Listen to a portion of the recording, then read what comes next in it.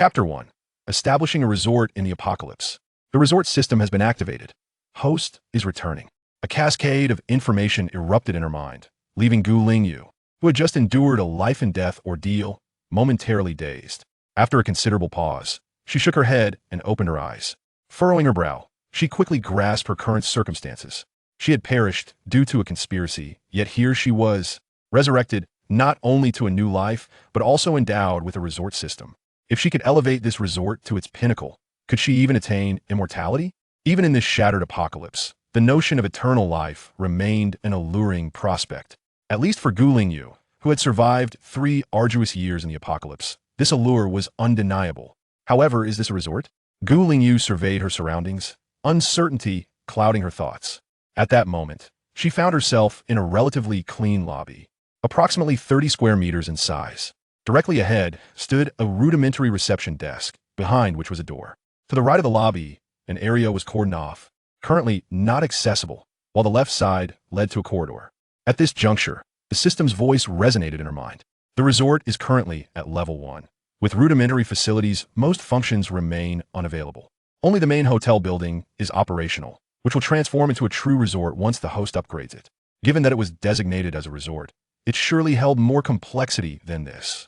A flicker of anticipation arose within Lingyu, even though only the first floor of the hotel was open for use. Her gaze shifted to 2 vending machines positioned on one side of the lobby. Approaching them, she discovered one dispensed water while the other offered boxed meals, both redeemable with points. Having just returned from 3 grueling years in the apocalypse, Lingyu's mouth watered at the sight of the images on the boxed meal vending machine. Can I also consume these foods? Don't need to exchange points for them? The host can utilize them free of charge, with no need to expend points. Lingyu nodded, forcing herself to redirect her gaze, resolving to comprehend her situation fully before proceeding. Approaching the reception desk, she observed a white device resembling a thick tablet. Before Lingyu could voice her inquiry, the system proactively provided an explanation. This is the points exchange machine. Simply place an item on the device, and it will display the point value of the item and recharge points for the customer. Lingyu nodded and looked behind the desk. What lies beyond that door? That is the master suite, the host's personal room. No creature may enter without the host's permission. Upon hearing it was her room, Lingyu promptly circumnavigated the desk and opened the door to enter. Inside was a simple yet tidy suite, featuring a private bathroom. Warm sunlight streaming through the window onto the pristine sheets. Though modest in size, furnished only with a bed, wardrobe, and desk, such conditions were exceedingly rare in the apocalypse. The bathroom was fully equipped, with water flowing freely from the faucet, and even a complete set of toiletries, which filled Lingyu with delight. Water resources in the apocalypse were indeed precious and exceedingly hard to come by. Exiting the master suite, she proceeded to the corridor adjacent to the reception desk, where she discovered only 2 rooms. After inspecting them, she stepped back out. Both were single rooms, each equipped with a private bathroom, albeit the furnishings and decor were somewhat dated compared to the master suite. Nevertheless, even such rooms were highly coveted in the apocalypse. Yet, with only 2 rooms available, it felt rather insufficient. How does one upgrade the resort? How can the number of rooms increase? The host can elevate the resort's level by earning and expending points. As the resort's level rises, various functions will unlock, enhancing both the quality of the master suite and all amenities within the resort. Regarding the increase in room numbers, the host can consult the task list for further information. Lingyu was taken aback. There was a task list? She immediately summoned the system interface and located the task list section, diligently perusing its contents. Room increase task 1. Initial 2 single rooms. Objective: achieve full occupancy. Task reward: unlock double room type, 2 double rooms, 2 single rooms. It appeared that as long as she maintained occupancy, completing the room increase task would allow for a continuous expansion of the resort's accommodations. As more guests arrived, requiring points for lodging, meals, and beverages, she would naturally accrue points. Lingyu's gaze descended to discover numerous tasks awaiting completion. There were plenty of tasks and ample rewards, while they required the use of points for redemption. As the system indicated, the quality of life would gradually improve. As she continued to browse the tasks, she inquired of the system, do these tasks have deadlines? Are there any penalties? There are no deadlines or penalties for the tasks. The timing of completion is at the host's discretion. Lingyu nodded in satisfaction. The high degree of freedom and lack of compulsion was appealing to anyone. However, upon spotting the final task in the list, her brow furrowed and astonishment flickered in her eyes. It was labeled Ultimate Task, with the content stating prevent the collapse of the world. What did that mean? Was this world on the brink of annihilation? Did she have to undertake the task of saving the world? System, do I really need to save the world? No, merely to prevent its collapse. The progression of this world has become irreversible. The apocalypse's new world trajectory cannot be altered. However, due to the invasion from the underworld, there's a potential for collapse in the future, which requires the host to avert. To her surprise, she was tasked with preventing the world's destruction. This responsibility felt rather weighty. Yet, Lingyu pondered that if she did not act to prevent the collapse, even if she elevated the resort to its fullest potential and attained immortality, it would be futile. If the world collapsed, her fate would be sealed too. How is this task to be completed? How do I prevent the world from collapsing? Lingyu glanced at the task description, which offered little clarification. Upon reaching the resort's maximum level, related items for exchange will be unlocked. Redeeming these items will enable the prevention of the collapse of the world. This sounded relatively straightforward. Nonetheless, Lingyu was acutely aware that the number of points required for such items would undoubtedly exceed what she was presently willing to hear. That objective felt rather distant, so she refrained from pursuing further inquiries. Returning to the lobby, Lingyu gazed through the expansive floor-to-ceiling glass wall at the outside world. A familiar apocalyptic scene where all structures lay in ruins, devoid of their former splendor. Decaying, terrifying zombies wandered the streets, and black, murky filth was evident everywhere. It seemed that only this small sanctuary she occupied had remained a bastion of purity amidst the chaos. Chapter 2. Welcome to the Peach Blossom Resort. Lingyu stepped out of the entrance, standing before the grand gates and gazing around. She observed that the hotel was prominently situated at the intersection of 3 roads, its location remarkably conspicuous. From the surrounding scenery, it was evident that, prior to the apocalypse, this had been a bustling area. System, where am I currently located? Haicheng, Zhonghua Street. Lingyu was momentarily taken aback. In her previous life, Haicheng was a thriving coastal metropolis. Reflecting on the initial piece of information she had received, she pondered whether the world she now inhabited was indeed the same as the one she had previously known. She had anticipated that her reincarnation would place her in an entirely different world, also ravaged by the apocalypse, yet it seemed she had returned to her original realm. Indeed, today is May 1st. May 1st? The same day? She had perished on this very date in her past life, suggesting that her death had precipitated her rebirth. Lingyu felt a surge of surprise, for not only had she been completely reborn, but her appearance and physical condition had reverted to what they were before the onset of the apocalypse. Even the scars that marred her skin had vanished. Reflecting on those who had caused her demise in her previous life, Lingyu's heart filled with a cold laughter. Perhaps there would be another chance for confrontation. She took a few steps forward, glancing back at the hotel building. The 30-story structure loomed at the crossroads, occupying a substantial area. Yet, the exterior bore signs of neglect. Aside from the relatively clean and intact first floor, the upper levels were in a state of disrepair, with visible cracks marring the walls. A massive sign perched atop the building, barely legible with the words Peach Blossom Resort, but it too was cloaked in dust and decay, giving any onlooker the impression of abandonment. Without an eye-catching sign, attracting the attention of survivors would be a daunting task. Did she really have to sit at the entrance daily to lure customers? Remembering the exchange items she had glimpsed in the Points Mall, which included a sign for the resort, Lingyu resolved to procure a new sign as soon as possible. As she contemplated the sign, she noticed several staggering zombies approaching along the street. Instinctively, she considered retreating into the lobby for cover, but before she could act, the system's voice echoed once more. The area within 2 meters of the resort is an absolute safe zone, equipped with a protective barrier that prevents zombies and mutated beasts from entering.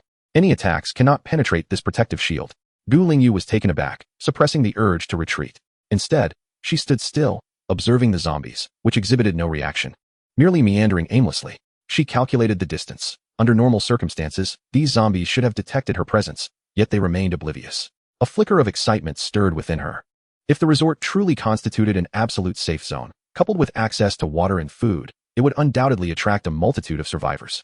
In a world ravaged by the apocalypse, what could be more vital than safety and sustenance? With such assurances, she need only manage it well to entice survivors. Determined to test this theory, she approached the edge of the 2-meter safe zone and stepped forward. Indeed, in the blink of an eye, the previously languid steps of the zombies came to an abrupt halt, their shattered visages abruptly turning toward Lingyu, letting out fearsome howls as they charged in her direction. She resisted the urge to retreat, steadfastly remaining in place until the zombies were upon her. In a sudden movement, she stepped back, retreating into a 2-meter safe zone. Indeed, the zombies collided immediately with an invisible barrier, creating faint ripples in the air, yet they could advance no further. Once Lingyu crossed into the safety zone, the zombies appeared to lose their purpose, ceasing their attacks after hitting the barrier. and they became oblivious to Gu Lingyu standing right before them. They soon resumed their aimless wandering, slowly drifting away to other locations. Gu Lingyu, having completed her test, wore a look of astonishment, finally comprehending the meaning of the system's so-called absolute safe zone. This aspect alone constituted one of the greatest advantages in the apocalypse. Ample supplies represented another significant advantage. Having acquired the answer she sought, Gu Lingyu was about to return to the lobby to sample the boxed meal from the vending machine when she was suddenly drawn by a commotion in the distance. Peering ahead, she soon spotted a figure burst forth from an alley, seamlessly pivoting to dash toward the three-way junction in her direction. In the next moment, a horde of zombies erupted from the same alley behind the figure. No wonder the person was running for dear life.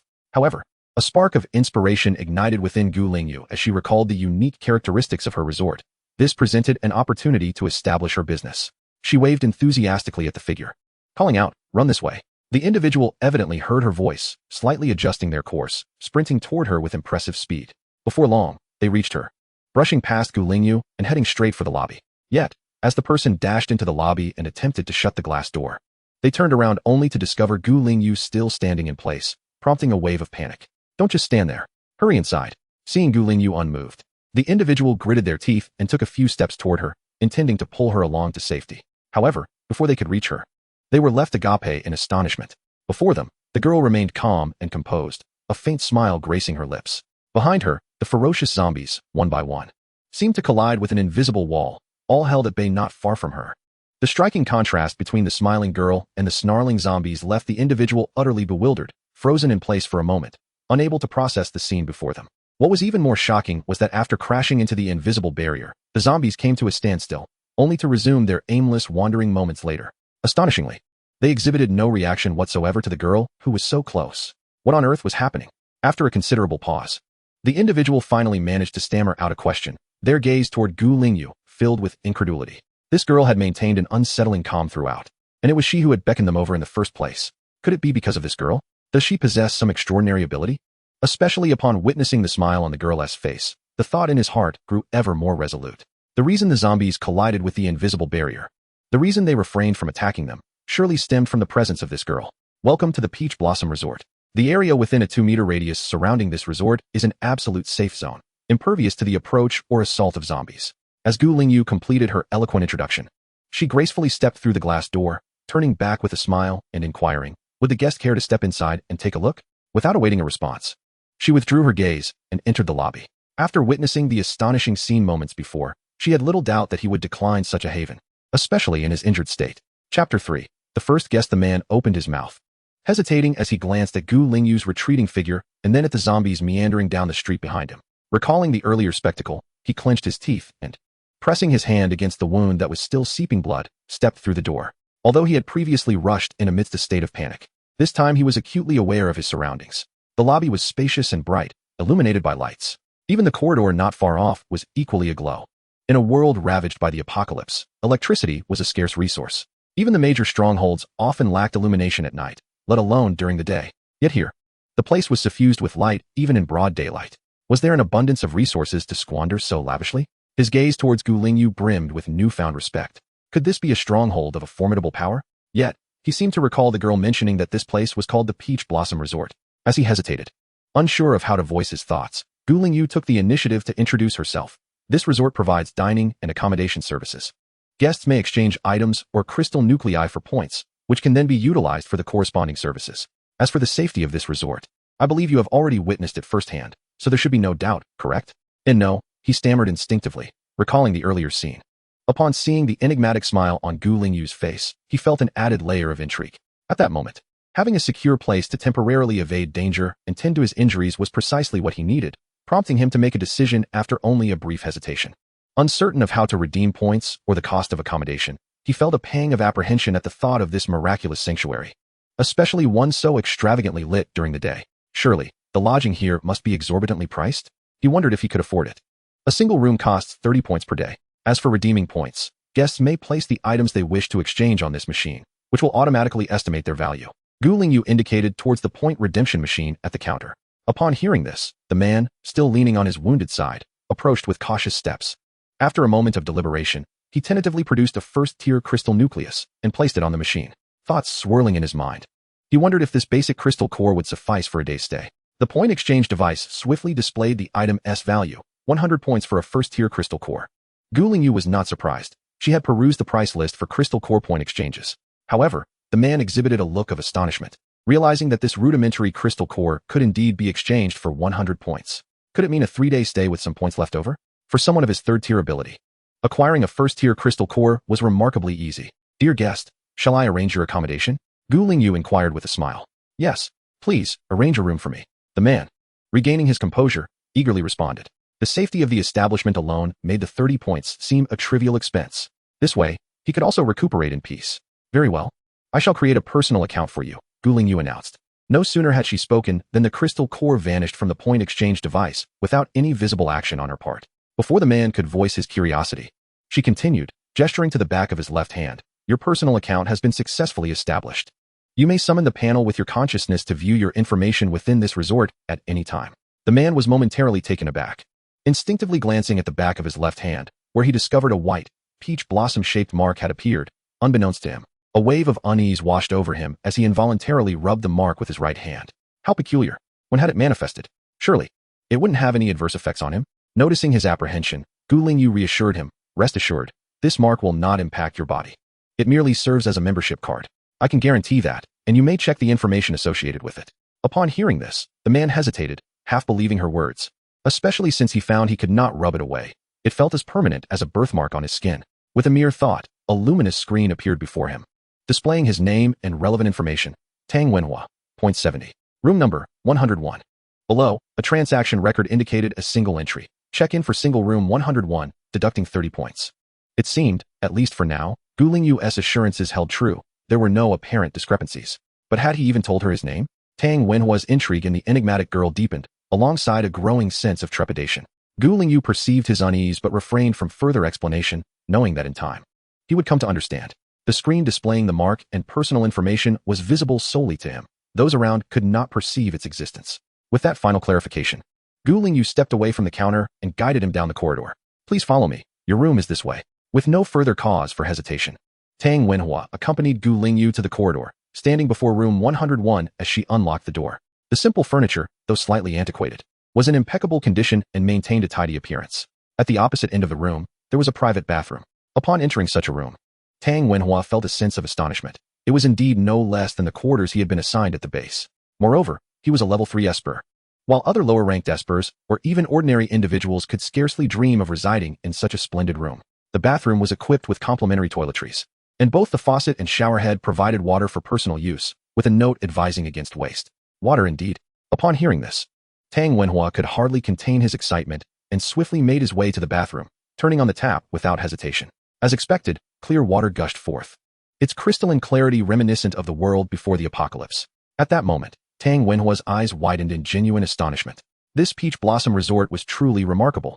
Not only was there an abundance of electricity, lights were even illuminated during the day, but there was also running water from the taps. It is essential to note that we are currently in an apocalyptic era where resources have been severely tainted. Water has become one of the most precious commodities. Clean drinking water at various bases requires purification by espers. Consuming contaminated water could lead to severe illness, leaving one's fate entirely to chance. Even for those of them with some abilities, the amount of purified water obtained in a day was minimal. Yet here, in this resort, one could simply turn on a tap and access clean water. Furthermore, judging by the earlier statement, it could even be used for washing. What an extravagant luxury. Chapter 4, A True Paradise? While Tang Wenhua was still in a state of astonishment, Lingyu had already returned to the lobby. Noticing that it was precisely lunchtime, she proceeded directly to the meal vending machine. Currently, there were only 3 types of meals available: tomato and egg rice for 10 points, fish-flavored shredded pork rice for 13 points, and braised pork rice for 15 points. Lingyu opted for the fish-flavored shredded pork rice. After making her selection, within seconds, the meal box was dispensed. She had previously perused the menu of the vending machine and discovered a plethora of dishes listed. Yet these could only be unlocked upon reaching a certain sales threshold. Thus, for the time being, she could only choose from these 3 options. Gazing at the unilluminated dishes on the menu, Lingyu was filled with anticipation. In order to indulge herself, she needed to manage this resort effectively. Returning to the counter with her meal box, she opened the lid, and the aroma of the food wafted through the air. With the first bite, she found herself delightfully squinting her eyes in pleasure, a hint of surprise gracing her face. She had not expected such a simple dish of fish-flavored shredded pork to be prepared so exquisitely. It seemed even more delicious than what she had tasted before the apocalypse. Could it be that the system produced only the finest quality?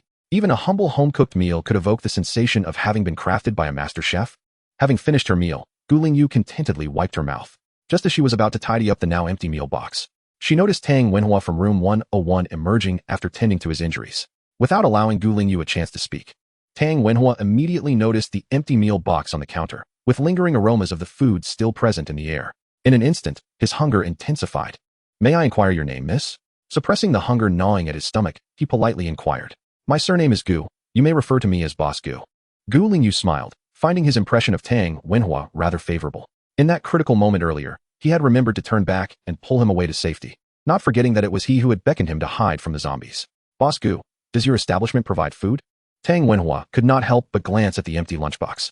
He recalled that Lingyu had mentioned the resort offered food and lodging services. Indeed, there are meal vending machines over there, and the one beside it dispenses drinking water. Both require points for purchase.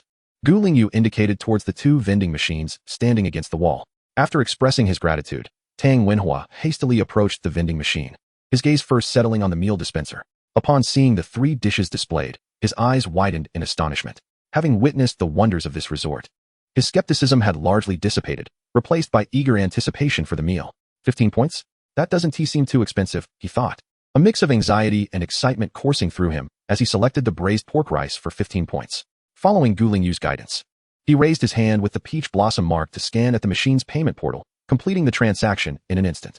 In mere seconds, the meal was pushed out into the collection slot, and the transparent lid allowed him to glimpse the contents of the lunchbox. "This is real," Tang Wenhua gasped.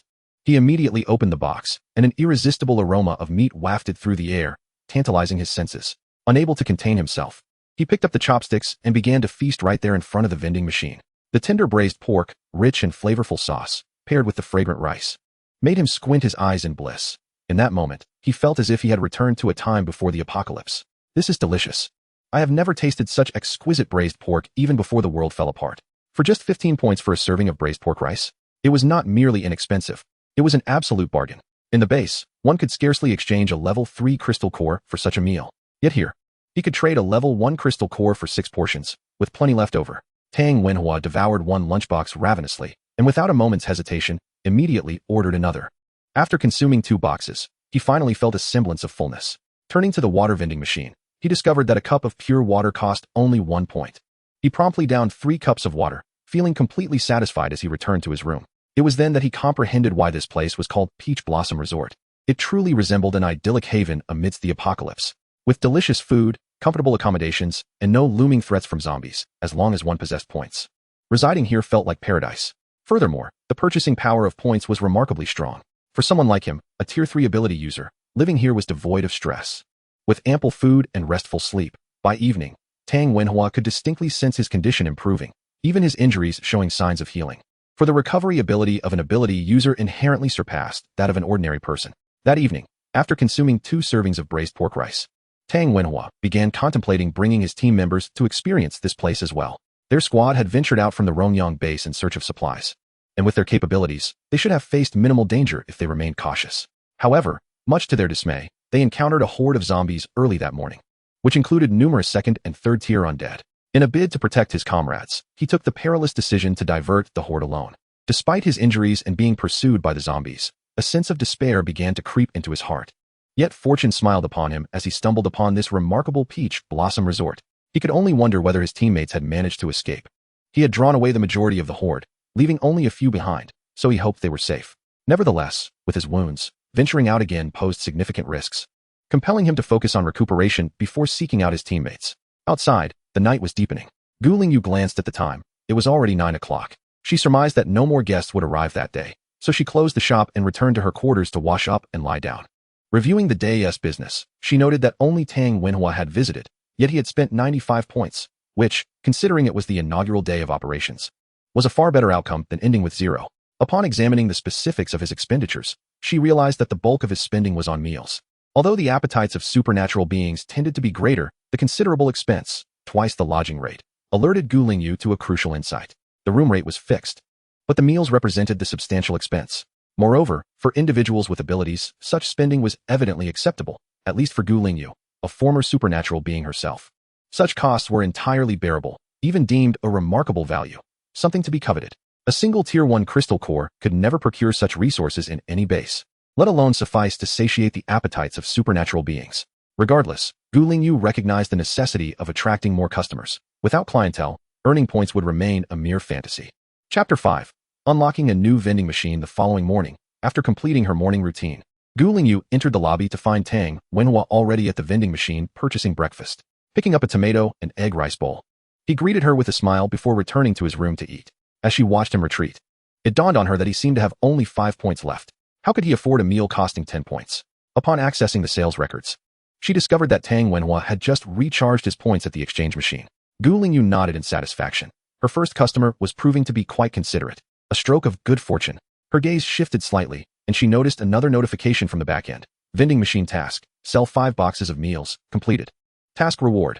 Unlock bread vending machine. Requires point redemption. A bread vending machine.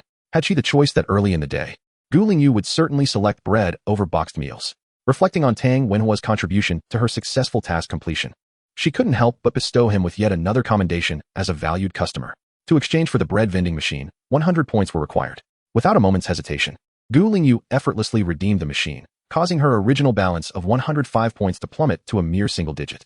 However, she felt no qualms about this. After all, she had no need to spend in the store, and earning points again was merely a matter of time. Moreover, the bread vending machine would also generate points for the store. Seizing the opportunity while the lobby was empty, Gu Lingyu summoned the bread vending machine and positioned it beside the lunchbox vending machine. Glancing at the price list, she noted that the bread was significantly cheaper than the lunchboxes, with prices starting from 26 points, and there were 3 varieties available. She chose a coconut bread priced at 6 points, poured herself a cup of warm water, and settled down behind the counter to enjoy her breakfast. After finishing her meal, Gu Lingyu rose to open the store door, only to be met with the sight of a horde of zombies in the distance. Upon closer inspection, it was evident that someone was being chased by the undead. Was this truly her destined method of attracting customers? It was rather unfortunate to be pursued so early in the morning. One wouldn't expect to engage in morning exercises in such a manner. Contemplating this, Gu Lingyu began to wave her hands and shout, attempting to direct the fleeing survivors towards her. As she called out, she pondered whether she ought to exchange for a loudspeaker from the system. Shouting at the top of her lungs was quite exhausting. On the street not far away, 2 individuals, clearly hearing Gu Lingyu's cries, immediately sprinted towards her. Before long, they burst into the lobby, eagerly rushing to pull the glass door shut behind them. Hurry, close the door. They're coming. The man shouted anxiously, attempting to assist Gu Lingyu in securing the entrance. However, she merely held the doorknob with ease, rendering his efforts futile as he struggled in vain to budge the glass door, his face a mixture of shock and desperation. Within the confines of the resort, no one could possibly contend with Gu Lingyu, even in her current state devoid of any special abilities. Let go. Do you want to die? There are so many zombies. The man was frantic, unable to comprehend why this girl had summoned them, seemingly to save them, yet would not allow them to close the door. They cannot enter. Gu Lingyu replied with a calm smile, pointing outside. Cannot enter? The man was taken aback, perhaps influenced by her serene demeanor, instinctively glancing in the direction she indicated. Sure enough, he saw a large group of zombies colliding with an invisible barrier, all halted 2 meters away from the entrance, unable to breach the threshold. His eyes widened in disbelief, and what transpired next left his jaw nearly dropping to the ground. The zombies seemed to lose all sense of direction, reverting to a wandering state, completely oblivious to their presence just 2 meters away from the door. What is happening? They truly cannot enter? And it seems they cannot see us. The female companion beside him exclaimed, her own eyes round with astonishment as she stammered in disbelief. Recalling Gu Lingyu's calm demeanor from earlier, the two simultaneously turned their heads in shock, gazing at her in disbelief. Could it be her? Gu Lingyu, unfazed by their reaction, maintained her serene smile as she welcomed them to the Peach Blossom Resort. This resort boasts an absolute safety zone within a 2-meter radius. Zombies cannot enter or attack. We offer dining and accommodation services. Would you like to come in and take a look? Peach Blossom Resort? The man was utterly astonished. Was there truly a resort in this apocalyptic world? Dining and accommodation services? The woman fixated on another crucial point. Indeed, by using consumption points, they could obtain food and even choose to stay at the resort, gaining genuine security. Gu Lingyu smiled as she promoted the idea, recognizing that these individuals were valuable sources of points. True security? The man inquired, his voice laced with caution and skepticism. Indeed, did you not just witness the scene outside? Gu Lingyu gestured towards the lingering horde of zombies. Are you suggesting that zombies cannot enter this resort? Having witnessed the extraordinary sight, the man could no longer suppress his belief. Seeing Gu Lingyu nod, the woman could no longer contain her curiosity and asked, how does one acquire these points? You can exchange items or crystal cores for points at our resort, and all expenditures within the resort are made using these points. Upon hearing Gu Lingyu's explanation, the two exchanged glances, still hesitant. Gu Lingyu recognized their silence and cautious glances, understanding they were accustomed to being wary. Despite having seen the zombies being repelled, they remained extremely careful, as evidenced by their stance at the entrance, ready to flee at a moment's notice, merely observing with curiosity. Noticing their indecision, Gu Lingyu chose to refrain from further persuasion. She walked over to a water dispenser, poured herself a cup, and slowly sipped it while seated behind the counter. The two, witnessing her sudden silence, became uncertain again. While Gu Lingyu had been promoting the resort, they had wondered if there might be a trap. However, her lack of engagement now seemed to enhance her credibility. The woman stole a glance at Gu Lingyu, who appeared indifferent to them, and leaned closer to her husband to whisper, "Darling, shall we go in and take a look? It doesn't seem like there's any trap." The man replied, "If there were a trap, would she let you see it? I think it's best we remain here for the time being and wait for the horde to disperse before reuniting with the captain." Chapter 6. The cautious couple. The man, equally curious, could not shake off his wariness. This place was simply too enigmatic. Not only could zombies not enter, but there were also electric lights inside. Not to mention Gu Lingyu, whose clean attire bore no signs of the struggles of the apocalypse. He whispered, "Look at that girl's pristine outfit and delicate skin. She appears nothing like someone who has endured the hardships of survival in this world. Perhaps it is due to the powerful forces backing them, or else how could there still be electricity here? In the Mingguang base, our rooms are devoid of power, a luxury far beyond our means." After a period of initial caution, the woman felt a stir of interest. Firstly, the absence of incessant promotions from the ancient language eased her mind considerably. Secondly, she had spotted a food vending machine, regardless of what it contained. She was both hungry and thirsty, having consumed nothing all day. Moreover, did you notice? The woman could not help but continue her persuasion. When that girl fetched water earlier, the liquid flowing from the dispenser appeared remarkably clear. She even drank directly from it. How could that be fake? Prompted by the woman's words, the man reflected carefully and realized the truth of her statement. Unable to resist, he moistened his parched lips, his resolve wavering further. "Shall we first exchange for a cup of water?" Ultimately, he could not help but relent. "Excellent." Upon hearing the man acquiesce, the woman quickly responded and stepped towards the counter. "Hello, I would like to exchange points." The ancient language smiled, her expression devoid of surprise, clearly anticipating their reactions. She pointed to the machine on the counter. "Place the item you wish to exchange on the machine, and it will display the corresponding points." The woman pondered for a moment, removing a rather exquisite bracelet from her wrist. They had discovered it during their scavenging for supplies yesterday. It caught her eye, and she had donned it without much thought.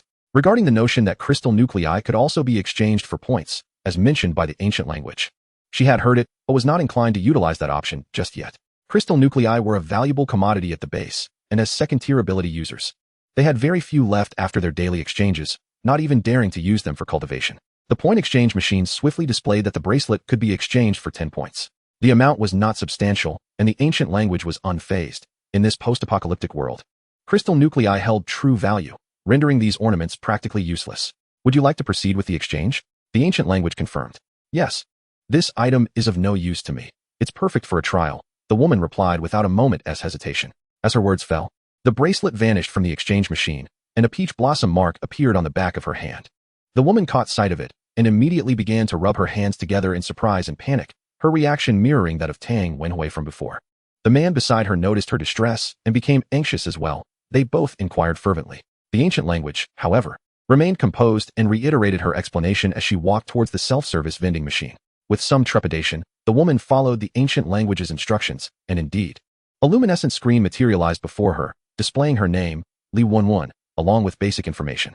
As she glanced at it, her husband, Zhang Bin, inquired urgently from beside her. "How is it? Do you feel unwell anywhere? I warned you to be cautious. Can't you see?" Li Wenwen replied, astonished. "See what?" Zhang Bin was momentarily taken aback. "There's a screen here." Li Wenwen pointed at the glowing display before her, and upon witnessing Zhang Bin's bewilderment, she too was astonished. "You truly cannot see it?" The desolate emptiness was palpable. "What was wrong with you? Have you slipped into a delusion?" Zhang Bin's concern deepened, prompting him to reach out and touch Li Wenwen's forehead. There was no need for turmoil. Personal information was visible only to oneself, completely concealed from others. What Gu Lingyu did not disclose was that she could indeed see it. Yet there was no necessity to voice such a matter. "Come here, let me instruct you on how to utilize your points."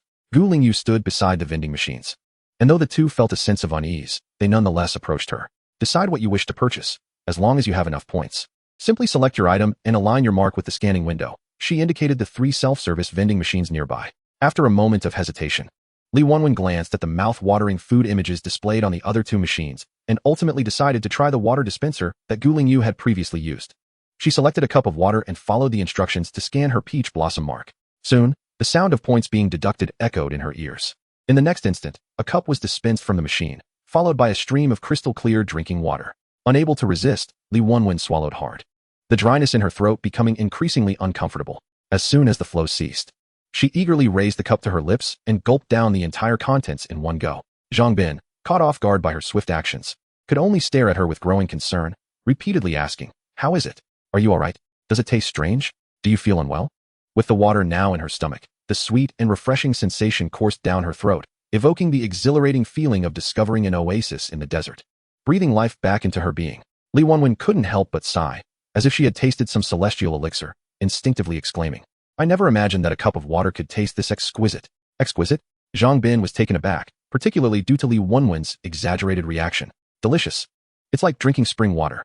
Before he could finish his sentence, Li Wenwen couldn't resist and poured herself another cup. In the brief moment Zhang Bin was stunned. Li Wenwen had already consumed 3 cups of water, appearing as if she had been revitalized. Her invigorated demeanor left Zhang Bin even more bewildered, and soon after, a cup of water was offered to him. "It truly tastes wonderful. It's indeed pure water.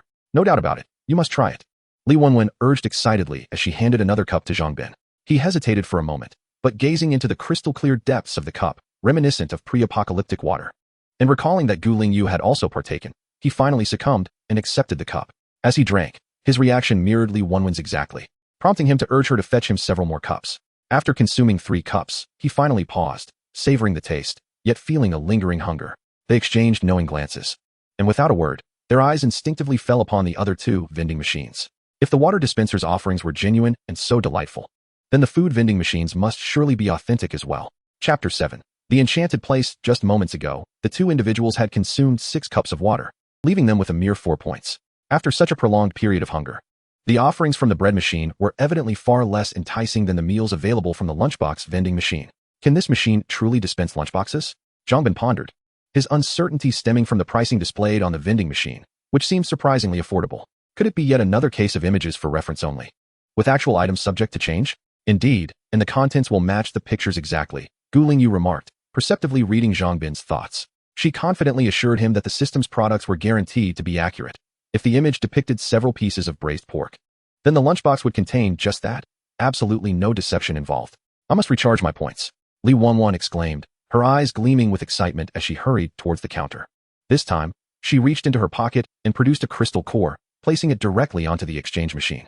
To her astonishment, the basic crystal core could be exchanged for 100 points. Li Wenwen's eyes widened in delight. Was it possible to trade that for 100 cups of water? What an incredible bargain. In their base, such a crystal core would scarcely yield even 10 cups of water, and the quality was incomparable to what was offered here. Even if the lunchboxes and bread were subpar, redeeming points for water was undeniably a tremendous value. Without needing any further encouragement from Gu Lingyu, Li Wenwen eagerly completed the recharge, and upon receiving confirmation that her points had been credited, she swiftly returned to the vending machine. Zhang Bin, too, was now devoid of any hesitation, his face alight with anticipation as he watched Li Wenwen perform her transaction. After scanning her points, the lunchbox appeared at the dispensing slot in mere seconds. Li Wenwen picked up the box of fish-flavored shredded pork rice. As she gazed through the transparent lid at the enticing food, she could hardly contain her excitement and eagerly opened the box. The delightful aroma of the food wafted through the air, and Li Wenwen immediately took a bite, her face lighting up with sheer bliss. Zhang Bin, unable to restrain himself, quickly urged, "Hurry, order me a portion too. It smells divine." With nimble fingers, Li Wenwen executed her order, scanning her mark before disregarding collecting the meal herself, allowing her husband to retrieve it while she indulged in her own box of food with great enthusiasm. Gu Lingyu sat leisurely behind the counter, observing as the couple devoured 2 lunchboxes each, even licking the containers clean. Noticing their satisfied expressions, she seized the moment to speak. This resort also offers accommodation services, complete with private bathrooms and guaranteed water and electricity in the rooms. Would you like to take a look? The couple paused in surprise. While accommodation was understandable, rooms with water and electricity? Their initial reaction was skepticism, but glancing at their empty lunchboxes and then at the brightly lit lobby and hallway, their doubts quickly dissipated. Exchanging glances, it was Li Wenwen who spoke first, her face brimming with anticipation. "Yes, we want to see."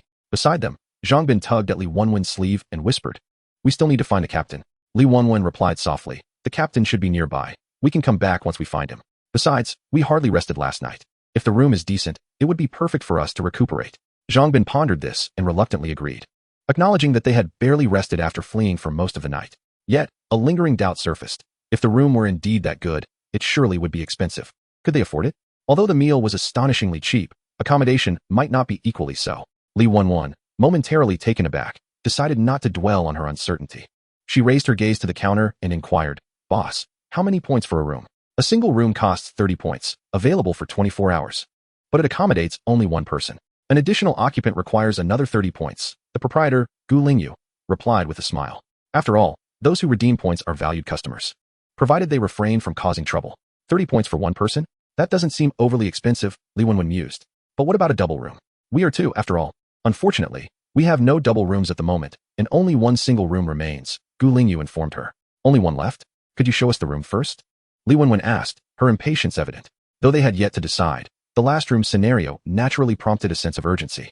Furthermore, with the quality of the food, how could the room possibly be lacking? Indeed, as the couple entered the room and found it to be even better than their accommodations at the base, their resolve began to waver.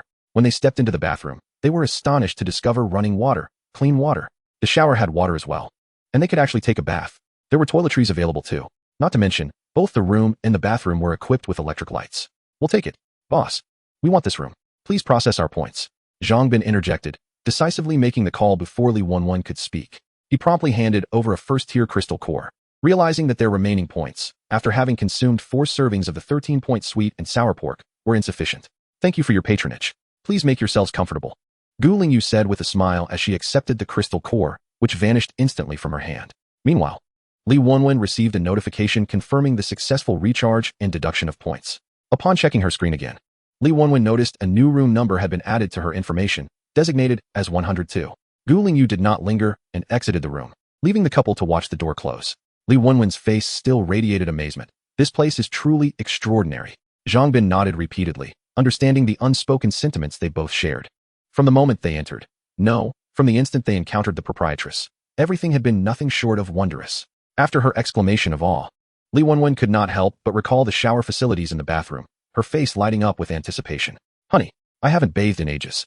I want to go shower first. Even within the confines of the base, she could only wipe herself down with the contaminated water, as opportunities for a proper shower were scarce, not to mention the lack of hot water supply. After a night of frantic escape, she was already covered in dirt. Previously, it hadn't bothered her, but now, with the prospect of a warm shower so tantalizingly close, how could she possibly remain still? Wait, since the room was already booked, perhaps it would be wiser to find the captain and the others first, and then return for a wash, to avoid getting dirty again after stepping outside. Zhang Bin offered a gentle reminder. Li Wenwen pondered for a moment and agreed, suppressing her urge to bathe. She glanced at her soiled attire and, unwilling to dirty the bed, resolutely took her husband's hand and stepped out, determined to locate the captain before returning. Chapter 8. The mysterious boss Gu Lingyu noticed the couple preparing to leave so swiftly and refrained from asking further questions, merely watching as they exited the establishment. Once they had walked a distance away, Gu Lingyu glanced at the closed door of room 101 before turning her attention to the task list before her. Task Edition, Room Expansion Task 1, Initial 2 Single Rooms, Goal, Fully Occupied. Task Status, Completed. Task Reward, Unlock Double Room Type, 2 double rooms, 2 single rooms. Would you like to upgrade the rooms? At that moment, with no guests in sight, Gu Lingyu decisively selected yes. Immediately, for new doors appeared along the walls at the end of the corridor. She promptly rose to investigate, discovering that beside room 102, 2 new single rooms, 103 and 104, had materialized. Across from the single rooms, 2 double rooms, 201 and 202, emerged. The conditions of the single rooms were consistent with the previous ones, while the double rooms differed slightly, offering more space than the single rooms, with double the toiletries in the bathroom and varied bed configurations. One of the double rooms featured 2 single beds, while the other boasted a large double bed. Upon reviewing the room information, Gu Lingyu noted that the bed configuration in the double rooms could be adjusted at her discretion. Guests could select their preferred bed type prior to check-in, and Gu Lingyu could make adjustments in advance through the system. She experimented with converting the twin beds in one room into a large bed, and indeed, the twin beds seamlessly merged into a spacious double bed. After confirming the room arrangements, Gu Lingyu returned to the front desk. With no guests present, she began to peruse the panel. As noon approached, the couple returned, their demeanor mirroring the morning's entrance. Yet from a distance, Gu Lingyu could already hear their shouts. Quick! Get inside. Once you're in, you'll be safe. No sooner had the words escaped their lips than a group of 6 individuals burst through the door, with a few attempting to close it behind them. their movements reminiscent of the couple earlier that morning. Upon seeing Gu Lingyu standing behind the counter, her ever-present smile gracing her face, the couple felt an unsettling jolt at the sight of her smile, their hearts racing in alarm. They hurriedly grasped either side of the door, urgently imploring, "Don't close it. The zombies can't get in. Please, don't shut the door." Anyone running a business would surely be displeased by the abrupt closing of their shop's door, especially by such an enigmatic proprietress. The couple, having already experienced the morning's challenges, now dared not provoke the seemingly amiable female boss. "What are you two babbling about? Hurry up and close it." One of them was about to scold the couple when, to his astonishment, his eyes widened in disbelief, rendering him speechless. The horde of zombies that had pursued them just moments ago was now halted 2 meters away, crashing into an invisible barrier, before gradually resuming their aimless wandering. What on earth is happening? The leading man, taken aback, suddenly recalled what the couple had said upon reuniting with them. "Is this the place you mentioned where zombies can't enter?" "Indeed, this is it," Li Wenwen exclaimed excitedly, pointing outside. "See, we weren't lying. Everything we said was true." The team members stared blankly at the outside, still processing the revelation. When they had joined Zhang Bin and Li Wenwen, they initially thought the couple had been driven mad by the zombies' pursuit. To their astonishment, it turned out to be true. Who could have imagined such a place existed? Moreover, it was not only safe, but also offered delicious boxed meals, comfortable rooms, and even hot water for bathing. Everything reminiscent of hotels from the pre-apocalypse era. If they had been skeptical of the couple's claims before, they were now gradually beginning to believe, as the reality of the place proved its ability to keep the zombies at bay, with lights illuminating every corner. As the team turned to survey the lobby, their doubts began to dissipate. "Welcome to Taoyuan Resort. Our establishment provides accommodation and meals, all payable with points," the manager, Gu Lingyu, said with a charming smile. "Points? Wenwen, is that what you mentioned earlier about exchanging crystal cores for points?" "Wenwen, you said there was food and drink here, is that true?" The team could no longer contain their curiosity, having listened to the couple's enthusiastic descriptions earlier, but dismissing them as mere fabrications. Now, they wore expressions of eager anticipation. "Of course it's true. You can purchase boxed meals from the vending machine over there." Li Wenwen, unable to contain her excitement, eagerly began to explain the offerings to her teammates. When she described the taste of the boxed meals, her exaggerated expressions almost led Gu Lingyu to believe she was raving about a celestial feast. To further validate her claims, Li Wenwen swiped her points card and promptly drank a cup of water. Soon, the group approached the counter to recharge their accounts, each acquiring their own unique mark. Even Zhang Bin set up his account for convenience, as otherwise, he would have to rely on Li Wenwen to swipe his points every time. After marveling at the peach blossom mark on their wrists, they hurried over to the boxed meal vending machine, each swiping for their own meal, including Zhang Bin and Li Wenwen, who both purchased one as well. However, in the end, they only consumed a single portion, having already dined earlier that morning, while the rest of the team indulged in 2 boxes of meals each. Gu Lingyu was not particularly surprised by this, as the energy expenditure of those with abilities surpasses that of ordinary individuals, leading to a greater appetite. In fact, in her previous life, Gu Lingyu's appetite exceeded that of these individuals. Yet, beyond the profits from the boxed meals, Gu Lingyu was taken aback to find that this 6-member team had collectively decided to check in and secure accommodations. After viewing the room of the couple Li Wenwen and her husband, they promptly resolved to stay and rest. Having fled throughout the night without sleep, each member appeared weary, planning to return to the base the following day to complete their mission, thus opting to lodge for the night and explore the vicinity in the afternoon. However, upon inspecting the rooms, Li Wenwen and Zhang Bin were astonished once more, for just before their departure that morning, the corridor on this floor had only featured 2 single rooms. Yet upon their return, 4 additional rooms had seemingly materialized. It felt as though they had appeared out of thin air. This only deepened their sense of the mystery surrounding the Peach Blossom Resort, prompting them to treat the enigmatic proprietress with increased courtesy. Chapter 9.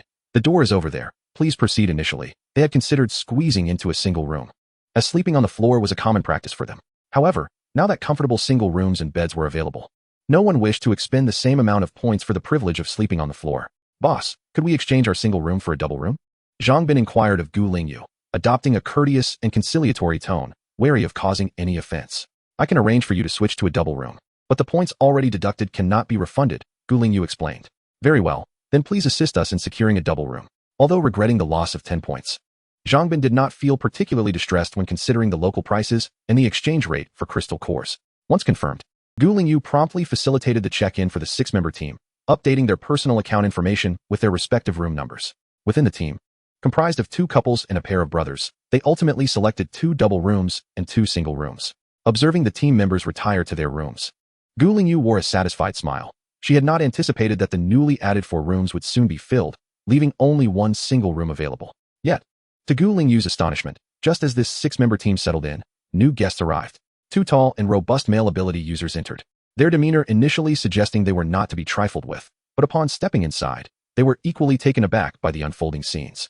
Witnessing the barrier-repelling zombies outside, the bright and clean lobby, coupled with the machine purportedly selling food nearby, stirred a flicker of intrigue in the two men. However, upon learning that only one single room remained, one of them exclaimed, "In such a large building, there is only one single room left?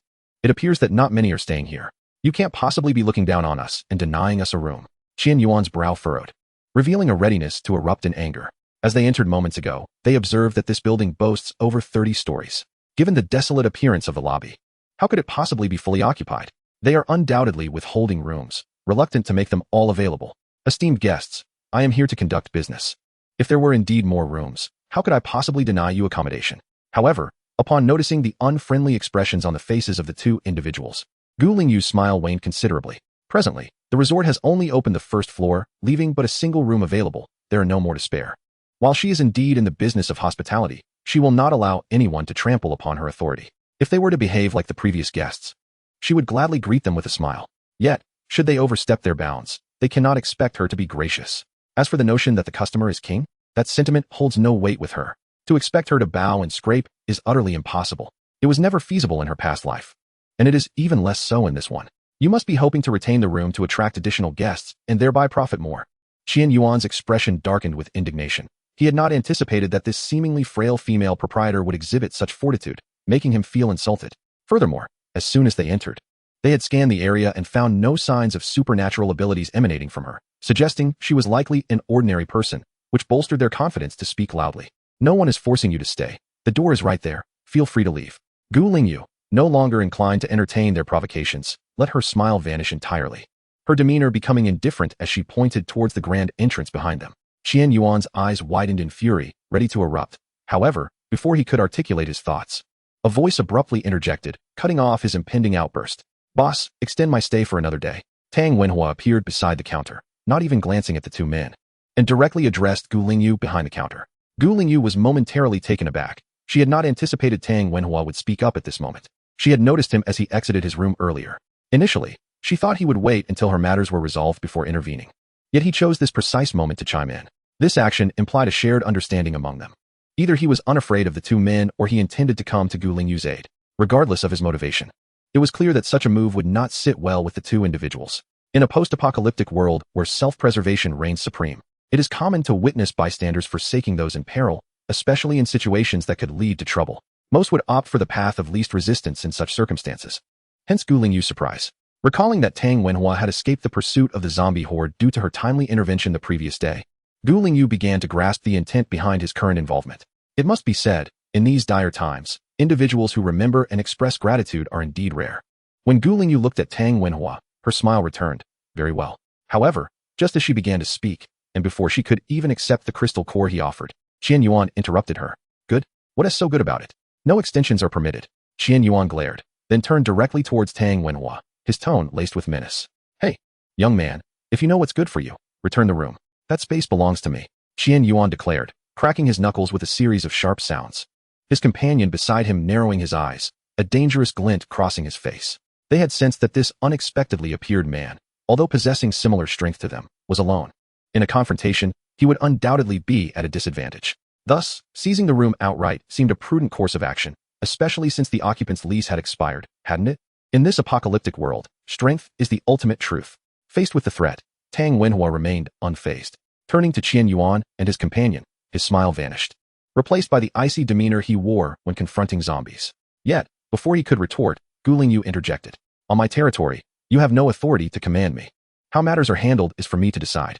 Her voice, laced with a hint of frost, carried an air of finality. She then ignored Qian Yuan and his partner entirely, redirecting her attention to Tang Wenhua with a renewed smile. "Please recharge, and I will assist you in renewing your stay." Gu Lingyu's abrupt change in demeanor left the trio momentarily stunned, but as they regained their composure, Qian Yuan and his companion seethed with anger. What infuriated them further was not just Gu Lingyu's dismissal, but also Tang Wenhua's evident disregard for them as he engaged in discussions about extending his stay. Chapter 10. Looking for trouble? Electric Shock Service let us extend the stay for a month, Tang Wenhua stated, retracting the low-grade crystal core in his hand and replacing it with two mid-grade crystals to present to Gu Lingyu. Initially, he had intended to extend his stay for just one day, as his injuries had begun to mend, and he needed to leave the next day to search for his teammates. Otherwise, they would surely be anxious, and he had family at the Rongyang base to consider. However, Gu Lingyu's response had significantly enhanced his impression of her. His decision to speak had indeed stemmed from gratitude for her assistance the previous day. Moreover, her reaction made him feel that his efforts had been worthwhile. After all, no one desires to step forward only to see their opponent retreat in fear. Another reason for his change of plans to extend his stay for an entire month was his appreciation for the idyllic resort and the realization of the increasing demand for accommodations. Such a wonderful place would inevitably be discovered by others, potentially leading to a situation where he would return only to find no rooms available. The thought of regretting not securing a room was unbearable. In Tang Wenhua's eyes, exchanging 2 mid-grade crystal cores for a month at the Peach Blossom Resort was exceedingly worthwhile. Furthermore, after spending a day there, he even began to entertain thoughts of making it his permanent residence. Who wouldn't he wish to linger in such a splendid location? Yet, he refrained from making any hasty decisions, opting instead to discuss it thoroughly with his teammates and family upon returning to the Rongyang base. Even if he ultimately chose not to stay permanently, the resort could serve as a temporary stronghold for their team. The monthly requirement for a single room amounts to 900 points, while 2 primary crystal nuclei of the second tier can be exchanged for a total of 1,000 points. The relevant recharge and consumption records have been updated, and guests may review them in their personal accounts. Gu Lingyu, wearing a smile, accepted the 2 crystal nuclei without any visible effort, and they vanished from her hands. Shortly thereafter, Tang Wenhua heard a prompt in his ear and discovered the record on the screen. Although he had experienced this several times before, he still found it remarkable and felt an air of mystery surrounding the Peach Blossom Resort and its enigmatic proprietress. In a matter of moments, the two had completed the room renewal procedure, much to the chagrin of Qian Yuan, who stood nearby, his nostrils flaring with indignation. Just moments ago, they had renewed for a day, and now they were extending for an entire month? It was as if they were deliberately flaunting their disregard for him. These two seemed to hold him in utter contempt. The man, also a third-tier ability user, was one matter, but what of the seemingly frail female owner? Merely an ordinary woman without abilities. How outrageously arrogant. Qian Yuan was incensed, slamming his palm heavily on the table and bellowing, "Are you deliberately targeting me? Do you think I'm easy to bully? You should inquire at the Mingguang base. You can't provoke me." This time, Gu Lingyu could hardly be bothered to respond. She merely turned cold and pointed toward the door behind them. "The door is right there. If you're unhappy, leave. No one is forcing you to stay." Qian Yuan was taken aback by the unexpected fortitude of this petite woman under his pressure. Reflecting on the unusual nature of this place, he wondered if there was a powerful backing behind it. Yet, he could not swallow his pride. And so he decided to test the waters by sweeping the point exchange device off the table with a dismissive gesture. "I'm not leaving today." The device clattered to the ground with a loud thud, while Qian Yuan crossed his arms defiantly, casting a sideways glance at Gu Lingyu, who was notably shorter than him. Both he and his companion, Feng Chong, awaited Gu Lingyu's reaction, anticipating either a furious outburst or a fearful retreat. They expected nothing less than these two responses. To their astonishment, Gu Lingyu remained still, her gaze briefly sweeping over the fallen point exchange device. When she raised her eyes again, a chilling smile, reminiscent of a demon, graced her lips. Seeing that eerie expression, an unsettling premonition surged within Qian Yuan and his companion. In the next moment, Gu Lingyu slowly raised her hand and snapped her fingers. The sound echoed through the air, and in an instant, Qian Yuan's terrified screams filled the room. Feng Chong, startled, turned to see Qian Yuan enveloped in crackling blue arcs of electricity. At that moment, Qian Yuan convulsed violently, unable to utter a coherent word amidst his intermittent cries. His expression contorted in agony. "What have you done?" Feng Chong's face blanched with panic as he stood frozen, too fearful to approach the crackling arcs. At this moment, as he gazed at Gu Lingyu, his expression could hardly conceal his astonishment. From the beginning to the end, he had felt no fluctuations of supernatural energy. How had this female proprietor accomplished such a feat? What had she done? Did you not witness it? Gu Lingyu smiled faintly, admiring her own fingers, her demeanor exuding a casual indifference. "Is it not quite normal to pay a price for provoking me on my territory? I had already granted you 2 opportunities." While she aimed to manage the resort with care and would not resort to violence against customers, should someone foolishly attempt to step over her, they would have only themselves to blame. Within the entire realm of the resort, she was the unequivocal sovereign. And administering electric shocks as a form of punishment to those who dared to cause trouble was hardly a challenge for her. If, after such a reprimand, one remained obstinate and continued to act recklessly in her presence, she had plenty of exhilarating alternatives to entertain such troublemakers. Upon hearing Gu Lingyu's words and observing her unwavering composure, Feng Chong finally recognized that this seemingly petite female proprietor was not someone he could afford to provoke. Meanwhile, Qian Yuan was still convulsing, and despite Feng Chong's reluctance, he dared not challenge Gu Lingyu any further, instead opting for a placating smile as he pleaded for mercy. "Boss, please show us some leniency. It is we who have failed to recognize your greatness. You are magnanimous. Spare us this once. We will occupy this room and not trouble you any further. Would it not have been better to say so from the start? I also wish to foster harmonious relations. Gu Lingyu smiled, yet this time, her expression held no trace of the earlier condescension in Feng Chang's eyes. Gu Lingyu accepted the Tier 1 crystal core that Feng Chang had handed to her, effortlessly processing the recharge and activating the personal account, her movements devoid of hesitation. However, she did not even cast a glance at the still twitching Qian Yuan, as if he were non-existent. Noting this, Feng Chang could not help but awkwardly interject. He has already faced his punishment. Boss, might you consider lifting this? Yet Gu Lingyu merely regarded him with a smile. One must endure pain to learn a lesson. It was merely a small electric shock, and I did this for his own good. Would you not agree? Indeed, indeed. The boss speaks wisely. Feng Chang swallowed hard, forcing a smile as he watched Qian Yuan endure another electric shock. After a moment, Gu Lingyu finally waved her hand, ceasing the shocks. The moment the blue arcs vanished, Qian Yuan nearly collapsed to his knees, only to be caught by Feng Chang. However, following such a unique experience, Qian Yuan was now thoroughly deterred from causing any further disturbances, avoiding any gaze towards Gu Lingyu, standing with his head bowed, silently trying to alleviate the lingering discomfort. The sensation of that electric shock was one he never wished to encounter again, despite appearing unscathed, with not a hair singed. The torment of both body and spirit was what truly terrified him, and therein lay the most frightening aspect. What immense power and control must one possess to inflict such torment without causing physical harm? Gu Lingyu remained oblivious to Qian Yuan's thoughts. Otherwise, she would have informed him that every product of the system is a masterpiece. As Qian Yuan finally settled down, Gu Lingyu revealed a satisfied smile. The electric shock device proved to be remarkably effective. Not only were Qian Yuan and Feng Chang taken aback, but even Tang Wenhua, who was merely observing, felt a chill run down his spine, cultivating a newfound respect for Gu Lingyu. He silently congratulated himself for refraining from provoking her from the outset. Otherwise, he might also have had the misfortune of experiencing the shock firsthand. Noticing Gu Lingyu briefly explaining the vending machine's usage to the two men, Tang Wenhua discreetly gave her a thumbs up, receiving a smile in return before he approached the machine. He assumed the excitement had come to an end, only to discover an unexpected sequel that involved him directly. At the counter, Gu Lingyu was collecting the crystal core from Qian Yuan, while Feng Chang, standing nearby, caught sight of Tang Wenhua making his way toward the vending machine. Remembering how this fellow had openly opposed them moments ago, a surge of anger welled up in Feng Chang. The female proprietor was not to be trifled with, but surely this guy was fair game? After all, they were all third-tier ability users. Who was afraid of whom? Moreover, there were two of them. With this thought, Feng Chang felt as though he had found an outlet for his frustration. He swiftly approached Tang Wenhua from behind and, without a word, shoved him aside, asserting his dominance at the vending machine. Step aside. I'm here. You don't get to go first. Tang Wenhua was caught off guard by Feng Chang's push, nearly stumbling to the side. Had it not been for his strength, he would have surely fallen. Turning to face Feng Chang, he saw a smug grin on his face. An irritation flared within him.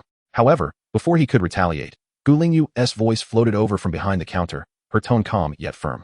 Fighting and causing disturbances within this resort is strictly prohibited. Violators will experience an electric shock. The moment her words fell, Feng Chang's expression froze, fear flashing in his eyes. Before he could utter a single word, a snap echoed through the air. In an instant, any capacity for rational thought vanished, leaving no room for regret. The sensation of electric shock coursed through him, vibrant blue arcs dancing around his body, mirroring Qian Yuan's previous experience. Oh, it seems some pain is necessary to learn a lesson. Gu Lingyu sighed, shaking her head with an expression of regret, as if genuinely disappointed. Turning her attention to Qian Yuan, she suddenly smiled and tilted her head, asking, "Dear guest, would you like to accompany your companion for another experience?" No, thank you. Boss, absolutely not. I have a good memory. I'll remember after just one." Qian Yuan trembled in fear, waving his hands frantically. "What a pity. I thought you enjoyed that sensation. Otherwise, why would you continue to provoke the rules of this resort?" Gu Lingyu shook her head, her face a portrait of disappointment. "I didn't know the rules before and caused trouble for the boss. I'll remember this time. I promise," Qian Yuan quickly assured, glancing nervously at his twitching companion. His face filled with dread. He had only just endured the experience. Now witnessing Feng Chang's experience, he felt an unsettling sense of disquiet within himself, almost compelled to convulse alongside him. It mattered not if he did not remember. After all, I had an abundance of delightful activities yet to explore. Observing the devilish smile upon Gu Lingyu's face, Qian Yuan could not help but shiver, repeatedly bowing in assurance.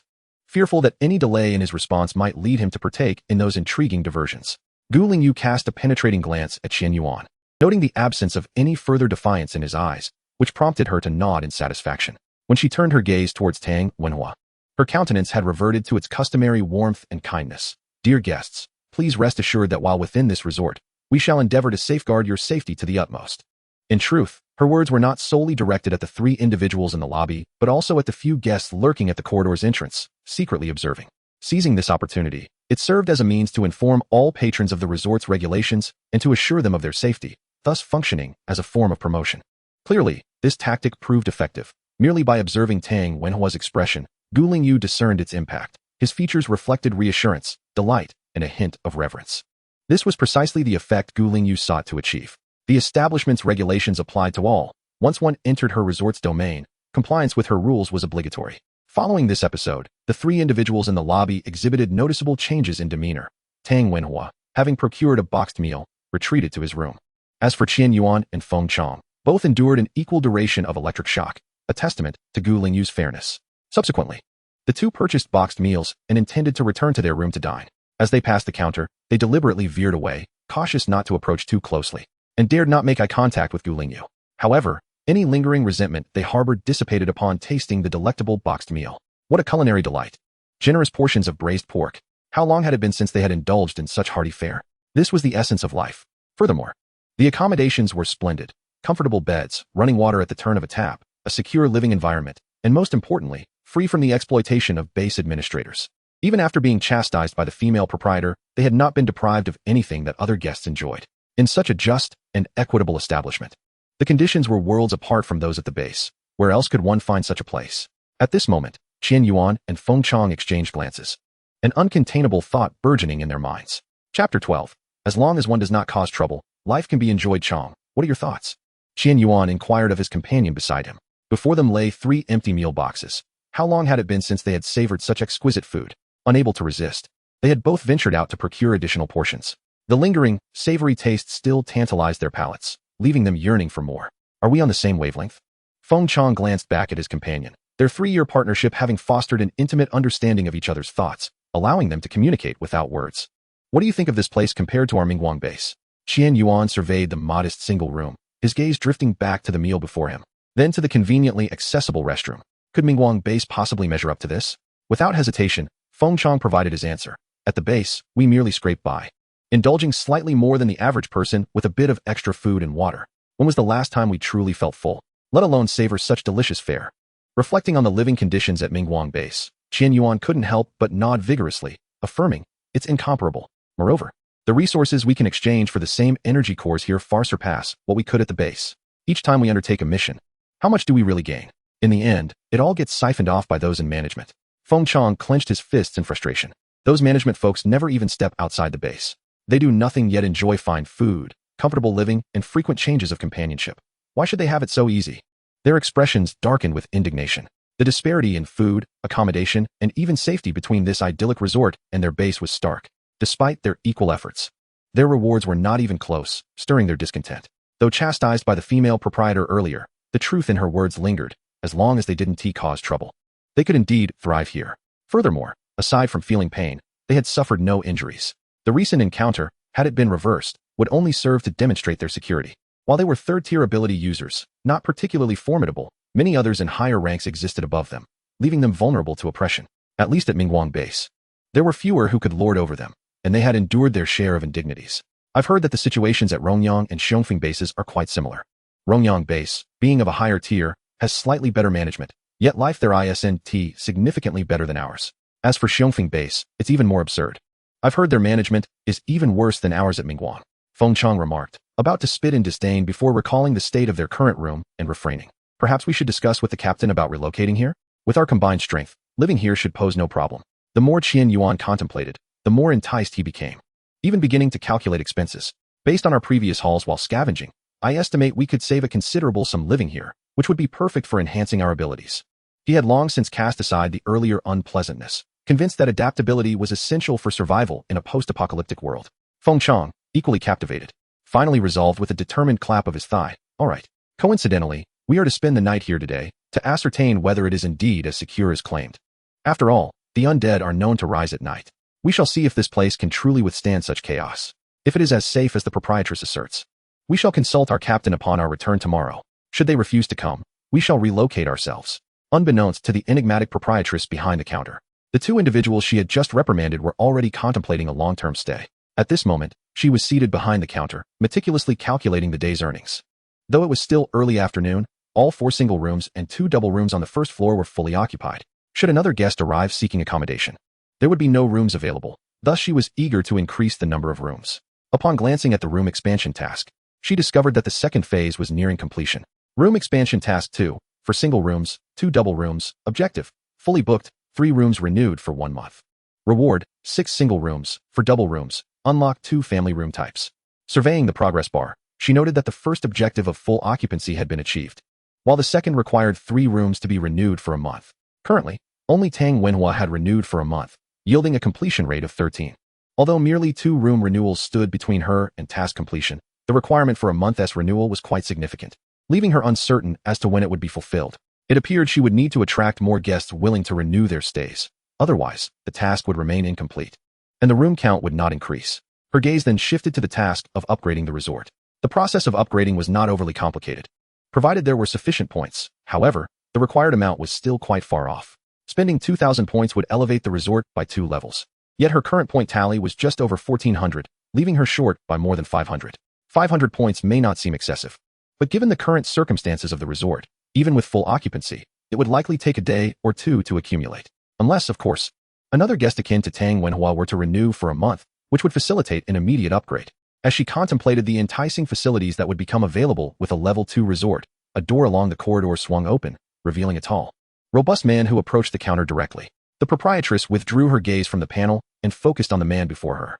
She recognized him as Li Xiangfei, the captain of Li Wenwen's team, a fellow member of the Mingguang base, currently at the pinnacle of the 2nd tier, on the verge of a breakthrough. The system at her disposal contained a roster of essential information about all members, allowing her to grasp the basics. Greetings, I am Li Xiangfei from the Mingguang base. May I inquire as to how I should address the proprietor? Li Xiangfei inquired, a warm smile gracing his square-jawed face. Raising an eyebrow, the proprietress understood that he was likely seeking information. My surname is Gu. You may call me Boss Gu. Chapter 13, creating a sense of urgency. Very well, Boss Gu. Li Xiangfei hesitated for a moment before daring to inquire. How is it that Boss Gu has established a resort here? Observing Li's cautious demeanor, Gu Lingyu smiled faintly and candidly replied, the environment here is splendid, the feng shui is excellent, the location is suitable, and the transportation is convenient. Which is why this resort was built. Is a place with zombies roaming about truly considered an excellent environment? He pondered. The location, indeed, was quite fitting, right at the convergence of zombie hordes, where one could easily stumble into danger. As for the convenience of transport, if the number 11 bus qualifies, then so be it. And who can truly ascertain the feng shui? Li Xiangfei was momentarily taken aback, quickly grasping the implication of Gu's words, and chose not to press further, primarily out of fear, especially after witnessing the earlier shocking display of electric convulsions. The smile on Gu Lingyu's face now seemed far less inviting, as it had been that same smile that had prompted the previous 2 guests to perform their own convulsive dance. After a moment's reflection, he mustered his courage to ask directly, may I inquire if the number of rooms in your establishment will increase? How long do you plan to operate here? Will there be any intentions of relocating in the future? Gu Lingyu's mind sparked with realization, immediately sensing Li's desire for a prolonged stay. A long-term stay would indeed be beneficial, as it would yield a substantial influx of points. Her smile deepened, almost causing Li to question whether he had misspoken.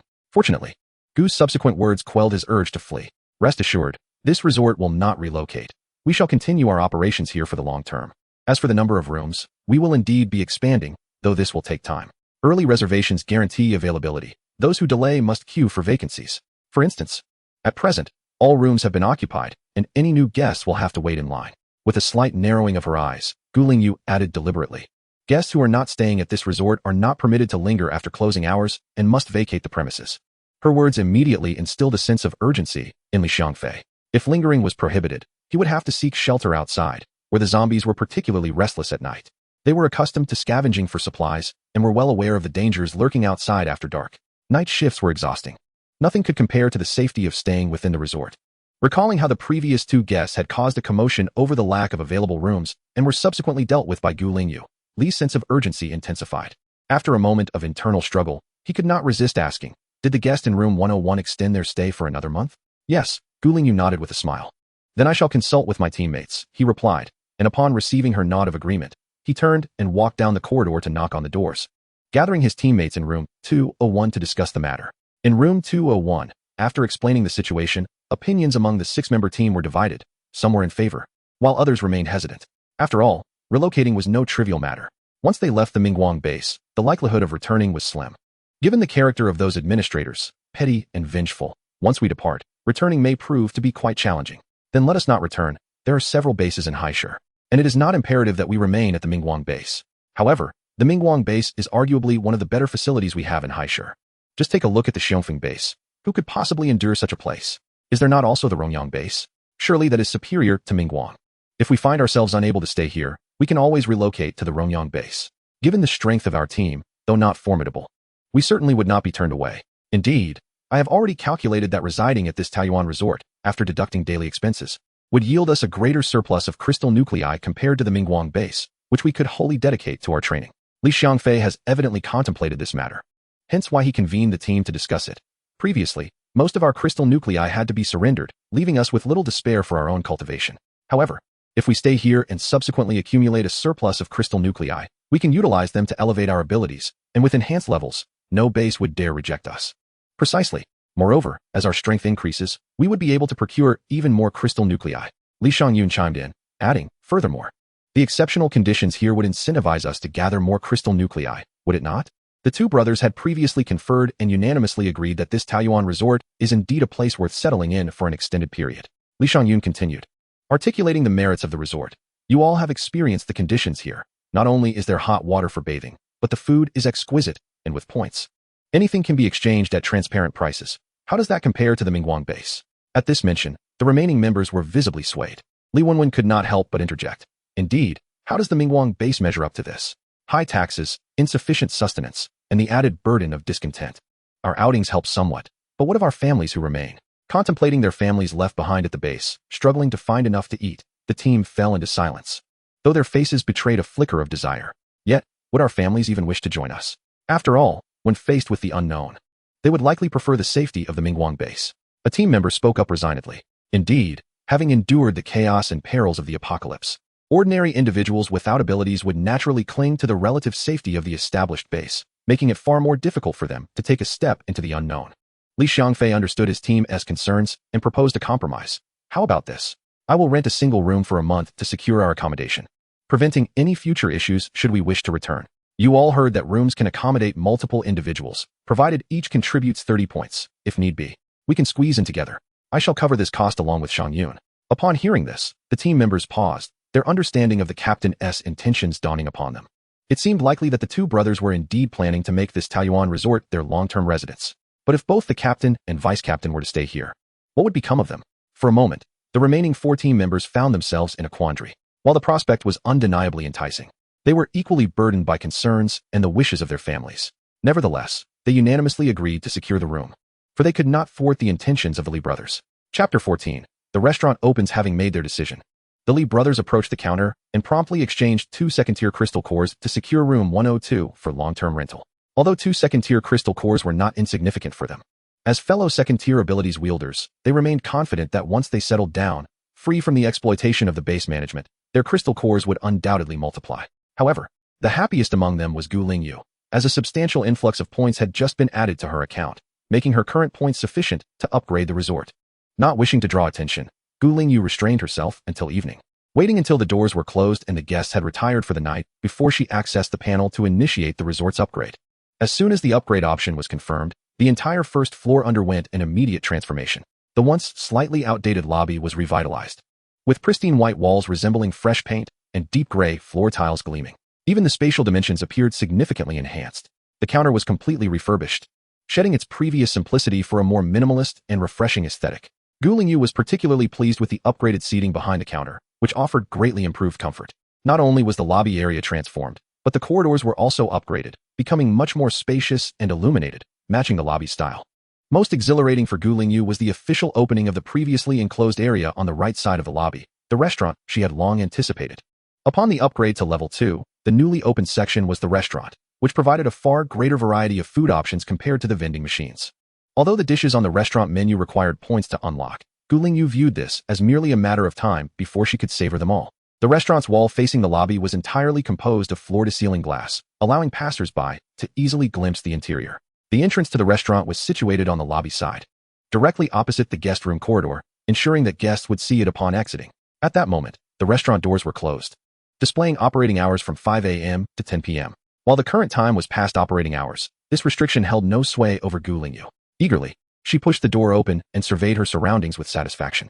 The street-facing wall was also transformed into floor-to-ceiling glass, providing a clear view of the restaurant's interior from outside. The clean tables and chairs, alongside a pristine food display cabinet, adorned the remaining walls, though the display was currently empty. Embedded within the glass cabinet were tablets for customers to place their orders, even allowing for customization of spice levels and flavors. Behind the cabinet were mechanical arms designed to assist customers in retrieving their meals. Gu Lingyu activated the control panel and began to spend her points to unlock menu items.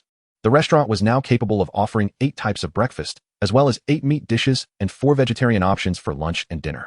Breakfast undoubtedly consisted of soy milk and plain porridge, accompanied by boiled eggs and deep-fried dough sticks, with the addition of some steamed buns, meat buns, and xiaomai, bringing the total to 8 varieties. Although Gu Lingyu spotted numerous delectable dishes she wished to sample, she was constrained by the limited menu and could only select these for the time being. As for lunch and dinner, she initially illuminated the options for white rice and noodles, subsequently adding a selection of common stir-fried dishes, quickly filling her quota of choices. Glancing at the lengthy list of unselected dishes, her eyes gleamed with anticipation. Points to be earned. The method of increasing the variety of dishes in the restaurant was akin to that of a self-service vending machine. A certain sales threshold must be met to expand the menu, thereby allowing for the consumption of points to unlock even more dishes. The greater the number of guests at the resort, the quicker the depletion of dishes would occur, and Gu Lingyu instantly understood the necessity of attracting patrons. After illuminating a range of dishes, her remaining points dwindled from over 600 to just over 400 following the upgrade of the resort. Upon exiting the restaurant, Gu Lingyu pondered for a moment and requested a notice board from the system to be placed at the entrance, outlining the restaurant's rules. Inside the restaurant, breakfast was served buffet-style, costing 15 points per person, with operating hours from 5 a.m. to 9 a.m. Gu Lingyu was well aware of the active hours of the ability users. In order to venture out early to gather supplies and complete tasks before nightfall, they tended to rise early, especially given the lack of entertainment options in the apocalypse, where everyone rested early in the evening. Lunch and dinner, on the other hand, operated on an a la carte basis, price proportion. One could order as much as desired, with dining hours from 9 a.m. to 10 p.m. Only personal accounts could be used for transactions within the restaurant. Those without an account were not permitted entry. Additionally, food was strictly prohibited from being taken outside. Violators would receive a warning broadcast after the first offense, with subsequent offenses resulting in electric shocks. Should a patron persist in their defiance after 3 shocks, they would be forcibly expelled from the restaurant and barred from re-entry. In cases of particularly egregious behavior, individuals could be expelled from the resort entirely, or even face annihilation. Once the restaurant announcement was established, Gu Lingyu turned her attention to the system panel, where other rewards from her upgrade awaited her. Upon reaching level 2 of the resort, she received a personal boon. Even when outside the safety perimeter of the resort, she would remain unharmed. Neither zombies, mutant beasts, nor even humans could inflict injury upon her. A protective shield would envelop her. Moreover, she acquired a trait akin to that of the resort itself. Zombies and mutant beasts would not assault her and would even make way as she passed. This reward delighted Gu Lingyu immensely, for she had no desire to remain confined within the resort forever. There would surely come a time when she wished to explore the world outside. Although she lacked offensive capabilities, the assurance of her safety was already beyond reproach. Having confirmed the restaurant's conditions, Gu Lingyu returned to her room, and upon entering, she was pleasantly surprised, nearly forgetting that her room would also be optimized with the resort's level advancement. The master bedroom has been expanded, creating distinct areas for relaxation and the sleeping quarters. The addition of furniture such as sofas and coffee tables has significantly enhanced the decor, transforming the once monotonous space into a more vibrant environment. The bathroom has also undergone a substantial upgrade, alleviating the previously cramped atmosphere. Satisfied with the changes to her room, Gu Lingyu felt a sense of anticipation as she tidied up before retiring to bed. After a long night of dealing with restaurant matters, she awoke later than usual, realizing it was nearly 8 o'clock. Upon stepping outside, she discovered that all 9 guests currently residing at the establishment had gathered outside the restaurant. They formed 3 groups at the entrance, engaged in conversation, yet hesitant to enter. Puzzled, Gu Lingyu recalled having set the restaurant's opening hours. It was programmed to automatically open at 5 o'clock, and with the mechanical arms in operation, her presence was unnecessary. Why, then, did they not venture inside? Why aren't you going in? She asked, stepping closer to the crowd, glancing inside to find no apparent issues. The owner hasn't arrived. So we are unsure of the restaurant's status and don't dare to enter, replied Tang Wenhua, voicing the unspoken thoughts of the group. The others nodded in agreement. Even the previously troublesome Qian Yuan and Feng Chong stood meekly among them, waiting outside the restaurant. After all, having just engaged in a raucous display the previous day, They were understandably cautious about causing trouble today, especially with long-term accommodations in mind. Being expelled was not an option they wished to contemplate. Tang Wenhua and the six-member team shared similar sentiments. Having witnessed the fallout of the two troublemakers the day before, no one dared to stir up conflict now, and all behaved with utmost decorum. Gu Lingyu raised an eyebrow, discerning their unease from their expressions. A smile blossomed on her face, indicating that her public reprimand had indeed yielded the desired effect. Upon seeing the trademark smile of the owner, Tang Wenhua and the others felt a jolt of apprehension, instinctively realizing that this seemingly delicate female proprietor was not as harmless as they had previously assumed. This was precisely the effect she sought. Gu Lingyu, understanding without revealing her insights, pointed to the notice nearby and declared, as stated in the announcement, the restaurant is now open. All guests are required to adhere to the rules outlined therein. Food from the restaurant is not permitted to be taken outside, and we kindly ask that you refrain from waste. Take only what you can consume. For those wishing to take food away, please purchase from the vending machines available. Now, those wishing to dine may enter. It is currently breakfast time, and only breakfast items are available, though the selection will expand over time. With that, Gu Lingyu stepped inside the restaurant, heading straight for the food counter. Seeing her enter, Tang Wenhua and the others followed suit. Their curiosity piqued as they surveyed their surroundings. Filled with astonishment, they all knew that just yesterday, no such restaurant existed. In fact, there had been nothing but a concrete wall in this very spot, starkly contrasting with the expansive glass facade now before them. Setting aside the question of whether a single night is sufficient to complete such a monumental construction, the mere fact that they heard no sounds emanating from the resort last night was enough to astonish them. It is worth noting that their rooms are in close proximity to this restaurant. Yet, despite the short distance, they heard not a single sound. This restaurant seemed to have materialized out of thin air. A group of individuals gazed at the enigmatic Gu Lingyu ahead of them, exchanging glances filled with undisguised astonishment. This owner, Gu, has become increasingly mysterious. Could this be some form of supernatural ability? Is there truly such an extraordinary power in this world? When confronted with the unknown, fear and caution tend to overwhelm human instincts, and no one dared to underestimate the girl in front of them any longer. Not even a single inquiry escaped their lips. Apprehensive of incurring the displeasure of the owner, lest they face an uncertain fate. Trailing behind Gu Lingyu, Tang Wenhua and the others observed her actions. Once she departed, they cautiously approached, their eyes widening at the sight of the steaming breakfast displayed in the food showcase. These once ordinary meals, which they had not encountered since the apocalypse, now reappeared before their eyes. What's more, for just 15 points, they could indulge freely. Who would hesitate at such a stroke of fortune? No one. In a frenzy, the group rushed forward to swipe their peach blossom tokens, eagerly navigating the interface to place their orders, with nearly everyone selecting each breakfast item available. Reflecting on Gu Lingyu's earlier comment about the limited variety, they nearly shed tears. Was this truly considered scarce? They had grown accustomed to going without breakfast altogether. The items laid out in the showcase were, to them, nothing short of luxurious. After swiping their tokens, a deduction of 15 points occurred, but subsequent retrieval of their meals would incur no further charges. Having collected their meals, they quickly found seats and eagerly devoured their food. Rich, fragrant soy milk, crispy fried dough sticks, and steaming buns filled with delightful flavors elicited expressions of sheer happiness from them.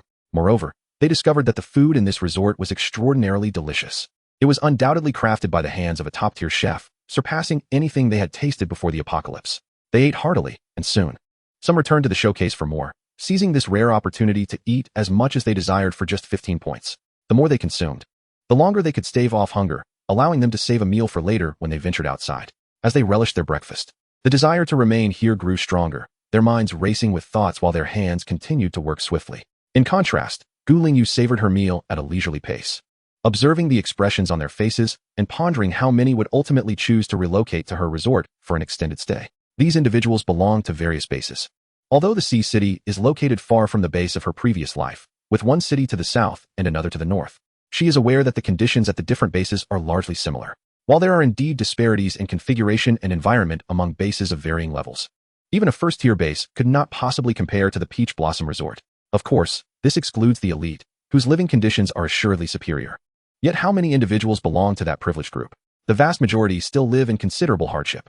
For these countless individuals, the Peach Blossom Resort represents an irresistible sanctuary. Once these people return to make their decisions, Gu Lingyu believes that most will choose to come to her, as life is exceedingly difficult for the lower and middle tiers at the major bases. Ultimately, in the restaurant, everyone except Gu Lingyu continued to eat until they were completely satisfied before returning to their rooms to prepare for departure. Before leaving, they all stopped by the vending machines to purchase a variety of items, including boxed meals, bread, and bottled water. Given the short shelf life of the boxed meals, each person only took one, But since the bread could last a few days, they each took several. The bottled water sold particularly well, with nearly everyone carrying 3 or 4 bottles, ceasing only when their bags could hold no more. Boss Gu, I'm off to find my teammates. I'm not sure when I will return, Tang Wenhua said as he filled his backpack and approached the counter. Safe travels. The long-term rental room will be held for you until the expiration date, Gu Lingyu replied, understanding what he was hinting at. If guests are unable to return before their room's expiry and wish to extend their stay, they may do so via their personal accounts, provided they have sufficient crystal core exchange points. Chapter 16. Unlocking the joyous beverage. Upon hearing this, Tang Wenhua's face brightened with a smile. Thank you for the reminder. If guests find our resort to their liking, they can recommend it to those around them, which will help us sustain our operations.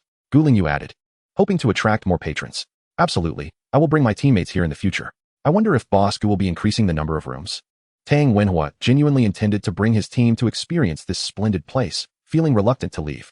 However, the number of rooms was indeed limited. Otherwise, there wouldn't have been any conflicts the day before.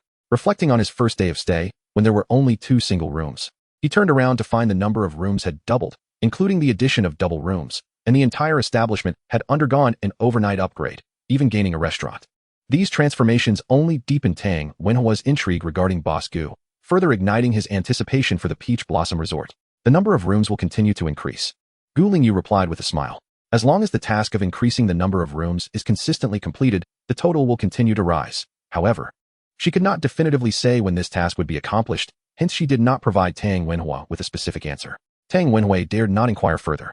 Having witnessed the unfortunate fate of the 2 individuals yesterday, he could only hope that this resort would endure and genuinely provide them with safety and nourishment. At that moment, he would have to trouble Boss Gu.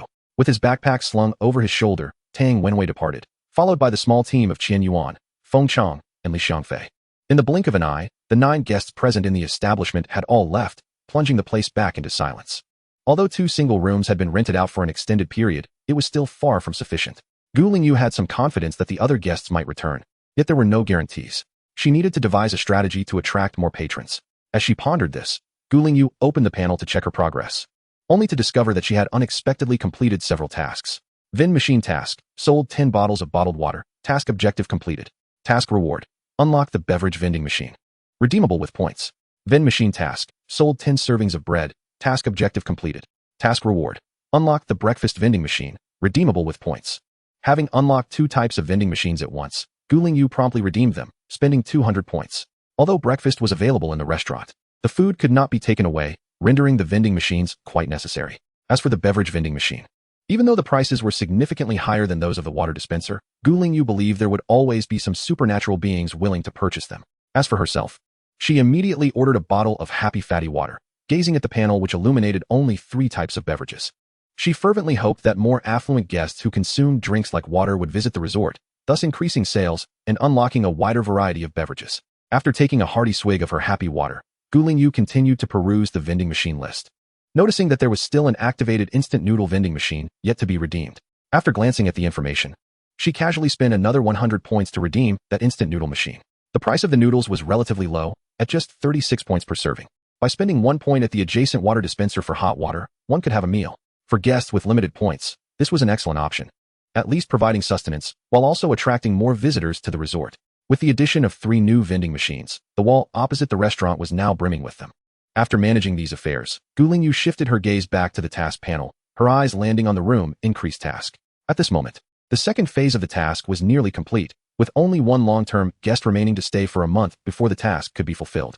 Just this slight margin left her feeling quite distressed. However, when her gaze shifted downward to the next task, her discomfort intensified. Resort Quality Enhancement Task. Host 10 new customers. Current task progress 910. Once again, it was just a hair's breadth away. Only 1 more person was needed for the task to be completed. This task required that the new guests had never previously stayed at the resort for their stay to count towards the progress, meaning that if the previous 9 guests returned, the task would remain unfulfilled. She still needed to attract customers, but at the moment, she was the sole caretaker of the resort, unable to leave. Gu Lingyu pondered for a moment and inquired, System, can I hire employees? Yes, employees are categorized into junior and senior staff. Junior employees require 1,000 points for recruitment, possess no independent thought, and will execute tasks assigned by the host, exhibiting rigid behavior with only basic communication skills. With a resigned glance at her meager score of just over 100 points, Gu Lingyu felt unworthy of such a hire. And what about senior employees? Though she could not afford them, she thought it prudent to inquire about their capabilities in advance. Senior employees require 5,000 points for recruitment, possess independent thought, can engage in normal conversations, and have comprehensive abilities. The price difference was staggering. Yet it was evident that senior employees were far more intelligent and better suited to manage the shop in her absence. Junior employees, on the other hand, seemed only fit for menial tasks and could not attend to customers. However, such pricing was currently beyond her means, prompting her to devise alternative solutions. Seated in the expansive lobby, Lingyu surveyed her surroundings and suddenly recalled an incident from the previous day. After a brief contemplation, she requested a notice board from the system to hang on the wall, inscribing the shop's regulations, which currently consisted of a single rule. Fighting and disturbances are strictly prohibited throughout the resort. Violators will receive an electric shock warning, with a third offense resulting in immediate expulsion or random teleportation to a horde of zombies. Severe offenders will face immediate eradication. Having consulted the system, she knew she possessed the ability to teleport individuals to a zombie horde within the resort's confines. Just as the notice was hung, a commotion erupted outside, and 3 individuals burst in, barely catching their breath as they rushed to close the door. Yet, no matter how forcefully they pulled the handle, the glass doors remained obstinately shut as if anchored in place, leaving the trio in a state of frantic desperation. Lingyu couldn't help but chuckle. She had noticed that these extraordinary beings consistently entered with the same instinctive gesture, closing the door to fend off zombies. While she understood their actions, she could not permit such behavior, for she needed to conduct business. If every new arrival had to shut the door, it would surely become a nuisance. Thus, she conferred with the system, establishing that only she could operate the glass door, preventing others from opening or closing it at will. Chapter 17. The 3 siblings rest assured. The zombies outside cannot enter. Within a 2-meter radius of this resort, no zombie can breach the premises. It is an absolute safe zone, Lingyu reiterated patiently, while also taking the opportunity to observe the 3 newcomers. They appeared to be a family. The eldest man was barely in his 20s, emanating a third-tier energy wave as an extraordinary being. The second, a girl of approximately 16 or 17 years, was also an extraordinary being, albeit with a faint energy wave, likely a newly awakened first tier. Finally, there was a young boy, merely 7 or 8 years old, who, despite displaying signs of fear, managed to maintain a semblance of composure. Closely following the man, the adult man always kept the 2 individuals behind him, and upon realizing that the door could not be closed, he instinctively pulled the girl beside him for protection. Although he had been prepared to take action, he was momentarily taken aback upon witnessing the horde of zombies that had chased them for several streets now halted by an invisible barrier, accompanied by the explanation in an ancient language.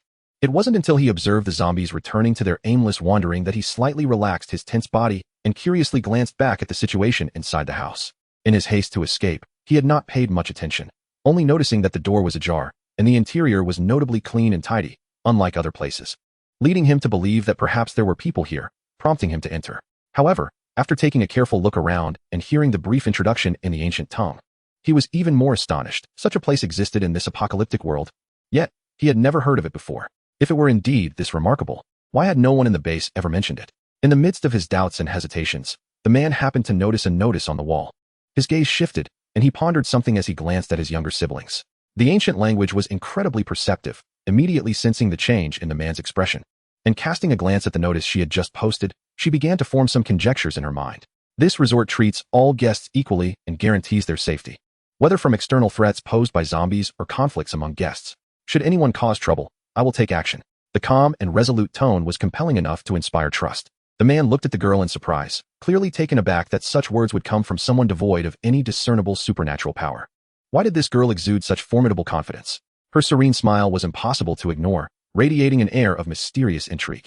Reflecting on the earlier moment when the zombies had been thwarted, alongside the astonishing aspects of this so-called resort, the man increasingly felt that the girl before him should not be underestimated. His gaze shifted to the row of self-service vending machines against the wall, his expression a mixture of surprise and intrigue. His younger siblings had not eaten for nearly 2 days, if food could indeed be procured here. The allure of this idyllic resort was simply too intriguing to resist. He decided to give it a try and pointed toward the vending machines. Can food really be bought from those machines? Indeed, the girl replied with a smile. As long as guests exchange for points from our resort, they can use those points for purchases. After hearing her explanation, the man hesitated before producing a first-level spirit core, resolved to give it a shot. After all, they could not leave now, with a number of zombies still wandering outside, and it was certain that his siblings would face dire consequences if they continued to go hungry. With the girl's guidance, he completed the point recharge and, after a moment of astonishment and hesitation, ultimately decided to purchase the cheapest instant noodles as a trial. Upon deducting 3 points, a container of instant noodles unexpectedly tumbled out of the vending machine. The man was momentarily taken aback, his eyes widening in astonishment. Regaining his composure, he swiftly reached for the noodles and tore off the lid to inspect the contents. To his amazement, everything was present, noodles and seasoning packets, all identical to those from the pre-apocalyptic world. Remarkably, he had acquired a coveted item for merely 3 points. The most astonishing aspect was that a basic first-tier spirit core could be exchanged for 100 points, equivalent to 33 containers of noodles. At this moment, the man was left speechless, while his younger siblings looked on with wide-eyed amazement, their mouths watering at the sight of the noodles. Without further hesitation, he took the container to the nearby water dispenser, spending an additional point to procure hot water for preparation. As they waited for the noodles to cook, the increasingly tantalizing aroma wafted from the container, causing the trio to feel their stomachs grumble in unison. When the time was up, the man eagerly opened the container, disregarding the heat as he quickly blew on the noodles before taking a bite. His siblings observed in silence, understanding that their brother was testing the food for safety. Only after he confirmed its edibility would they dare partake. Indeed, the man took only one bite and then patiently waited, the three of them exchanging wide-eyed glances until, after 10 minutes, they simultaneously exhibited expressions of delight. Nothing had happened. Truly, there was no ill effect. The man's face brightened with joy, while his siblings could hardly contain their excitement, eagerly eyeing the container of noodles. Yet, the man refrained from sharing it with them at that moment, instead turning his gaze toward the meal vending machine nearby. If the noodles were authentic, surely the boxed meals would be as well. If the images were to be believed, they would provide much-needed nutrition for his growing siblings, as instant noodles were no substitute for a proper meal. He handed the container of noodles to his sister, instructing her to hold it carefully, then made his way to the meal vending machine. His sister obediently held the noodles, having been instructed not to eat yet. Shortly thereafter, the man returned with 2 boxed meals, his face brimming with uncontainable excitement. He promptly distributed the meals to his siblings, reclaiming the container of noodles for himself. After all, this food had been obtained with points. Though the expenditure was minimal, in this post-apocalyptic world, every morsel of food was exceedingly precious and should never be wasted. Even before the apocalypse, wasting food was a grave misdeed. Quickly, eat while it's still warm, he urged, his expression filled with tenderness and affection as he gazed at his frail siblings. How long had it been since they had enjoyed a proper meal? If only he could strive harder for their sake. Brother, this meat is delicious. You should have some too, the girl exclaimed, delight lighting up her face as she took her first bite and eagerly offered him a piece of meat. She understood that her brother had given them all the good things, but how could she allow him to survive solely on instant noodles? Brother, I have plenty of meat. Let me share it with you. Beside her, their younger brother, barely 7 or 8 years old, eagerly raised his hand, adding the meat from his lunchbox into his brother's bowl of noodles. Chapter 18. Taking initiative behind the counter, Lingyu rested her chin on her hand. Observing the warm and harmonious scene of the 3 siblings in a corner of the hall, a faint smile gracing her lips. In this apocalyptic world, such sibling affection was increasingly rare. Just by looking at the ages of the younger siblings, one could discern the immense effort the older brother had expended over the past 3 years to ensure the survival of these 2 children, allowing them to reach this moment. After their meal, the man exchanged some points for several cups of water for his younger siblings before taking his brother's hand and leading his sister to the counter. When he glanced at Lingyu again, his gaze was tinged with less suspicion and more anticipation. Miss Gu, may I inquire how many points are required for accommodation? A single room is 30 points per day, while a double room costs 50 points, Lingyu replied, noting the slender boy beside him, who barely reached the height of the counter. She added, for every additional person in any room type, an extra 30 points per day is required. Given that the younger brother was still quite young and the sister was merely 16, it was evident from the man's demeanor that he would not feel comfortable allowing them to stay separately. As expected, after a moment's hesitation, he opted for the double room. Then please prepare a double room for us. We will stay together, and I will cover the extra cost for one more person. With a daily room fee of 80 points, along with meals, if they were frugal, they would need around 200 points each day, equivalent to the value of a mid-level crystal core of the first tier, which was hardly a burden for a third-tier ability user like him. In fact, if he exerted himself a little more, he could provide an even better life for his siblings, especially since he had just noticed the adjacent restaurant. He could hardly believe that such a splendid place still existed in this apocalyptic world, a fact almost dreamlike given their current circumstances. Lingyu did not immediately accept the crystal core the man offered. Instead, she turned her attention to the younger siblings and spoke. All guests entering the restaurant must possess their own personal accounts. If you are not within the establishment, your younger siblings will also need their own accounts to purchase food. Would you like to set up individual accounts for them to facilitate their movements within the resort? Although the man had only mentioned a one-day stay, Lingyu chose to take the initiative. Her words carried an implicit suggestion, attempting to encourage the guests to consider a longer stay, as she was indeed in dire need of patrons and could not afford to let any slip away. The man hesitated slightly, recognizing the validity of Lingyu's reasoning. Yet he pondered how she could be so certain that they would stay long-term. He did not respond immediately, pausing to ask, will your establishment operate long-term? What if there are disturbances within the premises? This resort will continue its operations indefinitely, and should any disturbances arise, I will intervene. Guests can rest assured. With a smile, Gu Lingyu spoke with unwavering confidence. The man was somewhat taken aback by the assurance reflected on her face, as he had not sensed any fluctuation of supernatural energy emanating from her. However, considering the extraordinary nature of this place, he could not help but feel intrigued. They were in dire need of a refuge. While he could barely survive on his own, his younger siblings were still quite vulnerable to the dangers of the outside world. Lowering his gaze to his siblings beside him, he saw their faces illuminated with anticipation, clearly enamored by their surroundings. Ultimately, he could not resist and nodded in agreement. Given that his siblings had often gone hungry, their frail forms were a testament to their struggles. Since they could have a full meal here, he was more than willing to give it a try.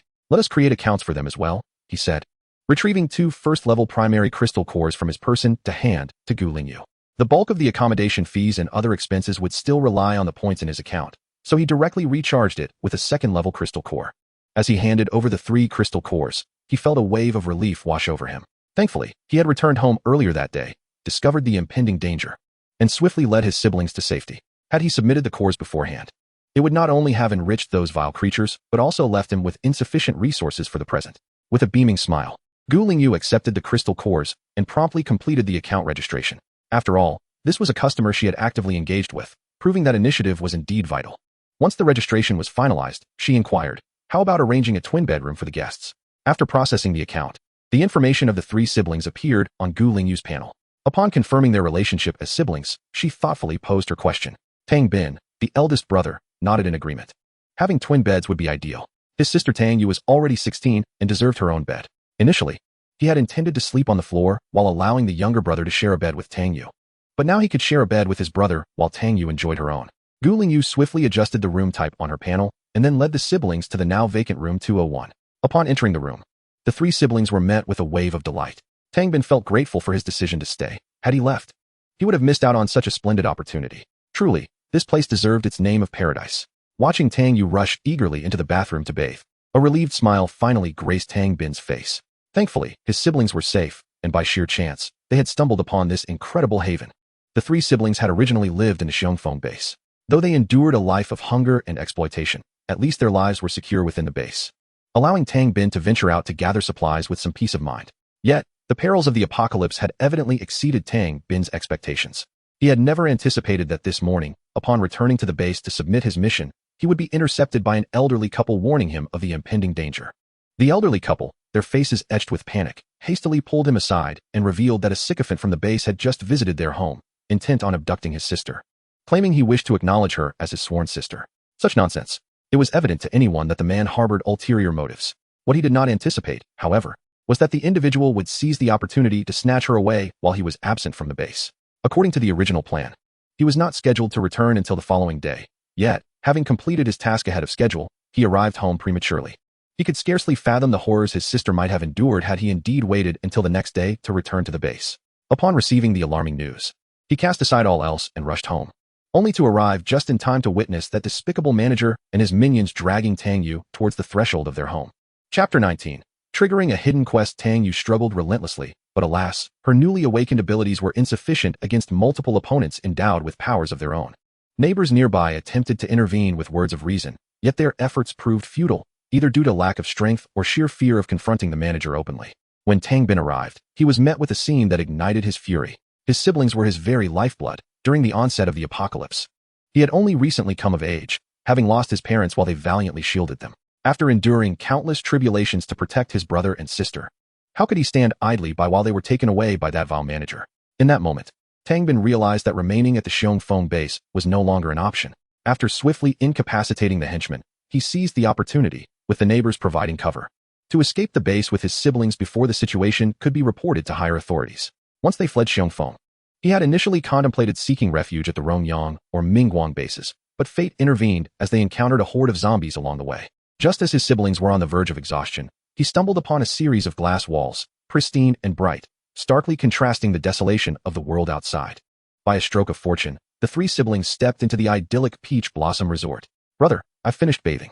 It feels absolutely wonderful. I can hardly recall the last time I enjoyed such a luxurious wash. This place truly is a paradise. After her bath, Tang Yu's rosy cheeks glowed with a radiant smile. We are incredibly fortunate to have stumbled upon such a haven while fleeing for our lives. Indeed, there is always a glimmer of hope, Tang Bin mused, his spirits lifting as he beheld the joy on his sister's face. Brother, can we stay here permanently? From what that kind proprietor indicated, we can exchange crystal cores for points. Now that I've awakened my abilities, I can venture out with you to earn crystal cores. Tang Yu's face sparkled with dreams and aspirations for the future. Together, we will surely earn enough to live better than we do now. My brother will be well-fed and grow strong. I even spotted a restaurant earlier. There must be plenty of delicious food inside. At least I had a taste of what life was like before the apocalypse, but my brother was still too young to experience it. I want him to try it as well. Beside him, his younger brother, who was preparing to wash up, chimed in excitedly. I want to grow up too. Then I can go out with my older siblings to earn crystal cores and help you all get plump. Tang Bin was momentarily taken aback, his eyes glistening with unshed tears. He gazed at the renewed spark of hope illuminating his younger siblings' faces, and the gloom in his heart gradually dissipated. As long as his brother and sister could grow up safely, what did it matter if he had to toil endlessly for crystal cores? Hadn't he fought so fiercely before, merely to ensure their survival? Now, in this new place, one brimming with hope and possibilities, what reason did he have to be hesitant? According to the old proprietor's words, in this paradise resort, everyone was equal. As long as one had points, a stable life was assured. Unlike the exploitation they faced in the base, with effort, one could reap the rewards they deserved. Compared to the dreary uncertainty of the past, opportunities now lay before him. How could he lack the courage to even attempt? Embracing his siblings, Tang Bin's gaze once again grew resolute.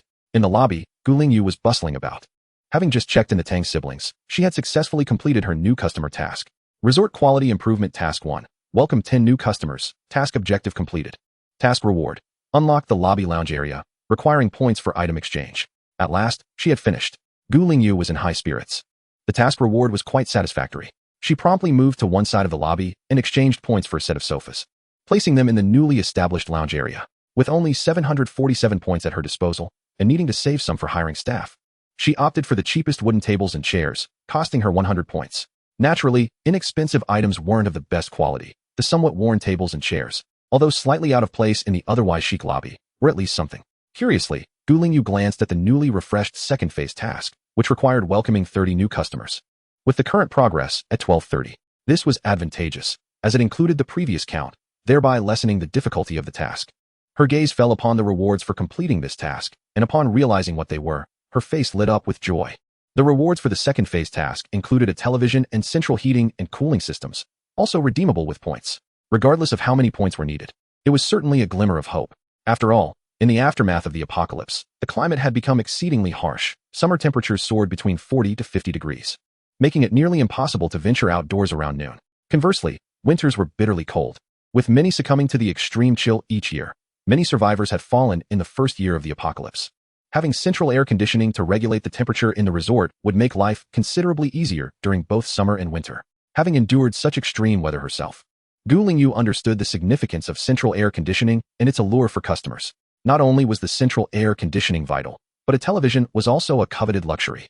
She immediately inquired with the system, confirming that the televisions within the resort were fully operational and equipped with an extensive selection of movies, television series, and variety shows, thus alleviating any concerns regarding the mere presence of televisions without functionality. After all, in this post-apocalyptic world, external televisions had long become mere decorations. Upon hearing this, Lingyu felt invigorated. With such televisions, wouldn't her quality of life dramatically improve? After all, how dull would it be to have nothing to occupy oneself with during leisure time? She was now brimming with energy, as if she had received a surge of adrenaline. It was early May, and with June approaching, the heat would soon arrive. She needed to expedite the completion of her new customer tasks for the second phase. Since venturing outside was not an option at the moment, she would devise alternative strategies. She would create promotional flyers for all the customers visiting the shop, encouraging them to assist with the advertising. After all, more opportunities would yield more pathways. However, just as Lingyu was about to request the system to prepare some materials for her, a notification sound echoed in her ears. The host has triggered and completed a hidden task. Rewards are being distributed. Please check. Lingyu was momentarily taken aback. She had triggered a hidden task and completed it with rewards? She promptly opened her personal storage to investigate, discovering a sphere quietly suspended within. Was it a ball? Yet, it was evident that this orb was no ordinary object. Chapter 20. The deity becomes my employee? A translucent sphere, with golden mist swirling within, emanated a soft golden glow. System, what is this? What task have I completed? Lingyu summoned the system for clarification. This system was reliable and succinct, never pressuring her into labor. It was truly a commendable system that she greatly appreciated. Indeed, the commendable system appeared in an instant, dutifully addressing her inquiries. The host has actively managed and developed the resort, completing sufficient construction tasks within 3 days of activating this system, thus triggering a hidden reward. Due to its nature as a hidden task, the host could not be informed beforehand. The commendable system even provided a supplementary explanation, which Gu Lingyu did not find unsatisfactory. After all, hidden tasks were meant to remain undisclosed. Fortunately, she had completed it, and since the reward was from a hidden task, it surely would not be trivial. After the explanation, the system began to disclose the details of the task reward. Task reward: Elite Employee Lu Wu. Elite employees cannot be exchanged for points. They can only be obtained through hidden tasks as advanced rewards. The hidden task reward turned out to be an employee, precisely what she urgently needed. Moreover, an elite employee. She had not anticipated that there would be elite employees above the advanced ones. Gu Lingyu's face radiated delight. But her astonishment escalated when she took note of the name of the elite employee mentioned by the system. Lu Wu. That deity Lu Wu? The deity had become her employee? The mere thought was surreal. That deity Lu Wu? Could a deity truly become my employee? Gu Lingyu blurted out her question. Although merely a deity from mythology, he was still a god. If he were indeed as described in the myths, wouldn't she be able to navigate the post-apocalyptic world with unparalleled confidence? However, the system's subsequent response shattered her fantasies. Merely a semblance, a name, and not the celestial deity Lu Wu from mythology. It turns out to be just an imitation, mused Gu Lingyu. The host need not concern themselves with the minutiae. At the very least, the elite employee possesses all the requisite capabilities. Gu Lingyu reflected on this and felt a surge of joy. After all, she finally had employees. Her previously envisioned plans could now be set into motion. Just the thought of it uplifted her spirits. What characteristics did these elite employees possess? The elite employees' abilities are comprehensive, endowed with self-awareness and cognitive faculties, possessing independent emotions, yet exhibiting unwavering loyalty and obedience to the host, never to betray. Moreover, the elite employee is capable of accompanying the host on outings, even possessing the capacity to initiate attacks, starting at level 1, with the host able to utilize points to enhance their level. Furthermore, upon the host's authorization, the elite employee can, to a certain extent, manage the resort on behalf of the host, alleviating their workload and allowing the host greater freedom of movement. Though the elite employee's authority can never surpass that of the host. With each revelation, Gu Lingyu's satisfaction grew. Was this not the embodiment of her dream assistant? Without further ado, she could hardly contain her excitement at the prospect of bringing this elite employee to life. How was she to extract Lu Wu from this orb? The host need only retrieve him from the personal storage and summon him with their mind. Gu Lingyu wasted no time. She promptly retrieved the sphere and initiated the summoning. The luminous barrier surrounding the orb dissipated, and a soft golden mist rapidly enveloped the space before her. Moments later, as the mist gradually faded, it unveiled the formidable form that had been concealed within. A colossal tiger with golden brown fur, adorned with striking stripes, exuded an air of majesty and intimidation. Its presence undeniably commanding. However, what truly instilled a sense of awe was the 9 tails that trailed behind the magnificent creature. Although she had previously encountered descriptions of Lu Wu's appearance, witnessing it in person left Gu Lingyu utterly astounded. Yet, amidst her astonishment, a complex expression crossed her face. How could this grand tiger function as an employee? Would it not frighten away all the guests? Before the system could respond, the tiger spoke. Master, I can transform into human form. The deep, resonant voice emanating from the tiger momentarily stunned Gu Lingyu. Anyone would be taken aback by a tiger speaking, yet she managed to maintain her composure. Otherwise, a more timid soul might have fled in panic. Transform into human form. No sooner had Gu Lingyu spoken than the tiger, Lu Wu, was enveloped once more in a haze of soft golden mist.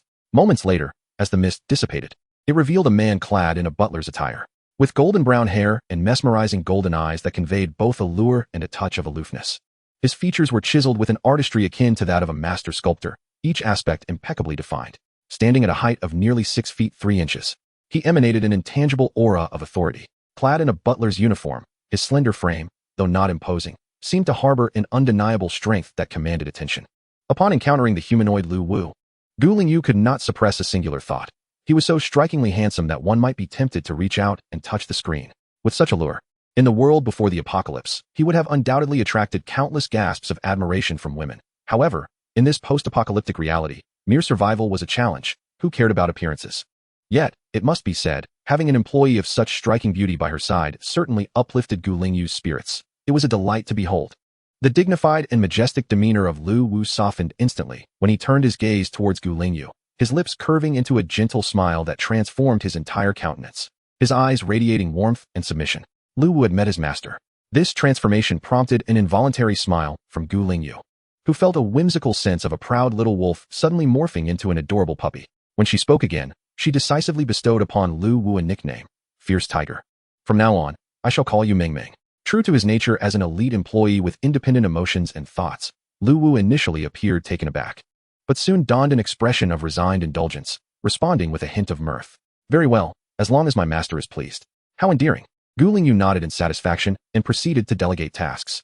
Beyond the routine cleaning, she specifically instructed Lu Wu to greet new guests and provide them with accommodation services while explaining the rules of the establishment during her absences. Subsequently, Gu Lingyu requested paper and pen from the system to craft promotional flyers for the Peach Blossom Resort. This time, she felt invigorated. Previously, when she was unable to venture out, she had intended to enlist the help of arriving guests to distribute flyers. Now, with Lu Wu by her side, she could personally go out and attract customers. Chapter 21. Can she awaken her abilities too? The content of the flyers was straightforward and concise, emphasizing safety and food provisions, followed by the address and a simple map at the bottom. She specifically requested the system to retrieve a detailed map of the resort surroundings, marking notable landmarks in certain areas to facilitate guests in easily locating the resort. While she could not guarantee that everyone who received a flyer would visit the resort, surely some would be intrigued and curiosity could draw in potential guests. As the number of visitors increased, the resort's reputation gradually began to flourish. After all, her current room capacity was still limited, so a step-by-step approach was ideal. Once the flyers were meticulously designed, Gu Lingyu had the system produce a large stack of copies. In this regard, the system was exceptionally cooperative, readily assisting her plans without any difficulty. However, as she contemplated going out, Gu Lingyu was reminded of several other concerns. Having survived for 3 years in the apocalypse, she was acutely aware of the prevailing circumstances. Her desire to avoid provoking others did not imply that others would not provoke her, and she certainly was not the type to endure bullying without retaliation.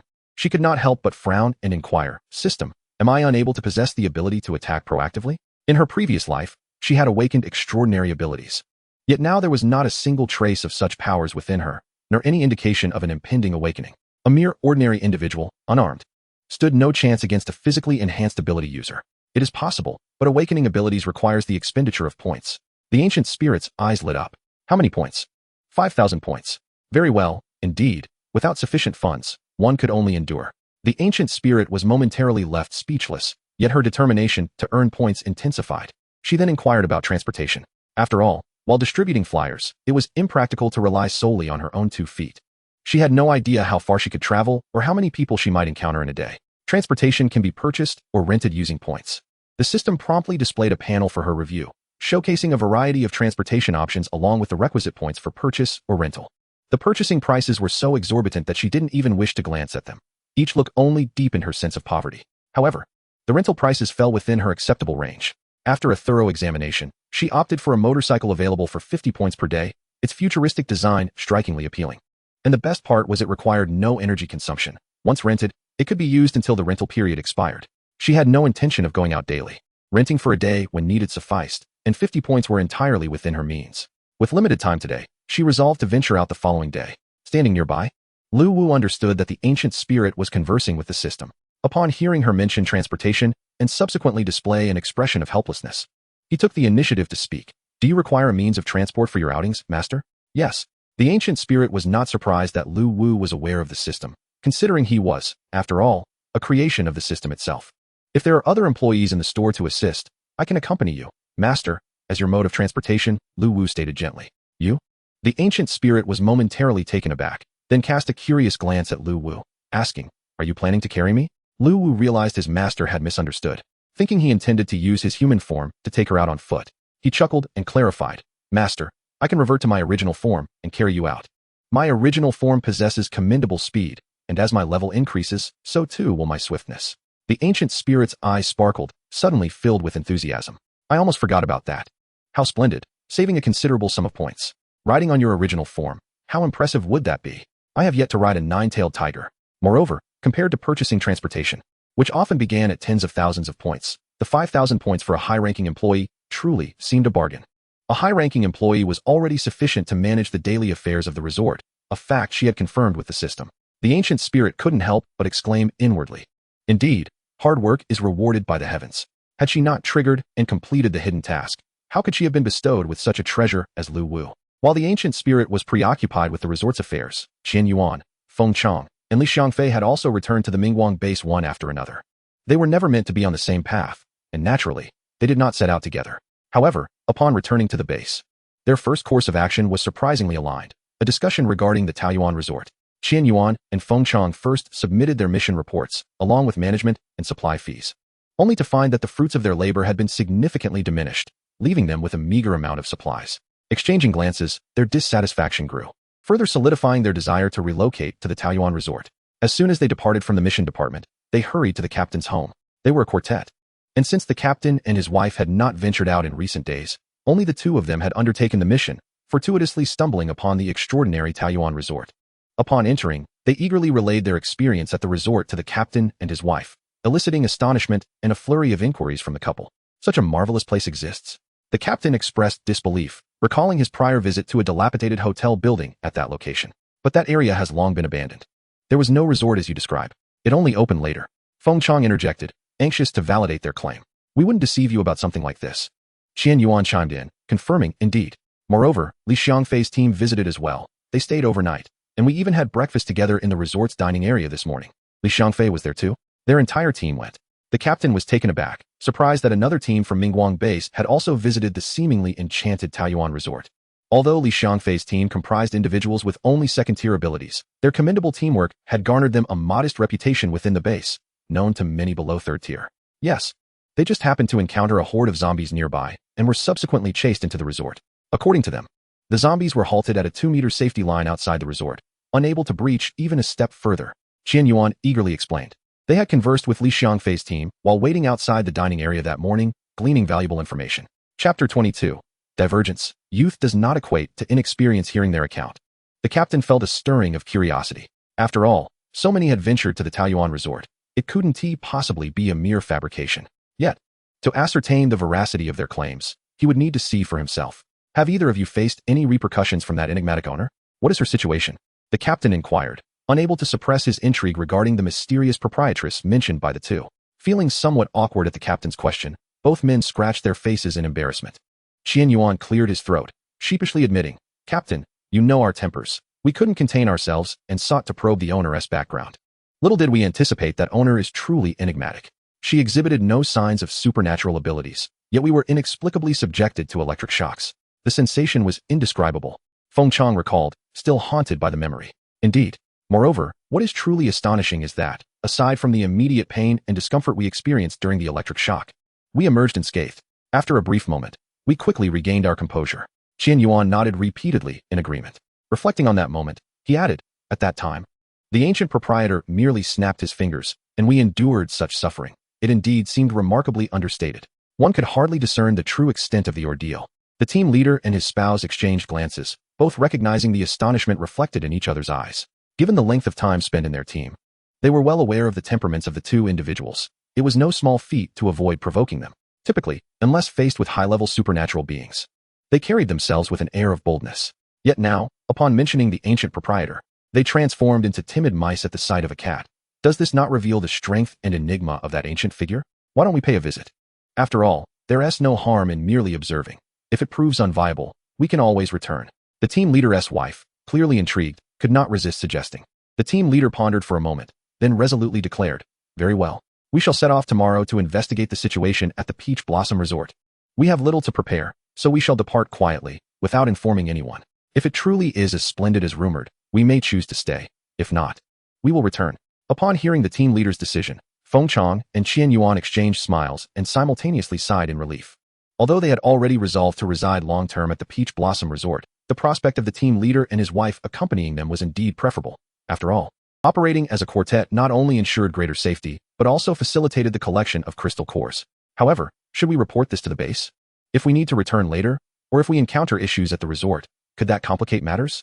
The team leader's wife considered the implications more thoroughly. What is there to report? Those bloodsuckers. We risk our lives to procure resources only to hand them over, and in return, we receive a mere pittance. Upon returning from the task department, the meager supplies only heightened our frustration. Not only was Qian Yuan grumbling, but even Feng Chang bore an expression of displeasure. Having tasted the advantages of the Peach Blossom Resort, their dissatisfaction with the Mingguang base had only deepened. Yuanzi was right. Although we are part of a team, the higher-ups are hardly benevolent, exploiting us ruthlessly. We not only toil in the dirtiest jobs, cleaning up their messes, but we also gain very little benefit in return, just slightly better than what others receive. Such sentiments were echoed by the three others, who displayed clear signs of long-standing resentment towards the Mingguang base. Ultimately, the team leader gritted his teeth and spoke. While those individuals may lack integrity, we are still weak in numbers and must exercise caution. Here's the plan. Tomorrow morning, we will report our findings regarding the Peach Blossom Resort. We need not say more. Whether they believe us is their prerogative. Once we have made our report, we shall depart directly for the resort. The other three expressed no dissent. Instead, they began to anticipate the journey. Meanwhile, in another lodging area within the Mingguang base, circumstances were quite different from those faced by Qian Yuan's quartet. The members of Team Qian Yuan, consisting of 4 individuals, do not have any other family members to care for. Their focus is solely on their own well-being. Conversely, the situation for Team Li Xiangfei, comprising 6 members, is markedly different. Each individual in this team has their own family to consider. After discussing the circumstances with their loved ones, it became evident that not everyone was willing to forsake the known safety of their current environment for an uncertain destination they had never before ventured to. Despite the fervent assurances and persuasion from Li Xiangfei and his team, skepticism abounds. What are they promising? Good food, comfortable living, and safety? The notion that a mere handful of crystal cores could yield such bountiful rewards seems utterly implausible. It sounds just like a trap. Wenwen, heed your mother's words. Do not go there. The warnings continued. That place sounds entirely suspicious. After 3 years of apocalypse, how could such a paradise still exist? Indeed, do not fall for their deception. It surely is a trap. They will lure you in with enticing offers and then exploit you. Zhang Bin's mother chimed in with her concerns. Exactly. You all possess the strength necessary for survival. The status quo is sufficient for our community. Do not take unnecessary risks. Another father joined the chorus of dissent, evidently opposed to the relocation proposal. Among the 6, 4 families expressed their disapproval. However, the parents of the Li Xiangfei brothers exhibited a contrasting stance. Sharing a glance, the elderly couple voiced their support for their sons. We agree to the move. We trust our children's judgment. If they deem it safe, then it surely is.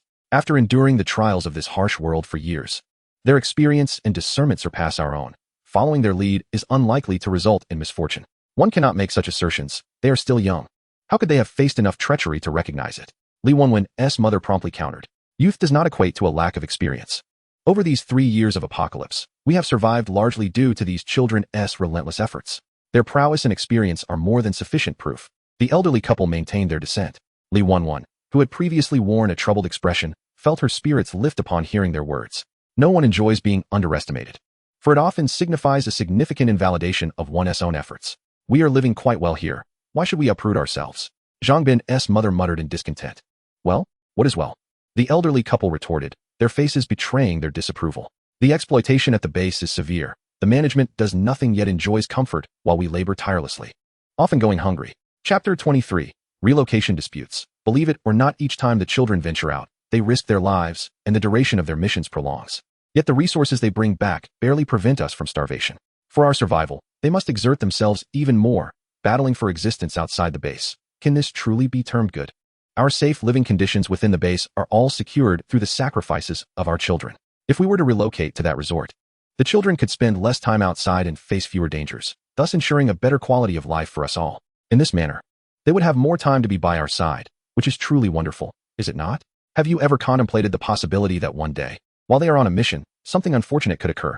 Would we still be able to maintain our current safe existence? With our capabilities, could we remain in this base? Would the base desire to retain us, a group deemed unworthy? Why can we not choose to place our trust in the children? Could they possibly bring us harm? Our survival until now is entirely due to them, is it not? The elderly couple spoke with deep emotion, gazing at their 2 sons, their eyes reflecting both pride and guilt. If it were not for their burden, the sons could have fared better in this apocalyptic world, with fewer encumbrances. Li Xiangfei and his brother discerned their parents' sentiments and chose not to elaborate further. Instead, they embraced their parents, their resolute expressions calming the sorrow that clouded their parents' hearts. Despite the hardships of the apocalypse, the presence of their parents remained their final sanctuary, a warm home to return to after enduring life and death struggles. Yet, no matter how the elderly couple urged, the families of the other 4 members remained steadfastly opposed. To them, regardless of the deficiencies of the Mingguang base, it was at least a known safe haven.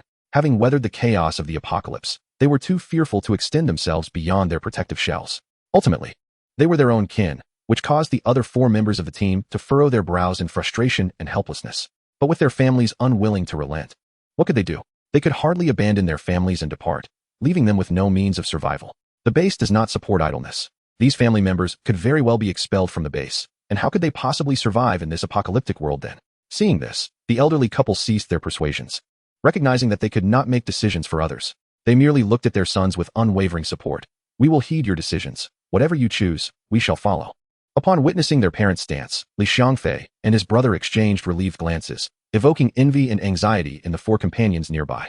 The 6 members of the team had anticipated such an outcome, having discussed various scenarios on their journey back. With the decision now made, Li Xiangfei addressed his teammates, stating, "Tomorrow morning, we shall set off, first delivering our parents to the resort, and then using the resort as a base to gather resources from the surrounding area. Once the task is completed, Shan Yun and I will remain at the resort and not return to the Mingguang base. Wenwen, please ensure your safety on your way back to the base." This latter statement was deliberately directed at the families of his fellow teammates, yet to their disappointment, it was clear that they were oblivious to the crux of his message. Li Wenwen's mother immediately voiced her dissatisfaction. "We just returned today. Why must you leave again? You saw how many resources we brought back today, did you not? With such a meager amount, how long can we sustain ourselves? If we do not venture out to fight, what will you have to fill your stomachs later?" Li Wenwen could no longer contain her frustration and retorted, "You all refuse to venture to a better resort and instead wish to remain in this dilapidated base. What are we to do? Summer is fast approaching, and with the long days ahead, we cannot gather supplies. If we do not prepare now, will we all starve together later?" Noticing the discontent and resentment among Li Wenwen and her companions, their families, including Li Wenwen's mother, dared not speak further, but were equally unwilling to concede to the idea of going to the resort. They merely averted their gazes, avoiding eye contact. In response, Li Wenwen and her group, incensed, turned away, unwilling to linger any longer. They ultimately gathered at the home of the 2 brothers, Li Xiangfei, enviously observing the elderly couple as they packed items for their imminent departure. As anticipated from their prior discussions, the team was compelled to split into 2 factions. After each mission, the Li brothers would return to the resort, while Li Wenwen and her 3 companions would have to make their way back to Mingguang base on their own.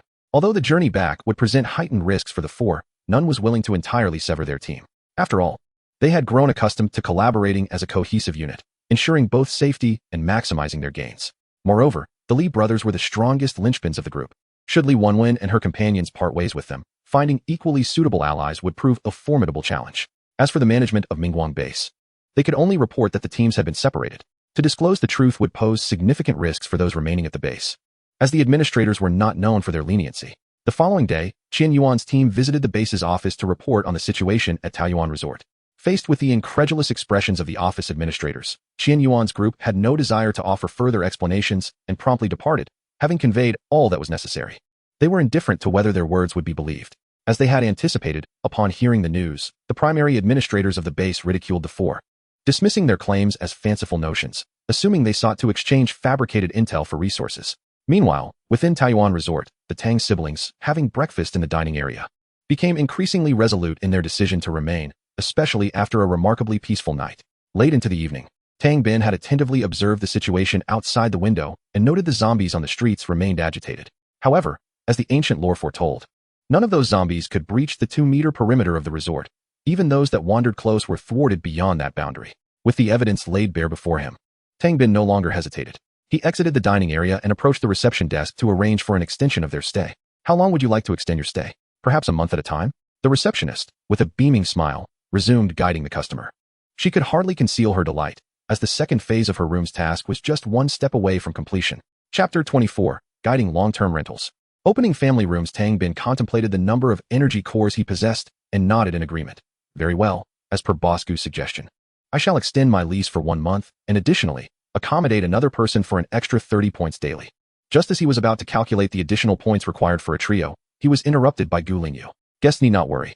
Our resort is on the verge of unveiling family rooms that can accommodate 3 to 4 individuals and offer the option of 3 beds, making it far more suitable for your circumstances."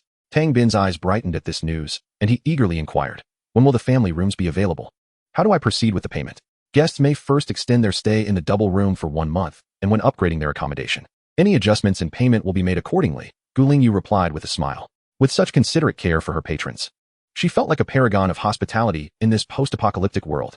"Excellent. I shall proceed as Boss Gu advises." "Thank you." Tang Bin expressed his gratitude, fully aware that Boss Gu was looking out for him, ensuring he did not spend unnecessarily. One must always recognize kindness and express gratitude.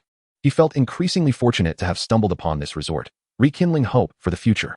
He promptly exchanged his energy cores, utilized his accrued points to extend his stay for another month, and then equipped himself before venturing out, determined to earn more energy cores to enhance the lives of his younger siblings. Today, he felt more invigorated than on any day in the past 3 years. As he contemplated his upcoming endeavor to earn energy cores, he could not help but inquire. The premises should be safe, right? I mean, will there be any disturbances from other guests? On his first day at the resort, he intended to familiarize himself with the surroundings and thus preferred not to bring his sister Tangyu along. As she had only recently become a first-tier ability user and was still relatively weak, venturing out could expose her to unnecessary dangers. Lingyu understood Tang Bin's concerns. Guests can rest assured. Should any disturbances arise from other patrons, I shall intervene. Alternatively, your siblings may remain in your room, as no one can enter without the owner's permission. Upon hearing this, Tang Bin felt considerably reassured. He then proceeded to the meal vending machine to purchase 2 boxed meals for his siblings, reminding them to stay indoors. Just before exiting the resort, he spotted Lu Wu, one of the staff members, tidying up in the lobby. Faced with this unexpectedly striking employee, his curiosity surged, yet he wisely refrained from probing further. This entire resort was shrouded in an air of mystery. However, what did it matter? As long as they could survive and even thrive in this post-apocalyptic world, he cared little for the enigmas surrounding them. Behind the counter, Lingyu watched Tang Bin's departing figure, her smile growing even brighter. She had not misspoken. The family rooms were indeed set to open imminently, precisely after Tang Bin's lease extension, just moments after he confirmed his renewal. The system had already signaled the completion of the task. Room expansion task 2. All rooms occupied, and 3 rooms extended for 1 month. Task completed. The occupancy of the rooms was fully achieved 2 days prior, and the progress of the tasks remained unchanged. The final step of the lease renewal, which was the last pending progress, was just completed. The task rewards included 6 single rooms, for double rooms, and 2 family room types. Without a moment's hesitation, Lingyu promptly confirmed the addition of rooms, resulting in a remarkable transformation in the accommodation area to the left of the resort. Several doors appeared in the corridor, with 5 rooms on each side, and at the end of the hallway, a staircase leading to the 2nd floor emerged. Upon inspection, Lingyu discovered that the 1st floor had been entirely converted into single rooms. Ascending to the 2nd floor, she finally encountered 6 double rooms and 2 family rooms. After confirming the rooms, Lingyu immediately began to operate on her panel. Meanwhile, not long after departing from the resort, Tang Bin, who was exploring, suddenly received a notification sound. He paused momentarily, recalling that it was the personal account notification of the resort. Finding a secure spot, he accessed the light screen to check the notification, and his eyes widened in astonishment. The family rooms that Boss Gu had mentioned were indeed available almost instantaneously. Was there truly a family room now? Just moments ago, the corridor had only displayed the few rooms from yesterday. However, considering the enigmatic nature of the Peach Blossom Resort, Tang Bin quickly dismissed his doubts. Glancing at the pop-up confirmation for the room type upgrade on the light screen, he immediately selected Confirm, followed by a series of records appearing in his account information. Room type upgrade confirmed, calculating the price difference. Rental period, 1 month, additional 600 points required, please confirm. Confirmed, room type upgrade completed, current room number 2301. Tang Bin was filled with wonder, astonished at how remarkably the resort operated, allowing for remote management that rivaled even the pre-apocalyptic world. The thought of the new room types, where all 3 siblings could each have their own space, made him eager to return. Back at the resort, upon receiving Tang Bin's room confirmation message, Lingyu promptly knocked on the door of the double room previously occupied by the siblings. Under their astonished gazes, she guided them to the family room. The siblings were still processing how their former double room had been relocated to the 2nd floor without their notice. This resort was truly extraordinary. Having resolved the room situation, Lingyu returned to the lobby on the 1st floor and instructed Lu Wu to remember to take Tang Bin to the new room upon his return. After further advising Lu Wu to manage the store well, Lingyu exited the resort's main entrance. Now, she needed to venture out to attract customers. Having just completed the task and acquired so many rooms, she could not afford to leave them vacant, as each day of emptiness would translate to a loss of points. Upon leaving the resort, Lingyu summoned the motorcycle she had just rented from the system, its futuristic design undeniably captivating, whether in the pre-apocalyptic era or the present. Fortunately, the system adjusts the vehicle's height according to her stature. Otherwise, given Lingyu's height, her feet would scarcely touch the ground.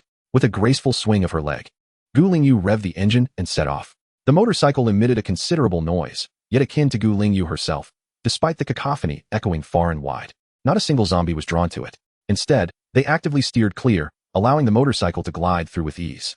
Although the motorcycle could have been equipped with a silencer, Lingyu preferred the lack of it, as it attracted attention more effectively and spared her the effort of calling out. Chapter 25. Out to gather guests. The state of the base, the Taoyuan Resort, is situated at a fork in the road, and this time, Lingyu opted for the path to the right. As she ventured forth, encountering no one for an extended period, she found it hardly surprising.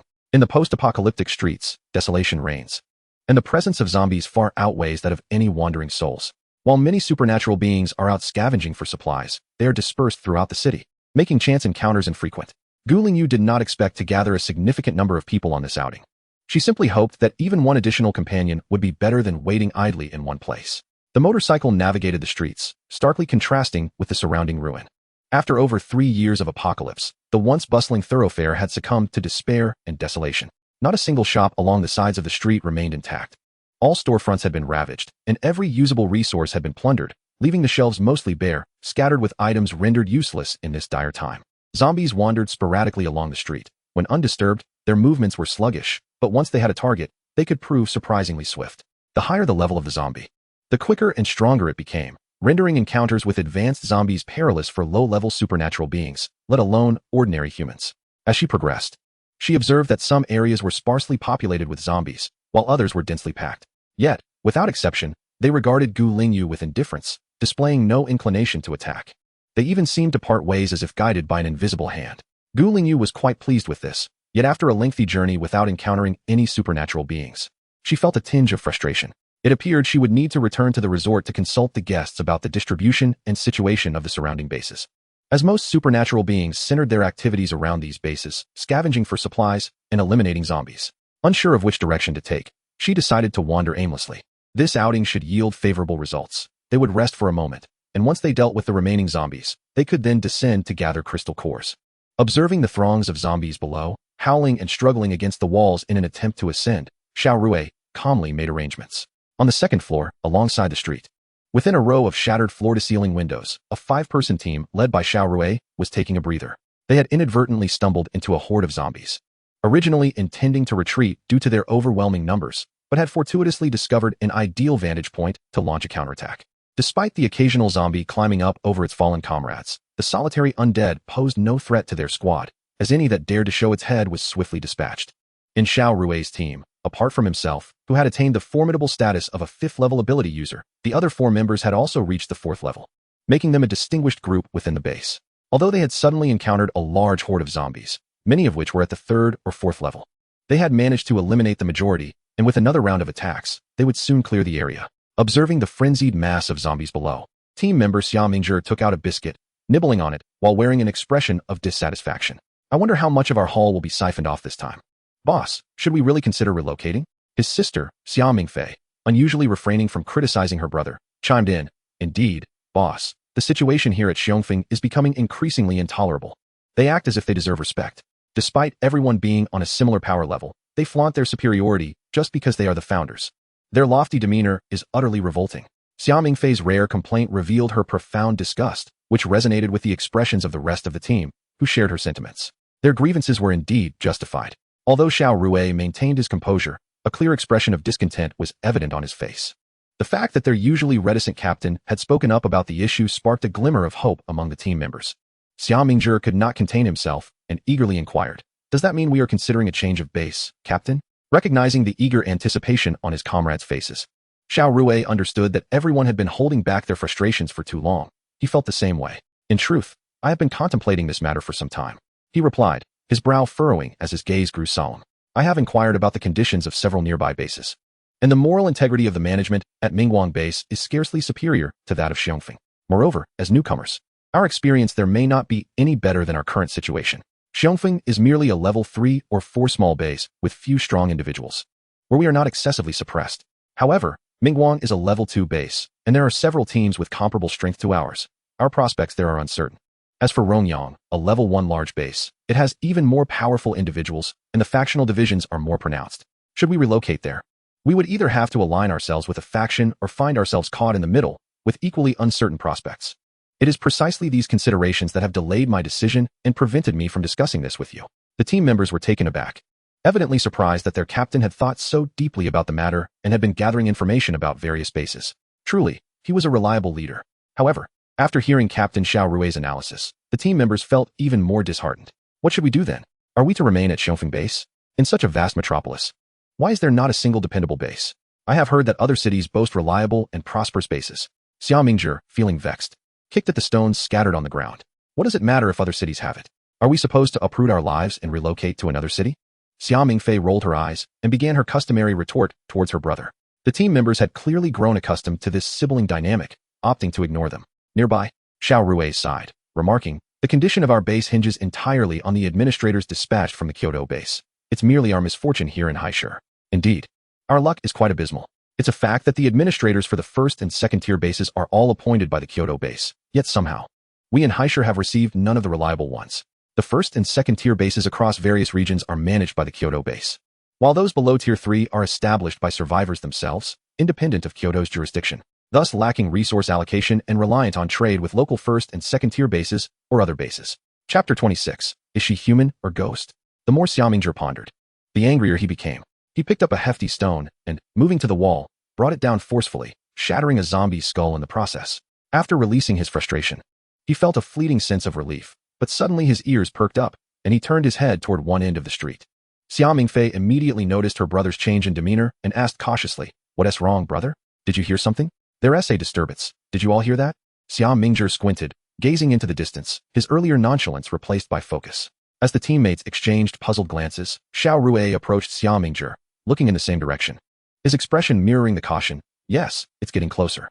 Seeing that both Xiao Rui and the perceptive Xia Mingzhi were concerned, the remaining 3 teammates drew nearer, directing their attention where the two were looking. In the next moment, they too discerned the so-called commotion. It sounded like a rumbling noise. One teammate furrowed his brow and spoke. "Is that the sound of an engine starting?"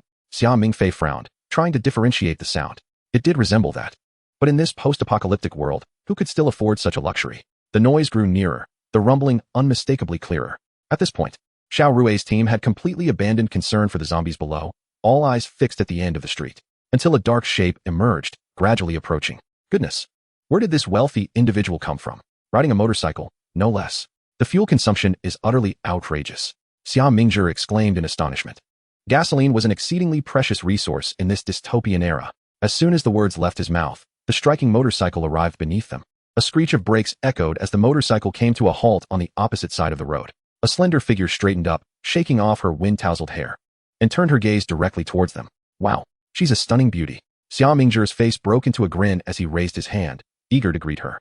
However, Xia Mingfei swiftly grabbed his arm, her eyes filled with suspicion as she scolded. "When will you ever think before you act? Can't you see this girl is extraordinary?"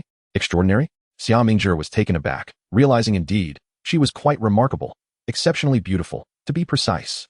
Xia Mingfei, unable to contain her frustration any longer, delivered a sharp slap to the back of her brother's head. With a fierce glare, she exclaimed, "My foolish brother, do try to engage your brain. It has been over 3 years since the apocalypse began. How many individuals can maintain such a fresh and pristine appearance, not to mention possessing such fair skin like me? Oh, indeed, I must have overlooked that. I was too captivated by her beauty. Ha ha ha." Xia Mingzhi froze for a moment, then forced a sheepish grin. Xia Mingfei rolled her eyes, exasperated. In this world of chaos, anyone who can uphold such standards is undoubtedly a true powerhouse, or at the very least, backed by one. Do not offend her, lest you find yourself in dire straits. Xia Mingzhi promptly covered his mouth. Although his sister often teased him, he could not deny her astuteness. Listening to her was undoubtedly wise. Moreover, had they not noticed that there were no zombies attacking that girl? Xiao Rui narrowed his eyes, a mixture of caution and curiosity shimmering within. The captain's reminder startled the team, prompting them to swiftly turn their heads, finally realizing the astonishing scene unfolding below them on the street. The girl with long hair sat leisurely atop her motorcycle, the bike growling beneath her, while the desolate street lay behind her. In stark contrast, a horde of snarling zombies loomed before her.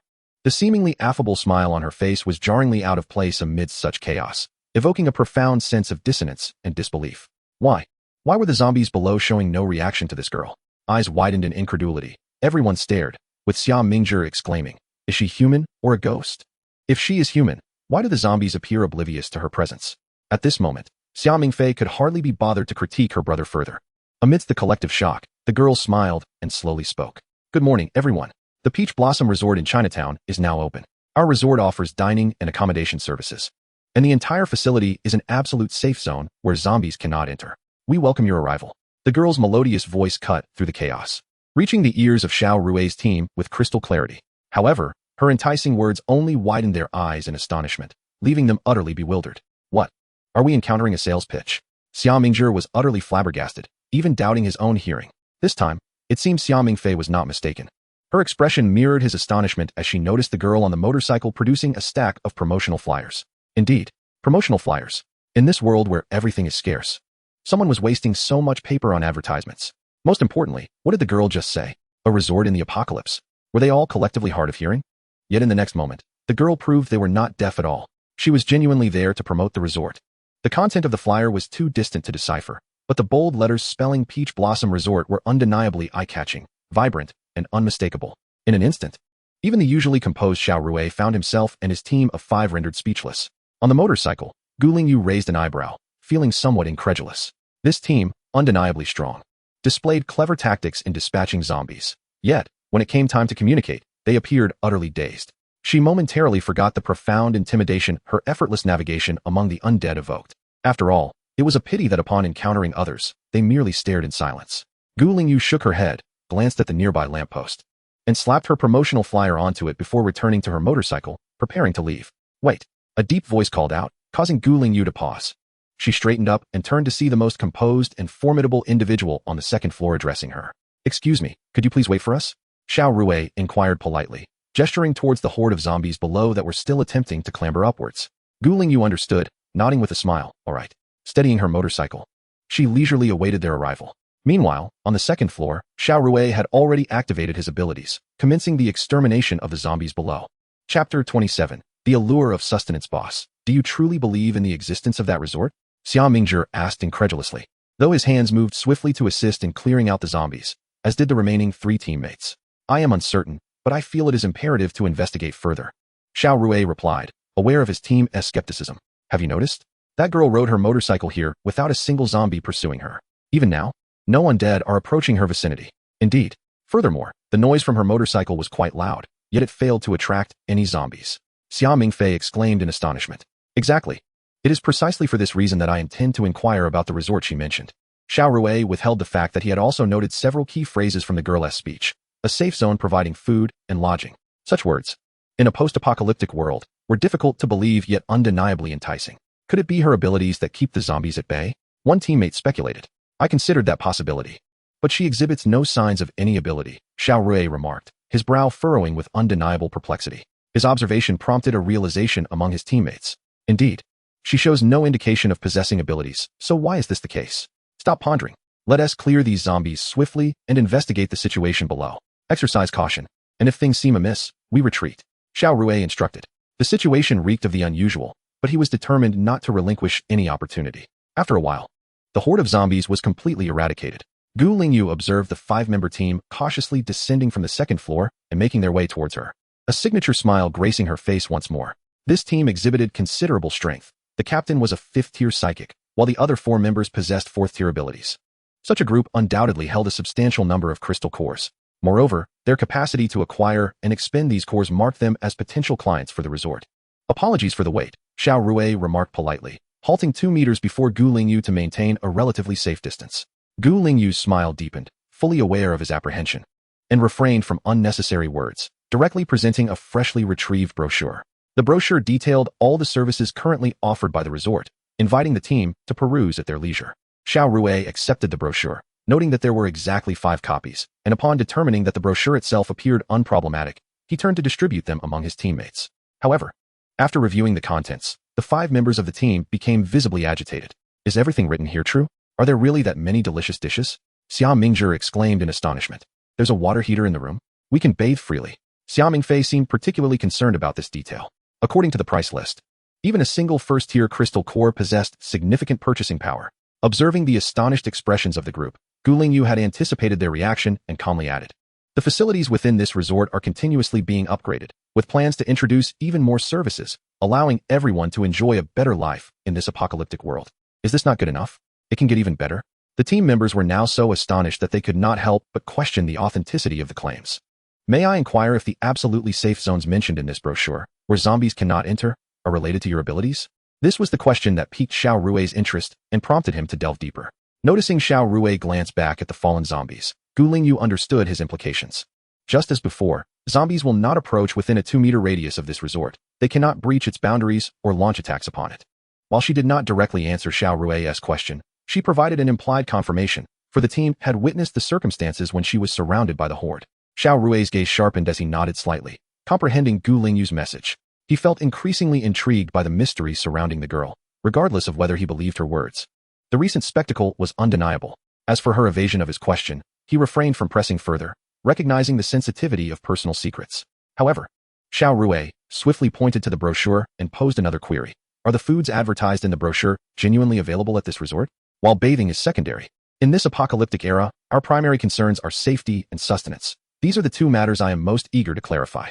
In this idyllic resort, where honesty prevails, the promotional materials accurately reflect the offerings within. Upon uttering her words, Gu Lingyu retrieved a lunch she had discreetly stowed away in her personal storage prior to her departure. It was a meal she had prepared from the restaurant, despite the establishment's prohibition against takeout. However, as the proprietor, such restrictions did not apply to her. Observing Gu Lingyu conjure a lunchbox from thin air, Xiao Rui and his companions exchanged puzzled glances, their curiosity piqued. Could she be a spatial ability wielder?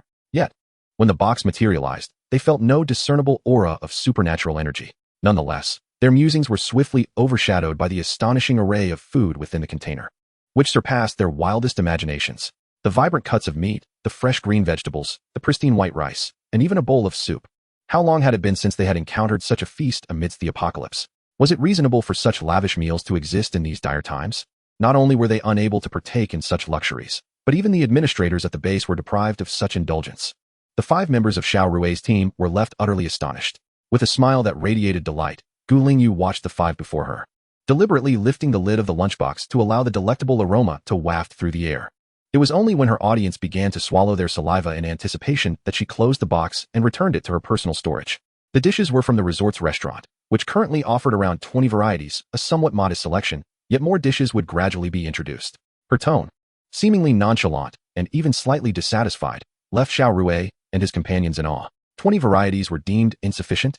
Chapter 28. A distasteful revelation. Had Gu Lingyu made such claims prior to this moment, Xiao Rui and the others would have dismissed her words as mere fabrication. However, witnessing the tangible evidence before them and inhaling the familiar, savory scents, their doubts about her assertions dissipated. Was this truly the fare provided by the resort? Could everyone partake? As a devoted foodie, Xia Mingzhi found himself momentarily immobilized by the sight of the lunchbox. Indeed, the restaurant offered these dishes without limit, provided one possessed sufficient points to indulge. For potential esteemed clientele, Gu Lingyu was generous in her explanations. Furthermore, the restaurant had recently unveiled a beverage dispenser, offering a selection of carbonated drinks, also available for point redemption. Gu Lingyu, noticing the gluttonous expression on Xia Mingzhi's face as he incessantly swallowed, could not help but bait him further, and indeed, his eyes sparkled like searchlights upon hearing of the delightful refreshments. Joyous water. They even have that.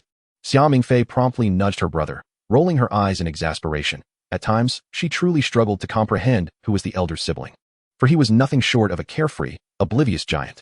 Xiao Rui, with a resigned glance at Xia Mingzhi, refrained from admonishing him, instead turning his attention back to Gu Lingyu, his demeanor remaining as polite and cautious as it had been from the outset. Apologies for the trouble, we shall visit later. Although Xiao Rui did not provide a definitive response, Gu Lingyu was aware that the likelihood of this group visiting her resort was considerable, especially given the reactions of her 4 teammates. Excessive words could arouse suspicion, so Gu Lingyu refrained from elaborating further, maintaining her signature smile. We look forward to your esteemed presence. With that, she did not linger for a moment longer, revving her motorcycle and departing amidst the roar of its engine. As Gu Lingyu's figure gradually faded from view, the 5 individuals who remained rooted in place exchanged glances, unable to suppress their intrigue.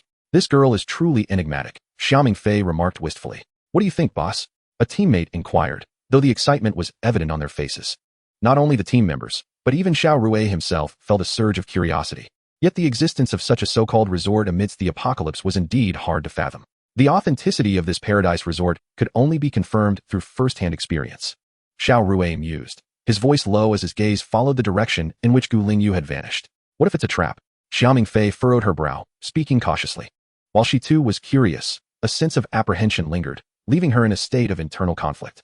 With our strength, we should be able to leave without issue. We just need to be cautious, Xiao Rui contemplated for a moment. With 2 or 3 days remaining until the scheduled mission, there was no rush. They could deliberate further.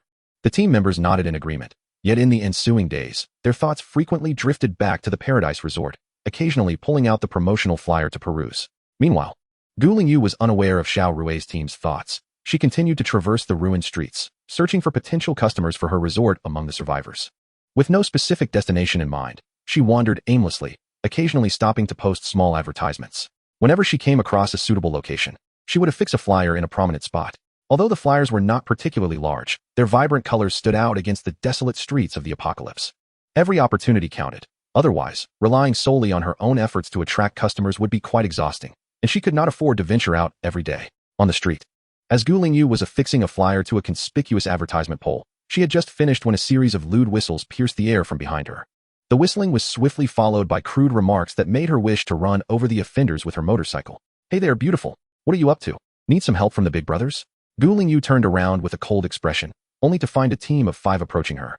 Their smirks and swaggering gait unmistakably declaring their ill intentions. However, upon her turning, the group grew even more boisterous. "Wow, she really is a beauty. Look at that flawless complexion. After all these years in the apocalypse, I haven't seen anyone like her," one exclaimed.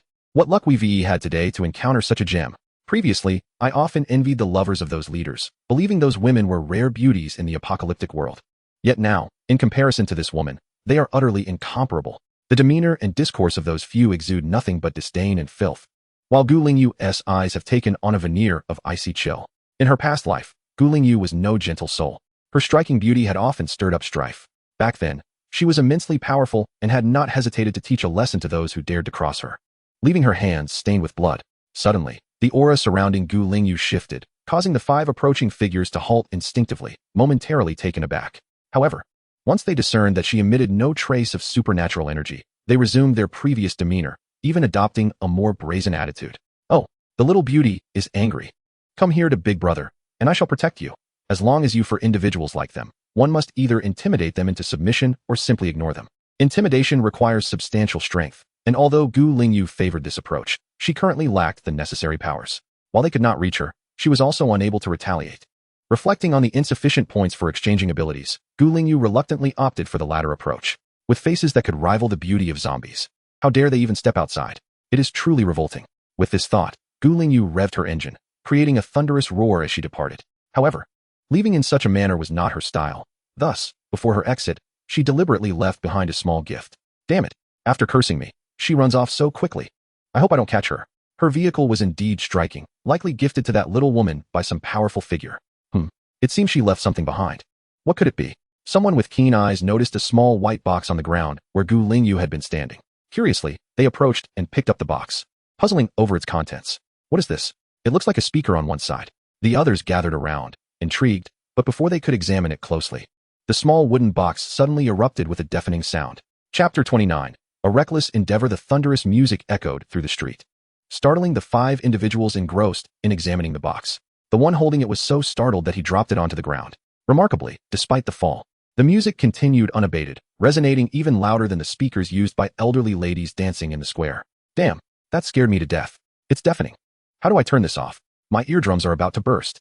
No sooner had he spoken than the small party fell silent, their faces stiff as they looked at one another, realizing the volume was overwhelming. In the apocalypse, there exists a crucial rule to abide by while traversing outside the base. One must not create excessive noise, for sound will surely attract the attention of zombies. At this moment, the commotion cannot be described as merely significant. It is nothing short of monumental. The 5-member team, upon realizing this, turned pale with dread. Damn it, that woman has set us up. At this juncture, if they were still oblivious to the unfolding events, it would be time for them to reconsider their survival skills. It was evident, even to the dullest of minds, that the source of this noise was undoubtedly the contraption left behind by that woman, intended solely for their revenge. Although they were uncertain how she had managed to conjure such a device in this apocalyptic world, there was no time for contemplation. Run. This noise will surely attract every zombie in the vicinity. The captain's face contorted with fear. Zombies had already begun to converge. Run. As the captain's words fell, a team member nearby screamed in terror. Not far from their location, a horde of over a dozen zombies had emerged from a nearby intersection, howling as they charged toward them, with even more zombies appearing behind them, an endless tide. Zombies were also crashing through the windows of the buildings on either side, plummeting to the ground without fear. As long as their heads remained intact, they would not truly perish. No one dared to linger any longer. The 5-member team cursed as one and sprinted away, leaving all else behind. Meanwhile, the noise-making device had suddenly fallen silent. With the loss of this distraction, the rushing horde of zombies zeroed in on the fleeing 5, roaring in fervent pursuit. At this moment, Lingyu, who had already distanced herself, wore a cold smile. The little gadget was something she had exchanged using her points from the system, having stumbled upon it while browsing the points marketplace. Initially, she had dismissed it, but now it proved to be quite useful. The points required were minimal, making it a perfect gift. Her motorcycle, despite its noise, would not attract zombies, thus necessitating her choice of an item exchange. Her heart was not small enough to let such provocation slide. Although she had lost her previous powers and could not personally discipline those individuals, she would seize any opportunity for retribution. The strength of that small team was commendable. Aside from one member being a third-tier ability user, the other four possessed fourth-tier abilities. Yet, even with such prowess, whether they could escape unscathed from the encroaching horde of zombies remained uncertain. However, Lingyu was indifferent to their fate. The essence of their character was enough to reveal they were not virtuous individuals. Had she not possessed the means to extricate herself, she shuddered to think of the consequences in that situation. In this chaotic apocalypse, human nature is most unpredictable, and behavioral restraints have vanished. A person like that, better out of the equation. Consider it purification of the air. As for attracting guests, she had no desire for such individuals. Even if they wished to visit her resort, they would be denied entry. The environment of the resort is utterly polluted. After a simple lunch, Lingyu strolled through the streets again and encountered two teams engaged in resource collection. Their capabilities were somewhat inferior compared to the previous two groups. Yet this did not deter her from promoting the resort. One of the teams displayed considerable interest, posing numerous inquiries about the resort, clearly intrigued. In contrast, her impression of the other team was less favorable. The members exuded a somewhat furtive demeanor, although they did not engage in any inappropriate behavior. Thus, she merely conducted a brief promotion and distributed flyers before taking her leave. She was indifferent to the strength of the teams. Even ordinary individuals were potential customers, as long as they did not cause trouble. Upon returning, Lingyu was surprised to find that Tang Bin had arrived ahead of her and was waiting in the lobby. "Boss Gu," Tang Bin greeted her, standing up with a genuine smile that contrasted starkly with his earlier aloofness. "You've returned quite early," Lingyu remarked with a smile. "Yes. Today was mainly about scouting the area. Since I changed rooms, I thought I'd come back early to check in." His expression brightened even more at the mention of the room change, gratitude evident in his demeanor. "Thank you so much, Boss Gu, for taking care of my younger siblings and escorting them to the new room. They were absolutely delighted with the family suite they inspected. They are so happy to be here." He understood well that Lingyu had looked after them that morning. Otherwise, even if he had redeemed points for a double room, losing those 300 points would have left him with no grounds to complain. They had truly experienced the resort's excellence and had no desire to leave or provoke the formidable Boss Gu. Accepting her kindness, he felt it was only right to be grateful rather than indifferent. "Not a problem. It's no great matter," Lingyu replied with a smile, appreciating interactions with those who were perceptive and considerate. After expressing his gratitude once more, Tang Bin noticed the stack of promotional flyers in Lingyu's hand and inquired with curiosity, "Have you been distributing flyers today, Boss Gu?" "Yes. The number of guests in the shop is still low, so since I had some free time, I decided to take a stroll," Lingyu explained, dividing the stack of flyers into several piles and placing them on the tables in the lounge area. This way, new arrivals could see them, and existing guests could take some with them. An opportunity, however small. "Did you head towards the Xiongfeng base?" Tang Bin asked, recalling the direction from which Lingyu had returned. Lingyu paused, glancing out the glass door, pondering her earlier route. "I'm not sure. Is that the direction of the Xiongfeng base?" That base was where Tang Bin had previously stayed. She was indeed unfamiliar with the locations of the various bases, as she had chosen her path rather randomly that day. Tang Bin was momentarily taken aback, although he was surprised that Lingyu was unaware of this matter. He proceeded to explain, "Upon exiting our resort, the road to the right leads to the Xiongfeng base, while to the left lies the Mingguang base, and straight ahead is the Rongyang base." Intrigued, Lingyu settled into the lounge area with Tang Bin to inquire about these bases. After all, attracting survivors to their accommodation necessitated a thorough understanding of the surrounding bases. Not one to hesitate at her inquiry, Tang Bin willingly shared all the information he had gathered. The Xiongfeng base was initially established by a handful of supernatural beings, and as more survivors joined, it evolved into its current scale. Under the jurisdiction of the first and second level bases managed by the Jingdu base, Xiongfeng has emerged as a relatively powerful third-level base. However, as Xiongfeng expanded, the original founders, who had taken on the role of managers, gradually revealed their true nature, bolstered by the inability of the base's supernatural beings to easily relocate their families. They grew increasingly audacious, especially after experiencing the taste of power, leading to rampant exploitation of the base's survivors. The demand for resources such as crystal cores for exchanging supplies escalated, rendering the survivors' existence ever more arduous, while the managers thrived in comfort. No longer needing to venture out for resource collection, these managers became plump and indulged in a life of luxury akin to feudal lords.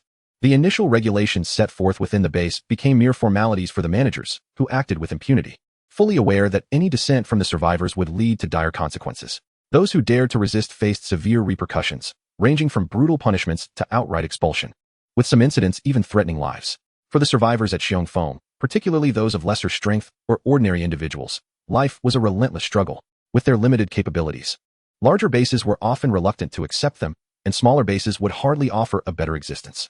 Caught in this dilemma, these survivors endured daily hardships, striving for survival while fearing the day they might attract the attention of the tyrannical managers. Among them were the Tang siblings, who found themselves in a precarious situation. Tang Yu, the younger sister, caught the eye of one of the managers, who nearly abducted her while Tang Bin was away. Fortunately, he returned just in time to avert a catastrophe. Gu Lingyu was taken aback to learn of the siblings' ordeal, and witnessing the hatred etched on Tang Bin's face as he recounted the incident, she could only imagine the depth of his fear. In this apocalyptic world, the three siblings relied on one another, with Tang Bin resolutely determined to protect his brother and sister. Thankfully, he acted decisively, leading them to escape the clutches of the Xiongfeng base. Otherwise, the ensuing circumstances were all too predictable, and their lives would have been far from easy. In her previous life, Gu Lingyu had also lived in a base. Although the conditions of the base she resided in were somewhat better, she had heard about the circumstances of other bases, and indeed, such situations were not uncommon. As for Mingguang Base and Rongyang Base, Tang Bin did not possess extensive knowledge, but he shared all that he knew with Gu Lingyu. Mingguang Base, classified as a level 2 base and situated in proximity to the Kyoto base, may seem only one tier higher, yet its strength is undoubtedly incomparable to that of Xiongfeng Base. Meanwhile, Rongyang Base, being a level 1 base, requires no further elaboration, as there is but a single level 1 base in the entire Haishur. The three of us, siblings, are truly fortunate to have arrived here, finding hope for survival. Tang Bin expressed his heartfelt gratitude. Although their current existence is obtained through the exchange of crystal cores, he feels content, believing that one should be grateful in life. No one is entitled to unreciprocated kindness, especially from those who are not kin. In contrast to their former life at Xiongfeng Base, this Peach Blossom Resort could indeed be considered a paradise. However, while they siblings are momentarily at ease, those who once assisted them continue to endure the dire conditions at Xiongfeng Base. His former teammates and the kind-hearted neighbors who had secretly provided him with warnings at the base entrance, along with those who showed care towards his younger siblings, if only they could also come to this Peach Blossom Resort, they would no longer be oppressed by the tyrannical management of Xiongfeng Base. Moreover, it seems that the proprietor, Gu, is genuinely eager to welcome more guests. This morning, Gu had instructed them, and Tang Bin's expression turned serious as he made a decision. Pointing to the promotional flyers on the table, he said to Gu Lingyu, "If you do not mind, may I take these promotional bags to Xiongfeng Base for advertising? I still have some friends and neighbors there, and if they learn of the benefits here, they would surely wish to come and stay long-term." Upon hearing this, Gu Lingyu's eyes brightened instantly. Of course, that would be splendid. However, she hesitated as she recalled that Tang Bin had escaped from Xiongfeng Base. "Do you think you might encounter trouble returning? And will you be able to enter Xiongfeng Base again?" Tang Bin smiled. "While entering the base would certainly pose challenges, and I would likely be obstructed at the entrance, I can find alternative ways to convey the message without actually entering the base." Seeing Tang Bin's determination, Gu Lingyu chose not to press further. "Thank you then. I will keep a close watch on your siblings." The mention of his younger siblings brought a broader smile to Tang Bin's face. As the two conversed in the resting area, four individuals soon entered from outside. Upon seeing them, Gu Lingyu displayed a knowing smile that left Tang Bin astonished. The meaning behind Gu's smile was somewhat elusive. However, as Tang Bin turned to observe the newcomers, a sense of foreboding filled him. Three tall and robust men accompanied a woman, all of whom bore the unmistakable demeanor of individuals not to be trifled with. After more than 3 years of enduring the apocalypse, Tang Bin recognized at a glance that these individuals were likely not of amiable disposition. With a heart steeped in apprehension, he pondered whether these individuals were here to stir trouble. In the next moment, he observed the two individuals in front of him, who, upon spotting Gu Lingyu, immediately donned smiles of contrition. The rapidity of their facial transformation left Tang Bin momentarily speechless. Chapter 31. A permanent stay. Boss Gu, we have returned. This time, we wish to stay permanently, announced the four who had just entered the resort, the very same team that had previously departed from the Guangming base. Having learned their lesson, Feng Chang and Qian Yuan, upon seeing Gu Lingyu, promptly began to smile nervously, their expressions filled with trepidation, afraid that Gu Lingyu might refuse them, or, worse still, expel them from this delightful place. They were reluctant to leave. "If you can abide by the rules of the resort and settle in properly, I would, of course, welcome you," Gu Lingyu replied, her smile tinged with deeper meaning, as she gestured towards the rules posted on the wall. This notice had been hung only after Qian Yuan and Feng Chang's departure. Although they had not seen it before, they understood its implications at a glance. The smiles on their faces instantly turned a shade more awkward, as they realized the notice was likely posted due to their previous antics. Yet, they were wise enough not to voice their thoughts. "We promise to adhere to the rules and never cause trouble again," they chorused almost in unison. After the shocking lesson they had endured, they could hardly suppress their unease at the sight of Gu Lingyu's smile. If they continued to perceive her as an easy target, it would surely spell disaster for them. The obedient demeanor of these two did not go unnoticed by the other three, who regarded them with astonishment. The couple leading the team exchanged glances, recalling the earlier comments made by these two teammates, and thus dared not underestimate Boss Gu. They, too, noticed the rules posted on the wall and, remembering their teammates' past experiences, immediately connected the dots regarding the shocking incident. Even they surmised that the notice had been established due to the actions of these two. However, of utmost importance was the attitude and reactions of their teammates. Their usual volatility had transformed into palpable meekness. Anyone capable of instilling such humility in them was surely formidable. Recognizing that their purpose for this journey was to secure a more comfortable existence, the couple chose to remain quietly in the background, allowing their teammates to handle the situation. Very well, let us proceed with the check-in, Gu Lingyu concluded, her gaze sweeping over the couple, who appeared remarkably docile, which pleased her. As long as they refrained from causing trouble, she was more than willing to accept the points they would bring. Once the check-in was complete, her spirits soared even higher. This quartet had come to stay for an extended period, a development that far exceeded her expectations. Glancing at their belongings, she deduced that they had likely departed from their previous base to relocate to the resort. To her surprise, the two whom she had previously reprimanded had not only opted for a permanent stay, but had also brought their teammates along. The quartet ultimately opted for 2 single rooms and 1 double room, settling on a monthly rental payment to secure their accommodations. As they returned to their quarters, Gu Lingyu could hardly contain her delight, for this group had generously bestowed upon her a remarkable 300 points. This was merely the rental income. With the guests already settled in, subsequent expenditures could not be meager. Given that all 4 were third-tier ability users, could their appetites be modest? Certainly not. While Gu Lingyu reveled in her considerable profit and the acquisition of 4 long-term clients, Tang Bin was not entirely at ease. Initially, upon observing the quartet, he harbored concerns, fearing they might cause trouble or disrupt the ambience of the establishment, particularly regarding the welfare of his younger siblings. However, witnessing their unexpectedly docile demeanor in front of Gu Lingyu alleviated his worries. Did this not serve as an affirmation of Gu Lingyu's enigmatic presence, capable of managing such clientele? With his siblings vacationing at the resort, he could finally relax. In high spirits, Tang Bin arranged to collect promotional materials from Gu Lingyu the following day before retreating to his room. Barely had he departed when new guests entered. Gu Lingyu's eyes brightened once more. Ah, another returning customer. With the earlier encounter in mind, seeing a familiar face felt akin to witnessing a substantial sum of points beckoning her. When Li Xiangfei and his companions entered the establishment, they appeared somewhat disheveled. Originally, escorting their parents had seemed a trifling task, but misfortune struck when they encountered several waves of zombies along the way, leaving them rather fatigued. Fortunately, they arrived safely in the end. For ordinary individuals, each step outside the base in this post-apocalyptic world poses a threat, which complicates the relocation of ability users with families. The distances between bases are considerable, and no one can guarantee a safe passage. Upon arrival, they approached the counter to check in with Gu Lingyu. The Li brothers requested 2 single rooms, while their parents opted for a double room. Their stay was long-term, thus earning Gu Lingyu another 300 points. As for Li Wenwen and her 3 teammates, they chose a daily billing arrangement, renewing their stay until the conclusion of their current mission. Although they did not select long-term accommodations, each day of their stay would still yield points, which was of no concern to Gu Lingyu, given the ample availability of rooms. As dinner time approached, the restaurant on the first floor buzzed with activity, a rare occurrence, as numerous guests had checked in, marking the first gathering in the dining area. However, the patrons were strangers to one another, each selecting their seats before commencing their meals. Gu Lingyu sat alone at her designated spot. Observing the expressions of surprise and satisfaction on the faces of the newly arrived couples, fully aware that these individuals were unlikely to wish to leave. After the hour grew late and the doors were secured, Gu Lingyu began to upgrade various areas of the resort. Today, a substantial amount of points was credited to her account, bringing her total to nearly 9,000. However, she still had a long way to go before reaching the 3rd-level resort, so she decided to invest in other upgrades first. The foremost priority was the sign outside the entrance. Ever since the resort system was activated on the first day, this matter had been on her mind. A fine wine fears deep alleys. Without a striking sign, potential customers might overlook the place, resulting in a significant loss. Without hesitation, she spent 1,000 points. And in the blink of an eye, a neon sign adorned the entrance. On the far left stood a peach tree, shedding delicate petals, while on the right were the bold characters spelling out Peach Blossom Resort.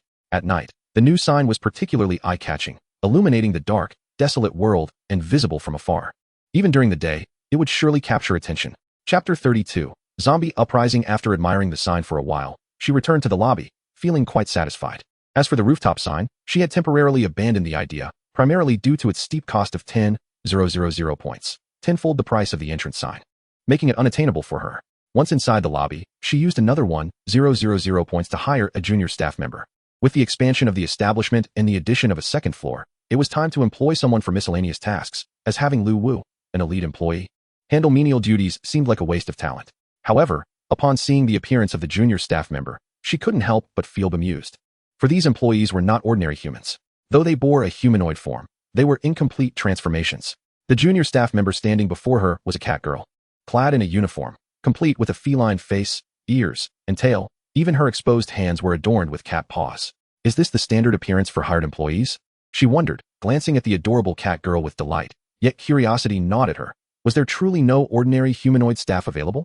There are other forms, but no standard human shapes, to distinguish employees from customers.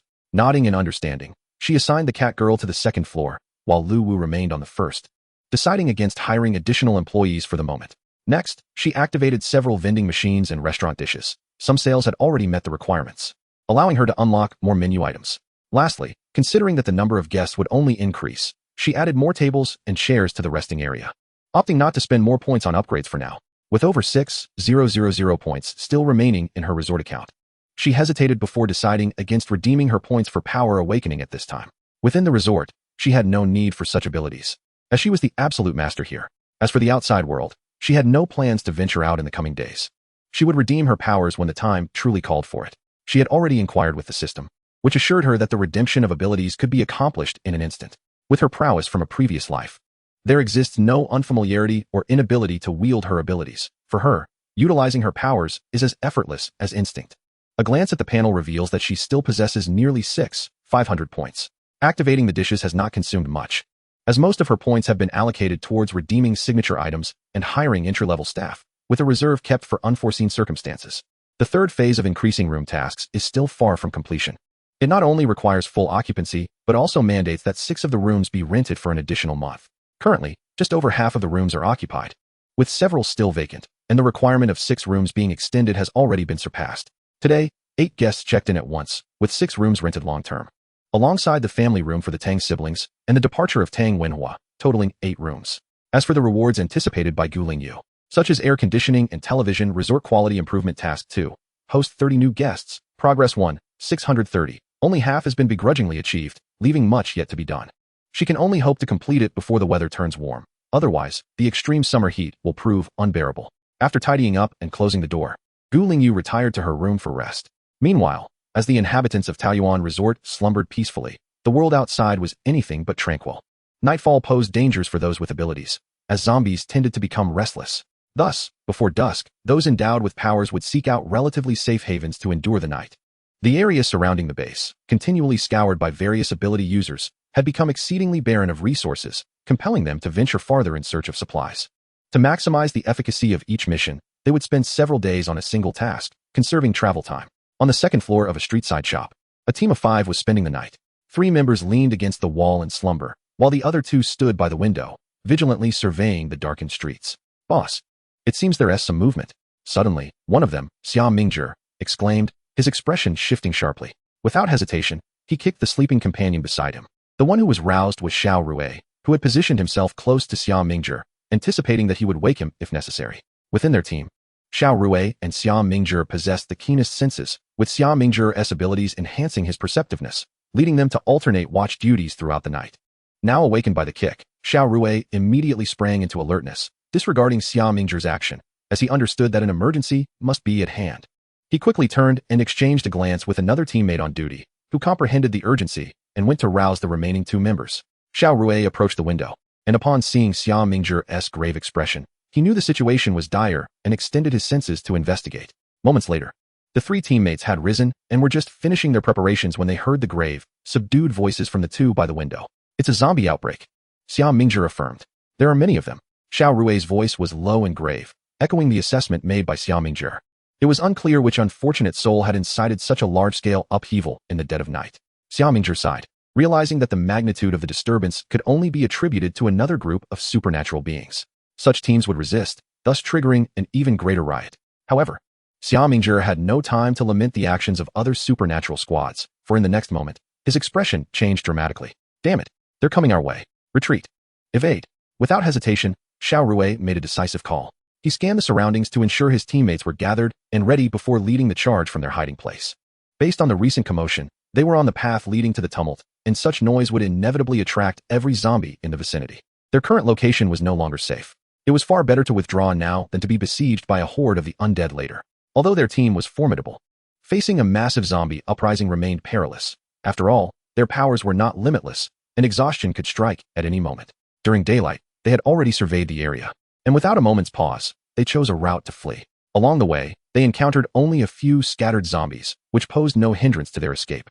Chapter 33. Did you stir up a zombie nest? After running a considerable distance, Xia Mingfei finally spoke up. Boss, what are we to do now?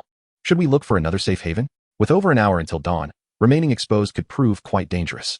Xiao Rui pondered for a moment, surveyed the surroundings, and then turned to his companions, uncertainty flickering in his eyes. We're not far from Chinatown. Should we check out the Taoyuan resort?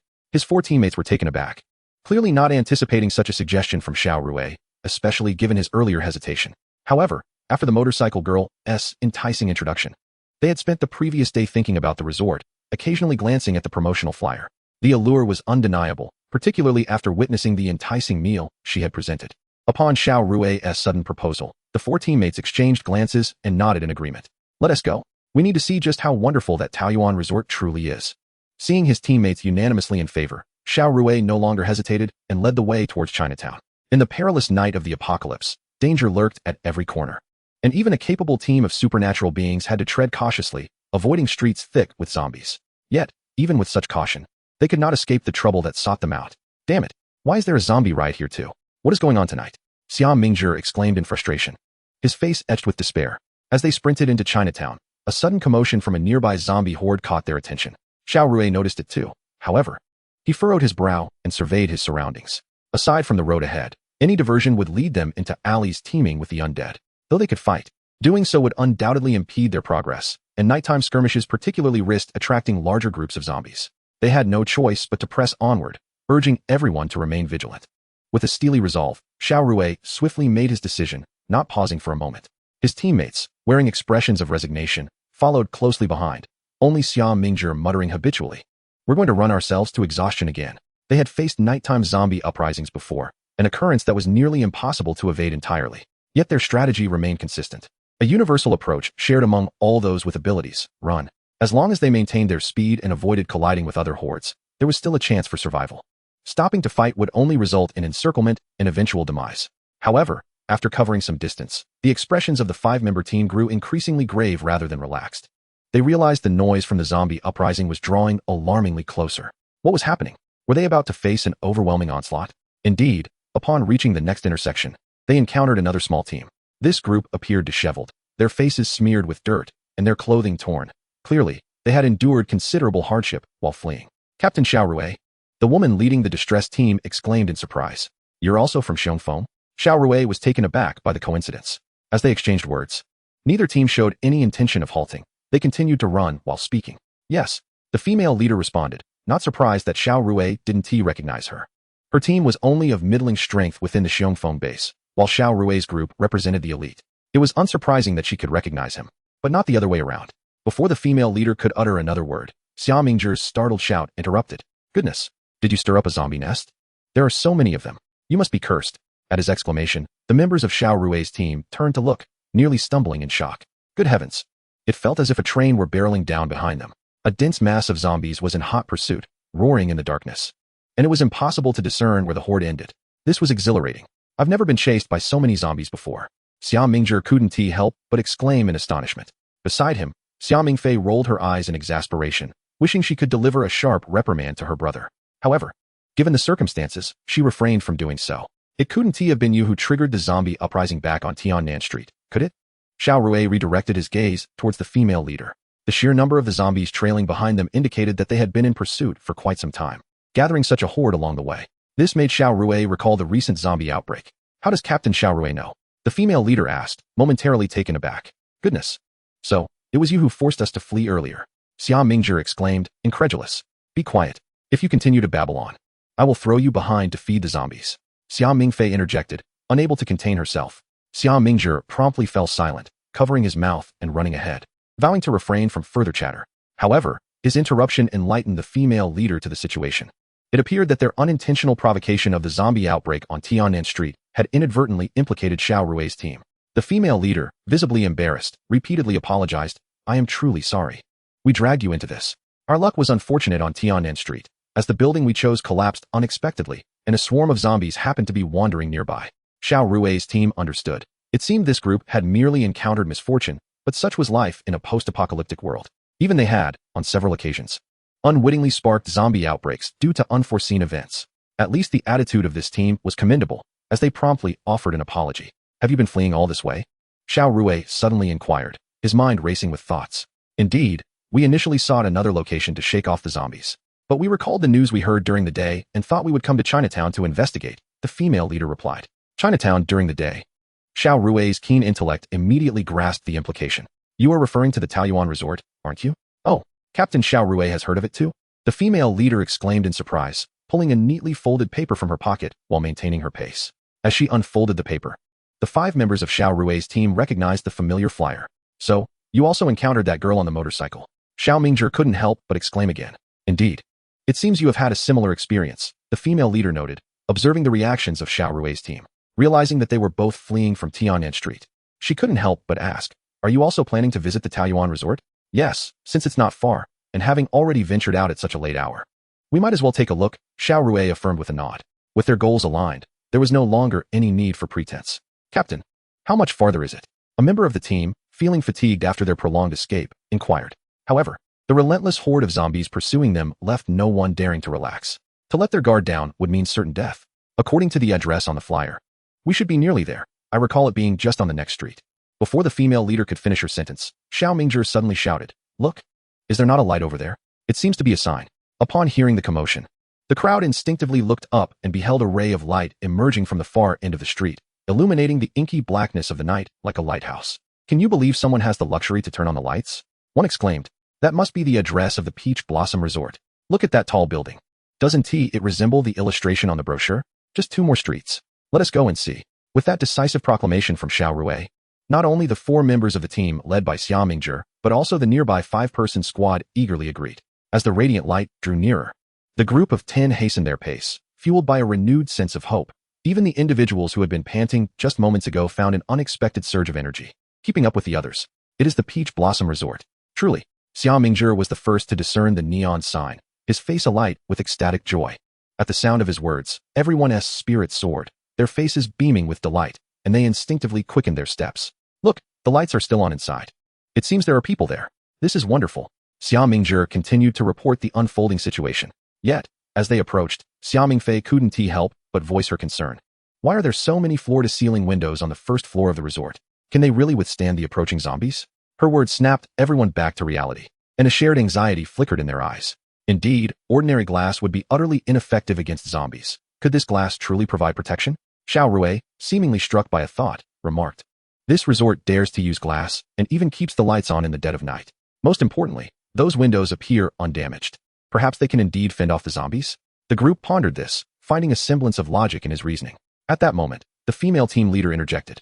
I recall the girl mentioning that the area within 2 meters of the resort is a safe zone, impervious to zombies, as stated in the brochure. Under different circumstances, this claim might have been met with skepticism, but after encountering the mysterious girl on the motorcycle, uncertainty clouded their minds. Indeed, there had been no zombies near her.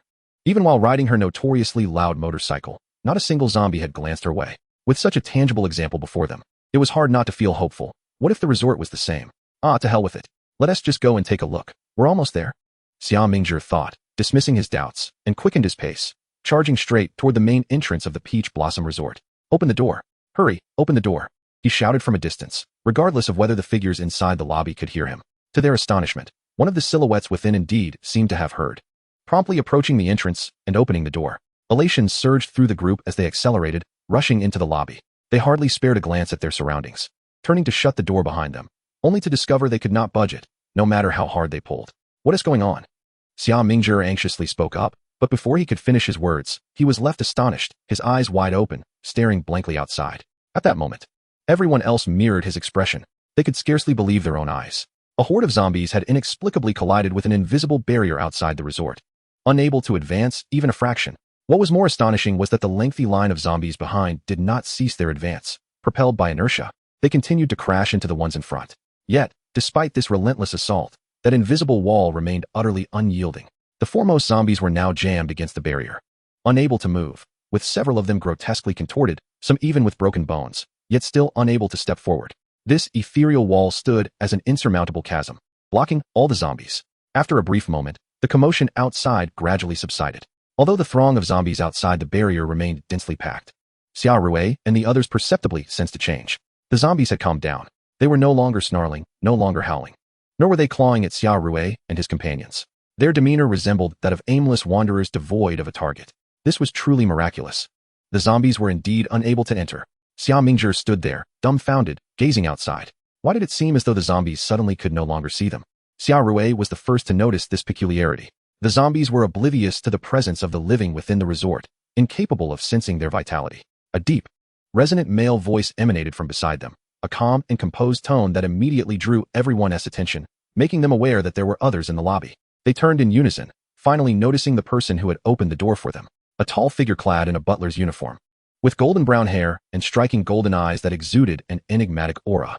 The mere sight of this individual was enough to leave everyone momentarily speechless. How could one still dye their hair in a post-apocalyptic world? And what of those golden contact lenses? Surely, this appearance was rather excessive.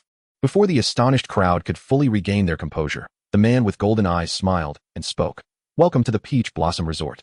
This single utterance snapped everyone back to reality, and they once again gazed at the cluster of zombies outside, their expressions still tinged with astonishment. They had never anticipated that the Peach Blossom Resort was indeed as extraordinary as the promotional materials had claimed. Chapter 35. An encounter with acquaintances at the resort. With the threat of zombies momentarily abated, everyone exhaled in relief. Xia Rui pondered for a moment, then stepped forward, producing the promotional flyer from his pocket. "We encountered a girl on the road yesterday who gave us this flyer. Since this is indeed the Peach Blossom Resort, could it truly be as it claims?" The man with golden eyes was none other than Lu Wu, the night watchman, who recognized the flyer at a glance. "That girl is our boss. You may refer to her as Boss Gu. These flyers were indeed distributed by her yesterday. Our Peach Blossom Resort truly lives up to its promotional claims, embodying honesty and integrity." Xiao Rui and his companions were momentarily taken aback, realizing that the motorcycle girl they had encountered the previous day was indeed the proprietor of this resort. "Your boss is currently resting. If any of you wish to set up a personal points account, I would be glad to assist," Lu Wu stated, unwilling to disturb his master's repose over such trivial matters. In the grand scheme of things, the master's comfort was paramount, and it was his duty to safeguard his master's beauty sleep. Yesterday, the owner showed us a selection of food, claiming that with points, one could purchase items within your resort. Is that true? Xiao Rui refrained from hastily establishing an account, instead opting to clarify certain matters of concern. They had already witnessed the safety of the Peach Blossom Resort firsthand, and even now, a glance outside would reaffirm their observations. However, regarding the food, he still sought confirmation, despite noticing a row of vending machines nearby. To their surprise, the golden-eyed gentleman interjected with an unrelated remark. Lu Wu glanced at the clock on the wall and smiled.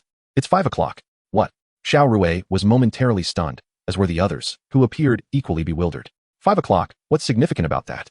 At 5 o'clock, our resort's restaurant begins serving breakfast. Upon finishing his statement, Lu Wu stepped aside and gestured for the group to behold the expansive glass wall behind him. Beyond the glass, an unobstructed view of the restaurant revealed an array of food items on display. Food. So much food. The sheer quantity was astonishing, and not only were the portions plentiful, but the variety was also remarkable. All eyes widened in disbelief. Even the usually composed Xiao Rui was no exception. Since the onset of the apocalypse, they had not encountered such an abundance of food, let alone such a diversity of options. Lu Wu, observing their astonished expressions, gently prompted, "Do you have any further questions? Is all of this truly available for public access?" Xia Mingzhi was the first to break the silence, swallowing hard as if he could already sense the aroma of the food. "Indeed. As long as you obtain a points card for our resort and have the means to pay with points, our services treat all guests equally," Lu Wu explained, as he approached the restaurant entrance and swung open the grand doors. Instantly, Xia Mingzhi and the others were enveloped by an even richer aroma wafting from the food. "I want to get a card. I want to do it now." Without hesitation, Xia Mingzhi produced a crystal core and dashed to Lu Wu's side. Seeing her brother's lack of restraint, his face alight with longing, Xia Mingfei couldn't help but facepalm. She hadn't even had time to rein in her older brother. Glancing at the captain beside her, she noted that Xiao Rui showed no signs of dissent, so she refrained from calling Xia Mingzhi back. To be honest, even she was struggling to resist the allure of the food. In the brief pause, the other small team quickly followed in Su Mingzhi's footsteps and surrounded Lu Wu, each one extracting their crystal cores, urging Lu Wu to assist them in establishing personal accounts. Upon witnessing this, Xiao Rui and his companions hesitated no more, advancing to prepare for their own registrations.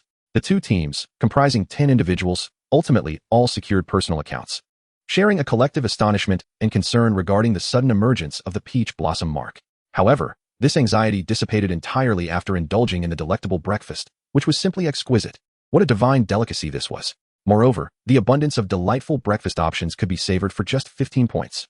Su Mingzhi was so overwhelmed with emotion that tears welled in his eyes as he stuffed his cheeks like a chipmunk, his face radiating sheer ecstasy. Much to the chagrin of his sister, Xia Mingfei, who looked on with disdain. Yet, at that moment, Xia Mingfei had no time to retort at her foolish brother. As her own mouth was also filled with food, the group devoured the meal as if they hadn't eaten in days, only slowing their pace after nearly an hour, their bellies now swollen. "Ah, Guyan, is that you?" Just as they leisurely finished the remnants on their plates, a voice called from the entrance of the restaurant. The female team leader, Lu Guyun, looked up in astonishment at the figure who greeted her, her expression of surprise surpassing that of the caller. "Tangbin? What are you doing here?" The commotion drew the attention of Xiao Rui's team at the adjacent table, their faces equally filled with astonishment. They had not anticipated that there would be someone familiar to Lu Guyun in this resort. Could they also be from the Xiongfeng base? As Xiao Rui's team speculated, the two groups converged, engaging in conversation. "We, the three siblings, have been residing in this Peach Blossom Resort for 2 days now. I never expected to run into you here," Tangbin said, his face beaming with joy at the unexpected reunion. The camaraderie between the two teams had been solid during their time at the Xiongfeng base, often looking out for one another. "You've been here for 2 days? Does that mean you arrived here right after escaping?" Lu Guyun paused, recalling that there were others in the restaurant, and swiftly redirected her inquiry. "So, did you find this resort right after your escape?" "Indeed. We were fortunate enough to evade zombies for several streets, seeking refuge here, and stumbled upon this treasure," Tangbin replied, unable to contain his gratitude and joy. "So, are you planning to stay here for a while?" Lu Guyun asked curiously. "Yes. We intend to make this our long-term residence. As long as the resort stands, we have no plans to leave. It is simply wonderful, truly magnificent." Tangbin's resolute demeanor left Lu Guyun and her team momentarily stunned. Having known him for so long, it was their first encounter witnessing him praise a place so fervently, and even more so, to see such relaxation on his face. Curiosity piqued, they eagerly inquired, "Tangbin, since you've been here for 2 days, you must know this place quite well. Please, share your insights with us. This place is extraordinary." Chapter 36, A Visit. A trial stay. The enchanting allure of this place is something you have yet to fully experience. Without hesitation, Tangbin began to recount the various wonders of the Taiyuan resort, speaking with a volume that did not shy away.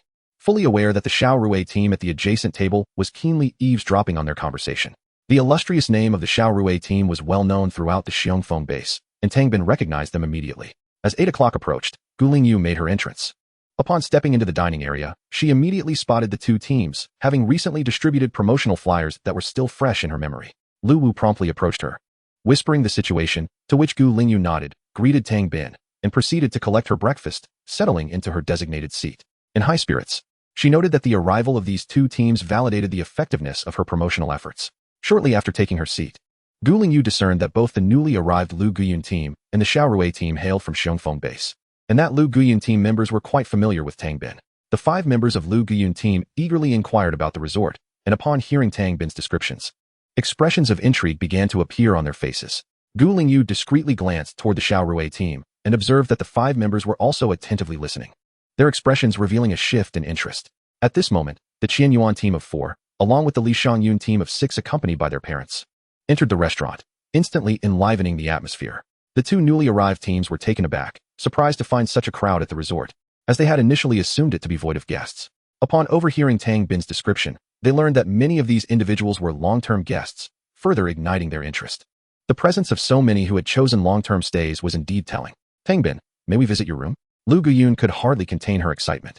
Merely listening was no substitute for a first-hand experience. The culinary delights at Taiyuan Resort had already cast a spell upon them, and the prospect of accommodation, even if modest, was difficult to resist. "Would you like to see the room?"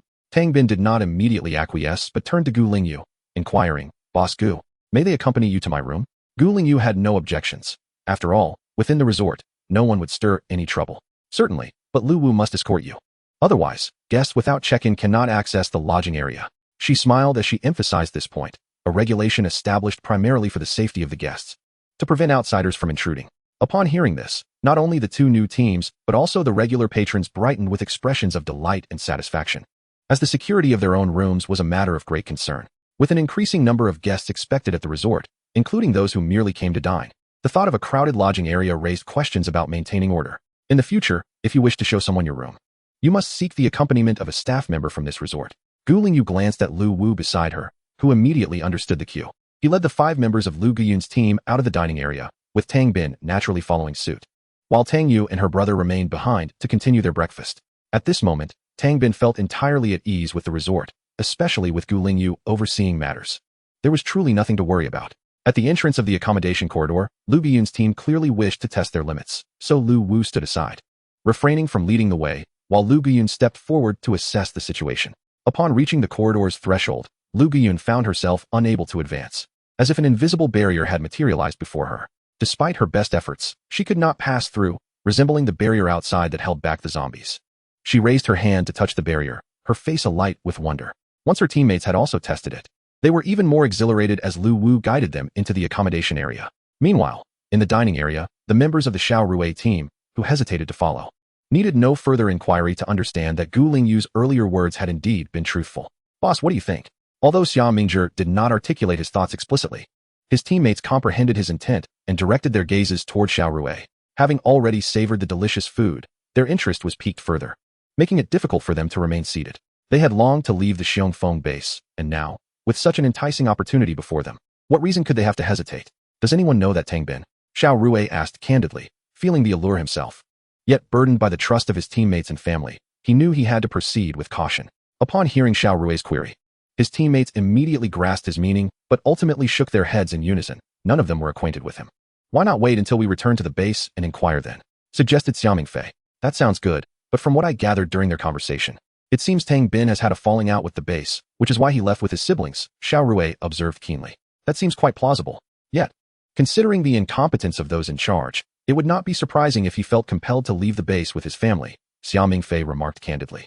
And her teammates nodded in agreement. As fellow residents of the Xiongfeng base, they were all too aware of the situation there. After all, even they were yearning for a change of scenery, not to mention those in the lower ranks facing even greater hardships. "Oh, why be so conflicted? Our original plan was to return in a couple of days. Why not spend these days here and see how it feels? It's not as if we must move immediately," Xiao Mingzhi proposed. "Ah, you've surprisingly offered a viable suggestion," Xiao Mingfei chuckled, casting a playful glance at her older brother before turning back to Xiao Rui. "Boss, what do you think?" "Very well, let's proceed with this plan," Xiao Rui replied, lifting his gaze to find Gu Lingyu had finished her breakfast and was now at the counter. He promptly stood up and made his way over. The check-in process was quite straightforward, as all 5 members of Xiao Rui's team already possessed personal accounts, allowing for a swift completion of the formalities. The 5 of them each chose a separate room, completely occupying the last 5 single accommodations. Gu Lingyu held back a smile, preventing the corners of her mouth from lifting too noticeably. Her task was nearing completion. Just as Gu Lingyu finished checking in the 5 members of Xiao Rui's team, Tang Bin arrived with Lu Guyun's team, marveling as they walked. Chapter 37. Only a fool would continue to stay at Xiongfeng base. What a divine paradise this is. Not only does the room have electricity, but it also has running water, and the luxury of being able to wash up at will. Most importantly, there is hot water from the tap. I haven't had a hot shower in over 3 years. I almost couldn't resist settling in right away. Enough said. This truly lives up to the name of Peach Blossom Land. It is indeed a hidden utopia. A group of people buzzed with excitement, showing no intention of lowering their voices, which made it perfectly clear to the 5 members of Xiao Rui's team standing by the counter. They exchanged astonished glances, each reflecting the surprise in the other's eyes. There was no need for further inquiry. Just by observing the excitement of Lu Guyun's team, they could surmise how splendid the accommodations at this Peach Blossom Resort must be. At that moment, Tang Bin approached the counter, smiling at Gu Lingyu. "Boss Gu, I'm about to set off. What about the promotional flyers? I appreciate your help." Gu Lingyu immediately understood, recalling their agreement from yesterday. She promptly retrieved a stack of flyers and watched as Tang Bin stuffed them into his backpack. "There's no need for formality, Boss Gu. I genuinely hope our neighbors can enjoy a good life," Tang Bin replied with a grin. "I'll entrust my younger siblings to you." He did not wish for them to be cooped up in their rooms all day. Today, he had granted them the freedom to roam within the resort, on the condition that they did not step outside the gates. "Rest assured," Gu Lingyu replied with a smile, her simple words easing Tang Bin's expression further. After bidding farewell, Tang Bin was ready to leave with Lu Guyun's team when Xiao Rui's team grew curious. Xiao Mingzhi, straightforward as ever, called out to them, "Captain Lu, aren't you staying for a couple of days?" Lu Guyun, aware of Xiao Rui's team's reputation, was candid in her response. "We're not in any rush for these next couple of days. Perhaps we have time on our side." What do you mean?" Xia Mingzhi looked bewildered, clearly not comprehending. However, Xiao Rui and Xia Mingfei, standing nearby, seemed to grasp the implication, while the smile on Gu Lingyu's lips deepened. Essentially, we plan to return and discuss with our families, and barring any unforeseen circumstances, we intend to move here permanently. Lu Guyun stated plainly. Huh, you just finished viewing the rooms, and you're already planning to move in? Is it really that splendid? Xia Mingzhi still looked perplexed, while Xia Mingfei could hardly contain her disbelief. Absolutely. Compared to Xiongfeng Base, this place is nothing short of paradise. Lu Guyun unabashedly expressed her delight and anticipation. But then, recalling an important matter, she promptly turned to Gu Lingyu and inquired, Boss Gu, do you have ample rooms available? If we decide to bring our families, will there be accommodations? Currently, only 3 rooms remain, first come, first served. If necessary, you could also share rooms, as you are all familiar with one another. Gu Lingyu answered with a smile. When the short-term rental guests check out, or when the resort opens new rooms, arrangements will be prioritized accordingly. In this scenario, she would not mention that new rooms would soon be available. Rather, she would create a sense of urgency to encourage guests to make swift decisions and choose to stay promptly. Indeed, upon hearing this from Gu Lingyu, the 5 members of Lu Guyun's team could hardly contain themselves. What? Only 3 rooms left? Lu Guyun nearly leapt from excitement, immediately turning to head outside, urging everyone to hurry back and prepare. If they delayed, they would have to squeeze into one room and wait for vacancies. In fact, there was no need for her to call out. The 4 teammates beside her had already followed in her haste, rushing out, leaving Tang Bin momentarily stunned before he hurried after them. Although Gu Lingyu mentioned waiting for the short-term guests to check out, who could predict when those guests would leave? As for the opening of the new rooms, it was anyone's guess when that would happen. Watching Lu Guyun and her party hurriedly depart, Xiao Rui's team was somewhat bewildered. However, once they entered their own room, they finally understood the urgency behind their departure and why they were concerned about potentially lacking accommodation later. With the enchanting environment and conditions of the Taoyuan resort, who could resist? To be candid, Xiao Rui's team was thoroughly captivated. After a refreshing shower, the 5 members gathered in Xiao Rui's room. What are your thoughts? Xiao Rui inquired directly. Move. Given these conditions, only a fool would continue staying at Xiongfeng Base. Who would willingly endure that oppressive management? Xia Mingzhi exclaimed fervently. This time, surprisingly, Xia Mingfei did not retort. Even the other 2 teammates nodded in agreement. Since everyone shared the same sentiment, they decided to stay for 2 days to experience the resort. If all went well, they would pack up and relocate their families upon returning home. Xiao Rui thus made the final decision. However, Xia Mingzhi interjected, but didn't you hear what that manager said? There aren't many rooms left. What if Captain Lu and her team get there first? What if we check out, and she swoops in to occupy all the rooms? Xiao Rui pondered for a moment. Here's the plan. Since we are already settled in, let us observe the situation over the next 2 days before deciding on a long-term rental. According to the manager, as long as we haven't checked out and continue to accumulate points, the room is ours. We can extend our stay anytime, as long as we make a decision before leaving. The team members nodded in agreement, and the matter was settled. They even began to anticipate a life filled with such blissful days in this post-apocalyptic world. After resting through the morning, when Xiao Rui's team was preparing to head to the restaurant for lunch, they encountered another unfamiliar team entering the resort. Just as they assumed these were new guests, they noticed the leader cheerfully approaching Gu Lingyu behind the counter, wearing a familiar smile. Boss Gu, I brought my teammates here. Welcome back. To the first esteemed guest of the resort, and the first to be deemed a model patron by Gu Lingyu, Tang Wenhua was greeted with a smile. However, her eyes glimmered with a hint of mischief as she spoke. Congratulations. Tang Wenhua was momentarily taken aback, but quickly regained his composure, replying with a grin. It seems I can't keep anything from you, Boss Gu. Thank you. Although Gu Lingyu did not articulate it plainly, Tang Wenhua understood her implication. She was congratulating him on his ascension to the 4th tier of his abilities. Previously, he had already reached the pinnacle of the 3rd tier. After a strenuous encounter that left him injured, he had enjoyed ample rest and recovery, and upon returning to the base, he experienced a breakthrough. Chapter 38. Unlocking the air conditioning and television. Having witnessed Gu Lingyu electrify 2 unruly guests, Tang Wenhua was no longer curious about how this seemingly unassuming boss, Gu, could effortlessly discern his recent advancement in power. After all, she was perpetually enigmatic, and any attempts at speculation were futile. Is my previous room still available? Tang Wenhua inquired with a smile. Rest assured, since you have a long-term lease, your room is certainly reserved for you, Gu Lingyu replied, gesturing towards the first single room in the adjacent corridor. She added, should there be any changes or updates regarding the room, you will receive a notification on your personal account. The nearby Xiao Rui and his team, who had yet to depart, exchanged glances, surprised to learn that this newly arrived team leader was also a long-term tenant. With a 4th-tier strength, he was no weakling. If he were from the Xiongfeng base, they would undoubtedly recognize him. However, since they had never encountered him before, it was likely he hailed from either the Mingguang or Rongyang bases, as these were the closest to the resort. Their conversation hinted at a high level of trust he must have in the Taiyuan resort, given that he had left for a few days after securing a long-term stay. Oblivious to the speculations of the team nearby, Tang Wenhua's smile deepened upon hearing that his room was still available. He gestured towards his teammates, who were curiously scanning their surroundings, their faces reflecting astonishment. I brought my teammates here to undertake a mission.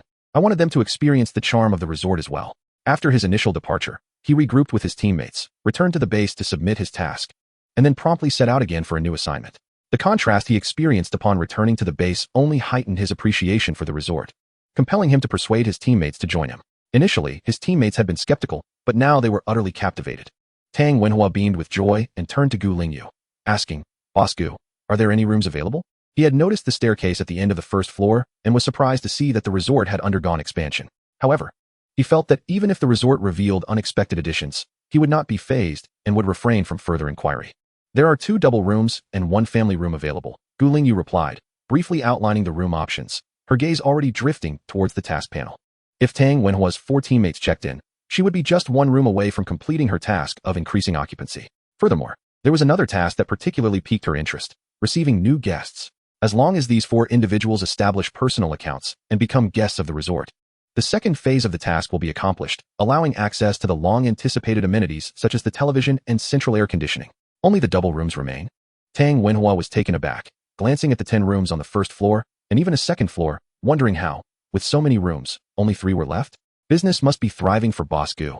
I need to consult with my teammates. Tang Wenhua could hardly believe that in just a few days of his absence, the resort's business had flourished to such an extent. Had he arrived even a moment later, he might have been forced to share a single room with his 4 teammates. This thought ignited a sense of urgency within him, accompanied by a heightened anticipation. At this moment, his 4 teammates had their eyes glued to the adjacent dining area, where the array of food in the display cabinets made their stomachs growl with hunger. Without needing further persuasion from Tang Wenhua, they swiftly made their decision. 2 males and 2 females perfectly matched for 2 double rooms. They proceeded to set up their personal accounts, barely taking the time to inspect the rooms before dashing to the dining area, where they feasted with tears of joy, causing the more seasoned members of Xiao Rui's team to feel even hungrier. Xiao Rui's team of 5 could not help but feel grateful that they hadn't hesitated when booking their rooms that morning. Otherwise, if they had delayed, they might have found no rooms available at all. Just look, there was only 1 family room left now. After establishing the personal accounts for the 4 new guests, Gu Lingyu received the notification that the task was complete. On this day, a total of 14 new guests arrived, including 5 from Xiao Rui's team, 5 from Lu Guyun's team, and 4 teammates brought by Tang Wenhua, which truly delighted Gu Lingyu. Resort Quality Upgrade Task 2. Host 30 new guests. Completed. Task Reward. Unlock lobby television, air conditioning, etc. Available for redemption with points. Once these appliances are unlocked, they will not be immediately provided. Gu Lingyu must personally redeem them using her points in the points mall. Since the task was complete and the items unlocked, she felt no urgency and decided to head to the dining area for lunch. After the meal, Xiao Rui's team went out directly, while Tang Wenhua's group, having inspected their rooms, quickly followed suit to gather crystal core supplies, leaving only Gu Lingyu and Lu Wu in the lobby. After some deliberation in the lobby with Lu Wu, Gu Lingyu finally selected the spot for the television. Meng Meng, move all those vending machines to the left and arrange them neatly against the corner, just like that. While directing Lu Wu to adjust the positioning of the vending machines, Gu Lingyu browsed through the points mall, discovering a multitude of television models available. However, upon reviewing the points required for each option, she quietly opted for the most affordable television at 1,000 points, simply because of her limited budget. Currently, she possessed only around 8,000 points. But there were many other areas where those points would be needed. A television, being a mere luxury for leisure, would suffice for now. She could always upgrade to a better model once her finances allowed. Regarding the central air conditioning, there is little to critique. It can be installed for a mere expenditure of 20,000 points. However, she currently possesses not even half of that amount. Fortunately, the weather at the onset of May is still temperate, allowing her to endure without the air conditioning for a little while longer. Yet, as June approaches, the discomfort will surely intensify, particularly during the sweltering months of July and August. The central air conditioning has been unlocked, and once her points are sufficient, she can redeem it. After exchanging points for a television, she directed Lu Wu to mount it, and with a beaming expression, Gu Lingyu eagerly seized the remote and powered it on. One cannot help but marvel at the quality of the system's offerings, even in this internet-deprived apocalypse. The television remains unaffected, boasting an extensive library of films, television dramas, variety shows, and animations. Gu Lingyu attempted to search for some shows she had watched before the world fell into chaos, and to her delight, she found them all. This discovery filled her with excitement. as it meant she could escape the tedium of her usual time spent in the lobby, with her favorite beverages at hand. She mused that a few snacks would make her experience even more delightful. Reflecting on this, she cast a glance at the various task rewards, finally grasping the system's assertion that managing the resort would indeed lead to an enhanced quality of life. Chapter 39, just a television. Not a major concern. Casting a glance at the beverage in her hand, Lingyu turned her attention to the vending machine's interface, where she discovered several new items available for selection. Without hesitation, she spent some points to enrich the vending machine's offerings. However, the sales for both the beverage and instant noodle machines were insufficient, preventing the unlocking of new machines for the time being. Most patrons were currently dining in the restaurant or taking packed meals with them, leaving little interest in instant noodles. Yet, Lingyu remained unperturbed, confident that there would eventually be guests with limited funds opting for instant noodles, at which point new vending machines would naturally become available. As for the beverage machine, today's sales were quite promising. A few capable teams had entered the shop, and given their financial resources, they were unconcerned about the points. With nearly everyone making a purchase, at this rate, Lingyu pondered, she would soon indulge in milk tea. Just the thought made her mouth water. While Lingyu savored her drink and enjoyed the television, Tang Bin and his companions had returned to the Xiongfeng base. Their group of 6 had arrived before lunch, but due to Tang Bin having been blacklisted within the base, he was unable to enter the checkpoint. He found a relatively safe second-floor room outside the base to wait, while members of Lu Guyun's team went in to relay messages. After delivering the news, they dispersed to persuade their respective families. Soon enough, Tang Bin's former teammates appeared at the base's entrance. After confirming their direction, they pretended to take a detour to avoid the gatekeeper with abilities before circling back to Tang Bin's south hiding place. Prior to this, they had heard Lu Guyun mention a few things, and hearing Tang Bin speak now had sparked interest on their faces. In recent days, the teammates have increasingly yearned to leave the Xiongfeng base. With Tang Bin's departure, their squad has lost a crucial member, rendering their missions more arduous and perilous. Moreover, since Tang Bin absconded with his younger siblings, the initially planned raid to recruit personnel was thwarted, leading the K9 management to vent their frustrations on Tang Bin's team. They have faced numerous obstacles when exchanging supplies, expending far more resources than before, merely to acquire the same amount of provisions. How long can they endure this? They still have families to consider. You have not witnessed the grim reality of the Taoyuan resort, and thus, you might hesitate to bring your loved ones out of the base. How about this, suggested Tang Bin. Today, you accompany me to take a look. If it meets your approval, we can return tomorrow to bring our families over. The 4 teammates exchanged glances, ultimately nodding in agreement after a moment of hesitation. They needed to venture out and see for themselves. Otherwise, staying at Xiongfeng base would be unbearable. Tang Bin was not only their trusted leader, but even the members of the Liu Guyun team spoke highly of him. A place like that surely could not be lacking. Otherwise, Tang Bin would not have risked everything to return and persuade them. Moreover, following the incident involving Tang Bin's sister, Tang Yu, a sense of unease had begun to settle among them. After all, what had befallen Tang Yu today might befall them tomorrow. The base was originally meant to guarantee safety. Yet if that fundamental assurance were to dissipate, what purpose would their continued presence here serve? All right, Captain, we will follow your lead. When do we depart? Let us leave now, stay overnight, and return first thing in the morning. What Tang Bin did not articulate was that returning early would allow everyone to prepare for bringing their families to the Taoyuan resort. In his view, the individuals at Xiongfeng base, who had long suffered oppression, could hardly resist the allure of such a splendid place as the Taoyuan resort. Tang Bin's eagerness to return and persuade his teammates stemmed not only from their deep bond forged through life and death experiences, but also from the fact that these teammates' families were the very neighbors who had aided him and his siblings in their escape from the Xiongfeng base. Having made up his mind, Tang Bin immediately led his 4 teammates away, heading towards the Taoyuan resort. By mid-afternoon, the 5 members of Tang Bin's team arrived at the resort, encountering minimal difficulties along the way, and their progress was quite swift. However, upon entering the lobby of the resort, even the new members were left utterly astounded, and Tang Bin himself was taken aback. What did they behold? A television? No. More precisely, a television that was fully operational. The value of electrical resources in a post-apocalyptic world is immeasurable, reliant on crystal cores that are beyond the reach of ordinary survivors. But most astonishingly, this television could connect to the internet. For how else could they watch television dramas?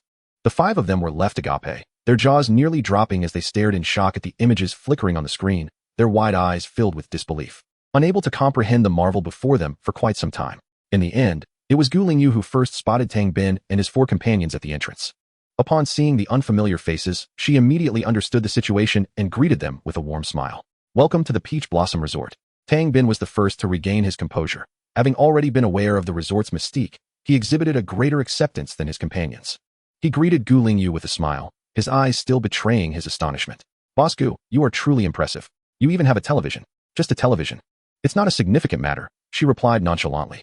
Soon, We will also be adding amenities such as central air conditioning, continuously enhancing the living environment of our resort. At this, Tang Bin's previously steady demeanor faltered once more. Central air conditioning. Boss Gu, are you saying that we will have air conditioning this coming summer? His tone had noticeably shifted.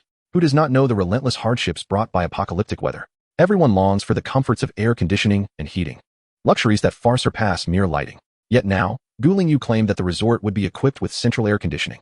At this moment, Tang Bin's four teammates displayed even more exaggerated expressions than he did. They were utterly stunned, their minds a blank canvas.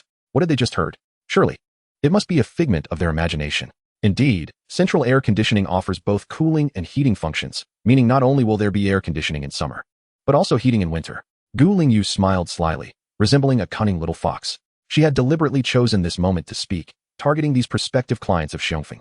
Not only would there be cooling in summer, but heating in winter as well. With such comprehensive climate control, the threats posed by extreme weather in the apocalypse would be rendered insignificant. As long as one remained within the resort, life would be exceedingly pleasant. It is worth noting that over the past 3 years, many survivors have been unable to endure 2 bouts of extreme weather. However, following the initial surprise, Tang Bin felt a twinge of anxiety creeping in, his expression betraying his nervousness. He cautiously inquired, is there an extra cost for the heating and cooling services? How many points will it require? Could this luxurious service truly be within their reach? Surely, there must be a point requirement, and he wondered if he could afford it. Yet, Gu Lingyu's subsequent words left them once again dumbfounded, their expressions shifting from shock to joy. There is no need to pay extra points. The heating and cooling are complimentary services provided in every guest room, not just in the lobby. Gu Lingyu reveled in the astonished expressions of Tang Bin and his companions, feeling that her allure as a recruiter had significantly increased. It seemed that arrangements for the central air conditioning needed to be expedited. 20,000 points. Within the current scale of the resort, was not an excessive amount. Accumulating it would be a swift endeavor. In due time, Gu Lingyu would find herself quite comfortable within the resort as well. Complimentary. Tang Bin's voice trembled with disbelief. As for the credibility of this announcement, he had not questioned it since moving in. Did Boss Gu's reputation need further validation? Absolutely reliable. This is wonderful. Boss Gu, the luckiest thing that has happened to me in these 3 years of the apocalypse is stepping foot into our Peach Blossom Resort. Tang Bin wore an expression of unrestrained joy, brimming with anticipation and confidence for the future. The Taoyuan Resort was undeniably improving, increasingly breathtaking with each passing day. After all, it had only been a few days, yet the resort exhibited new and splendid transformations daily. Now, it even boasted televisions and central air conditioning. What further marvels awaited them? Tang Bin could hardly contain his excitement. His radiant smile and unwavering trust astonished his teammates. Their captain, typically so cautious, was now displaying a trust and cheerfulness previously unseen, prompting his 4 companions to believe wholeheartedly as well. Oh, by the way, Boss Gu, these 4 are my teammates from the Xiongfeng base. I brought them along today to have a look, Tang Bin said, gesturing towards his teammates while winking at Gu Lingyu, while he aimed to make a favorable impression. Hoping Gu Lingyu would take good care of his younger siblings remaining at the resort, it was the resort's undeniable excellence that compelled him to bring his friends along. They were all well aware of what the Xiongfeng base entailed. Had it been truly pleasant, Tang Bin would not have invited them, nor would they have been inclined to visit. Gu Lingyu quickly grasped the situation, realizing these 4 were the ones Tang Bin had recommended.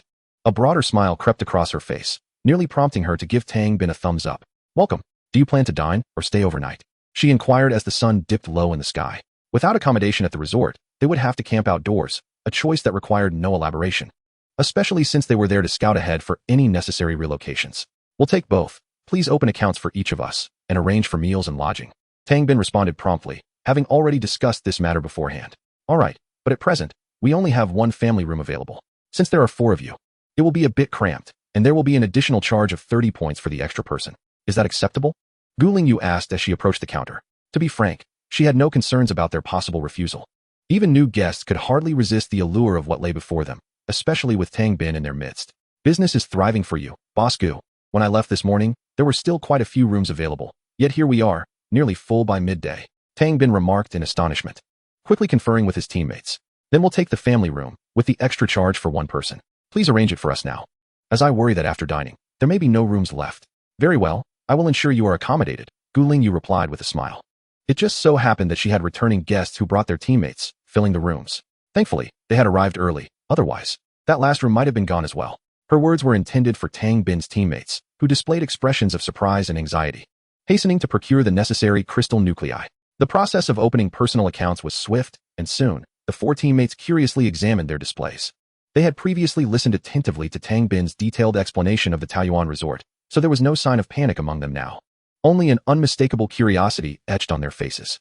Gu Lingyu had certainly spared them much trouble, as there was no need for elaborate explanations. She had already arranged family rooms for them. After deducting points, Tang Bin personally guided the 4 new guests to familiarize themselves with the resort and their accommodations. Sharing a family room for 4 was not at all cramped, especially after they had seen the room. The 4 team members had no objections whatsoever. In fact, they were even eager to bring their families over immediately. Tang Bin truly was an excellent captain, dependable. Furthermore, with such a splendid place, he still remembered them. However, a teammate anxiously inquired, "Captain, the owner just mentioned that there is only 1 family room left. How can we bring our families over?" Tang Bin felt somewhat helpless.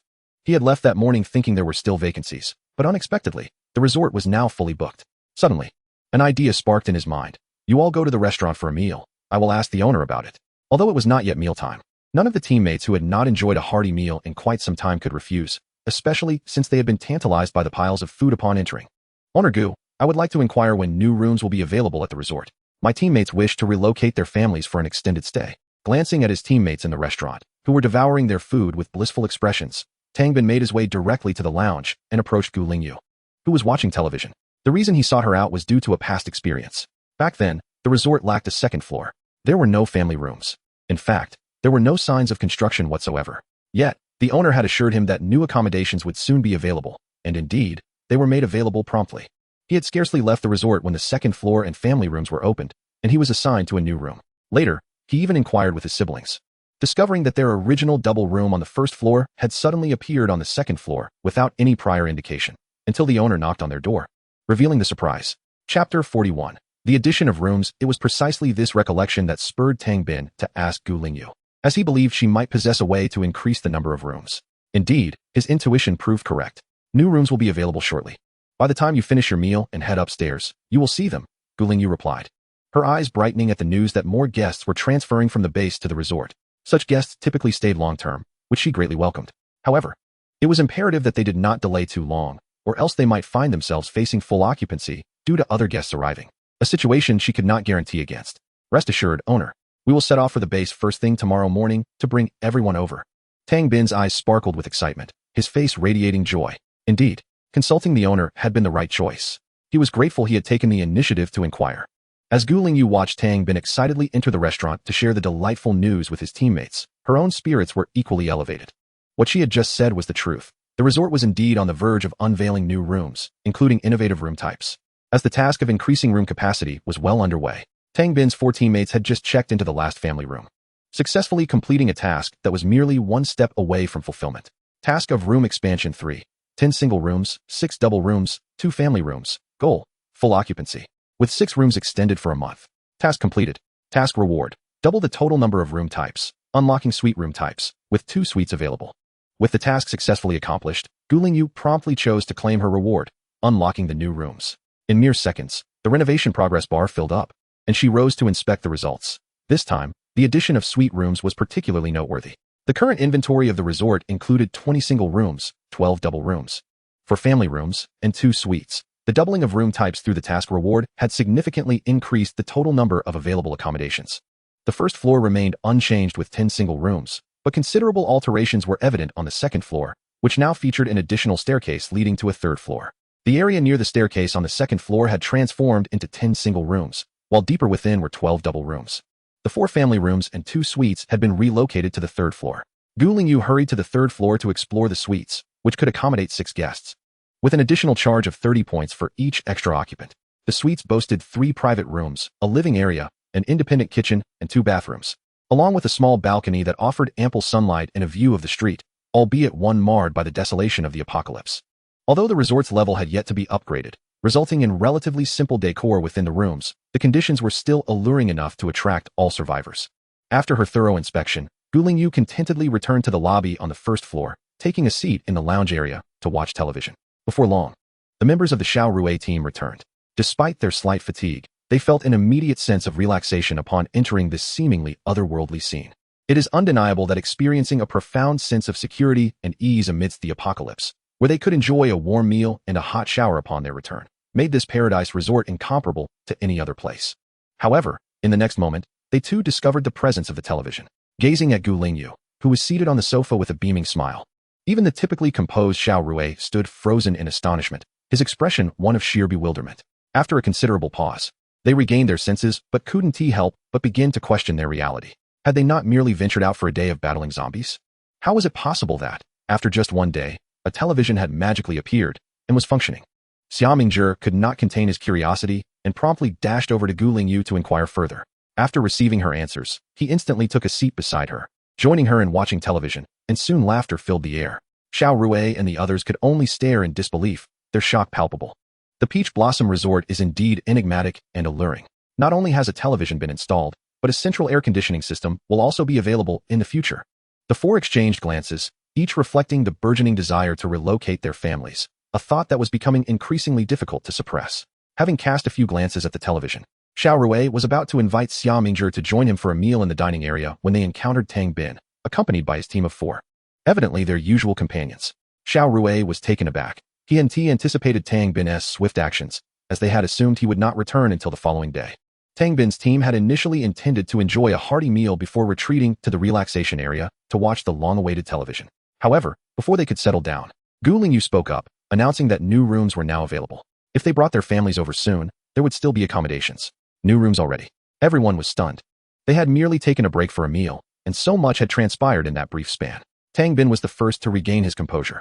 Having experienced this once before, he quickly recovered from his surprise, and, with a beaming smile, expressed his admiration. It must be Gu boss.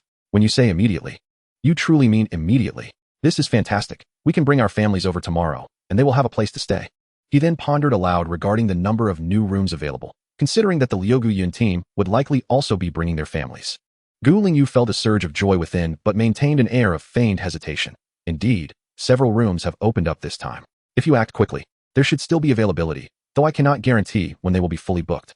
After all, I periodically receive new guests, and it's uncertain when all rooms might be occupied. This is beyond my control. The previously cheerful teammates suddenly grew anxious, aware that they would need to persuade their families to relocate, which would inevitably take a day or two. One teammate, gritting his teeth, inquired, "Could we reserve a room in advance and then bring our families over later?" Upon hearing this, the others nodded in agreement, clearly sharing the sentiment. This left Tang Bin momentarily speechless, taken aback by the determination displayed by his teammates. However, reflecting on the conditions at Peach Blossom Resort in comparison to the Xiongfeng base, he found it unsurprising. Upon hearing the teammate's suggestion, Gu Lingyu readily acquiesced. Of course. As long as you secure the room, it will be yours for the duration of the rental period. Before the term expires, whether you choose to occupy it or leave it vacant is entirely up to you. There are indeed guests at the resort who have opted for long-term rentals and return occasionally to stay for a few days. Gu Lingyu was referring to Tang Wenhua, who had brought his teammates and was uncertain how many days they would stay this time. Chapter 42. New room types that tempt the heart. Upon hearing this, Tang Bin's teammates' eyes lit up and smiles broke out on their faces. They quickly inquired, "Can we return to our room to discuss and confirm with Gu boss about the rooms before we leave tomorrow?" Having already rented a family room for today, they realized that renting another room would be futile, so reserving for the next day would indeed save them a day. "Certainly," came the reply. With a playful smile, Gu Lingyu responded that as long as it could attract guests, she did not mind the cost of the night's accommodation, as it was unlikely that the rooms would be fully occupied. Having received Gu Lingyu's approval, the four members of Tang Bin's team lost interest in watching television and began to strategize about what type of room to rent. Before they could ascend the stairs, Gu Lingyu suddenly interjected, informing them that the family room had been relocated to the third floor, and their belongings remained in the room. So there was no need for concern. Relocated to the third floor? When did this happen? They wondered, surprised at such a significant change in the short time they had taken for a meal. Just as they were about to inquire further, Tang Bin subtly halted their questions with a glance and replied with a smile, "All right, Boss Gu, we certainly trust the resort." Unlike his astonished teammates, Tang Bin was accustomed to such surprises and felt no astonishment at all. To avoid his teammates broaching any personal matters, he decided to clarify things with them privately later. Living in this enchanting paradise resort was not only a marvel, but also a mystery not to be unraveled. Otherwise, they risked being expelled from the resort, which would be a disadvantage to themselves. Gu Lingyu nodded in satisfaction, having secured yet another exemplary customer, and introduced a new suite configuration featuring 3 independent rooms, complete with private kitchens, bathrooms, and balconies. She suggested that if they were interested, Lu Wu could take them to view the suite. Upon hearing this, the 4 members of Tang Bin's team immediately brightened with excitement and hurried off to find Lu Wu, clearly intrigued by the suite. It was not only the 4 of them who were interested. The neighboring Xiao Rui team, who had been quietly listening, also revealed their keen interest. Just as they hesitated about whether to join in on the suite viewing, Gu Lingyu leisurely added, Currently, there are only 2 suites available, and it's first come, first served. Only 2 suites. What was there to ponder? The Xiao Rui team instantly cast aside their doubts and swiftly caught up with Tang Bin's team. Following Lu Wu to view the rooms, Gu Lingyu watched their retreating figures with a sly smile, akin to a cunning little fox. Knowing that as the team with the strongest purchasing power in the resort, she would not miss any opportunity to promote. The moment she noticed the Xiao Rui team's interest, she promptly urged them to move along. As the 2 teams followed Lu Wu up the stairs. Upon reaching the 2nd floor and seeing the staircase leading to the 3rd, everyone except Tang Bin was utterly astonished. How had this staircase materialized? Just yesterday, this area had been a solid wall, and the ceiling was tightly sealed. Yet now, it had inexplicably appeared. Everyone felt an intensifying sense of intrigue regarding the Paradise Resort and its enigmatic owner, fostering an overwhelming sense of anticipation for what surprises might await them in the future. In contrast to the excitement and anxiety of the 9 others, Tang Bin wore a contemplative expression, realizing that the owner was indeed meticulous. When she said it would happen quickly, she meant it. Upon reaching the 3rd floor, the 4 members of Tang Bin's team were indeed astonished to find their room had materialized there, leaving them in utter shock. Upon entering the suite, a group of individuals was captivated, reluctant to depart. The spacious living room and bedrooms, the sunlit and delightful balcony, and even the large windows in each room allowed sunlight to pour in, creating an inviting atmosphere. Surprisingly, despite the layout suggesting that not every room could have an exterior view, each one indeed faced outward, bathing in abundant natural light. A perplexing marvel. But is there a scarcity of wonders within the Peach Blossom Resort? Not at all. Hence, both teams had grown accustomed to this enchantment. No need for overthinking or entanglement. The continued improvement of the Peach Blossom Resort is what truly matters. After viewing the suite, Team Xiao Rui was increasingly enamored, eager to move in immediately. However, since Team Tang Bin was the first to express interest in the property, they refrained from jumping ahead. Instead, they turned their gaze in unison towards another direction. Manager Lu, what is the point cost for this suite per day, and how many can it accommodate? Inquired a member of Tang Bin's team. 200 points per day, accommodating 6 individuals. For each additional person, an extra 30 points is required daily, Manager Lu clarified. 200 points. The members of Team Tang Bin widened their eyes in surprise, evidently not anticipating such a significant price for the suite. While the suite could house 6 people, 3 double rooms only cost 150 points, making the suite an additional 50 points more expensive. However, no one voiced any objections. After all, the suite boasted a living room, balcony, and kitchen, justifying the extra cost. Nonetheless, the price posed a considerable disappointment for the 4 members of Team Tang Bin, as it was rather steep for their current situation. A single day would deplete a first-tier intermediate core, not including expenses for meals and other necessities. They had to consider their overall daily expenditures. Moreover, the extreme weather during summer and winter significantly shortened the time available for collecting cores, increasing the difficulty of acquisition, factors that needed to be taken into account. Seeing the disappointed expressions on Team Tang Bin's faces, Team Xiao Rui exchanged smiles. Observing his teammates' excitement and enthusiastic nods, Xiao Rui finally spoke. Manager Lu, is it possible for us to pay the price difference to upgrade from the single room we rented today to these 2 suites? Certainly. If you have made your decision, please follow me to arrange the room change. Manager Lu replied with a smile, gesturing for them to proceed. As Team Xiao Rui, beaming with delight, followed Manager Lu downstairs. The members of Team Tang Bin, preparing to return to their family room on the 3rd floor, cast envious glances. Truly, they were the most elite team at the Xiongfeng base, comprised of 4th and 5th tier experts. For them, 200 points was a trifling sum. Indeed, they can casually spend what would take us a long time to earn. What a stark contrast, remarked one member. There's no need to envy them. Once we settle into this resort, our expenses will significantly decrease, allowing us to allocate our cores toward cultivation. Tang Bin assured his teammates with unwavering determination. As long as we can utilize the crystal cores for our cultivation, I firmly believe that our strength will soon ascend, enabling us to acquire even more crystal cores. Chapter 43, we secured 6 rooms. The captain is right. We will save a considerable amount of crystal cores, and our situation will undoubtedly improve. Tomorrow, we shall return to bring our families here. We can hardly remain at Xiongfeng for another day. However, escorting them poses a bit of a challenge. It is indeed perilous for the 5 of us to protect so many family members. I have conceived an idea, which I previously discussed with Captain Liu. Now that we have some leisure time, let us deliberate further. As Tang Bin spoke, he beckoned his teammates into the room, while on the other side, Xiao Rui's squad successfully transitioned to a suite. That evening, members of Xiao Rui's team engaged in conversation while vigilantly observing the surroundings from the balcony. They discovered that, regardless of the time, zombies never approached within a 2-meter radius of the resort, precisely as the ancient proprietor had described. This truly is a secure zone. After they had switched to the suite, they even circled the resort to inspect it from the outside, only to find that, from an external viewpoint, the resort appeared entirely normal. Yet, curiously, All the windows in the resort's rooms offered a view of the bustling streets outside, resembling an illusion that left them utterly astonished. Moreover, Xiao Rui's team noticed something intriguing when they first arrived. Only the exterior walls of the first and second floors had been restored and well maintained, while the third floor was in a state of disrepair. However, now that the third floor was accessible, they observed a remarkable transformation. The exterior walls of the third floor had also returned to normal. The wonders of this Peach Blossom Resort are truly numerous. Having been here just a day, they were already becoming accustomed to the awe it inspired. The night passed peacefully, and the safety of the resort was beyond question. During breakfast, the members of Xiao Rui's team transitioned from pondering whether to relocate to contemplating how to arrange their accommodations. Clearly, they had already arrived at a decision in their hearts. Just as Xiao Rui sat down, having barely taken a few bites, he noticed Tang Bin's team hastily rise, shouldering their bags as they exited the resort, heading directly towards the Xiongfeng base. Xiao Rui paused, contemplating, then turned to Gu Lingyu, who was enjoying her breakfast, and after a moment's reflection, inquired, "Gu, did they not rent for an extended period?" "They have indeed rented," Gu Lingyu replied. "Just before breakfast, they secured 6 rooms. They are simply returning to fetch their families." Understanding Xiao Rui's concern, she swiftly alleviated his worries. "Did you not see their eager expressions as they departed?" Xiao Rui was taken aback, recalling their hurried demeanor. He intuitively grasped the reason behind their urgency, without further explanation. However, having suddenly reserved 6 rooms, he wondered aloud, "Boss, could there be enough rooms available?" The team members had overheard their conversation, and upon learning that 6 rooms had been booked, they immediately felt a twinge of anxiety. "There should be enough for now. When we checked in, I counted the number of rooms, and after the total increased yesterday, I recounted them," Xiao Rui replied, furrowing his brow with caution. In comparison to the past, the number of available rooms has indeed doubled. Even after the recent booking of 6 rooms, there should still be an ample supply, ensuring that we won't run out too quickly.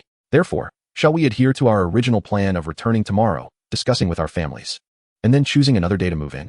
Xiao Mingfei confirmed. "Yes, for now, let us stick to the original plan." Having just been preoccupied with dinner, Xiao Mingzhi could no longer resist indulging in some gossip now that his teammates had concluded their serious discussions. "In fact, we are rather fortunate, free from the entanglements that others face. Look at those 2 teams over there." He gestured toward the other 2 groups in the dining area. Upon hearing this, his teammates glanced over, observing their somewhat complicated expressions, both joyful and conflicted, a clear contradiction. "What is the matter with them? What news have you uncovered?" Xiao Mingfei asked, rolling her eyes at her brother. Xiao Mingzhi, with his overly exuberant personality, often played the role of the team's information gatherer, unwilling to let go of any morsel of intelligence. As expected, he leaned in with a smug expression and whispered, "The stronger team we encountered yesterday belongs to the Rongyang base, the one whose captain is quite familiar with Boss Gu. I inquired about them, and indeed, Rongyang base's conditions are significantly better than those of Xiongfeng, yet they still pale in comparison to this resort. After exchanging their base resources, they are left with little to spare. Why don't they move here for a long-term stay then?" A teammate inquired curiously. "It's simply because their families won't allow it," sighed Xiao Mingzhi. "One can understand their family's perspective. After all, Rongyang is the only level 1 base in the maritime sector. Having never witnessed the wonders of the resort, it is entirely normal for them to feel anxious and reluctant to leave. Captain Tang wishes to relocate. Otherwise, he wouldn't have opted for a long-term lease. However, he is powerless against his family's objections." Upon hearing this, Xiao Rui and the others understood, recognizing that not all bases are like Xiongfeng, which offers no respite for its survivors. Yet, given that Captain Tang desires to move to the resort for an extended period, we can surmise the situation at Rongyang. Xiao Rui contemplated. Indeed, if Rongyang were truly favorable, Captain Tang would not be seeking to escape. Xiao Mingzhi promptly concurred. "Thus we are fortunate to have encountered this paradise resort during our indecision." Indeed, even Xiao Rui wholeheartedly agreed. "What about that other team? Are they also from Rongyang? Surely the leader of that small team has brought their parents over to reside here as well." "No, they are from Mingguang base. The captain, the Li brothers, have sensible parents who trust their sons, hence they have come to live here." Xiao Mingzhi spoke with ease, clearly having gathered this information. However, the families of the other 4 team members are unwilling to join, which means they must return alone after completing their tasks, leaving them quite disheartened. Xiao Rui realized why the captain's brothers appeared cheerful daily, while the expressions of the other team members bore a trace of bitterness. "How is the situation at Mingguang base?" he inquired curiously. "It's not particularly good." Xiao Mingzhi smacked his lips, having heard that the management was exceedingly greedy. In addition to the fixed standards at the Kyoto base, they also charged an additional percentage, making life difficult for the personnel at the Mingguang base. Fortunately, we did not go there. Otherwise, the situation would only be marginally better than at Xiongfeng, where the management would not be overly tyrannical. No one within the team doubted Xiao Mingzhi's words. Although he was prone to rambling, his character was undeniably trustworthy. Xiao Rui nodded in agreement, stating, at this juncture, it appears that the Taoyuan resort is indeed the most suitable option. Chapter 44. Collaboration. Danger approaches. Once breakfast time had passed, each team procured food and water from the vending machines and exited the resort. Although the restaurant offered a delectable array of meals, food could not be taken outside, rendering the vending machines indispensable. While out on missions, it was impractical to return for lunch. So those venturing out would ensure they stocked up at the vending machines to avoid hunger or unnecessary trips back. Since the lobby had been equipped with a television, the Li brothers' parents, along with Tang Bin's younger siblings, often congregated in the lounge area to watch television alongside Gu Lingyu, adding a touch of liveliness to the atmosphere. Near the entrance of the Xiongfeng base, team members arrived to summon Lu Guyun's squad. Upon their meeting, Lu Guyun eagerly inquired, "So, what is the verdict? Did your earlier proposal come to fruition?" As she spoke, she glanced at Tang Bin's 4 teammates, and upon seeing their smiles, she felt a weight lift from her heart. "Indeed, our 2 teams will collaborate to escort our families to the Taoyuan resort," Tang Bin replied with a smile. Although the preparations had consumed 2 to 3 days, he willingly embraced the task, for one must not neglect the care of their neighbors. "Wonderful. With both teams working together, we can rest assured." The members of Lu Guyun's squad beamed with delight. However, despite the joint efforts, the number of family members was considerable, and no one wished for any misfortune along the way. Thus, Tang Bin proposed, to ensure fairness, we should divide into 2 groups for the journey. We can draw lots, and whoever is selected will depart first, while the remaining families will be escorted tomorrow. 10 individuals to protect 5 families? That is a splendid idea. By safeguarding fewer people each time, we can allocate our resources more effectively, Lu Guyun remarked, pleased with the suggestion. Noticing that her teammates had no objections, she promptly finalized the plan. With the decision made, the 2 squads immediately began drawing lots, selecting the first 4 families to depart, while the remaining 5 would be escorted the following day. Lu Guyun's team had already prepared the previous day, allowing them to set off without delay. Meanwhile, members of Tang Bin's team needed to return home to inform their families and gather their belongings. Nevertheless, the 2 chosen families quickly readied themselves. Unlike other bases, the survivors at Xiongfeng had been so thoroughly exploited that they possessed little to prepare. Coupled with the atrocities committed by the management, the survivors had long been on the brink of despair. Upon suddenly learning of a new destination, especially with 2 teams to escort them, nearly everyone agreed without hesitation. Having finalized their plans, the 4 families quietly departed from the base, cautiously making their way to the Taoyuan resort under the vigilant escort of 2 teams led by Tang Bin and Lu Guyun. As evening approached and the sun began its descent, most of the returning teams had already arrived back at the resort, congregating in the lounge to watch television and unwind before dinner. "Where are my brother and sister? The sun is nearly gone." Tang Bin's younger brother, Tang Hao, anxiously clutched the hem of his shirt, his restless gaze fixed on the entrance, completely uninterested in the television. Under normal circumstances, Tang Bin would have returned by now, yet he was still nowhere to be seen, and soon darkness would envelop the world outside. Despite being only 8 years old, Tang Hao, having endured 3 years of the apocalypse, had grown wise beyond his years, fully aware of the perils that lurked beyond the safety of the refuge at night. They were no longer the innocent children of a peaceful era. "They will be back soon. My brother will return, so there is no need to worry." Though Tang Yu reassured her brother with words, her tightly clenched fists revealed her own unease. She too was anxious. However, she was no longer a child. In her brother's absence, it was her duty to comfort and care for her sibling. Upon overhearing their conversation, Gu Lingyu glanced at the siblings beside her and then at the setting sun beyond the entrance, fully aware that Tang Bin's journey would be fraught with challenges. Escorting a group of ordinary individuals through the desolate streets of the apocalypse was no simple feat, yet she felt powerless. For her abilities were only effective for herself and not for others. Otherwise, she would have ventured out herself. After all, it was her responsibility to attract clients. As she pondered, a distant commotion suddenly erupted from outside the door. Just as Gu Lingyu turned her head, she noticed the Xiao Rui team also directing their attention toward the noise and promptly rising to investigate. Raising an eyebrow, she stood up, only to see the siblings darting outside. Frowning, she hurriedly followed them. Upon reaching the entrance, she was met with a familiar sight, a horde of people fleeing with a swarm of zombies in pursuit, a scene she had often encountered during the early days of the outbreak. "Brother, run, hurry!" Tang Yu and Tang Hao shouted in panic, on the verge of stepping beyond the safety zone. Gu Lingyu quickly furrowed her brow and yanked them back by the collars of their shirts. Having promised Tang Bin to look after them, she was determined to uphold her commitment. At that moment, a group of individuals emerged from the distant street, comprised of Tang Bin and Lu Guyun's teams, alongside a number of ordinary people encircled in their midst. Behind them trailed a considerable number of zombies, although not overly large in number. They posed a significant threat to the fleeing group. At the rear of the procession, Tang Bin and several other ability users pressed onward, their feet barely pausing as they unleashed their powers to impede the advancing zombies.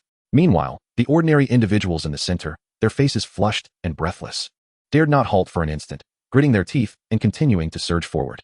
In the forefront, Lingyu and her companions were equally burdened, as they had to clear the path, eliminating all the zombies that obstructed their advance. A breach in their ranks could lead to utter chaos. Everyone, muster your strength. The entrance to the resort is in sight. Lingyu, positioned at the very front of the group, caught sight of a cluster of individuals standing at the entrance. Her heart swelling with exhilaration as she shouted out. The weary families within the group felt a resurgence of energy upon hearing her words. If they could endure just a little longer, survival would be within their grasp. A collective determination surged as they sprinted down the street, the distance to the resort shrinking. Suddenly, a teammate let out a terrified scream. "Captain, watch out!" Lingyu, who had been valiantly holding back the majority of the zombies, was caught off guard as one of the undead surged forth from a nearby wrecked vehicle, closing in on her. "Captain!" The cries of panic echoed, but they were still too far to reach her in time. Chapter 45. A helping hand. A different atmosphere at the resort amidst the chaos of frightened glances and piercing screams. A shrill whistle sliced through the air as a formidable force cleaved the approaching zombie in two, causing it to collapse lifelessly to the ground. The imminent threat of death evaporated, and Lingyu felt her heart race uncontrollably, nearly leaping from her chest just moments before. She glanced toward the resort, recognizing the individual who had come to her rescue. Yet, it was not a moment for complacency. They had to press onward, and soon they would reach the safety of the resort. With the immediate crisis averted, the group continued to exert every ounce of effort to close the distance. At that moment, all eyes at the entrance of the resort were drawn to the formidable figure of Xiao Rui, the strongest among them. The wind side that had just saved Lingyu was unleashed by him. Had it been anyone else, the distance and power required to intervene would have rendered them powerless. Truth be told, Xiao Rui's decisive action surprised everyone.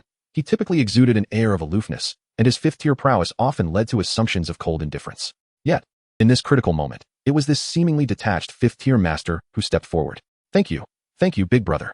Tang Yu's voice rang out, laced with a hint of anxiety. She thought Xiao Rui appeared only a few years older than her brother, so it seemed appropriate to address him as big brother. She hoped this would not offend him. Her gratitude stemmed not only from Lingyu's usual kindness towards her, but also from her concern for her brother Tang Bin and his teammates. She wished for everyone's safety. "You're welcome," Xiao Rui nodded, not one for excessive words. He preferred tangible actions over idle chatter. In contrast, his teammates, such as Xiao Mingjie, were not surprised by their captain's actions. They knew him to be a person of few words but a warm heart, always holding onto the principles he valued. Within the limits of his capabilities, if he could lend a hand to someone he recognized, Xiao Rui would certainly extend his support, as others were still regaining their composure.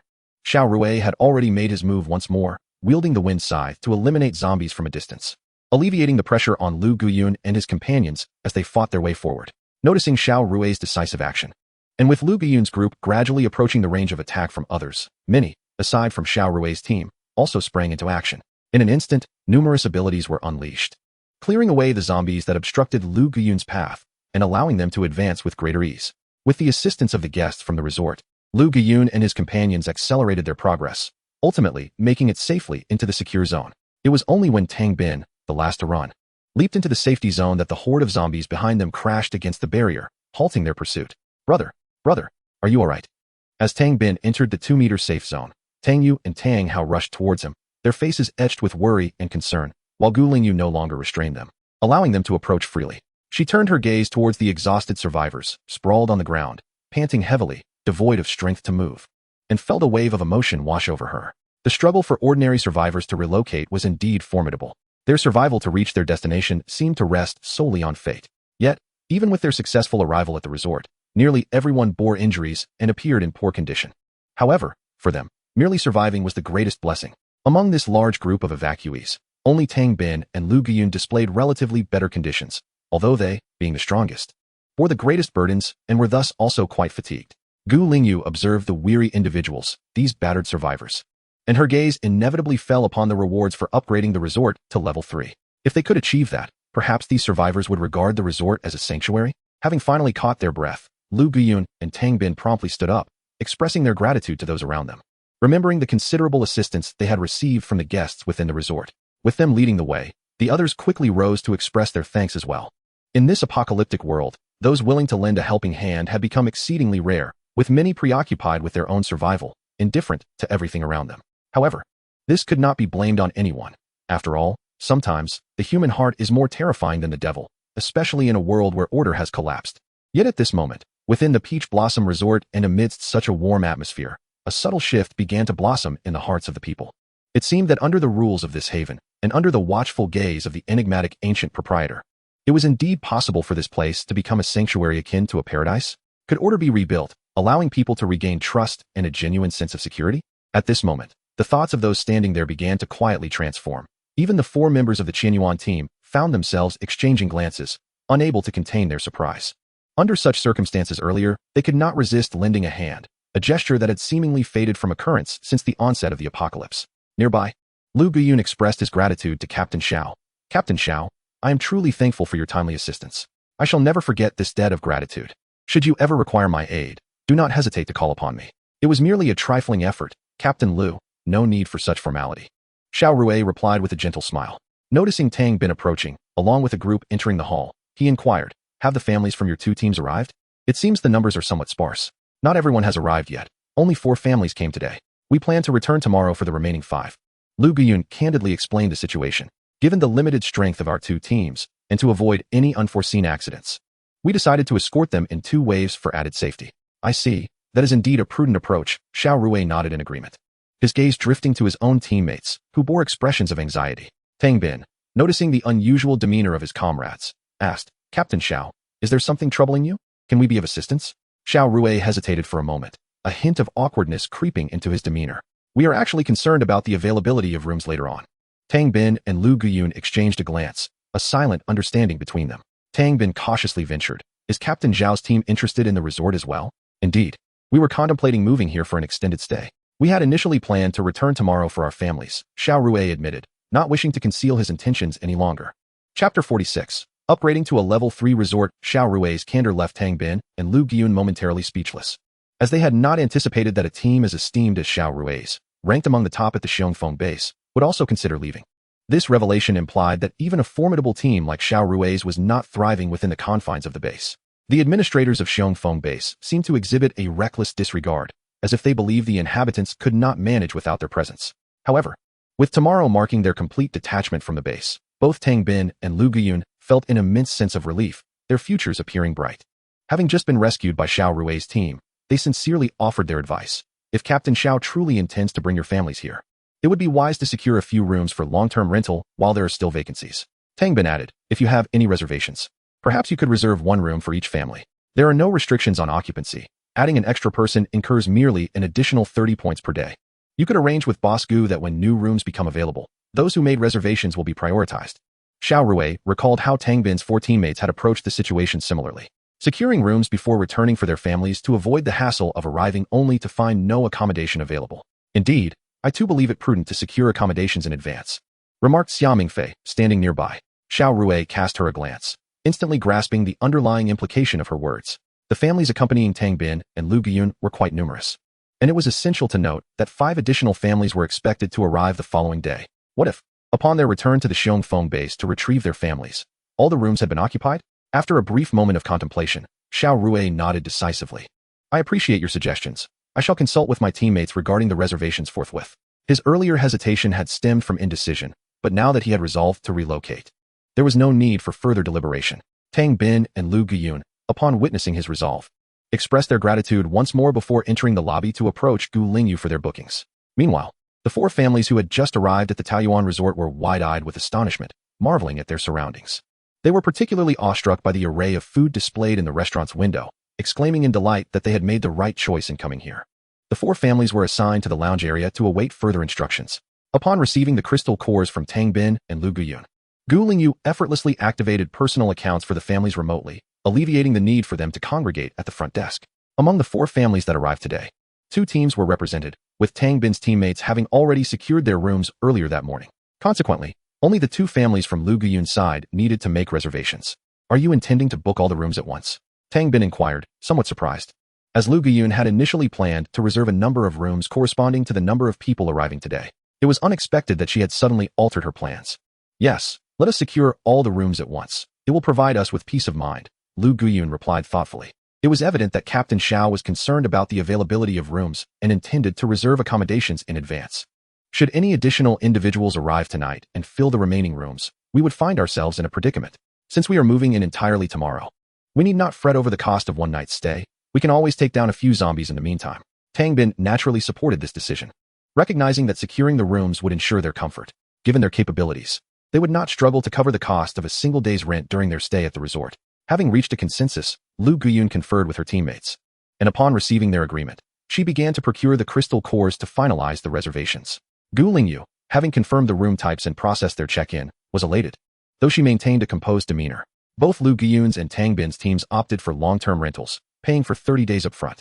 Lu Guyun's team secured 1 family room, 2 double rooms, and 5 single rooms, totaling 600 points. Meanwhile, Tang Bin's team had previously arranged a long-term rental for himself, along with 4 other teammates who had also booked their rooms that morning. They secured 1 family room, 2 double rooms, and 3 single rooms, amounting to 800 points. Upon reflection, coupled with the approximately 300 points initially recorded, along with the earnings from the restaurant and vending machines today, she now boasts nearly 26,000 points. Even after upgrading the resort, she would still retain 6,000 points. What is there to hesitate about? Lingyu glanced at the individuals in the lounge, some deep in conversation while others tended to wounds, and at the few teams already dining in the restaurant. She felt no need for subterfuge and opted to announce the system broadcast directly, promptly proceeding to upgrade the resort. System prompt. Would you like to confirm the upgrade of Peach Blossom Resort to level 3? Yes. The moment Lingyu confirmed the upgrade, all patrons within the resort were greeted by the system notification. Dear guests, the resort is currently undergoing an upgrade. Please remain in place for a moment. As the system alert echoed, all guests stood frozen, their expressions a mix of astonishment and bewilderment. Some patrons, hearing the system notification for the first time, turned in alarm to locate its source. An upgrade to the resort? What could that mean? Before the crowd could ponder further, the first wave of the system notification faded, and astonishing changes began to manifest on the ground floor of the resort. After several visible ripples of disturbance in the lobby and dining area, the space rapidly expanded, increasing in area by more than half. The number of food display cases in the restaurant multiplied, as did the dining tables and chairs, making the entire restaurant appear more spacious and luminous. The most dramatic transformation, however, occurred in the former single-occupancy accommodation area on the left. The wall that once housed the vending machine and television gradually became transparent after a series of shimmering waves, ultimately transforming into rows of floor-to-ceiling glass, identical to the restaurant's glass wall. What astonished everyone most was that what should have been the single-occupancy rooms behind the glass wall had morphed into neatly arranged shelves, resembling a supermarket at first glance. Although the shelves were currently empty of goods, one glance was enough for all to realize it was indeed a supermarket.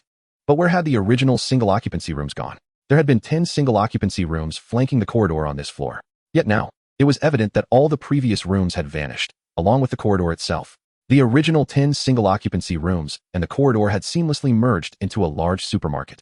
Chapter 47. The rooms of the resort shift. In addition to the alterations to the facilities, the decor on the entire ground floor of the resort underwent a significant upgrade, exuding a more upscale ambience.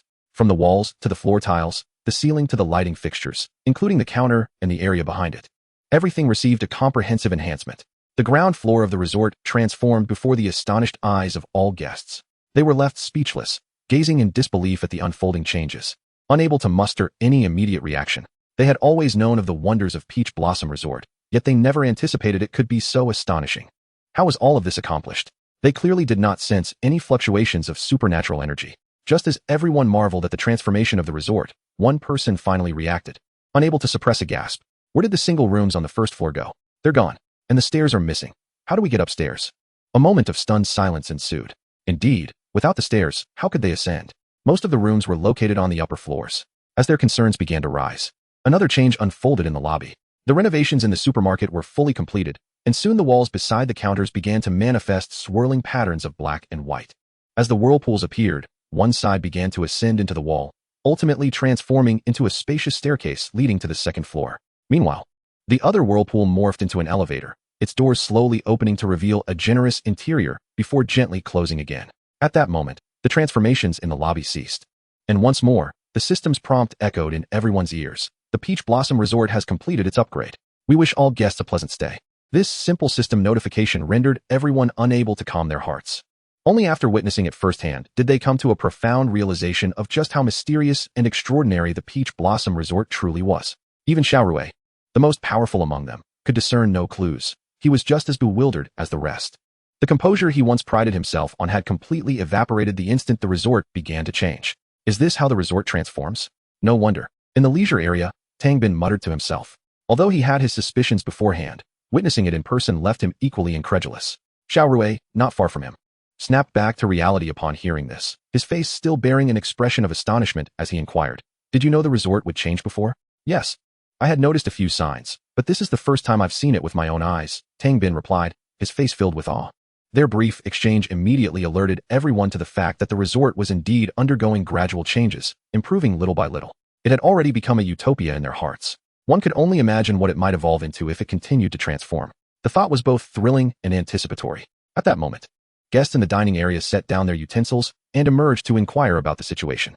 The first to do so was Tang Wenhua, the resort's inaugural guest, who was among the most aware of the changes that had transpired. With various hypotheses already forming in his mind, he felt no panic despite the astonishment. Primarily due to his trust in the owner, Gu Lingyu. Where did the rooms on the first floor go, Boss Gu? His room was 101. And when the wall across from him began to turn to glass, he had expected to see his own room, only to be surprised that it had transformed into something else entirely. All your rooms have been relocated to the second floor. Single rooms are on the second, double rooms on the third, and family suites and apartments on the fourth, Gu Lingyu explained with a smile. The corresponding room numbers and locations have now been updated in your personal accounts, where you can view them. How extraordinary. The entire room has moved. Someone could not help but exclaim, but upon reflecting on the series of miraculous transformations that just occurred, everyone suddenly felt that the mobility of the rooms in the Peach Blossom Resort was not so hard to accept after all. However, some could not suppress their curiosity and inquired, "What if we are in the room during the next upgrade of the resort?" Gu Lingyu smiled and explained, "There is no need for concern. The rooms move as a whole, and this will not affect the people or belongings within them. With the resort's upgrade, the decor and space of the rooms will also be enhanced, and you will see for yourselves when you return to your rooms later." Upon hearing that the rooms would also be upgraded, everyone felt a heightened sense of anticipation, though thoughts of the rooms moving still caused some unease. The Tang siblings, noticing the expressions on the faces of the crowd, could not resist stepping forward to assure them. What the owner said is true. There is indeed no impact on the people and items in the room. The last time the room moved, my brother and I were inside, and we felt nothing at all. Yes, if it weren't for the owner coming to find us, we wouldn't have even known the room had moved. Tang Hao also chimed in to corroborate. Hearing that there were indeed guests who had experienced this, the crowd felt much more at ease, with their worries alleviated. Someone curiously and excitedly asked, "Will our resort continue to upgrade in the future?" "Yes, it will continue to upgrade, adding various facilities and functions. So please look forward to it," Gu Lingyu said, her face beaming with allure. "Can it be further enhanced? There are already restaurants and televisions. I've heard that air conditioning is coming next." The prospect of further improvements lit up everyone's eyes with anticipation. In the blink of an eye, they turned their attention to the newly appeared supermarket across the way, its rows of empty shelves. Xiao Rui inquired, "Is that a supermarket, Gu boss? What kind of products will be sold there?" Gu Lingyu displayed a thoughtful expression. Others assumed she was contemplating what to sell, but in reality, she was reviewing the restocking list. After the resort reached level 3, a supermarket restocking section had appeared on her operation panel, specifically for inventory management, containing a comprehensive list of products. However, most items were still in an unlit state, requiring the supermarket to achieve a certain sales volume before points could illuminate them. Additionally, restocking would consume a certain amount of points, making it no effortless endeavor. Fortunately, after upgrading the resort, she still had over 6,000 points at her disposal for restocking. Otherwise, she would truly be left sighing at the empty shelves. Shifting her gaze from the panel, Gu Lingyu looked at Xiao Rui and smiled. "A variety of products will be sold. I will go and restock the supermarket now." Initially, Xiao Rui had merely been inquiring, speculating that products would arrive in due time, but he was taken aback when Gu Lingyu, after a moment of contemplation, was ready to restock immediately. Chapter 48, Supermarket Restocking. And this too. Everyone stared in astonishment as Gu Lingyu entered the supermarket with Lu Wu, wandering around before stopping in front of one of the shelves.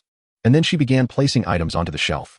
As various goods materialized seemingly out of thin air, she began to haphazardly pile them onto the shelves, transforming several areas into small mountains before moving on to the next shelf, leaving Lu Wu behind to organize and arrange. With each shelf she paused before, it gradually became laden with an assortment of supplies. Although the patrons in the lobby could not discern the specifics within, the spectacle left everyone astonished, their mouths agape in disbelief. After a considerable time, the crowd regained their composure and could not help but gather outside the supermarket's glass doors, animatedly discussing the extraordinary sight. "What on earth has Boss Gu provided? Did you catch a glimpse?" One exclaimed. "I saw one shelf filled entirely with clothing, and now she's placing shoes. My own shoes are nearly worn out. I wonder about the prices. The clothing stores I've visited lately have been stripped bare, leaving only dresses and high heels, which are utterly impractical in this apocalyptic world. Wait, what's that? Ropes? Equipment bags? That belt looks peculiar. What purpose does it serve?" Another interjected. "Wow, so much gear. It's perfect for our usual missions." and survival tools for the wilderness. When can we go in? I'm anxious. By the way, what exactly is Boss Gu's supernatural ability? I can't seem to discern it. That is precisely the point. How could Boss Gu allow you to see through her so easily? However, I suspect she must possess spatial powers. Otherwise, where could she have procured all these items? Yet, I sense no fluctuations of supernatural energy from her. Is she truly an ability user? Alright now, let's cease our speculations before Boss Gu overhears and becomes displeased, regardless of her abilities. As long as our resort continues to flourish, that is what truly matters. Indeed, even if the resort remains as it is now, I would be immensely satisfied. I would willingly live in blissful ignorance, allowing the resort to remain shrouded in mystery. Exactly. Though I've only been here for 2 days, I already feel attached to the resort. I would be reluctant to go anywhere else. This sentiment resonated deeply among the patrons, who decided to abandon their idle conjectures. After all, what harm was there in letting the resort retain its enigmatic charm? They were thoroughly content with their current lives at the resort. At that moment, no one was inclined to depart, even those who had forgotten to return to the dining hall. Their eyes fixed intently on the shelves and the bustling figure of Lingyu. After diligently working among the shelves for a considerable time, Lingyu finally approached the supermarket entrance. Although most shelves remained bare, and only a few had been stocked, the anticipation among the crowd was palpable. As she stood at the entrance, all the guests within the resort had gathered outside, their faces alight with expectation. Observing the eager crowd, a beaming Lingyu called out, "I have temporarily restocked some items. Please make do and see if there is anything useful. More new products will be added gradually, and I invite you all to come and browse from time to time. Make do? There is no such thing as making do in our resort. Everything here is of exquisite quality. Those who are somewhat familiar with the resort are well aware of this fact." Thus the words of the enigmatic speaker have only heightened everyone's anticipation. Subsequently, the speaker elucidated the supermarket's regulations. First and foremost, the use of supernatural abilities, including spatial powers and spatial items, is prohibited within the supermarket. As for the reasons behind this rule, it is presumed that everyone is already aware. This stipulation is mandatory. Upon entering the supermarket, one will instinctively sense it. Feel free to test it, as such powers will prove ineffective anyway. The speaker was entirely unconcerned about this, stating it quite plainly. The customers understood immediately, for the premises are filled with merchandise, and preventing theft is paramount. Noticing no objections from the crowd, the speaker continued, "Each item on the shelves is marked with the required points, so please examine them carefully. Furthermore, items that have not been paid for cannot be utilized, such as certain food items. Thus, let go of any delusions of evasion. Violating this rule will carry consequences akin to those of store policies." The speaker raised a hand to point at the previously established announcement, mentioning penalties such as electric shocks or confinement with hordes of zombies. Upon hearing this, customers nodded in agreement. No one wished to encounter such misfortune. After all, where else could they find such a splendid resort? The speaker nodded in satisfaction, gesturing towards the scanning machines on either side of the entrance. Once you have selected your items, simply stand near these machines, and they will automatically calculate the total points for the items you have taken.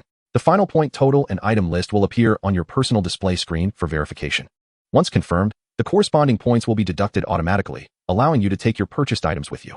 Should anyone attempt to exit without verifying their purchases, the system will assume that you have confirmed the deduction, directly subtracting the points from your account.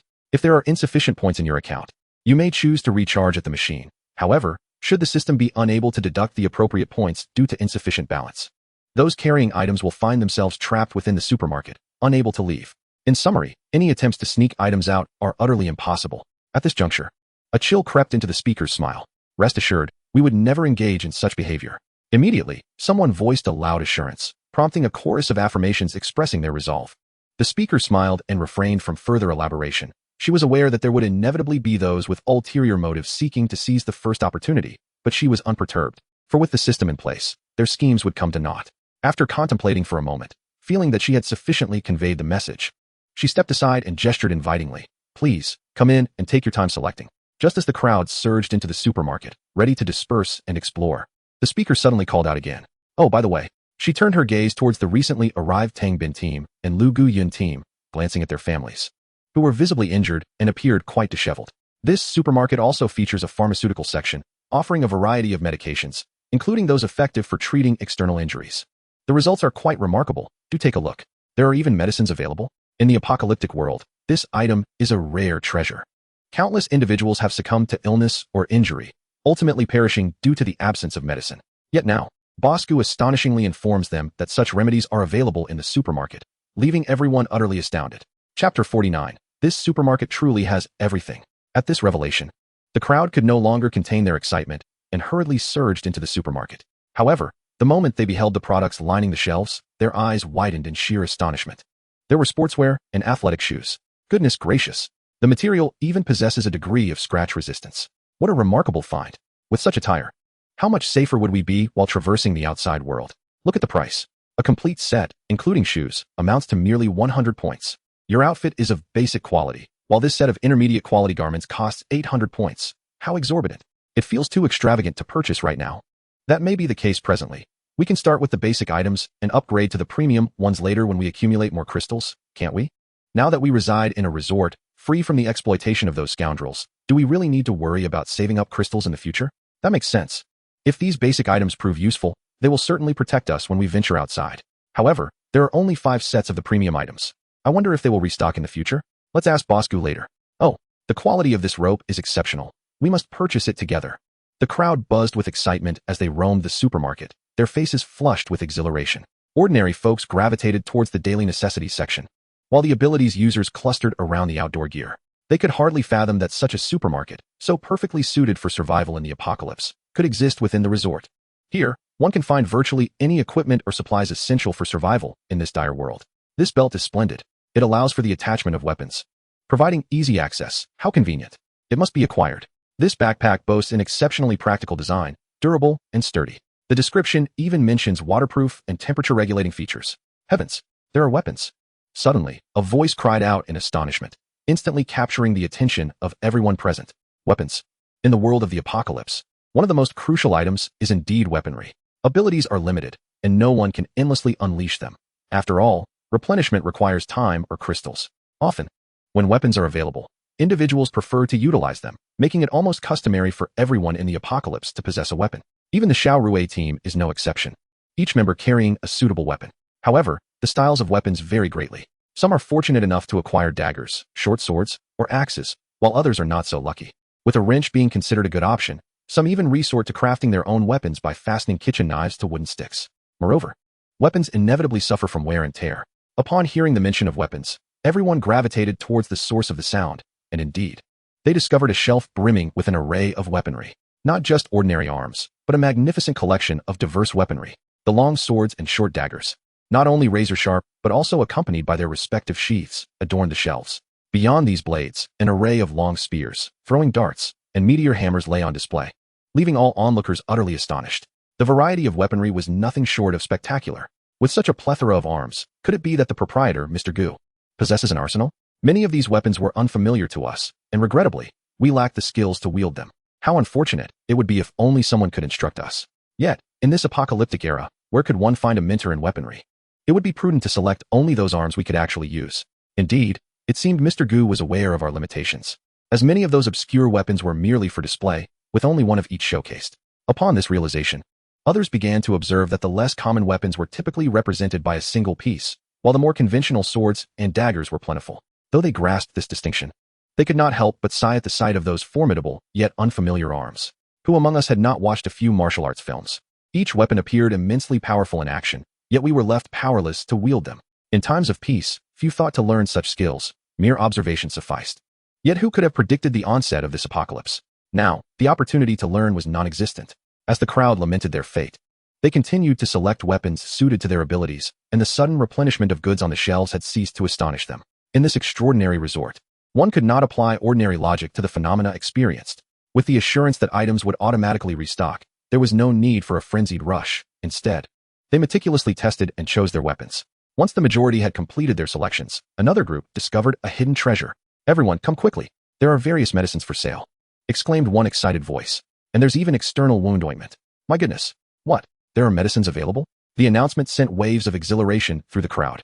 In a world where even a meal was a luxury, medicines had become invaluable. In this dire era, countless individuals prayed for good health, as falling ill could mean a grim fate amidst a scarcity of supplies. Many lives had been lost to minor ailments, a heartbreaking reality that left one feeling helpless. Thus, the news of available medicines ignited a fervent rush toward the shelves. Cold medicine, fever reducers, and diarrhea remedies were indeed present. Almost every essential medication was available. Incredible. They even stock medications for chronic conditions. There are antihypertensives and diabetes medications in abundance. Wonderful. Truly wonderful. Mother, we have medicine now. I will buy it for you. The sight of an entire row of medications brought tears of joy to the eyes of many. their excitement palpable. But the surprises did not end there. When someone ventured around the back of the shelves, they were met with yet more astonished gasps. Though the variety on this side was not as extensive, its practicality was undeniably significant, perhaps even greater. The shelves are stocked with an array of trauma medications, antidotes, and bandages, essential supplies for those with abilities who tirelessly scour for resources. The trauma medication is astonishing, appearing in a gel-like form that promises to heal wounds merely by application. According to the label beside it, the bandage enhances effectiveness, allowing minor injuries to heal within a day or two. How remarkable is that? But wait, my antidote is even more extraordinary. If administered within 3 minutes of a zombie bite, it prevents one from turning into a zombie. Incredible. This miraculous remedy must be acquired. Everyone should have one. Though the price is steep, 1,000 points per bottle, it's a small price to pay for a life. That makes sense. It's a necessity. By the way, I happen to have an injury. Why not purchase this trauma medication to test its efficacy? In Chapter 50, The Madness in the Supermarket, a member of the Lingyu team suddenly recalled this and exclaimed, prompting those nearby to eagerly agree. Who wouldn't want to witness the effects firsthand? Others, lacking injuries, couldn't create one just to test the medicine. Fortunately, someone was already injured, making it an ideal opportunity. A group of eager onlookers focused their attention on the team member, and at that moment, Lu Wu approached, inquiring if the customer wished to purchase on-site. He offered to assist with immediate checkout, as the bottle cap could not be opened without payment. The team member quickly consented and received a payment notification, which also appeared on their personal screen as a record of the purchase. Once the transaction was completed, the team member excitedly opened the cap and applied the semi-gel medication to a scratch on their left palm. The cut was not particularly deep, merely a result of a skirmish, and had bled slightly, an injury that seasoned abilities were accustomed to. As the medication was applied, all gazes converged on the palm's wound. And then, an astonishing sight unfolded. The once bloodied scratch visibly began to heal. Though not instantaneously, this was nothing short of miraculous. Typically, such a wound would take days to scab over, and complete healing would require at least a week. Yet now, in merely 2 or 3 minutes, the wound had already formed a scab. All eyes remained fixed on the injury, time passing unnoticed, filled with anticipation and wonder. Ultimately, in less than 10 minutes, the scratch completely vanished from the palm. The team member gazed at their hand in disbelief, even using the other hand to gently probe the spot where the wound had been. Finally, unable to contain their astonishment, they exclaimed, "It's truly healed. I feel nothing now, as if I were never injured. How extraordinary. Let me see." Beside him, a teammate could not restrain himself and stepped forward to grasp his hand, rubbing it in his palm, only to discover that it felt no different from usual. Not a trace of pain marred his expression. What miraculous medicine is this? What did you feel just now? Aside from a slight itch from the wound healing, there was no other sensation at all. The teammate replied with utmost certainty. The label on this healing ointment clearly stated that minor injuries would heal within 2 to 3 days, yet now it appeared that even 10 minutes was unnecessary. The teammate exclaimed in astonishment. Is it possible that the minor injuries referred to on the label differ in severity from our perception of minor injuries? Perhaps this small wound is virtually negligible to the medicine. An onlooker could not help but voice this nearly truthful observation. Once these words were spoken, everyone exchanged glances, and in the next moment, they all made the same motion, reaching for the healing ointment on the shelf. Such a miraculous medicine deserves to be stocked in several bottles. In a blink, the shelves were replenished wave after wave, emptying and filling repeatedly. This scene unfolded simultaneously across several shelves in the supermarket, as customers excitedly swept their carts in front of various displays. Although the available products were still somewhat limited, they were sufficient to send them into a frenzy of delight. Outside the supermarket, Lingyu sat in the resting area, observing the customers' reactions, deep in thought. She had just programmed the supermarket for automatic restocking. Once sold out, the system would automatically replenish a set quantity of goods, with the required points deducted from Lingyu's account. As for whether customers would be curious about the suddenly available items, Lingyu was utterly unconcerned. What could curiosity achieve? Would they dare to force her to reveal anything? The currently unlocked products were still few, most yet to be illuminated. More items could only be gradually unlocked after the supermarket reached a certain sales threshold. The items just stocked had already consumed a significant portion of her remaining 6,000 points, and the expenditure was quite considerable. However, as long as she could sell the products, the points earned would be equally impressive. Yet, when she saw her points dwindling, Lingyu realized that she need not worry excessively. What she ought to be concerned about now was whether her remaining points would suffice to cater to these frenzied shoppers. For restocking also required points. It was indeed a delightful yet perplexing dilemma. After a while, the first group to approach the checkout at the supermarket was none other than the most formidable team within the resort, Team Xiaorui. They emerged pushing a shopping cart. Since spatial abilities and items could not be utilized within the supermarket, they could only fill the cart first and transfer the items to their personal spaces after settling the bill. Glancing at the cart brimming with goods, Gu Lingyu nearly lost her composure, her smile barely contained. Truly, they were the most powerful and affluent team. When shopping, they simply purchased what they desired without a care for their points. In the supermarket, other customers, who have just relocated to the resort, are still making their selections. With their limited points and crystal cores, they can only choose the essentials. After some careful calculations regarding their points, it is evident that they will not be able to check out swiftly. However, Gu Lingyu remains unconcerned about the spending habits of these patrons. For once their points are sufficiently replenished, they will undoubtedly indulge in shopping at the supermarket. After Xiao Rui's team completed their checkout, they stored their purchases in the personal space of one of their members, an individual endowed with spatial abilities. With their items organized, they approached Gu Lingyu with unwavering determination in their eyes. Boss Gu, we wish to arrange for a long-term rental. Welcome, everyone. I wish you a pleasant stay ahead. Gu Lingyu replied, her face beaming with joy, as she felt elated about the points already acquired and those soon to come. The purchasing power of this group is indeed formidable. Just from their recent shopping spree, after deducting inventory costs, she had amassed a remarkable 10,000 points. The quintet purchased 5 bottles of zombie toxin antidote, along with 2 to 3 melee weapons each, in addition to medical supplies and tactical clothing, leaving no desired item unpurchased. The points from these transactions alone brought Gu Lingyu immense satisfaction, and shortly thereafter, Xiao Rui's team proceeded to secure several long-term rentals, 2 suites, 2 double rooms, and 1 single room, committing to a month's lease, which garnered Gu Lingyu nearly 16,000 points. Chapter 51. A sudden fortune just from Xiao Rui's team alone. They contributed a staggering 26,000 points to the resort today. Such customers, may I have a dozen more? Gu Lingyu silently rejoiced, while in the background, she overheard Xia Mingzhe lecturing his sister. Those greedy fools at Xiongfeng. If they hadn't been so avaricious, we could have bought high-end sportswear this time. Those outfits are so much better. Under normal circumstances, we wouldn't have to worry about affording them. This sentiment was echoed not only by Xia Mingzhe, but also by Xia Mingfei and the other 2 teammates, who, feeling emboldened in front of Gu Lingyu, began to voice their grievances against the management at Xiongfeng base. Exactly. There were items in the supermarket that caught my eye, but the expenditures today were rather hefty, making it impossible to acquire everything at once. This supermarket is absolutely incredible. I wonder what new products will be released in the future. I noticed many items were labeled as basic, indicating that there must be even finer and more advanced goods available. I can hardly wait to bring my father and sister here for a proper life. Have you seen the parents of those brothers from Mingguang base? In just a couple of days, they've been smiling every day, and their health seems to have improved. Enough talk. You've got me eager to rush back and fetch them.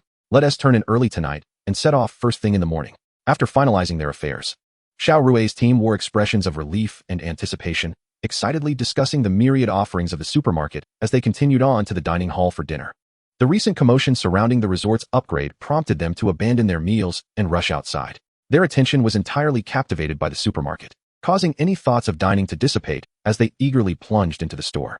Observing the retreating figures of Xiao Rui's team, Gu Lingyu smiled to herself, fully aware that this formidable group had previously hesitated about committing to a long-term stay. However, the emergence of the supermarket evidently dispelled their final reservations. With such a capable team in residence, free from the exploitation of the base, their purchasing power would soon manifest itself. The stronger the individuals, the quicker and easier they could accumulate points, leading to less hesitation in spending. It became a pure pursuit of shopping. As Gu Lingyu glanced at the points in her account, she felt a blend of joy and surprise. She had not anticipated that after recently upgrading the resort and restocking the supermarket, her previous balance of 26,000 points would be nearly depleted.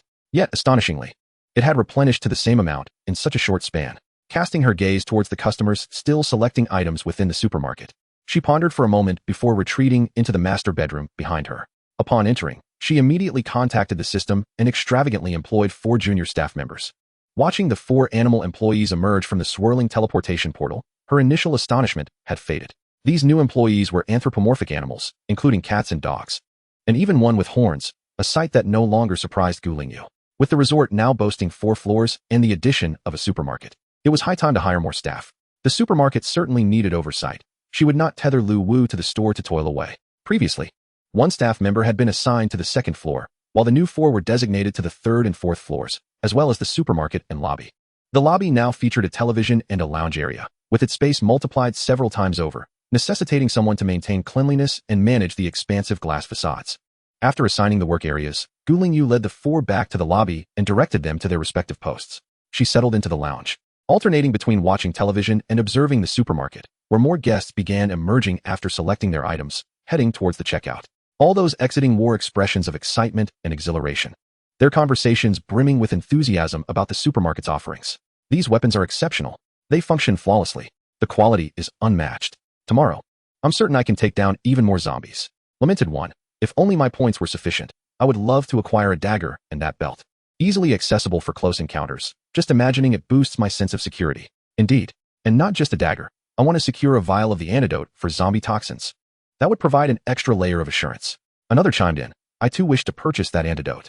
However, my current points are inadequate to acquire all the items I desire. There is so much more I have my eye on. Everyone feels the same way. In the supermarket earlier, did you not notice how everyone appeared both eager and financially constrained? Even the formidable Xiao Rui's team seemed a bit short on points. Is it possible that their points are insufficient? Given their exceptional strength, they must possess quite a few crystal cores, and their ranks should not be low either. Have you considered where they acquired their resources? Unlike us, who were exploited in Xiongfeng, their circumstances, while undoubtedly better, entail substantial expenses. Indeed, as I passed by, I overheard them discussing plans to bring their families from the base tomorrow. They too are relocating? It stands to reason.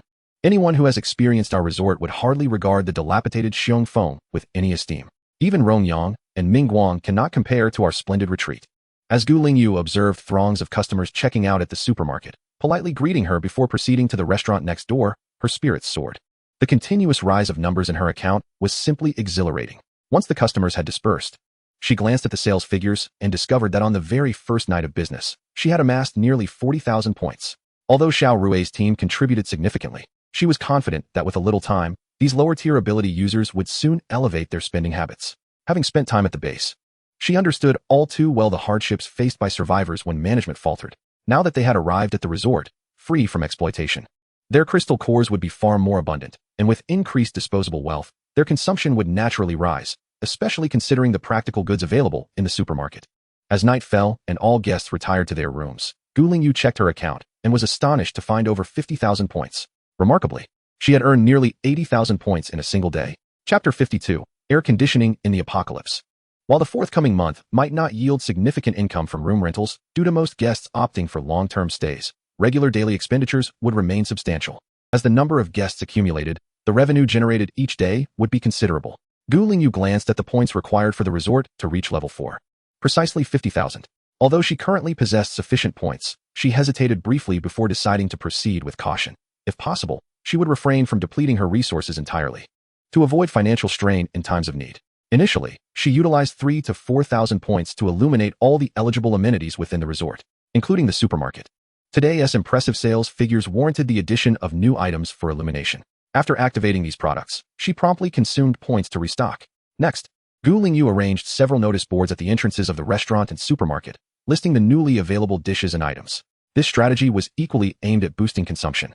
When guests see new offerings, they naturally become intrigued, and those in need will undoubtedly make purchases. After completing these tasks, Gu Lingyu replaced the neon sign atop the main building of the hotel, costing a staggering 10,000 points. Just days prior, she would not have dared to be so extravagant. Having successfully changed the sign, she immediately stepped outside and gazed up at the rooftop where the 5 bright characters of Peach Blossom Resort stood, akin to a lighthouse piercing through the darkness of the night, illuminating the distant horizon. Satisfied, Gu Lingyu nodded and returned to the lobby. The long-awaited sign was finally taken care of, and with 40,000 points still at her disposal, she hesitated for a moment before deciding to redeem the central air conditioning unit. This was something that could not be postponed for long. The weather was becoming increasingly warm. Although she could endure until next month, she did not wish to put herself through discomfort. Furthermore, having air conditioning would undoubtedly attract more visitors to the resort. Observing the air vents appearing throughout the first floor, the previously warm atmosphere gradually transformed into one of comfort. Gu Lingyu nodded in satisfaction, closed the door, and retreated to her room. Meanwhile, patrons in various rooms received system notifications, informing them of the newly installed central air conditioning. Experiencing the change in temperature, each individual wore expressions of surprise, some even erupting into cheers. They were acutely aware of how harsh the extreme weather could be in the apocalypse, and they had not anticipated that the resort would indeed have central air conditioning. What's more, the owner had mentioned it would be installed soon, but they never expected it to happen so swiftly. Witnessing the positive transformations within the resort, everyone couldn't help but feel grateful for their arrival at Peach Blossom Resort. As night faded, and the clock struck 5 in the morning, the restaurant doors opened, immediately welcoming a number of guests. Even in the summer, when dawn breaks early, the sky was just beginning to lighten. Present in the restaurant were the members of the Xiongfeng base, who quickly finished their breakfast before purchasing some food and water from the vending machines for supplies, and then set off without delay. Today, Tang Bin's team and Lu Guyun's team were to join forces to bring the remaining 5 families to the resort. Given the hurried pace of the previous day, they needed to set out exceptionally early today. Not only them, but also Xiao Rui's team was departing simultaneously. Despite their formidable strength, they needed to return to inform their families and pack their belongings, as time was equally pressing for them. After hastily reaching the Xiongfeng base, aside from Tang Bin, who stayed behind at the base to wait, everyone else entered to assist their families in evacuating. Although there were 5 families today, the number of people was roughly the same as yesterday. Learning from the previous day's experiences, the journey to Peach Blossom Resort remained relatively calm.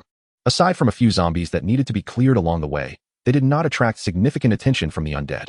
However, while they did not draw the attention of a horde of zombies, they inadvertently caught the eye of another group. Somewhere along the route between Xiongfeng Base and Peach Blossom Resort, on the 3rd floor of a building by the street, a small team was resting.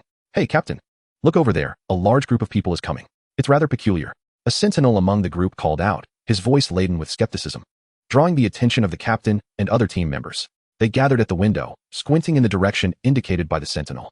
At the far end of the street, a sizable contingent of nearly 20 individuals was advancing, a sight rarely witnessed in the apocalypse, hence the intrigue it sparked among them. The greater the number, the more likely they would attract the attention of the undead. Thus, most teams typically limited their numbers to 6 or 7, except when a mission necessitated a larger force. It was uncommon to see so many people traveling together. However, as they observed, it soon became apparent that something was amiss. Their formation appears to be shielding those in the center. What is going on? Are they not afraid for their lives? In the midst of that group were elderly individuals and children. What could they be doing? Escorting? With the capabilities of this group, did they dare undertake a protection mission? Truly reckless. As the group drew nearer, Captain Wang Chong was the first to discern the faces within the crowd, and upon recognition, he displayed a mixture of astonishment and suspicion. Is that Lu Guyun's team? This woman certainly has audacity. Wang Chong scoffed, clearly believing they had accepted a protection task. Yet, soon, a teammate recognized some of the ordinary people among the group. Wait, it seems this isn't a protection mission after all. That gray-clad old woman looks like Lu Guyun's mother. I have a vague recollection of her. Lu Guyun's mother? Are you certain? Wang Chong paused momentarily. Indeed, it is her. I recall that elderly woman. Previously, I had teased Lu Guyun a bit, only to be berated by her mother, leaving me quite humiliated. Reflecting on this incident, the team member could not help but curse under his breath, his face flushed with irritation. Wang Chong furrowed his brows, his already somber countenance now tinged with doubt. So, they are escorting their own family? But to where? Before he could ponder further, another team member exclaimed in disbelief. Look! The person trailing at the back of the group is Tang Bin. Isn't it? What? Tang Bin? Wasn't he expelled from the base? And he ran off with those useless siblings. Why is he mingling with Lu Guyun? A teammate voiced his astonishment, prompting Wang Chong to swiftly glance over. Indeed, it was Tang Bin. The events surrounding him had stirred quite a commotion recently. While not every individual at the base was aware, the news had spread sufficiently. Their teams had occasional interactions due to their comparable strengths, making them privy to such occurrences. Chapter 53, Arrival of Another Group. By heavens! It truly is that lad Tang Bin. What on earth is happening here? The members of Wang Chong's team were taken aback, watching as Lu Guyun and Tang Bin's teams passed beneath them, cautiously shielding the ordinary people encircled in their midst. They were far from the base. How could they have brought their families out? Were they attempting to relocate? Some teammates speculated aloud. Relocate? To where? With their feeble skills. Do they truly believe they possess any capability? Can they survive outside of Xiongfeng? Exactly. Perhaps they will meet their demise on the way. Ha ha ha. A group of individuals laughed mockingly, their expressions filled with derision as they observed the distant figures retreating down the street. Yet, they failed to recognize that their own capabilities were scarcely superior to those they belittled. What right had they to mock others? Once the laughter subsided, one team member, with a sly grin, inquired, "Boss, should we report this to the higher-ups? We might even earn a reward and demonstrate our loyalty and reliability." The suggestion sparked interest among the others, their faces betraying a glimmer of intrigue. Recently, a squad had caught the attention of a certain manager by introducing him to a striking young woman, leading to substantial benefits and favoritism. This incident had ignited their envy, and many contemplated emulating such a scheme. However, in this post-apocalyptic world, the more formidable survivors were not to be trifled with, while the weaker ones often appeared gaunt and filthy, rendering any semblance of beauty irrelevant. Having long sought an opportunity, they could scarcely afford to let this potential merit slip away. Captain Wang Chong, upon hearing the proposal, displayed a glimmer of temptation on his face. Casting a furtive glance at the retreating group, he mused, "Let us not rush.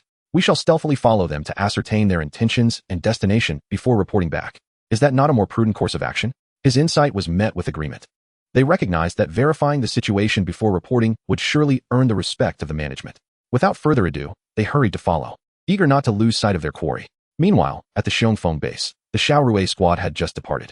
Convincing their families had been a straightforward task, their prowess having been repeatedly validated, leading their loved ones to trust their judgment.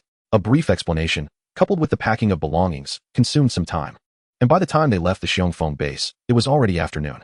The subsequent journey was somewhat hurried, yet it attracted little attention. And they managed to avoid drawing the ire of the management, thus ensuring a smooth departure free from complications. Given the Xiaorui squad's capabilities, had the management noticed their preparations too early, their exit would not have been easily granted. Nonetheless, their departure could not escape the notice of their neighbors, and word would inevitably spread. Yet, what transpired afterward was no longer their concern. As long as they safely exited the Xiongfeng base, they had little to worry about. As dusk approached, Tang Bin and his companions finally arrived at the Taiyuan resort. Though minor injuries were inevitable and the journey had been fraught with peril, they were fortunate to have avoided significant trouble, contrasting sharply with the previous day's misfortunes of being pursued by a horde of zombies. Upon storming into the resort, a wave of relief washed over them, and everyone relaxed. Tang Bin and Lu Guyun exchanged glances, observing the relatively few zombies dispersing outside, their faces lighting up with joy and relief. The existence of a resort is indeed a blessing. Since the apocalyptic times until now, it is only within the confines of this resort that they have genuinely experienced a sense of absolute safety and relaxation, even reigniting their yearning and anticipation for life. The newly arrived family members are still catching their breath in the resting area, their eyes wide with wonder and astonishment as they listen to those nearby describe the amenities of the resort. The team members busily attend to the families, administering miraculous healing ointments acquired from the newly opened supermarket, eliciting exclamations of astonishment from the newcomers. Boss Gu, my apologies for the trouble, but please set up personal accounts for these families. Tang Bin and Lu Guyun approached the counter, each presenting a first-tier crystal core to initiate the personal accounts for the family members, assigning them to the rooms that had been reserved the previous day. Now, all the families have successfully relocated to the resort, and the burden weighing upon their hearts has finally been lifted.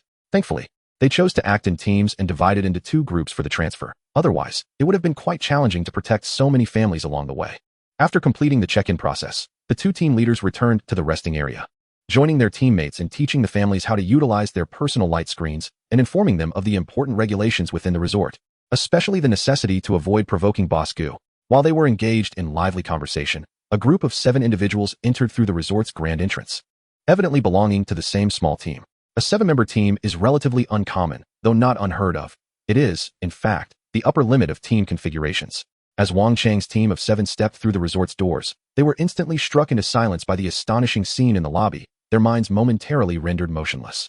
What place is this? They almost believed they were still living in the world before the apocalypse. A restaurant? A television? A supermarket? Remarkably, there was even air conditioning. The cool breeze enveloped them as they stepped inside, providing a stark contrast to the oppressive heat outside. It felt as though they had entered an alternate realm, leaving the 7 members of the team in a state of awe for a prolonged moment. Gu Lingyu, stationed behind the counter, recognized the 7 newcomers at once. Were they not from one of the 4 teams she encountered while distributing promotional flyers? Although this 7-member team did not exhibit the same unpleasant demeanor as the slightly stronger team, they were nonetheless unappealing. Their lewd glances and shifty expressions had dissuaded Gu Lingyu from offering any elaborate introductions, prompting her to simply hand them a flyer and depart. She had assumed they would not show up at the resort after that, yet here they were, unexpectedly present today. Just moments ago, Gu Lingyu had keenly observed the surreptitious manner in which the 7-member team entered, prompting her to keep a watchful eye on them. After a considerable pause, Wang Chang's team finally regained their composure, exchanging glances that conveyed their mutual astonishment. They could hardly fathom how such a place could exist amidst the apocalypse. What immense power must lie behind this establishment? In an instant, the 7 members of the team, including their leader Wang Chong, felt a sense of trepidation. Hesitant to act impulsively, as Wang Chong surveyed his surroundings, he discovered a group of individuals resting in the nearby lounge. Unmistakably the very same people who had hurried over from the Xiongfeng base just moments ago, including Tang Bin. They had trailed behind Tang Bin and his companions until they entered the so-called Peach Blossom Resort, at which point Wang Chang's group followed suit. Upon entering, they were immediately struck by the scene before them, so much so that they failed to notice Tang Bin and his companions nearby until now. Wang Chang's team recognized Tang Bin's group, and naturally, the latter also spotted Wang Chang's team as they entered through the main entrance. The moment their gazes met, an air of tension enveloped the vicinity. Tang Bin's group, who had been engaged in lively conversation, suddenly fell silent, their eyes reflecting disdain as they regarded Wang Chang's team. Both Tang Bin and Lu Guyun furrowed their brows, exchanging glances that revealed mutual uncertainty and concern. What brought Wang Chang's team here? And at such a fortuitous time? Could they harbor ill intentions? Might their presence disrupt the tranquility of the resort? With these thoughts swirling in his mind, Tang Bin cast a furtive glance towards Gu Lingyu, pondering whether he should inform her of the situation. As the two factions stood in silent confrontation, Gu Lingyu, who had been attentively observing the unfolding drama, instantly recognized the shift in atmosphere. The once vibrant hall had descended into an eerie silence, unmistakably indicating that something was amiss. Gu Lingyu's suspicions were further confirmed when she noticed Tang Bin glance her way, the worry in his eyes unmistakable. It became evident that this newly arrived team was also from the Xiongfeng base, and likely held some animosity towards Tang Bin's group. While Gu Lingyu contemplated her next move, Wang Chang's team had already redirected their gaze, adopting an air of nonchalance as they approached the counter where Gu Lingyu stood. Upon nearing her and catching sight of her exquisite features, Wang Chang suddenly recalled that this was the very girl who had handed out flyers on the street. As they reflected on the content of those flyers and now stood within the resort that mirrored the descriptions so precisely, they were astonished to find it even more splendid than advertised. Regret washed over them as they recalled their earlier mockery of the flyers. Realizing how foolish they had been for not visiting sooner, at least from their current perspective, this resort appeared to be quite remarkable. Arriving at the counter, Wang Chang gazed at the fair-skinned, stunning girl before him, and his expression shifted, for she seemed even more enchanting than before. Moreover, she exhibited no signs of any supernatural abilities. Did this not imply that he could? Contemplating the various peculiarities of this place, Wang Chang resolved to investigate further. Suppressing his inner thoughts, he feigned an air of composure and inquired, "What is this place, and how may I address you, miss?" "Please call me Boss Gu. This is Taoyuan Resort, and you should have seen the promotional materials regarding the general situation here." Gu Lingyu's lips curled slightly, a smile that did not reach her eyes. Her somewhat aloof demeanor was markedly distinct from her treatment of other guests. This was only natural, for she was well aware that the other party was far from amiable. She had no interest in exchanging pleasantries with someone she perceived as ill-intentioned. The sinister glint in the other's eyes had not escaped her notice, nor had the unusual expressions of the entourage accompanying him. Wang Chang clearly did not anticipate that the other party would so openly mention their previous encounter, nor did he expect that this seemingly powerless girl was, in fact, the proprietor of this establishment. "This is yours. You are the owner?" Wang Chang's eyes widened, his face a portrait of astonishment, mirrored by the incredulity of his companions. "Yes," came Gu Lingyu's succinct reply, a single word that only served to deepen Wang Chang's astonishment and displeasure. What was wrong with this girl? Lacking any discernible abilities, how could she possibly adopt such a dismissive and cold demeanor toward him? What audacity! Was it possible that she had some hidden backing? Wang Chang struggled to reconcile the reality that such an extraordinary establishment could be managed by a girl devoid of any powers. Even more unbelievable was the notion that this girl would brazenly show him disdain. Her chilly demeanor was unmistakable, and even a blind man could discern it. However, the current situation was peculiar, causing him to tread carefully, so he suppressed his growing agitation and inquired about the resort's offerings. Yet, Gu Lingyu appeared disinclined to elaborate, either summarizing her responses succinctly or directing him to a nearby brochure. Her frosty disposition left Wang Chang feeling irked. Yet his curiosity was piqued. This place must possess some unique characteristics to entice Tang Bin and his group to relocate their families here. If he could uncover something of value, it might earn them accolades at the base, potentially elevating their status and granting them access to greater resources. With these thoughts swirling in his mind, Wang Chang swallowed his irritation and gestured for his teammates to produce a first-tier crystal core, placing it upon the counter. "Please set up an account for each of us, and reserve 7 single rooms." After being met with Gu Lingyu's continued indifference, Wang Chang's expression soured a bit more. However, Gu Lingyu did not reach for the crystal cores. Instead, a sly smile appeared on her face. "There are only 6 single rooms left. If you truly wish to stay, 2 of you will have to share a room. Each single room costs 30 points per day, and only 1 person is allowed per room. For each additional occupant, an extra 30 points will be charged." The smile on Gu Lingyu's face held a hint of mischief as she pondered whether this group might cause a ruckus. Would she have the opportunity to witness another display of their antics? Her thoughts were unknown to others, yet upon hearing Gu Lingyu's words, Wang Chang felt as though she was deliberately aggravating him. Instantly, he was displeased, his face darkening with anger, his voice rising slightly. "How is it so coincidental? We have 7 individuals, and you have precisely 6 single rooms available? Moreover, to accommodate 1 more person, an additional fee is required?" Chapter 54. The door is there. Leave if you don't want to stay. Wang Chang, naturally, did not care for the meager points, but he could not tolerate such indignation. In his view, Gu Lingyu was acting with malice. Surely, it was in retaliation for the jesting remarks made during their previous distribution of flyers. And this woman was seizing the opportunity to make things difficult for them. "Why is it that you have precisely 7 individuals? If you had only 6, wouldn't the number of rooms be just right?" Gu Lingyu replied with a cool smile, clearly unperturbed by Wang Chang's fury. As for the additional charge for accommodating 1 more person, that rule applied uniformly to all guests. He could certainly inquire with others present, many of whom had experienced similar situations. Wang Chang's expression darkened as he glanced over at the group in the lounge, which had returned to its lively chatter. Though among them, Tang Bin and Lu Guyun frequently cast wary glances in their direction. How could he possibly ask those people? What if I refuse? Do you know who we are? Wang Chang's face hardened, his tone laced with menace, attempting to intimidate the woman before him and gauge her resolve. Wang Chang believed Gu Lingyu to be devoid of any abilities and thus unaware that they were all capable of extraordinary powers.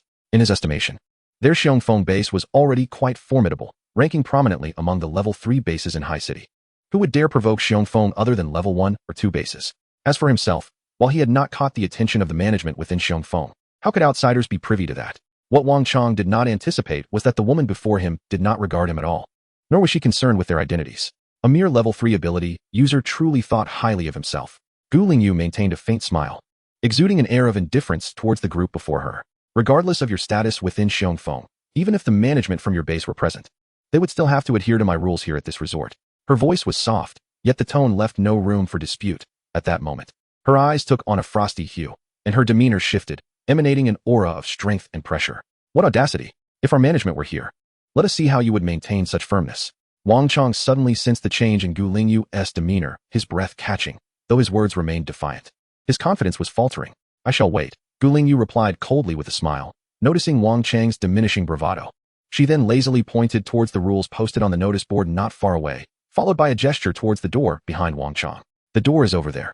If you do not wish to stay, you are free to leave. No one is forcing you. Wang Chang could not have anticipated that this seemingly powerless woman would possess such audacity, expressing impatience to dismiss them after just a few words.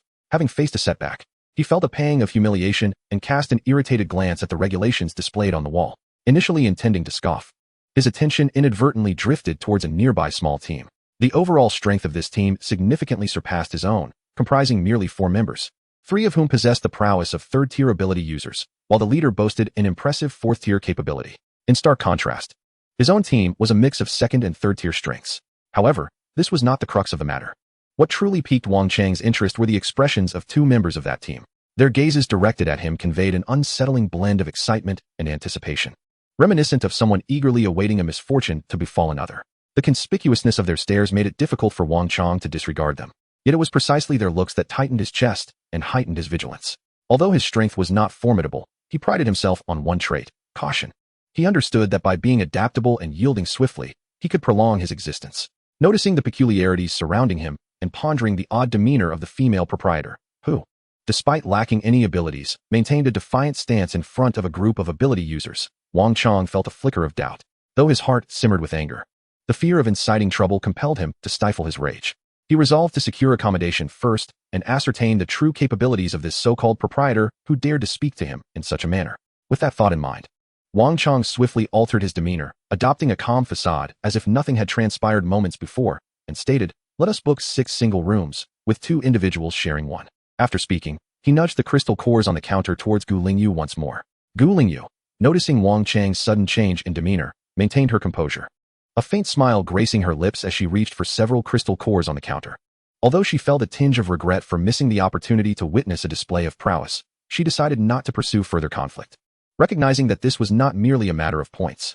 Accepting these guests would allow her to complete another task.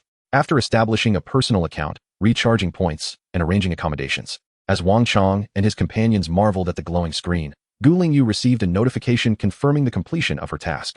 Room Addition Task 4, Single Rooms 20. Double Rooms 12, Family Rooms 4, Suites 2. Task Objective: fully occupy all rooms and renew 12 rooms. Room Addition Task 4, Task completed. Reward: doubling the total number of room types. She had originally been just 6 single rooms shy of completing the 4th phase of her task, and this group of 7 was precisely what she needed to achieve her goal. As for the renewal condition, it was no longer a concern for Gu Lingyu, as the majority of guests in the resort were long-term residents, consistently exceeding this requirement. Task 1 completed, the enigmatic owner promptly claimed the rewards for the mission. Although no discernible changes were evident on the 1st floor, she was acutely aware of the significant alterations occurring in the upper rooms. The resort now boasted 40 single rooms, 24 double rooms, 8 family suites, and 4 luxury suites. The mission's doubling of room types meant that as one ascended, the rewards in terms of room numbers increased exponentially. This particular reward instantly filled the resort's accommodations, alleviating any immediate concerns about insufficient lodging. The originally accessible 4 floors had now expanded to 6, with the 2nd and 3rd floors entirely dedicated to single rooms, the 4th and 5th to double rooms, and the 6th floor accommodating family suites and luxury suites. Following the changes, all guests in the affected rooms received immediate notifications through their personal accounts, informing them of the updates. Chapter 55. A disappointing electric shock show. The guests at the resort were accustomed to such occurrences, merely casting curious glances at the still mysterious owner behind the counter, pleased to witness the resort's expansion before resuming their activities.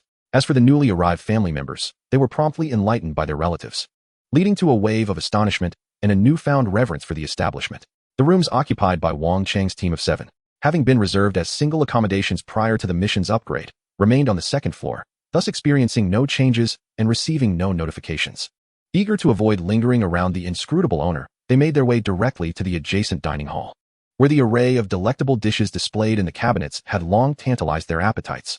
Standing by the entrance of the dining hall, Qian Yuan and Feng Chang expressed their disappointment upon seeing Wang Chang's team approaching. "It's your fault. Your gloating expression was far too evident," Qian Yuan chided, blaming his companion for the earlier incident that had deterred the team captain from further provocation. "What do you mean it's my fault? You were the one laughing too loudly. I could hear you," Feng Chang retorted, unwilling to take the blame. Little did they know how desperately they wished to witness someone else's misfortune to soothe their own wounded pride. "Enough. You two, quiet down," the team leader interjected, though he too was curious to see what transpired. The 4 of them spoke without any attempt to lower their voices, indifferent to whether Wang Chang's team overheard, as the disparity in strength rendered them unafraid. As Wang Chang passed by the group, he caught snippets of their conversation, and his expression shifted dramatically, his heart racing. Electric shock? The so-called establishment rules on the bulletin board were indeed true? Had these individuals genuinely experienced it? Who was responsible for the electric shock? The female owner lacked any special abilities. Was it possible that a formidable figure lurked in the shadows of this establishment? A flurry of conjectures raced through his mind, leaving Wang Chang pale, unable to suppress a wave of relief. Fortunately, they refrained from rash actions earlier. Otherwise, they might have found themselves in dire straits. Although the small team sought to gather intelligence and make an impression on the base's administrators, they certainly did not wish to invite misfortune upon themselves.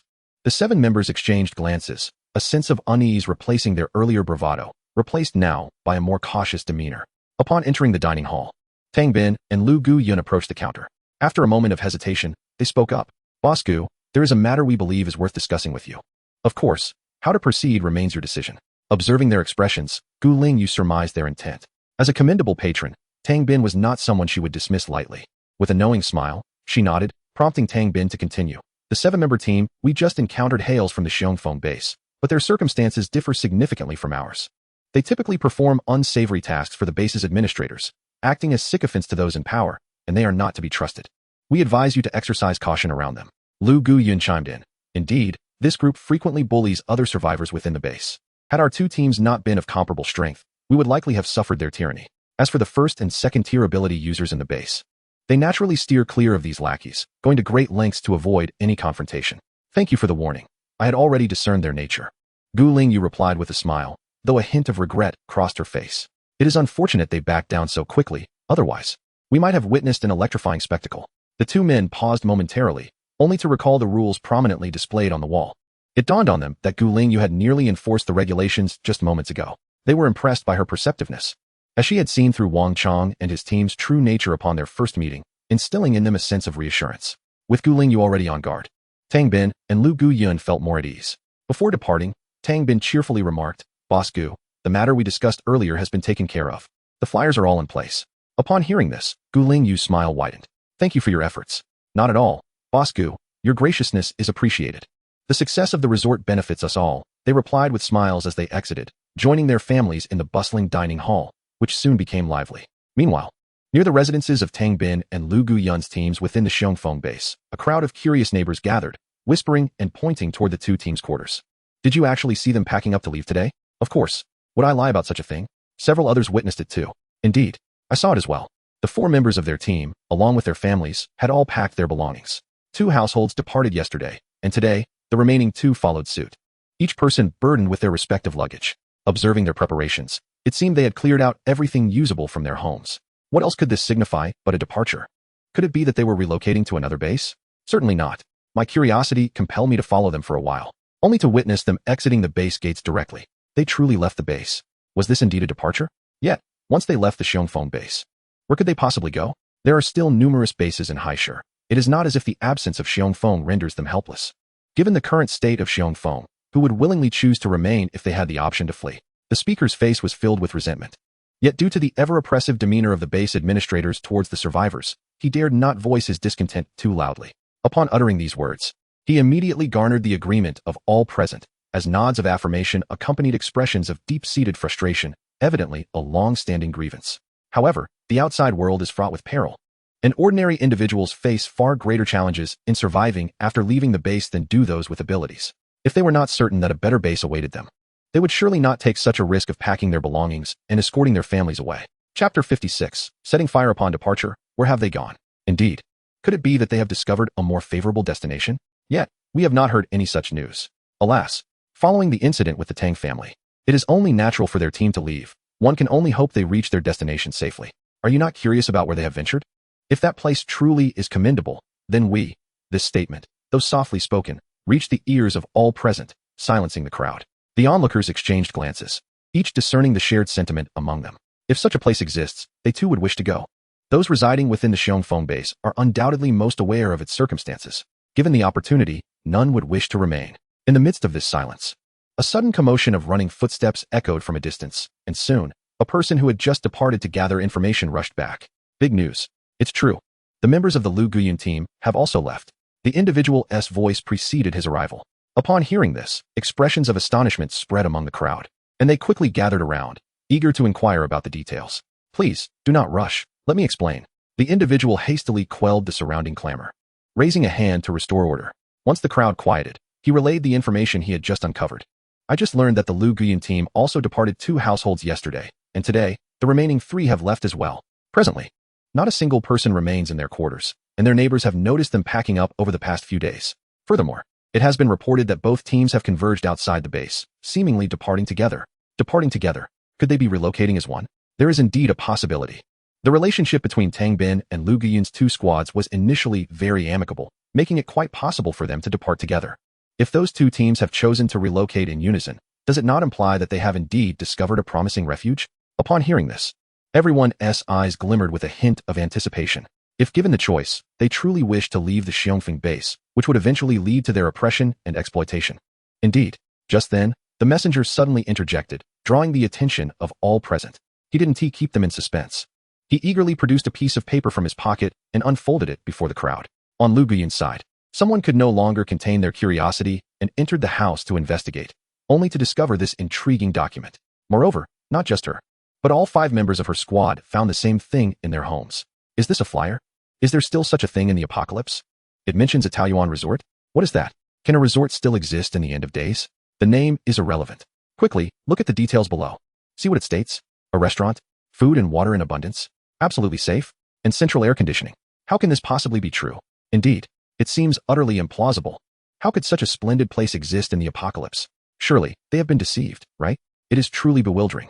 After so long in this desolate world, how could anyone still believe in such unreliable things? The vast majority present, after inspecting the flyer, expressed their disbelief. They shook their heads in dismay, convinced that these 2 squads had fallen victim to a ruse, dragging their families into this predicament. Just as everyone lamented the situation, someone suddenly perceived an inconsistency and spoke up. Wait, while not everything on this flyer may be accurate, it is also possible that not all of it is false. How so? An onlooker quickly inquired. Consider this. They wouldn't dare take their families away without first verifying the resort, lest they act recklessly. These 2 squads are generally quite dependable, not prone to impulsive actions. The speaker began to analyze. Furthermore, they had already taken a portion of their families away yesterday, clearly intending to relocate in phases. Since they returned today for the remaining family members, this indicates that those who left yesterday have already reached the resort. The first batch of family members must have deemed it satisfactory. Otherwise, why would they return for the rest? When you put it that way, it seems plausible. Following this reminder, the remaining individuals suddenly grasped the implications. Could it be that the claims made in the flyer are true? Is that even conceivable? The assertions made within are indeed astonishingly hard to believe. Someone could not resist asking. This flyer was discovered in Lu Guiyun's home? Yes, not only in Lu Guiyun's house, but also in the homes of the other 4 squad members, all prominently displayed on the entrance table, almost as if it were deliberately left for those who entered later to see. Could it be that they intentionally left this behind to convey a message to us? There exists a possibility that some individuals could not resist casting their gaze towards a nearby dwelling, which served as the residence for the members of Tang Bin's team. Should we venture inside for a closer look? The group exchanged glances, and ultimately, they collectively turned their attention to the few houses not far off. Shall we take a look? After all, They have vacated the premises, so it matters not, right? With this thought in mind, the group decided to enter. Selecting the nearest house, the person leading the way arrived at the door first, contemplating whether to test the lock, only to find that as soon as they laid a hand upon it, the door swung open effortlessly. The individual stood momentarily stunned, turning back to the others who had followed, somewhat dazed, exclaiming, "The door isn't locked." It opened with a push. Initially, they had anticipated having to pry the door open, but this unexpected turn left them momentarily speechless. The others in the back were also taken aback, and soon someone in the crowd remarked, "It seems they truly have relocated. And perhaps they even wish for us to enter." As for the reason behind this potential invitation, the group recalled the promotional flyer, and a vague suspicion began to form in their minds. Let us proceed inside and investigate. With their curiosity piqued, the leading individual boldly pushed the door open and stepped into the house. Indeed, there, they found yet another promotional flyer for the resort. As they entered, an exclamation erupted from their lips, and soon the others, unable to contain their curiosity, followed suit into the dwelling. The room was not particularly spacious. Upon entry, they found themselves in a somewhat cramped hall, furnished with a lone table, which displayed the very flyer for the Taiyuan resort, positioned so prominently it was impossible to overlook upon entering. Chapter 57. A group excursion to investigate. How are they here? The leading individual eagerly seized the flyer, flipping through its pages, and exclaimed loudly, "It's identical, just like the one from Lu Guyun's side. They have indeed gone to the same place." Realizing this, others hastily made their way to inspect the other houses.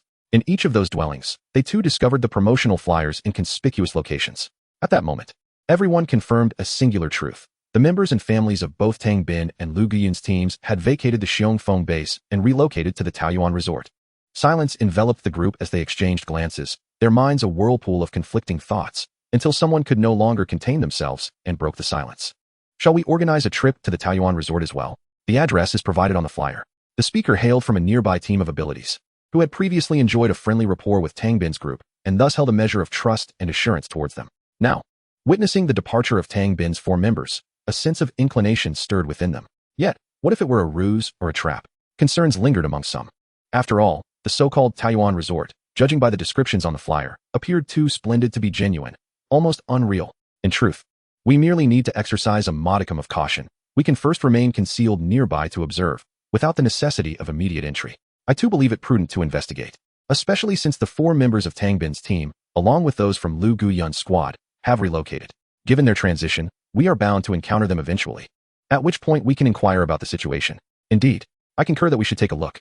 The current state of the Xiongfeng base renders it unbearable. Contemplating the circumstances at the Xiongfeng base, silence enveloped the group. After a brief interval, they unanimously expressed their agreement to venture forth, the previous indecisiveness having dissipated. Ultimately, after conferring with the neighbors adjacent to Lu Guyun's team, 3 squads resolved to serve as the vanguard, embarking to scout the conditions of the Taiyuan resort before returning to relay their findings. Simultaneously, at the opposite end of the base, the neighbors of Xiao Rui's team were also engaged in discussions regarding this matter. Xiao Rui's team had vacated their premises, and while others had observed this, they were content merely to speculate, as none dared to enter their dwelling. After all, Xiao Rui's team was no ordinary group of power users. Their prowess was unparalleled within the Xiongfeng base. The minor incidents occurring at the base were unbeknownst to Lingyu, residing in the resort. Yet she could surmise certain details.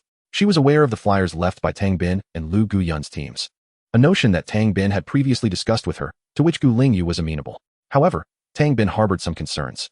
He feared that should this matter circulate within the Xiongfeng base, it might incite the discontent of the management, potentially jeopardizing the resort's prospects. A genuine source of apprehension for him. Nevertheless, Lingyu reassured him, for she harbored no such worries, nor did she fear any trouble from the inhabitants of the Xiongfeng base. After spending some time in the lounge watching television, as darkness gradually enveloped the sky, she rose to head to the dining hall, only to be greeted by the arrival of a large group at the entrance. It was none other than Xiao Rui's team and their accompanying families. "Gu boss." Upon recognizing Lingyu, Xiao Rui beamed and greeted her. Their strength was considerable. Yet maneuvering 5 individuals alongside so many ordinary people proved inevitably challenging and somewhat perilous. Fortunately, they had arrived safely, reflecting on the stable life awaiting them at the resort. A rare smile graced Xiao Rui's face as he stepped through the gates, feeling as if his spirits soared anew. How long had it been since he had experienced such a sensation? Was the journey smooth? Lingyu inquired with a smile. "Fairly well. We shall now trouble Gu boss," Xiao Rui replied, organizing his family members who were still marveling at their surroundings. As he walked towards the reception desk with Lingyu, the accommodations for Xiao Rui's team had been arranged the previous day, thus facilitating a smoother check-in process. After establishing personal accounts for all newly arrived family members and allocating them to their respective rooms according to the list provided by Xiao Rui, their check-in was successfully completed. As Xiao Rui stood at the counter attending to matters, a group of diners, having just finished their meal, emerged from the restaurant with expressions of astonishment and contentment. However, upon catching sight of Xiao Rui at the counter, they halted in their tracks, utterly bewildered. Xiao Rui, what was he doing here? Wang Chong gazed at Xiao Rui in disbelief, his mind momentarily struggling to comprehend the situation. After a considerable pause, the lively commotion nearby finally drew his attention back. Instinctively, he turned his gaze towards the rest area, his mouth agape in shock. There were the other 4 members of Xiao Rui's team.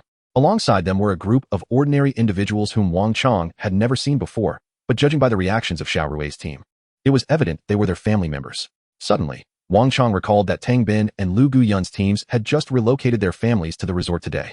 This realization struck him like lightning. Xiao Rui's team had also moved their families to the resort. What on earth was happening? Why so suddenly? There had been no prior mention of this. Unlike Tang Bin's group, Xiao Rui's team was among the most elite in the base, attracting significant attention. If they were to leave the base, it was implausible that no rumors would have surfaced.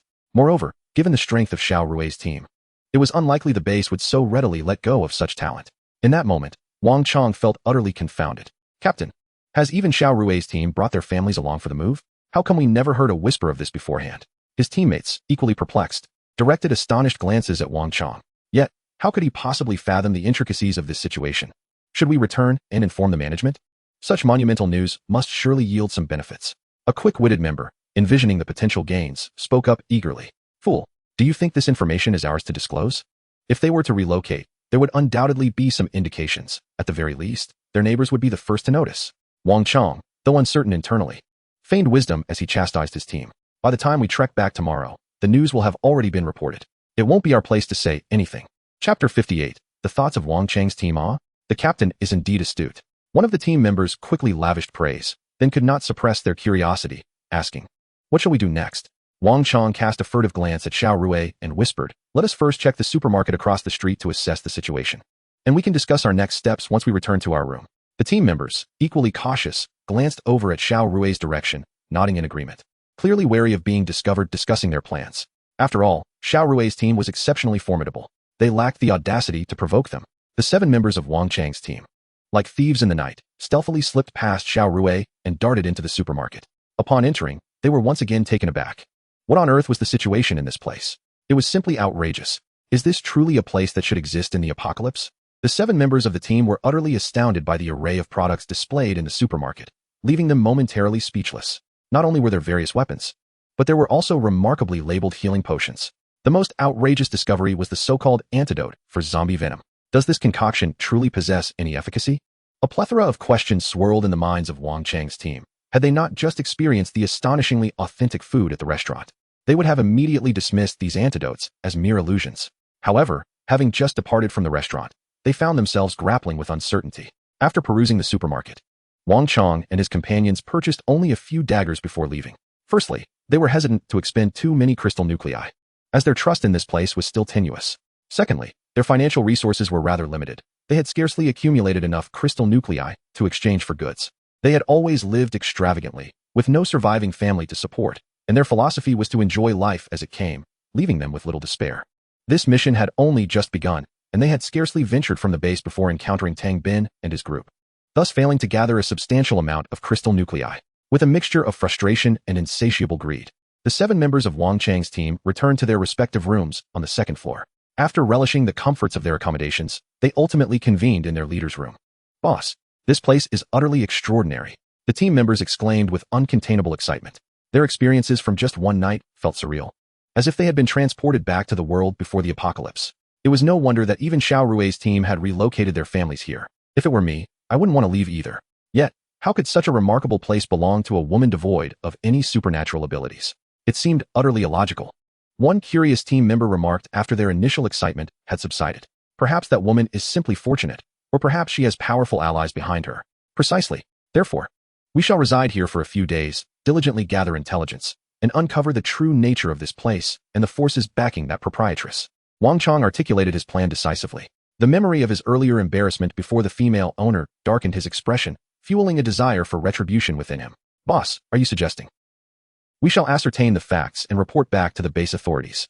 Wang Chang replied with a sinister smile. Such a significant matter in such an extraordinary location. If we report it to the management, it would undoubtedly be a remarkable achievement. The rewards will surely follow. How could the authorities possibly overlook such an exceptional place? If the proprietress lacks any formidable backing, then this establishment will ultimately belong to our Xiongfeng base. If this location falls into the hands of our base, those of us who provide crucial intelligence will undoubtedly be hailed as heroes. What benefits could we not reap? Perhaps in the future, we might even enjoy various privileges. As they contemplated the delectable dishes within the restaurant, the enticing products displayed in the supermarket, and the prospect of enjoying this comfortable room at a discount in the future, the 7 members of the team exhibited glimmers of avarice in their eyes. Moreover, Wang Chang's gaze sparkled with cunning. Their clandestine exchange of information not only ensured their safety, but also provided a clever stratagem. Even if the base failed to seize this location, no one would suspect that they had been the ones secretly transmitting messages. Thus, they could continue to revel in this paradise, a truly exquisite plan. Truly, our captain is wise.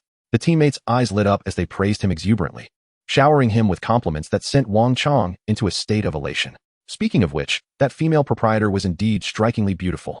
Her radiant appearance surpassed that of the so-called beauties back at the base, prompting one team member to gaze with undeniable admiration. Do not harbor such thoughts. If the base ultimately claims this place, that lovely proprietor will certainly be offered to the management. Wang Chang shot a glance at his comrade. Although he too harbored thoughts of her, he felt a sense of pride in his restraint when it came to the matter of substantial interests. The captain spoke truthfully. Even if they did not encounter the charming proprietor, as long as their plans materialized, they would not lack for female companionship in the future.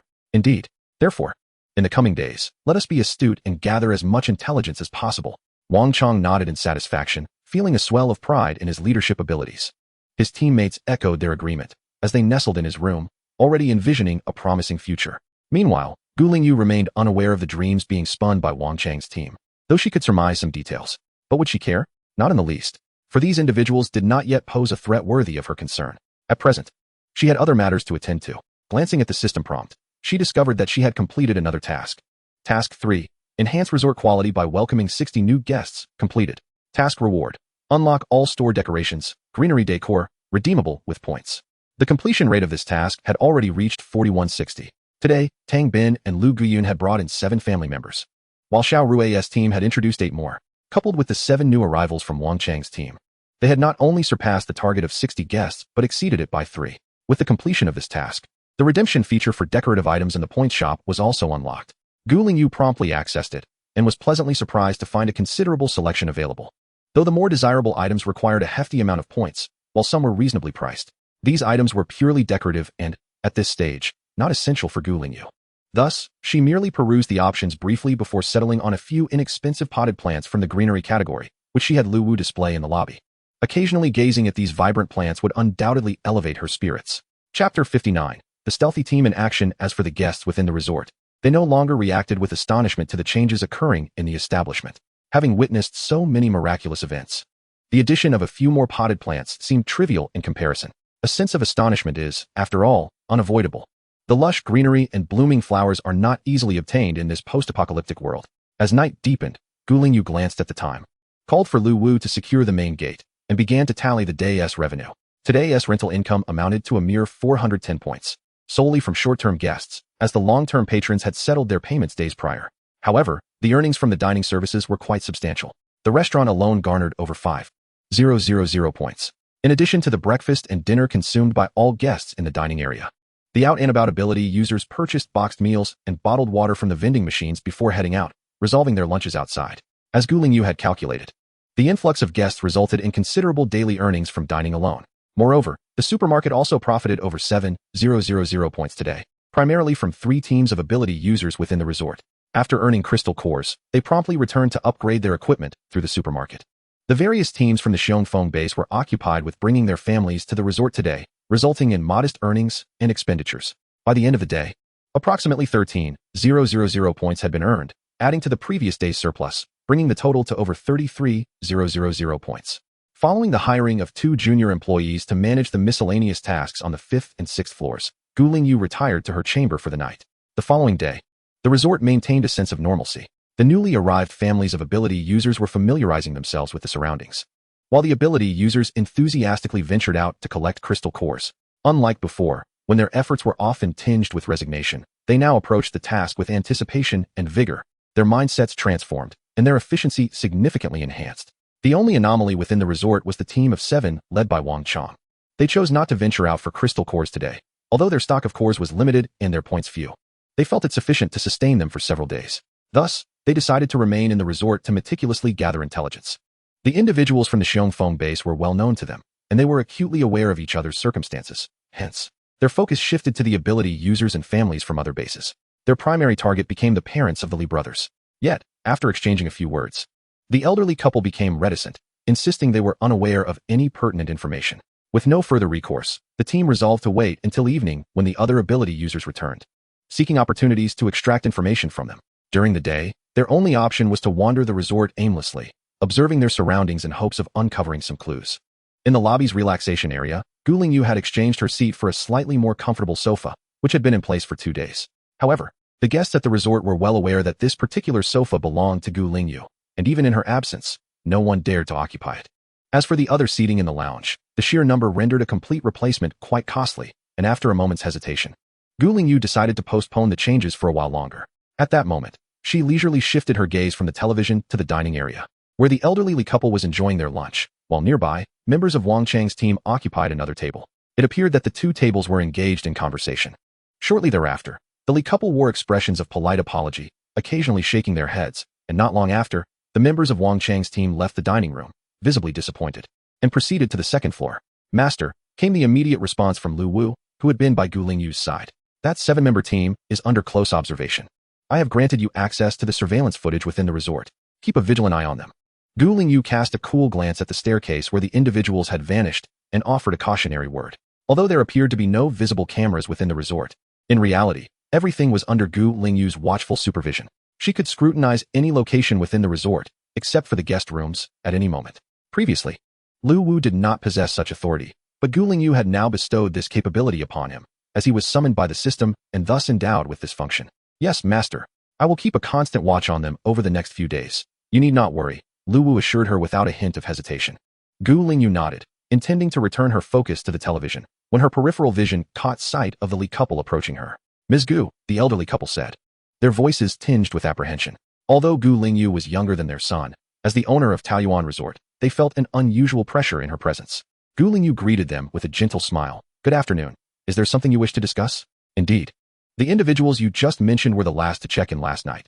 They have been inquiring about the resort's conditions, the old man began. Gu Lingyu's warm demeanor eased some of their tension, yet they remained understandably anxious. The old woman promptly interjected. The initial questions were harmless, but then they grew increasingly inappropriate, persistently asking us about the security situation and the identity of the owner behind the scenes. We felt uneasy and refrained from sharing any further information. Yes. They also inquired about the origins of our food and resources, as well as the location of our storeroom. It all seemed quite suspicious, the old man added, his unease palpable as he hesitated before continuing. There is something not quite right about them, he concluded, his words veiled yet clear enough to convey his meaning. After expressing their concerns, the elderly couple felt a wave of anxiety, fearing that Gu Lingyu might misconstrue their intentions as gossip or disparagement of others. As the two of them felt uneasy and somewhat regretful for having so rashly approached Gu Lingyu about this matter, Gu Lingyu suddenly broke into a smile and spoke. Thank you both for taking the time to inform me of this. I truly appreciate your goodwill and shall keep a vigilant eye on them. Upon hearing Gu Lingyu's words, the elderly couple instantly felt a wave of relief wash over them, their faces brightening with smiles. Chapter 60. The first wave of explorers arrives though the elderly couple had only recently taken residence here for a few days. They had already developed a profound affection for the tranquility and serenity of the place, which at times allowed them to momentarily forget the tribulations of the apocalypse. Even their 2 sons, upon returning home after their excursions in the evenings, often wore expressions of relaxation and joy, something that had never occurred during their previous missions returning to the base. Recently, their sons even mentioned that living in the resort had afforded them surplus crystal cores to enhance their abilities, thus ensuring greater safety during future outings. What delighted them most was the opening of the supermarket, stocked with a variety of equipment and medications, which provided them with greater peace of mind regarding their son's safety. They genuinely hoped for the resort to thrive and endure, considering any threats to it as their own responsibility. Consequently, upon sensing something amiss with a certain group, they promptly reported to the owner, Gu. Thank you, Gu, for your willingness to listen to our concerns. We all wish for the resort's continued prosperity. The elderly couple expressed with sincere smiles. Indeed, feel free to share any matters with me in the future. If you cannot find me, please consult Lu Wu. Gu Lingyu replied, gesturing towards Lu Wu beside her. She then invited the elderly couple to sit down and enjoy some television together. As the afternoon progressed, more guests gathered in the lobby to watch television, primarily the family members of the ability users residing at the resort, who were unable to venture outside. After tidying up their rooms in the morning and having lunch, they joined in to watch television. After lunch, Tangyu had just led her younger brother to the lobby, preparing to sit down and watch some television, when the commotion from outside the main entrance captured her attention. Before long, a group of over 10 individuals entered, momentarily frozen in place, their expressions blank as they were evidently taken aback by the scene in the lobby. Uncle Zhang, what brings you here? Tangyu was the first to recognize one of them, her face lighting up with surprise. From the nearby resting area, others also recognized the newcomers. Xiaohe, you all have come too. Honggu, come in and sit down. A flurry of greetings erupted, and Gu Lingyu, observing from the side, quickly grasped that this group had arrived from the Xiongfeng base. Since they were acquainted with the families of Tang Bin and Lu Guyun, they appeared to be neighbors of sorts. Could it be that her flyers had indeed been effective? Remarkably, these individuals had arrived so swiftly. The flyers had only been distributed yesterday, and today they had all come rushing over. It seemed that life at the Xiongfeng base was genuinely difficult, or else these people would not have been so eager. This series of greetings finally roused the group from their stupor, and upon seeing the familiar faces, expressions of astonishment and joy filled their countenances. As two parties converged, a large crowd immediately erupted into lively chatter. Xiaozhong, did you come here after seeing the flyers we left behind? Indeed. We discovered your promotional materials last night, and after a discussion, we decided to come and take a look. But Tangyu, Tang Hao, what a surprise to see you here. Does that mean Tang Bin is also present? Absolutely. Uncle Zhang, my brother is here as well. After he led us to escape, we happened to arrive at this place, and thus we decided to stay. Tangyu joyfully pulled Tang Hao closer, evidently having a good rapport with Uncle Zhang. Thank goodness you are all well. But what about the others? Why are only you here?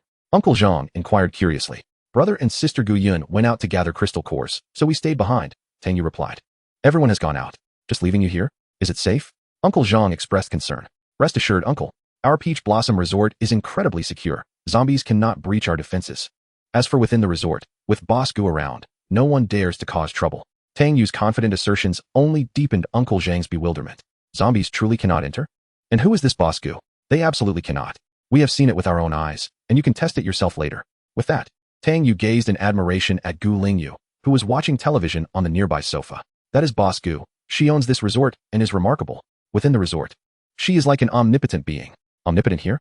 Tangyu's words left the group of over a dozen in disbelief, casting doubt on the veracity of her claims. Could this young girl have been deceived? Though the place indeed appeared extraordinary, Boss Gu did not seem to emanate any supernatural aura. The families already residing in the resort, noting their expressions, could tell they were just as skeptical as before. Consequently, they spontaneously began to share their experiences about the resort, recounting the astonishing phenomena they had witnessed. For instance, the first batch of families had personally observed the transformation of the lobby on the first floor and how the supermarket had seemingly materialized from thin air. The crowd exchanged remarks and supplemented one another's stories until they had thoroughly elucidated the resort's peculiarities, negating the need for further explanations from Gu Lingyu. With many familiar faces corroborating the tales, even the most skeptical among the newcomers were compelled to believe, for the extraordinary occurrences in the lobby were laid bare before them. Although Gu Lingyu remained seated on the sofa, she attentively monitored the situation with Tangyu, feeling relieved that so many were assisting in introducing the resort. After a while, Tangyu approached the sofa with her entourage. Boss Gu, Uncle Zhang and the others would like to open personal accounts to dine in the restaurant and then visit the supermarket. What do you think? Without a personal account, one cannot access the restaurants and supermarkets, being confined solely to the activities within the lobby. Moreover, prolonged presence would result in forced relocation outside the resort's boundaries. When a sudden influx of over a dozen new guests arrived, Gu Lingyu, naturally, could not refuse them, even if their initial intention was merely to dine. Certainly. But your activities are restricted to the first floor. For access to the upper floors, non-registered guests must be accompanied by Lu Wu. Understood, Boss Gu. We shall remain on the first floor, Tangyu replied with a bright smile, gesturing for the accompanying psychics to present their crystal nuclei to Gu Lingyu. One by one, she accepted the crystal nuclei and opened personal accounts for them, resulting in the acquisition of 16 new patrons.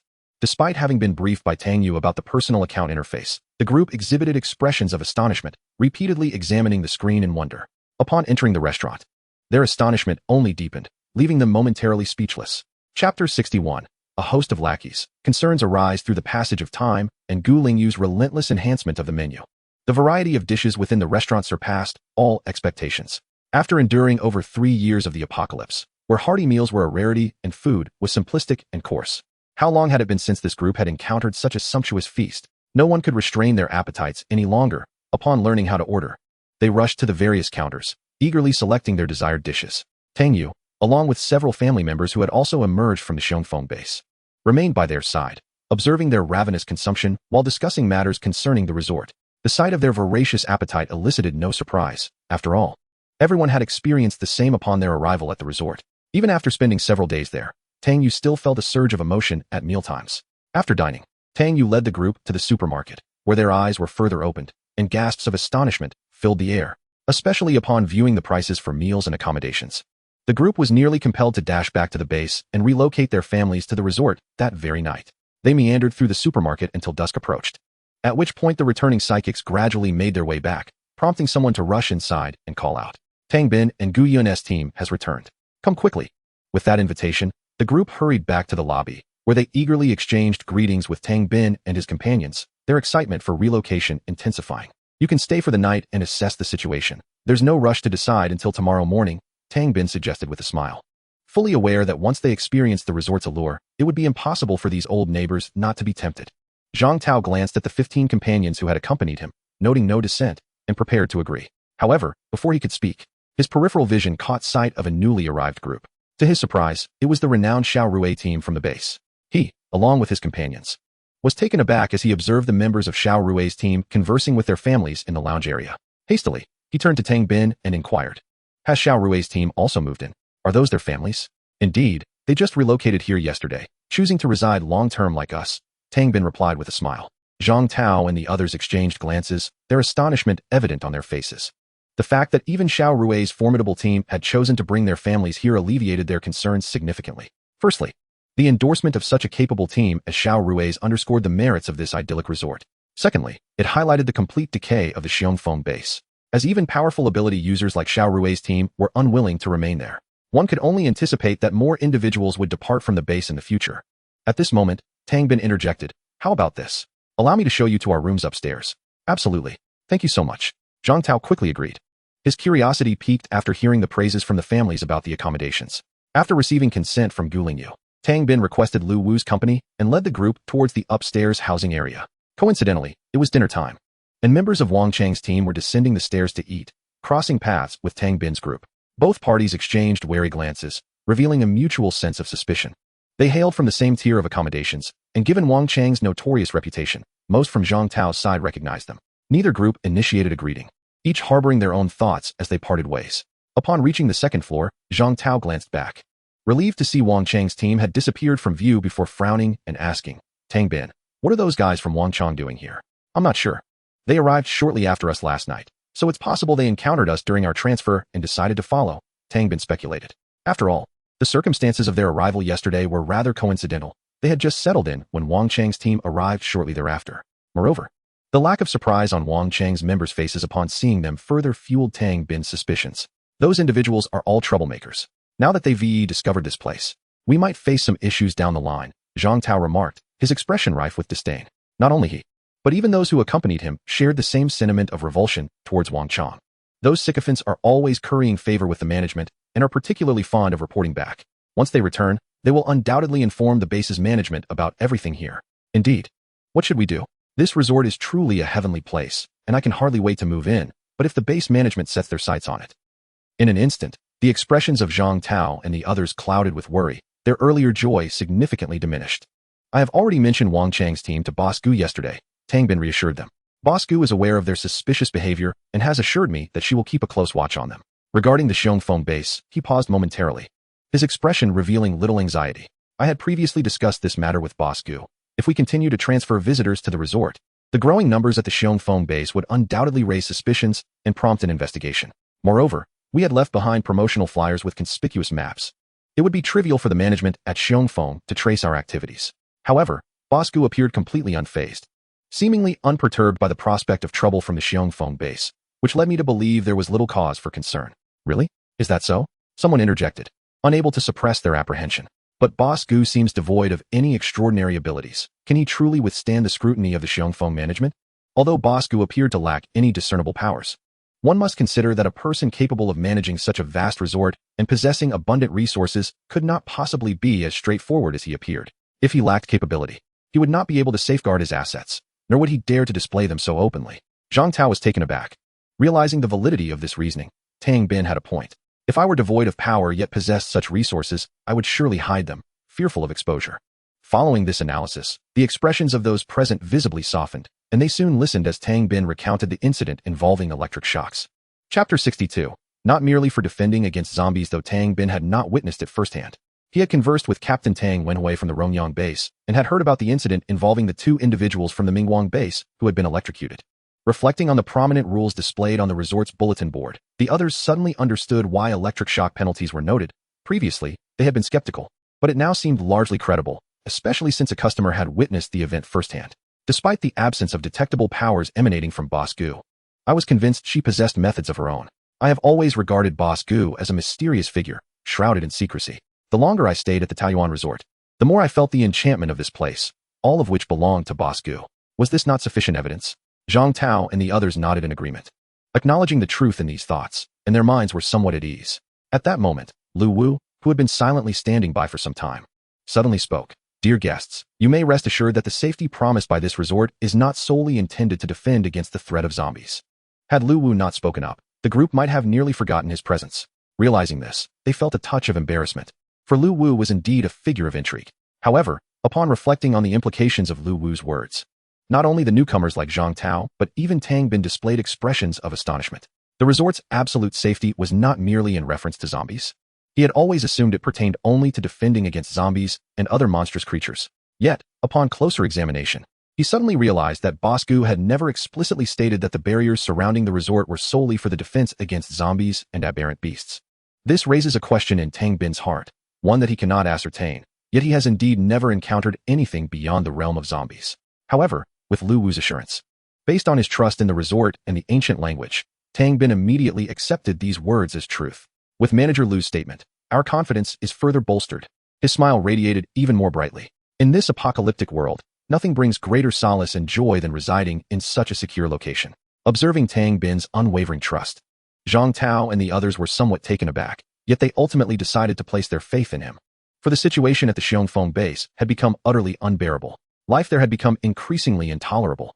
While Zhang Tao and his companions were deliberating on the matter of Wang Chang's team, on the other side, in the restaurant on the first floor, Wang Chang's team was nestled in a corner, dining and discussing Zhang Tao and his group. I didn't expect that kid Zhang Tao would show up. And he brought so many people, one remarked. Boss, do you think their sudden appearance in such numbers indicates trouble? Of course it suggests trouble. Wang Chang replied darkly. Perhaps Tang Bin and Lu Guyun have incited that crowd to come here, aiming to poach our people from the Xiongfeng base. How dare they attempt to poach from the Xiongfeng base? Are they tired of living? Those folks have long since grown weary of living. Otherwise, how would Tang Bin have the audacity to injure someone from Manager Zhu's team and escape here with a woman coveted by Zhu? Wang Chang's face twisted into a sinister grin at the thought. When we return to the base in a few days, we'll report Tang Bin's activities here to Manager Zhu, and he will surely reward us. Wang Chang's words elicited laughter from his teammates as they envisioned Tang Bin's misfortune. Boss, should we report Zhang Tao's group and Xiao Rui's team when we get back? Of course, the more misfortunes others face, the greater our chance to become favorites of the management. We can trust no one but ourselves, as we are the only ones with the base's best interests at heart. A calculating glint sparkled in Wang Chang's eyes. You're absolutely right, boss. Following your lead is never a mistake. Currently, the resort offers 4 types of accommodations. Zhang Tao and his companions followed Lu Wu and Tang Bin upstairs, marveling at each room type in a whirlwind of excitement and joy. Their minds consumed by a singular thought, to move in quickly. Whoever doesn't move is a fool. Are we to continue enduring hardship at the Xiongfeng base? After touring the rooms, Zhang Tao and his group returned to the lobby and went directly to the counter, where they sought to check in with the ancient language, selecting 4 double rooms and 8 single rooms. At this moment, the number of available rooms had just increased, making it a perfect time for their needs. Therefore, Zhang Tao and his companions chose not to reserve long-term accommodations immediately, intending to wait until tomorrow when their families would arrive at the resort before finalizing their rooms. After dinner, Tang Bin and the others accompanied Zhang Tao and his group to the supermarket. Since they had resolved to begin relocating their families the next day, it was imperative to adequately prepare some supplies and medicines in advance. Points can be earned again, but life is singular. No one dares to wager their own life or that of their family. Thus, in this moment, the minor expense of crystal cores hardly pains anyone. For even if they go and use this time, they can be retained for future use. Beyond the 16 individuals procuring supplies on Zhang Tao's side, Tang Bin and the other guests already residing in the hotel also purchased numerous items. having ventured out today and reaped a bountiful harvest. They were keen to gradually arm themselves with points. During the inaugural night of the newly opened supermarket, aside from the financially robust Xiao Rui's team making substantial purchases, others had to consider their daily expenses and could not acquire all they desired in one go, opting instead for staggered purchases, until the late hours when the supermarket closed. The establishment garnered over 30,000 points in revenue for Gu Lingyu, complemented by daily dining income and the previous day's surplus, resulting in nearly 70,000 points in total. After performing a series of operations, she illuminated the necessary points, restocked items, and redeemed 2 of the latest vending machines. The sales of the instant noodle and beverage vending machines had met expectations, prompting the launch of the soup and milk tea coffee vending machines. The soup machine offers a variety of soups for takeaway, catering to those who enjoy drinking soup without concern for spillage, as it is produced by the system and packaged impeccably. The milk tea coffee vending machine, long anticipated by Gu Lingyu, though still limited in variety, boasts a lengthy list of unlit options that sufficiently ignited her enthusiasm. Had it not been for the approaching hour of sleep, she would certainly have indulged in a cup for herself first. Subsequently, Gu Lingyu procured additional tables and chairs for the lounge area. If all goes as expected, the number of guests in the resort will increase tomorrow, making the current seating insufficient. After completing these tasks, Gu Lingyu glanced at her account, which held just over 60,000 points. While this amount is sufficient to elevate the resort to level 4, she decided to wait until tomorrow's income was accounted for, allowing her points to be more abundant before upgrading the resort. Chapter 63, Bitten by a Zombie. The following morning, after breakfast, Zhang Tao's team gathered their supplies and set off without delay, aiming for the Xiongfeng base to bring their families over. Departing early would ensure they reached the resort in good time, avoiding the dangers of nightfall. Before lunch, Zhang Tao's 3 squads returned to the Xiongfeng base, hurrying back to the accommodation area where a crowd of neighbors awaited eagerly. With time pressing, Zhang Tao quickly conveyed the genuine existence of the Taoyuan resort and its numerous benefits, even mentioning encounters with Tang Bin and Lu Guyun's team, as well as their families, and ultimately meeting Xiao Rui's team. Upon learning that the renowned Xiao Rui's squad had relocated their families, the last vestiges of doubt among the crowd evaporated, especially considering that there were a total of 16 individuals who had ventured to explore. The unanimous praise from all 16 could not be fabricated. In an instant, excitement surged through the crowd. The emergence of the Taoyuan resort felt like a glimmer of hope in the darkness, a beacon of light to escape the Xiongfeng base. At present, the families of Zhang Tao and others began to draw lots to determine the order of their relocation. They opted to follow Tang Bin's suggestion, choosing to transfer their family members in the same manner as Tang Bin and Lu Guyun, forming 3 small teams to move in 3 batches, thereby maximizing the safety of their loved ones. Zhang Tao's 3 teams had reached a consensus and commenced their actions, while some neighbors, who had heard about Taoyuan Resort but had yet to visit, felt an irresistible urge to join in. These neighbors discussed among themselves the possibility of organizing a group to either go and see the resort for themselves or to begin their relocation immediately. After all, with so many having already visited and given their unequivocal endorsement, most would harbor no further doubts. Some even discreetly inquired near the residence of Xiao Rui's team, discovering that Xiao Rui's entire family had departed the base and had not returned for 2 nights, which only served to bolster their belief in the authenticity of Taoyuan Resort. On the other hand, these inquiries alerted the neighbors of Xiao Rui's team to something amiss. After all, with tonight's count, Xiao Rui's team and their families had been absent for 2 whole nights. It is crucial to understand that even with the formidable strength of Xiao Rui's team, safeguarding so many ordinary individuals outdoors for 2 nights entails immense risk. Given the level of care Xiao Rui's team had for their families, they would never take such a gamble with their loved ones. After a night filled with curiosity, the next morning, when the neighbors reconvened at the doorstep of Xiao Rui's 5-person team, they increasingly felt that Xiao Rui's team and their families had likely indeed relocated, completely departing from Xiongfeng base. Otherwise, it was inconceivable that they would be absent for 2 consecutive nights. With such speculation, the neighbors could no longer contain themselves and made their way to Xiao Rui's home, intending to enter and ascertain the situation. As they reached for the door, they discovered that it was unlocked, swinging open with a mere push. Upon entering, the most striking sight was a table adorned with a flyer for Taoyuan Resort. What is this?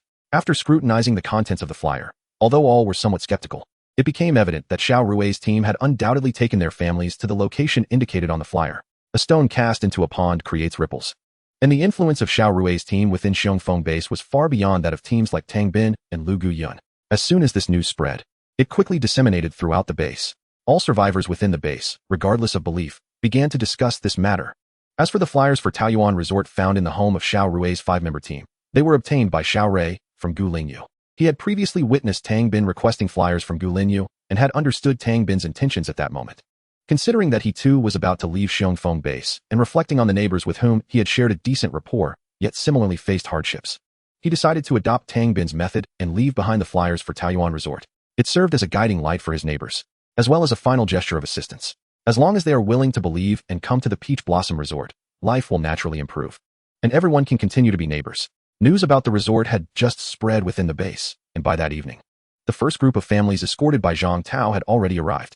Unfortunately, they encountered numerous zombies along the way, and by the time they reached the resort, they were battered and bruised, though thankfully, no one had died. Prior to their arrival, 2 other small teams, totaling 20 individuals from the Xiongfeng base, had also reached the Peach Blossom Resort. Although they were not very familiar with one another, they recognized each other as nearby neighbors. Hence, Tang Bin and others were busy introducing the resort's situation to them. Seeing Zhang Tao's group arrive in such disarray, Tang Bin and his companions hurried over to assist, helping them to the resting area and tending to their injuries. Zhang Tao, upon seeing Tang Bin, was filled with excitement. He grasped Tang Bin's arm tightly, his eyes brimming with relief. What a close call. We were fortunate to have heeded your advice yesterday and purchased healing ointments and detoxifiers. Otherwise, we would have been in real trouble today.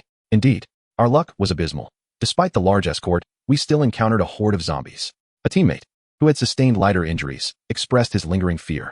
Tang Bin, upon hearing this, was immediately alarmed and surmised something amiss. He quickly inquired, "Did you use the detoxifier? Has anyone been bitten by a zombie?" At this question, the newly arrived group of 20 turned pale and instinctively took a few steps back. Not just them. Even the guests in the resting area, both the gifted and the ordinary, instinctively recoiled, their faces reflecting shock and trepidation. It is known that once bitten by a zombie, within 10 minutes, whether gifted or ordinary, one is bound to be infected by the zombie virus, ultimately becoming part of the undead horde.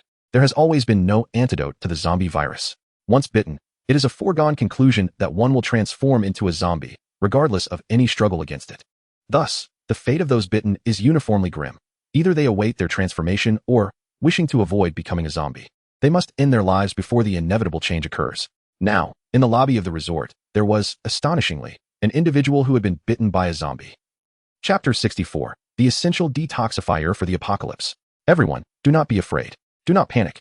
Zhang Tao, witnessing the intense reactions, was not surprised and quickly explained.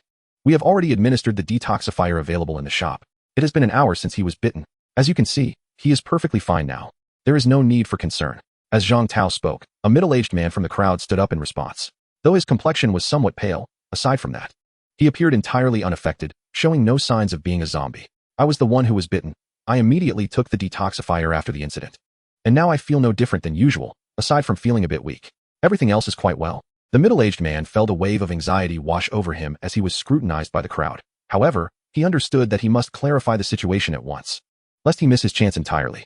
It is a well-known fact that zombies are driven solely by their primal instinct to feed, devoid of any emotions or the capacity for speech. Thus, when the middle-aged man began to speak, the majority of the onlookers were already half convinced. Though the unprecedented nature of the occurrence inevitably left them apprehensive, the atmosphere became somewhat tense. At that moment, Lingyu, who had been silently observing from the sidelines, leisurely interjected with a calm smile in her voice, assuring everyone, "Rest assured, this is a product of the resort, entirely genuine. If it has been stated that it can counteract the zombie toxin, then as long as it is administered within the specified time frame, it will undoubtedly be effective.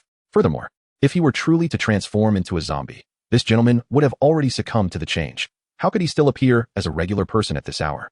It is crucial to note that the transformation occurs within a mere 10 minutes. Upon hearing this, the crowd was momentarily taken aback. Indeed, the transformation into a zombie occurs within 10 minutes. How much time has elapsed already? If a change were imminent, it would have happened by now. Surely he would not still be standing here. Thoughts of the antidote sold at the supermarket, as mentioned earlier by Tang Bin and Zhang Tao, began to circulate among them. Perhaps it was indeed effective. From within the throng, Xiao Rui stepped forward, addressing Zhang Tao. "My friend, may I examine the gentleman's wound?" His inquiry instantly reminded everyone that the wounds inflicted by a zombie's bite are distinctly recognizable. Yes, let us see his wound. At the very least, we need to confirm. Zhang Tao readily acquiesced, "Of course. Uncle Sun, allow Captain Xiao to inspect your wound so that everyone may feel at ease." "Very well." Uncle Sun promptly rolled up his sleeve. "Thank you." Xiao Rui acknowledged politely as he approached the middle-aged man. His motivation for taking action at this moment was twofold. Firstly, to ensure the safety of his family, and secondly, to ascertain the efficacy of the antidote, thereby gaining some certainty in his mind. Although every member of their team had been equipped with a vial of the antidote, they had yet to test its effectiveness, leaving them uncertain. Their prior purchase was driven by the allure and reputation of the Taoyuan Resort, equipping themselves with a vial for precautionary measures. hopeful that it might indeed prove beneficial.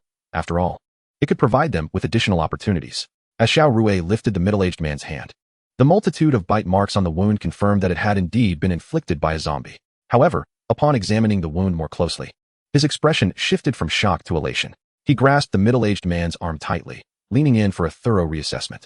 His actions elicited a mixture of tension and curiosity among the onlookers, prompting one individual to finally voice their concerns. Captain Xiao, what is the situation? Will he undergo transformation? Is there any danger? Is the antidote truly effective? A flurry of questions echoed the sentiments of the crowd, as all eyes in the lobby were now fixed upon Xiao Rui and the middle-aged man. Then, with an expression of fervent excitement, Xiao Rui turned to face the crowd, grasping the middle-aged man's hand and raising it high, directing the wound toward everyone. Behold, this wound is indeed inflicted by a zombie. Yet the blood upon it is a vivid crimson. It bears no resemblance to the dark, toxic blood one would expect from a zombie bite. With these words, a collective sigh of relief swept through the crowd. Not only was it due to Xiao Rui's assertion, but also because they could all see the middle-aged man's wound, which, having been untreated, was still oozing blood. However, the blood that seeped forth was a bright red, signifying normalcy. After this moment of relief, some individuals quickly reacted, exclaiming in astonishment, "So, the antidote truly proves effective. It appears to be genuine. Someone has verified it firsthand. It cannot be mistaken." Hearing the murmurs of the crowd, Zhang Tao stood once more, affirming, "Indeed, the antidote is authentic. Just yesterday, we prepared several vials as a precaution, and to our surprise, we needed them today. When Uncle Sun was bitten, we administered the antidote to him immediately, within 2 minutes at most. Following the ingestion, Uncle Sun has exhibited no adverse effects, and within 3 minutes, the blood seeping from his arm transformed to a bright red." With Zhang Tao's further confirmation, the discussions among the crowd intensified. Many approached to examine the middle-aged man's wound, which he graciously allowed them to inspect. Everything appeared normal. Were it not for the unmistakable bite marks, one might hardly believe this was a wound from a zombie. Thus, the antidote is truly effective. I was hesitant about purchasing it before, but now there is no question. I must acquire a vial. It's akin to gaining an additional life. Absolutely. Anyone venturing outside should certainly stock up on a vial. I will go buy one shortly. I can forego a meal, but I must secure that antidote. The crowd buzzed with excitement. Those who had already purchased it felt an increased sense of security while collecting crystal cores, while those yet to buy were casting eager glances toward the supermarket shelves.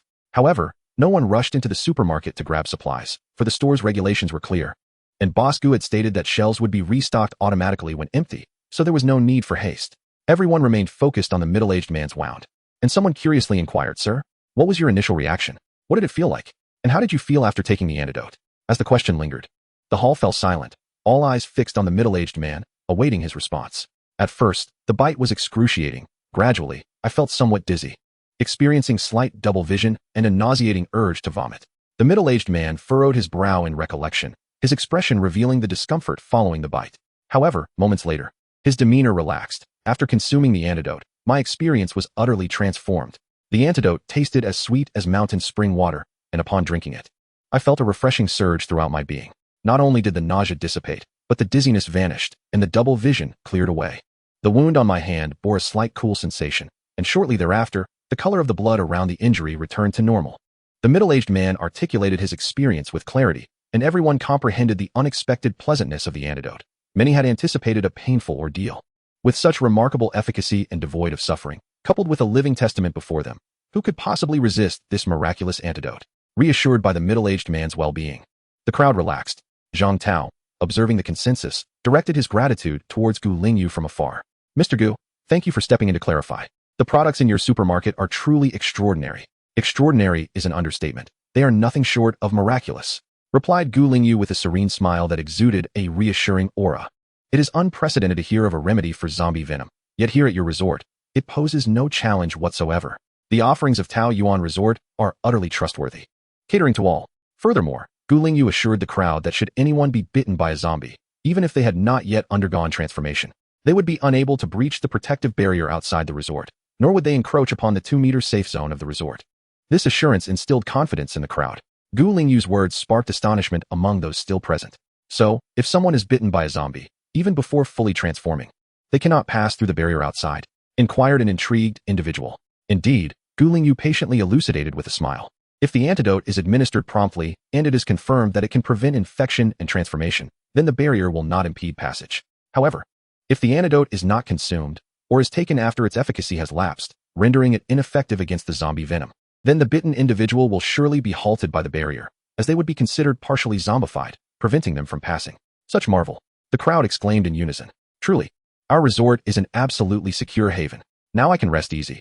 I was previously concerned that someone might be bitten and sneak in. Indeed, the most fortunate occurrence in this post-apocalyptic world is arriving at Tao Yuan Resort. Who could argue otherwise? Thankfully, we acted decisively and relocated here early. Had the resort's reputation spread further, we might have found ourselves without accommodations. As the crowd engaged in animated conversation, their enthusiasm uncontained. The words reached the ears of the 20 individuals from the Xiongfeng base, instantly igniting their anxiety. Will Tao Yuan Resort truly be fully booked? They pondered. If we delay, will we miss our chance to relocate? Already captivated, their resolve to act became even more fervent. Moreover, this resort not only remains impervious to the undead, but also boasts splendid facilities, exquisite dining, and comfortable accommodations. Even featuring a supermarket that offers miraculous potions such as antidotes for the zombie plague. There exists no rationale for refusal. They had just witnessed and confirmed the authenticity of the antidote. What hesitation could possibly remain? There was no need to continue consulting Tang Bin. The group of 20 promptly approached Gu Lingyu, established their personal accounts, and secured their rooms for the evening. Following this, they proceeded to the dining hall, where they had been unable to restrain their appetites after glimpsing the delectable array of dishes behind the transparent glass in the lobby. Initially, they had intended to discuss purchasing supplies at the supermarket during their meal, strategizing for the relocation of their families the following day. However, upon tasting the food, they were nearly moved to tears by its deliciousness. Any thoughts of serious discussions quickly dissipated. There was no room for conversation with their mouths full. In the lobby, Zhang Tao and others began to take out their external wound medications, assisting one another in applying the salves, which were, of course, products from the resort's supermarket. After learning about the antidote, everyone harbored no doubts regarding the merchandise available in the supermarket. They were resolute in their belief that any product offered there must be of the highest quality, relegating all others to the sidelines. After tending to their wounds and ensuring the newly arrived family members had established their personal accounts and secured rooms, the group made their way to the dining hall. It was the perfect time for dinner, and several new guests had arrived today, making the dining area particularly lively. Glancing around at the occupancy rate, Gu Lingyu silently expressed relief. Had the resort not been upgraded a few days prior, expanding the premises significantly, they would likely be facing a staggered dining situation now. It was evident that not only did they need to fulfill the task of increasing the number of rooms and guests, but they also had to elevate the resort's status. Otherwise, the space for future activities would become exceedingly cramped. Gu Lingyu suddenly recalled that there seemed to be an option for expansion in the Points Mall. Upon inspection, she discovered it remained unlit due to the resort's insufficient level. Although the specific rules for expansion were still unclear, it appeared that enlarging the premises should not pose a problem. Thus, it was imperative to expedite the enhancement of the resort's status. As Gu Lingyu dined, her thoughts wandered to the development and planning of the resort. Casually, her gaze swept across a corner of the dining hall, her expression turning slightly frosty. Meng, how are those 7 individuals faring today? Master, they continue to wander about the resort, seemingly searching for hidden passages and secret rooms. Lu Wu paused before continuing. Additionally, they have interacted with numerous customers from outside the Xiongfeng base, probing for various pieces of information. Upon hearing this, Gu Lingyu's lips curled into a cold smile. Seeking information? What could they possibly uncover? The customers only possess knowledge that is permissible for them to know. Anything beyond that remains utterly inaccessible to them. As long as Gu Lingyu herself refrains from divulging any secrets, who could possibly uncover the mysteries of the system? Lu Wu was aware. But being a product of the system himself, his unwavering loyalty precluded any possibility of betraying Gu Lingyu. Thus, the members of Wang Chang's team are fated to remain oblivious to any information regarding the ancient spirit language in the resort. At this moment, they are engaged in a discussion concerning matters related to the resort. Chapter 66. Complaints from Wang Chang's team. This place is truly sinister. Today, an additional 20 psychics from the Xiongfeng base have come to scout the area, which is far from a positive development. Most concerning is the fact that these 20 psychics evidently plan to relocate, which is even worse news. The 16 psychics who came to scout yesterday have already begun to move their families today, and the 20 psychics who have arrived today intend to do the same. In total, 10 teams have fled. Such numbers are enough to capture the attention of the management, even within a level 3 base like Xiongfeng. Moreover, the commotion created by so many psychic teams relocating with their families cannot be negligible. Once this news spreads, the influx of people to the resort is likely to increase dramatically. Boss, what should we do? The number of those relocating is rapidly growing. Shouldn't we hasten back to report this? One team member could not contain his voice, secretly contemplating the advantages of discreetly reporting the situation. Such significant news, if reported promptly, would surely yield benefits, wouldn't it? Rather than allowing others in the base to capitalize on this discovery. It would be better for them to report it themselves. Wang Chong, however, could easily discern the ulterior motives of his team member. He scoffed. You're only fixated on those trivial benefits. How foolish. Even if the fools at the base come rushing here, what difference does it make? Ultimately, once the management occupies this place, those imbeciles will be back under their control. Furthermore, having previously fled, they will surely incur the management's displeasure. At that time, we, who have steadfastly stood by the management's side, will undoubtedly be seen as trusted confidants. Who knows, we might even enjoy free lodging and sustenance at this resort. Perhaps we could live as comfortably as those minor managers, without ever needing to leave the base, enjoying food, drink, and companionship. Indeed, the boss thinks long-term. The team members immediately showered Wang Chong with flattery, making him feel quite elevated, even instilling a sense that everything was unfolding according to his grand design. By the way, boss, should we venture outside to find some bottles or large containers? There's a faucet in our room, isn't there? What if we filled them with water to sell? We could make a fortune.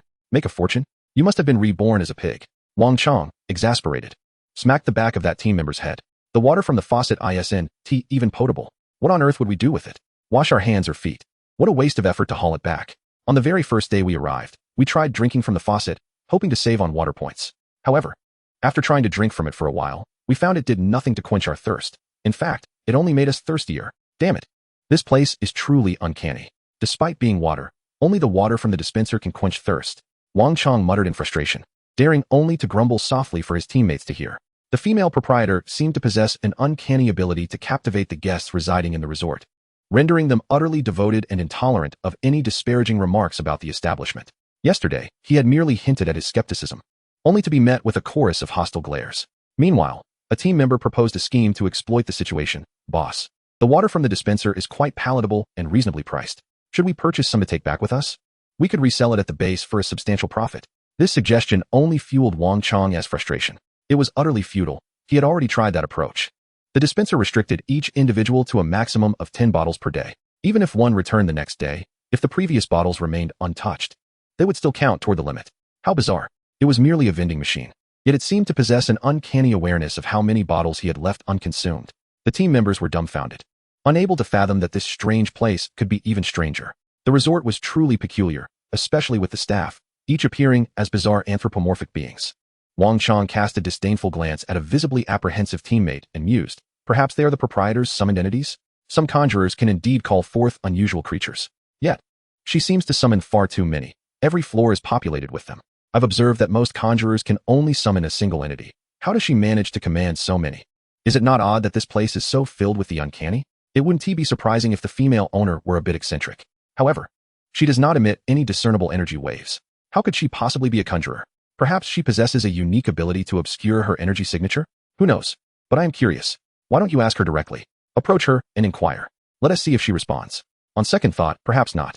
The team members engaged in animated discussions, yet ultimately reached no conclusion, as none dared to confront the enigmatic figure, nor could anyone discern the reasons behind their peculiar circumstances. Naturally, the other guests at the resort shared their curiosity but remained discreetly silent, understanding that their current way of life was hard-won, and they would not permit anything to jeopardize it. Even the sudden appearance of anthropomorphic staff elicited no more than a tacit agreement among the guests to treat them as ordinary employees of the resort. Most speculated, much like Wang Chang's team, that these attendants were likely summoned beings. While Wang Chang's team was concocting mischief in the dining area, the mysterious proprietor was already at the counter, negotiating room allocations with several ability users from the Xiongfeng base. Primarily, the captains from Xiongfeng were engaged in discussions regarding the distribution, with the proprietor merely stating the number of remaining rooms at the outset before stepping back to await their decision. In truth, they had already made reservations prior. But during dinner, upon the reminders from Tang Bin and Lu Guyun, they learned that the resort's accommodations might not suffice for their large party. Consequently, it was suggested they secure their rooms in advance to avoid the awkwardness of arriving with family only to find themselves without a place to stay. Fortunately, thanks to the foresight of Tang Bin and Lu Guyun, when they inquired with Lingyu, they discovered the rooms were indeed insufficient. After a discussion, they collectively decided that each family would take one room to ensure no one was left without shelter. Zhang Tao's group consisted of 16 ability users, divided into 3 small teams, while the 20 newly arrived ability users belonged to 4 teams, totaling 36 individuals. Coincidentally, the resort had 38 rooms available, excluding those already occupied. And after accounting for 2 suites, there were precisely 36 rooms left, allowing for each person to have their own space. Chapter 67. Stay or go. The door is over there. Lingyu was not involved in the distribution of the 36 rooms, Her responsibility was solely to finalize the registration. Soon, the results were revealed. Aside from the 2 suites, all 36 rooms were claimed. Aware of the limited availability, everyone decisively opted for long-term rentals. They knew that additional teams from the Xiongfeng base would soon arrive, including several they were already aware of. Although Tang Bin and Gu's owner assured them that new rooms would be opened swiftly, the question remained, how swift was swift? It was imperative to secure their reservations for peace of mind. With a windfall of over 44,000 points, Gu Lingyu beamed as she arranged their accommodations. Boss Gu, many of us can only temporarily be assigned single rooms. If other room types become available, could we be prioritized for those? Can we make a reservation? Inquired the leader of the 20-person team. They were all planning to relocate with their families, and the single rooms were clearly inadequate.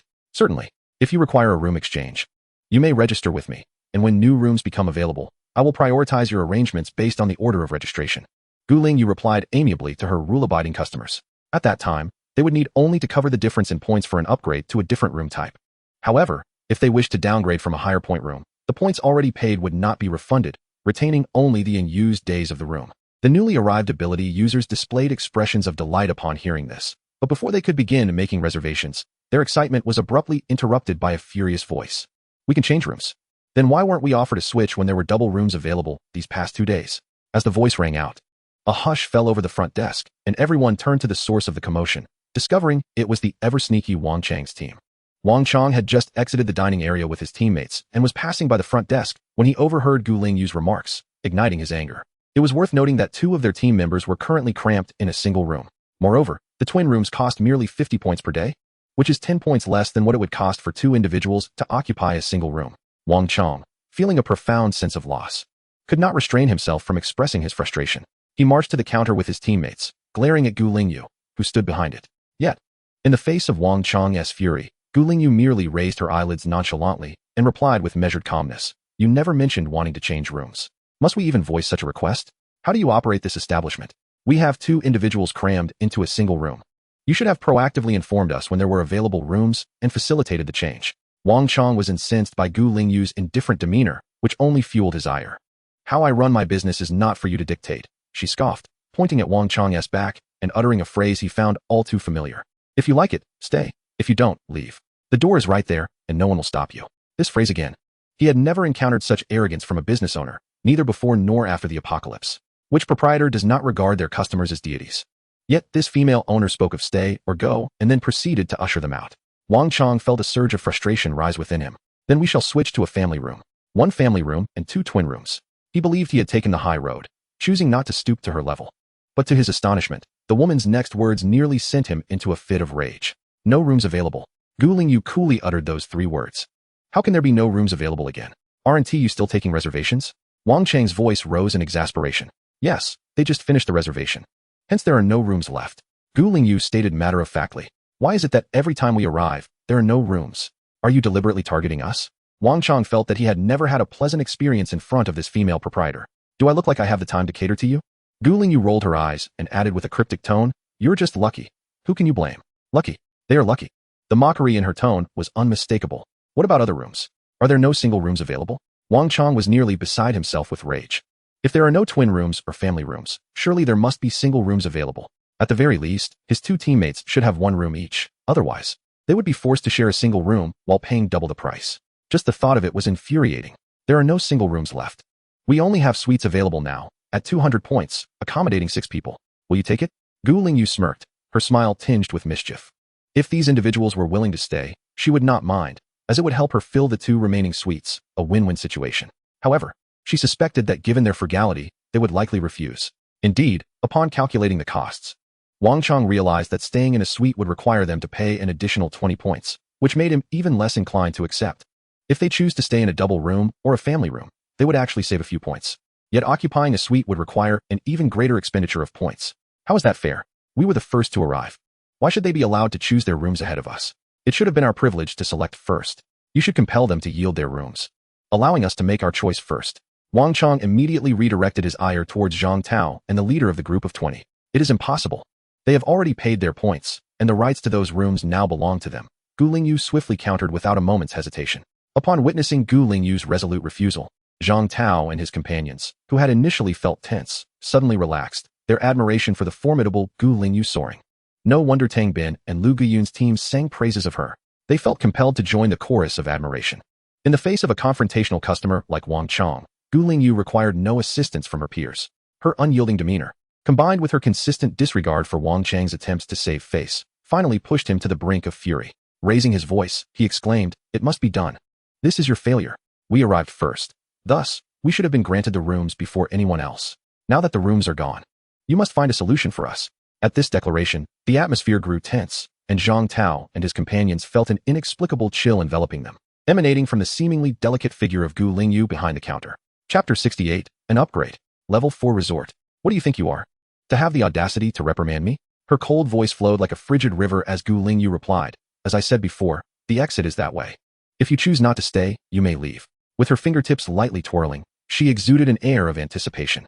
However, just when everyone expected Wang Chong to erupt in response to Gu Lingyu's words, he instead took an entirely different course of action. In that moment, he was indeed furious enough to consider a physical confrontation. Yet, the next instant, he noticed the subtle glimmer of anticipation in Gu Lingyu's eyes, which jolted him back to his senses, recalling the shocking tales he had heard from the four-member team about electric shocks. Wang Chong regained his composure. "No, I must remain calm. I cannot afford to act rashly. Whether true or not, it is better to believe than to doubt, as life is precious." Once he regained his clarity, Wang Chong perceived this female proprietor as even more enigmatic, as if she were deliberately trying to provoke him. Was there truly some sinister plot afoot? Did she genuinely intend to deliver an electric shock? The more he pondered, the more disconcerted he became, prompting him to cut his visit short. He merely uttered a final remark before turning on his heel to leave. "I never said I wouldn't stay," he declared just as he and his companions entered the stairwell. His abrupt retreat left Zhang Tao and the others in a state of bewilderment. What was happening? Wasn't Wang Chong typically quite the rogue? Why was he retreating so swiftly today? In the next moment, they heard a soft sigh emanating from behind the counter. What a pity! I had hoped to witness a dazzling display of breakdancing. The sound was profoundly deep, nearly causing Zhang Tao and his companions to jump in fright, as they turned their gazes toward Gu Lingyu, who shook her head in apparent regret. Though they were intensely curious about the meaning of the popping dance, they dared not voice their inquiries. Gu Lingyu then continued, "No wonder these fellows have survived until now. They clearly know when to back down and how to flee swiftly." At this moment, Zhang Tao and the others were rendered speechless, watching the expression of regret etched on the face of their boss, their hearts racing with an instinct that something was amiss. Despite her outward appearance suggesting she possessed no special abilities, she seemed to be eagerly anticipating trouble, which felt decidedly unsettling. Could it be that she had some hidden cards? It made sense. Managing such a large resort single-handedly would surely require some ace up her sleeve. Recalling Tang Bin's repeated warnings not to provoke their boss, they felt increasingly inclined to heed his advice, silently reminding themselves to remain vigilant. After addressing the room arrangements, Zhang Tao and his companions proceeded to the lounge area, intending to inform their teammates about the confirmed bookings, which would surely bring them some relief. Meanwhile, behind the counter, Gu Lingyu gazed at the nearly 120,000 points recorded in her accounts, her heart soaring with joy. This was indeed a bountiful windfall. Just yesterday, the surplus had exceeded 60,000 points, and the recent new guests opting for long-term stays had contributed over 44,000 points, pushing the total into six figures. Adding today's dining revenue had brought it close to 120,000, not to mention the income from the supermarket. During the day, the ability users were out and about, returning only in the evening. Thus, the current customer influx for shopping occurred post-dinner, meaning this revenue would only materialize later. However, with points already more than sufficient, she decided to upgrade the resort. System notification. Would you like to upgrade Taoyuan Resort to level 4? Yes. Upon confirming her choice, the system's notification resonated in the ears of all the guests. Dear guests, this resort is currently undergoing an upgrade. Please remain in place for a moment. As the system announcement echoed, the uninitiated guests appeared bewildered, even a tad anxious. In contrast, those who had previously experienced the resort's upgrades wore expressions of delight. It had barely been long since the last upgrade, and here they were, on the cusp of another. What delightful surprises awaited this time. The last upgrade had introduced the supermarket, which had sent everyone into a frenzy. As for the previous upgrade, only a few had the privilege to experience it. But the earliest loyal customers were well aware that it had unveiled the restaurant. As the announcement concluded, all guests on the first floor began to witness transformations. First, the space on the ground floor expanded once more, with the lobby area becoming exceptionally spacious, accommodating the current 100 guests without feeling the slightest bit cramped. As the lobby area expanded, the reception counter also widened significantly. Previously, there was a staircase on one side and an elevator on the other. Now, there is a staircase and an elevator flanking each side of the counter. The dining area has also been further enlarged, with an increase in tables and chairs. and a considerable addition to the food display counters, effectively alleviating customer queues. However, the most remarkable transformation occurred within the supermarket. A spacious corridor has emerged just inside the supermarket entrance, as the shelves that once occupied this passage have been retracted to the sides, allowing ample space for movement. At the end of this corridor, where there was once a floor-to-ceiling glass window, an automatic glass door has appeared, and beyond this door, after a brief shimmer, another room has materialized. Inside this room, a flurry of adjustments has taken place, revealing numerous shelves that, at first glance, seem to suggest the presence of yet another supermarket. Though the shelves are currently bare, leaving the nature of the merchandise a mystery, this upgrade, like the last, was completed in a remarkably short time. Soon, the familiar system notification chimed in the ears of the patrons. Taoyuan Resort has completed its upgrade, wishing all customers a pleasant experience. The upgrade was finished. Observing the increasingly splendid lobby, the new customers were astounded by what they had just witnessed, eagerly inquiring with the seasoned patrons nearby. After hearing the explanations from the regulars, their astonishment turned into uncontainable excitement, their faces reflecting both surprise and joy. The miraculous resort could indeed upgrade itself. It could become even better. Furthermore, the decor of the rooms upstairs would also be refined with the upgrades. At that moment, the new customers felt an immense sense of fortune. How fortunate they were to have arrived. The future held great promise. In contrast to the new customers still basking in their surprise, the seasoned patrons were more concerned about the specifics of this upgrade. For instance, what about the supermarket within the supermarket? Old boss, does that mean there's another supermarket inside? What will it be selling? Just as Xiao Rui exited the dining area, facing the entrance of the supermarket, he clearly observed the changes inside and curiously turned to Gu Lingyu for answers. Chapter 69. The arms store opens, you'll find out shortly. Gu Lingyu replied with a cheerful demeanor, making her way into the supermarket. I need to replenish some stock. Upon hearing her words, the customers understood and refrained from following her inside, instead craning their necks outside the entrance, eagerly peering in with anticipation. As they watched Gu Lingyu navigate the interior, their eyes gradually widened in astonishment. Those with heightened abilities and keen eyesight had already discerned the situation inside. Wow, this is incredible. I'm going to be the first in line. Summer Mingjie, one of the most formidable individuals in the resort, with his enhanced senses, was among the first to grasp the developments inside. Now, he was practically shouting with excitement, his exuberance piquing the curiosity of everyone else, leaving them in a state of anxious anticipation. Speak plainly. What is the secret? What did you see? Hurry up and tell us. Indeed, at such moments, there always emerges an individual to champion justice. Xia Mingfei delivered a sharp blow to the back of her elder brother's head, bewildered by the sheer lack of memory displayed by some. Oh dear, why the rush? I was just about to speak. Xia Mingjie rubbed the back of his head, wearing an expression of utter grievance. He felt as though his head had swelled from the impact of his sister's ferocity. If he were ever to become foolish, he was certain his sister would be the principal culprit. As Xia Mingfei raised her hand once more, he hastily interjected, I'll tell you. I'm about to reveal it. There are numerous weapons inside. A variety of them. Xia Mingfei paused, puzzled. Wasn't there a wide array of weapons at the supermarket before? Not just that. The weapons I saw inside were of the same type, but divided into 2 or 3 variations. They appeared to be on a different level altogether. Xia Mingjie quickly clarified. What do you mean? Could it be that the weapons sold at the supermarket are graded? Someone nearby eagerly inquired. It seems likely. Xia Mingjie could only speculate, as he had yet to enter and examine for himself. At this moment, Xiao Rui chimed in. It's quite possible, as there were indeed many items in the supermarket that were categorized by level. Thus, the weapons available for sale might also possess a grading system. Suddenly recalling something, he promptly examined the Tang Dao he had purchased from the supermarket, discovering that as he inspected it, a personal interface illuminated, displaying detailed information about the weapon in his hand. To his astonishment, the designation first rank appeared next to the item name, clearly indicating its level. It truly possessed a grade. Although this had not been mentioned previously, it was now evident. The weapons everyone had acquired from the supermarket were likely all of the first rank. Prompted by Xiao Rui's observation, everyone who had purchased weapons hastily retrieved their items for inspection, and indeed, they all bore the mark of first rank. How remarkable! Such effective weapons were merely of the first rank. One could only imagine how superior the higher-ranked weapons must be, undoubtedly more powerful and efficient. The required points for those must be considerably higher. I wonder if I can afford them, as there are still many items I desire in the supermarket that I cannot yet acquire due to insufficient points. What is there to fear? As long as we reside in this resort, free from the oppressive exploitation of those dogged managers, we will soon be able to purchase them. Indeed, recently, I have even been able to utilize crystal cores for cultivation. Who would have dared to imagine that previously, the cores were insufficient even to barter for food? Exactly. Bread will be ours. Now that we can use crystal cores to enhance our strength, as our capabilities grow, perhaps our acquisition of crystal cores will accelerate. And so too will our accumulation of points. This is the essence of a virtuous cycle. Boss Gu is formidable. Henceforth, Should anyone dare to bully Boss Gu or threaten the resort, they shall be my adversary. I shall take action. You ought to cease your grandiloquent declarations. Does Boss Gu truly require your protection?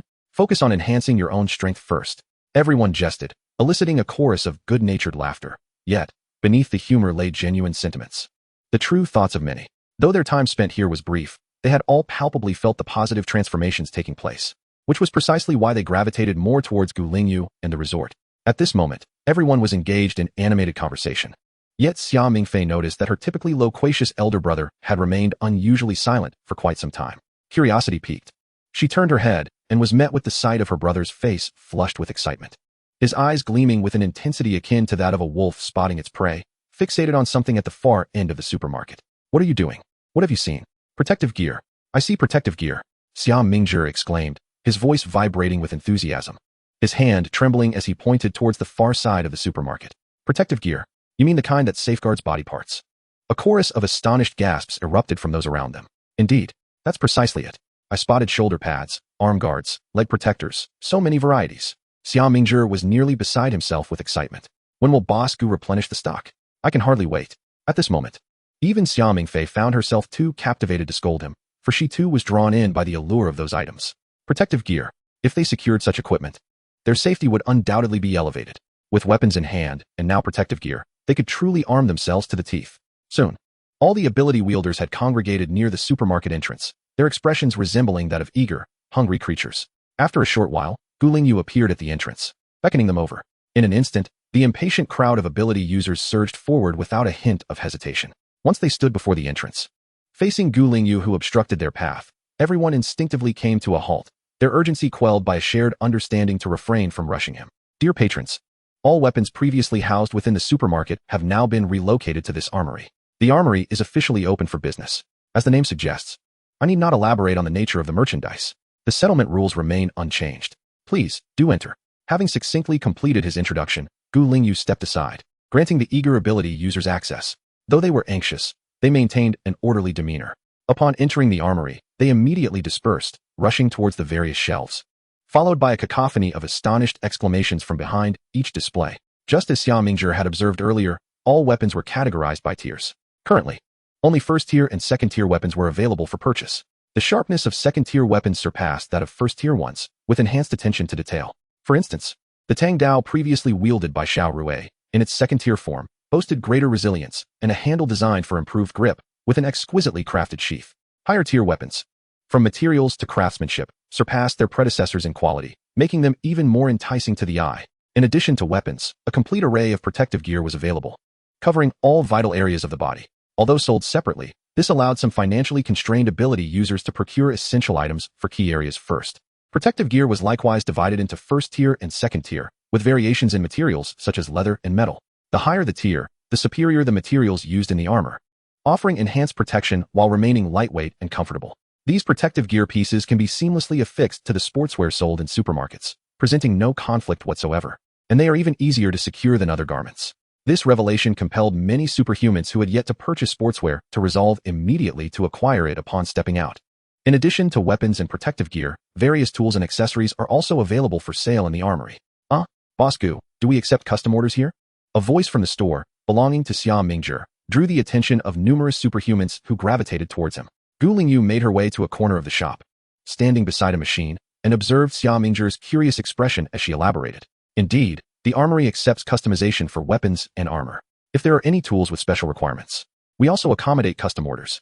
As she operated the screen of the machine, she introduced its features to the gathered crowd. Everyone can select the category of items they wish to customize on this machine, choose the material, forging direction, and level of intricacy, including the shape of the items, which can also be adjusted here. If a customer desires to customize weaponry that best fits their physicality, this machine will adjust based on their bodily data, which will be directly scanned from each person's account into this device. Moreover, for any specialized tools requiring customization, a drawing function is available. Should any customer struggle with their designs, the machine will assist in modifications until satisfaction is achieved. Lingyu meticulously detailed the customization features, concluding, as for the costs, the machine will provide a final quote based on the selections made. If the price is unsatisfactory, you may directly modify the itemized list.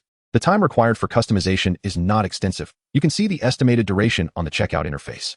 Once the customized items are ready, Notifications will be sent to your personal accounts, at which point you may come to collect them. In truth, the costs of customization are quite high. Given the circumstances of the majority of guests at the resort, customization is evidently an unfeasible expense for the time being. Nevertheless, Lingyu presented the information in detail. After all, having more options and aspirations is beneficial. Everyone is a potential asset. None should be underestimated. For those who may not shine, now could very well become significant consumers of the resort in the future. Clearly, the audience was aware of the steep customization costs. Hence their attentive listening. Yet only the Xiao Rui and Tang Wenhua teams approached to inquire further. After a while, a sudden, astonished scream erupted from the center of the shop. To call it a scream would be an understatement. The cry was nearly a shriek. What in the world? I can't believe what I'm seeing. This is unbelievable.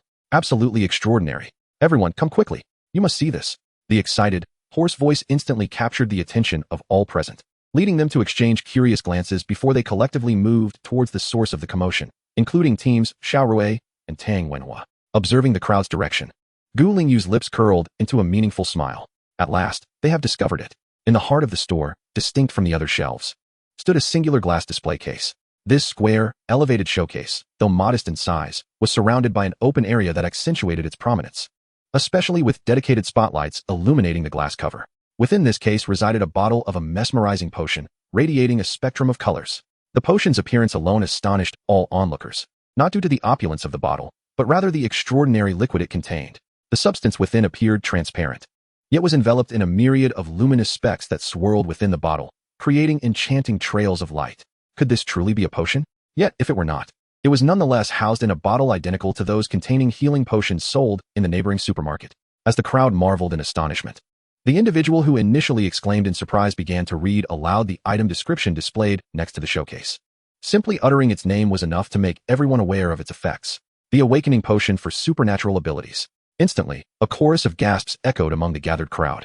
All eyes were fixated on that small display case, filled with disbelief. Everyone was utterly astonished. They could scarcely believe what they had just heard. The awakening potion for supernatural abilities. Was it truly the meaning they comprehended? Was it genuine? Could such a potion exist in this world? Surely, they must all be experiencing a collective hallucination. Right. But then, the individual continued to read the subsequent item description. Item description: awakening potion for supernatural abilities. Can be used by ordinary individuals, with a chance to activate latent supernatural abilities, the type of ability determined by personal potential. Usage restrictions: ordinary individuals who have not awakened abilities may use a maximum of 3 bottles each. The description was straightforward, yet the impact it had was profoundly staggering. Everyone understood that the awakening of supernatural abilities was entirely unpredictable and could not be artificially induced. It was akin to sheer luck. Scientists from various bases had long attempted to study this phenomenon, yet to no avail. The awakening of abilities remained random and devoid of pattern. It could occur in a child, an elderly person, or even someone gravely ill. Anyone could potentially awaken an ability.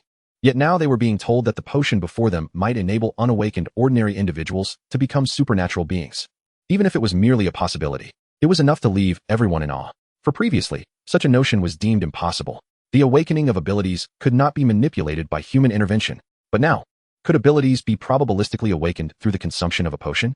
If this were true, then even the slightest chance would compel everyone to pursue it fervently. Chapter 71. The more you sell, the more you gain. Is it not joyful? In the apocalyptic world, even low-tier supernatural beings lived in dire straits. What of ordinary individuals? Their lives were perpetually under threat, and they were utterly incapable of venturing out to gather resources, relying solely on the assistance of other supernatural beings. Even with powerful ability users to watch over them, ordinary individuals still yearn for extraordinary powers, as such abilities would ensure their fundamental safety. The room fell silent. All present were rendered speechless, their gazes transfixed upon the vial of potion within the display case, struggling to comprehend the astonishing sight before them. After what felt like an eternity, it was the individual who first spotted the potion that broke the silence, his voice trembling as he addressed the crowd. Boss Gu, this potion. His excitement and nervousness rendered him nearly incoherent. Although the emergence of this potion was utterly unbelievable, a collective hope blossomed within everyone present, wishing fervently for its authenticity. Most of the ability users in attendance had families, many of whom were still ordinary individuals yet to awaken their powers.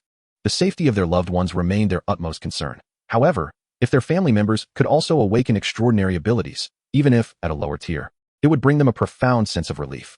Lingyu, having experienced the apocalypse herself, understood the unspoken thoughts of the crowd all too well. Even she was taken aback upon witnessing the appearance of such a potion in the armed shop. She approached the display case with measured steps.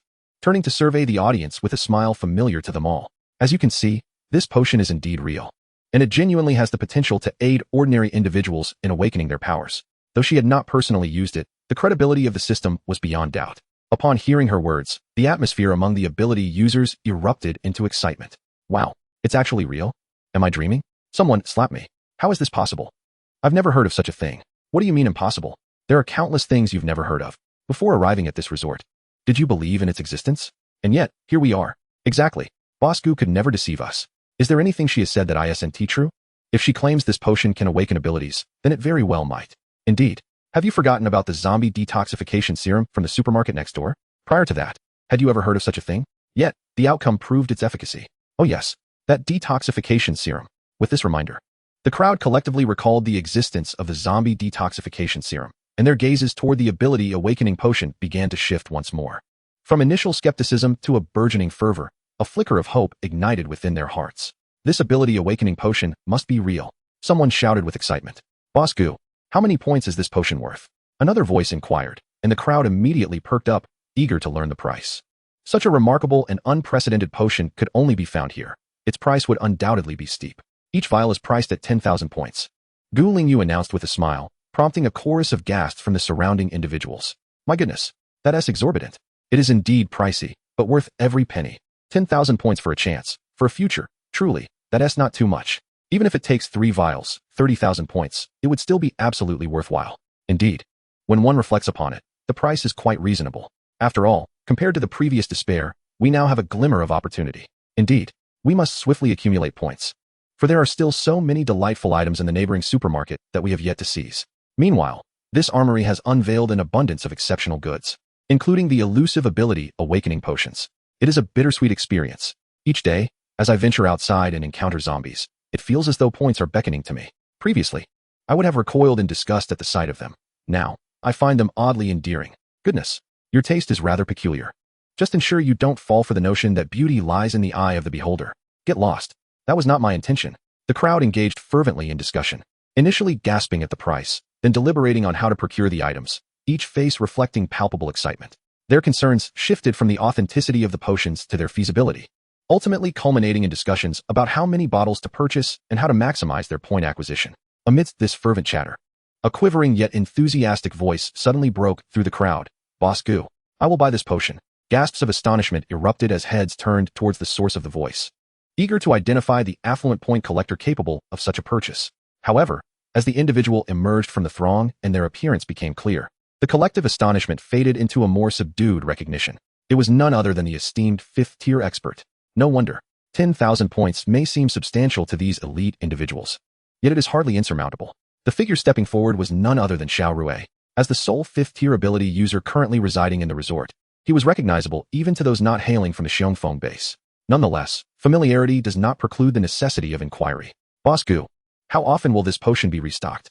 Someone in the crowd could not help but ask, their voice tinged with anxiety. Upon hearing this, all eyes turned towards Gu Lingyu. Indeed, how frequently will it be replenished? This is crucial to their turn in line, although currently they may lack the means to purchase with diligent effort in slaying zombies. They could surely amass enough points. 10,000 points, while significant, is not beyond reach. However, at present, there was but a single ability awakening potion displayed in the showcase. Sensing the crowd's tension, Gu Lingyu smiled reassuringly. Fear not, everyone. The restocking mechanism for the ability awakening potion operates just like other products. Once sold, it will be immediately replenished. Upon hearing this, a collective sigh of relief swept through the crowd.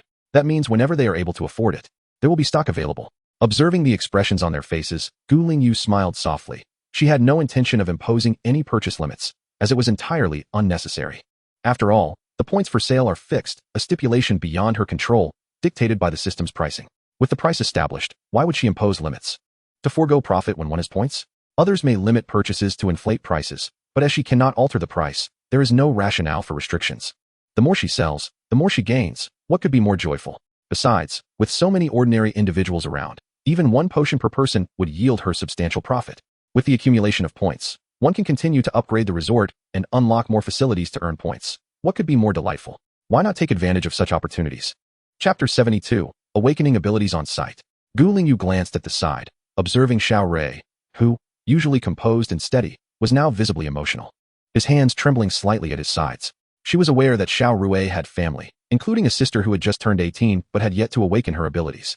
Smiling, she inquired, "Captain Xiao, who are you purchasing for?" Xiao Rui was momentarily taken aback and quickly responded, "It's for my sister." "Then let your sister come over." The purchase of the ability awakening potion must be made by the user themselves, otherwise, it will be ineffective. Additionally, existing ability users are prohibited from purchasing it. This regulation was designed to prevent resale and to ensure that those blacklisted by the resort could not take advantage. Understood. I will fetch my sister right away. Xiao Rui promptly turned and exited, finding his sister Xiao Ro in the lounge, watching television. Being an ordinary person, she was largely unaffected by the armed shop. Before long, Xiao Rui returned with his sister, and after recharging his points with Lingyu for 10,000, he prepared to purchase the potion, placing his hand on the display case. A purchase prompt appeared linked to his personal account. After confirming, the system deducted the points, and the case opened automatically. Lingyu guided him, and Xiao Rui obediently followed her instructions. Upon placing his hand on the display case, the protective shield vanished upon the deduction of points. Xiao Ro gazed in wonder as she reached out to retrieve the potion. Once her hand moved away, the shield reappeared, and another bottle of the ability awakening potion rose from the base of the case. As Lingyu had previously stated, the items were restocked immediately, alleviating any concerns about availability. She further explained, when purchasing the potion, there's no need to worry. Only the individual who pays with points can retrieve the potion from the display case, and others cannot touch it. I hope everyone keeps this in mind. Moreover, there is no need to fear theft within the resort, for anyone bold enough to attempt it will face dire consequences, being thrown into a horde of zombies. Regardless of their survival chances, will result in them being blacklisted from the resort. Her words served to reassure compliant customers while simultaneously issuing a warning to those with ulterior motives. Regardless of their internal thoughts, the crowd displayed relaxed expressions. After all, 10,000 points was a significant sum, and the potion was exceedingly desirable, making it difficult to ensure no one would act recklessly. However, with Lingyu's assurance, everyone felt a sense of security. Yet, curiosity lingered in the air. Someone in the crowd could not contain themselves and asked, "Captain Xiao, would it be convenient for your sister to take the potion now? We are all quite curious." Someone spoke the sentiments of the crowd, and all eyes turned toward the siblings, Xiao Rui and Xiao Ro, who in turn gazed at Lingyu. "If you consent, it is permissible. There will be no significant repercussions. As for whether you can successfully awaken your powers, you shall feel it yourself, and your personal account will provide notifications." Lingyu elucidated. "If the awakening is successful, you will undoubtedly sense the existence of your innate abilities within you. It will not take long, less than a minute." Upon hearing Lingyu's words, Xiao Rui shifted his gaze to his sister, clearly leaving the decision to her. Xiao Ro pondered for a moment before nodding. "Then I shall consume the potion here." Under the watchful eyes of the anxious and curious crowd, Xiao Ro swallowed hard, her fingers trembling slightly as she opened the vial. After taking a deep breath, she poured the entire contents into her mouth in one go. The sweet and refreshing liquid slid down into her belly, and Xiao Ro blinked, pursing her lips as she began to sense the changes within her. Before long, a warm current began to spread from her lower abdomen, eventually enveloping her entire body, making her feel as if she were basking in a hot spring. She comfortably squinted her eyes, only to suddenly open them wide in astonishment at the tiny blue lights that floated around her. Xiao Ro was unaware of the significance of this phenomenon, but the others present, all possessing powers, understood its implications. Water element abilities. She had truly awakened her powers. How astonishing. No wonder it was produced by Taoyuan Resort. It is undoubtedly a premium product. The quality is assured. I can hardly resist the urge to buy a bottle for my brother to try. The effect is extraordinary. But you have no points. Get real, we'll go kill zombies together tomorrow. The crowd engaged in excited chatter, their faces flushed, as if the one awakening her powers was themselves. At that moment, no one harbored doubts about the efficacy of the awakening potion. This was a genuine case of an ordinary person consuming the potion and publicly awakening her abilities right before their eyes. In comparison to the others, Xiao Rui was overwhelmed with emotion, lifting his sister into the air and spinning her around before he could compose himself. Once he set her down, he stepped back, keenly sensing the faint aura of her newly awakened powers. It was unmistakable. Splendid. Truly splendid. Xiao Ro, you have become an ability user. The typically composed Xiao Rui found it hard to contain his excitement as he gazed at his sister. How do you feel? How is your body? I feel exceptionally well. And there is a surge of energy flowing within me. This must be what you refer to as abilities. Xiao Ro replied, equally exhilarated. Her personal account also confirmed the successful awakening of her powers. Since the apocalypse began, she had always idolized her brother, watching him struggle through hardships and sustain countless injuries. She had despised her own helplessness, lamenting her inability to awaken powers and only being a burden to her brother. But now, everything had changed. She too possessed abilities. She had become an ability user. From now on, she could aid her brother and lighten his burdens. Upon hearing Xiao Ro's words, Xiao Rui felt a surge of emotion, his eyes glistening with unshed tears. The usual resoluteness melted away, replaced solely by joy for his sister's newfound abilities. In the next moment, he eagerly began instructing her on the use of her powers. When she successfully conjured a water orb before the gathered crowd, an eruption of cheers filled the air. At that instant, it seemed as if everyone envisioned a future where all could possess extraordinary abilities, a world where humanity could thrive. Meanwhile, Lingyu observed the jubilant scene of people embracing and celebrating before quietly retreating from the armory shop, returning to her post behind the counter. Chapter 73. The Decor of the Resort. Master Suite. The appearance of such merchandise in the armory shop surprised Lingyu, yet it filled her with delight. Having struggled to survive in a post-apocalyptic world for over 3 years, she was acutely aware of the helplessness faced by ordinary individuals and the difficulties encountered by their loved ones. Although she harbored no grand ideals or ambitions, she too wished for humanity to endure in this bleak era and to usher in a time where the future could once again be glimpsed. After a while, the cheers within the armory subsided into a tranquil ambience. The majority could not yet afford the ability awakening potions.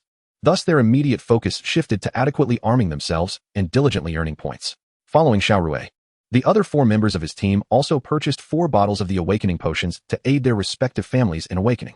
They were fortunate. All 5 family members successfully awakened their powers.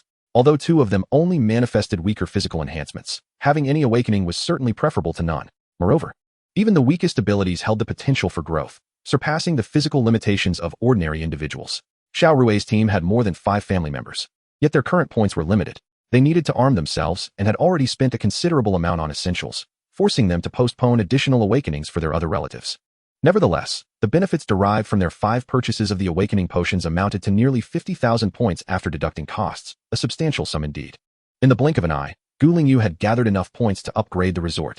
However, adhering to her customary practice, she opted to delay the upgrade for the time being, as she needed to retain some points for emergencies. For instance, her long-held desire to awaken her own powers remained unfulfilled. Recently, she had spent all her time within the resort, lacking any opportunities to venture outside, thus postponing the exchange. Moreover, Lu Wu's level had not improved either. Within the confines of the resort, she wielded absolute authority, but outside, the situation shifted. While she would not sustain injuries, she could very well endure frustrations, something she was unwilling to tolerate. She suspected that troubles would soon come knocking at her door. Seated behind the counter, her gaze fell upon her personal panel. A task had just been completed. However, with so many matters at hand, she had set it aside temporarily. Now, with a moment to spare, she turned her attention to the system notification bar. Resort Quality Upgrade Task 4. Host 100 new customers. Progress 100. The task has been completed, unlocking the full set of decorative buildings for the resort, which can be redeemed using points. The progress of this task was already at 100, and today, Zhang Tao's joint team brought along 8 family members. In addition to 20 extraordinary individuals from the Xiongfeng base, perfectly filling the task's requirements. Unlocking the complete set of resort decorations, Lingyu paused for a moment, opened the points store, and immediately grasped the situation. It turned out to be akin to a dress-up game. Currently, the resort style is relatively ordinary, resembling a typical hotel, with no notable architectural features. However, upon completing this task, Lingyu would have the freedom to transform the entire resort's decor at will. It could embody a Chinese style, a Western style, or even more refined classifications within these 2 major styles. All would be unlocked. From the exterior architecture to the interior design, including furniture and decorations, everything could be altered according to her preferences, provided she could afford the points. Glancing at the prices, she exclaimed, "Farewell." Such purely aesthetic expenses, while enjoyable and pleasing to the eye, were ultimately of no practical use. She remembered that she still had a paramount task to complete. Who knows when this world might collapse? If the time came when she required points but found herself impoverished, all the renovations would merely serve as a beautiful tomb for herself. Thus, she decided to postpone the renovation plans, at least for now. As for the individual rooms of the guests, they were not included in this transformation. Regardless of how the exterior style changed, each room remained as it was. Observing the bustling supermarket and arms store, Lingyu turned back towards her master suite, curious to see what changes had occurred now that the resort had reached level 4. Previously, when the resort upgraded to level 3, her master suite had gained a walk-in closet, a bathtub in the bathroom for relaxation, and a lovely balcony, enhancing the overall environment. Now, upon entering the master suite, Lingyu could not help but be taken aback. The transformation was indeed significant. The spacious first-floor hall now featured comfortable sofas, a massage chair, and even some fitness equipment, all in abundance. One side showcased an open kitchen, while the other led to a staircase ascending to the second floor. Remarkably, her master suite had become 2 stories. The entire first floor was visible at a glance. devoid of a bedroom, indicating that it had been relocated upstairs. Ascending to the second floor, she found that both the bedroom and the walk-in closet had indeed been moved up, with a full wall of floor-to-ceiling glass facing the foot of her bed. As the curtains were drawn open, the outside view was clearly visible. The entire second floor comprised half a bedroom, and stepping through the door from the glass wall of the bedroom led to a spacious terrace. Standing by the intricately carved railing, she gazed out to see not only a dilapidated apartment building but also distant mountains, offering a reasonably pleasant view. From her current vantage point, it appeared she was on the 7th floor, as she recalled the adjacent apartment building behind the resort was 6 stories tall. The design is indeed commendable, otherwise. Upon opening the bedroom door and stepping onto the terrace, she would be greeted by the sight of dilapidated residential buildings and the unsettling presence of wandering zombies, which would certainly dampen her spirits. Although from the angle of the terrace, the master bedroom appeared to be nestled behind a resort, she had previously ventured to the back of the resort and found no trace of the master bedroom's existence.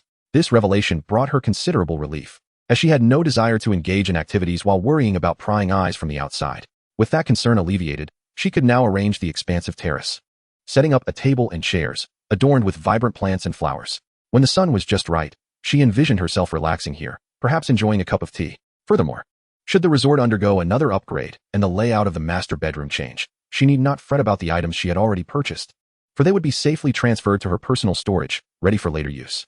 With a sense of determination, she set to work while Lu Wu was busy in the lobby. She spent some points to acquire a set of minimalist furniture and a selection of decorative plants, stringing up fairy lights to create an enchanting atmosphere. Once her efforts were complete, she clapped her hands in satisfaction and descended to the kitchen to brew a pot of tea. She then quietly settled on the terrace, gazing dreamily at the mountainous landscape shrouded in night, allowing her mind to drift and momentarily casting aside all distractions, relishing the rare tranquility. As the hour approached closing time, Lingyu returned to the lobby, where most guests had already retreated to their rooms. The last few customers emerged from the supermarket, and, upon seeing Lingyu behind the counter, smiled and bid her goodnight. Witnessing the genuine smiles on their faces unexpectedly lifted her spirits. In this desolate post-apocalyptic world, being able to transform her corner into a sanctuary for some survivors felt rather gratifying. Of course, any notion of engaging in charity was out of the question. Everyone should strive for the life they desire, working hard and making sacrifices for their own aspirations, rather than expecting others to give. Once the final wave of guests had returned to their rooms, Lingyu began tallying the day's earnings. At a glance, she was astounded by the profits. The majority stemmed from the supermarket and the armory. Prior to upgrading the resort to level 4, her account held over 120,000 points. After the upgrade, which cost 50,000 points, and subsequent restocking, she had spent over 10,000 points, leaving her with nearly 60,000 points. Subsequently, the Xiao Rue team purchased 5 bottles of Ability Awakening potions, generating over 40,000 points in revenue, raising her account balance to 110,000 points. Remarkably, during the time Lingyu rested in her room until closing, the supermarket and armory produced nearly another 100,000 points in earnings. This sum genuinely surprised her. Indeed, as long as guests were accommodated, with quality food and goods available, there was no concern over a lack of customers. Currently, among the residing guests, there were nearly 70 ability users, each of whom would expend considerable points merely to equip themselves. For only by arming themselves could they safely and effectively accumulate points for the long haul. Living in the resort has significantly enhanced the quality of life. The harvested crystal cores no longer require exploitation. Instead, their abundance allows for personal allocation. With increased self-sufficiency, individuals can arm and elevate themselves. As their prowess grows, they acquire even more crystal cores, which in turn fosters greater consumption and further enhancement of strength, creating a virtuous cycle. Consequently, the procurement activities in supermarkets and armories are thriving. Additionally, with the successful release of the zombie antidote today, trust in the resort's offerings has grown, leading to unreserved purchasing. Zhang Tao's squad, having experienced the miraculous antidote today, swiftly replenished their supplies with several bottles, investing significantly to ensure the safety of their families during upcoming relocations. Had it not been for the antidote, their family group would undoubtedly have faced casualties, a fact for which they felt immense gratitude, prompting them to prepare meticulously. As for the 20 newly arrived ability users who came to scout, they were even more motivated to procure supplies, inspired by the examples set by Zhang Tao and others. If not for their tight budgets, they would have wished for a bottle of the antidote for each person, alongside potions and healing supplies. They did not neglect weapons and protective gear, resulting in these 36 ability users spending the most time in the shopping area. Equipped and secure, the prospect of living in the resort, devoid of the hardships faced at the Xiongfeng base, alleviated many of their concerns, prompting them to draw upon their reserves of crystal cores. As long as they could reside in the resort, worries about food and warmth became obsolete. with determination. The crystal cores earned would guarantee a basic standard of living. Today's revenue, excluding the 5 bottles of ability awakening potions from Xiao Rui's squad, primarily stemmed from these 36 ability users. Ultimately, the account balance surpassed 200,000 points. With such substantial funds, Gu Lingyu exercised restraint, recognizing the necessity of maintaining a portion of points in reserve. Hence, she did not hastily upgrade to a level 5 resort, but first entered the restaurant. The upgraded dining area had undergone a remarkable transformation, no longer resembling a modest eatery. With a spacious and bright dining zone filled with orderly tables and chairs, it could comfortably accommodate over 1,000 patrons. The current occupancy of just over 100 guests seemed insignificant in comparison. Not only had the space expanded, but the food displays had also significantly increased. Alongside the street-facing side and the one connected to the lobby adorned with floor-to-ceiling glass, the remaining sides were lined with rows of food displays, presenting a truly spectacular sight. The variety of dishes available was extensive, encompassing cuisines from various regions. Although many dishes remained unlit, the selection assured that tastes from different locales were well represented. Satisfied, Gu Lingyu nodded approvingly. After illuminating and replenishing her selections, she proceeded to the lobby. The lobby now boasted vast space. The wall that once housed the television seemed distant, making it impossible to discern the screen from the seating area. Gu Lingyu contemplated a new layout, calling forth Lu Wu to assist. Together, they partitioned an area, purchasing a screen with their points, and set up a projector to enjoy television on the grand display. As for the original television, it was relocated to a corner of the lounge, where customers could use their points for consumption. The lounge saw the addition of several tables and chairs, and even a few affordable massage chairs were exchanged, also requiring point consumption. After new illuminated products were stocked in the supermarket and the arms shop, Gu Lingyu returned to her room. The following morning, Zhang Tao's united team, along with the group of 20, hastily finished their breakfast and set out with lunchboxes, water, and a backpack full of essential gear. Today marked the beginning of their return to relocate their families. Zhang Tao's group needed 2 trips to complete the transfer, while the 20-person team also had to move in batches. They decided to adopt the methods previously employed by Tang Bin and others, striving to ensure the safety of both teammates and their families. With yesterday's example in mind, even if some individuals lacked sufficient points to equip everyone with antidotes, at least 2 bottles of antidote would be ensured for each team. At this moment, trust in the products offered by the resort was absolute. In this apocalyptic world, where else could one find an antidote for zombie toxins? Where else could one procure a potion to awaken ordinary individuals' abilities? Apart from Taoyuan Resort, there was nowhere else. Zhang Tao's team and the 20-person group returned to the Xiongfeng base together. Although their numbers were considerable, they were all ability users, familiar with the route, making their journey relatively safe and swift. However, when it came time to relocate their families, they would need to separate. The large action team was too cumbersome, and protecting so many ordinary individuals would only heighten the danger of staying together. Upon returning to the base, the various teams dispersed quickly to arrange for their families to pack up and transfer, aiming to set off early, ensuring ample time for the journey and reaching Taoyuan Resort before nightfall. Chapter 75. Stirring the management of Xiongfeng Base. These 36 individuals belonged to 7 different teams, all simultaneously preparing for the transfer of their families, creating quite a commotion, especially in the area where these 7 teams were located. The local residents were well aware of their activities from the previous day. Upon seeing their return, curiosity compelled many to approach and inquire about the news. As a result, when they learned of the wonders of Taoyuan Resort, none could contain their excitement.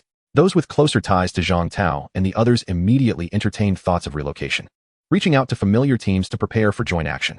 Following the advice of Zhang Tao and his companions, it was best for the ability user teams to scout the route first, while simultaneously purchasing necessary supplies before returning to collect their families. With so many ability users having already scouted the path and all returning with praises, it was enough to captivate many hearts. Furthermore, with such a large number of people across the 7 teams, in addition to the previously departed Tang Bin and Lu Guyun's teams, the scope of influence had rapidly expanded. As news spreads rapidly, the name of Taoyuan Resort begins to circulate widely in the region, swiftly reaching nearby residential areas. The information travels like wildfire, gaining momentum and becoming increasingly uncontrollable. Meanwhile, the neighbors of Xiao Rui's team, intrigued by the flyers left behind after the team's departure, recall previous inquiries made about the resort and decide to seek out those who had previously asked for information. Upon their arrival, they encounter Zhang Tao and his team, who are busy packing for their relocation. Curiosity piqued, they inquire about the situation, and the revelations leave them astonished. Xiao Rui's team has also moved to that Taoyuan resort? Is this true? The shock is palpable, not only for the Inquisitors, but also for the onlookers gathered nearby. Who exactly is Xiao Rui's team? They are renowned as the elite ability user squad of Xiongfeng Base. And now they have left for the resort? Indeed. We witnessed it ourselves, and even had a conversation with Captain Xiao Rui. Their families have also been relocated there, Zhang Tao disclosed without reservation. Goodness, they have relocated too. The Taoyuan resort must be exceptional. The crowd gasped, their faces filled with astonishment. The suddenness of Xiao Rui's team's departure caught everyone off guard. They had received no prior warning, and now they had vanished. Absolutely. If even Xiao Rui's team has endorsed it and moved their families there, it must be safe.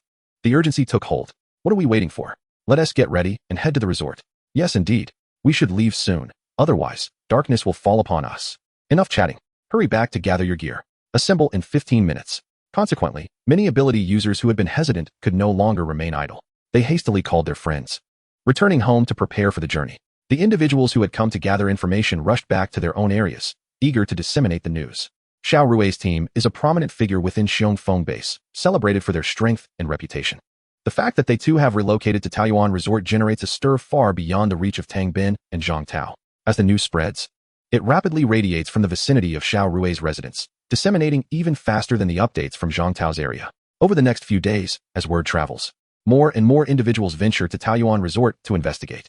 Witnessing the resort's allure, an increasing number of people resolutely choose to relocate their families there. As the number of relocations swells, the commotion eventually reaches the ears of the management at Xiongfeng base. What are your thoughts on this Taoyuan resort? In the conference room of the base, a group of individuals sits, seemingly preparing for a meeting, yet each is preoccupied with their own affairs. Before one individual lay an array of sumptuous food, his greasy lips contrasting sharply with the gaunt figures of most survivors within the base, who were starved and haggard.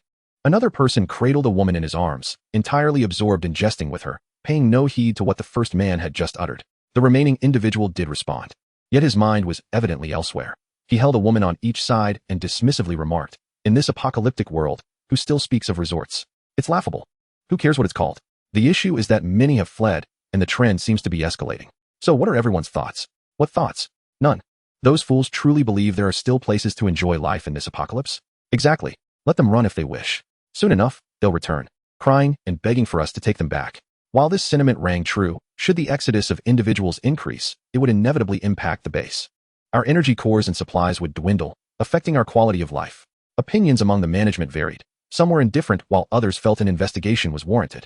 However, once one manager voiced his opinion, it garnered unanimous agreement. Indeed, with fewer individuals to exploit, won't their quality of life decline? That simply cannot happen. What do you propose we do? How about this? Let Team Galway visit that Peach Blossom Resort to ascertain the situation. Once he returns with intel, we can make a decision. I find that feasible. Let them make the trip.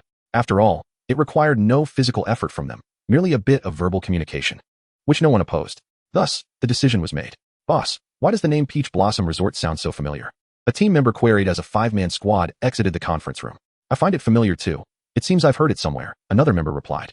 Galway shot them a disdainful glance. When will your brains start functioning? Are they merely decorative? Peach Blossom Resort. Isn't that the place we encountered when gathering supplies a while back? The one that girl on the motorcycle advertised with flyers by the roadside? Ah, it does seem so. Good memory, boss. Good heavens. That girl played us then. Surely you haven't forgotten? One team member exclaimed, suddenly furious. How could I forget? I was nearly torn apart by zombies. I almost met my ancestors down below. That vile woman dared to play tricks, blasting that horrendous speaker and causing a ruckus that attracted zombies from several streets away. The 4 team members cursed vehemently, while Galway's expression darkened. His teeth clenched in anger. They had merely been exchanging light-hearted banter, yet that woman had retaliated with such ferocity, unleashing a deafening sound system that nearly led them to their doom amidst a horde of the undead. Had they not fled with remarkable speed, they would have surely found themselves ensnared by the horde of zombies, meeting a grim fate within their midst. Such ferocity. Prepare your gear. We shall depart at dawn. Let us witness the capabilities of that woman who has orchestrated this absurd resort. Galway's countenance was icy as he issued his command. They had not anticipated the gravity of the situation, initially believing the promotional leaflet to be a mere fabrication, perhaps a trap, yet the unfolding events had escalated dramatically. Having just returned from a mission, they learned that not only was the entire base now aware of the situation, but numerous survivors had also begun to relocate. It was reported that within the span of just 2 or 3 days, around 50 teams had commenced transferring their families to the Taoyuan Resort, with nearly half of them already having completed the relocation. If we consider 50 teams, that amounts to approximately 250 individuals with abilities and adding their families. The base could see a reduction of 600 to 700 personnel, and this is merely the beginning. As they spoke, they remained oblivious to the number of individuals contemplating relocation. The entire Xiongfeng base consists of just over 5,000 souls, including both practitioners of abilities and ordinary people. In a matter of days, 1/10 of their population has fled, How many will remain if this continues? Will the resort not hollow out their base? If the base deteriorates, where will these administrators find such favorable conditions? Gao Wei's team grumbled as they returned to their luxurious suites within the base, while Gu Lingyu at the Taoyuan resort remained unaware of the movements in Xiongfeng. Even if she were informed, it would not concern her, for she was preoccupied with her own affairs. Gu Lingyu had not anticipated the decisiveness with which the individuals from Xiongfeng were relocating. The news of Xiao Rui's team and Zhang Bin's departure had just begun to circulate within the base, prompting a surge of practitioners eager to scout the way. This clearly indicated their earnest desire to leave Xiongfeng, grasping every opportunity with fervor. Conversations with Tang Bin and Xiao Rui deepened Gu Lingyu's understanding of the hardships faced by both the practitioners and ordinary folk within the base. They surrendered nearly all the resources they gathered during outings, yet the provision of daily necessities was utterly inadequate for their survival. A family of 4 subsisted on merely a bottle of water and a small amount of compressed biscuits each day. Moreover, ordinary individuals were burdened with numerous laborious tasks within the base, all mandatory, with non-compliance resulting in expulsion for their entire families. This was not the most egregious of circumstances. Only recently had Gu Lingyu overheard Tang Bin privately recounting an incident where his sister was nearly seized by one of the administrators to serve as a concubine. They disregarded Tang Yu's resistance entirely, even waiting for Tang Bin to be absent from the base. Had he not fortuitously returned early, Tang Yu might have been abducted. According to Tang Bin and Xiao Rui, such occurrences were not uncommon in Xiongfeng, where a few administrators wielded tyrannical control over the base. In recent days, individuals arriving from the base can be categorized into 2 groups: those who have long suffered oppression due to insufficient strength, and those unwilling to serve as pawns for the management. Upon receiving news, they venture here to explore their options. Tang Bin stood at the counter, conversing with Gu Lingyu about matters concerning the Xiongfeng base, while Xiao Rui occasionally interjected with comments. During his time at the resort, Xiao Rui quickly developed a sense of belonging, particularly after the arrival of his sister, Xiao Rou, which further deepened his admiration for Gu Lingyu. The influx of visitors to the resort has steadily increased, and as news spreads throughout the base, an even larger crowd is anticipated. Leaning against the counter, Xiao Rui observed a throng of newly arrived survivors in the lounge area. Among them were newly arrived teams of supernatural beings scouting the area, as well as joint teams beginning to relocate with their families, creating a lively atmosphere filled with cheerful smiles. Having just completed the registration of personal accounts and accommodation arrangements for these newcomers, Gu Lingyu found herself with a moment of leisure to discuss the situation at Xiongfeng base with the 2 men. Xiao Rui paused, redirecting his gaze to Gu Lingyu, his tone shifting to one of seriousness. With such a significant loss of personnel, coupled with the rumors circulating about the resort, the management at Xiongfeng base will undoubtedly take notice. Gu Lingyu perceived the underlying implication in his words, raising an eyebrow. Are you suggesting that the management will take action? Indeed, Xiao Rui affirmed. Based on my understanding of them, they will certainly respond.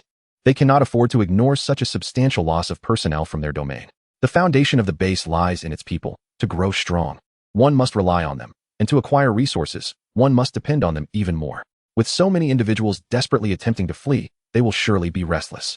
I believe the management won't make any immediate drastic moves, but they will certainly send someone to assess the situation, Tang Bin analyzed from the side. Clearly in agreement with Xiao Rui's perspective, Gu Lingyu nodded, recognizing the truth in their statements. After a moment's contemplation, she inquired, what is the total population at Xiongfeng base? Given Xiao Rui's strength and status, he possessed deeper insights into this matter. He replied, currently, Xiongfeng base houses over 5,000 individuals, of which approximately 2,000 are supernatural beings, with the remainder being their family members. Among these 2,000 supernatural beings, about half harbor significant grievances against the management and are unwilling to align with them, yet nearly half still perform tasks for the management. Among this group of around 1,000 supernatural beings, some are compelled by circumstance, while others willingly associate with the management due to shared interests. However, among these individuals, true loyalty is scarce. Most seek to exploit the management's power for their own gain or to secure additional benefits. After pondering for a moment, Gu Lingyu continued her inquiry. If Xiongfeng base were to dispatch troops to the resort, how many individuals do you believe they could mobilize? Chapter 77. The numerous issues at Haisher base, although no matter how many personnel the Xiongfeng base could mobilize, it would not pose a threat to the resort itself. Gu Lingyu's concerns extended beyond the resort to the patrons present. Thus, it was imperative for her to gather more information. Xiao Rui and Tang Bin were not in the least surprised by Gu Lingyu's inquiries. Clearly, they too had contemplated this possibility. Excluding the routine defense personnel, the Xiongfeng base could muster a maximum of around 500 individuals. Any more than that would compromise the base's defensive capabilities. Xiao Rui exchanged glances with Tang Bin and articulated a specific figure. Tang Bin nodded in agreement with Xiao Rui's assessment and added, not all of the ability users within the base can be mobilized by the management. Unless the base faces a threat, Individuals like us would never acquiesce to unreasonable directives from the management. Gu Lingyu discerned the underlying implications of Tang Bin's words. For instance, an assault on the resort would be deemed an impertinent arrangement by both Tang Bin and Xiao Rui, and such a mission would not be accepted by the ability users of the base. Although they might encounter trouble from the management afterward, they ultimately adhered to their own principles and code of conduct. 500 individuals, whether it were 500 or 1,000, the impact would be the same. It would make little difference to the resort. Gu Lingyu sought further understanding and inquired about the numbers at the other two bases, Rongyang Base and Mingguang Base. As the only level 1 base in Haisher, Rongyang Base housed approximately 100,000 individuals, while Mingguang Base, being a level 2 base, had around 60,000. Xiao Rui had previously contemplated a base transfer and had thus familiarized himself with the situation. On the surface, a population of 100,000 at a single base may seem substantial, yet Gu Lingyu was aware that this was relatively modest. Given that Haisher is a metropolis with a resident population in the tens of millions, having only one level 1 base with 100,000 individuals is indeed not considerable. Even if one were to include the smaller bases scattered throughout Haisher, the total population might not exceed 400,000. In the wake of the apocalypse, such a large city witnessing a survival rate of less than 1/20th of its population, or even potentially 1/30th, constitutes a dire scenario. The city where Gu Lingyu had previously lived, also a metropolis with a population exceeding 10 million, had managed to retain a significant number of survivors, including at least 2 level 1 bases with populations surpassing 100,000. A stark contrast to Haisher.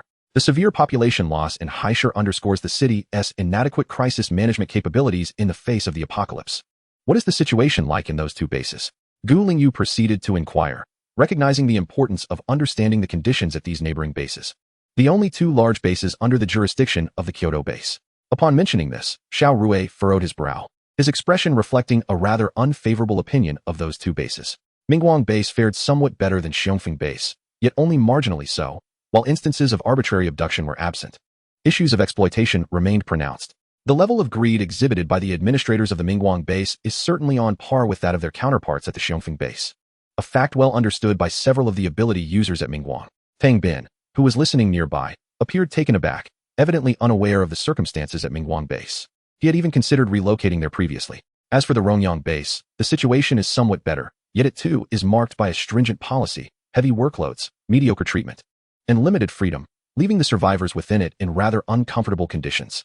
Furthermore, there are significant factions within, leading to considerable discord among the management, which in turn causes the subordinates to engage in constant conflict. Xiao Rui shook his head as he spoke, clearly skeptical of both Mingguang and Rongyang bases. It was precisely for these reasons that he had hesitated to make a move before ultimately arriving at the resort. It seems that the situation at the bases near Haisher is quite dire. However, many bases elsewhere face similar issues, albeit the challenges in Haisher are evidently more severe.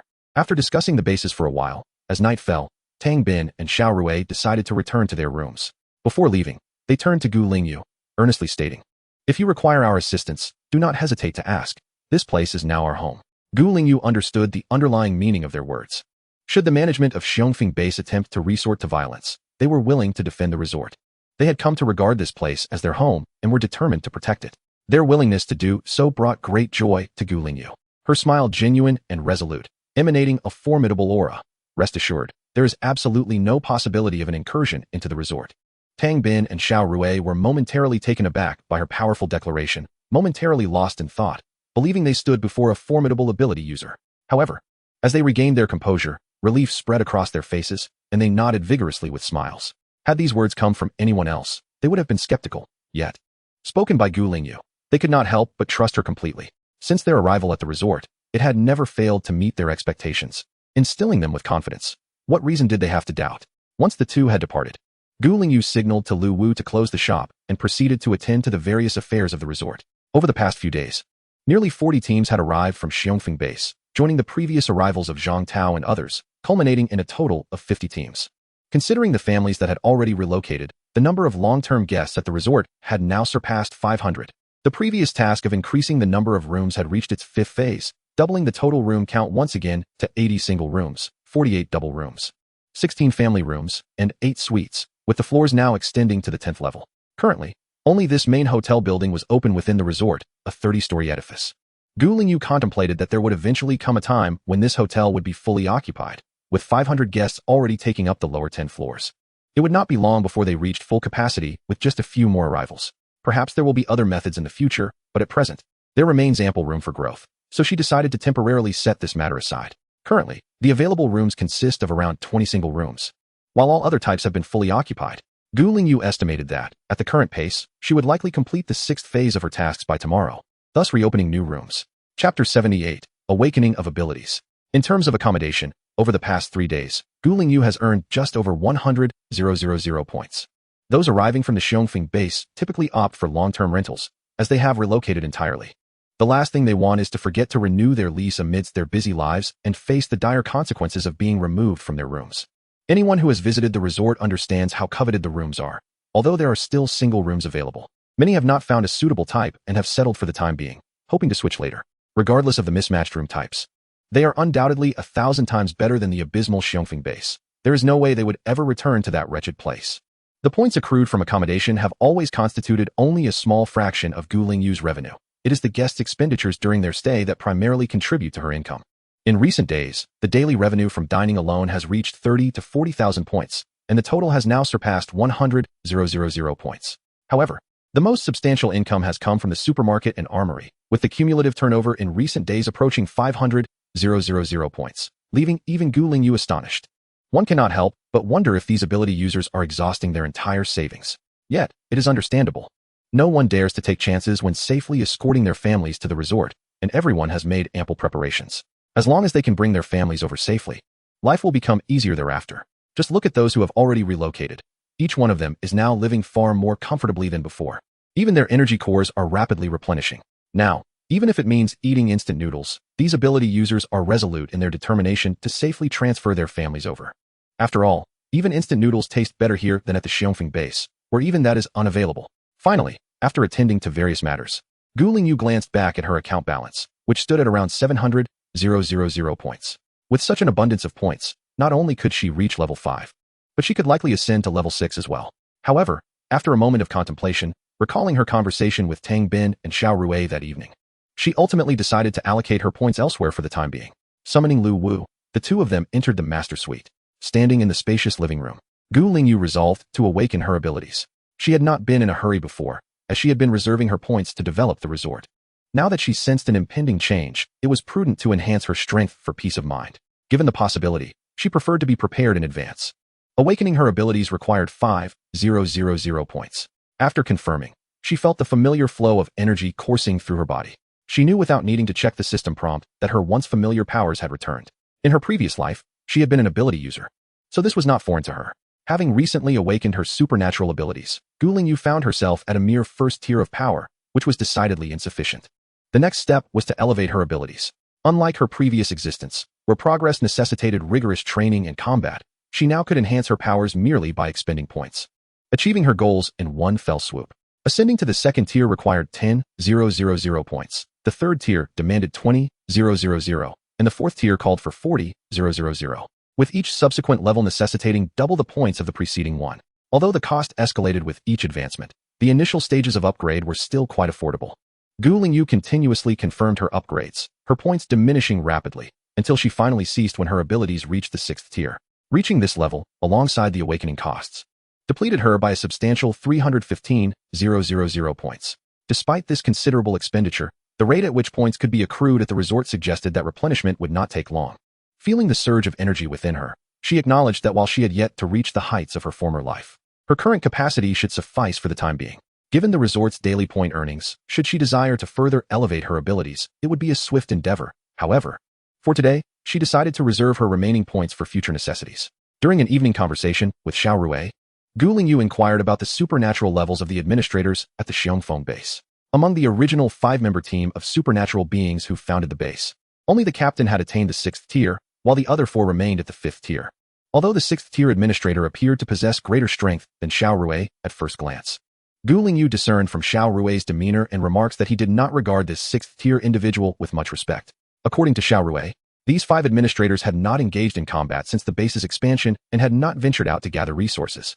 Their daily lives revolved around leisure within the confines of the base, neglecting training, and their prowess was merely a product of the crystal cores contributed by the survivors. In blunt terms, they resembled mere vessels of power, boasting levels of ability without the corresponding strength, rendering them ineffectual in actual combat. Whether these administrators could still fight or wish to do so had become a matter of speculation. Xiao Rui expressed his disdain for these administrators without reservation, revealing no concern, which implied that even he did not regard them as formidable. It was precisely this insight that led Gu Lingyu to believe her current 6th-tier abilities would be adequate to face forthcoming challenges. With her abilities now enhanced, Gu Lingyu took Lu Wu to the terrace on the 2nd floor, eager to test her skills and familiarize herself with her new body. Clearing the furniture, she positioned herself at the center of the terrace, closed her eyes to attune to her senses, and immediately sensed something amiss. She abruptly opened her eyes and summoned her interface for inspection, only to discover that this was no ordinary awakening of powers. She had awakened an all-encompassing ability. In the realm of extraordinary abilities, it is commonly understood that individuals awaken to a singular type of power, with the notion of dual abilities being virtually non-existent. However, to her astonishment, Gu Lingyu discovered that she had awakened to all elemental powers. Stunned, she stood there, utterly taken aback. She had never anticipated that her abilities, awakened through the system, would be so remarkable. Regaining her composure, she eagerly began to channel the energy within her, attempting to utilize her newfound powers. In the next moment, a shimmering blue light enveloped her, coalescing into a translucent water sphere before her, mirroring the situation of Xiao Rou perfectly. Water element. Yet, this was merely the beginning. The water sphere began to morph, elongating into a pointed, conical shape. Subsequently, the tip of the water cone turned white and solidified, rapidly extending backward until it transformed entirely into an ice sphere. Ice element. As Chapter 79 unfolds, showcasing her mastery over all elemental powers, Gu Lingyu's gaze fell upon the dilapidated rooftop of a nearby abandoned building. With a subtle movement of her fingers, the ice spear shot forth, piercing the rooftop with formidable force. Her eyes sparkled with delight, a smile gracing her lips, only to be swiftly replaced by a calm demeanor as she shifted her focus to a nearby potted plant. Energy surged once more, and a green aura enveloped one of the plants, which began to sprout and flourish, gracefully extending toward her. Gu Lingyu raised her hand, and the plant obediently coiled around her palm, moving in harmony with her will. Wood element. After restoring the plant, Gu Lingyu proceeded to explore the myriad attributes of nature's powers, fire, earth, and wind, each one at her command. Finally, arcs of pale blue electricity began to dance around her, and as she slowly raised her hand, the arcs converged into a brilliant sphere of light in her palm. Aiming once more at the rooftop, she thrust her hand forward, and the electrified sphere shot out like a bolt of lightning, crashing down onto the rooftop with tremendous force. In an instant, debris flew, and dust filled the air. As the haze dissipated, the ground lay charred, a testament to the unparalleled power she wielded. Thunderstrike. Lightning element. This was the ability she possessed in her previous life, but the spectacle did not end there. After testing her Thunderstrike, arcs of electricity once again enveloped her, this time spreading across her entire being, wrapping her in a crackling cocoon. In the blink of an eye, Gu Lingyu vanished. Moments later, she materialized at a table and chairs on the terrace, her sudden appearance akin to teleportation, leaving onlookers bewildered by her swift motion. Just as quickly, she disappeared again, reappearing by the doorway of her bedroom, beside the potted plant, alongside Lu Wu, and even atop the fence. The ethereal figure of Gu Lingyu flickered incessantly, elusive and enigmatic, rendering it utterly impossible to seize. Her familiarity with lightning was akin to an innate part of her being. Countless battles had honed her mastery over this elemental power, embedding it deep within her bones, transforming it into instinct. In contrast to other newly awakened abilities, the lightning element was her most intimate acquaintance. Standing steadfastly by, Lu Wu gazed at the ever-shifting silhouette, his eyes brimming with loyalty and admiration for his master. Indeed, she was the strongest. Returning to her original position, Gu Lingyu reigned in her lightning abilities and commenced her exploration of other elemental powers. Beyond the lightning and other nature-based abilities, there existed body enhancement, beast transformation, and special abilities. The body enhancement category, being rather rudimentary, was comparatively weaker than the other elemental types. This was because abilities from other categories could also bolster physical prowess. Thus, for many practitioners, body enhancement signified an absence of other capabilities, resulting in a sole focus on self-strengthening. Upon awakening the beast transformation ability, one could undergo a metamorphosis into creatures such as cats, tigers, or bears, thereby enhancing combat effectiveness, with the augmentation being contingent on the chosen beast form. When Gu Lingyu experimented with her beast transformation, she morphed into a tiger, causing Lu Wu to gaze at her with wide, gleaming eyes, nearly succumbing to the urge to revert to his original form. However, Gu Lingyu's tiger form lacked Lu Wu's 9 majestic tails. Lastly, there existed the special category, encompassing abilities that did not fit into the previous 3 classifications. Abilities such as space manipulation, healing, and summoning were included here.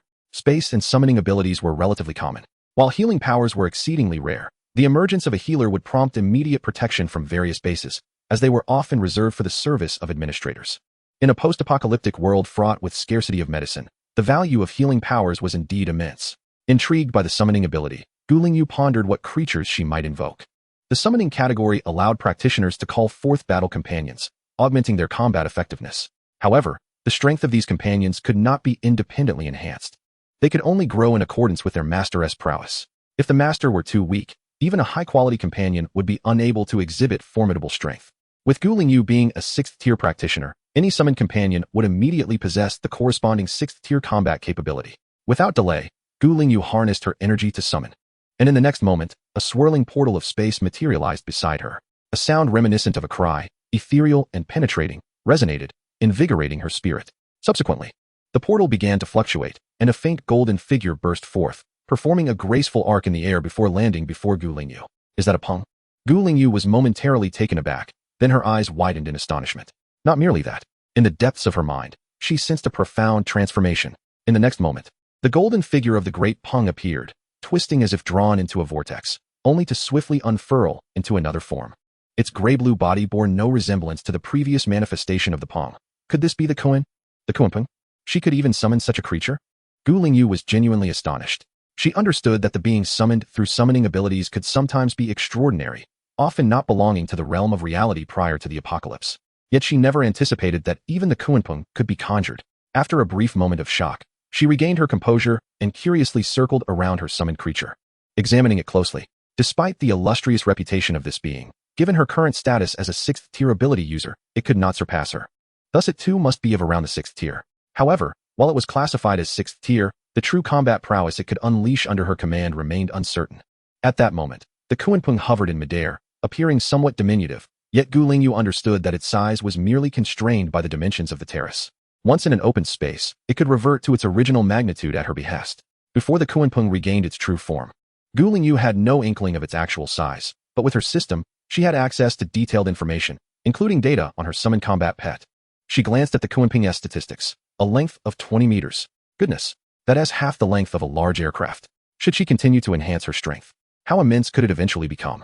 While it may not overshadow the sun, surpassing the size of an airplane was surely within reach. After studying the Kuanpung for a while, Lingyu withdrew it into her combat pet space and then turned her attention to Lu Wu. During Lingyu's testing of her abilities, Lu Wu had remained quietly by her side, gazing at her with admiration.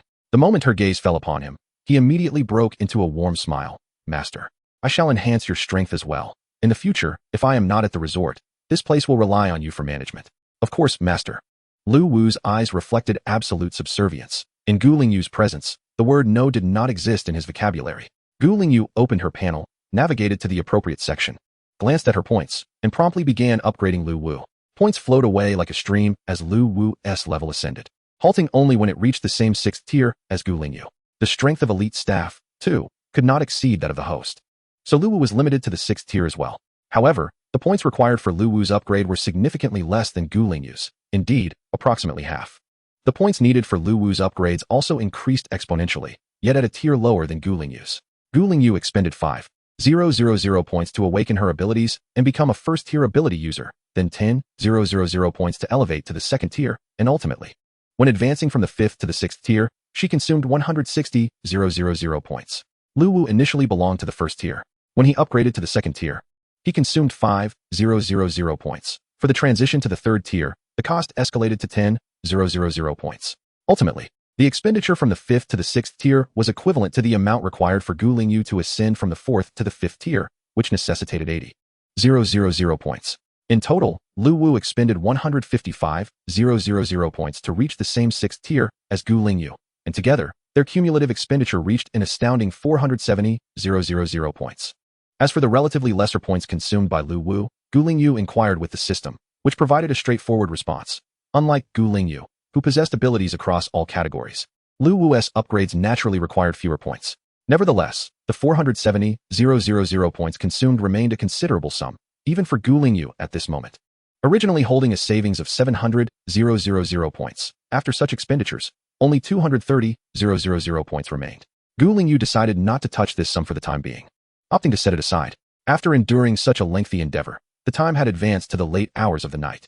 Lingyu wisely chose to cease her activities, returning to her quarters to freshen up and retire for the night. The following morning, the resort was bustling as it had been in previous days, with an increased number of guests. Wherever one wandered, they were met with throngs of people, completely shedding the earlier desolation. After breakfast, groups of ability users prepared to embark on their quests. Some were eager to venture forth in search of crystal cores, while others were hastily departing to the Xiongfeng base to retrieve their families. Once the majority of the ability users had exited, the resort grew much quieter, leaving behind mostly ordinary people. Similarly, by noon, the Xiongfeng base was alive with activity. However, this vibrancy was met with displeasure and even fury from the base's administrators, as it came at the cost of a significant loss of population. The enthusiastic families, laden with their belongings as they exited the base, were all set to leave in pursuit of life at the resort. On the highest floor of the base, two individuals stood by the window, their expressions dark and brooding as they gazed toward the base's entrance, their eyes flickering with barely contained ire. Rumors had spread throughout the base about that wretched resort, which was being extolled as a paradise on earth. Bah, a bunch of ungrateful fools. They never consider that without our protection over these years, they would not have survived to this day. Now, they are easily swayed and ready to abandon us. They fail to realize that with their pathetic state, how could such a splendid place ever accept them? One of the men, with a scowl on his face, muttered incessantly in anger, nearly ready to pound the glass. Make sure to remember those who leave. Anyone who returns must pay 30 more in resource taxes, commanded the other, his gaze fixed with venom on the direction of the base's entrance, issuing a new decree. Brother, you are far too lenient. If it were up to me, I would double the fee. Let them come or go, a bunch of oblivious ingrates. He seethed, grinding his teeth. In their eyes, there was no such thing as a genuinely good place in this apocalyptic world. It's all a deception. Yet those departing would undoubtedly return in due time. By that time, these individuals will come to realize just how merciful they had been towards those others. Has the Galway team set off? Yesterday, they were assigned a mission to investigate the situation at the Taoyuan resort, to discern how it managed to entice so many people to relocate. They must have departed. They should arrive before nightfall. On the desolate streets of the apocalypse, a team of 5 is trudging along, methodically clearing the scattered zombies that appear along their path, exhibiting an alarming lack of urgency. The members of the team intermittently utter a few expletives, their discontent palpable. It's all that wretched woman's fault. She's truly incorrigible. We just returned to the base yesterday, and Haven T even had a chance to rest for 2 days. And now we've been thrust back into action. Damn it. Upon returning, I must file a complaint against her. We should ensure that the management disciplines her properly. Throughout their journey, the 5 members of the squad have not ceased their grumbling, revealing the depth of their dissatisfaction. Typically, after completing a mission, they indulge themselves at the base, often sleeping until late afternoon. Yet today, they were dispatched before even reaching noon. All because they feared that the management would think they were negligent in their duties. As they turned off the street, one of the team members happened to glance up and suddenly froze in place. He raised his hand, pointing towards the sky, exclaiming, "Look, there's a brightly lit sign on the rooftop of that building. It's absurdly extravagant to have lights on during broad daylight." The others followed his gaze and indeed beheld the sign he mentioned, astonishingly illuminated even in daylight. But upon closer inspection, another member gasped. "It seems to say Taoyuan Resort. Isn't that where we're headed?" Incredibly so. Could it be that place truly possesses such abundant resources? To be lit up even in broad daylight? It's merely a sign. To note, the letters above our base's entrance are merely a sheet of iron without any illumination. Let us go take a closer look. The group finally recognized the peculiarity and hastened their pace towards the direction of the sign. Upon arriving at the street where the building with the sign stood, they were once again taken aback by its condition. A 30-story high-rise, the exterior from the 1st to the 10th floor was immaculate, appearing unchanged from the pre-apocalyptic era. However, from the 10th floor upwards, the building was in utter ruin, with shattered windows and cracks marring the outer walls. Such a stark and surreal division was unsettling to behold. As they approached, the Galway team finally caught sight of the expansive glass facade, revealing rows of merchandise, dining tables and chairs, and even a projector displaying a television series. The 5 members exchanged astounded glances, their faces a canvas of shock. This is Taoyuan Resort? Even before entering, they recognized the extraordinary nature of this place. Such an exceptional venue must belong to our Xiongfeng base. The leader is right. Upon our return, we shall urge the management to seize this location. In doing so, we shall all be hailed as heroes. As dusk approached, a considerable number of patrons gathered in the lobby on the ground floor, seated in the lounge area engrossed in a drama alongside Lingyu. Soon, their family members, endowed with extraordinary abilities, would return from their outings. At this hour each day, they awaited the arrival of their loved ones. For it was only upon witnessing them step through the door that their hearts could find solace. However, since their arrival at the resort, their anxieties had notably diminished. The reasons were straightforward. The supermarket and the arms shop were well stocked with healing supplies and equipment, even offering antidotes, significantly enhancing the survival capability of the extraordinary individuals. thus providing them with a sense of security. After all, even a bite from a zombie could now be treated. Preserving life was of utmost importance. Yet, as they waited, an unfamiliar team of 5 entered. Their arrival immediately captured the attention of many. It was unlikely that anyone from the Xiongfeng base was unfamiliar with this crew. Even those who might not recognize them could discern the unusual atmosphere from their demeanor and the reactions of those around.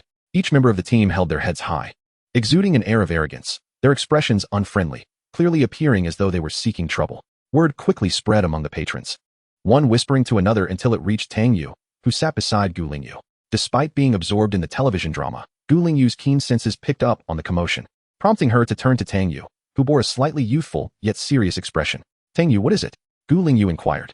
Boss Gu, Tang Yu replied, tilting his head slightly to glance towards the entrance. After confirming the identity of the newcomers, he leaned closer to Gu Lingyu and whispered, a squad of lackeys from the Xiongfeng base has arrived. Each of them possesses 4th-tier abilities and holds significant influence within the base, being favored by the management. Their intentions may not be benign. Oh, they have arrived so swiftly? Gu Lingyu raised an eyebrow, a trace of cold amusement glimmering in her eyes. Just last night, she had discussed matters concerning the Xiongfeng base with Tang Bin and Xiao Rui, and now it seemed those individuals could not remain idle and had sent someone. Turning her head slightly, Gu Lingyu scrutinized the newly arrived team and was taken aback. Ah, it appears I am acquainted with them, she mused. It seemed these 5 were indeed trusted lackeys of the base's management. Indeed, they certainly seem poised to stir up trouble, she remarked, a playful smile curling her lips as she nodded in agreement. Boss Gu, should I fetch my brother and Captain Xiao? Tang Yu asked nervously, reflecting on his recent mastery of his extraordinary abilities and contemplating how he could contribute to the resort. Gu Lingyu, upon hearing this, merely turned back with a gentle smile, patting Tang Yu's hand, her tone imbued with reassuring strength. Fear not, for with me here, you shall be safe. I have promised that the resort is an absolutely secure zone, and I shall uphold my word. Boss Gu, Tang Yu gazed at Gu Lingyu's slowly rising silhouette with profound admiration. In that moment, what was once a slender figure appeared remarkably tall, exuding an extraordinary sense of reassurance. Gu Lingyu gracefully exited the lounge area, standing serenely in the center of the hall under the watchful eyes of all, her seemingly casual pause perfectly obstructing the path of a 5-member team heading toward the counter. Once again, we meet. Did you enjoy yourselves last time? Gu Lingyu stood with her arms crossed, a captivating smile gracing her lips. Although she stood alone, her presence resembled an insurmountable mountain. The seasoned patrons of the resort instantly recognized the misfortune awaiting the 5-member team upon witnessing Gu Lingyu's smile, which hinted at prior grievances. Excitement bubbled within Qian Yuan and Feng Chong, who felt immensely fortunate for their timely luck, having taken a day off after an exhausting stretch of work, only to witness this unfolding drama. Would someone finally come to share in their past joys? Would someone come to soothe their once-wounded hearts?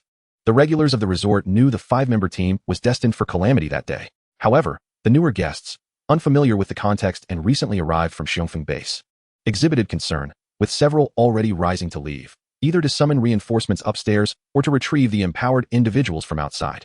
The members of Gao Wei's team, witnessing the trepidation among the survivors from Xiongfeng, felt a sense of smug satisfaction until they turned to find their path blocked by a familiar face, the motorcycle girl from their last encounter.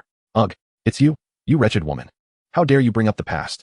One of the team members could not restrain himself from exclaiming. Gao Wei, with a grim expression, glared at Gu Lingyu, allowing his comrades' insults to flow unimpeded as he too began to recount their previous encounter. Today, we shall settle the score for what transpired last time. You, a mere mistress, dare to act so brazenly before me. In Gao Wei's eyes, Gu Lingyu possessed no abilities whatsoever and was merely the resort owner's mistress. Now, fetch your boss. I have words for him. Such audacity. You are but a dog belonging to Xiongfeng, and yet you bark so boldly in the absence of your master? Gu Lingyu's tone was laced with derision. They had approached her seeking a confrontation, and she felt no inclination to deny them their moment. With so many onlookers present, she was eager to indulge. Furthermore, I am indeed the owner of this resort, but you are hardly worthy of a conversation with me. Chapter 82, The Group Dance Performance. In light of your earlier disrespect, should you choose to bow and apologize immediately, and then leave, I might consider sparing you. Gu Lingyu's lips curled into a smile, her expression one of condescension. The reason for such a statement is that she is acutely aware that these individuals would never dare to act in such a manner. Indeed, as she anticipated, Gao Wei and his companions, having just been insulted and likened to dogs, were fuming and ready to retaliate. Yet, in the next moment, they erupted in derision. You? A boss? How ludicrous. A wretched mistress, audacious enough to speak such words. Ridiculous. Do you truly believe others are fools? To utter such nonsensical claims. Even Gao Wei, the captain, found himself both enraged and amused, attempting to adopt a facade of cold authority, threateningly proclaiming, This is a sentiment I should be expressing. If you know what is good for you, kneel and apologize immediately, and we may consider sparing your life. Otherwise, do not blame me for my lack of courtesy. With that, he reached for the handle of his axe, exuding a palpable threat.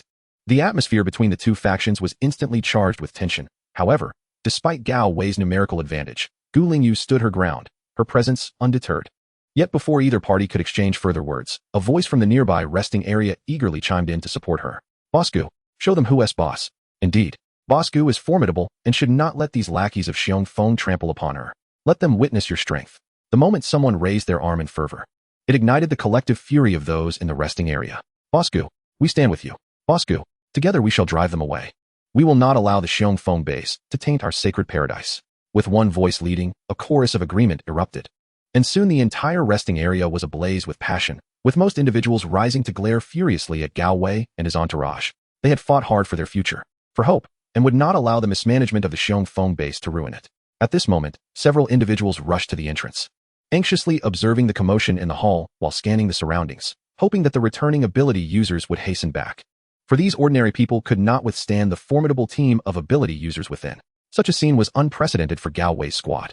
They were utterly bewildered. The majority of these individuals had previously been survivors of the Xiong Feng base. Yet why, upon arriving at the Taiyuan resort, did they seem like entirely different people?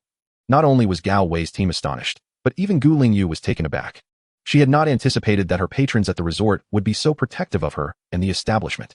Initially, her sole ambition was to manage the resort well enough to ensure her own survival in this post-apocalyptic world, while also striving for fairness, providing a final sanctuary for the survivors facing such harsh realities. However, she never expected that, even if not every guest shared this sentiment. The sheer number of those willing to stand up made her heart swell with gratitude. Yet what amused and surprised her the most were the first two voices that had spoken out, Qian Yuan and Feng Chong. As the only two individuals in the resort who had previously showcased their breakdancing skills for her, Gu Lingyu would not soon forget them. After these two individuals checked in and opted for a long-term stay, she discreetly monitored their movements, hoping to prevent any disturbances they might cause within the resort or any bullying of other guests. To her surprise, these two proved to be unexpectedly well-behaved in the following days, even forming amicable relations with several newcomers at the Xiongfeng base, and their tempers notably softened. It seems that indeed, environment shapes character. Today, as these two spoke out in support, they brandished weapons and moved to the forefront of the crowd, exuding an air of readiness for confrontation that caught her attention. Yet, it was not just these two who were eager to witness the spectacle. She too felt a growing anticipation. You expect me to kneel? You may not possess the standing to demand such a thing. Before Gu Lingyu could finish her statement, Gao Wei, incited by anger, drew his axe and pointed it at her, ready to speak, but found himself rendered speechless. The action, familiar to Qian Yuan and Feng Chong, ignited their excitement. A crisp snap of fingers suddenly resonated, though not loud. It seemed to pierce through the ears of everyone present. In the next moment, the 5 members of Gao Wei's team froze in place, their bodies convulsing with arcs of electricity, unable to move or utter a single word. Standing there, they unwittingly performed a dazzling group dance for all to see. Qian Yuan and Feng Chong finally witnessed this spectacle, their faces flushed with exhilaration, unable to contain their cheers. Gu Boss is magnificent. Gu Boss is invincible. With Gu Boss around, no one dares to cause trouble in the resort. Their enthusiastic praises swiftly snapped the surrounding guests, who were momentarily stunned by the scene, back to reality. Cheers erupted, their expressions of excitement rivaling that of the two enthusiastic individuals, albeit for entirely different reasons. Gu Boss is truly remarkable. Our resort is undeniably safe. Indeed, Gao Wei's team boasts a full roster of 4th-tier ability users. Yet with just a snap of Gu Boss's fingers, they were left utterly powerless. Gu Boss is truly a hidden gem. At a critical moment, her intervention was nothing short of spectacular. In my view, even the management from the Xiongfeng base wouldn't last more than 2 exchanges against Gu Boss. Absolutely. Those incompetent managers are all talk and no action. I've heard they possess high-tier abilities, but lack any combat skills. Enough said. From now on, we trust Gu Boss. The stronger she becomes, the safer the resort, ensuring everyone's peace of mind. This logic was clear to all. Thus, in this moment, Gu Lingyu revealed her true power before the crowd, leaving everyone not only astonished, but also brimming with excitement. Her public display of might served not only to reassure the guests, but also to intimidate those with ulterior motives. After this display, those with ill intentions would need to seriously contemplate whether they had the capability and strength to challenge her authority. How others perceive the situation remains unknown for now, but it is certain that Wang Chang's team was genuinely terrified. Earlier, while in the resting area, they observed as Gao Wei's team entered, remaining discreetly in the corner, hesitant to rush out and cling to Gao Wei's leg. Now, Upon witnessing the unfolding chaos, they quietly rejoiced, relieved they had not revealed themselves. Otherwise, the number of participants in this group dance would have undoubtedly doubled or more. At this moment, Wang Chang's team felt fortunate that they had not provoked the enigmatic boss Gu earlier. They finally comprehended why the previous quartet had expressed a desire to witness the electric shock dance. Who could have anticipated it? A seemingly unassuming girl, devoid of any discernible abilities, could unleash such ferocity. Merely a flick of her fingers, and that entire assembly of fourth-tier powerhouses was left to suffer public humiliation. 5 minutes had elapsed, and there was no sign of cessation. Wang Chang's team cowered at the back of the crowd, silent as mice, even apprehensive about being noticed by Gu Lingyu. However, Gu Lingyu was too preoccupied to pay them any mind. Having grown weary of observing Gao Wei's 5 comrades after a brief moment and yawning nonchalantly, electrifying 1 is a loss, but electrifying 5 is equal to the cost. Gu Lingyu sighed, shaking her head, her face reflecting a myriad of emotions, much to the delight of the onlookers who laughed heartily. 5 minutes are fleeting, and 10 minutes hardly lengthy. Let these individuals relish this exquisite experience, for such opportunities are rare. Not long after Gu Lingyu settled down, the superhumans returning from outside the resort trickled in one after another. The initial reaction of everyone entering was sheer bewilderment as they gazed upon the 5 convulsing figures in the center of the hall, their bodies intermittently crackling with arcs of electricity, rendering them momentarily speechless. It was not until the patrons in the resting area provided some explanations that they grasped the situation that had just transpired. When they turned their gaze back toward Gu Lingyu, observing her leisurely engrossed in her show, admiration and reverence shone in their eyes. Here were 5 formidable 4th-tier superhumans, all subdued by Boss Gu. Moreover, they stood there as a spectacle for all to witness, truly magnificent. As more and more individuals returned, the crowd of spectators grew, each person munching on seeds while enjoying the dance, their faces illuminated with smiles. What a jest! This was one of the most loyal teams of the dogmatic management at Xiongfeng Base, Gao Wei's team. Such a splendid sight was rarely observed. Before long, Tang Bin and Xiao Rui's team also returned, their expressions mirroring astonishment at the scene. They exchanged a glance before making their way towards Gu Lingyu. Boss Gu, has someone from Xiongfeng Base come over? Tang Bin cautiously glanced at Gao Wei, clearly alluding to the 5-member team. Gao Wei's team was formidable and had long served the management at Xiongfeng Base, thus well known among the personnel there. It seems likely. The vanguard must have come to gather intelligence. Gu Lingyu waved her hand dismissively. The newcomers had indicated a desire to converse with the boss, and it was highly probable they sought to fulfill this purpose. Should we expel them all? Upon hearing this, Tang Bin's expression immediately turned frigid, his gaze towards Gao Wei's team intensifying with a hint of severity. Just a couple of days prior, he had advanced to the 4th tier. Although his team's overall strength paled in comparison to Gao Wei's, he was unafraid of a confrontation should it arise. Beside him, Xiao Rui nodded in agreement, holding Gao Wei's team in even less regard. Now residing in the resort without any worries about his family's situation, he felt emboldened, even unafraid of the Xiongfeng Base. Gu Lingyu glanced back at the lobby, noticing that the guests had mostly returned, gathering to observe the unfolding events. She nodded, acknowledging that it was indeed time for dinner. It would be unwise to let their presence affect her appetite. She had intentionally awaited the return of the ability users to ensure that everyone could witness the consequences of causing trouble in the resort. With the increasing number of guests, it was inevitable that some might harbor ulterior motives. Thus, it was prudent to quell any potential disturbances early on. Seemingly nonchalantly, Gu Lingyu waved her hand, and in an instant, the arcs of electricity surrounding Gao Wei's 5 members dissipated. Although they bore no visible injuries from being electrocuted for nearly half an hour, the fleeting moment of relief was swiftly replaced by an overwhelming sense of numbness that compelled them to collapse onto the ground. The sharp pain in their knees elicited pained expressions, and their faces, still tinged with the lingering effects of the shock, contorted into a comical yet grotesque display. To think you would resort to such an act of contrition, it seems your wits have not been entirely consumed by the undead, a voice resonated before them. Gu Lingyu had strolled forward, coming to a halt directly before Gao Wei and his team, compelling them to kneel before her. Gao Wei and his companions looked up abruptly, meeting Gu Lingyu's gaze, which bore an unmistakable air of condescension coupled with a mocking smile. The audacity of her demand for their submission ignited a surge of indignation within them. Yet, as memories of their recent torment resurfaced, an agonizing experience that had lasted a full 30 minutes, the embers of their anger were swiftly extinguished. They had endured unimaginable suffering, and if given the chance to relive that moment, they would undoubtedly refrain from provoking this enigmatic woman again. She was far from the easy target she appeared to be. The notion that she lacked abilities was a mere deception. The flicker of defiance within them faded, and when they cast another glance at Gu Lingyu, the bravado they had exhibited upon entering was entirely absent. A mere exchange of glances was sufficient for them to avert their eyes, unable to withstand her presence. Observing their retreat, Gu Lingyu offered a chilling smile. Begone. Should you return, I shall not be so lenient. Lenient? They had been subjected to an electric assault for half an hour. But wait, they had come here on a mission. Hold on, we have matters to discuss.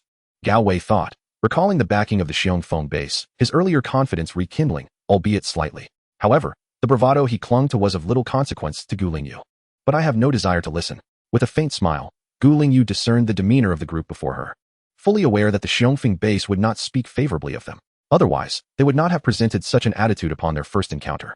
As soon as Gu Lingyu finished her remark, Tang Bin and Xiao Rui, standing flanking her, exchanged glances and promptly strode towards Gao Wei. The rest of their teammates followed suit, converging on the members behind Gao Wei. Witnessing this throng approach, Gao Wei felt a tightening in his chest, especially as Xiao Rui led the charge. Xiao Rui was indeed present, and he appeared to be utterly subservient to that female proprietor.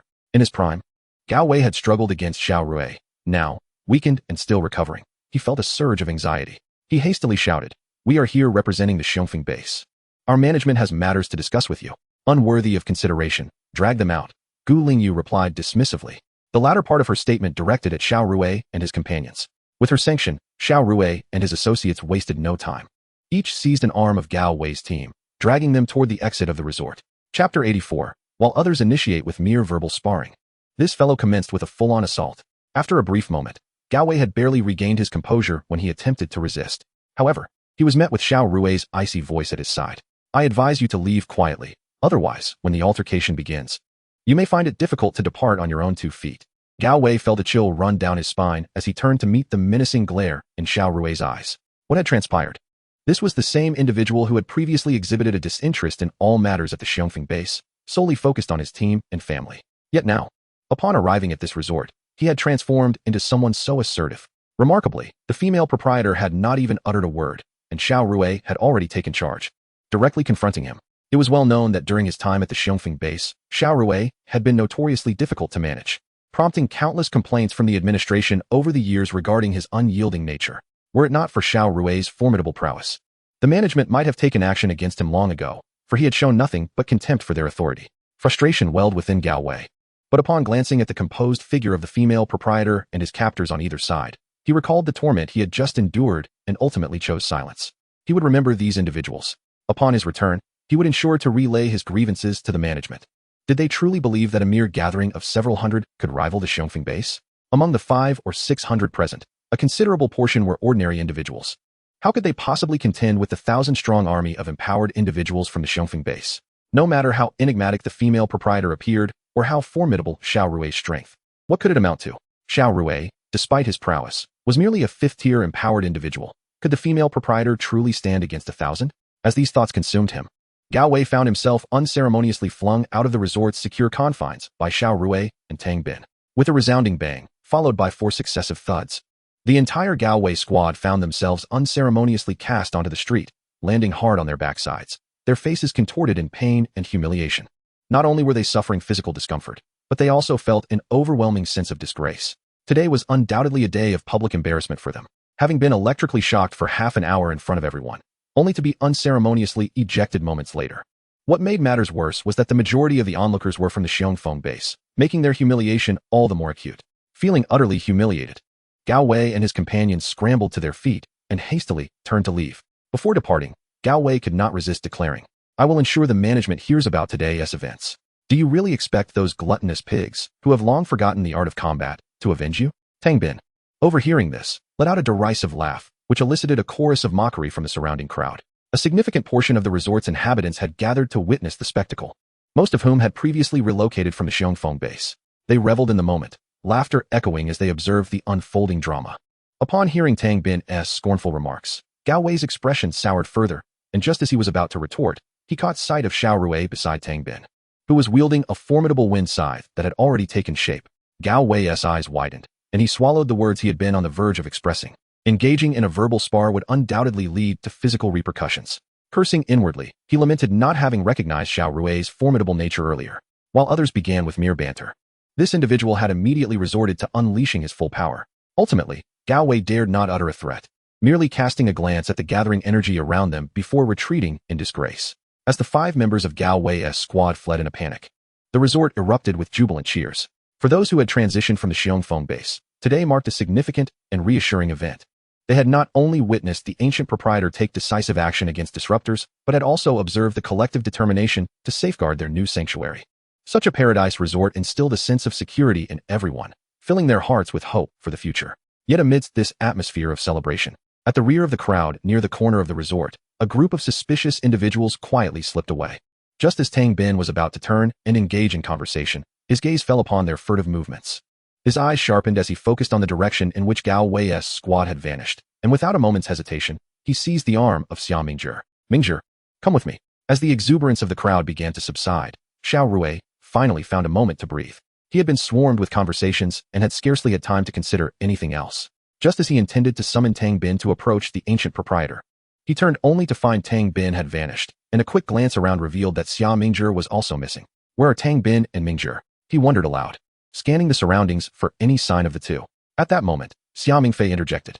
Captain Tang called for my brother and said they had something to attend to before leaving the safety zone. The reason she did not intervene earlier was that it was Tang Bin who called out to her elder brother. Although Tang Bin had just ascended to the 4th tier, his actions and character were highly reliable, which allowed her to feel at ease letting her brother accompany him. However, if it were only her unreliable elder brother on his own, she would certainly have kept a closer watch. Venturing outside the safety zone at this moment, Xiao Rui paused, lifting her gaze to the sky, which was already darkening.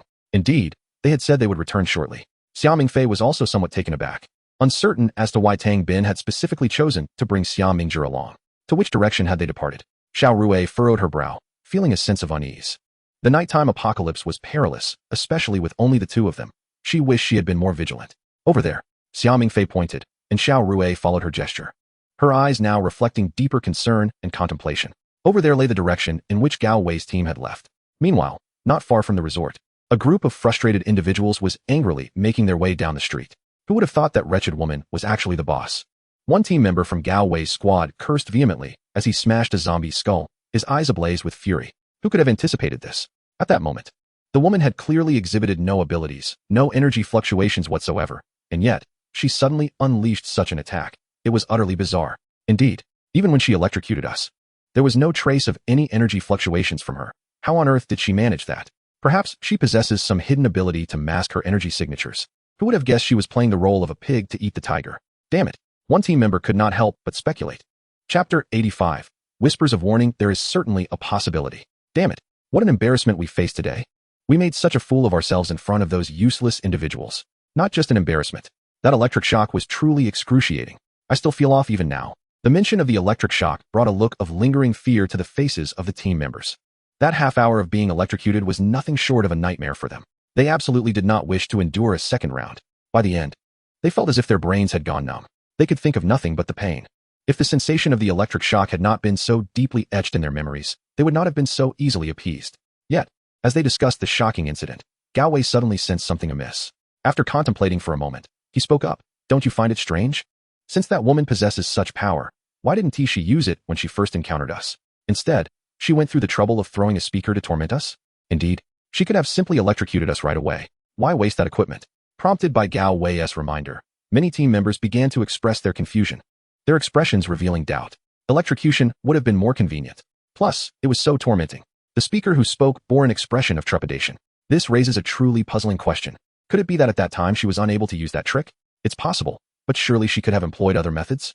Why did she clearly appear displeased at that moment, yet still turn and leave, merely sneaking away with the speaker? Indeed, observing that woman's reaction today, she hardly seemed the type to endure grievances, as she promptly retorted against us. Confounded, the 5 members of the team wore expressions of bewilderment. But before they could discern any clarity, their attention was drawn to the commotion arising from the street behind them. The sounds were unmistakably those of the living, not the undead. Recalling the earlier humiliation at the resort, the members of Gao Wei's team felt a surge of anxiety, fearing that Xiao Rui's group might emerge to stir trouble. Who goes there? As Gao Wei's team turned, they instinctively summoned their abilities, ready to unleash them upon the approaching figure. Captain Gao, please spare us. It's us. The newcomer hastily called out, anxious about attracting zombies while also fearing a beating. His frantic gestures were quite amusing. Upon recognizing the person, Gao Wei furrowed his brow and dissipated his energy. As the group drew closer, he spoke with evident irritation. Wang Chong, what brings you here? Greetings, Captain. Wang Chong replied, slightly hunched over, exuding a sense of ingratiation. I just happened to be out on a mission and arrived in this vicinity. What do you want? We're quite busy and have no time for idle chit-chat. Gao Wei's mood was already foul, and his tone reflected his irritation. Actually, it's like this. Wang Chong hesitated, pondering whether to speak up. But recalling the recent embarrassment Gao Wei's team faced at the resort, he wondered if revealing that he and his group were also present would lead to a beating. Despite his apprehension, the prospect of making amends spurred him to press on. We were also at that resort just now. Indeed, the moment those words left his lips, the expressions of Gao Wei's team darkened palpably, and soon one could no longer contain his anger. Chow, Wang Chong, you fool. Since you were there, why didn't you lend a hand?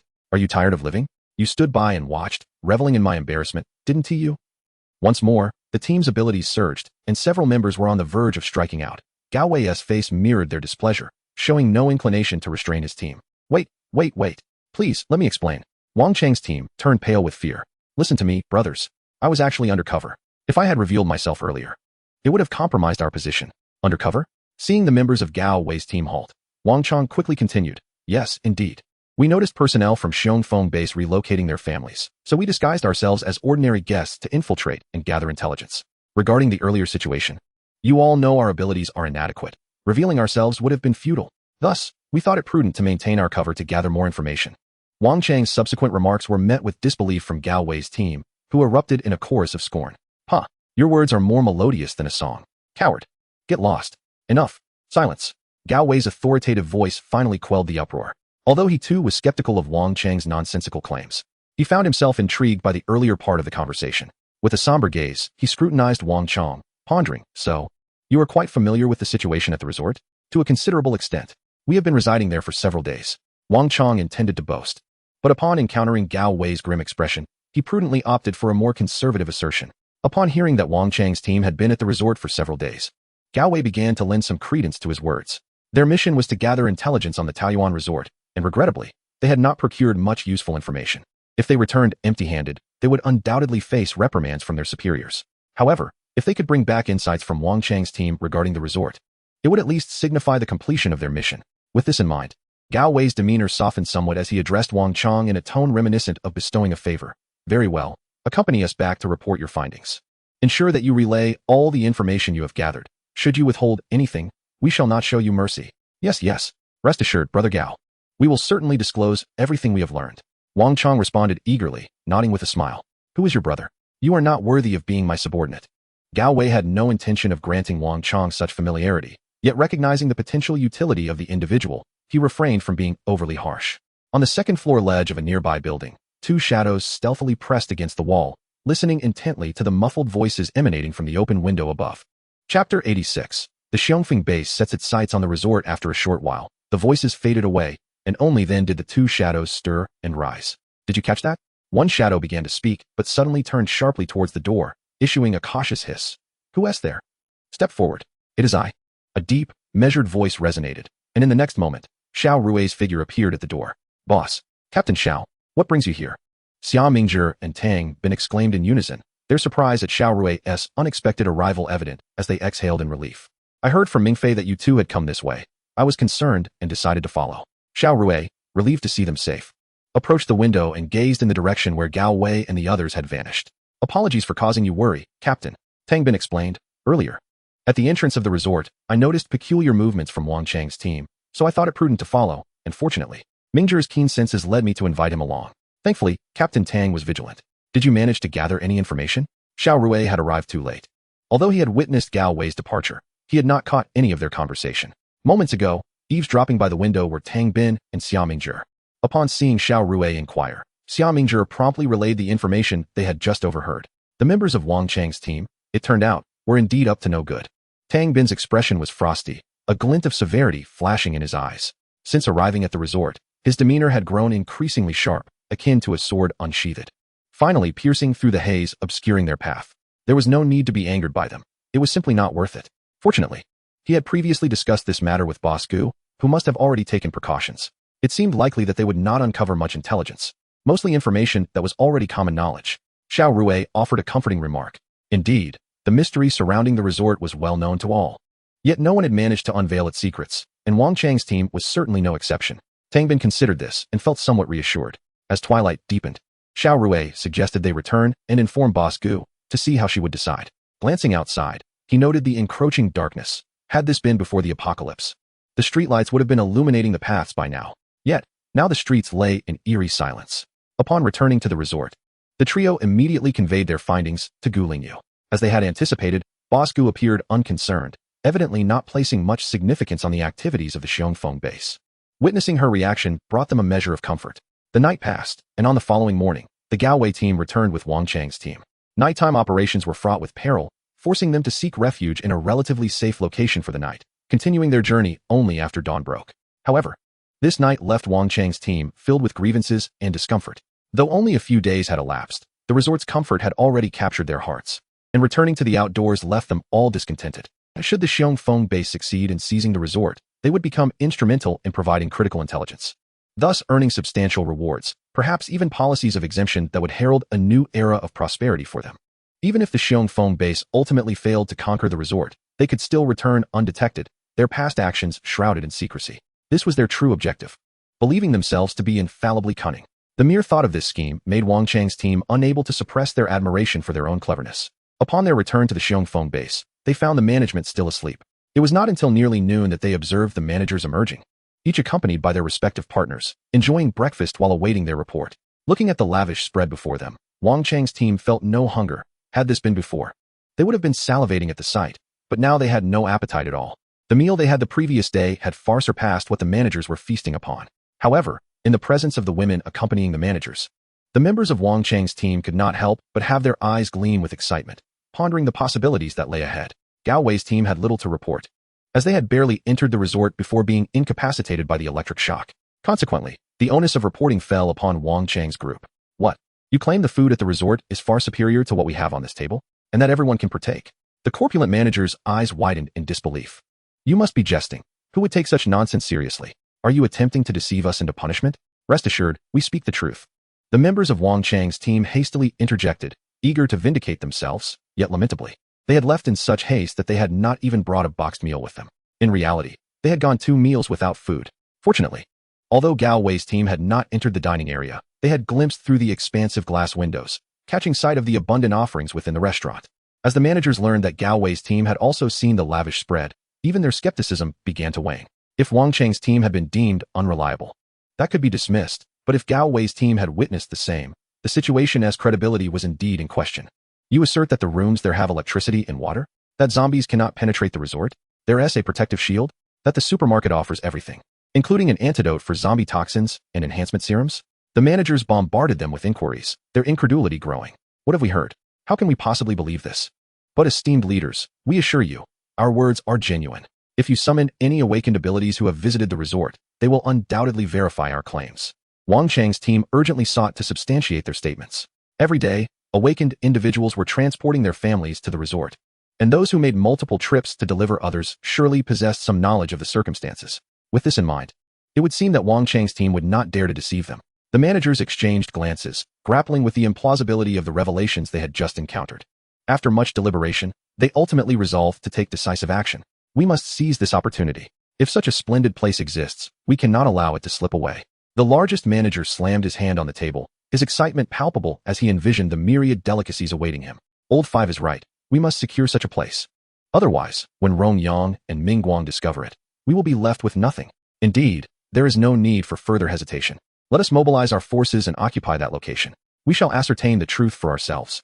How dare they attempt to take our people from the Xiongfeng base? This is a chance to show that ancient owner a thing or two and remind those fools below who truly holds the reins. Agreed. Since there are no objections, it is settled. Tomorrow, we shall begin assembling our personnel, and once we have gathered enough, we will seize that wretched resort. Among those present, the most delighted are undoubtedly the Gao Wei team and the Wang Chang team. The Gao Wei team is filled with hopes of vengeance, while the Wang Chang team is eager to achieve merit. The order spread swiftly throughout the Xiongfeng base, and as night fell, everyone who was to return had already done so. Upon learning this news, reactions varied. Some rejoiced while others were filled with trepidation. Those elated were primarily sycophants of the management. They had heard much about the resort's allure, and now that the management was preparing to deploy forces, it would soon belong to the Xiongfeng base, ensuring their share of its benefits. In contrast, those who were anxious were the individuals on the verge of relocation or preparing to move. For them, the Xiongfeng base had long instilled a sense of dread, yet they had never encountered the resort.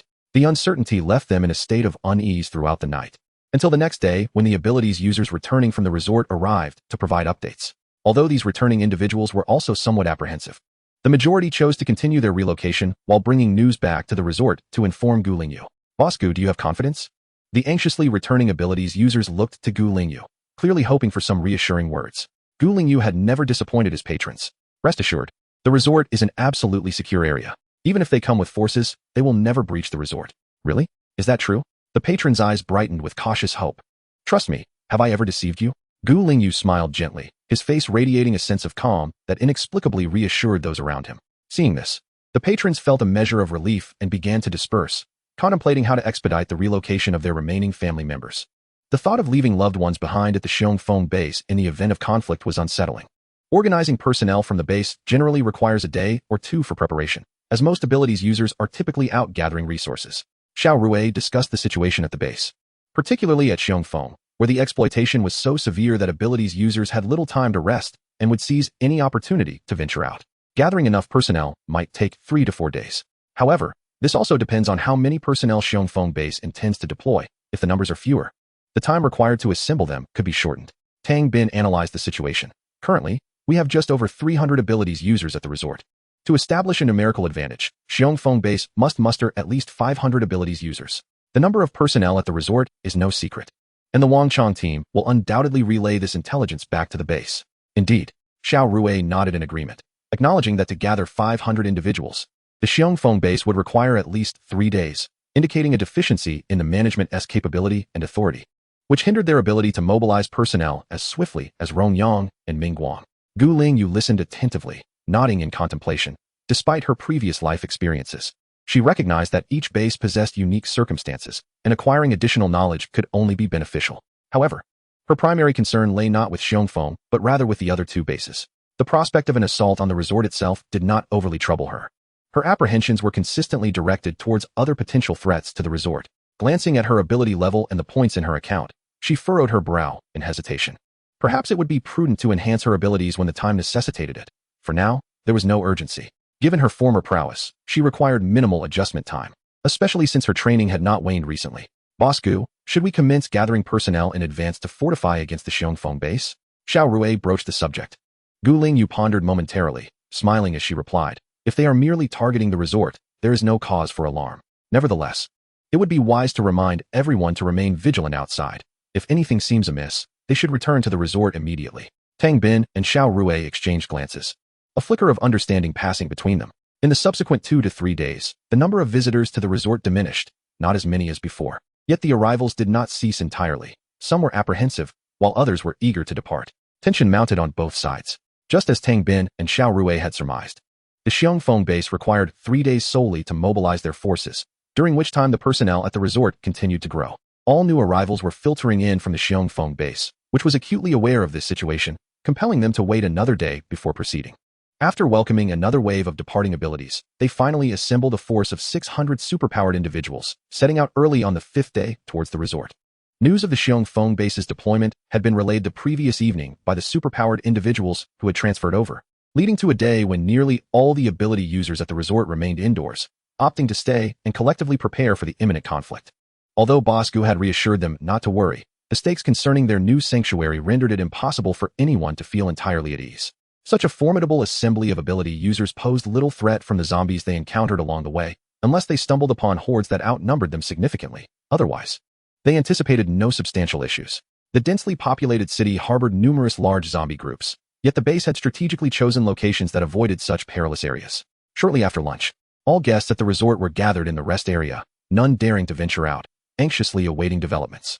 The ability users stationed near the entrance were fully equipped, weapons in hand, poised for action at a moment's notice. After a brief interval, a team rushed in from outside, immediately commencing their report on the situation. They have already arrived 2 streets away. Indeed, there are approximately 600 individuals, and they will be here shortly. Chapter 88. Threat. Who is leading the group? Xiao Rui inquired. It is the brother of that dog-like manager surnamed Gua. Upon hearing this name, many members of the Xiongfeng base displayed anger upon their faces. Neither of these brothers is of good character.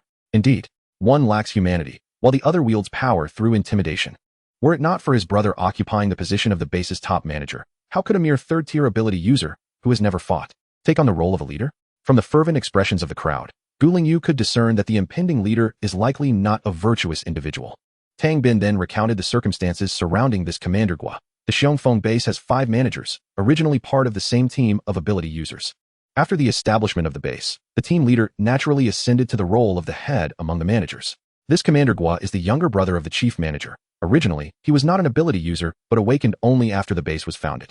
At that time, under the protection of the chief manager, he no longer needed to venture out to gather resources. Thus, although he is a third-tier ability user, he has never engaged in battle, and his strength has been nurtured with crystal cores provided by the chief manager.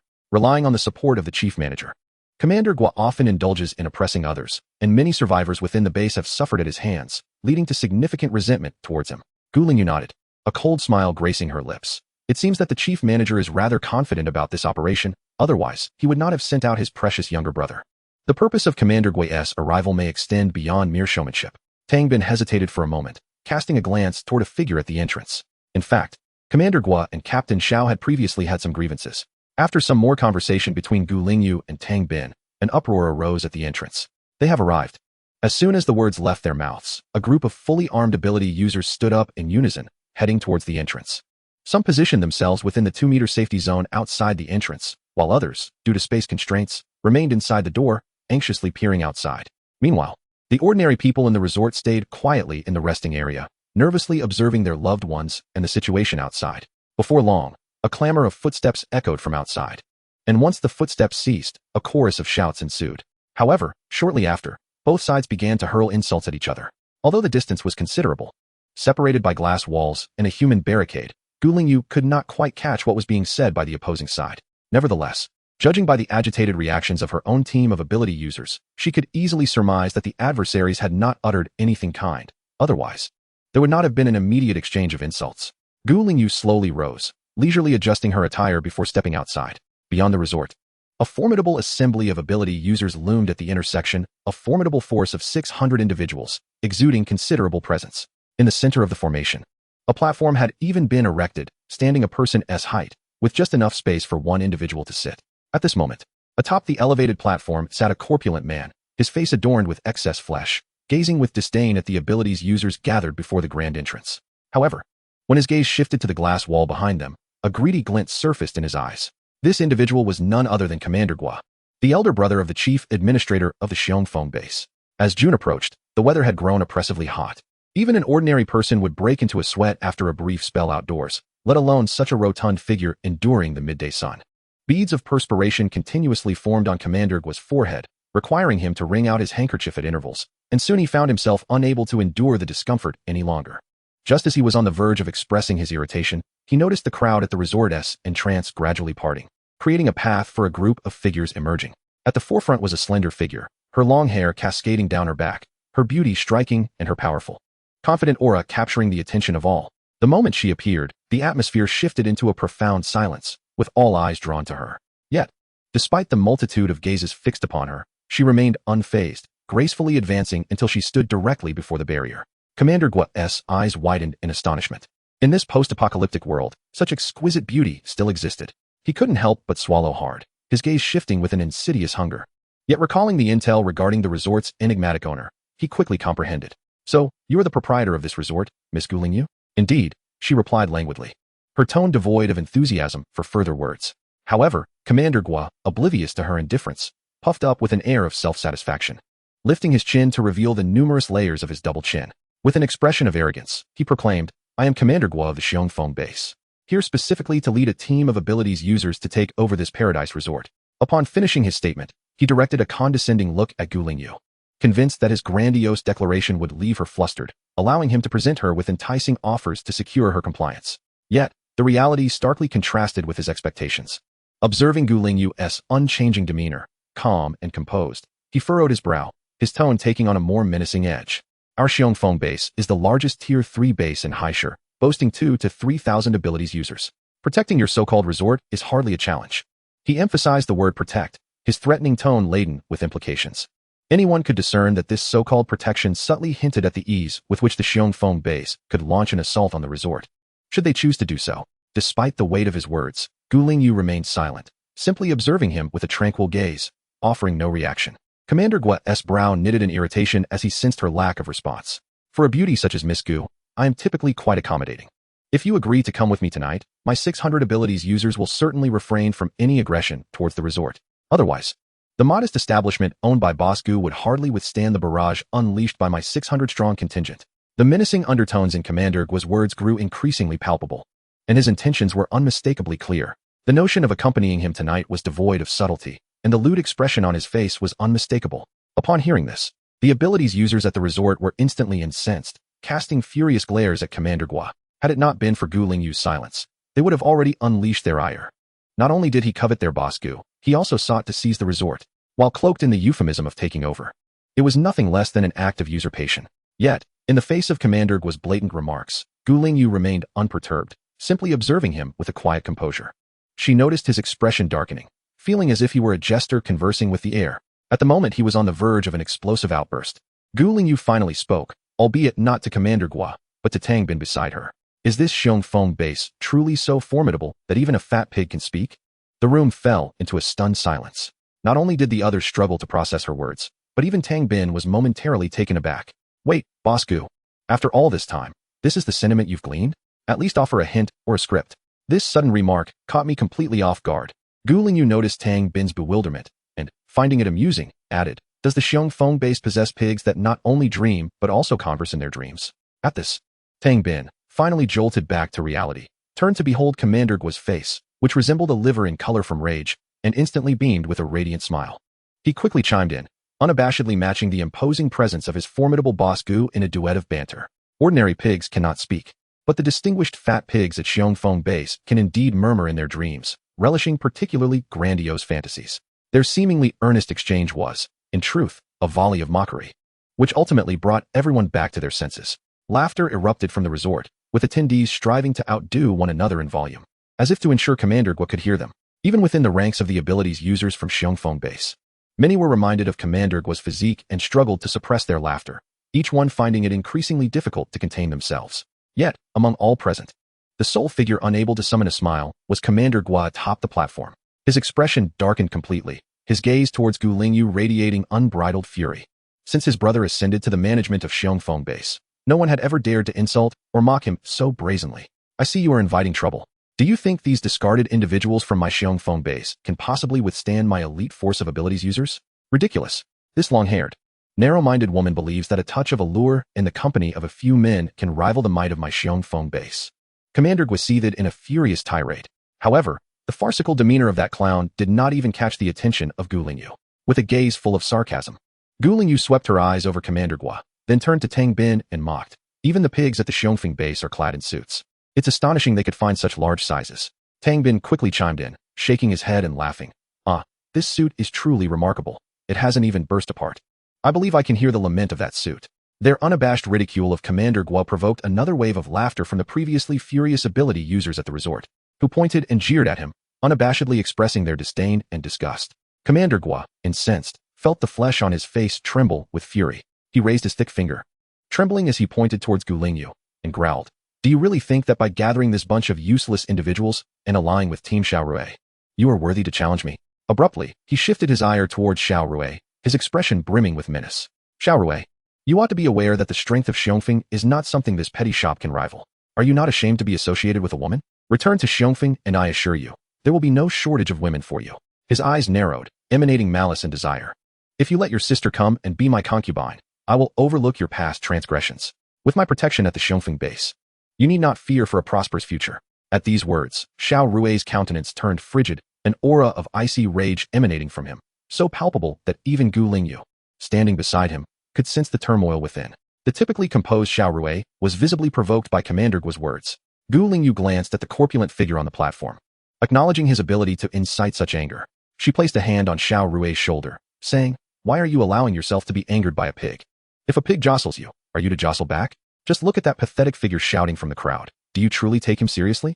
Xiao Rui paused, his expression softening slightly, but before he could articulate his thoughts, Commander Gua could no longer contain his rage. Enduring a barrage of both overt and subtle jibes from Gu Lingyu, he completely lost his composure, his face contorted in a grimace of fury. Vile woman, I shall show you who the real waste is, who it is that should not be trifled with. Direct your abilities at them. Today, I demand their demise. With his eyes ablaze, Commander Gua issued a furious command, mobilizing the entire contingent of ability users to launch an offensive. Prior to their departure, the 5 managers had cautioned him to avoid damaging the resort's property. as it all belonged to Xiongfeng base. Yet, in his current state of rage, such considerations were the least of his concerns. His sole desire was to annihilate those who dared to mock him, who had humiliated him in front of others. At his command, the 600-strong force of ability users unleashed a violent surge of power, various abilities shooting forth in an instant, targeting the gathering of ability users at the resort. On the platform, Commander Guo reveled in the spectacle of this grand display of abilities, laughing maniacally with unrestrained delight.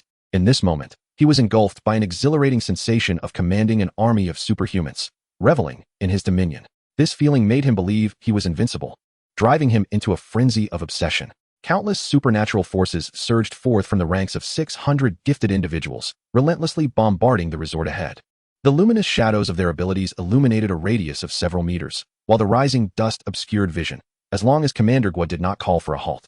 The hands of these 600 superhumans remained in motion. It wasn't until a considerable time had passed, prompted by the reminder from his aide, that Commander Guo reluctantly ordered a ceasefire, the thrill of orchestrating the superhuman battalion leaving him reluctant to stop. As he gazed at the dissipating dust, Guo let out a boisterous laugh. This is the fate of those who oppose me. Chapter 90. The absolute safe zone, however. What Commander Guo never anticipated was that amidst the swirling dust, a languid voice emerged. Oh, fate. What fate? Are we to be treated to a fireworks display? His laughter abruptly ceased, akin to a squawking duck suddenly silenced.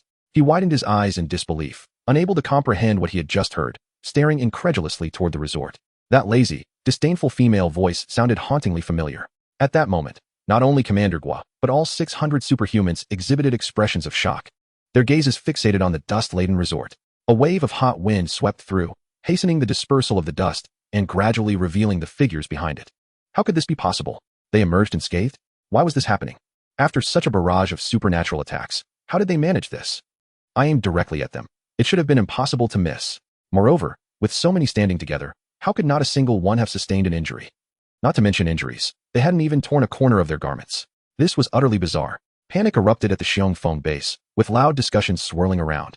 Everyone utterly bewildered, their eyes glued to the resort, trying to fathom how they had failed to hit a single target amidst such a large gathering. It was not only the superhuman battalion that was perplexed. Even Commander Guo, seated atop his platform, was confounded. He had witnessed clearly that none of the supernatural forces had veered off course, yet why did everyone on the resort side appear unscathed? What on earth was happening? What had just transpired? At that moment, a shared question arose amongst all at the Xiongfeng base, their gazes towards the resort filled with uncertainty. In fact, it wasn't just the personnel of the Xiongfeng base. Even the guests at the resort bore expressions of shock and disbelief. God knows, their astonishment was no less than that of those at the Xiongfeng base. When the storm of supernatural forces surged toward them, magnifying in their sight, the superhumans felt an overwhelming dread. For behind them were their families, the newly ignited hope of their homes. They could neither retreat nor evade. At that moment, countless individuals stood resolutely, driven by an unwavering determination to defend their loved ones. They summoned every ounce of strength to erect their extraordinary shields, striving to fend off the onslaught of supernatural assaults, creating a final bastion of protection for those behind them. Meanwhile, the ordinary people gathered in the lounge, huddled together in a state of sheer panic and terror. Yet, contrary to their expectations, the anticipated fierce attack never materialized. The array of shields they had conjured remained unscathed, untouched even by the faintest ripple of residual energy. Only then did the group of extraordinary individuals come to their senses, their eyes widening in disbelief as they beheld the shimmering waves of energy before them, which had successfully thwarted all supernatural attacks, rendering even the residual energy unable to breach the barrier. It was the protective shield of the Taoyuan resort. The guests had not anticipated that the resort's protective barrier could withstand such supernatural onslaughts. Previously, they had believed its sole function was to keep the zombies at bay. In that moment, the words of the owner, regarding the area being absolutely secure, took on a profound significance. Having weathered this wave of attacks, the confidence of all present in the resort soared to unprecedented heights. An eruption of jubilant cheers resonated throughout the resort, the thunderous sounds of the supernatural assaults colliding with the protective barrier serving as a dramatic backdrop to their celebration, heightening their excitement. Even as the echoes of the supernatural onslaught faded, the exhilaration within them remained palpable. Their presence in the resort felt like the greatest fortune amidst the apocalypse. Just as everyone was still grappling with the aftermath of the recent attack, Lingyu's mocking voice rang out once more. Is this how you intend to seize my Taoyuan resort? In this day and age, do you dare to dream? Commander Guo jolted back to reality, his expression shifting dramatically as he glared furiously at one of the extraordinary individuals below the platform.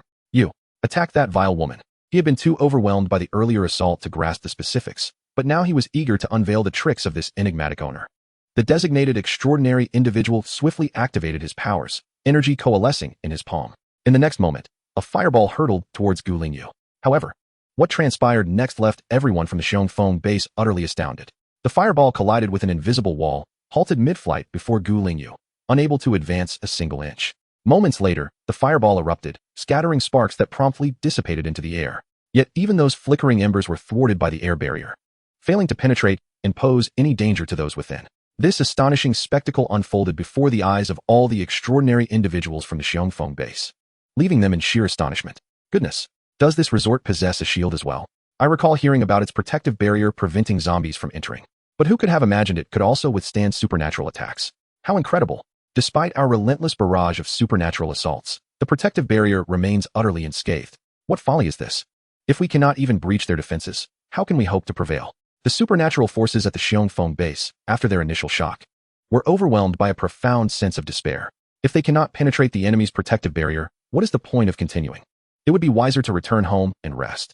On the high platform, Commander Guo wore an expression of disbelief. How could this be? He had never heard that the resort's protective barrier possessed such formidable capabilities. How could he seize the resort under these circumstances?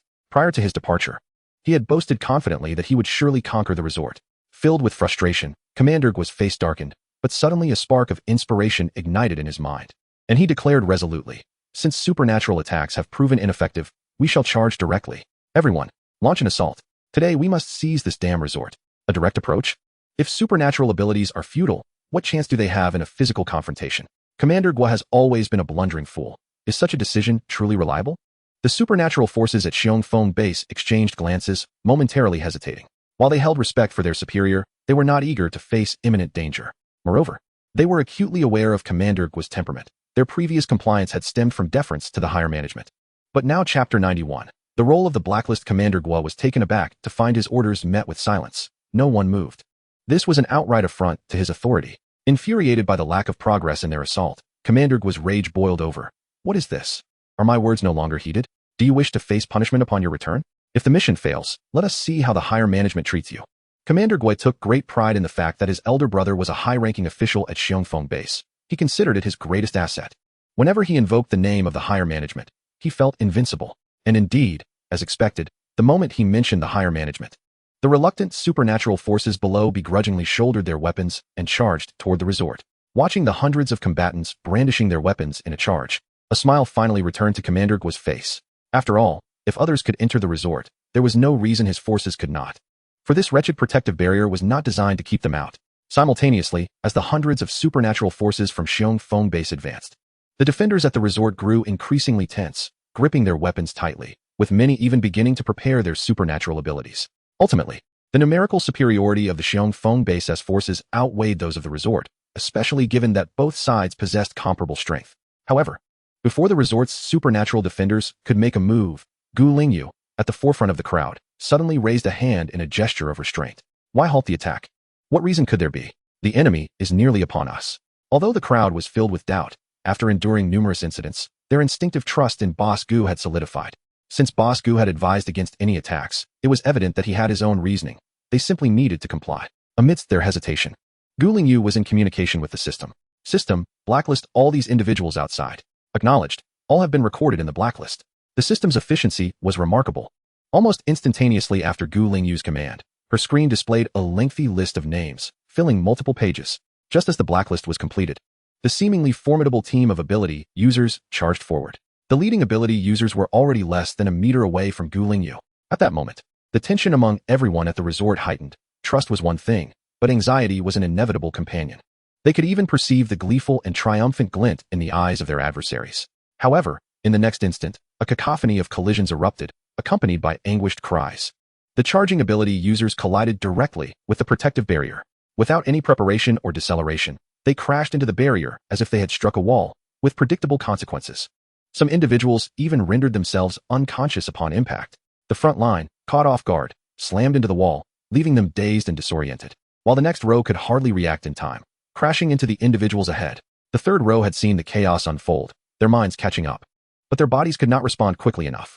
Ultimately, one after another, they crashed into each other, with the foremost individuals nearly adhering to the wall. A chorus of wails and screams filled the air, completely dispelling the earlier bravado. In contrast, the ability users at the resort observed their foes wedged against the protective barrier. Their faces contorted in agony, and they couldn't help but revel in the scene. At this moment, they finally understood why Boss Gu had refrained from allowing them to engage. Wasn't he this far more exhilarating? Their faith in Boss Gu was undoubtedly justified. Gu Lingyu cast a calm glance at the disheveled ability user, whose features had become unrecognizable due to the crush, and spoke with remarkable composure. If you pose a threat to this resort or violate its regulations, being placed on the blacklist will mean you can never enter this resort again. Her words were not directed at the group from the Xiongfeng base, but rather intended for the patrons behind her. Although it seemed that the majority of the customers genuinely wished to remain and enjoy their time at the resort, human nature is unpredictable, and it was inevitable that some might harbor ulterior motives in the future. Thus, her statement served primarily as a warning to the customers. Upon hearing this, the crowd nodded in agreement. Regardless of their internal thoughts, they knew they must suppress them for the moment. Casting a glance at the reactions of the crowd, Gu Lingyu nodded in satisfaction before redirecting her gaze forward. Outside the barrier, the human pyramid performance had finally ceased. Leaving hundreds sprawled on the ground in disarray, their earlier fervor extinguished, replaced only by a chorus of lamentations. Meanwhile, the superhumans from the Xiongfeng base, positioned further back, stared in shock at the grim scene before them, their eyes filled with trepidation as they beheld the ever-smiling Gu Lingyu. This resort was utterly bizarre. The female proprietor was exceedingly uncanny. Their powers were ineffective, and even approaching the place seemed impossible. How could they possibly fight? On the elevated platform behind, Commander Gu was visibly pale, his gaze fixed on the resort and Gu Lingyu, his eyes vacant and devoid of any clue on how to respond. What in the world was happening? What should they do now? Who could enlighten him? Was retreating in such a shameful manner truly their only option? Until this moment, the usually composed Commander Gu was now flustered, his mind a blank slate, utterly at a loss for how to navigate the current predicament. The Vice Commander was the first to regain his composure. Noticing the Commander's dazed expression, he felt a flicker of disdain but quickly adopted a more urgent tone. Commander Gu, we must order the superhumans in front to withdraw. It's evident that an assault is futile. We cannot penetrate this resort. Let us retreat and devise a new strategy. Huh. Oh yes. All right. Withdraw. Quickly retreat. In his state of confusion, Commander Gu accepted the suggestion without a second thought. Upon receiving the command, the Vice Commander shouted loudly, urging the superhumans at the resort's forefront to retreat promptly. However, after the tumult they had just caused, could they expect to withdraw smoothly? Did they truly believe that the Peach Blossom Resort was a place where one could come and go as they pleased? Or attack it well? Dear guests, if you seek a target to practice your powers, feel free to engage. Gu Lingyu's cold gaze fell upon the retreating superhumans. Her voice laced with a smile that acted like an exhilarating stimulant, igniting a spark of excitement in the eyes of all the resort's superhumans. Yet, her words resonated within the ears of the Xiongfeng base's superhuman troops like a demonic proclamation, causing a collective shudder among them. They could not reach those within the resort, but those inside the resort could certainly reach them. Chapter 92. Unable to descend for pretense until now, the individuals from the resort had refrained from making a move, and the Xiongfeng base had nearly forgotten this crucial point. However, upon Gu Lingyu's utterance, the expressions of all the superhumans from the Xiongfeng base shifted dramatically. As they turned to retreat, horror washed over them as they noticed the superhumans in front of the resort raising their hands, preparing to unleash their powers. Ah, run. They are about to attack.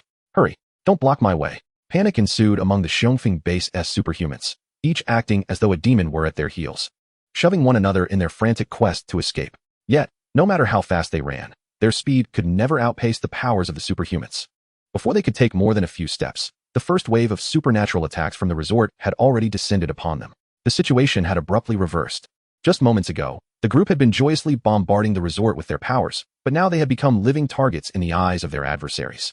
In a state of panic, they scattered in all directions while struggling to raise their shields, desperately attempting to withstand this relentless onslaught. Yet, their supernatural shields could not possibly compare to the protective barriers of the resort. Some unfortunate souls were struck multiple times by the attacks, shattering their shields and eliciting cries of anguish, while others, lacking sufficient strength, collapsed to the ground, incapacitated. Commander Gu, with a visage painted in terror, gazed ahead. The expanse between him and the resort was now a chaotic scene filled with fleeing base practitioners, each covered in blood, a sight that thoroughly unsettled Commander Gu. He had never anticipated that events would unfold in such a manner. According to his original plan, capturing the resort should have been a straightforward task. Upon his arrival, he expected the opposing side to cower in fear of his formidable prowess and surrender willingly. But now, as a weaker practitioner fell to the ground with a cry, Commander Gu was jolted back to reality. He suddenly lowered his head and hollered in terror at the deputy commander below the platform. Get me down. Hurry. The deputy commander, who had initially intended to flee, stumbled at Commander Gu's shout. He had almost forgotten about this foolish figure. Upon looking up, he beheld the imposing Commander Gu, and his expression instantly turned grim. What a foolish pig. Earlier, in a bid to show off, he had insisted on this ridiculous platform, and now it was their subordinates below who were suffering, while he had trapped himself on the platform, hindering their escape. As the supernatural attacks drew ever closer, sweeping toward them, the deputy commander felt an overwhelming sense of urgency. It would not be easy to bring down such a hefty figure.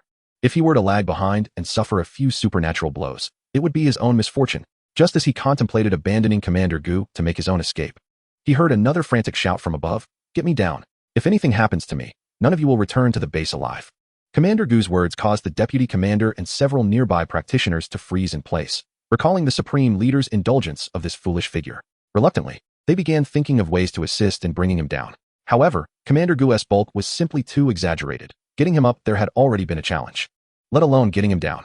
Ironically, Commander Gu was particularly timid, too afraid to jump or climb, leaving everyone on and below the platform in a state of frantic anxiety. As Commander Gu anxiously pondered how to descend from the high platform, in front of the resort, Lingyu leisurely glanced at the platform and suddenly spoke with a smile. "Captain Xiao, would you like to give that suited fat pig a little gift in return? This is a splendid opportunity." The ancient spirit pointed towards the high platform across, anxiously wanting to descend, but clumsily failing to do so for an extended period, while the gaze directed at Captain Xiao was imbued with a chilling mirth. "If Captain Xiao refrains from intervening, I shall have to reclaim some interest. After all, that fat pig's mouth was rather unsightly." Captain Xiao momentarily paused, his eyes reflecting a deeper gratitude towards the ancient spirit, before his expression hardened, and his sharp gaze swept toward the distant high platform. "A mere pest. How could it tarnish the hands of the esteemed boss Gu? Allow me to handle it." As soon as the words left his lips, the wind scythe materialized in his hand, swirling with the pent-up fury he had long harbored, unleashing a fierce rush of air as it shot forth. The scythe accurately severed the shoulder of Commander Gu atop the platform, blood gushing forth as a grotesquely swollen arm tumbled down. A piercing shriek erupted as Commander Gu clutched his vacant shoulder, howling in agony. Yet, this was not the end. In the next moment, another gust of wind struck him squarely in the face. Though the wind bullet was not large and lacked overwhelming force, it was evidently controlled in its release, yet sufficient to render the lower half of Commander Gu's face a bloody mess. The impact shattered his jaw, silencing him completely. Well executed, the ancient spirit smirked faintly, satisfaction gleaming in her eyes. This was a moment of reprisal for Boss Gu. Captain Xiao nodded in acknowledgement. With a fierce expression, he unleashed another wind scythe, which decisively severed Commander Gu's knees. In the next instant, bereft of support, Commander Gu plummeted from the high platform, crashing onto the ground below. Now, he need not worry about descending from the platform. Following this decisive blow, Captain Xiao withdrew, refraining from launching further attacks, nor did he take Commander Gu's life directly. For him, granting Commander Gu a swift end would be an act of mercy. To endure a fate worse than death was the most fitting retribution for this beast. In a world ravaged by calamity, especially one where animosity towards the resort ran deep, the gravely injured Commander Gu could only meet a painful demise. And it would be a particularly excruciating one, as he would have to endure the agony of his severed limbs for a prolonged period. Beneath the distant high platform, Commander Gu writhed in pain, while the vice commander and others stood petrified in terror. What to do now? How could they explain Commander Gu's condition to the higher-ups upon returning? At that moment, amidst the panicked crowd, someone suddenly cried out in horror. "The horde of zombies is approaching. They've attracted the zombies. Run for your lives." The members of Xiongfeng base were struck with alarm, turning their heads to survey the surroundings, only to see numerous zombies roaring and charging towards them. The earlier commotion and the surge of supernatural energy had finally drawn the wandering horde of zombies. Had the crowd been intact from the outset, they might have coped with the number of zombies, but now, with casualties among the supernatural forces of Xiongfeng base, their fighting spirit utterly depleted. How could they withstand such an onslaught? Chapter 93, Entrance Denied. At this moment, the abilities users from the Xiongfeng base were too preoccupied to bother with anything else, fleeing with even greater speed than before, utterly forgetting their original purpose for coming.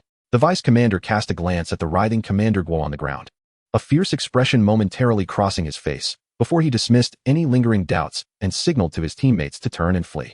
It was no joking matter. There was no time to spare for Commander Guo. Even without 3 limbs, his weight remained a substantial burden.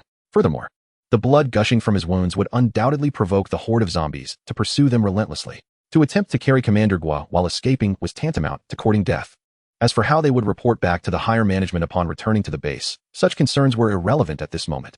If they did not flee now, they might not even have their lives to return with. Observing the scattered retreat of the Xiongfeng base's abilities users, Lingyu's gaze remained calm and unperturbed. Having chosen to take action against the resort, one must be prepared to face the consequences. Given her current strength, she could have resolved the matter single-handedly, but after contemplation, she opted to conceal her abilities for the time being. Waiting for a more opportune moment might yield even greater results, particularly in her view. This baiting of the Xiongfeng base personnel to act would showcase the resort's defensive capabilities and its control over personnel movement, thereby ensuring the resort's continued development and bolstering customer confidence. Judging by the excited expressions of the resort's guests, this plan was evidently a resounding success. It was the first time the guests realized that the resort's protective barrier could withstand attacks from abilities users, further solidifying their determination to continue living at the resort. Only when the surrounding area was left with wandering and feeding zombies did Lingyu elegantly turn and return to the main hall. The remaining abilities users, after jubilantly celebrating their victory, chose not to leave immediately, but rather gathered in the safe zone outside the entrance, repeatedly stepping out to slay zombies. Whenever the zombies amassed too greatly, they would retreat back to safety, continuing this cycle, their bounty of crystal cores bringing joy to their faces. The zombies around the resort had long been nearly cleared out by the guests residing there. Although zombies tend to wander, the speed of cleansing this area was remarkably swift, far outpacing any replenishment. Now, with a rare group of bait attracting the zombies right at their doorstep, the safety levels were nearly maximized, and they certainly would not miss such a prime opportunity. Remarkably, even before nightfall, the zombies outside were eradicated, and the abilities users returned to the hotel, their faces alight with smiles of abundance. Lingyu, observing the grins on the guests' faces, felt quite pleased as well. After all, with the guests thriving, her accumulated points could hardly be diminished. As the resort basked in a scene of harmonious joy, the superpowered battalion at the Xiongfeng base found themselves akin to lost souls, their spirits dampened, and their faces still bearing the remnants of terror, unable to find solace.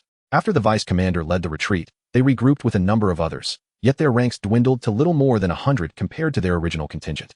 He understood that many more had survived the ordeal, but now they were scattered, each forced to return alone. Contemplating the devastating defeat, the expressions of all were grim.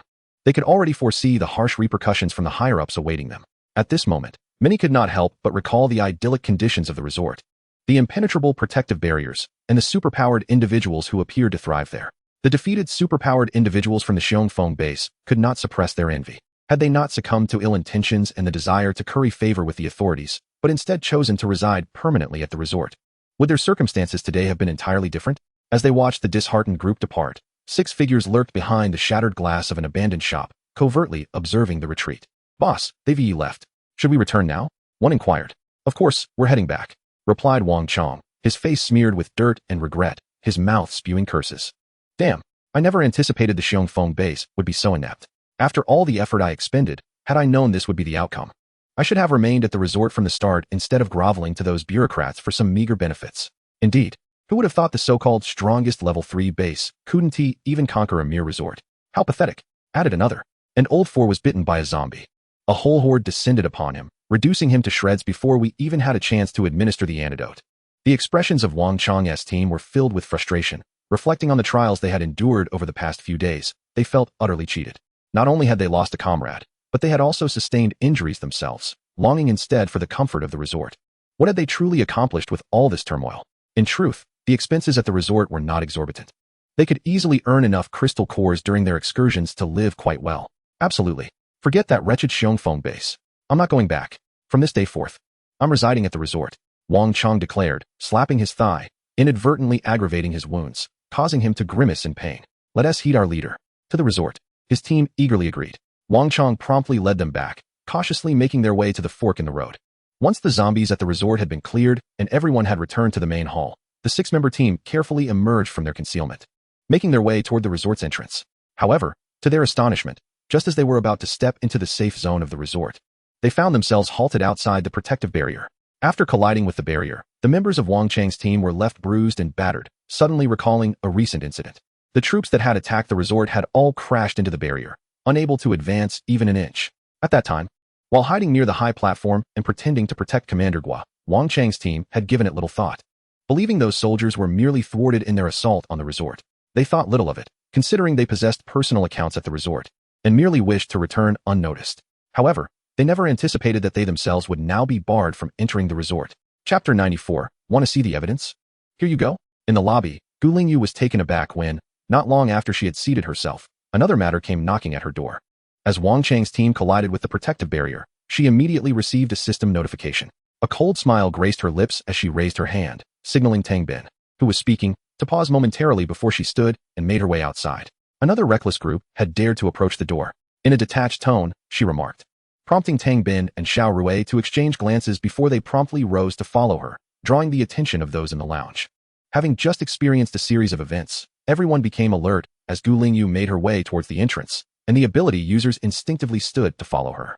Outside the safety zone, members of Wang Chang's team were incessantly pounding against the protective barrier, their faces etched with indignation. Upon seeing Gu Lingyu emerge, Wang Chang immediately shouted, "Boss Gu, what is the meaning of this? Why are we unable to enter?" Gu Lingyu stood at ease, casting a cold glance at the few individuals before her. Her tone indifferent. "If you wish to know why you cannot enter, perhaps you ought to inquire within yourselves." Wang Chang felt a rush of panic. And just as he was about to raise his voice for courage, he noticed a throng of ability users trailing behind Gu Lingyu, many of whom had to stand in the doorway due to insufficient space outside. Instantly, his resolve faltered. He feigned composure and asked, "Boss Gu, what do you mean by this? We are guests of the resort, having accrued a significant number of points, and we have never breached any of the resort's rules. Since you cannot enter, it is clear that you have indeed violated the rules, and your mere assertion of innocence cannot absolve you," Gu Lingyu retorted coldly. The onlookers among the ability users exchanged surprised glances, evidently puzzled as to why Wang Chang's team was barred entry. However, the resort's guests were predominantly from the Xiongfeng base, many of whom recognized Wang Chang's team. They quickly explained the situation to those nearby, and soon, no further discussions ensued. Everyone simply awaited Gu Lingyu's decision. In their eyes, Gu Lingyu's actions had consistently been in the interest of the resort, frequently upholding the rights of customers. Thus, they would not be easily swayed by a few words from Wang Chang's team. Upon hearing this, Wang Chang's anxiety deepened, and as he scanned the crowd of onlookers, an idea began to form in his mind. With a feigned expression of outrage, he declared, "If Boss Gu claims we have violated the rules, then surely evidence must be presented. Is it acceptable for Boss Gu to convict guests solely on her word? Is it not the case that the owner Gu can impose any punishment upon us at will? Our team has accumulated a significant number of points at the resort, and now the owner has silently barred us from entry. Such treatment seems rather inappropriate, does it not? Could it be that the owner intends to confiscate our points? If the owner were to act in such a manner, it would likely dishearten all the patrons. We have consistently supported the resort. Yet the owner has chosen to treat those who contribute to its success in this way." Wang Chang spoke with a face full of righteous indignation, as though he had suffered a great injustice, and was advocating for the numerous guests of the resort. However, as he incited the crowd, he discreetly glanced at the reactions of the guests behind Gu Lingyu, only to find himself utterly taken aback. What is happening? Having spoken to such an extent, why do these people seem unresponsive? No, it is incorrect to say they are unresponsive. They do indeed show signs of anger. But their furious gazes are directed squarely at him. What is going on? Shouldn't they be expressing their outrage towards the owner? Just as Wang Chang stood there, astonished and perplexed, Gu Lingyu's voice, laced with sarcasm, rang out. "Dear guest, your incitement is rather lacking in substance. Do you truly believe that everyone is as foolish as you? Can others not see for themselves? Is it so easy for you to sway their thoughts with just a few words? Do you desire evidence? Very well, I shall present it to you." With a cold smile, Gu Lingyu raised her hand, and a luminous screen materialized in the air to her upper right, allowing everyone to clearly see the content displayed. The sight of this display was nothing new to the onlookers. In their eyes, the owner possessed unparalleled abilities, and now their curiosity was piqued by the screen's contents. As the screen illuminated, it revealed a scene that left everyone, including Wang Chang's team, in stunned silence. The footage displayed was from a recent event where the abilities team from Xiongfeng Base had blocked the entrance of the resort. From the angle, it appeared to be captured from the resort's main entrance. Although many scanned the area, failing to find any visible surveillance equipment, they quickly reconciled themselves to the notion that, within the resort, nothing could be judged by ordinary standards. What if there were no cameras? After all, the owner had the means to produce surveillance footage. However, as the footage zoomed in directly on the rear of the abilities team from Xiongfeng Base, the faces of the resort patrons were filled with anger. For on the screen, the close-up was of none other than the 7 members of Wang Chang's team. At that moment, the conflict had yet to begin.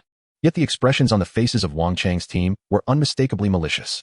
Even if they did not exhibit any overtly suspicious behavior, their presence among the invading abilities team was inherently a transgression. In the next moment, voices of Wang Chang's team began to emanate from the light screen.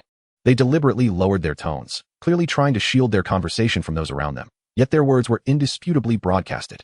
The voices were unmistakably those of Wang Chang's team. Truly, their leader possesses remarkable foresight. The management has indeed taken action against the resort. Once the base secures the resort, we shall be hailed as the great benefactors of the base.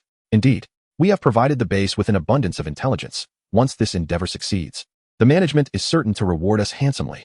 Do you think the management might waive all our future accommodation and meal expenses, allowing us to indulge lavishly at the resort? That is a distinct possibility. Perhaps we might even secure a minor managerial position for ourselves. How delightful. At that point, we shall see how that female owner continues to act arrogantly. She will undoubtedly be seized to serve as a companion to the management. Huh? Wang Chang's team engaged in extensive discussions, filled with dreams of a promising future and avarice, revealing to everyone at the resort the misdeeds they had committed. Chapter 95. A day trip among the zombies. It turns out it was Wang Chang's team that divulged information about the resort to the management of Xiongfeng Base. Although Boss Gu appeared indifferent to Xiongfeng Base, even slightly dismissive of it, this did not mitigate the wrongdoings of Wang Chang's team. These individuals, while reveling in the comforts of the resort, were simultaneously engaged in actions detrimental to it, despite the resort's already low prices and the comfortable lifestyle it afforded. With just a bit of effort, anyone could live well. Yet these individuals, in their greed for free indulgence, chose to act in such a despicable manner. With the exposure of the video and audio recordings, all gazes turned toward Wang Chang's team, ablaze with fury. Regardless of whether the intelligence provided by Wang Chang's team influenced the base's intentions toward the resort, the audacity of these individuals to return after their actions was incomprehensible. How could they have the gall to slander Boss Gu? They even attempted to incite animosity against him. At this point, there was no need for Gu Lingyu to utter another word. The abilities users at the resort were already seething with indignation. These individuals have crossed the line. They are attempting to tarnish Boss Gu's reputation for their own misdeeds. To enjoy the benefits of the resort while simultaneously betraying it for their own gain is utterly despicable. Such individuals must not be spared. They must be punished. Indeed, they must be punished. Wang Chang's team could never have anticipated that their previous conversations at the rear of the ability user troop had been recorded by Gu Lingyu, and now played publicly for all to hear. Faced with the wrath of the resort's inhabitants, they appeared utterly panicked, with Wang Chang desperately asserting, "This video is fake. Absolutely fake. It was all fabricated by that woman. We were not there, nor did we utter those words. We were standing so far away. How could she possibly have captured the video? Moreover, how could it be possible that they recorded everything we said from such a distance? It is undoubtedly false." In response to Wang Chang's evasive arguments, Gu Lingyu maintained her composure, a sardonic smile gracing her lips. "How could I know if you would dare to return? And how could you have prepared these videos in advance? Do bear in mind how little time has passed since the earlier incident." As soon as Gu Lingyu finished speaking, a customer nearby could not help but interject in support. Indeed, the boss is far too busy to concoct such schemes. Besides, what are you even worth for the boss to expend such effort against you? Exactly. Our resort is truly extraordinary. What is so strange about recording the surrounding video and sound? This person has realized that the Xiongfeng base holds no promise, bringing so many extraordinary individuals here only to suffer defeat, and now they wish to sneak back in. Upon sensing the truth, a chorus of agreement erupted. Faced with the collective reproach, the members of Wang Chang's team appeared visibly distressed, anxiety gnawing at their hearts. Gu Lingyu, observing their dismay, offered a cold smile. "Do you see? Your petty schemes are utterly futile. However, since you have returned, do not think of leaving." The members of Wang Chang's team were suddenly alarmed, recognizing the ominous shift in Gu Lingyu's demeanor. They recalled the recent debacle where 600 extraordinary individuals had been defeated. How could they hope to contend against Gu Lingyu with only their few remaining members? A sense of foreboding washed over them, and they promptly turned to flee. What were gourmet food and luxurious lodgings compared to their lives? Their reaction was indeed swift, but how far could they escape? Gu Lingyu chuckled coldly, raising her hand.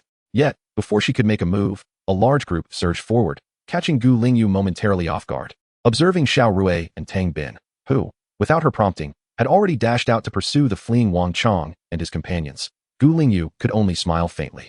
She found herself without the chance to intervene. Given the prowess of Xiao Rui and the others, how could Wang Chang's team possibly outrun them? In a matter of moments, they were caught, soundly beaten, and promptly escorted back by Xiao Rui and his companions. Knowing that Wang Chang's team could not breach the protective barrier, Xiao Rui and his group restrained them outside while inquiring, "Gu boss, how shall we handle these individuals?" After a moment of contemplation, Gu Lingyu suddenly smiled, an expression that sent chills down one's spine. "Bring them inside." With that, she immediately removed the remaining 6 members of Wang Chang's team from the blacklist and turned to stride directly into the hall. Xiao Rui and the others were momentarily stunned, but the next instant, they complied without hesitation. If Gu boss had instructed them to bring them in, then they were surely permitted entry. Indeed, this time they crossed the protective barrier without impediment, following Gu Lingyu into the hall. Having previously been denied entry, Wang Chang's team now found themselves inside. Yet all they wished for was to escape. They had no desire to enter in such a manner, especially not after witnessing Gu boss's unsettling smile. Recalling the earlier incident where Gao Wei's team had been electrocuted, they were filled with dread, fearing they too would endure a similar torment. They could not help but plead for mercy, abandoning their previous indignation. "Gu boss, we were wrong. We shall not dare again. Please, show us mercy this once. We are merely discussing mundane matters, devoid of any pertinent intelligence. The forces from the Xiongfeng base have come to seize control, a situation beyond our authority. Master Gu, I bow before you. I implore your mercy this once." In the face of these clamorous pleas for mercy, Gu Lingyu seemed oblivious, striding directly to the center of the hall before turning to stand still.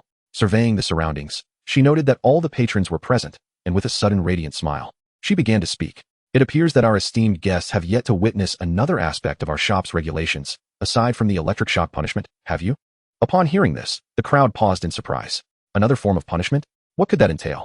They had all witnessed the power of the electric shock firsthand. And regarding this other punishment, their gazes instinctively shifted to the wall nearby, where the shop regulations were prominently displayed. First came the electric shock warning, followed by being teleported into a horde of zombies. The crowd gasped in astonishment, and then shock. Indeed, there was such a stipulation. The previous individuals had been rendered docile after the electric shock, leading to the fact that no one had yet experienced this subsequent punishment.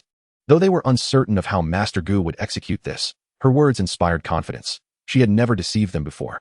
Reflecting on this, the crowd turned their attention to Wang Chang's team, their gazes filled with either fury or anticipation, but entirely devoid of sympathy. Chapter 96. Entertainment program. Had it not been for Master Gu and the resort's protection, it is likely that half of those present would have perished today. In the face of such animosity, who could still possess the compassion to sympathize with these individuals? Some even loudly proclaimed the punishment. Into the zombie horde. Send them into the zombie horde. Zombie horde. Zombie horde. As one voice rose, many echoed in fervor, and soon the entire hall was resounding with those three words. Their eyes ablaze with rage directed at Wang Chang's team. The team, at the epicenter of this uproar, turned pale as they trembled uncontrollably. Now, they regretted their choices profoundly. Had they known better than to seek favor with the Xiongfeng base, had they not returned with such reckless optimism. But regret was futile at this juncture. With a smile, Gu Lingyu raised her hand to silence the uproar, demonstrating her authority.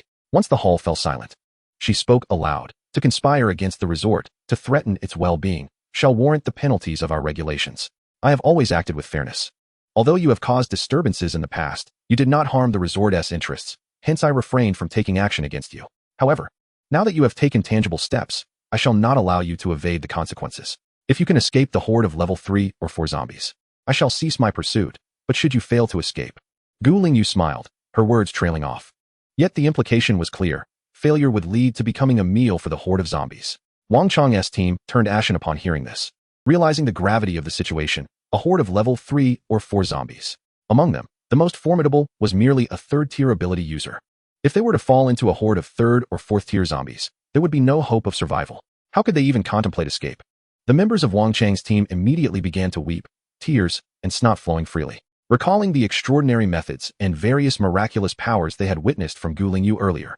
They dared not doubt the veracity of her words, nor her capabilities. Faced with the desperate pleas of the grown men, Gu Lingyu's expression remained unchanged. She simply uttered 2 words, "Go away." In the next moment, the 6 members of Wang Chang's team vanished from their spot. Just a moment ago, they were under the control of Xiao Rue and others, but in the blink of an eye, Xiao Rue and the others found their hands empty, and upon closer inspection, the figures of Wang Chang's team had completely disappeared. Everyone present was taken aback, hastily turning their heads to search for the missing 6. But the vast hall offered no trace of them. There is no need to search, everyone. After a long day, allow me to provide you with a bit of additional entertainment. Gu Lingyu's cool, gentle laughter echoed. Almost immediately, a massive projection screen materialized in the center of the hall, large enough for all to see clearly. As the screen illuminated, every gaze was drawn to it, revealing the terrified faces of the 6 individuals, Wang Chang's team. In the next moment, the camera pulled back, showcasing the entire street panorama. It was a plaza situated in front of several office buildings, which, at the onset of the apocalypse, appeared to have hosted some event, remnants of food trucks and other paraphernalia scattered about. Such an event implied a large gathering of people. And with many people came the inevitable increase in zombies. Surrounded by towering office buildings, the plaza was now teeming with the undead. Within the frame, Wang Chang's team found themselves at the fountain in the heart of the plaza, completely encircled by a relentless horde of zombies. The sight elicited gasps of horror from everyone in the hall. How terrifying. So many zombies. Unless one could fly, escape was utterly impossible. Yet, Wang Chang's team consisted of mere 2nd and 3rd-tier ability users. Flying? Such a notion was purely fantastical. At that moment, Wang Chang's team resembled a group of lambs ensnared within a wolf pack. Their vision darkened and then brightened again, only to find themselves amidst the throng of zombies. With no time to think, the instant they appeared, The surrounding zombies turned their gaze upon them, and, in the next heartbeat, charged with ferocious roars. The 6 members of the team, eyes wide with terror, scrambled toward the fountain behind them, each desperate to ascend the statue at its center. Though the statue was not exceedingly tall, given the dire circumstances, it was the only refuge available. However, the human-shaped statue offered scant room, at over 3 meters high. It could hardly accommodate more than a few individuals standing atop it. In that pivotal moment, the bonds of camaraderie among them were laid bare. As each one yearned to survive and reach the top, in the usual camaraderie among brothers, they found themselves in a brutal struggle, pushing and shoving one another. After exchanging a few fierce insults, as the horde of zombies drew ever closer, their conflict erupted into violence. Former allies, after years of companionship, now turned against each other, wielding their weapons and even resorting to their powers, all for a refuge that appeared far from secure. Among them, the most formidable member of the squad, Wang Chong, emerged as the victor, cleaving through a nearby teammate with a swift strike and ascending the statue to claim its pinnacle. Soon, a second and then a third individual followed suit. However, by the time the fourth attempted to climb, there was no space left to accommodate him. He could only perch precariously halfway up the statue, barely rising above the heads of the zombies below. The remaining 2 had no opportunity to ascend further, as the encroaching horde had already surrounded the fountain. A multitude of zombies closed in from every direction, and the 2 individuals beneath the statue were the first to be assaulted. With terror etched on their faces, they brandished their weapons, unleashing their abilities in a desperate final struggle. Yet, against this overwhelming tide of undead, even if they managed to hold their ground for a time, their stamina and powers would inevitably wane. They were utterly outmatched. How could 2 second-tier abilities withstand the onslaught of numerous 3rd and 4th-tier zombies? In mere moments, the horde breached their defenses, drawing closer with grotesque, decaying jaws, toppling them and tearing them apart. Though they possessed antidotes to the zombie toxin, under such dire circumstances, they could scarcely employ them. With the 2 of them no longer able to distract or impede the horde, the solitary figure perched halfway up the statue was left defenseless. In an instant, he too was dragged down by the relentless swarm, swallowed by the mass of undead, leaving behind only chilling cries that faded into silence. In the blink of an eye, 3 members of the 6-person squad had perished, leaving the remaining trio trembling in fear as they gazed down at the ravenous horde. Pallid and quaking with dread, not long after, the 3rd individual was also dragged down with a scream, his position precarious enough that the zombies could reach him with ease. Finally, only Wang Chong and one other teammate remained atop the statue, having long abandoned any thoughts of offense. With thousands of zombies swarming the plaza, it was utterly impossible for just 2 third-tier abilities to clear them away. Yet, their inaction did not ensure their safety. How long could a mere statue withstand the relentless assault of so many zombies? It wasn't long before the statue began to wobble, especially with the weight of 2 individuals atop it. Wang Chong glanced down, witnessing the cracks spreading across the statue's surface, panic etched on his face. As his gaze shifted to his companion, a flicker of malice crossed his eyes as he stealthily extended his foot towards him. Do not blame me. Blame your own lack of strength. As soon as the words left his lips, his teammate was caught unawares and was kicked off the statue by Wang Chong. Wang Chong, you beast. The teammate, taken by surprise, plummeted into the horde of zombies below, with no chance to resist, becoming mere fodder for the ravenous undead. Wang Chong, his eyes ablaze with desperation, watched the last teammate disappear, engulfed in despair. Now, he was utterly alone. What was he to do? As long as he remained within the zombies' perception range, they would never disperse. Yet, he could not outlast them. Just as he frantically sought a solution, the statue finally succumbed to the relentless assault of the zombies, beginning to crumble away, and it would not be long before it shattered entirely. Wang Chong, horrified at the deteriorating condition of the statue, could no longer maintain his composure and succumbed to a mental breakdown. No, I don't want to die. I refuse to die. He screamed in madness, unleashing his powers in a futile attempt to crush the zombies below. Even as he dispatched a few, countless others surged to replace them, the area around the statue remaining impenetrably dense with undead. Ultimately, the statue could withstand no more, collapsing entirely. Wang Chong, unable to react in time, fell directly into the sea of zombies. In the hall, spectators watched the unfolding scene on the screen with a mix of excitement and horror, some unable to bear the sight, while others cautiously glanced at Lingyu. She maintained a serene smile that, to others, appeared as a summons from the depths of an abyssal demon. The reactions of the crowd were not lost on Lingyu. Those gazes of awe, fear, or admiration were precisely her intention, to sound a warning to the impure-hearted and offer a strong reassurance to those focused on the resort. This was her way of establishing a public example, deterring trouble from within the resort's ranks. Today, a series of significant events, capped off by this final display in front of numerous witnesses, would ensure that future guests would hear tales of this day from the hundreds of predecessors. As the last member of Wang Chang's team fell, swallowed by the horde, the central screen in the hall dimmed and ultimately vanished into thin air. Amidst the cheers and fervent discussions, Gu Lingyu calmly turned and returned to her chamber. The projection she had just displayed was an intrinsic part of the punishment. It required no points, but was solely directed at those exiled into the zombie throng. It merely allowed observation of their plight, and once they perished, the projection would dissipate. As for the points held in the personal accounts of Wang Chang's team, they naturally transferred to Gu Lingyu's ledger, though she regarded their meager totals with disdain. Upon returning to her room, the crowd in the hall remained animated, still engrossed in discussions about the astonishing events that had just unfolded. The punishment that had sent individuals into the zombie horde was indeed real, an astonishing revelation. What is there to say? The owner, Gu, has never spoken falsely. With Gu present, our resort is indeed a bastion of safety. Who would dare to cause trouble or bring harm to our sanctuary now? Fortunately, I relocated here to the resort just the day before. In a corner of the rest area, Tang Wenhua's team observed the lively crowd, each face radiating delight, their eyes shimmering with envy. They had yet to settle in the resort, having previously been unable to make a decision, uncertain whether the resort could sustain itself amidst competition from several major bases. However, after witnessing the events of the day, their resolve finally solidified. When the Xiongfeng base led a battalion of 600 superpowered individuals to attack today, they were present in the resort and witnessed firsthand the formidable protective barrier.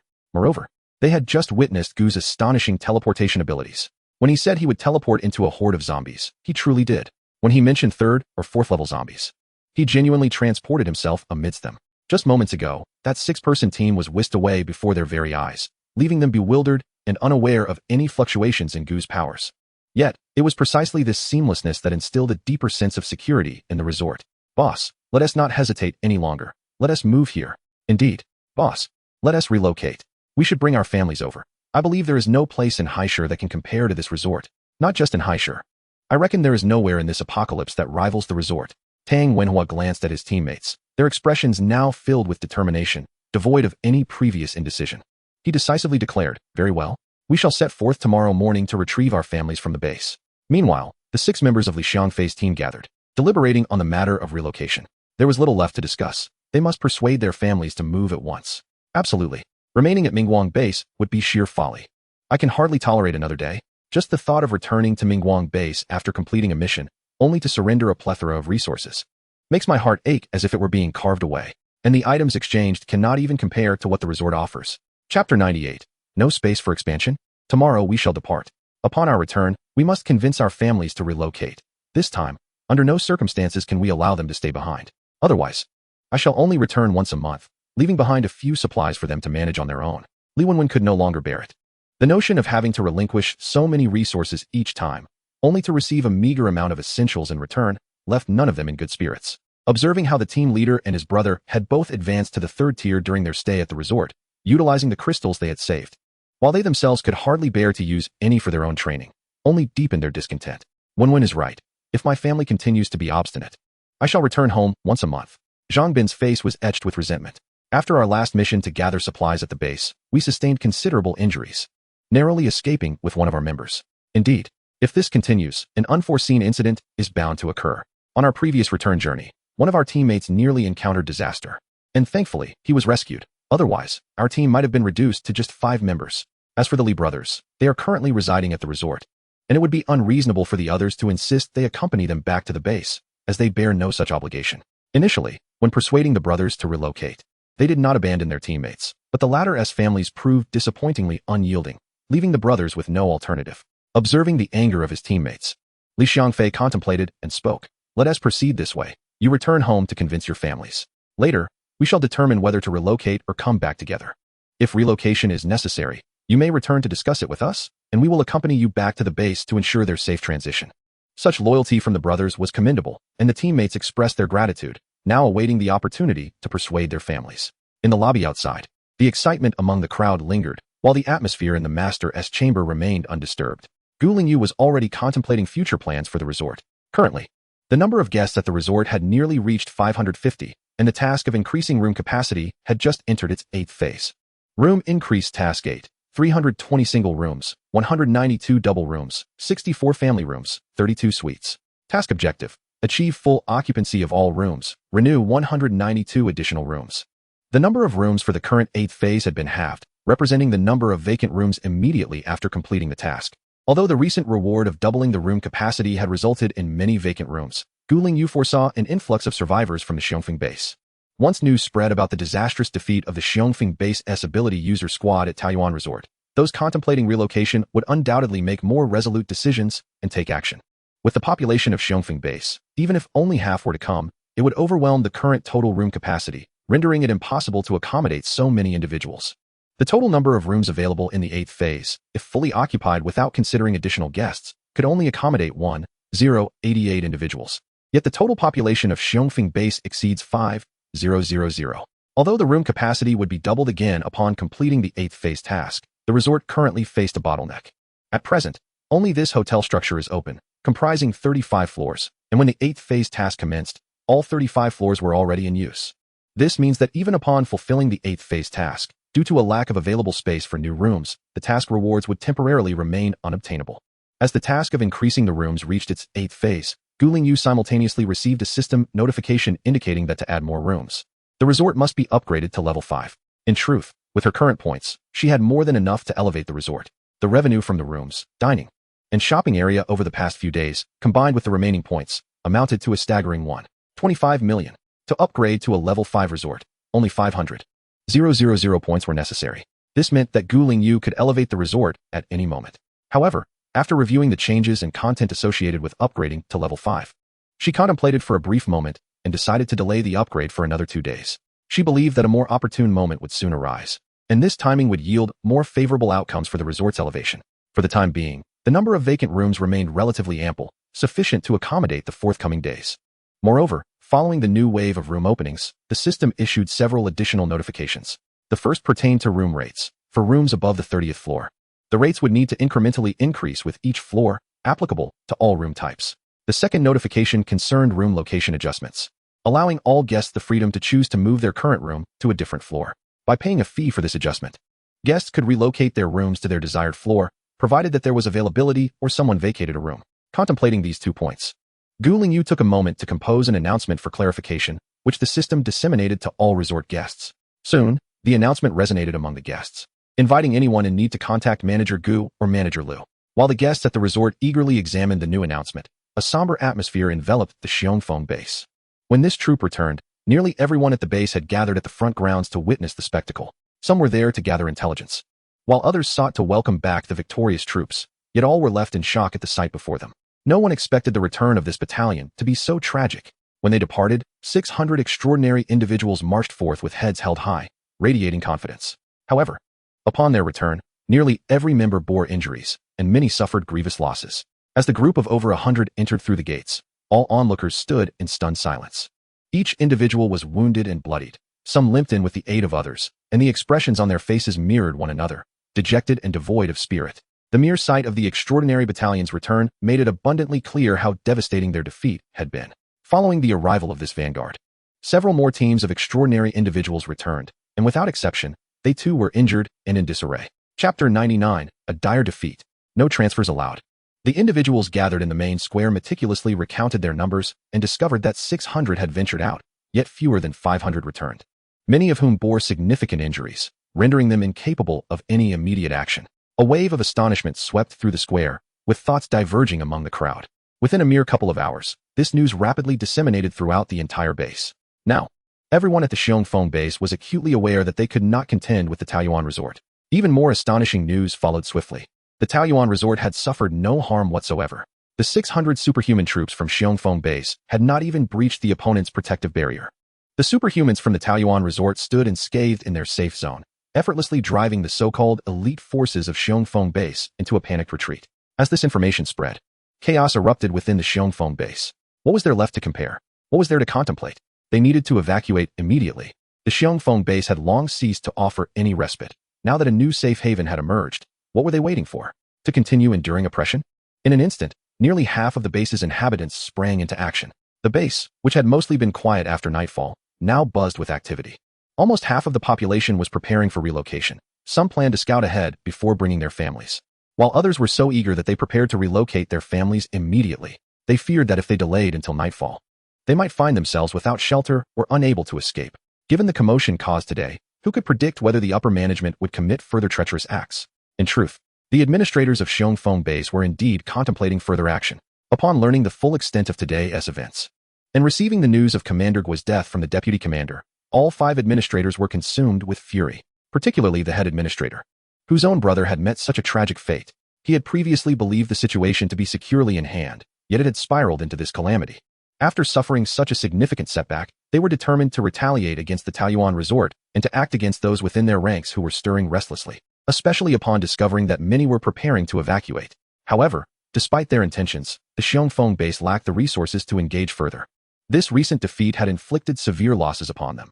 A full 600 superhumans, the backbone of Xiongfeng base, were now incapacitated, many injured, and requiring extended recovery. The remaining superhumans were tasked with guarding the base, making them difficult to deploy, leading to an alarming shortage of personnel. The administrators, akin to trapped beasts in a dire predicament, raged in the conference room throughout the night, yet found themselves devoid of alternatives. Ultimately, they issued a rather absurd order. Anyone who left Xiongfeng base now should not expect to return. For those who had resolutely decided to depart, this command was nothing short of a joke. Once they had resolved to leave, who would ever contemplate coming back? Even if one must depart from the resort, it would be to another base. Given the current situation at Xiongfeng base, claiming it to be the most formidable of the Sea City Level 3 bases is nothing short of a farce. The following morning, the front square of Xiongfeng base was teeming with individuals eager to leave, nearly filling the entire area. This spectacle startled many who still intended to remain. When the hour arrived for the base's gates to open, yet there was no sign of them budging, those prepared to leave grew increasingly anxious.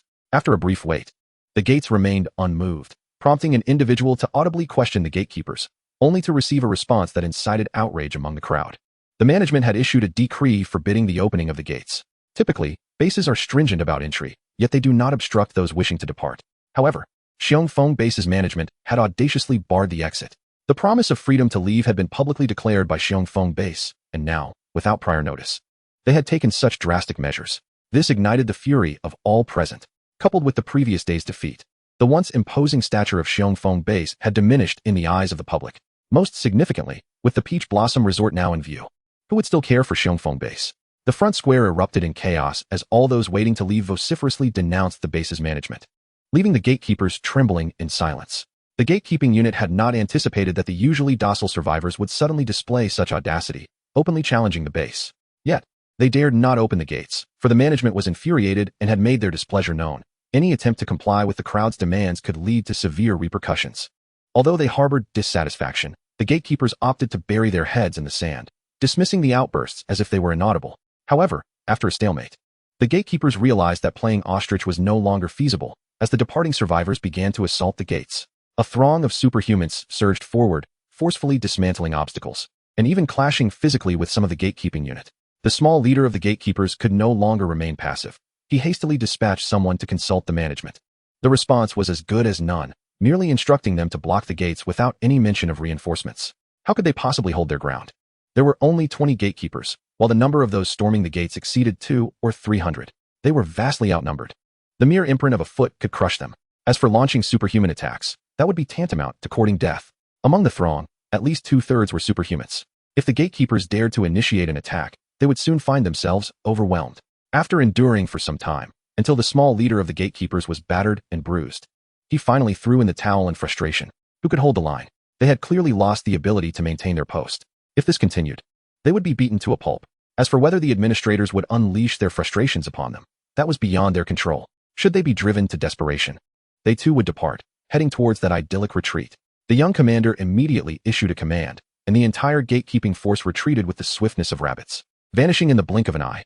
With the gates unguarded, those preparing to leave surged forward to open the doors, not pausing for even a moment, and swiftly departed. Upon the heights of the central tower within the base, the administrators witnessed this scene, their anger manifesting in the furious throwing of objects, yet they found themselves utterly powerless. At this juncture, they had no recourse left. Chapter 100, Trouble Awaits. Still defiant, however, what went unnoticed by everyone within the Xiongfeng base was that after the departure of these 200 or 300 individuals, 2 additional squads discreetly exited the Xiongfeng base. Their destination was not the idyllic retreat, but rather the Rongyang base and the Mingguang base. These 2 squads were spies planted by the 2 major bases within Xiongfeng base, tasked specifically with gathering intelligence. Ordinary bases would not engage in such laborious and thankless endeavors, yet Rongyang base and Mingguang base were different. They were official bases under the direct jurisdiction of the Kyoto base, and it was imperative for them to remain informed about the larger bases within the city. Upon the arrival of these 2 teams at their respective bases and the subsequent report concerning the situation at Xiongfeng base, The management of both bases was taken aback. No one had anticipated that this suddenly emerging idyllic retreat would possess such capabilities. While they had previously heard whispers of such a resort's existence, it had not captured their attention. From their vantage point, they regarded this so-called retreat as merely a newly established minor base. As for the outlandish claims regarding dining and lodging, they deemed them utterly preposterous. It was undoubtedly a ruse designed to lure survivors. Yet the once ignored idyllic retreat had now decisively toppled the Xiongfeng base. If the survivors within Xiongfeng base continued to dwindle at this rate, they would not only fall from a level 4 base, but might plummet to the status of a level 5 or 6 base. Nevertheless, as a level 1 base with a population of 100,000, Rongyang base still did not regard the idyllic retreat in Xiongfeng base with undue concern. In their eyes, a mere understanding of the situation sufficed. If Xiongfeng base had fallen, so be it. In these times, the collapse of a base was hardly surprising. As for that idyllic retreat, no matter how it developed, it could only aspire to be a level 3 base. Could it possibly surpass them? They believed their own level 1 base was secure, and even the level 2 Mingguang base would not be overtaken by that retreat. Upon hearing that the retreat likely comprised only a few hundred individuals, Rongyang base could hardly be bothered to dispatch spies, deeming it a waste of manpower and resources. Ultimately, after receiving the report from the spies, Rongyang base took no action, merely instructing the spies to return to Xiongfeng base and continue monitoring developments. Conversely, Mingguang base exhibited a modicum of interest in the newly arisen idyllic retreat, though it was merely slight curiosity, at most. They would instruct their spies to pay a bit more attention upon their return to Xiongfeng base, and nothing more. The circumstances surrounding the two major bases remain unknown to outsiders. However, the respective teams affiliated with these bases commenced their operations early this morning. The Tang Wenhua squad departed from the resort at dawn, intent on returning to relocate their families. The stark reality of their situation was evident. The Rongyang base was hardly a sanctuary for the survivors. Why cling to the so-called level 1 base? What advantages did it offer? It paled in comparison to the idyllic Taoyuan resort, so why remain there? Similarly, the Li Xiangfei squad was in motion, with Li Wenwen and her 3 companions preparing to leave as early as possible. If circumstances permitted, they genuinely wished to retrieve their families that very day. Yet, reality dictated otherwise. It was not that their families were unwilling, but rather that misfortune struck them en route home. The 4 were ambushed by a horde of zombies. In a valiant effort to protect their 2 female team members, who were also their wives, Zhang Bin and another male teammate sustained injuries. Had they not been well equipped with zombie antidotes and administered them immediately, they might have incurred grievous losses. Even after narrowly escaping peril and neutralizing the zombie toxin, the injuries sustained by Zhang Bin and his companion worsened on their arduous return to the base. Quickly come out. Something has happened to Zhang Bin. After a series of urgent calls, a frantic knock echoed on Zhang Bin's door. His family, startled, rushed to open it, only to turn and behold 2 bloodied figures on stretchers lying in the open space outside. Xiao Bin, what has happened to you? What is going on? Zhang Bin's family was immediately engulfed in terror, rushing forward in a fit of tears.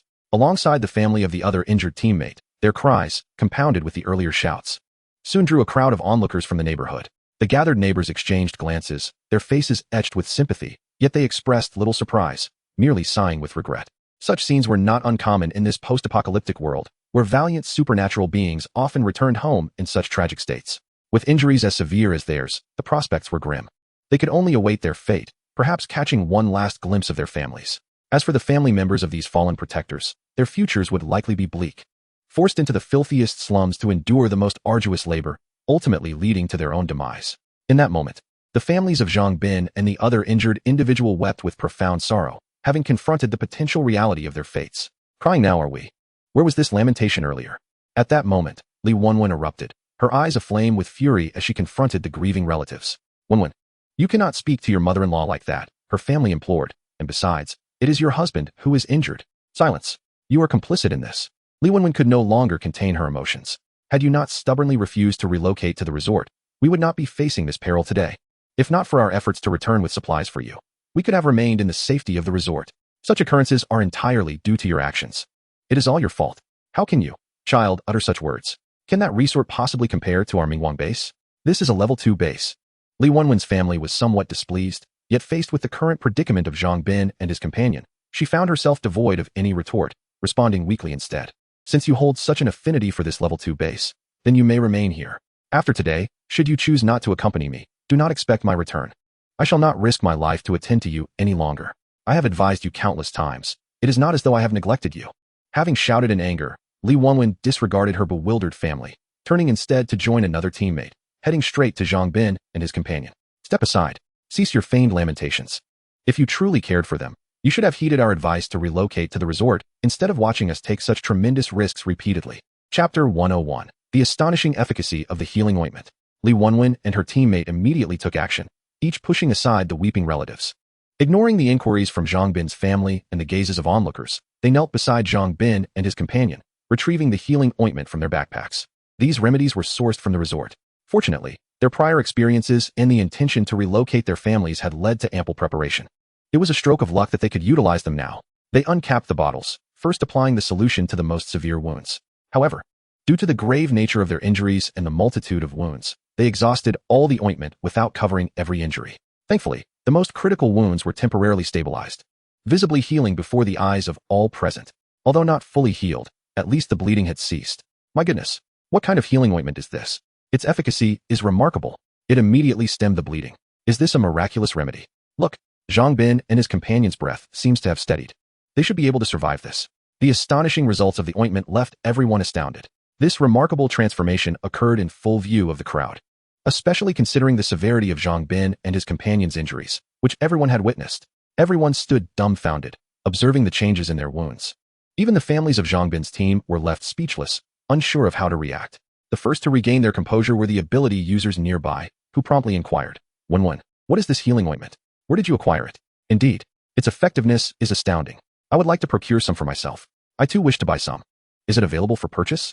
Those who frequently venture outdoors understand the critical importance of such healing ointments. Just as in the case of Zhang Bin and his companion, every ability user could find themselves in similar peril. Possessing such a remedy could indeed be life-saving. Upon witnessing the improvement in the condition of Zhang Bin and his companion, who had at least managed to retain their lives for the time being, Li Wenwen finally found the opportunity to respond to the inquiries of those around her. Indeed, it is available, right in the supermarket of Taoyuan Resort. As long as you possess a crystal core, you can purchase it at a very reasonable price. Otherwise, we wouldn't be able to carry so many bottles for backup. Li Wenwen fervently extolled the virtues of the resort, even taking a moment to cast a glare at her own family during a pause in her explanation. The relatives of Li Wenwen and her companions were left dumbfounded upon learning that such miraculous healing ointment originated from the Taoyuan Resort. Previously, they had been oblivious to the existence of such items, but now that the evidence lay before them, along with the palpable effects, they found themselves with no grounds for rebuttal. Moreover, such extraordinary healing medicines were not available at the Mingguang base. This left no room for deception. Reflecting on the myriad praises Li Wenwen and her companions had bestowed upon the resort, and glancing at the unconscious forms of Zhang Bin and his companion lying on stretchers, their families dared not utter another word. They hung their heads in silence, retreating into the shadows. The fervor of their previous protests was now replaced with a palpable sense of defeat, their gazes averted from Li Wenwen and the others. While they fell silent, the neighboring onlookers could no longer contain their curiosity, bombarding Li Wenwen and her companions with questions regarding the Taoyuan Resort. However, Li Wenwen had neither the time nor the inclination to engage in detailed discussions with the neighbors. Instead, she swiftly retrieved a brochure from her bag and handed it to the nearest neighbors. Just as she turned to see the team of ability users who had inquired about the healing ointment, now huddled together discussing the situation, a thought sparked in her mind, prompting her to pull her companions aside for a brief, hushed consultation before approaching the captain of that team. Captain Sun, might you be interested in taking on an escort mission? An escort mission? Captain Sun paused, glancing at his teammates and then at Zhang Bin and his companion on the ground, his expression revealing uncertainty. Are you suggesting we escort these two to the Taoyuan Resort? That task seems fraught with peril given their injuries. No, it's to escort the two of us to the resort. Li Wenwen quickly interjected, fully aware of the dangers involved in transporting Zhang Bin and his companion outside the base. Such a risk was one they could not afford to take. Upon hearing this, Captain Sun breathed a sigh of relief. As long as it was just escorting Li Wenwen and her companion, it was straightforward enough. After all, they were both ability users and would not pose much trouble. He understood Li Wenwen's request for protection. Given their abilities, the journey away from the base was still perilous, as evidenced by the condition in which Zhang Bin and his companion had returned. However, Captain Sun realized he could not make this decision unilaterally and needed to consult his team. Observing the shift in Captain Sun's demeanor, Li Wenwen seized the opportunity to persuade further. Captain Sun, are you not curious about the healing ointment? The supermarket at the resort has an abundance of it, along with many other extraordinary items, including food for sale. Wouldn't you want to see for yourselves? Indeed, upon hearing her words, interest sparkled in the eyes of every member of Captain Sun's team. Li Wenwen persevered. This time, as we escort you, we can guide everyone along the most direct and expedient route, and each of you can earn a little profit in the process. It's a win-win situation. With this, Captain Sun had little reason to refuse. He turned to glance back and, Seeing his team members nodding in agreement, he immediately responded, "All right, I shall take on this task. When do we depart?" "Now. The sooner, the better. We wish to return to the resort promptly to procure medical supplies, so we can quickly attend to them." Li Wenwen exclaimed with joy. "Now, it's nearly noon. That may be a bit late, don't you think? Perhaps we should consider tomorrow instead." "They should be fine by then." Captain Sun hesitated. "If they headed to the resort now, wouldn't they have to stay outside?" "Fear not, Captain. The resort has accommodations available for the night, and it is quite safe. You all could enjoy an overnight stay and fully experience the resort's amenities." Seeing Captain Sun's hesitation, Li Wenwen continued, "You are acquainted with our Captain Li, right? The two brothers are currently residing at the resort. They even brought their parents along. It cannot be a mere pretense." Captain Sun was taken aback and immediately inquired, "Li Xiangfei and Li Xiangyun have moved to Taiyuan Resort? They brought the Li elders with them? Is this true?" "Indeed. Did they not move there recently?" "They are doing splendidly." Li Wenwen nodded vigorously. A neighbor nearby suddenly realized. "So, they have relocated to that Taiyuan Resort. I did see the Li elders packing their belongings. I wondered why they hadn't been seen for a while. I thought they had moved to another base, but it turns out they went to that resort." Listening to the chatter among the neighbors, Captain Sun exchanged glances with his team and, gritting his teeth, declared, "Very well. We shall heed your advice and depart immediately. Let us see if Taiyuan Resort truly lives up to its reputation." "Thank you all so much," Li Wenwen exclaimed joyfully as she tightened her backpack, not even entering her home, and called over another teammate, ready to follow Captain Sunday. However, just as they took a few steps, she heard her family calling from behind. "Wenwen, what are you doing?" Li Wenwen turned back, irked, no longer inclined to offer a pleasant demeanor. Please be careful on the road. We'll begin packing our things." Her family replied softly and cautiously. This exchange signified their agreement to the relocation. Beside her, the families of the other three teammates nodded eagerly, shedding their previous stubbornness. "All right, take good care of them, and pray for our safe return." Li Wenwen rolled her eyes, dismissing the concern for omens. With that, she grabbed her teammate and hurriedly followed the newly hired team, departing in haste. They needed to act swiftly to return to the resort. With some speed, they might still make it back today. Upon returning with the healing salve, Zhang Bin and his companion were able to receive prompt medical attention. In this apocalyptic era, every day that a wound remains untreated signifies an increase in peril. After Li Wenwen and her group departed, the family members of Zhang Bin and his companion gazed at them, their faces etched with regret as they recalled the descriptions of the resort conveyed by Zhang Wenwen and the others. Realizing the urgency of the situation, they hastily carried Zhang Bin and his companion back to their dwelling before beginning to pack their belongings. Once they left, the neighbors who had gathered exchanged glances and could not suppress their curiosity about the Peach Blossom Resort. Previously, they had never heard of such a place, but now, having witnessed the miraculous healing salve and the resolute determination of Li Wenwen and her companions to relocate, along with the news that the Li brothers had already moved with their parents, their intrigue was piqued. After some discussion, they all resolved to inquire about the situation once the escort team returned, eager to discover whether the Peach Blossom Resort was indeed as remarkable as rumored. Captain Sun's team, possessing considerable strength and accompanied by Li Wenwen and her companion, both of whom were endowed with extraordinary abilities, navigated the familiar route with ease. By the afternoon, they had reached the Peach Blossom Resort before half the day had elapsed. Before even stepping through the entrance, Captain Sun and his team were awestruck by the nearly brand new structure of the resort. Upon entering, their astonishment deepened, leaving them nearly speechless and wide-eyed. At that moment, Li Wenwen had little time for introductions. She swiftly directed Captain Sun's attention towards a certain individual, instructing, "If you have any questions, please consult Mr. Gu or Manager Lu over there, or feel free to ask anyone nearby. We must be on our way." With that, she grabbed her companion and hurried towards the rest area, where she spotted the captain seated nearby. After a brief explanation of the situation, the Li brothers promptly stood up and rushed to the supermarket alongside Li Wenwen, eager to procure sufficient supplies of the salve before making their way to the Mingguang base. Captain Sun and his team were left in a state of bewilderment, unsure of what to do next. Fortunately, Captain Sun quickly noticed that the Li elders were still seated nearby, recognized from their neighborhood, and promptly approached them for further information. Once Li Xiangfei and his companions finished their shopping, they set off immediately, arriving at the Mingguang base that night.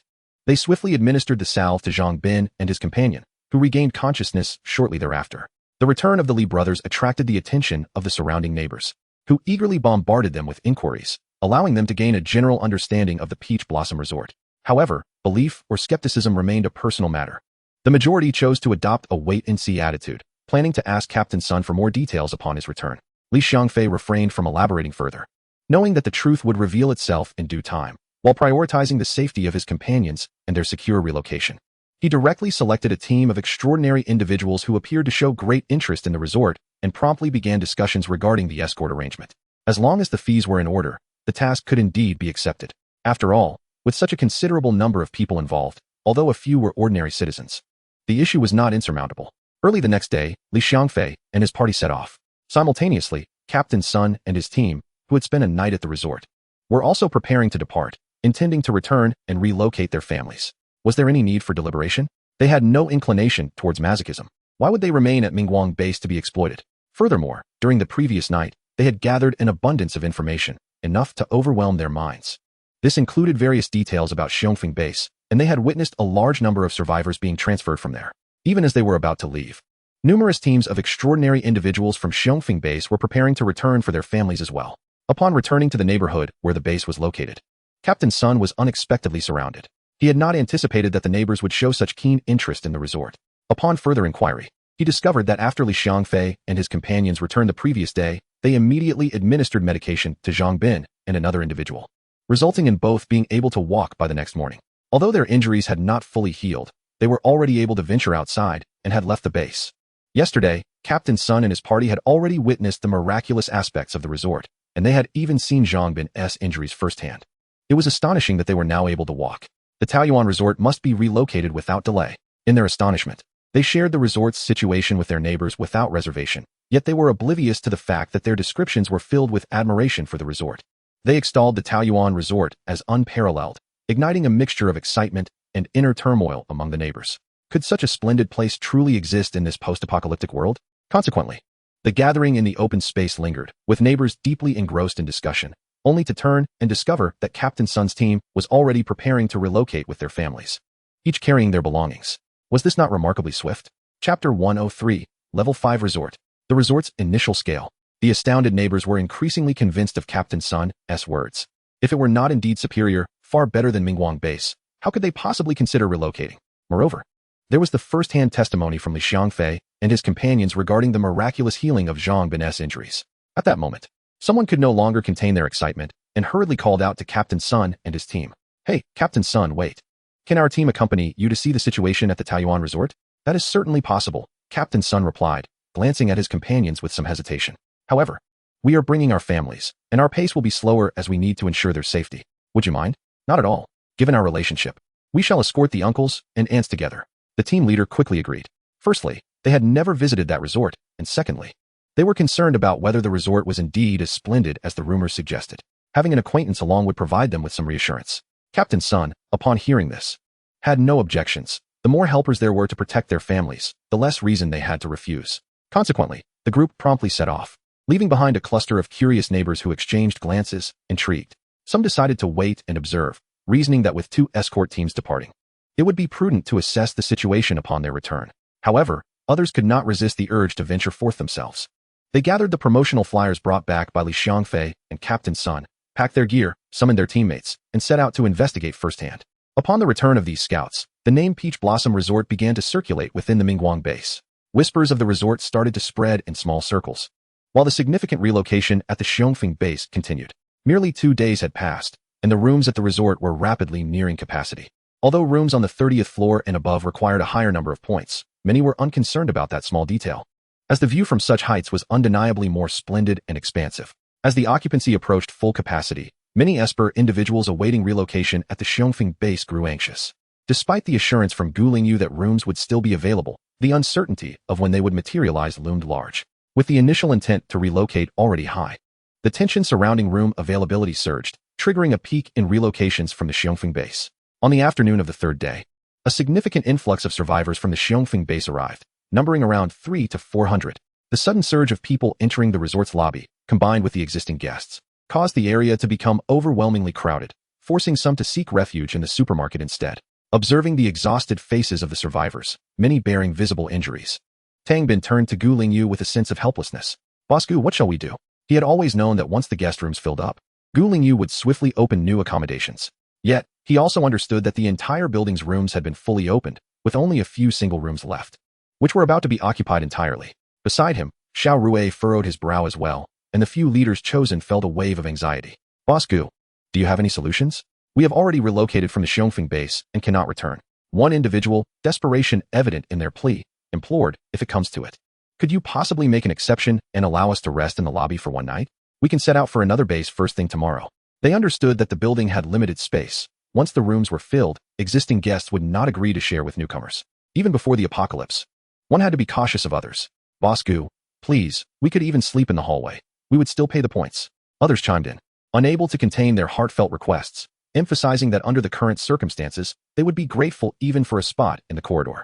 As for the notion of causing a disturbance, no one dared to entertain such thoughts, not with so many examples before them, both witnessed and heard of. The grim fate of the 600-member extraordinary unit at the Xiongfeng base loomed large. Who would dare to harbor any other intentions?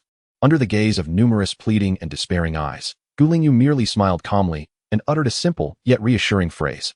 Rest assured, everyone will have a place to stay. Upon the utterance of this phrase, amidst the shifting expressions from despondence to anticipation, Lingyu directed her gaze to her personal panel. Her current points totaled over 2.3 million.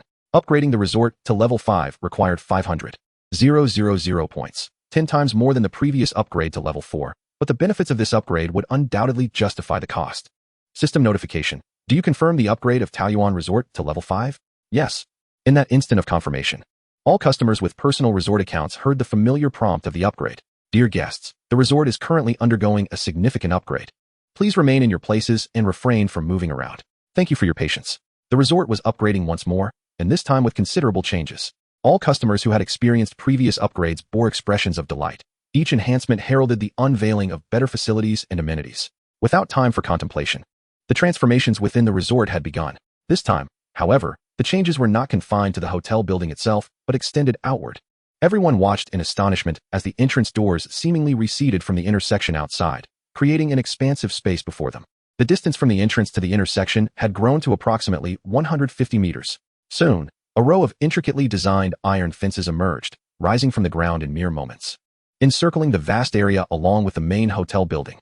Right before the hotel entrance, facing the intersection, the fence suddenly parted, revealing a magnificent pair of double iron doors, each 8 meters long and 3 meters high, imposing in their closed state. Upon reaching this stage of the upgrade, Lingyu received another notification regarding the deduction of points, as adding 2 new areas would require an additional 200,000 points, totaling 400,000 points. Fortunately, the points she had saved prior to the upgrade were sufficient. Otherwise, the process might have been halted due to insufficient points. Chapter 104. Dining area, shopping area, hotel building number 2. Without hesitation, Lingyu confirmed the transaction, deducting the 400,000 points. Thus, following the emergence of the fences and gates, the internal space began to undergo remarkable transformations. Before the hotel building, loud rumbling sounds erupted, and suddenly, 2 massive square structures rose from the ground, emerging from the earth before the astonished eyes of all. The astonishing scene rendered all the patrons utterly speechless.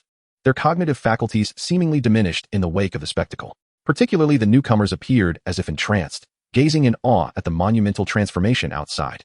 Their previous understanding was repeatedly upended within this idyllic resort. The 2 rectangular edifices that rose from the ground were not particularly tall, stopping short at under 20 meters, presenting only 3 stories, each approximately 5 or 6 meters in height. However, their footprint was impressively expansive, covering a staggering 10,000 square meters, each measuring 100 meters in length and width. Once these structures ascended and settled, no further alterations ensued, revealing the remaining vacant land within the compound. What was once a soil-covered expanse now showcased a series of stone pathways emerging from the hotel entrance, resembling wooden planks surfacing from beneath the water, continuously rising from the earth and extending forward. As the path reached the center of the open area, it diverged into 3 directions. One path continued towards the Iron Gate, while the other 2 branched left and right towards the newly erected buildings. Upon the completion of the stone pathways and the subsequent illumination by rows of street lamps, vibrant greenery began to emerge across the remaining space, with countless tender blades of grass breaking through the soil and towering trees ascending skyward. When the transformations within the walls finally ceased, a serene and tranquil scene unfolded before the eyes of those in the lobby. At that moment, all present had lost their ability to articulate, their expressions blank as they stared at the remarkable changes beyond the hotel, captivated and momentarily disoriented. The crowded lobby of over 1,000 individuals fell silent, akin to a desolate expanse. Lingyu, pulling her gaze from the spectacle, turned to her personal interface. Upon confirming the upgrade of the resort, a series of system notifications resonated in her ears. Following the ascent to a level 5 resort, numerous new developments and features had emerged alongside the 2 newly manifested buildings. Raising an eyebrow, she chose to temporarily set aside some information, prioritizing the immediate circumstances at hand. As the external changes concluded, the patrons were once again greeted by the system notification. The Peach Blossom Resort has completed its upgrade. Wishing all guests a pleasant stay. The announcement jolted the customers back to reality. They gradually regained their composure, though still in a state of astonished silence. Exchanging wide-eyed glances until Lingyu's voice echoed through the lobby. Ladies and gentlemen, there are still some modifications yet to be completed at the resort. Please proceed to the front plaza and await further instructions. With that, Lingyu was the first to stride towards the hotel entrance, prompting the others to snap out of their stupor and follow her in curiosity to the front plaza. The vast expanse of the plaza could scarcely accommodate the nearly 1,500 individuals gathered, who stood there, intrigued, casting glances at Lingyu, eager for the revelations of the unfinished changes. Once confirming that all guests had vacated the hotel's first floor, Lingyu resumed her operations on the interface. Shall we relocate the supermarket and the armory to the shopping area? Affirmative. Shall we transfer the restaurant to the dining area? Affirmative. After consecutively selecting the options for transfer, the two originally fully enclosed buildings on either side of the square began to undergo a remarkable transformation. The previously solid walls became transparent, ultimately evolving into expansive floor-to-ceiling glass panels, with both entrances converting into automatic glass doors. Upon entering the resort's main gate, the right building displayed the words dining area prominently, while the left building showcased the phrase shopping area. Subsequently, the restaurants, supermarket, and arms store that once flanked the hotel lobby vanished in an instant, seamlessly integrating into the lobby itself, which now lay in a state of emptiness. The restaurants were relocated to the first floor of the dining area, occupying a corner, while the supermarket and arms store found their new home on the first floor of the shopping area, where rows of shelves materialized, filled with the products that had previously occupied the original shelves. In the square, patrons gazed in astonishment at the transformation of the two buildings, unable to suppress their amazement. However, having witnessed the resort's earlier dramatic overhaul, they were no longer rendered speechless. Yet, the resort's metamorphosis was evidently far from complete.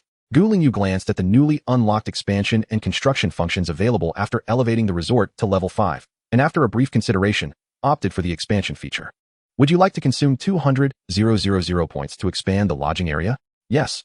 Upon confirmation, changes unfolded within the confines of the walls, as the area to the left rear of the hotel extended again, revealing a vast expanse of open land. Would you like to consume 200,000 points to construct hotel building number 2? Yes. After another confirmation, a resounding roar echoed from the newly cleared space as a grand edifice ascended from the ground, this time more magnificent than before, soaring to a staggering height of 35 stories. The crowd, initially thinking themselves impervious to further astonishment, was once again rendered speechless by this spectacular sight, a complete 35-story building, equivalent in height to the original main structure. All present stood in awe, gazing up at the newly emerged skyscraper, their minds momentarily blank. Before the crowd could fully process the event, Lingyu had already claimed the reward for completing the 8th stage of the room increase task. All newly opened rooms had been allocated within hotel building number 2, filling the entire 35-story structure to capacity. Room increase task 9, 640 single rooms, 384 double rooms, 128 family rooms, 64 suites. Task objective, achieve full occupancy in all rooms, renew 384 rooms. Task reward, doubling the total number of room types. To receive the reward for completing the 9th stage, it would be necessary to further expand with a new hotel building, as the rewards from the 8th stage had already filled every floor of both the main building and building number 2. Once the room allocations were complete, Lingyu spoke up, redirecting everyone's attention. Hotel building number 2 is now open, and all guests yet to check in may register with Manager Liu. There are ample rooms available, so there is no need to rush.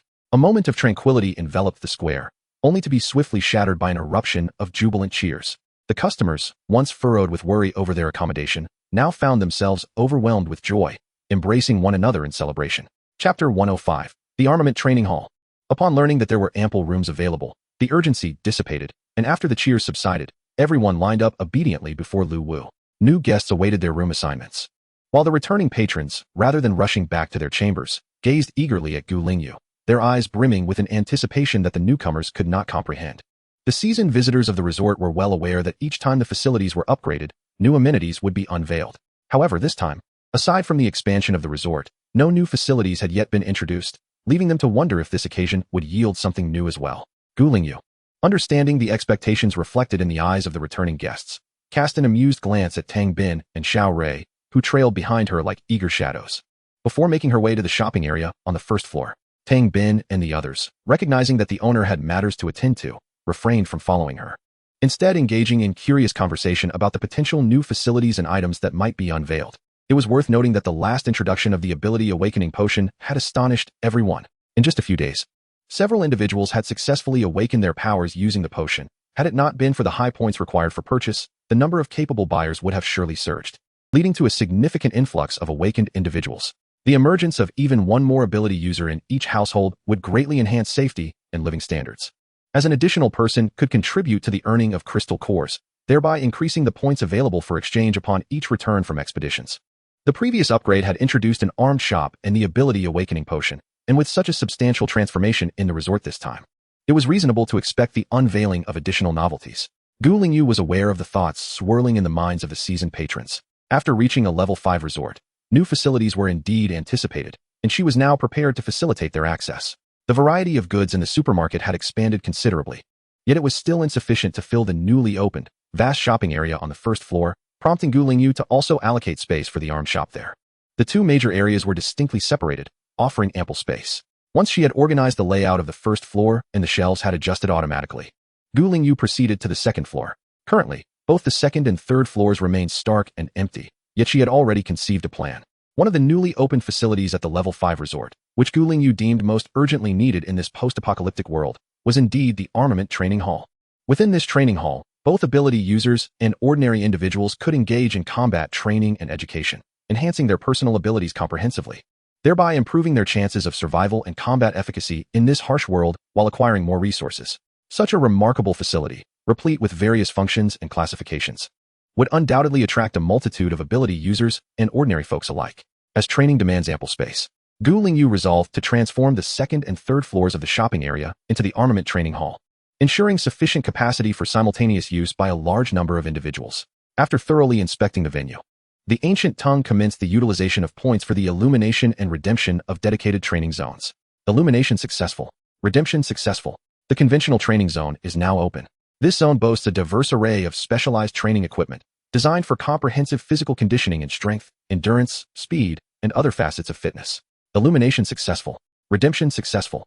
The extraordinary ability training zone is now open. Unlike an open area, the extraordinary ability training zone is partitioned into individual rooms. Within these chambers, specialized monitoring apparatuses assess the performance of ability users, offering adjustment plans that aid in optimizing the release of their powers, thereby enhancing both their efficacy and energy consumption. Illumination successful. Redemption successful. The combat training zone is now open. The combat training zone features numerous functionalities, including solitary training rooms and sparring areas.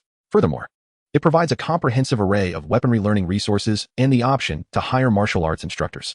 Patrons may utilize points to select instructional videos on various martial arts or engage in one-on-one training with an instructor. Prior to the apocalypse, only a handful possessed weaponry skills. In post-apocalypse, although many have begun to wield weapons, most lack formal training, relying solely on instinct and trial and error. This is evident from the sales trends in the armed stores, where many obscure weapons languish unsold, not due to their quality, but rather because few know how to wield them. Illumination successful. Redemption successful. The combat scenario simulation room is now open. This area differs from others, filled with spherical capsules standing at an individual height, all doors ajar, revealing the seating within. By spending points to enter a capsule, one can select real-world scenarios for virtual combat simulations, training individually or collaborating with teammates for enhanced coordination. Illumination successful. Redemption successful. The extraordinary ability cultivation room is now open. The cultivation room consists of individual chambers designed to assist ability users in eliminating impurities from their cores, facilitating a more efficient and effective absorption for training. When users cultivate with their cores independently, they often invest significant time filtering out impurities. However, utilizing the cultivation room allows for considerably more efficient results. Access to the cultivation room requires timed point expenditure, and users must bring their own cores for training. The armament training hall possesses a myriad of functionalities and zones. Although many cultivation rooms have undergone spatial expansion, rendering their interiors significantly larger than their exterior appearances, they occupy 2 entire floors. To ensure ample availability for patrons, the ancient tongue spared no expense in procurement, investing heavily until both levels were filled to capacity. The planning and acquisition for the armament training hall culminated in an expenditure of nearly 200,000 points. Yet, this was merely the beginning. For the ancient tongue could not remain on site at all times, and relying solely on lower-skilled junior staff would evidently prove insufficient. Although the presence of junior staff is indispensable, it is time to hire senior employees. After adequately staffing the first floor with junior employees, Lingyu assigned 5 more junior employees to both the second and third floors, before turning her attention to the option of hiring senior staff. Would you like to spend 5,000 points to hire senior employees? Yes. After confirming twice in succession, Gu Lingyu promptly chose to hire 2 senior employees.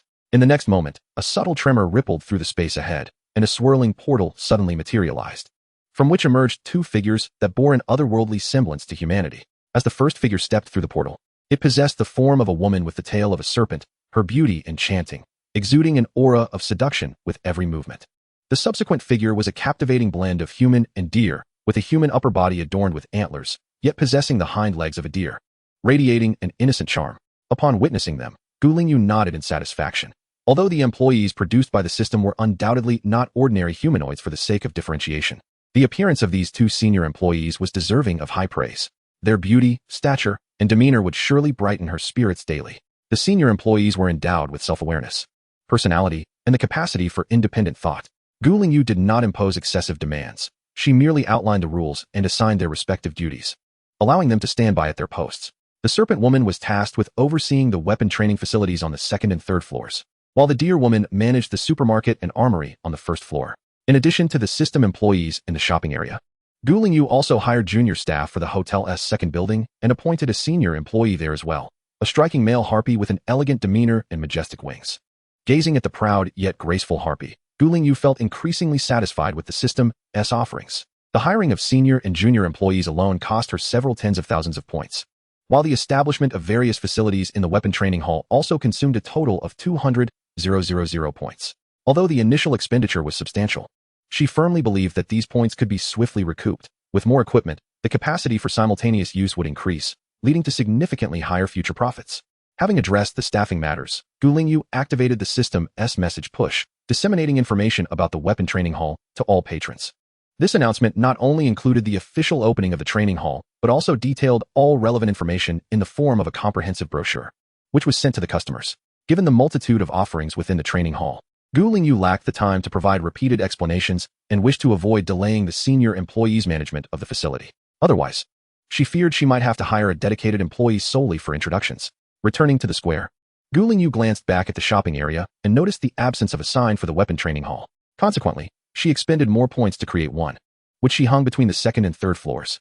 After setting up the sign, the customers in the square, who were perusing the brochures with expressions of astonishment and delight, finally caught sight of Gu Lingyu. The owner has arrived, one person exclaimed, instantly capturing everyone's attention. Boss Gu, is the information regarding the armament training hall in the brochure we just received authentic? Indeed, Boss Gu. Does the armament training hall truly possess all the functions and facilities as described in the brochure? Observing the eager expressions illuminating the crowd, Gu Lingyu calmly smiled and replied, "When have I ever deceived you? It is undoubtedly genuine." With that, she raised her hand and pointed towards the 2nd floor of the shopping area. "Look, it is already open. You may go up and witness it for yourselves. There is a manager responsible for the training hall who can address any inquiries you may have." The crowd followed Gu Lingyu's gesture and indeed discovered a newly unveiled sign emblazoned with the words Armament Training Hall in large letters. It truly exists. Boss Gu is magnificent. Brothers, I shall take my leave first. Someone in the throng couldn't contain their excitement and shouted, sprinting towards the shopping area. His shout instantly roused the crowd, and soon everyone was unable to hold back, rushing towards the shopping area. What if they arrived too late and found no available spots? Who could guarantee that?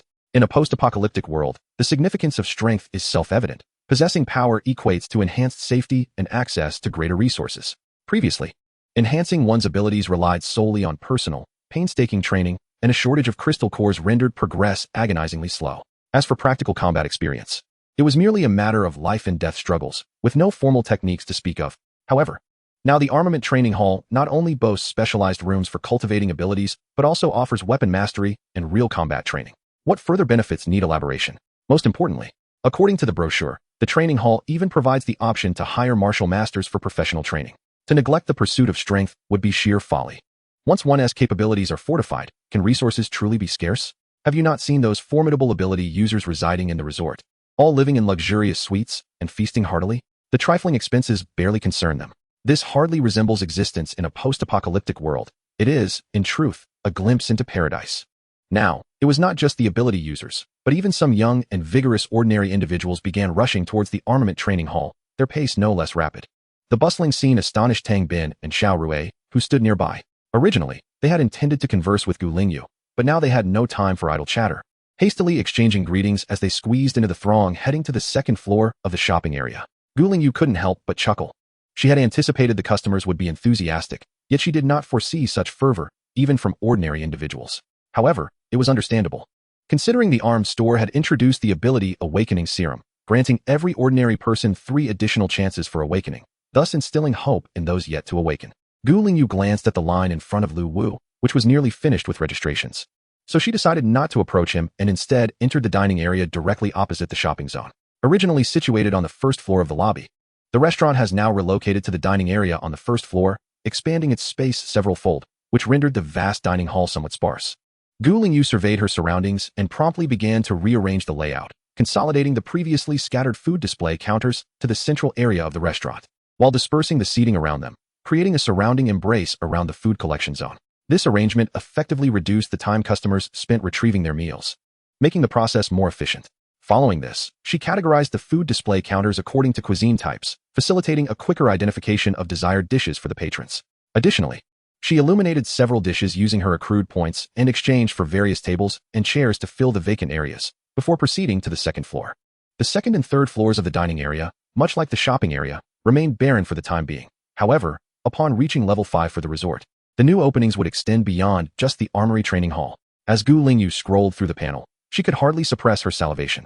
Hot pot, buffet, a quaint bar, cafe, dessert shop, and even a variety of specialty restaurants. The plethora of choices dazzled her, reflecting nearly everything available prior to the apocalypse. In Chapter 107, a rush of customers, Gu Lingyu contemplated and decided to first redeem the most popular items with her points, gradually increasing the rest, lest the 2 floors become insufficiently utilized. The newly opened armory training hall and these dining establishments did not require additional points for access. However, the facilities and dishes within still necessitated point expenditure for redemption and illumination. The hot pot restaurant and buffet were strategically placed on the second floor, while the bar, cafe, and dessert shop were allocated to the third floor. After meticulously planning the restaurants, she proceeded to illuminate the dishes in exchange for various facilities, culminating in an expenditure of 100,000 points for the 5 establishments combined. After assigning a senior staff member to the first floor restaurant and each of the second and third floors, she then appointed 5 junior staff members per floor, thus concluding her tasks. Today alone, the hiring of employees consumed 90,000 points. And even the main hotel building and the second building were each allocated a senior staff member, liberating both Gu Lingyu and Lu Wu entirely. The buffet was priced at 200 points per person for a 3-hour all-you-can-eat experience, while the hot pot restaurant and bar offered set menus and a la carte pricing, with the cafe and dessert shop operating solely on an a la carte basis. Not in a hurry to issue a system notification, Gu Lingyu first wandered into the buffet restaurant, took a leisurely tour, and collected a bounty of her favorite dishes. Finally, she settled contentedly at a window-side table near the plaza, savoring her meal while simultaneously accessing the system's monitoring interface. The new guest arrivals held little interest for her. Her primary curiosity lay with the armory training hall. The projection screen before her revealed multiple angles, showcasing the bustling activity on the second and third floors. Indeed, as Gu Lingyu had anticipated, the armory training hall was abuzz with fervent enthusiasm. In every corner of the establishment, individuals are engaged in training, with over 80% of the equipment in use, creating a remarkably vibrant scene. Although the facility is nearing its full capacity, Gu Lingyu is in no rush to expand the weapon training hall, as it has just opened and coincidentally, guests are currently enjoying their time at the resort, resulting in such a bustling atmosphere. Under normal circumstances, many patrons would venture out to gather resources, leading to a lower saturation of the hall. Thus, it would be wiser to delay any expansion until a larger influx of customers is observed. At that time, she can consider either adding more floors or enlarging the shopping area. However, expansion of the premises seems unnecessary at this moment, as it would incur additional points. After surveying the scene within the hall, Gu Lingyu turned her attention to the revenue interface and noted that even in this brief period, nearly 100,000 points had been generated. Some guests seemed so engrossed that they were foregoing lunch to extend their training for several hours. The enthusiasm for self-improvement was indeed as Gu Lingyu had anticipated, in every training zone. Those with a bit of financial flexibility had almost all hired martial instructors for one-on-one guidance or opted for video tutorials. After observing for a while, Gu Lingyu recalled another task and decided to have the Snake Lady compile the usage statistics for each area. This would ensure that any future expansions would include additional equipment in the more popular zones. Confirming the status of the weapon training hall, she glanced at the time and realized it was nearly mealtime. Consequently, she issued a system notification, informing all guests about the opening of 5 new dining establishments in the food court. Almost immediately, Gu Lingyu watched through the window as the patrons in the plaza stood frozen for a moment, apparently astonished or perhaps reviewing the detailed information. Soon, She was surprised to see many of them turning swiftly towards the dining area, their urgency revealing the reason behind their haste. Indeed, it was not long before the buffet restaurant was filled with numerous guests, each entering with wide eyes and expressions of sheer delight, their mouths watering incessantly. What had captured their attention? Steaks, lamb legs, fresh seafood, an array of delectable offerings. This was a veritable feast that they could only dream of in this post-apocalyptic world. One guest spotted Lingyu by the window and eagerly called out, "Boss Gu, can we truly enjoy an all-you-can-eat meal for just 200 points over 3 hours? Certainly. Just swipe your points at the entrance, and you may indulge as much as you desire. However, be mindful that wastefulness will incur a fine. So please eat within your limits." Lingyu replied with a smile, gesturing to her own plate piled high with food. At that moment, the group at the entrance collectively swallowed hard in anticipation.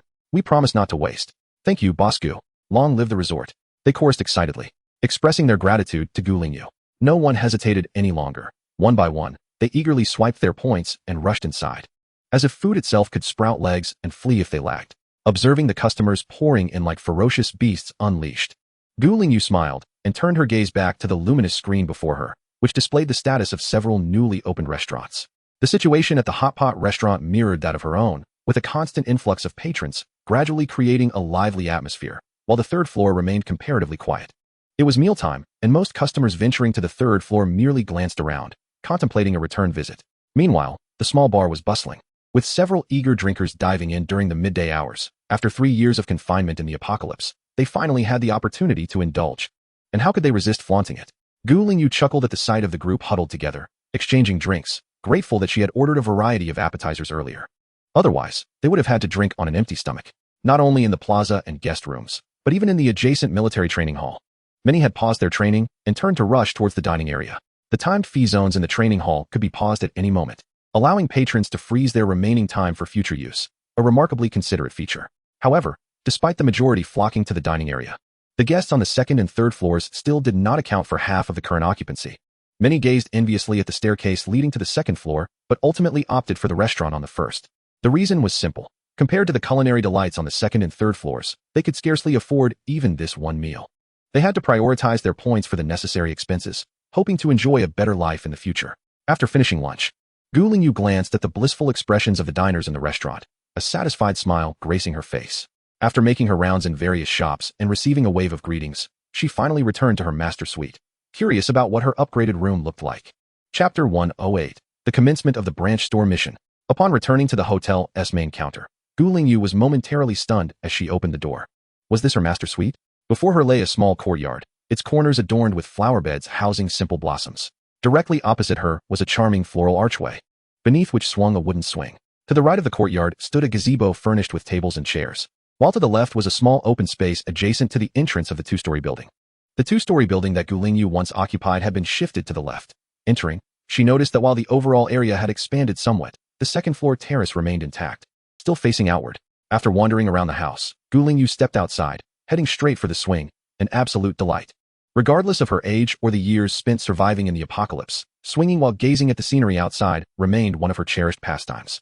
After indulging for a while, she finally opened the interface to explore the other features of her upgraded suite. Upon elevating the resort to level 5, alongside the previously introduced amenities, 2 additional features emerged. One of these is the forthcoming portal function, while the other pertains to the branch store tasks. The branch store tasks have now commenced, with the first location designated in Rome City, and there are no time constraints on these tasks. The objective is straightforward: travel to Rome City to establish a branch. The specific coordinates have been provided, and upon reaching the vicinity, the option for branch construction will be illuminated, allowing for the selection of a site within the designated area. Lingyu examined the details regarding the branch store and discovered that it would not accommodate hotel accommodations. However, other facilities such as dining and shopping could be made available. The portal function is intrinsically linked to the branch store tasks. Once the branch is operational, it will be possible to exchange for and install a portal within the branch, thereby creating a direct connection to the main store, facilitating seamless travel between the 2 locations. Nonetheless, the portal function cannot be utilized until the branch is established, necessitating that Lingyu devise a means to reach the destination independently. Consulting the map, Lingyu noted the location of Rome City, which lies over 600 kilometers from High City, a rather considerable distance, particularly in this apocalyptic era marked by transportation challenges. Yet, she harbored little concern regarding this, as she could summon her Kuanping, a creature capable of flight and impressive speed. Should she desire to enhance the Kuanping's velocity, she could readily expend points to elevate her own abilities. As her strength increased, so too would the speed and combat prowess of the summoned creature. Today, following the resort's upgrade, numerous facilities were unlocked, costing nearly 2 million points. However, she still retained over 600,000 points. This figure does not account for today's income, which includes the expenditure of the 300 to 400 new guests who checked in the day's overall customer spending. Although her current resources are ample, Lingyu resolved to conserve some points to prevent a recurrence of today's scenario. Were it not for her substantial point balance, the subsequent content following the resort's elevation to level 5 might not have been accessible. As for the branch store tasks, she decided to postpone them for the time being. Considering that the situation at the main store remains somewhat unstable, once the conditions at the main store stabilize, she would address the branch matters. The branch store tasks are ultimately necessary, especially since she bears an ultimate task looming over her. Reflecting on Rome City, Lingyu gently tapped the screen, focusing on the map of that region, her thoughts deepening. In her previous life, she had heard of Rome City, known for housing an entrance to an underground world. Although the entrance is situated outside the city, it remains a potential threat. Like High City, Rome City is a metropolis with a permanent population in the millions. The most significant distinction post-apocalypse is that the former is adjacent to an entrance to the underground world, while the latter is not. It must be said that High City is fortunate, otherwise, given the overall strength of its supernatural beings, it would likely have been utterly annihilated by the onslaught of several waves of monstrous beasts. The number of bases in High City is limited, and even fewer are of a high caliber. From what Lingyu has gathered, the chaotic management of these major bases has impeded the enhancement of the abilities of the supernatural beings, rendering them significantly inferior compared to those in other cities. As Lingyu contemplated this, she perused the map of Rome City, and upon magnifying it, she was startled to discover that the coordinates of the branch store were located within a level 1 base in Rome City.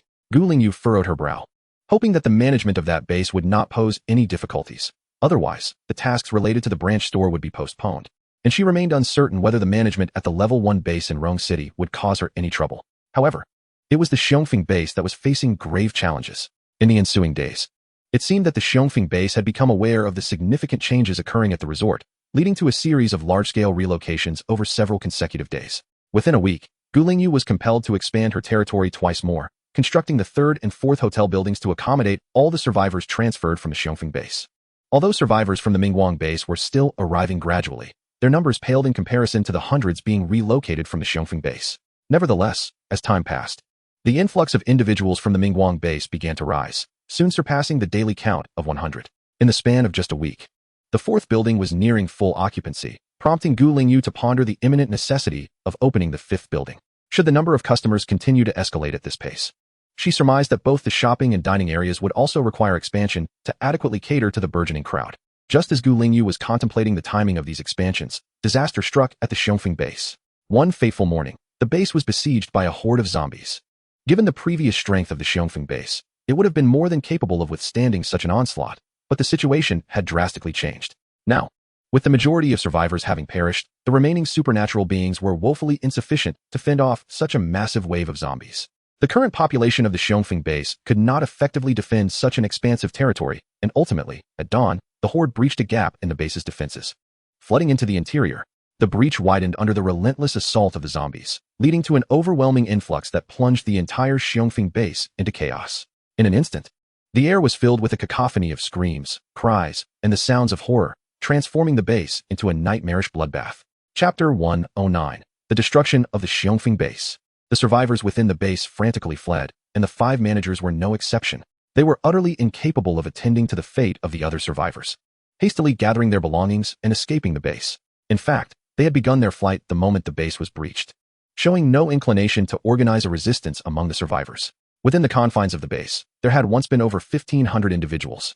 After enduring a catastrophic assault, within the span of merely 2 hours, the entire facility was reduced to a desolate ghost town, with only the moans of the undead echoing through the deserted streets.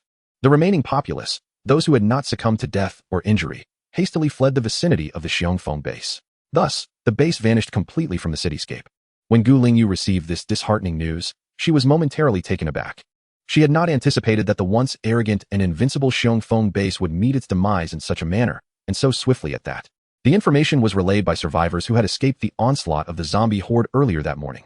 Initially hesitant about their escape, they were caught off guard by the devastating losses incurred during their indecision. Many of the survivors mourned the loss of loved ones to the relentless tide of the undead, while others perished on the treacherous journey to the resort, hampered by a lack of preparation.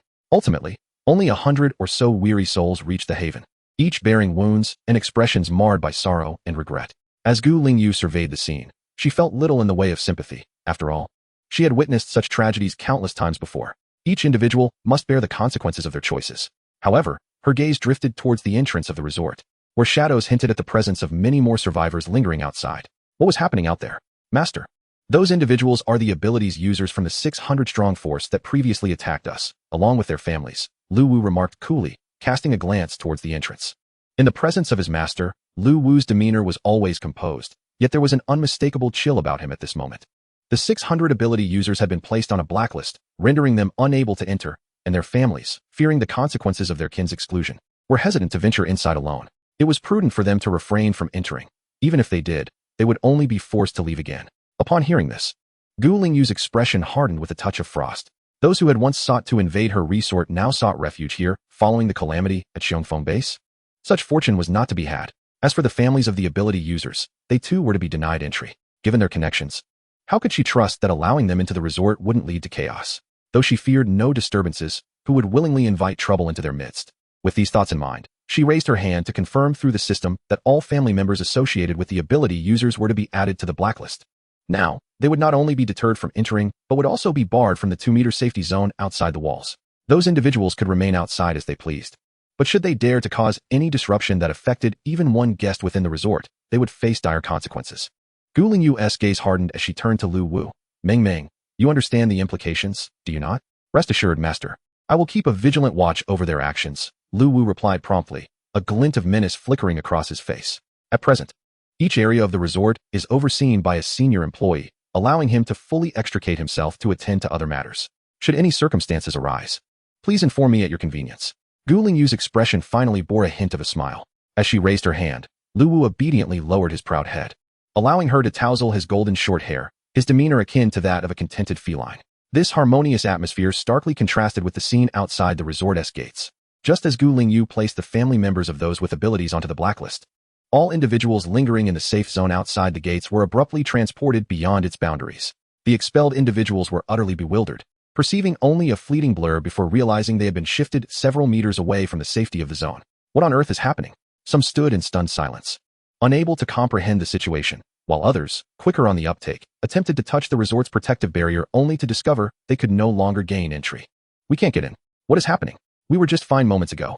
Why? We haven't done anything. Dear, think of something. I'm scared out here. I want to go inside. What can I do? Can't you see I can't get in either? Aren't you an ability wielder? Try using your powers on the barrier. Perhaps I can get in. You fool. It's precisely because I attacked the barrier before that I can't enter now. And yet you want me to act? Are you trying to get me killed? What are we to do now? I can't get in, and I'm terrified. Be quiet. If you keep whining, you can handle it on your own. I won't bother with you anymore. Outside the barrier, a cacophony erupted among those unable to enter. Ordinary people were visibly panicked, while the ability wielders shared their anxiety. They had not anticipated that not only could they not enter, but neither could their families. It was needless to say that they understood this was undoubtedly the doing of the enigmatic Gu boss. Yet what recourse did they have? Unable to fight back and barred from entry, they could only stand outside the resort in a state of distress. Reflecting on their current predicament, they were filled with regret, casting blame upon the 5 managers from the Xiongfeng base with fervent ire. Following those vampires, they reaped few benefits, yet now they bore the full brunt of the loss. Just look at the safe and comfortable environment within. Had it not been for their previous assault on the resort, they too might now be enjoying its comforts. However, no amount of regret could change their fate. The resort had clearly made its stance known, determined not to allow them or their families to enter. As the sun began its descent, after lingering outside the resort's gates for a while, they were left with no choice but to seek alternative lodgings for the night. No sooner had their group of several hundred departed than 5 shadowy figures emerged from the shadows across the street from the resort. Good heavens, is that the resort? It appears even more splendid than the Rongyang base. How is this possible? I distinctly heard that this resort only had one building. How has it truly transformed into a resort? You foolish fourth. When will one begin to think rationally? Every time a meeting is held, all they do is chase after women. Chapter 110. The 5 managers arrive at Xiongfeng base. As these 5 individuals conversed, they soon erupted into a cacophony of curses, their envy ignited by the magnificent resort before them. These 5 were, in fact, the managers of Xiongfeng base. Following the chaotic destruction of the base earlier that morning, they had been wandering aimlessly for quite some time, embroiled in disputes over their next destination. Accustomed to positions of authority, they were loath to heed anyone else's commands.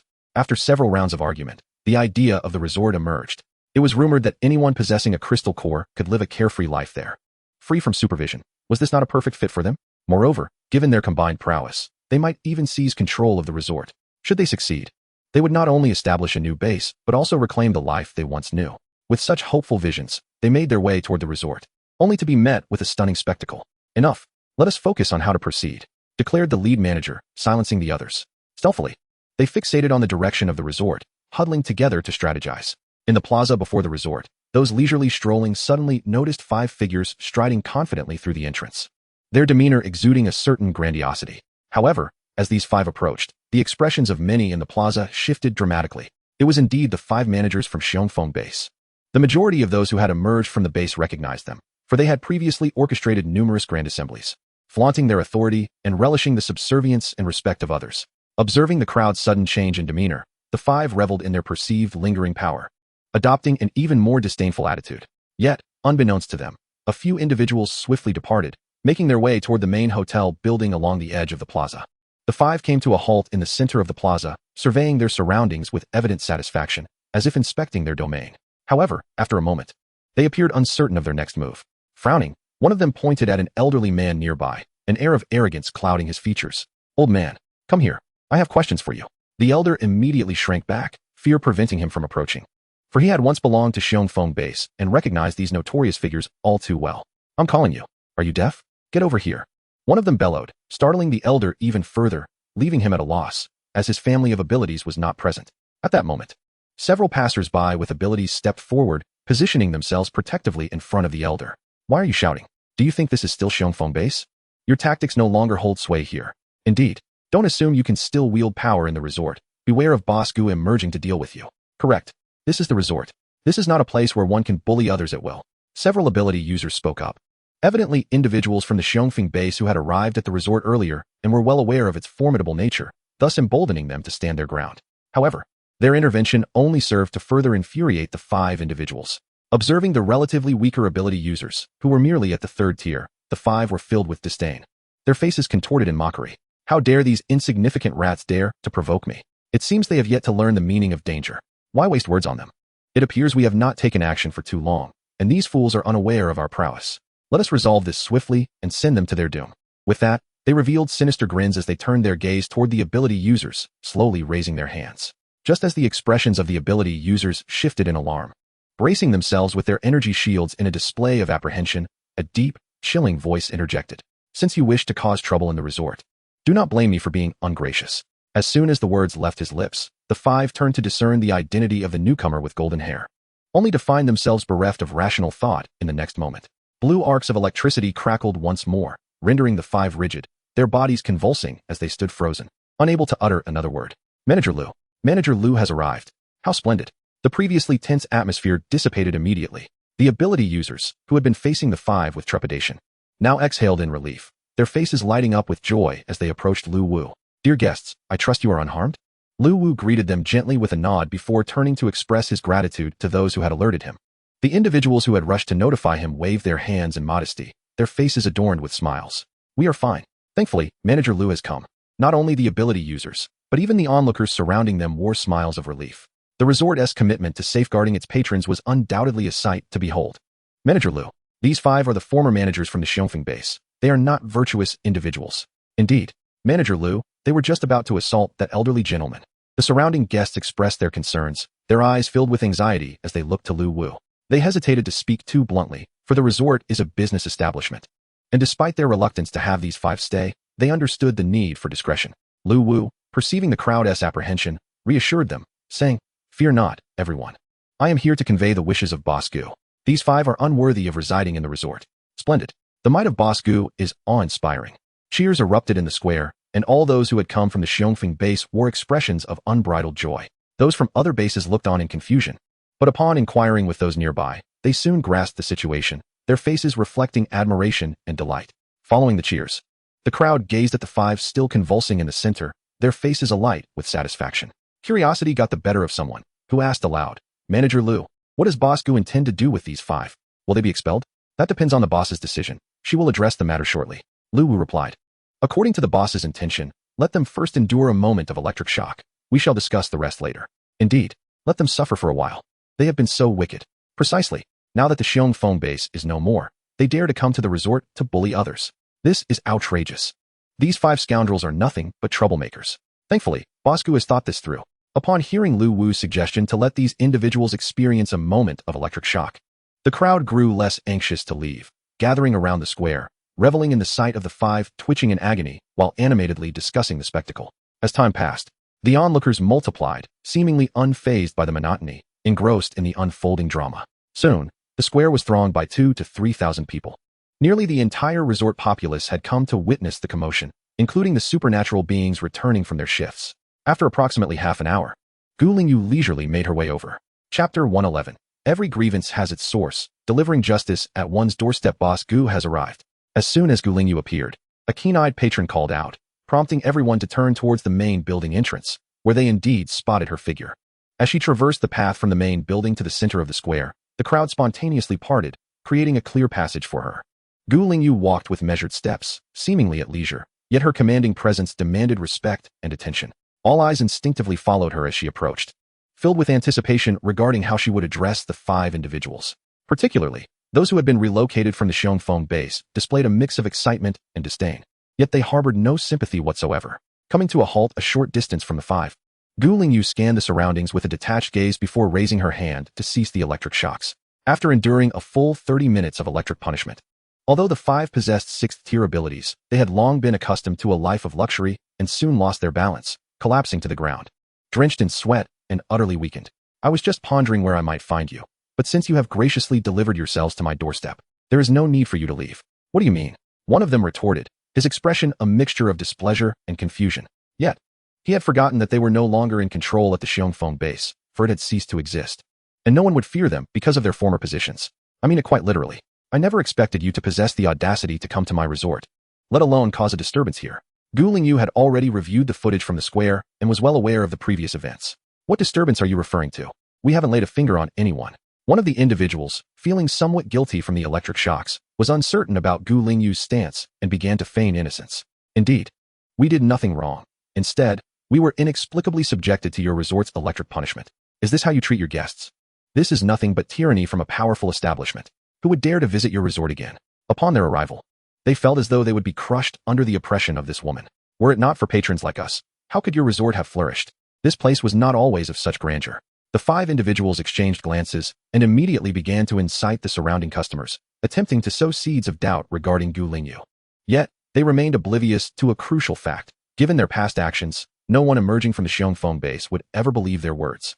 Although those who came from the Mingguang base harbored some uncertainty, having largely missed the ruckus caused by these 5, those around them remained steadfast in their faith in Boss Gu. Their expressions filled with disdain for the 5 troublemakers, choosing instead to observe the unfolding scene. Soon enough, the truth would be revealed. To think they could stir trouble in my resort, they were sorely mistaken. Gu Lingyu, with a calm demeanor, snapped her fingers, and forthwith, 4 enormous screens materialized above the central plaza. These screens faced each direction, their immense size sufficient for even the most distant onlookers to discern the content displayed. As the screens illuminated, the images revealed the 5 men intimidating an elder, even poised to strike against the few courageous ability wielders who stood up to them. Not only were there images, but sounds as well. Every word spoken by those in the frame echoed throughout the plaza. The evidence was irrefutable, leaving no room for denial. The 5 stood dumbfounded, utterly unaware that the resort possessed such technology. They gazed at the screens as if they could bore through them, bewildered as to where these devices had originated. Scanning their surroundings, they found no sign of surveillance. Gu Lingyu, lacking the patience to allow the 5 to comprehend their predicament, promptly declared, in light of your previous actions, I have decided to award you a day trip to the level 6 zombie pile. Award? A day trip to the level 6 zombie pile? What could that possibly entail?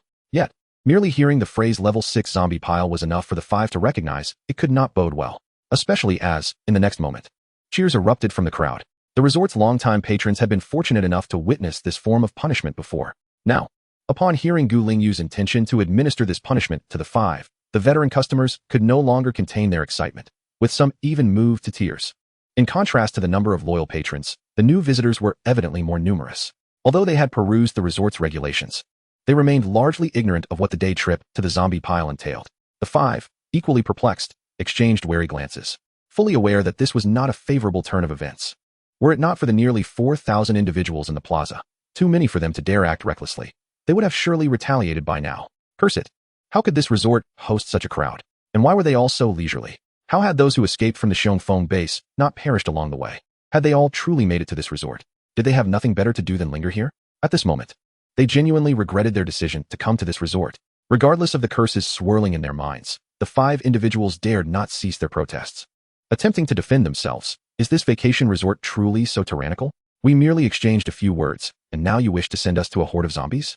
Taken at face value, they believed that Lingyu intended to escort them to a zombie-infested area. Although they possessed a modicum of confidence in their own abilities, they knew that should they truly enter the ranks of 6th-tier zombies, their chances of survival would be exceedingly slim. Just a few exchanged words? Lingyu's lips curled into a cold smile. Have you forgotten the incident when the ability user brigade attacked my resort? Upon hearing this, the 5 individuals turned pale, for they indeed had forgotten that affair. It appeared that the recollection had dawned upon them, thus rendering further explanation unnecessary. I have shown considerable mercy by not annihilating the 600-strong brigade you dispatched. Justice demands that those responsible are held accountable. It was you 5 who sent the troops, and it is you 5 who sought to seize my resort. It would be unreasonable not to hold you accountable. The sentiment remained. Since you have voluntarily presented yourselves, I shall not be courteous. As her words fell, the 5 individuals suddenly panicked, their mouths opening as if to utter more, yet it was evident that Lingyu had little interest in wasting any further time. Travel safely. I shall not see you off. With that, the 5 individuals, who had previously been paralyzed in the crowd, vanished in an instant. Chapter 112. Establishing Authority, a renewed warning. New customers, unaware of the situation, gasped in astonishment, turning their heads to seek the whereabouts of the 5. However, the seasoned patrons, well acquainted with the surroundings, raised their heads, their faces alight with excitement as they gazed at the luminous screen.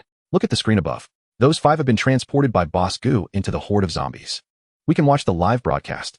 A voice called out, prompting everyone to fix their eyes upon the screen, where indeed, the 5 individuals, still in shock, appeared at the center of the image. Yet, in the next moment, they sprang to their feet, their terrified screams echoing throughout the plaza. A throng of zombies surged toward them. Though many were of the lower tier, dozens, if not hundreds, of 6th-tier zombies were more than enough to tear them apart. Ah, where's this? How did I end up here? Damn it, it's all zombies. Run, run. We are at least 6th-tier ability users. 6th-tier fiends. Do you not see the multitude of 6th-tier zombies surrounding us? With zombies all around, where can we flee? Do not come any closer. You vile woman named Gu.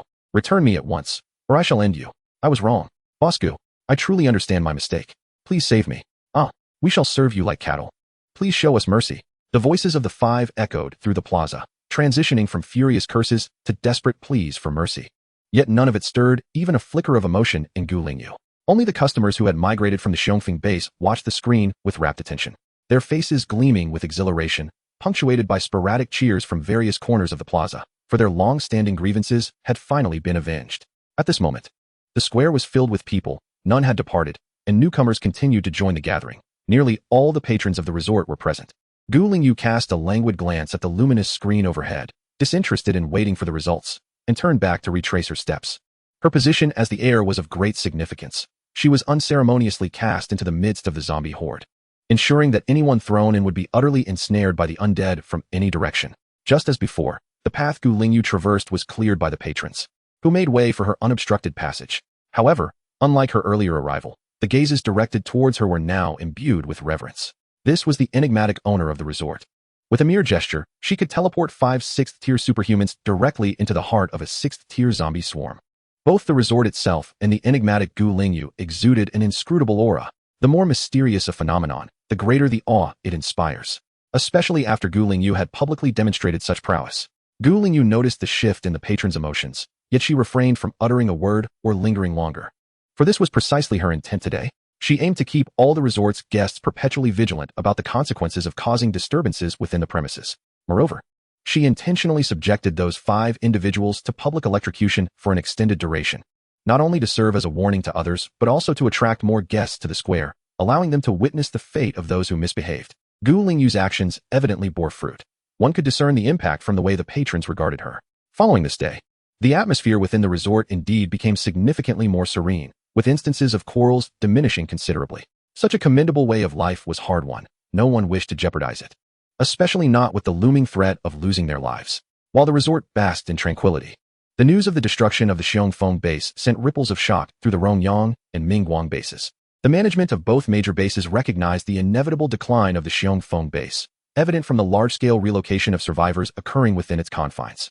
However, even they were unprepared for the swiftness of its demise. The Xiongfeng base had indeed been a prominent establishment within the city, and now, with such a significant incident unfolding, not only the management, but also the survivors within the two bases were aware of the developments. Alongside the news of Xiongfeng base's obliteration, the sudden emergence of the Taoyuan Resort also spread like wildfire. The name Taoyuan Resort officially reached the ears of survivors across various bases in the city.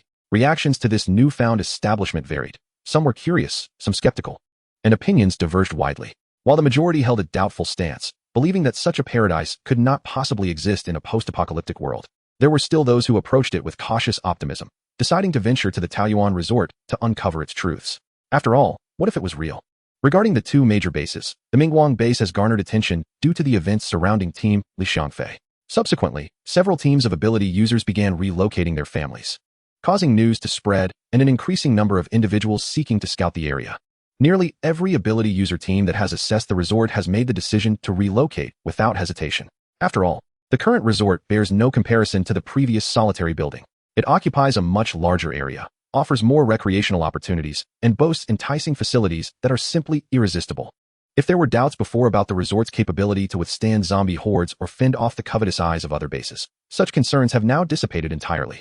The news of Xiongfeng base's attempt to assault Taoyuan Resort has circulated, and given such an event, many of these apprehensions have naturally ebbed away. Although the number of individuals choosing to relocate from Mingguang base is on the rise, given the base's enormous population of 60,000, the daily exodus of a few dozen people remains relatively inconspicuous. As for Rongyang base, being the only level 1 base in Haishur, the number of those opting to leave is even smaller. Residing in the largest base in Haishur, many individuals possess an innate sense of superiority. Despite the numerous grievances regarding Rongyang base, survivors living there instinctively believe that no other location in Haishur could possibly surpass it. However, this sentiment does not extend to the neighbors of Team Tang Wenhua, originally from Rongyang base. Team Tang Wenhua promptly relocated all their family members to the resort after witnessing the dismal defeat of the 600 ability users sent by Xiongfeng base to attack the resort. When Team Tang Wenhua moved their families, their neighbors observed and secretly ridiculed them, believing they must have lost their wits to leave the largest base in Haishur. Others were struggling to gain entry, yet they were voluntarily moving out. Upon hearing this news, the neighbors were convinced that the members of Team Tang Wenhua must have been out of touch with reality. As for the so-called resort described by Team Tang, no one took it seriously. In the eyes of the neighbors, how could such a splendid place exist in this apocalypse? Surely, nothing could be better than Rongyang base. They believed Team Tang Wenhua had been deceived. Some well-meaning neighbors offered a few words of caution, but upon realizing their advice was futile, they eventually let it go, discussing the matter for a few days before dismissing it entirely. However, what the neighbors did not anticipate was that just days later, they would once again hear the name Taoyuan Resort, accompanied by the same astonishing news. The hundreds of ability users from Xiongfeng base attempted to attack Taoyuan Resort, ultimately suffering a crushing defeat without even breaching the gates. Over 3,000 survivors from Xiongfeng base have now relocated to Taoyuan Resort, which has emerged as the third largest base following the two major bases in Haishur. As whispers of news spread for the others at the Rongyang base, it was merely idle chatter over tea and meals. However, for the neighbors of Team Tang Wenhua, it sparked a mixture of shock and curiosity. After several moments of hesitation, a curious team of ability users decided to venture to the Peach Blossom Resort to uncover the truth. Regardless of their initial intentions, upon arriving at the resort, each member found themselves rendered speechless. Could this truly still be the apocalypse? The avenue was lined with lush greenery, and scattered on the leisurely benches were ordinary people engaged in carefree banter, exuding an air of tranquility reminiscent of the world before the cataclysm. Since entering the resort, the team had been left agape, feeling akin to Lu Lao Lao entering the Grand View Garden. If not for the enormous sign at the entrance confirming they had not erred in their destination, they might have believed they had stumbled into a heavily protected zone. This place could not merely be compared to the Rongyang base. It was evident that the Rongyang base paled in comparison, setting aside the question of resource abundance. Just the living environment was already a resounding triumph over that of the Rongyang base. In that moment, they felt a twinge of trepidation. Cautiously, they approached a passerby to inquire about the situation, receiving a warm and detailed response, the likes of which they had not encountered in such a perilous world for a long time. The demeanor of the passerby was not one of naivety, but rather one of complete assurance. Did they not fear that these visitors might pose a threat? Finally, one of the team members could no longer contain their curiosity and asked the passerby, "Aren't you concerned about divulging so much information to us?" The passerby merely smiled mysteriously, their expression devoid of any worry. Those who dare to cause trouble at the resort should be the ones concerned for their safety. Had it not been for the team's firm belief that the passerby exhibited no signs of supernatural abilities and was merely an ordinary person, they might have thought they were conversing with some enigmatic figure. Just look at that air of confidence and composure. Even formidable individuals of the 6th or 7th tier would likely pale in comparison. If the passerby were aware of the thoughts swirling in the team's minds, they would likely burst into laughter. 6th or 7th tier. In front of Boss Gu, could those even be deemed powerful? Previously, the 5 6th tier managers from the Xiongfeng base had ultimately met their demise at the hands of Boss Gu, unceremoniously tossed into a horde of zombies, to be devoured whole. Eventually, under the guidance of the passerby, the team made their way to the main hotel building to inquire with the lobby manager about Team Tang Wenhua. The team was utterly bewildered.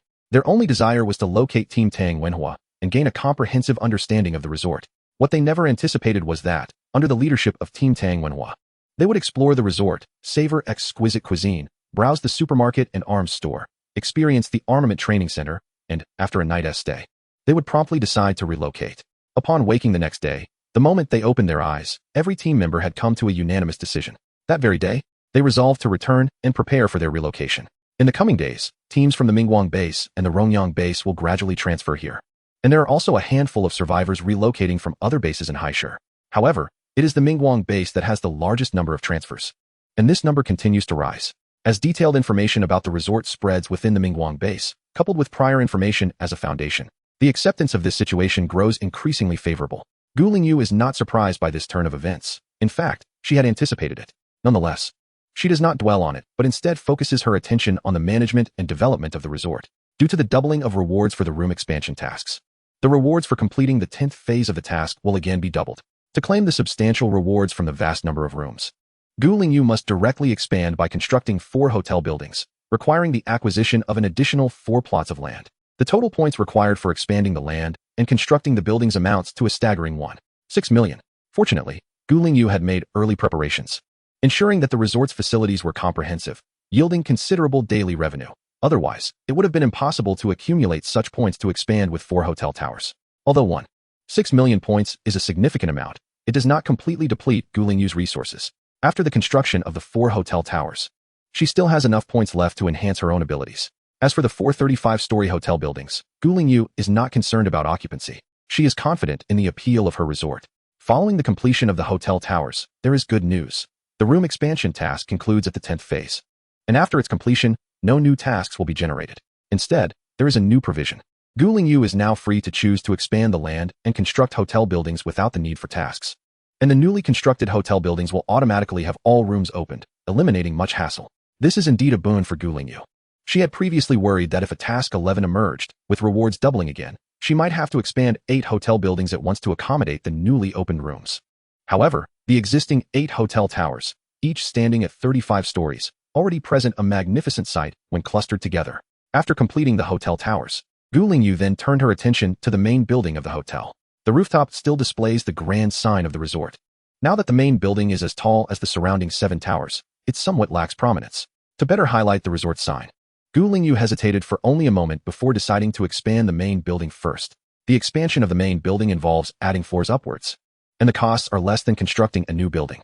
The initial expansion requires just over 10,000 points, and thereafter, each additional floor incurs an increasing cost.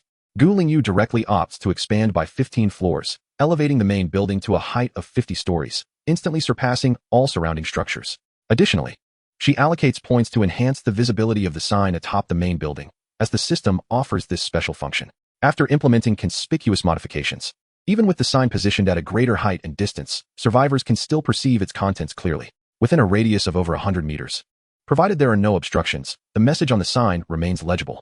Following the expansion of the hotel's main building, Lingyu also enhanced the dimensions and levels of the shopping and dining areas. Both regions have been enlarged to 15,000 square meters, increasing from 3 to 5 stories, thus sufficiently accommodating the current clientele. The enlargement of these 2 areas has also significantly expanded the front plaza. Lingyu pondered that if the resort continued to expand at this rate, it might soon become inconvenient without adequate transportation.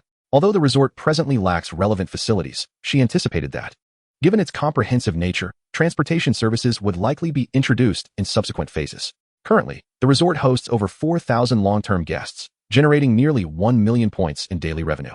As Lingyu initially surmised, the proportion of income derived from accommodation is indeed minimal. The substantial profits are primarily generated in the dining and shopping sectors. Notably, the armament training hall constitutes a major source of revenue. As in a post-apocalyptic world, strength is paramount, leading customers to invest heavily in this area. The evident results from the training hall have garnered considerable admiration from patrons, in addition to the revenue increase from the growing population. The enhancement of guest capabilities has likewise contributed significantly to the resort's daily earnings. The stronger the guests become, the quicker they acquire resources, thus enhancing their purchasing power, a virtuous cycle. The resort flourishes, operating smoothly with senior staff overseeing various zones, coordinated by Lingyu, allowing Lingyu to free up her time. After revising the resort's expansion plans, she contemplated that there would likely be no immediate issues, especially with matters at the Xiongfeng base settled, thus she could consider establishing a branch. However, just as this thought crossed her mind and preparations were underway, situations arose at the Mingguang base. As more survivors from Mingguang transitioned to the resort, surpassing 100 daily, the upper management finally took notice. The daily influx was increasing, and if this trend continued, it could spiral out of control, potentially mirroring the situation at the Xiongfeng base. Initially, the Mingguang base, confident in its status as a level 2 base, had little regard for Taoyuan Resort. Despite the events at Xiongfeng, they did not view the resort with the seriousness it warranted. Although they had entertained some thoughts about the resort, they were not in a rush to act. However, the upper management of Mingguang could no longer remain passive. 10 days after the destruction of the Xiongfeng base, Mingguang finally took action. Initially, some high-ranking officials considered locking the gates to prevent ordinary individuals from leaving, but ultimately, they opted for an alternative approach. It is said that the resources at that resort are so abundant that it could incite envy. Rumor has it that even ordinary individuals at the resort can indulge in copious amounts of meat and drink, with pure water available at will. If the resources at the resort are indeed this plentiful, does the so-called old Gu truly deserve to possess such riches? The high-ranking officials at the Mingguang base began to contemplate this, and the following day dispatched a trusted team of supernatural beings to scout the area. The news they returned with left them in disbelief. 3 years into this post-apocalyptic world, such a splendid place still exists. However, based on information gathered from various channels, it appears that these reports are likely true. The insatiable greed within them became increasingly difficult to suppress. The authorities at the Mingguang base immediately began to mobilize their forces, ultimately assembling a formidable contingent of 3,000 supernatural beings, set to embark for the Taoyuan Resort in 3 days' time. On a high platform in the main square of the base, several officials from Mingguang gazed down with expressions of triumph as the supernatural troop set forth. Is it really necessary for us to dispatch so many for a mere, nonsensical resort? One official scoffed. Our actions this time not only aim to flatten that resort, but also serve as a warning to the other bases in Haishur. Indeed, we must let those rogue bases know that our 2 major bases are not to be trifled with. If they wish to survive in Haishur, they must learn to behave. Furthermore, a wild girl, emerging from who knows where, dares to encroach upon our territory. She truly is unaware of her own insignificance. Yet, it was rumored that the protective barrier surrounding the resort was incredibly formidable.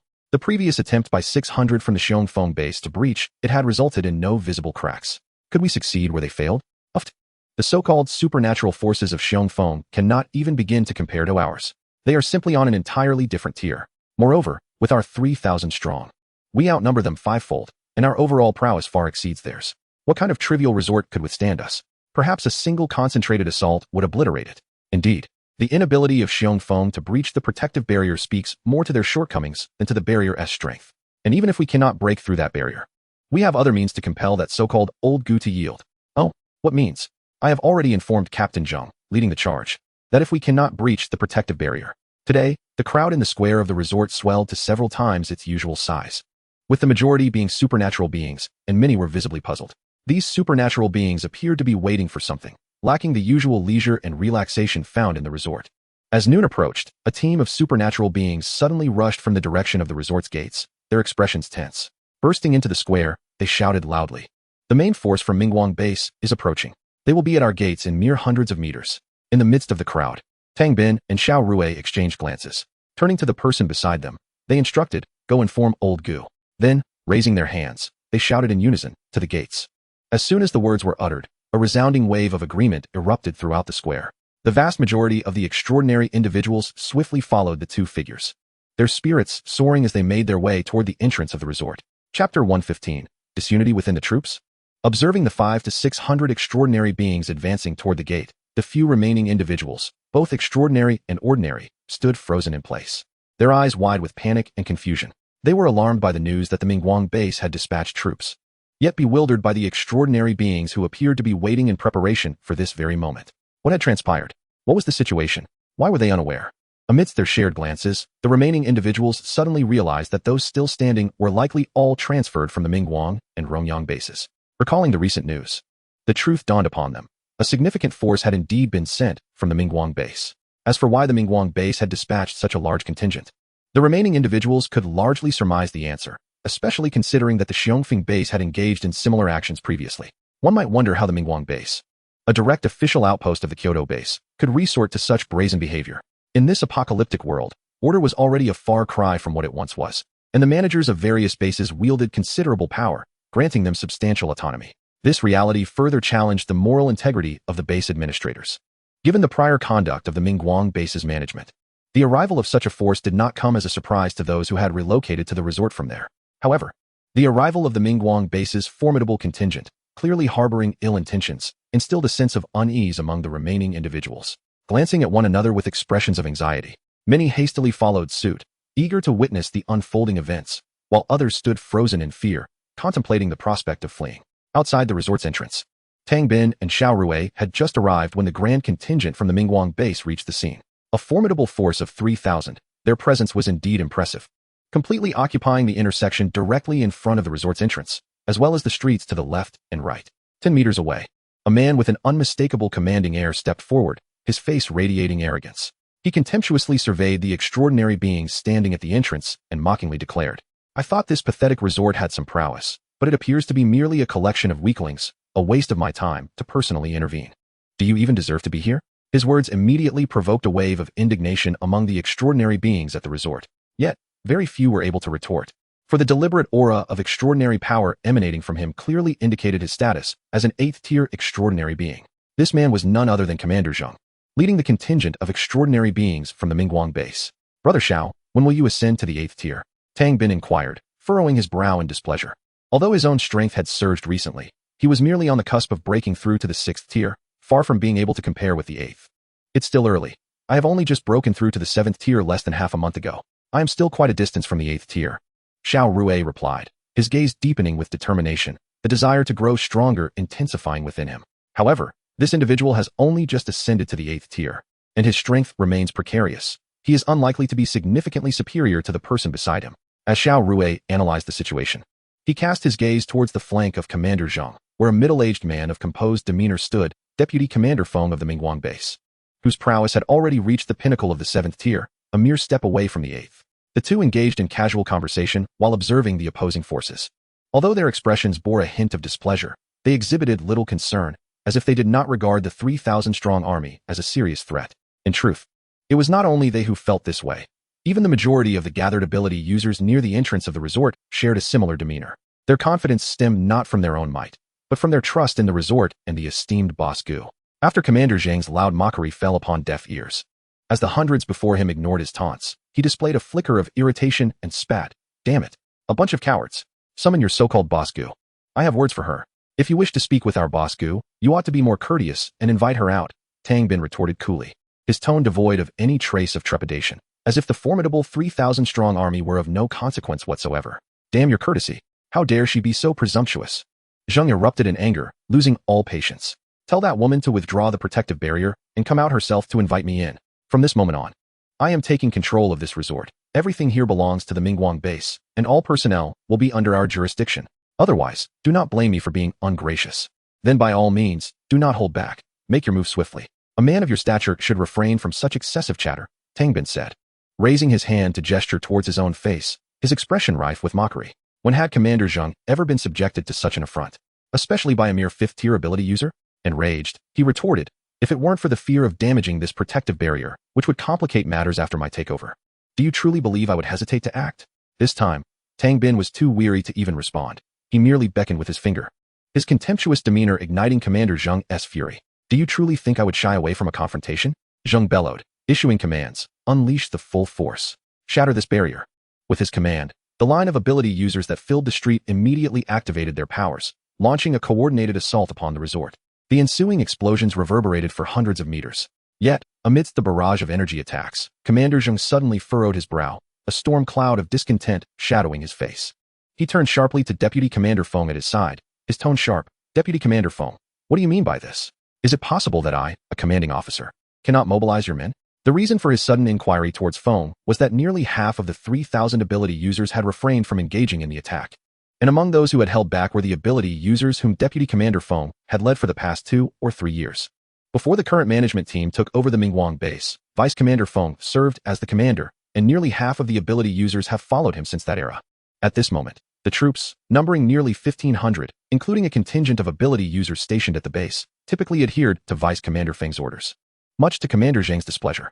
Now, in such a critical time, these individuals audaciously disregarded his commands, further undermining his authority. He was the rightful commander of the Mingguang base, a trusted aide to the higher management, and had recently acquired substantial crystal core resources, which enabled him to break through to the 8th tier of power, surpassing Vice Commander Feng and becoming the strongest. How dare this Feng fellow disregard him?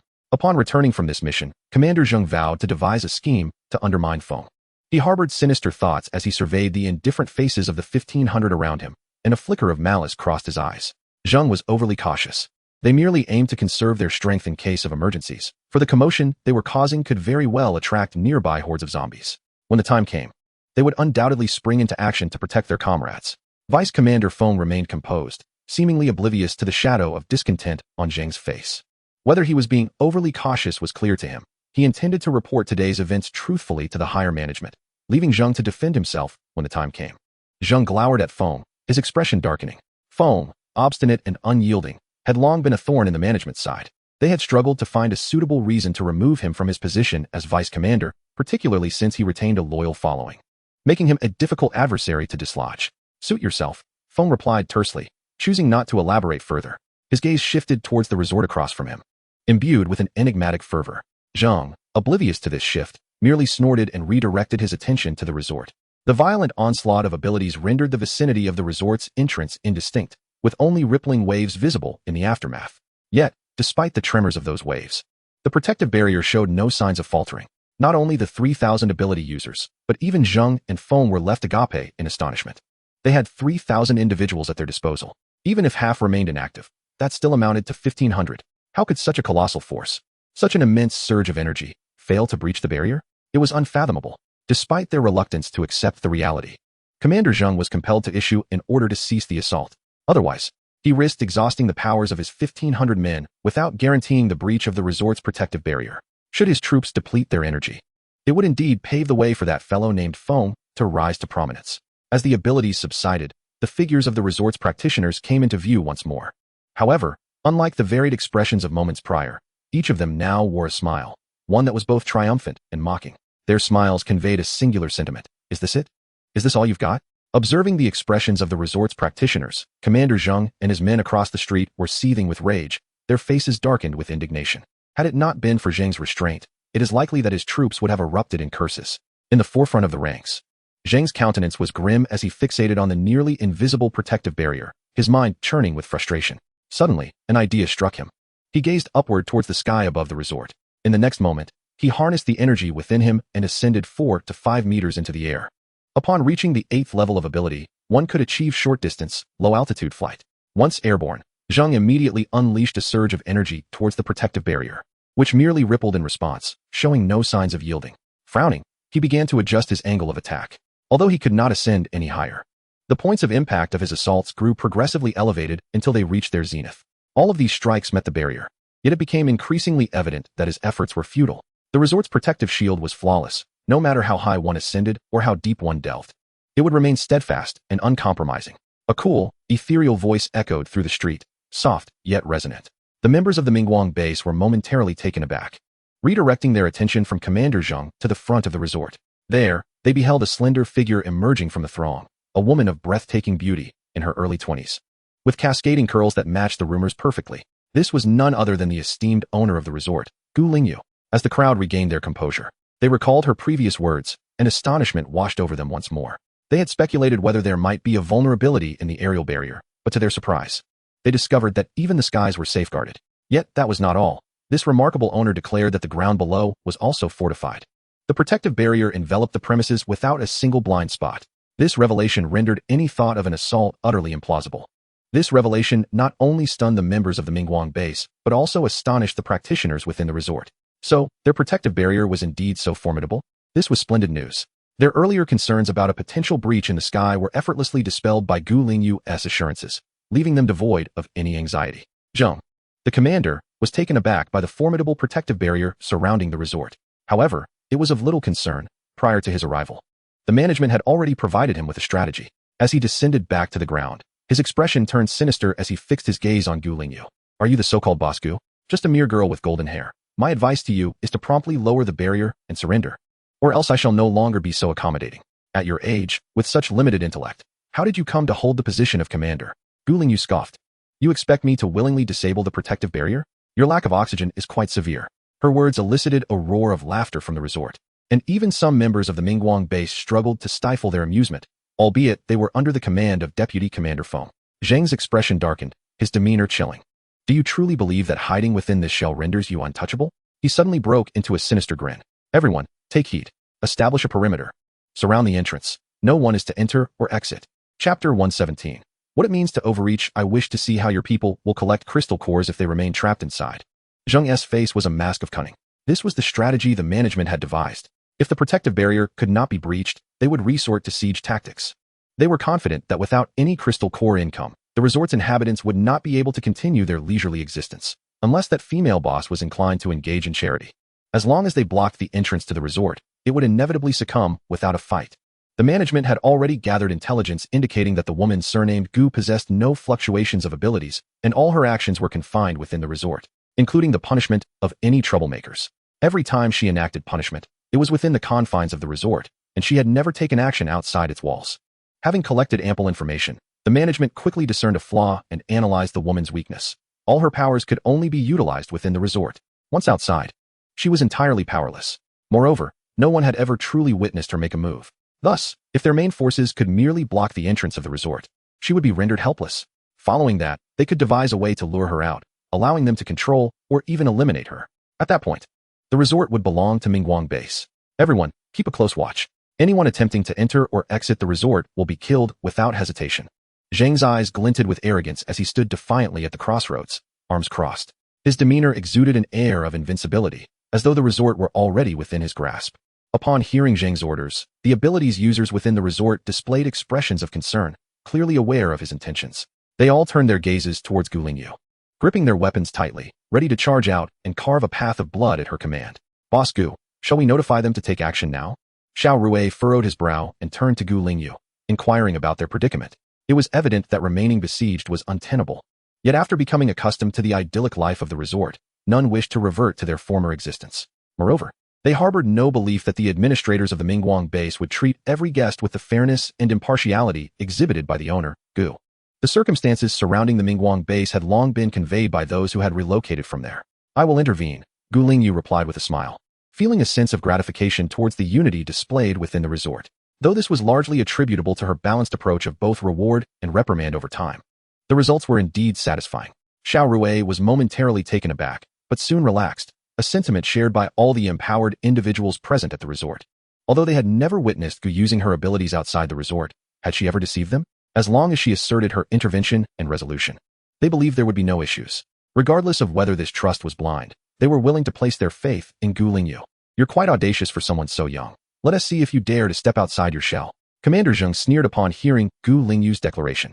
Whether it was underestimating her prowess or overestimating his own, he dismissed her entirely. Gu Lingyu, uninterested in further discourse, simply wore her customary smile and gradually stepped forward, leaving the safety of the protective barrier, exposing herself to the full force of the Mingguang base's troops. You truly dare to emerge. Excellent.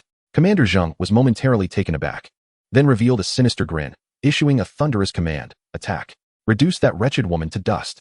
With his order, over 1,000 abilities surged forth from the ranks, targeting the slender figure standing before the resort. This onslaught was still led solely by the 1,500 under Commander Zheng's command, while Deputy Commander Feng's contingent remained unmoved. However, Zheng had little patience for this and awaited the opportunity to have Deputy Commander Feng dismissed upon their return. The myriad of powers hurtled toward Gu Lingyu, creating a spectacle that obscured the sky, both magnificent and terrifying. Witnessing this, the resort's inhabitants felt a wave of anxiety for Gu Lingyu, unconsciously clenching their fists. Tang Bin and Xiao Rui nearly rushed forward to pull her back, but recalling Gu Lingyu's orders, they managed to restrain themselves. Waves of energy erupted around Gu Lingyu.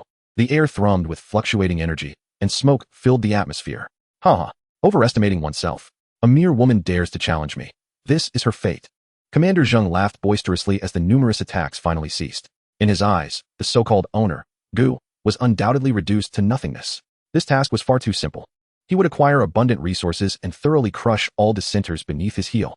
However, as the haze began to dissipate, a voice laced with cold amusement emerged from the remnants of smoke. Overestimating oneself? Let me show you what it means to be overconfident. The voice echoed, startling everyone. Commander Zheng stared in disbelief at the scene before him as the dust finally settled, revealing the figure of Gu Lingyu. The same posture, the same visage. Unchanged from moments prior, not even a shred of her clothing marred. How is this possible? Commander Zheng exclaimed, utterly unable to trust his own eyes. Even he, under such a barrage of concentrated psychic attacks, could not emerge unscathed. At that moment, everyone in the Mingguang base, regardless of whether they had attacked or not, mirrored Commander Zheng's astonishment. Suddenly, Commander Zheng raised his hand and unleashed a psychic attack directly at Gu Lingyu. In the next instant, the attack was halted a mere 20 to 30 centimeters in front of her, creating ripples that dissipated entirely, unable to advance an inch further. At the moment the ripples appeared, Commander Zheng finally understood. You possess a protective barrier akin to that of a resort. At this revelation, everyone comprehended the situation. No wonder she dared to step out of the resort. No wonder she faced all psychic attacks head-on, unflinching and unyielding. It turned out she was utterly unafraid of such assaults. How could they possibly fight her? Who could even touch her? Before the crowd could recover from their shock, a deeper smile spread across Gu Lingyu's face as she slowly spoke. Now, it is my turn. As the crowd stood in stunned silence, still grappling with the implications of her words, the next moment, their eyes widened in utter disbelief. The seemingly tranquil Gu Lingyu suddenly erupted with intense energy fluctuations. In the blink of an eye, arcs of pale blue electricity crackled around her, enveloping her entirely. Then, under the watchful gaze of 4,000 to 5,000 people both inside and outside the resort, she began to rise from the ground, ascending into the air to a height of over 10 meters. Lightning danced around her, as if a deity of thunder had descended. An 8th tier psychic could only fly slowly and short distances within 10 meters. It was only those of 9th tier and above who could surpass that height. 9th tier. The Gu boss of the resort before them surprisingly possessed the strength of a 9th tier psychic. This revelation was completely unforeseen by everyone present. It is worth noting that prior to this, there had been no 9th tier psychics in the entire city. The highest were 8th tier. Thus, Commander Zheng had felt so emboldened. Yet in this moment, all understood that this seemingly unassuming Gu boss actually wielded the power of a 9th tier psychic. In the entire city, none could surpass her. In truth, should Gu Lingyu desire, she could break through to the 10th tier at this very moment. However, given the current circumstances, her 9th tier prowess sufficed. There was no need to ascend to the 10th tier. In her past life, she had already reached the pinnacle of 8th tier strength, merely a step away from 9th tier. Consequently, after adapting for just a day post-breakthrough to 8th tier, she had once again utilized her points to ascend to 9th tier. The reason for the lack of further advancement was merely to grant herself a moment to adapt to her newfound strength. Just moments ago, she discerned with a single glance that Commander Zheng had only recently ascended to the 8th tier of power, and his control over this strength remained notably unstable. Hence, when Commander Zheng ascended into the air, he could only rise to the 4th or 5th tier, his energy fluctuations revealing a chaotic nature, clearly the result of expending vast resources without the ability to fully harness them. As they gazed at Gu Lingyu hovering in midair, everyone was rendered speechless by astonishment. After a brief pause, an immense cheer erupted from the resort. For the people of the resort, the greater Gu boss's strength, the more secure their existence, the safer the resort became. In stark contrast, the main force from Mingguang base, led by Commander Zheng, appeared pale and shaken, providing a vivid juxtaposition to the jubilant resort dwellers. However, the surprises were not yet over. After Gu Lingyu ascended, another figure emerged from the resort's entrance, Manager Lu, distinguished by his golden hair. As the crowd looked on in confusion, Lu Wu's aura suddenly transformed, his form twisted and elongated, eventually dropping to all fours, from which sprang forth 9 whip-like tails. A colossal golden 9-tailed tiger materialized before everyone's eyes, measuring nearly 7 meters in length, and with its tails reaching an astonishing 10 meters. Its imposing 4-meter stature instilled a profound sense of pressure among all. Faced with this unexpected behemoth, the entire contingent from Mingguang base instinctively recoiled several steps, their faces filled with terror. Not only the Mingguang forces, but even the resort dwellers were astonished to witness the usually elegant and handsome Manager Lu transformed into such a ferocious beast. Moreover, the energy radiating from him indicated that he, too, was at the 9th tier. In a moment, uncertainty gripped the crowd. Was this tiger truly Lu Wu's true form, or merely a manifestation of his abilities? Yet, the astonishment did not cease there. In the next instant, a massive swirling spatial portal appeared above Gu Lingyu's head, a sight all too familiar to the survivors of the apocalypse. It was the portal of a summoner. A summoner. But wasn't Gu Boss an electricity elemental? Why then did a summoning portal manifest? What could possibly explain this? Could it be a dual elemental user? She was indeed a dual elemental ability wielder. In the crowd, someone could not contain their shock and exclaimed, instantly snapping everyone back to reality, their faces displaying incredulity. How could this be? Aren't elemental users only capable of awakening a single ability? How could she possess two? In stark contrast to the terror exhibited by the forces of Mingguang base, the resort dwellers were ablaze with fervor. How could this be impossible? This is our Gu Boss. For her, nothing is beyond reach. Gu Boss is invincible. Yet, why was the portal so extraordinarily vast? Its diameter must be nearly 20 meters. What does this signify? After all, Gu Boss is a 9th tier elemental user. The summoned battle pet undoubtedly possesses the formidable strength of the 9th tier, and its larger size is entirely reasonable. The guests at the resort, who had only exchanged a few remarks, soon found themselves rendered speechless, as they too were struck dumb by the overwhelming spectacle before them. A resounding cry, imbued with an aura of authority, echoed from within the spatial portal, reverberating above the fork in the road. In the blink of an eye, a colossal figure, aglow with golden light, burst forth from the portal, soaring into the heavens. Following this, the creature unfurled its immense wings, previously tucked against its sides, casting a shadow that enveloped all below. It was none other than a rock, with a wingspan of 60 meters and a body length of 30 meters. As it circled overhead, the onlookers felt as though the very sky above had been consumed, leaving only vast swathes of darkness beneath. The sheer terror of such a magnificent creature was palpable. Its size, when accounting for its wingspan, surpassed that of a commercial aircraft. Was this truly the battle pet of a 9th tier powerhouse? Gazing at this behemoth, especially in the presence of two 9th tier warriors, one could scarcely comprehend the magnitude of their combined might. The forces of the Mingguang base were ashen-faced, their spirits quashed. For any notion of resistance seemed utterly futile in the face of such overwhelming power. What does it mean to be a 9th tier? A mere flick of a finger could obliterate them. In that moment, Captain Zheng and his subordinates, each one displaying a visage of despair, felt hopelessness wash over them. Zheng had never anticipated that the female proprietor of the resort possessed such terrifying strength. To hell with intelligence reports and analysis. He realized he had been thoroughly outmaneuvered. Lingyu looked down upon the forces of Mingguang base, observing their pallid faces with icy indifference. She spoke slowly, her voice piercing the air to reach the ears of every individual present. Those who did not attack the resort or me, step aside to the sides of the road. The moment her words fell, a significant commotion erupted among the ranks of Mingguang base. Nearly half of the personnel, without a trace of hesitation, bolted towards the sidewalks, fearing that any delay could cost them their lives. It was not just the half of the ability users. Even Deputy Commander Feng stepped towards the roadside. Chapter 119, the mightiest of Haishur. The remaining half of the ability users, frozen in place, were utterly bewildered. What was happening? What on earth was going on? Captain Zheng, equally stunned, soon regained his composure, glaring incredulously at Deputy Commander Feng. You have betrayed the Mingguang base. You traitor. He spat, incredulous. No wonder you refused to attack the resort earlier. It appears you conspired with this woman all along. In the face of Captain Zheng's furious outburst, Deputy Commander Feng remained remarkably calm. He replied coolly, it cannot be called betrayal. I merely wish to survive and to ensure that those who follow me can lead lives of dignity and equality. I have safeguarded the Mingguang base for over 3 years. Yet now it views me as a thorn in its side. If that is the case, why should I remain? Do not speak so grandly. Upon my return to report to the management, none of you shall escape unscathed. Commander Zheng seethed with rage. Yet the inferno of his fury was swiftly extinguished by the chilling voice of Lingyu. Return? Who has granted you permission to leave? Do you believe you can escape my grasp? Commander Zheng abruptly turned, his eyes wide with terror as he beheld Lingyu hovering above, his earlier bravado evaporating. I am the commander of the ability force at the Mingguang base. If you dare lay a hand on me, you shall be at odds with the entire Mingguang base. Huh. The Mingguang base is hardly worthy of being my adversary. The smile at the corners of Lingyu's lips faded, and a murderous intent glimmered in her eyes. Ladies and gentlemen, do savor the gifts from the Taoyuan resort. No sooner had she spoken than a flash of lightning illuminated the air, and before anyone could react, Lingyu's figure vanished from sight. When she reappeared, it was right before Commander Zheng, whose pupils widened in shock as her fist, enveloped in electric power, hurtled towards his face. Bang! With a single blow, Lingyu drove Commander Zheng into the ground. The tremendous impact cracked the earth beneath them, and Zheng coughed up a mouthful of blood, his face contorted in agony, rendered speechless. Yet, this was merely the beginning of his suffering. As Zheng crashed to the ground, Lingyu swiftly kicked him into the air, following up with a punch to his abdomen. Her elbows and knees became formidable weapons, relentlessly assaulting Zheng, rendering him helplessly suspended in midair, deprived of any chance to land.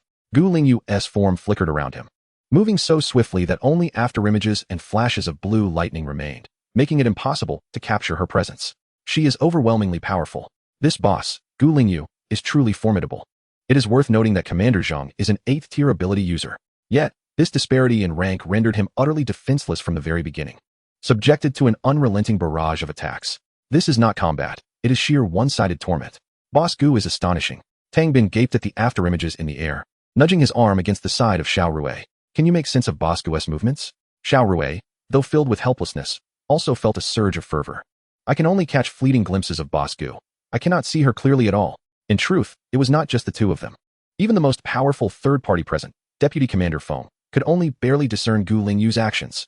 As for reacting, that was entirely out of the question. Even if his eyes could perceive Gu Lingyu's figure, his body would not respond in time. The inability to react meant that even if he faced Gu Lingyu, he would merely be a passive recipient of her onslaught. Meanwhile, while Gu Lingyu unleashed her wrath upon Commander Zhang, Lu Wu and Kuin Peng simultaneously launched an assault on the remaining 1,500 ability users, transformed into a tiger-like beast. Lu Wu leapt directly into the ranks of the Mingguang base, landing with such force that he trampled 2 individuals upon impact. His 9 long tails swept through the air, sending more than 10 people screaming into the sky.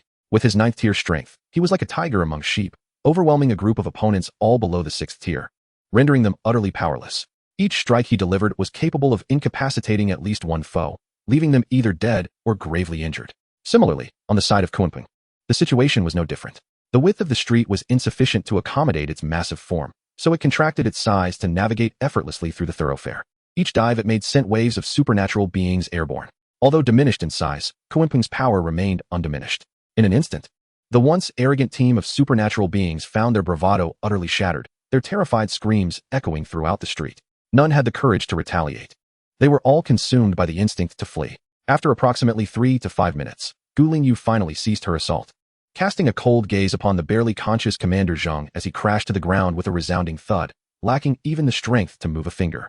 Though the duration seemed brief to onlookers, for Commander Zhang, it felt like an eternity. He was disheveled, his once recognizable visage obscured by blood and wounds, presenting a pitiful sight. Yet, he was still alive, his eyes filled with unending terror. With a casual wave of her hand, Gu Lingyu released a bolt of electricity that coiled around Commander Zhang, binding him to the ground. Even if he were capable of movement, escape from this electric entrapment was utterly impossible. Once she secured him, Gu Lingyu soared into the air once more, her body enveloped in brilliant arcs of electricity that illuminated half the street. In the next moment, countless bolts of lightning radiated from her, striking each supernatural being from the Mingguang base as they leapt in a chain reaction. Each individual struck by her lightning convulsed and fell to the ground, able to emit but a short, anguished cry before succumbing to their fate. The immense power of the lightning surged and spread, weaving a dazzling yet deadly net that enveloped the entire intersection. When the electric web dissipated, only Gu Lingyu remained standing amidst the chaos, awe-inspiring. All who witnessed this scene were left speechless, overwhelmed by the magnitude of her power. So formidable, murmured Tang Bin in astonishment. Chapter 120. The Devil Smile. Boss Gu had mastered the power of electricity to an extraordinary degree, wielding it with the ease of breathing. Xiao Rui, usually calm and composed, now gazed upon her with admiration and reverence. To utilize chain lightning with such precision, capturing every individual on the battlefield without a hint of waste or misfire, was nothing short of astounding. Even among 9th-tier experts, Boss Gu surely stood at the pinnacle. Every witness to Gu Lingyu's battle found their minds consumed with awe and an intense desire to grow stronger. When will they, like the ancient master, possess such formidable strength? Gu Lingyu remained indifferent to the thoughts of others. Her focus was solely on battle, long-awaited battle. Though it may not have been entirely satisfying, it reignited the fervor within her veins. In her past life, over 3 years of apocalyptic existence had subjected her to countless skirmishes, traversing the thin line between life and death, making combat an intrinsic part of her being. While becoming stronger was her singular conviction. One could assert that her peak strength at the 8th tier was forged through the crucible of life and death confrontations. Gu Lingyu slowly turned her gaze towards a nearby street. There, the remaining supernatural beings from the Mingguang base were still in a state of panic, fleeing in terror. Some, in their misguided cleverness, had squeezed themselves onto the sidewalks, attempting to blend in with the group led by Deputy Commander Feng. Did they truly believe they could escape? A cruel smile crept across Gu Lingyu's face. The resort and she were no longer what they once were, and there was no need for subtlety. Today, she would ensure that the entire Haishur city would know the dire consequences of daring to cause trouble at her resort. Suspended above the road, she released torrents of lightning energy as she advanced. Wherever she passed, All those hidden among the crowd on either side were swiftly defeated by her. Her attacks seemed to possess an automatic targeting function, leaving no room for error or collateral damage, precise and lethal. Those who had previously assaulted the resort and her had already been marked for retribution. She merely needed to activate the system's guidance feature to ensure none of them could evade their fate. The cleansing operation continued along the roads flanking the resort. And at the far ends of those streets, the sounds of battle cries erupted. These were the supernatural beings from the resort, previously ambushed there by Gu Lingyu. As the supernatural beings from the Mingguang base began to flee, her comrades charged forth, intercepting each fleeing individual one by one. The chaos of combat was imminent. Upon hearing the battle cries, Tang Bin and Xiao Rui, stationed at the entrance of the resort, exchanged a glance, recognizing the fervent battle spirit reflected in each other's eyes. Brothers, it's time to act. We have been under the protection of the ancient master for so long. Now is the moment to prove our worth. With a commanding shout, Tang Bin and Xiao Rui split into two teams, each leading a group towards the flanking roads, aiming to encircle those attempting to escape. In truth, Gu Lingyu had orchestrated this plan well in advance. One faction was to block the streets, while another remained to protect the resort, ultimately converging to eliminate the threat. Observing her forces breaking through, Gu Lingyu felt a twinge of unfulfilled desire but reined in her powers, restoring her customary smile as she began to retrace her steps. Yet, her seemingly affable smile, perceived by Feng's subordinates on either side of the road, only intensified their trepidation. Was this the smile of a demon? Indeed, from this day forth, who would dare to underestimate this seemingly delicate ancient master? Although Gu Lingyu had withdrawn her hand, she harbored no concerns about individuals mingling on the sidewalks, for she had entrusted the system to assist Lu Wu and Kuanpeng in identifying those who had infiltrated the crowd. Lu Wu, being summoned by the system, encountered no obstacles in receiving its guidance. As for Kuanpeng, the system could effortlessly convey instructions to him, provided she consented. The two were tasked with uncovering the hidden adversaries, while the extraordinary beings of the resort were responsible for clearing the road of the Mingguang base's practitioners. At this juncture, only a few enemies remained capable of movement, and the resort's personnel faced no pressure in handling them, especially considering the significant progress made through their recent training at the armament training hall. Gu Lingyu returned to the entrance of the resort, and, upon turning her head, caught sight of Deputy Commander Feng not far away. He promptly approached, not daring to delay for a moment. I have met the esteemed Gu. I am Feng Ming, he introduced himself. Having witnessed Gu Lingyu's formidable strength, Feng Ming refrained from any arrogance, promptly extending his greetings and disclosing his name. Feng Ming, the former commander of the extraordinary forces at Mingguang base, now served as deputy commander and was held in high regard throughout the base for his numerous efforts in leading the forces to fend off zombie hordes and ensure the safety of the base. However, following a restructuring of the base's management, he faced exclusion from the new administration, suffering oppression in various forms and having resources unjustly diverted to Commander Zheng, who lay prostrate like a dead dog. Moreover, not only Feng Ming suffered from this oppression, but the practitioners under his command also faced unfair treatment merely for their loyalty to him. As conditions grew increasingly dire, the emergence of Taoyuan Resort offered a glimmer of hope. After the destruction of Xiongfeng Base, Feng Ming fully redirected his attention toward Taoyuan Resort. Through various channels and sending individuals to discreetly gather information, he meticulously confirmed the situation and ultimately resolved to lead all willing to follow him to relocate to Taoyuan Resort. However, before this plan could be executed, the management of Mingguang Base issued orders to deploy extraordinary forces to assault the occupied Taoyuan Resort. Unluckily, they specifically summoned Feng Ming to mobilize 1,500 personnel to cooperate with Commander Zheng. Feng Ming found himself in a predicament. He could not openly defy the management of Mingguang Base, as he needed to consider not only his own safety, but also the well-being of his family and those loyal followers and their families. Consequently, on the very first day he received the order, he dispatched a trusted team of practitioners, disguising their mission as an external assignment. In reality, that team journeyed to Taoyuan Resort to relay this critical information to Gu Lingyu. In addition to delivering the message, Feng Ming instructed his subordinates to clearly convey their intentions and resolve. They would not partake in the assault, but would merely serve as a facade. Simultaneously, he earnestly requested Gu Lingyu to refrain from taking action against his subordinates when the time came. Although Feng Ming had not fully grasped Gu Lingyu's capabilities prior to that day, he had diligently studied and analyzed every incident involving Taoyuan Resort and Gu Lingyu. Intuition whispered to him that the seemingly fragile boss Gu was far from ordinary. Indeed, reality confirmed that his instincts were impeccably accurate. Chapter 121. The deterrence of force. Gu Lingyu observed the sincerity and admiration reflected in her counterpart's eyes, her smile deepening. I see your earnestness. What are your next steps? Although for her, the arrival of Feng Ming's messenger bore little significance, as the team of special abilities led by Commander Zheng posed no substantial threat. Yet, as Feng Ming initially intended, his actions were merely a gesture of allegiance. Upon hearing her words, A wave of nervous excitement washed over Fengming. Although he appeared older than Gu Lingyu, he felt an intangible pressure in her presence. Boss Gu, my subordinates and I wish to relocate our families to the resort. Would that be permissible? Gu Lingyu was unsurprised by his request, offering a faint smile. Let your people gather. I will arrange their personal accounts first. This way, you can access the shopping area of the resort to procure supplies before relocating your families. How could she possibly let such a significant opportunity for a bulk purchase slip away? In these times, who would complain about amassing too many points?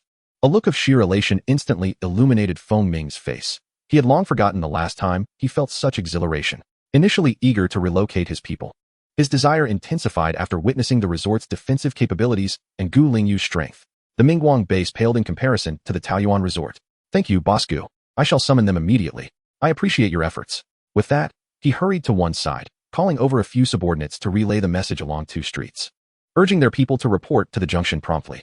While Fengming busied himself with notifications, Gu Lingyu slowly turned her gaze to the still-bound Commander Zheng, ensnared by lightning. Extending her palm, she summoned him as if he were tethered by an invisible rope, dragging him to her feet. With barely a glance, she delivered a swift kick, propelling Commander Zheng towards the entrance of the resort. Moments later, with another gesture, she used her lightning power to suspend him above the entrance as a spectacle. Those within the resort had already witnessed the punitive display involving electric shocks and a horde of zombies, so this demonstration was primarily for Fengming and his subordinates. Fengming, being astute, immediately grasped Gu Lingyu's intention upon returning and seeing Commander Zheng on display. While facilitating the personal accounts for his subordinates, he remained ever mindful to exhibit his respect for Gu Lingyu, subtly reminding his team of their place.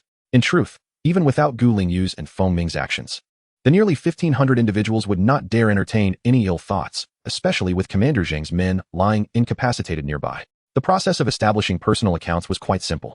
As long as a sufficient number of crystal cores were collected, Gu Lingyu could swiftly complete the arrangements for all 1,500 individuals with a mere wave of her hand. The true time-consuming aspect lies in the arrangement of accommodations. However, the resort currently boasts ample rooms, and the contingent of 1,500 does not require immediate lodging. Later, when they bring their families, they can simply be assigned to the senior staff overseeing each building. Having completed the establishment of personal accounts, Fengming promptly departed with his troops. Seizing the opportunity while daylight lingered, they aimed to return swiftly to the Mingguang base. Given the magnitude of the day's events, they were apprehensive that the base might cause trouble for their families, thus necessitating their immediate return for protection. Furthermore, they harbored no desire to linger at the Mingguang base, planning instead to pack their belongings that evening and relocate their families to the resort the following morning. Just as Fengming's troops set off, Lu Wu conveniently transformed back into human form and returned, standing beside Gu Lingyu to report, Master, as per your instructions, I have allowed some individuals to depart, while the remaining personnel have been dealt with. Gu Lingyu replied with a subtle nod. Those individuals were specifically released at her behest. Otherwise, how would the vast Mingguang base and the sprawling Haishur city comprehend that the resort was no longer an easy target? In truth, during today's confrontation, roadblocks had been established at various intersections, and her presence alone sufficed for the battle. There was no need for Lu Wu and Kunping to engage. Yet, she chose to involve them, for a simple reason. She sought to demonstrate her prowess, showcasing the resort's formidable strength capable of overshadowing all bases within Haishur City. A single resort, 3 9th-tier abilities. The entirety of Haishur City's 3 9th-tier practitioners resides within her resort. Which faction would dare to send more individuals to provoke them? The fate of those 1,500 practitioners from the Mingguang base was sealed. The rationale behind her display of such overwhelming strength stemmed from her intention to depart Haishur City shortly to undertake a branch task. As Kunping served as Gu Lingyu's summoned battle pet, it was imperative that it remain close, thus it would accompany her on her journey. With Kunping's swiftness, traversing Haishur City would be relatively brisk, and once the branch was established, the forthcoming portals would further facilitate expediency. Yet, why not avoid unnecessary complications altogether? The remnants of the Mingguang base were deliberately allowed to escape. After all, the intensity of the battle here must be communicated beyond these confines, mustn't it? With those remnants returning with news, the inhabitants of the Mingguang base would undoubtedly retreat into obscurity, unless they wished to personally face the consequences. This information could not remain concealed, for nearly 1,500 practitioners left behind also had families. The defeat of such a vast contingent at the resort, coupled with the fleeing remnants and the subsequent publicity from Fengming's side, would ensure that not only the entire Mingguang base, but all bases throughout Haishur City would be informed of the events, especially the Rongyang base, where Gu Lingyu had not hesitated to send a warning. Although the Rongyang base had yet to respond, the influx of individuals migrating from there had been steadily increasing, nearing the numbers of the Mingguang base. With the situation escalating, it was only a matter of time before the Rongyang base would set its sights on the resort. How they would ultimately proceed, however, remained uncertain. After all, based on the information gleaned from the patrons of the Rongyang base, it appears that the management there is far from benevolent. Lingyu cast a cool glance in the direction of the Rongyang base, hoping that the events of today would encourage them to tighten their grip and refrain from causing her any trouble. Otherwise, withdrawing her thoughts, she turned her head to survey the ends of the streets on either side. Noticing a substantial energy fluctuation resulting from the ongoing battles. Why are there skirmishes on both sides? A horde of zombies has been drawn in, and the ability users are diligently clearing them out. It is fortunate that they are numerous and thus face little danger, while simultaneously earning some crystal cores. Lu Wu, who had been steadfastly by Gu Lingyu's side, responded immediately upon hearing her thoughts. Gu Lingyu nodded, feeling a sense of satisfaction. Chapter 122. The Truth of the Apocalypse Regarding Today's Events. Gu Lingyu had only informed the individuals from the Xiongfeng base, and had not disclosed anything to the patrons from the Mingguang base, or the Rongyang base. There was no question of trust. They were not intimately acquainted, so what trust could there be? It was prudent to exercise caution, as she did not wish for her plans to encounter any unforeseen complications. However, from the events of today, it was evident that the patrons of the resort were quite united, demonstrating commendable cohesion, which pleased her greatly. A harmonious atmosphere was decidedly preferable to chaos. She had no desire for disorder within the resort, though the earlier battles had been quite intense, likely attracting a significant number of zombies. She remained untroubled by the abilities of the resort's patrons, especially considering that they were well equipped with ample supplies sourced from the resort itself. And with so many companions nearby, it would be challenging for any mishaps to occur. As things settled down, Gu Lingyu returned to the resort, dragging her spoils alongside Captain Zheng as she took a seat beside the square. She began attending to resort matters while awaiting the return of the ability users engaged in zombie hunting. At that moment, only ordinary people remained within the resort. Upon seeing the owner seated amidst them, with a person rendered unrecognizable dangling in midair, they all stood in reverent anticipation around the square. Given the owner's demeanor, it was evident that there were still matters to address. The number of ability users within the resort had risen to 2,000, a significant increase compared to the previous strength of the Xiongfeng base, and their overall prowess far surpassed that of the former base. The external hordes of zombies did not linger for long and were swiftly eradicated by the ability users. One by one, the ability users returned, and upon seeing Gu Lingyu with her trophies, the individuals from the Xiongfeng base understood what was about to unfold, each of them eagerly remaining in the square to witness the proceedings. Even those patrons who had migrated from the two major bases, despite being initially unaware, had heard tidbits of information from others and were equally curious to remain in the square. Even if they were not curious, they dared not leave. The owner was still there. Who would dare to depart? On a bench at one side of the square, Gu Lingyu felt the mixture of awe and fervor from those around her, yet her thoughts remained undisturbed. She understood the reasons behind the way they regarded her. In truth, she had grown accustomed to such scrutiny from her previous life. As the most formidable and renowned psychic in the base at that time, her mere presence commanded attention wherever she roamed. However, she had always been indifferent to such scrutiny and reluctant to engage in the treacherous intrigues of others. Had she not maintained this stance, she would not have become a thorn in the side of certain individuals, ultimately leading to her being ensnared in a conspiracy that resulted in her untimely demise. Retrieving her thoughts from the past, Gu Lingyu cast her gaze upwards at the sky and surveyed her surroundings, noticing that most of the people had returned. She then rose to her feet, disliking meaningless speeches. She addressed the crowd directly, stating, "The regular patrons of our resort are surely aware of what is about to transpire, and the new guests will soon learn our resort's rules. The consequences of transgressing our resort's boundaries have been made clear today. I shall refrain from discussing the minor offenders. But as for the ringleader, he shall be sent on a day trip. However, the destination today is not a horde of zombies, but rather the arena of exotic beasts at the entrance to the underworld." Upon hearing her declaration, the crowd displayed a mixture of confusion and surprise, with only a select few exhibiting signs of astonishment. Most were likely unaware of the exotic beasts, save for some who had heard whispers of their existence. Thus, Gu Lingyu deemed it necessary to provide a brief introduction, serving as a precautionary measure to educate her patrons. Concerning the apocalypse, most people were woefully uninformed. The catastrophe was precipitated by the sudden emergence of spatial portals in our terrestrial realm.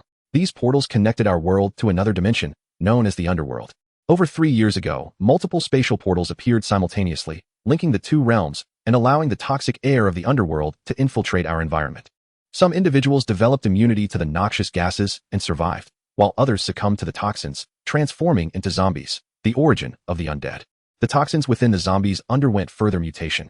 Thus, even though the majority of humanity evaded the initial exposure, they could not escape the corruption of the zombie poison. Consequently, once bitten, humans inevitably fell victim to the same fate. Observing the bewildered expressions of the crowd, Gu Lingyu continued, "The underworld brings not only toxic gases but also its creatures, which we refer to as exotic beasts.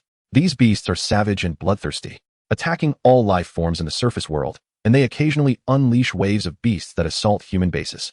In comparison to zombies, the threat posed by exotic beasts is far greater. High-level zombies are rare, as their emergence coincided with the onset of psychic training.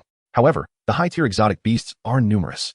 Had it not been for the restrictions imposed by the underworld portals, humanity would likely have faced annihilation. The spatial portals were initially unstable, allowing only weaker exotic beasts to pass through.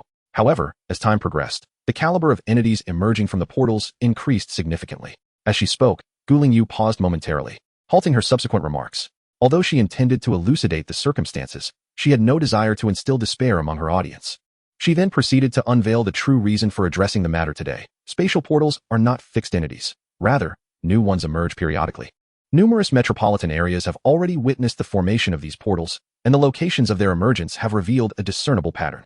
Casting her gaze around the room, she observed some perceptive individuals whose expressions had shifted dramatically. Thus far, all spatial portals had manifested in proximity to major cities with populations exceeding 10 million before the apocalypse. The moment her words escaped her lips, the crowd's demeanor transformed, plunging into unease. Everyone's composure unraveled, for Horde was indeed a metropolis of such scale. Although no spatial portals had yet appeared, the increasing frequency of their emergence and the escalating probability of their occurrence implied that Horde could potentially see a portal to the subterranean world at any moment. As the harbinger of the apocalypse, the monstrous beings that emerged from the underground world were not to be underestimated. Lingyu had previously stated that the strength and quantity of these beasts far exceeded that of mere zombies. In an instant, the faces of all present were marked by fear and trepidation, for the unknown breeds the most profound terror. Unable to contain his anxiety, one individual finally spoke up, inquiring, "Boss Gu, can our resort withstand the attacks of these monsters?" At this question, all eyes turned to Lingyu, for this was the foremost concern on everyone's mind in that moment. Lingyu slowly raised a reassuring smile, declaring, "Yes, much like the zombies. The beasts cannot breach the sanctuary of our resort." Cheers erupted once more. In the square, everyone was jubilantly celebrating, their emotional highs and lows bringing tears to many eyes. The apocalypse was indeed a formidable ordeal. Surviving in a world overrun by zombies was no small feat. Yet who could have anticipated that an even greater danger threatened their lives? Thankfully, there was the Taoyuan resort, and they still held on to hope. In that moment, everyone felt increasingly grateful for their arrival at the Taoyuan resort. With a gentle cough, Lingyu refocused everyone's attention, urging them to temper their excitement and return to a state of calm, their eyes fixed anxiously upon her. "I must remind all our esteemed guests that the resort's rules are immutable and must apply equally to all. Should one lack the points to cover their accommodation, departure is the only option. Therefore, in anticipation of the impending beasts, it is paramount that everyone strives to enhance their own abilities." Lingyu's admonition jolted the crowd back to reality.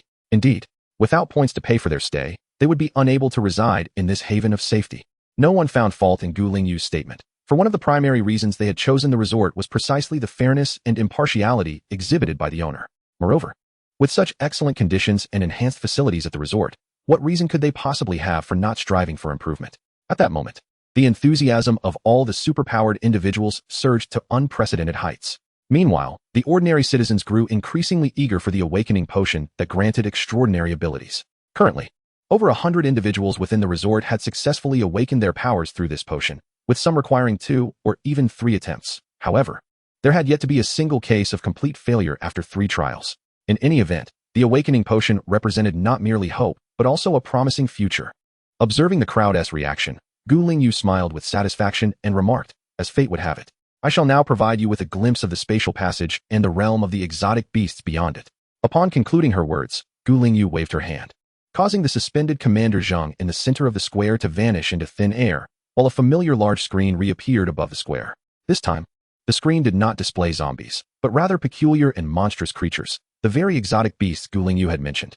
Behind these beasts stood a swirling spatial passage nearly 20 meters high, its ominous black and purple vortex exuding a foreboding aura. In the center of the scene, Commander Zheng, who had initially appeared to be in a comatose state, suddenly leaped to his feet upon landing and dashed toward the edge of the forest. Goodness! This fellow had been feigning death all along. It was of no consequence. He was doomed regardless. When had Boss Gu ever faltered? Indeed, this individual possessed 8th level prowess, and Boss Gu would assuredly cast him into an arena teeming with beasts of at least equal strength. Just as everyone had surmised, the moment Commander Zheng bolted, the surrounding exotic beasts sprang into action. A cacophony of eerie and unsettling howls echoed as throngs of beasts pursued him, with even more joining the chase along the way. Commander Zheng fled in sheer terror, but having been recently battered by Lingyu, how swiftly could he escape? He had barely covered any distance before being encircled by a multitude of beasts. The outcome was all too predictable. Among the 30 or so beasts, at least 3 were at the 8th level, with none falling below the 6th. Such a formidable horde of beasts stood as an insurmountable challenge for Commander Zheng, who had only recently attained his 8th level abilities through crystal cores. Listening to the anguished screams reverberating through the square, Lingyu turned with an air of indifference and returned to her quarters. Before nightfall, Feng Ming, accompanied by his cohort of 1,500 individuals, returned to the Mingguang base. Upon entering, they immediately went home to gather their families and bring them to the front square. Prior to their departure that day, they had already arranged for the relocation, ensuring their families had packed their belongings in advance. Now gathered in the square, they awaited the opening of the base gates at dawn to commence their departure. The urgency in bringing their families to the square stemmed from the certainty that the base management would soon learn of today's events, and they might already be devising ways to create trouble for them. Indeed, as they had just gathered in the square, news arrived from a neighbor, revealing that several homes had been invaded by the management's personnel. The aggressive demeanor of the invaders left no doubt that it was a troubling matter. Ultimately, those individuals failed to apprehend any targets and returned to report back to the management. Feng Ming, upon hearing this, felt a wave of dread wash over him. Fortunately, they had hurried back to the base and made prior arrangements. Had any of their family members been detained by the management, they would have found themselves in a precarious situation. Nevertheless, Feng Ming remained vigilant and summoned all the family members to gather in the center. While several layers of ability users formed a protective perimeter around them, the commotion they caused in the bustling square naturally drew the attention of numerous survivors from the base. Many were curious and inquired about the situation, and Feng Ming and his companions had nothing to conceal. They openly disclosed the management's intentions to seize the resources of the resort, detailing how they had dispatched an army of ability users to plunder it. Moreover, they recounted the disastrous outcome, revealing how the resort remained unscathed, with 2 formidable 9th-tier ability users stationed there. Particularly noteworthy was the resort's owner, who was a dual-element ability user. The battle beast she summoned boasted 9th-tier strength, making her presence equivalent to 2 9th-tier ability users. Upon absorbing the truth shared by Feng Ming and his group, the onlookers were left utterly astonished. They had previously wondered why the base had dispatched 3,000 ability users, only to discover it was for an attempted robbery. Not only did the attempt fail, but half of their forces were also lost, offending 2 or even 3 9th-tier powerhouses in the process. It should be noted that prior to this, there had been no 9th-tier strongholds in the entire coastal city, let alone at the Mingguang base, which had only 1 8th-tier powerhouse, now defeated. What could the management possibly have been thinking? Were they intent on jeopardizing the Mingguang base and inciting such animosity? In an instant, anxiety spread through the square. The survivors, already discontent with the management, reached a boiling point when the survivors learned that Feng Ming and his group planned to relocate to the Peach Blossom Resort the following morning. Expressions of intrigue flickered across their faces. They had heard much about the resort lately, and with such a significant group led by Vice Commander Feng choosing to relocate, how could the news be false? Most importantly, they had only just visited the resort that very day. Their decision to move undoubtedly indicated the resort's genuine allure. Many shared this sentiment, and it wasn't long before the news began to ripple from the square throughout the entire base. Feng Ming clearly understood the current dynamics of the Mingguang base's management. Sure enough, it wasn't long before the management, accompanied by a substantial force of ability users, stormed into the square. The devastating defeat today not only resulted in the loss of 1,500 extraordinary individuals for the base, but also claimed the life of its sole 8th-tier extraordinary being. Such a severe outcome was intolerable for the management, who, filled with resentment and nowhere to vent their frustrations, naturally turned their ire towards Feng Ming and his associates. However, what they did not anticipate was that Feng Ming, who had endured their provocations for so long, would choose to confront them head-on this time. While the management resorted to various threats, even inciting the extraordinary forces in the rear to accumulate their powers as if preparing for direct conflict, Feng Ming and his companions were equally resolute, prepared to gamble everything. Should a battle ensue, the numerical advantage of the base would indeed allow them to subdue Feng Ming and his group. Yet, Feng Ming's companions were no ordinary opponents. Should they retaliate fiercely, coupled with Feng Ming's own formidable strength, the base would undoubtedly suffer grievous losses. The outcome could very well be a Pyrrhic victory, where they might inflict 1,000 casualties upon their foes while losing 800 of their own. In addition to the earlier loss of 1,500 extraordinary beings, the Mingguang base would be left in ruins within a single day. If such a scenario were to unfold, there would be no need for the surviving underlings to revolt. The Kyoto base would certainly impose severe penalties. At that juncture, not only would their positions of authority be at stake, but even their very lives could hang in the balance. As the specter of war loomed, Feng Ming showed no signs of submission, leading the management to furiously withdraw, their anger palpable as they left. Before departing, They begrudgingly issued a threat, proclaiming that those who ventured to the resort would never return to the Mingguang base, and would henceforth be blacklisted.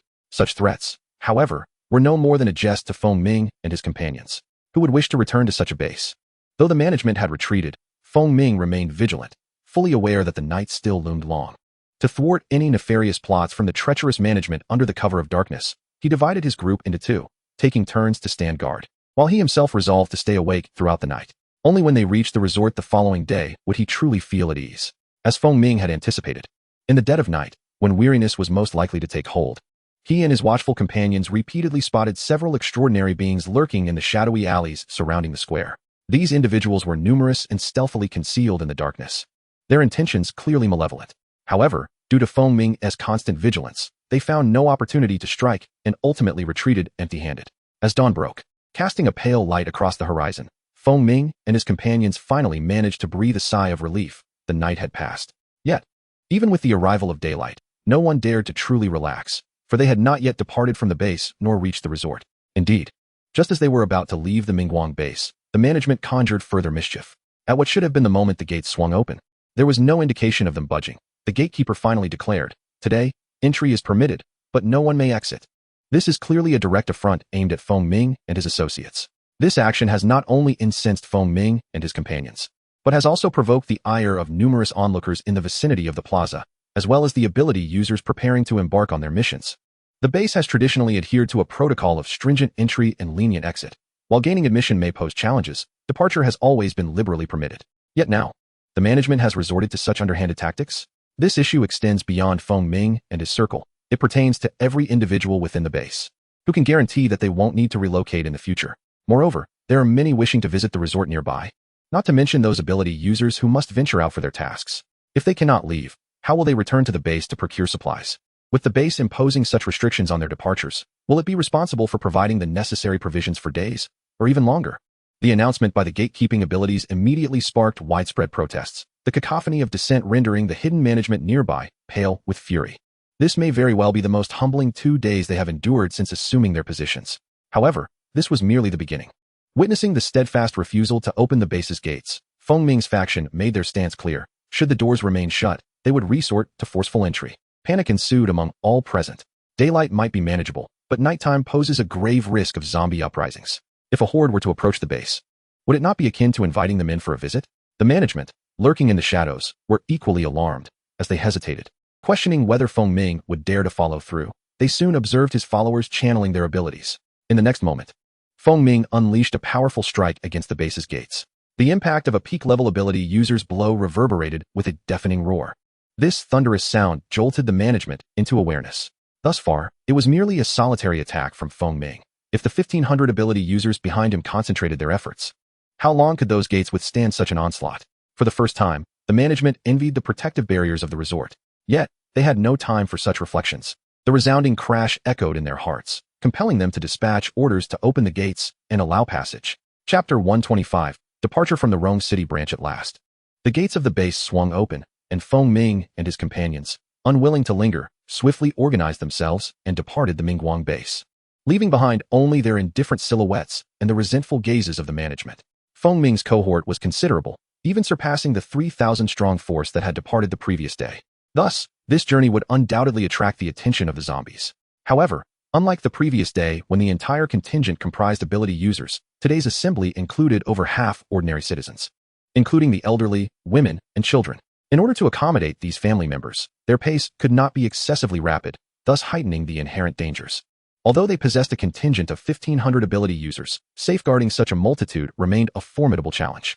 Fortunately, they procured a substantial quantity of potions and equipment yesterday, ensuring that everyone was adequately prepared for a safe arrival at the resort today. Setting off early in the morning, it was not until the afternoon had passed that Feng Ming and his companions finally reached their destination. Upon entering the front square, excitement surged among the group, with some even succumbing to tears, as the journey had been exceptionally arduous. Despite the valiant protection of 1,500 empowered individuals, a few were nonetheless bitten by zombies that appeared unexpectedly.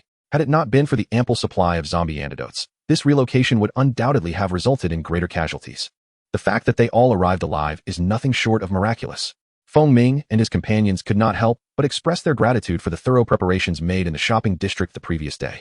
Although a significant amount of crystal cores was expended, it has now proven to be worth every effort, despite everyone bearing injuries. The mere fact of survival constitutes the best outcome, especially with the resort's remarkably effective healing salves at hand. The journey had been fraught with tension, leaving little time to attend to minor wounds, but now that they had arrived at the resort, they could finally attend to their injuries. While the main contingent rested in the square, Feng Ming sought out Lu Wu, who subsequently summoned several building managers with available rooms to allocate accommodations for those in the square. Such matters no longer required Gu Lingyu's direct intervention. The arrangements for which building to stay in were entrusted to the systematic management staff. With some time on her hands, Gu Lingyu spent most of her days in her master's quarters, training to adapt to her enhanced abilities while also attending to various hotel affairs. Her decision to reduce her public appearances was a strategic move in preparation for her impending departure. She was soon to manage the affairs of the branch, which would feature a portal linking directly to the main establishment upon its opening. Although the time required for this transition should not be lengthy, she remained apprehensive about potential disturbances arising from her absence. By allowing people to acclimate to her elusive presence, her eventual disappearance would not attract undue attention. Following the recent battle, the Mingguang base suffered the loss of its sole 8th-tier empowered individual, along with 1,500 empowered personnel, who also fled. Such significant losses should serve as a wake-up call to the Mingguang base, should they dare to provoke the resort again. It would truly reflect a lack of clarity in judgment. As for the anger and resentment of the base's management, it was of no concern to anyone. Furthermore, based on Gu Lingyu's previous experiences, it was certain that the Kyoto base would be informed of such substantial incidents, leading to inevitable repercussions for the management of the Mingguang base, which would be their most profound suffering. After observing for 2 days and confirming that the resort was secure, Gu Lingyu left the premises on the morning of the 3rd day, summoning Kuanpeng on a relatively secluded rooftop. The Kuanpeng diminished to a size perfectly capable of bearing her, and then ascended into the skies, departing from Haishur. With her current prowess, maintaining her position atop the Kuanpeng posed no challenge whatsoever. Moreover, she summoned her extraordinary abilities to conjure a protective shield upon its back. After all, she preferred to sit comfortably rather than be buffeted by the raging winds. 3 days prior, following the conclusion of that fierce battle, Gu Lingyu realized she had nearly mastered the control over her 9th-tier strength. Thus, that very evening, she chose to expend her points once more, elevating her abilities to the 10th tier. After acclimating to the 10th tier power for 2 or 3 days, she decided to embark on her journey once the resort stabilized. The Kuanping flew with remarkable speed, and in approximately an hour and a half, Gu Lingyu beheld the vast expanse of the Rong City urban area in the distance. Like Haishur, Rong City is also a metropolis with a population in the millions. However, unlike Haishur, Rong City had already manifested spatial passages to the underworld. As she traversed the dense forests outside Rong City and gazed upon the ominous and profound entrance of the spatial passage, her expression remained tranquil, devoid of any significant reaction. Having grown accustomed to spatial passages in her previous life, where such phenomena and exotic beasts were prevalent, she was unfazed. Directly entering the urban area, Gu Lingyu examined her coordinates in the map while guiding the Kuanping's trajectory, until she encountered a towering wall and the expansive base beyond it. The Jinan base, a level 1 base in Rong City, was marked at the coordinates displayed by her device. Raising an eyebrow, she instructed the Kuanping to descend and recalled it into her beast space, subsequently walking into the base. The Jinan base, akin to the base where she resided in her previous life, was also a level 1 base. However, after just a brief circuit, she discerned that the atmosphere and environment of Jinan base were markedly superior to those of her former base, exhibiting a stronger vitality. In truth, one could ascertain the management style and survival ambience of a base merely by walking through it a few times. If the management resembled that of Xiong Feng and Ming Guang, the survivors within would likely bear expressions devoid of joy or ease, their faces often appearing numb. In stark contrast, the Jinan base was lively. The streets were filled with individuals engaging in cheerful conversation. Despite the harshness of the apocalypse, many survivors bore relaxed expressions, signifying that, at the very least, their lives there were tolerable. The streets of the base were clean and orderly, devoid of chaos. Upon reaching the central square, Gu Lingyu was greeted by an array of bustling stalls. In this post-apocalyptic world, trade predominantly occurred through bartering. If one were to speak of currency, it would solely be the crystal cores, which served as the true hard currency, universally accepted regardless of location. Even the stalls in the square were evidently organized, with vendors neatly arranged within designated areas, creating a comfortable and orderly atmosphere. Upon reaching this point, Gu Lingyu acquired a general understanding of the Jinan base, her mind now attuned to its intricacies. Casting her gaze upon the display panel, she noted that the coordinates indicated were nearby. A swift glance around revealed her target. Not far to her left, a sizable 4-story supermarket stood adjacent to the plaza, its entrance facing directly towards it. Gu Lingyu approached the supermarket's grand entrance and promptly received a system notification. Indeed, this was the address of her branch. It appeared the system required her to establish a branch within this supermarket. Peering inside, Gu Lingyu observed that the interior was devoid of activity, suggesting it was unoccupied. This was hardly surprising. In this post-apocalyptic world, resources were scarce, and few would possess the means to offer an abundance of goods for sale. Merely setting up a stall outside sufficed, while those with some capacity might manage a small shop, typically offering only a limited selection of items. Stepping inside, she took a cursory tour and discovered that the second to fourth floors were utterly vacant. There were no products, nor even shelves remaining. Essentially, anything that could be salvaged had been taken by survivors. As for the first floor, upon her exit, she inquired with a passerby and learned that it only functioned as a temporary market during inclement weather, at which time the outdoor stalls would relocate indoors. The upper floors, lacking sufficient windows and suffering from poor lighting, combined with the dire shortage of electricity in the apocalypse, could not be illuminated nor ventilated, thus remaining perpetually abandoned. Overall, this four-story supermarket essentially occupied space without purpose. Gu Lingyu felt quite satisfied with the location. After clarifying the whereabouts of the leasing office, she proceeded there directly. Inside the leasing office, there were few individuals, all attending to housing issues, with no one addressing commercial leases. After searching the area, she finally spotted a sign indicating commercial leasing next to the first window along the wall. Upon taking a seat, she glanced at the badge worn by the individual across from her and was surprised to find that he was the manager of the leasing office. Just as she settled in, a middle-aged man, approximately in his 40s, greeted her with a warm smile and inquired, "Young lady, are you looking to rent a shop? Which one has caught your eye?" Though Gu Lingyu appeared to be in her early 20s, his calling her a young lady was not misplaced given the significant age difference. "I wish to rent the large supermarket adjacent to the central plaza, if possible," she replied, returning his smile. "Oh, you want to rent the supermarket by the central plaza?" The leasing manager maintained his smile as he reached for a nearby ledger to check the specific location. However, the moment his hand grazed the book, he abruptly halted. Frozen in place. "What? Did you just say you want to rent what?" He quickly raised his gaze, convinced he must have misheard, his voice rising in disbelief as he sought confirmation. "I said I wish to rent the vacant large supermarket by the central plaza," Gu Lingyu reiterated, smiling once more. This time, the leasing manager finally grasped that he had not misheard. Yet, staring at the smiling girl before him, he remained momentarily stunned, unable to regain his composure. The young woman did not appear to be jesting, nor did she seem delusional. Could it be that she genuinely intended to lease that large supermarket? However, one must ponder the purpose of leasing such an expansive supermarket. If it is for the sale of goods, does it truly contain a sufficient variety? And if it is for residence, the location is certainly unsuitable. Gradually regaining his composure, the leasing administrator scrutinized Gu Lingyu closely. Her skin was fair and delicate, her attire impeccably clean and pristine. In a world ravaged by chaos, such an appearance implied that she had a formidable backing, hence her lack of struggle for survival. At that moment, in the eyes of the leasing administrator, Gu Lingyu had transformed into a young lady with someone to rely on. Yet, even with such support, renting a supermarket of this magnitude seemed unnecessary. It was well known that this establishment had remained vacant since the inception of the base.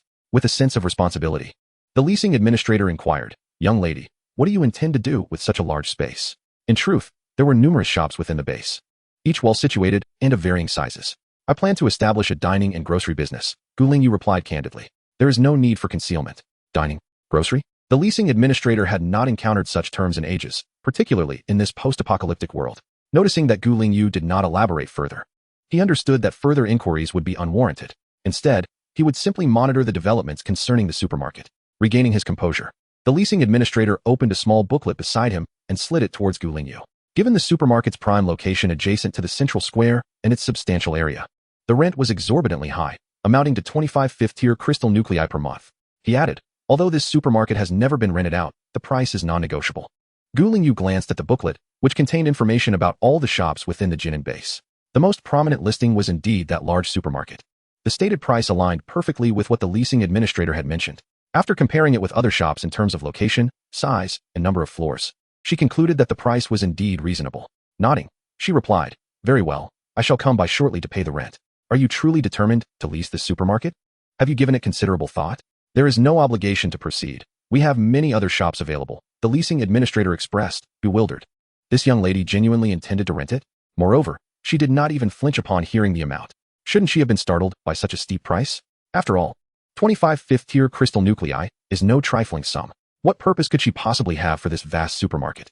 Gu Lingyu smiled and said, "Thank you, but I assure you that this supermarket will serve my needs. Its size is barely sufficient. I intend to expand the branch, and at that time, this space will undoubtedly prove inadequate. We shall see how the system facilitates the expansion, for this base is not like my main store, surrounded by desolate urban landscapes. Besides, Other shops are not viable either, as this is the designated location by the system. Very well, there is no rush. That space has remained unrented for quite some time. The leasing administrator, upon perceiving that Gu Lingyu had her own ideas, chose to refrain from further commentary, though curiosity lingered in her heart. After exiting the leasing office, Gu Lingyu made her way directly towards the main gate of the base, soon stepping beyond its confines once more. Chapter 127.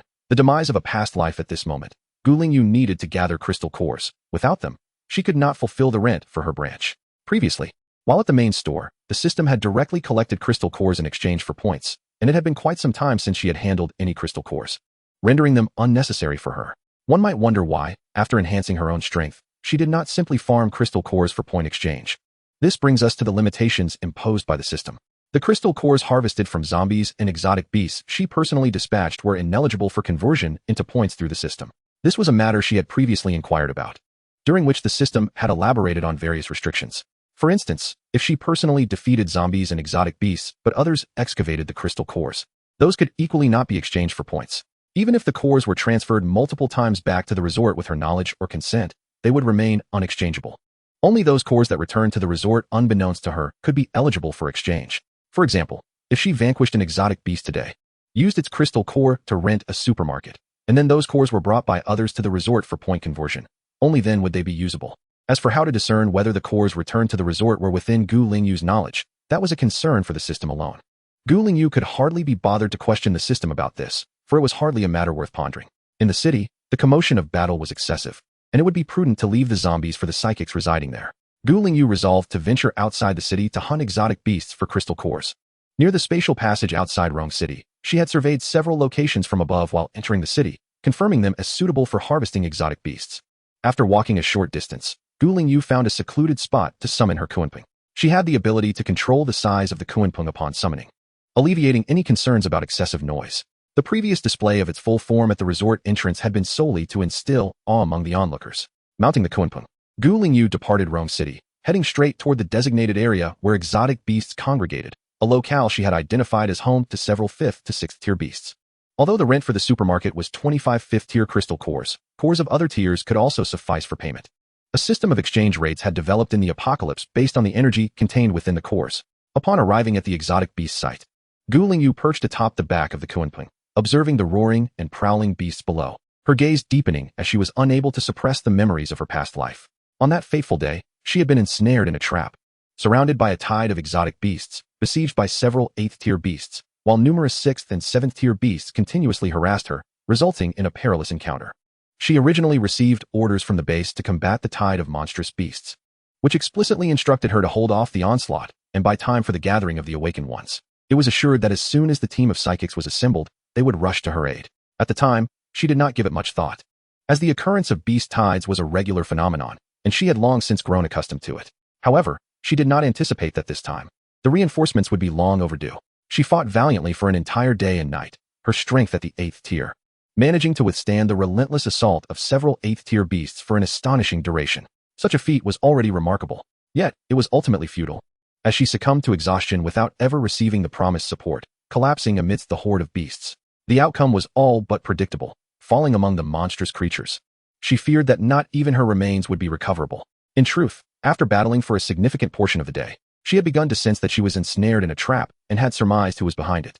But by the time she realized it, it was far too late. She had indeed attempted to flee, but the prolonged engagement had drawn every beast within several miles, encircling her completely. There was no escape. As for flying at low altitude, that would be a suicidal endeavor. Not only were there several 8th tier beasts nearby, but the sheer number of creatures on the ground meant that a single hit from any of them would reduce her to a mere shadow of herself. She was nothing short of a living target. Thus, she fell, only to be reborn. Although her rebirth brought forth a more vibrant existence, she would not forget to repay those who had wronged her. She was acutely aware that, sooner or later, a branch would be established in that very city, for it was also a bustling metropolis with a population in the millions, harboring passageways to the subterranean world. Regaining her focus, Gu Lingyu gazed down at the horde of beasts, her eyes glinting with a fierce murderous intent. She leaped into the air, plunging downwards, only to halt abruptly at a height of 10 meters above the ground, enveloped in crackling lightning, radiating an aura akin to a deity. In the next moment, thunder erupted, with bolts of fury raining down from the heavens, striking the monstrous beasts with precision. Each strike of lightning was unfailingly accurate, eliciting piercing cries of agony with every impact. For Lingyu, whose power had reached the 10th tier, these 5th and 6th tier beasts were utterly incapable of withstanding her onslaught. Beside her, the Kunping expanded its form slightly, working in tandem with Lingyu to sweep away the surrounding beasts, their coordination resulting in remarkable speed. As Lingyu commenced her annihilation of the beasts, a watchtower established by the Jinnin base, several miles from the spatial passage, detected unusual activity. These watchtowers were rudimentary, as they could be obliterated by the beasts at any moment. Thus, they were simply constructed and manned by 5 small teams of psychics. Their primary duty was to monitor the spatial passage and the movements of the beasts, and should they detect the formation of a beast tide, they would immediately report back to the base to prepare for defense. The captain, upon noticing a member of the ability team rushing into the tent to report, was met with a stern visage as he stepped outside. I sensed a potent surge of energy, prompting me to inquire if he was aware of the situation. At present, the details remain unclear. The distance is too great for a clear visual assessment, he replied as they exited the tent. All eyes at the watchtower turned towards the source of the energy. The captain ascended to the summit of a rudimentary wooden watchtower, grasping an antiquated pair of binoculars to survey the area from whence the energy emanated. Suddenly, he tightened his grip on the binoculars, instinctively leaning over the railing. What is that? He murmured to himself. A nearby guard who had been stationed at the watchtower responded. Captain, I observed that creature earlier. It resembled a bird, resplendent in golden hues, not a beast of the wild. Our terrestrial fauna do not exhibit such gilded appearances. Another guard echoed his bewilderment. The captain then conjectured. It could be the summoned companion of an ability user. His statement resonated with the team, who began to recognize the plausibility of his assertion. Such a strong energy fluctuation indicates at least a rank 9 powerhouse, potentially even a top-tier rank 10. A puzzled guard interjected, however. We have not heard of any rank 10 summoners in Rome City. Could they be from another region? Regardless of their origin, we must ascertain the facts, the captain declared. As he lowered the binoculars and promptly commanded, Second Squad, proceed to investigate immediately. Understood, came the reply. Exercise caution, do not approach too closely. Observe from a distance and return to report. The residual energy of a top-tier battle is not to be trifled with. Recklessly entering their arena could result in obliteration. The leader of the second squad quickly rallied his team, making their way towards the combat zone. Observers from the watchtower gazed into the distance, reflecting, it is truly terrifying. Even from this far, we can feel the immense energy fluctuation of a rank 10. The pressure is utterly chilling. Indeed, one wonders when we might attain such heights. Another mused. Shortly thereafter, the second squad neared the vicinity of the battle area, navigating both the dangers of wild beasts and the need for careful observation. Inadvertently encroaching closer than intended. Suddenly, a rank 5 beast detected their presence and began to charge at them. In that instant, a bolt of lightning, as thick as a human, descended from the heavens. The unleashed energy surged forth, arcs of electricity flashing, instilling a profound sense of dread. The rank 5 beast emitted a final, anguished cry, having no chance to flee, as it was instantaneously reduced to charred remains.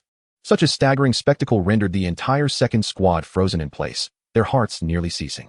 They could scarcely fathom the fate they would have faced had they ventured a few steps further. If a mere rank 5 beast could be obliterated with a single strike, they would surely meet the same grim fate. Rank 5, akin to mere insects. How terrifying. How formidable. However, before they could react, in the next moment, they felt themselves ensnared by an overwhelming aura. This sensation of being scrutinized, coupled with an oppressive force so potent it nearly robbed them of breath, instilled a profound terror akin to that experienced by a drowning person. They had been discovered. The formidable being had located them. Despite the considerable distance, they were already identified and locked onto. They harbored no doubt that should they make any sudden movement, the thunderous strike would descend upon them in an instant. The captain of the second squad, his face drained of color, stammered loudly, "My lord, we are merely the patrol team stationed at the watchtower near the passage established by the Jinnin base. We detected energy fluctuations in this vicinity, which prompted our inquiry. If we have disturbed your efforts in exterminating the aberrant beasts, we shall withdraw immediately." He was uncertain whether the other party could hear him, yet he felt compelled to declare their identity and intent, hoping to dissuade any hostility and not be mistaken for aberrant creatures themselves. It was unclear if his declaration was heard, but as soon as his words fell, the oppressive aura dissipated. With the pressure lifted, the members of the second squad felt an immediate lightness, as if the tautness of their nerves had suddenly relaxed, causing them to stagger momentarily before regaining their balance. They exchanged glances, each reflecting the same fear in their eyes. It was terrifying. Undoubtedly a top-tier 10th-level powerhouse. After a few ragged breaths, the second squad finally regained their composure, and the captain promptly commanded, "Retreat." Immediately. With that, he turned and began to sprint back. The other 4 members following suit without a moment's hesitation, fearful of incurring the wrath of the 10th-level elite. Should that elite change their mind, their fate would surely mirror that of the aberrant beast. Once they had traversed a considerable distance, they finally sensed the scrutinizing aura had vanished. How terrifying. The perceptual range of a 10th level elite is indeed vast. One of the team members spoke with a slight tremor in his voice. Yet, no one mocked him, as each harbored the same thoughts in their hearts. Thankfully, the elite bore no malice towards them. Perhaps they had simply come to eradicate the aberrant beasts. We must hasten to report back. The captain's complexion remained pale, evidently still shaken from the earlier ordeal. Upon swiftly returning to the watchtower, the captain of the second squad recounted every detail to the commander. You mean, aside from the Golden Avian, there is also a top-tier powerhouse wielding lightning abilities. The commander's eyes widened in disbelief.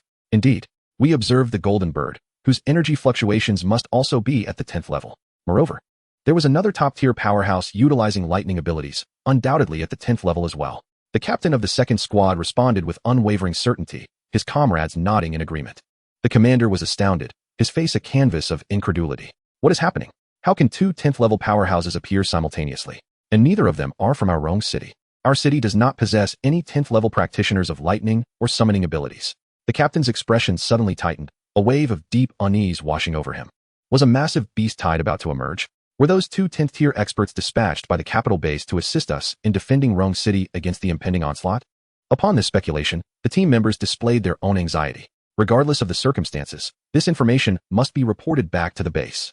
Aware that he could not make the decision alone, the captain promptly commanded, "Second team, you are to make a swift journey back and relay the news immediately." The second team, having witnessed the situation firsthand, was the most suitable to convey this report. Upon receiving the order, they set off once more, this time tasked with returning to the Jinnin base. Meanwhile, the beast arena continued to spawn creatures, indifferent to the earlier minor incident. In truth, the team of psychics had been detected the moment they entered her sensory range, and she had immediately ascertained their human identities, which is why she refrained from launching an attack. Chapter 129. Have they disturbed a beast arena? The energy fluctuations of humans and beasts are distinctly different. Compared to the more turbulent and sinister energy of beasts, that of humans is markedly gentler. The reason she subsequently locked onto that team and released her oppressive aura as a warning was simple. She did not wish for them to trespass into her hunting grounds. As for the events that transpired at the outpost after the team departed, she was not entirely aware, yet she could surmise some details. After all, she had previously been stationed at an outpost and understood its mission, thus she was well aware of how the patrol team would handle such matters. However, she did not dwell on it too much, for she was merely engaged in the spawning of beasts, which was ultimately beneficial for Rome City. Culling the beasts and reducing their numbers would enhance the safety of cities near the portals, a common practice among all bases situated nearby. They would regularly issue extermination missions to control the beast population.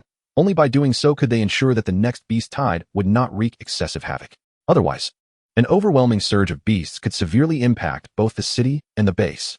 Over the past 3 or 4 years of the apocalypse, numerous incidents had occurred where bases were devastated by beast tides. After spawning beasts for a while, she began to collect the crystal cores, unperturbed by the thought of others snatching them away, for she would instantly detect any creature encroaching upon her sensory range. This time, she amassed a considerable number of crystal cores, as her rental agreement was intended to be long-term. She could not afford to rent just for 1 month. It was more efficient to pay for several months up front to avoid the hassle of monthly arrangements. Once she had gathered the crystal cores, she mounted her Kunpeng and returned to the vicinity of the Jinnin base. Upon entering the base, she headed directly to the rental office. The moment the administrator saw her return, a pang of trepidation gripped his heart. Was she truly intending to rent that large supermarket? "I have brought the crystal cores. Can we proceed with the paperwork?" she asked succinctly. Indeed, noticing her determination, the rental administrator did not elaborate further and promptly nodded, saying, "Very well. Once the crystal cores are paid in full, we can complete the paperwork immediately." The ancient spirit nodded, promptly beginning to extract crystal cores from her personal repository. In the blink of an eye, an abundance of crystal cores began to materialize upon the administrator's desk, piling higher and higher. The administrator's expression grew increasingly astonished, ultimately compelling him to spring to his feet in disbelief. The sound of the chair colliding with the floor drew the curious gazes of several other clerks at nearby counters. And as they leaned in to investigate, their mouths dropped open in astonishment. Goodness, so many crystal cores. Moreover, judging by the energy fluctuations emanating from these cores, they all surpassed the 5th tier, with several even reaching the 7th tier. So many, truly an overwhelming amount. Have we stumbled upon a beast lair? It was only when a small mountain of crystal cores had accumulated on the table that the ancient spirit ceased her efforts. This quantity should suffice for a 6-month rental. Please count them. She refrained from extracting all the crystal cores, ensuring that sufficient reserves remained for future endeavors at another branch. Her words snapped the administrator back to reality, and he instinctively responded, "Oh, all right." He then resumed his seat, mechanically beginning to tally the quantity of crystal cores. Meanwhile, the other clerks cast either envious or cautious glances at the ancient spirit. Anyone capable of producing such a large sum of crystal cores, regardless of any apparent energy fluctuations, must possess an extraordinary identity. Once the counting was complete and the numbers confirmed, the administrator mechanically proceeded to prepare the documentation. To be frank, he had never encountered such a substantial number of crystal cores in his tenure at the rental office. After all, the rental fees for this grand supermarket were the highest in the entire base, and it had never been leased out before, especially not for a 6-month term. As the ancient spirit departed with her documentation in hand, the administrator remained momentarily dazed, only regaining his senses when a colleague engaged him in conversation. What was that girl up to? How could she possibly pay such a vast sum of crystal cores all at once? She rented a shop, the administrator replied rather unhelpfully. His colleague, exasperated, pressed on. I know that, but what kind of shop did she rent, for how long, that would require such an enormous quantity of crystal cores? The large supermarket in the central square. She rented that space. And for 6 months, no less. At long last, the administrator comprehended the magnitude of the situation. What? His colleague's eyes widened, mirroring the administrator's earlier astonishment. Clearly, the notoriety of that grand supermarket was well known within the rental office. Why would anyone want to rent such a notorious place? Is the excess of crystal cores too hot to handle? She could have given them to me, the colleague lamented, heartbroken at the thought of the crystal cores just collected by the administrator. She mentioned intending to open a restaurant and a supermarket. The administrator found it hard to believe. Yet the young lady had indeed produced such a staggering number of crystal cores and appeared utterly earnest in her endeavors. The colleague, upon hearing this, was utterly confounded. Isn't this the apocalypse? Surely? A restaurant? A supermarket? Am I hallucinating? While his colleague remained bewildered, the administrator began to ponder the situation. He resolved to visit the supermarket to ascertain the circumstances, as his curiosity had been thoroughly piqued. The administrator was deep in thought when, at the entrance, a familiar figure appeared, his friend, bearing an expression rife with curiosity, clearly seeking a chat. Let me tell you something. I just came from old Kai at the Defense Department. Guess what news I heard? Cut to the chase. Just spill it. The administrator chuckled as he shot a playful glare at his companion. 2 top-tier 10th-level powerhouses have suddenly emerged in Rome City. Oh, 10th level? The administrator froze, incredulity washing over him. You mean 2? Indeed. Surprising, isn't it? I was astounded when I first heard. One would have been astonishing enough. The revelation of 2 was beyond belief. Which base do they hail from? It can't be from Jinan, right? I haven't heard anything. The administrator felt a sense of shock that left him almost numb. It seems they are not from our Rome City. One is a lightning-type powerhouse, and the other specializes in summoning. We don't have any 10th-level powerhouses of those types in Rome City, not even 9th level. Then, are they from elsewhere? Uncertain. Old Kai has gone to report this to the leaders. They are likely from outside, but generally, if such top-tier powerhouses were dispatched to Rome City, Old Kai would certainly be informed. How were these 2 powerhouses discovered? If I understand correctly, they haven't come to Jinan? No. They were spotted by the sentries at the passage, who promptly returned to report. It appears those 2 were clearing out beasts near the passage, and the energy fluctuations were so intense that the sentry personnel detected them. Chapter 130. Like magic clearing out beasts? The administrator murmured, suddenly struck by a thought. He seized his friend's arm urgently, asking, what level of beasts were they clearing out? When did this occur? His friend, taken aback by the sudden fervor, relayed what he knew. They were beasts above 5th level. It just happened. As soon as the patrol team discovered them, they rushed back to report. Beasts above 5th level. And this just happened? The administrator muttered, leaving his friend utterly perplexed by his sudden shift in demeanor. Yet, in the next moment, the administrator pivoted towards a nearby safe, unlocked it, and retrieved a large bag. He poured out hundreds of crystal cores onto the table, causing his friend to gasp in astonishment. What the hell? Where did you just rob this from? Enough chatter. Help me check if all these crystal cores were just collected. Also, are they all harvested from the beasts? The administrator urged, diving into the pile of crystal cores, inspecting each one meticulously. The crystal cores from the beasts are notably distinct from those of zombies. An ability user can discern the energy within the cores. The cores from the beasts possess a darker, more ominous energy, as they originate from the underworld, whereas zombie cores are ensnared with a sense of death. As for the timing of the collection, freshly harvested cores have not yet stabilized, making their internal energies more volatile and restless. They typically settle down after a day or 2. Nonetheless, regardless of the type of crystal nucleus in question, it does not impede normal usage, serving primarily as a means of distinction. Although the friend was unaware of the rationale behind such actions, he complied nonetheless. However, after their mutual examination, they discovered that these crystal nuclei were all freshly harvested from extraordinary beasts. The friend, astonished, exclaimed, so many crystal nuclei. And they are all newly collected? Which large battalion has mobilized to eradicate the 5th tier and above extraordinary beasts? At this point, the friend abruptly paused, his head stiffly turning towards the administrator, who was equally frozen, staring back at him. Clearly, both had considered a certain possibility. Those two pinnacle 10th tier powerhouses, freshly harvested. 5th tier and above, extraordinary beast crystal nuclei. Every condition aligned perfectly. Where did you acquire these crystal nuclei? The friend stammered, to which the administrator responded with a stutter. Just now, a young lady. She rented the vacant supermarket in the central square and paid 6 months rent up front. These are her rental fees. What? She rented that supermarket?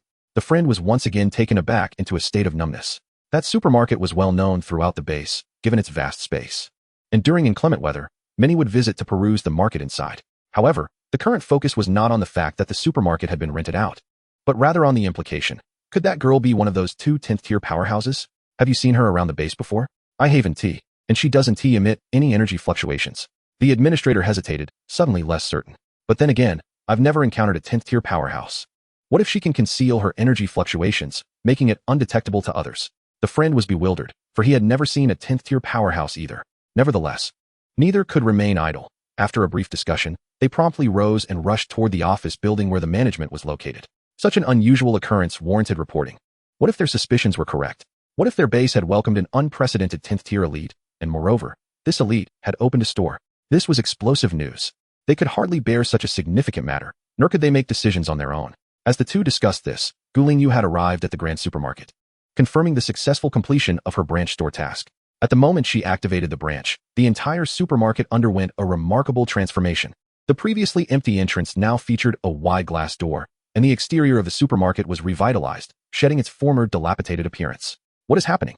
How has this building suddenly changed? Due to the bustling market stalls, the square was already crowded, and many witnessed this sudden transformation, gazing at the supermarket with astonishment. Numerous individuals instinctively rubbed their eyes, attempting to confirm whether they were seeing things. Did you see that? The supermarket just transformed suddenly. Indeed, it was like magic. It just changed. Hey, who was that girl? Unbeknownst to anyone, she stepped inside. Was the earlier commotion orchestrated by her? The crowd, initially filled with astonishment, suddenly noticed a girl walking directly into the store, igniting their curiosity further. Let us move closer to take a look. As the news spread rapidly, the entire plaza became aware of the supermarket's transformation. Having remained vacant for such an extended period, the entire base was cognizant of its existence. Now, with this unexpected change, people gathered, encircling the front of the supermarket, peering inside, yet hesitant to venture in. Who could fathom the nature of this sudden transformation? Was there danger lurking within? While the crowd observed with keen interest, Lingyu began to meticulously plan the layout of the branch. The branch could manage all operations aside from accommodations, yet currently, it could not fully open due to spatial constraints. The branch had the potential for expansion, contingent upon attracting a sufficient number of new customers to activate this feature. Comprising 4 levels, Lingyu envisioned a slightly smaller lobby at the entrance. Positioned directly across from the entrance were the elevator and staircase, with the right side designated as a restaurant and the left side allocated for the supermarket. As the first level base, Jinan base boasted a population starting from at least 100,000. From her aerial vantage point, Lingyu assessed the scale of the base, estimating the population might approach 200,000. Given the current limitations on the branch's capacity and her concerns regarding guest accommodation, she repurposed the second floor to include additional restaurant and supermarket space, enabling the simultaneous reception of a larger number of patrons. After all, for the survivors, dining was of paramount importance, alongside essential supplies. Ascending further, the third floor on the restaurant side was transformed into a hot pot establishment, while the fourth floor became a buffet. Given the scale and strength of Jinan base, the number of individuals able to afford such dining experiences would undoubtedly be considerable. The third and fourth floors on the supermarket side, however, were converted into armed stores. Upon completing her planning, Lingyu initiated the illumination of dishes and the restocking of shelves in both the supermarket and armed stores. While she busied herself with these tasks, the crowd outside the branch erupted with continuous gasps of astonishment.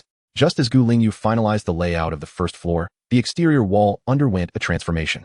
The once impenetrable wall, obscuring the view within, shimmered subtly like rippling water, and in the next instant, it morphed into an expanse of floor-to-ceiling glass.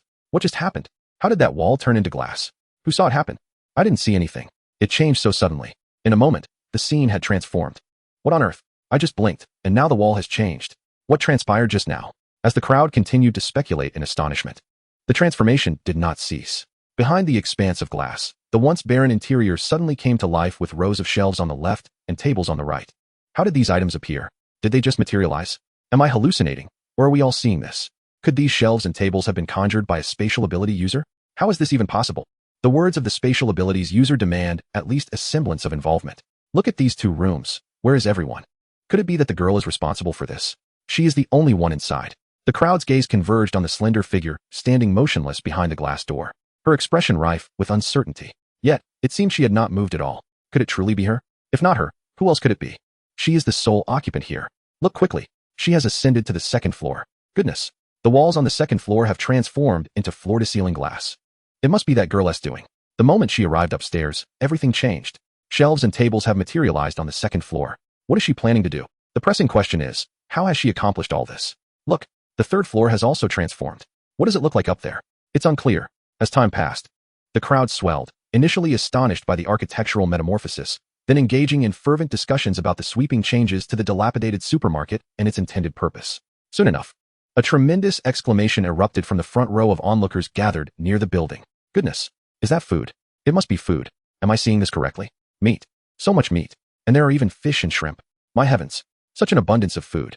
I haven't seen anything like this since the apocalypse. How extravagant. It feels like a dream.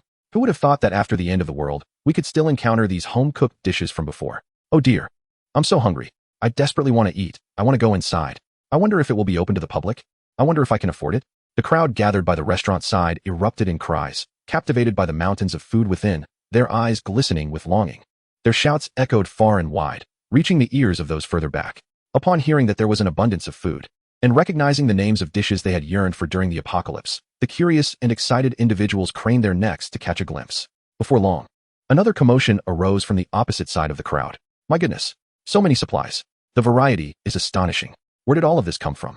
With such an abundance? Could it be that they have transported the base's warehouse here? But that is absurd. Would the base's supplies be laid out for our viewing? Furthermore, the base's warehouse might not even contain such items. Everything here looks brand new. This must be a supermarket, right? Oh, now that you mention it, it does resemble one. I think I see price tags. By the way, has anyone gone to report this to the management? If such a significant event is occurring, shouldn't the management have notified us in advance? Yet, there has been no word at all. Yes, someone should go inform the management. If they are aware of this situation, it would be a perfect opportunity to inquire about what is truly happening. As the crowd buzzed with discussion, several individuals stepped away from the throng and hurried towards the management office building. Meanwhile, in the conference room of the office building, several senior managers of the Jin and base were listening to a report from the leasing administrators. The implication is that the girl who rented the supermarket is likely one of the 2 suddenly appeared Tier 10 powerhouses. One of the managers furrowed her brow and spoke up. I am not entirely certain, for there are no signs of any extraordinary energy emanating from that girl. The leasing administrator wore a perplexed expression. Yet even if she is not one of those 2 formidable beings, she could very well be associated with them. Indeed, otherwise, how could such a coincidence arise? We have just confirmed that those crystal cores we examined were all recently harvested from beasts above Tier 5. This suggests a plausible connection. However, we have yet to ascertain the identities of those 2 powerhouses, as we have not even heard of their imminent arrival in Rome City. The managers exchanged glances, their eyes reflecting the same doubt and concern. Should we promptly dispatch someone to inquire at the other bases? We are uncertain if those 2 have come to our Rome City on official business. Yes, let us hasten to send someone to the other bases. Perhaps they possess some information. As the group of managers deliberated, a sudden knock echoed at the conference room door. What is it? What has transpired? One of the senior managers inquired, regarding the perplexed secretary who had just entered. A few individuals reported that the supermarket at the central square has undergone a remarkable transformation, with an abundance of food and supplies now present. The secretary spoke with a look of bewilderment, struggling to articulate the situation. The central square? The supermarket? Everyone in the conference room was taken aback, exchanging glances as they recalled the very matter they had just been discussing. Subsequently, all eyes turned to the leasing administrator, one of whom remarked, "The girl you mentioned earlier rented that location, didn't she?" "Yes. It is indeed the supermarket at the central square that has remained vacant for many years." The leasing administrator appeared even more astonished than they were. Upon hearing the secretary's report, he suddenly recalled an important detail. That girl had informed me she intended to establish a restaurant and supermarket there. A restaurant and a supermarket would naturally require a considerable supply of food and materials. It seems her words were indeed truthful. The secretary interjected, stating that the reports indicated a girl in her early 20s had entered the supermarket, after which the transformation began. Chapter 132. It is her. We can no longer refer to her as just a girl. There is no doubt. It is certainly the girl who brought in a significant quantity of crystal cores and rented the supermarket. The leasing administrator smacked his thigh in disbelief. To think she could genuinely operate a supermarket and restaurant. There truly are goods for sale. It appears to be genuine. Those who reported it mentioned that the entire central square is now teeming with people all gathered at the supermarket entrance to observe. Claiming that those who got closer had seen the items inside, the group fell silent, and after a moment, one of the senior managers spoke. You three should go and ascertain the situation at that location. The three immediately accepted the task and departed the office building, heading straight for the central square. Even if the senior managers had not suggested it, the leasing administrator was eager to witness the unfolding situation for himself. Upon arriving at the central square, the trio was taken aback by the throngs of people before them. The square was teeming with a multitude, and the roads leading to it were continuously filled with individuals evidently drawn by news of the spectacle. Make way. The managers have arrived. After considerable effort, the three managed to push their way to the forefront of the crowd, standing before the site of the former supermarket. However, as they gazed upon the transformed edifice, they found it impossible to associate this place with the previous dilapidated supermarket. Were it not for the accurate address, they might have feared they had wandered to the wrong location. The newly renovated structure still stood 4 stories tall, yet each level was now adorned with transparent floor-to-ceiling glass, allowing a clear view of the interior. The bright and pristine room, with its immaculate tiles and white walls and ceilings, bore no resemblance to the prior state of disrepair. Not only had the building undergone a significant transformation, but as reported, even the shelves brimming with supplies and the food cabinets resembling small mountains of provisions were precisely as described in the accounts they had received. The three stood there, utterly stunned, their minds momentarily frozen. Observing their bewildered expressions, the onlookers began to realize that even the managers were in the dark about the situation. Just as the trio remained in their stupor, the building underwent another slight transformation, as a large sign appeared above the glass door. Peach Blossom Resort, Rome City Branch. Peach Blossom Resort? What is that? Rome City Branch. This implies there must be at least one main location? Is this a chain establishment? The emergence of the sign jolted the three back to reality, yet the confusion etched on their faces only deepened. Peach Blossom Resort? Have you heard of it? They had never come across such a name. Although they were not the main managers of the base, they were each responsible for their own areas, and they shouldn't have been so out of the loop. As they pondered this mystery, the glass door swung open, and a young woman emerged, carrying a notice board which she placed beside the entrance. Recognizing the familiar figure, the leasing manager suddenly snapped back to attention and quickly approached her. Miss you. Realizing that this girl might be connected to a powerful figure, he hesitated, unsure of how to proceed. Seeing his apprehension, Lingyu flashed her customary smile and announced, "The Peach Blossom Resort Rome City branch is officially open today. Would you like to come in and take a look? Is it really opening now? It seems like it was only an hour ago that this place was leased." However, upon glancing at the fully prepared establishment behind Lingyu, the leasing manager chose to dismiss this foolish question from his mind. "All right, thank you," he replied. His task was to scout the place, and even if it were a den of dragons and tigers, he would dare to venture forth. Besides, this locale appeared more akin to paradise. Lingyu smiled, seemingly unfazed by the shift in his demeanor, and promptly turned to enter the building. As the rental manager was about to step forward, he quickly turned around and beckoned the two individuals behind him. Together, the trio entered through the grand entrance. The onlookers, witnessing the manager's entry into this extraordinary establishment, grew increasingly inquisitive, though they hesitated to venture inside, choosing instead to await the manager's return to glean insights about what lay within. Although they dared not cross the threshold, the girl stationed at the entrance had placed a notice board there, prompting several individuals to gather around and audibly recite its contents. The information displayed was straightforward, detailing the establishment's hours of operation, transaction methods, and house rules. The hours spanned from 5 a.m. to 10 p.m., a lengthy duration that conveniently catered to the abilities of those who ventured out on morning missions, allowing them to dine before departing. Transactions were to be conducted via points exchanged for crystal cores, a reasonable practice given that crystal cores served as the currency of the apocalypse. While the house rules contained some perplexing stipulations regarding teleportation to zombie-infested or beast-ridden areas, the existence of such regulations was not unexpected. However, the crux of the matter was that this place was indeed a publicly accessible establishment. This revelation sparked excitement among the crowd, igniting a fervent anticipation for the three managers to emerge and confirm the conditions inside. With the understanding that this was a shop, the public's apprehensions diminished significantly. Drawing them closer to the entrance, those in the front row nearly pressed their faces against the glass, eagerly observing the happenings within. Inside the establishment, upon entering, the rental managers found themselves overwhelmed by the sheer novelty of their surroundings, their eyes darting about in wonder. Yet, what astonished them most was the presence of air conditioning. In the sweltering heat of summer, where the extreme weather of the apocalypse was nearly unbearable, stepping into this shop enveloped them in an exhilarating coolness, providing a remarkable sense of relief. How indulgent! It was an extravagance beyond comprehension. Their own office building had refrained from utilizing air conditioning, yet this establishment boasted such luxury? What would they do if they never wanted to leave? "Miss, how should I address you?" The rental manager pondered aloud, his gaze inadvertently drifting towards the restaurant on the right. "I am Gu. You may call me Boss Gu. The girl, Lingyu, replied with a smile, leading them to the entrance of the restaurant but not allowing them to enter. "Be Boss Gu?" The trio exchanged astonished glances, incredulous that the girl before them was the proprietor of this establishment. Yet, they no longer dared to underestimate her. After a moment's hesitation, the rental manager spoke directly. "Boss Gu, it is as follows. The senior managers have heard of this establishment, and they have specifically sent us to investigate." Lingyu understood their intent, but did not proceed into the restaurant. Instead, she spoke, without creating a personal account for this resort.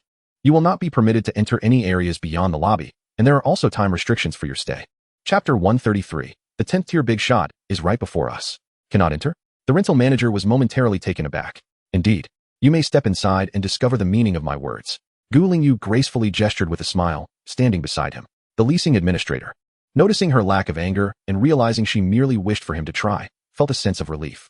He turned and approached the open doorway of the restaurant, only to collide directly with an invisible wall. "Ouch!" he exclaimed, covering his face, tears welling in his eyes.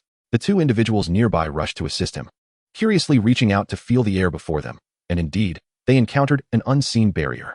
They had just witnessed the leasing administrator crash into this air wall. At that moment, the three finally comprehended the true meaning of Lingyu's earlier statement about being unable to enter. The leasing administrator, now cradling his nose in exasperation, lamented that had he known about the invisible wall, he wouldn't have rushed so hastily, which would have resulted in a gentler impact. Aware of the existence of this intangible barrier, they ceased their chatter and collectively submitted their crystal cores to establish personal accounts. They marveled at the enchanting light screen for a moment before noticing that Lingyu had already walked straight into the restaurant, prompting them to hastily follow suit. As they crossed the threshold of the air wall, they were immediately enveloped by the tantalizing aroma of food. How astonishing! They inhaled deeply, savoring the delightful scent, and quickened their pace to catch up with Lingyu. Upon gazing at the plethora of dishes displayed in the food cabinet, their mouths watered uncontrollably. After learning the method of purchasing the delicacies, each of them filled a large plate to the brim. Under Lingyu's guidance, they found a spot close to the floor-to-ceiling glass windows. This position allowed those outside to clearly see the food on their plates while maintaining a comfortable distance. At that moment, a crowd had gathered outside the glass, densely packed and seemingly endless. Upon realizing Lingyu's intent with their seating arrangement, the three felt a twinge of discomfort, yet the allure of the food was irresistible. Although the spectacle of being observed by hundreds while dining was not an everyday experience, they soon cast aside their self-consciousness. As soon as the food touched their lips, all other thoughts vanished. They were solely focused on the culinary delights before them. Outside the glass, the crowd watched in awe as the three administrators devoured their meals with unabashed joy, igniting a fervor among the onlookers. If the administrators were enjoying the food, it must be genuine. Greedily, the crowd's eyes became fixed on the trio relishing their feast. But the three were oblivious to the outside world. Only when their bellies were pleasantly full did they reluctantly set down their chopsticks, feeling a lingering desire for more. If not for the limitations of their stomachs, they believed they could have consumed 3 more large bowls. What divine flavors this realm offered! Not only in this apocalyptic era, but even before, each dish was so exquisite that it beckoned for endless replays. After satisfying their hunger, the trio finally remembered the main purpose of their visit, casting awkward glances at Lingyu. "My apologies, Boss Gu, for the inconvenience." "Not at all. Every newcomer to my establishment behaves similarly," Lingyu replied with a smile, patiently awaiting their inquiries. The leasing administrator contemplated for a moment, deciding that a direct approach would be best, as individuals of such strength generally prefer straightforward communication over subtlety. "I noticed those crystal cores were freshly collected. Might Boss Gu have ventured near the passage to eliminate some beasts?" "Indeed, after inquiring about the rental fee, I proceeded directly to the beast arena near the passage," Lingyu candidly admitted. There was no need for concealment. Showcasing her abilities could alleviate numerous complications and facilitate a smoother operation of her branch. However, the three were taken aback, for Lingyu presently emitted no trace of energy fluctuations, yet she claimed to have been the one to hunt the beasts. The leasing administrator cautiously inquired, "Did Boss Gu go alone? That area can be rather perilous." Lingyu smiled faintly and, without warning, unleashed a tremendous surge of energy. As the energy wave erupted, an overwhelming pressure instantly enveloped the entire restaurant, leaving the trio breathless. 10th tier. She was genuinely a 10th tier powerhouse. The seemingly unassuming girl before them was indeed a top-tier warrior. It turned out she had been concealing her energy fluctuations all along, rendering her presence undetectable. Cold sweat broke out on their foreheads, trickling down as shock and reverence filled their eyes, making it difficult for them to breathe.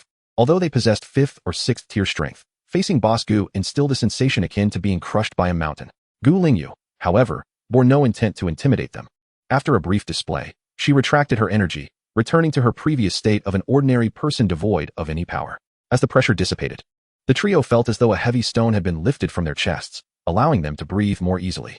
I usually suppress my energy fluctuations for convenience and to avoid drawing attention, Gu Lingyu casually explained.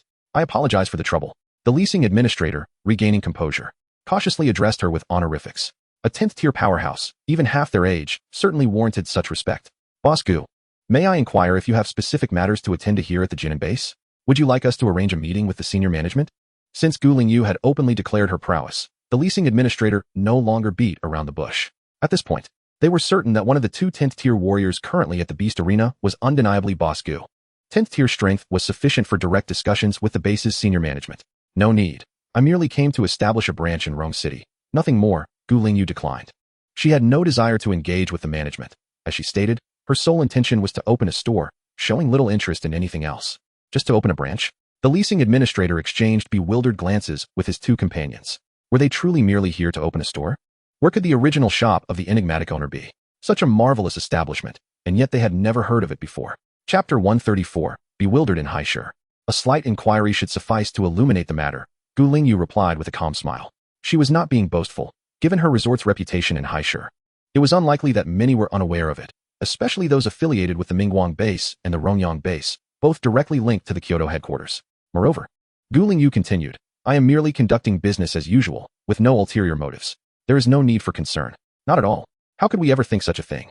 The three hurriedly gestured, fearing a misunderstanding from Gu Lingyu. However, the leasing administrator recalled another matter. Might I inquire if your companion requires anything? Companion? Gu Lingyu paused in confusion. Did she have any companions? Lu Wu or Kunping? Both were occupied elsewhere and likely had no needs at this moment. The leasing administrator quickly explained, You see, our patrol team near the passage happened to spot you exterminating the aberrant beasts and reported back. They mentioned witnessing two formidable 10th Order practitioners in action. Gu Lingyu was momentarily taken aback, but then recalled that when she was dispatching the aberrant beasts, a nearby patrol team had indeed approached, claiming to be from the Jinan base. It seemed that this patrol had returned to report their findings, and the subsequent influx of aberrant beast crystal cores had led them to connect the events to her. As for the two 10th Order practitioners they referred to, she had a vague understanding of what they meant. Are you referring to the lightning and summoning attributes? She inquired. Precisely. The patrol team reported encountering practitioners of those two attributes. The leasing administrator nodded eagerly. They were astonished that the girl before them could identify the attributes so accurately. However, what they did not anticipate was that there was not a pair of individuals. It was all her. The lightning attribute is mine, and so is the summoning attribute. Gu Lingyu stated directly. What? All of them? They were utterly astonished, unable to fathom how one individual could possess both abilities. You mean to say you are a dual attribute practitioner? The three were left in shock, unsure of how to react. In this apocalyptic world, everyone knew that practitioners could only awaken a singular ability. Yet now they were being told that someone could possess two. Gu Lingyu smiled as she observed their astonishment, neither confirming nor denying. In truth, she was not merely a dual attribute practitioner. She was an all attribute one. Yet, there was no need to elaborate, though she remained silent. Her smile conveyed unspoken affirmation to the trio. Could it truly be that a dual attribute practitioner existed? Moreover, a 10th Order one at that? Did possessing dual attributes facilitate easier ascension in power? This must be the epitome of genius. The three felt that the day's revelations had overwhelmed them more than all the experiences of the past 3 or 4 years combined. The last time they had encountered such an overwhelming shock was undoubtedly during the onset of the apocalypse. Such a significant matter must be reported to the higher management. Not only to the base's senior officials, but also to those at the Kyoto base. This is a dual ability Esper. It is likely that there exists but one such individual in the entire world. Yet, what they did not anticipate was that this was merely the beginning. Upon entering the supermarket, their astonishment would only escalate. The abundance of supplies, all brand new. What left them utterly astounded was the existence of a zombie antidote. Is this for real? The leasing administrator's hand trembled as he grasped the vial. Honesty is paramount, Gu Lingyu stated calmly. The personnel at the headquarters in Haishur are well aware of this, and many have used it after being bitten by zombies, all of whom were saved. I'll take it. Not only the leasing administrator, but also the other two each secured a vial. Especially upon learning the price, their shock deepened. The resort's pricing was remarkably reasonable. Not only were the food prices affordable, but even the items in the supermarket were inexpensive. The same goods would be priced tenfold outside. And even acquiring them might be impossible. Observing the three clutching the zombie antidote as though it were a treasure, Gu Lingyu smiled slightly and reminded them. You may conduct tests and analyses, but I must caution you that it would merely waste the antidote, for you would glean nothing from such an analysis. Gu Lingyu was confident in this assertion, as it was a product of the system. The three exchanged awkward glances, momentarily speechless, and refrained from further comment.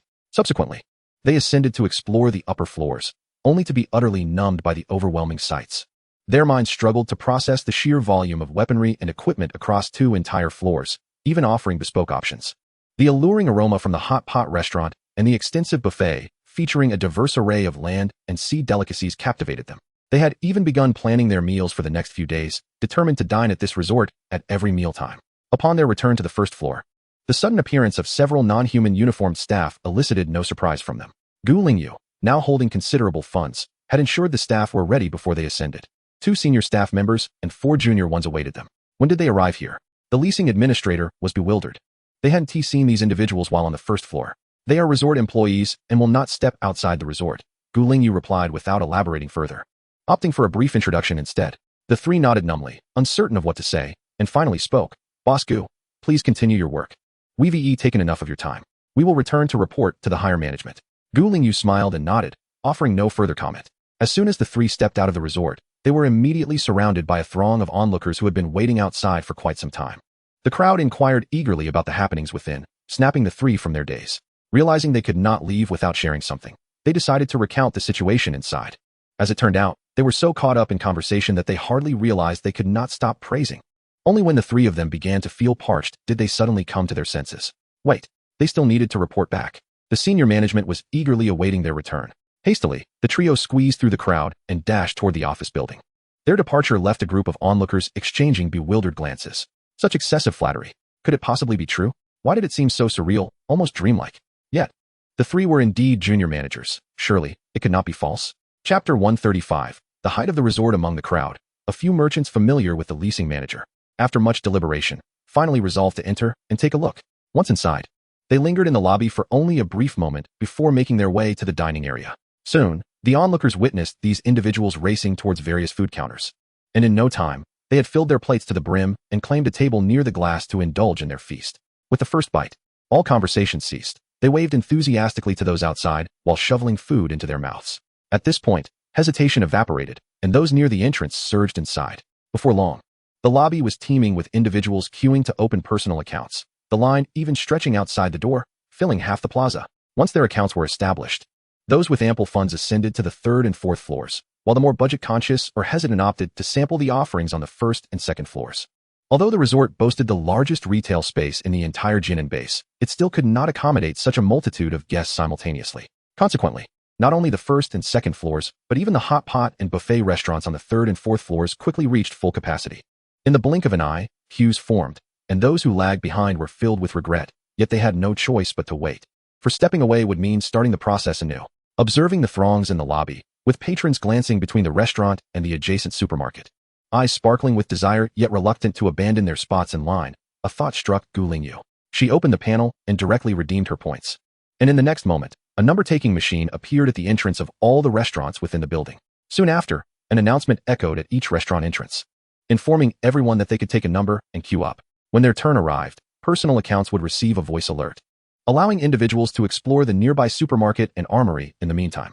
As the announcement concluded, those in line promptly stepped forward to take their numbers and then immediately entered the adjacent supermarket. They had been eyeing the shelves brimming with a plethora of goods for quite some time, and now they could finally indulge in a leisurely browse. With the implementation of the numbering system, the throngs crowded in the lobbies began to disperse swiftly, all heading toward the supermarket and armory. The queues at the entrances finally began to move inside, halting only when the flow of customers within the supermarkets reached capacity. In order to ensure an optimal shopping experience, it is imperative that the supermarket avoids overcrowding. Thus, the establishment has implemented a flow control system.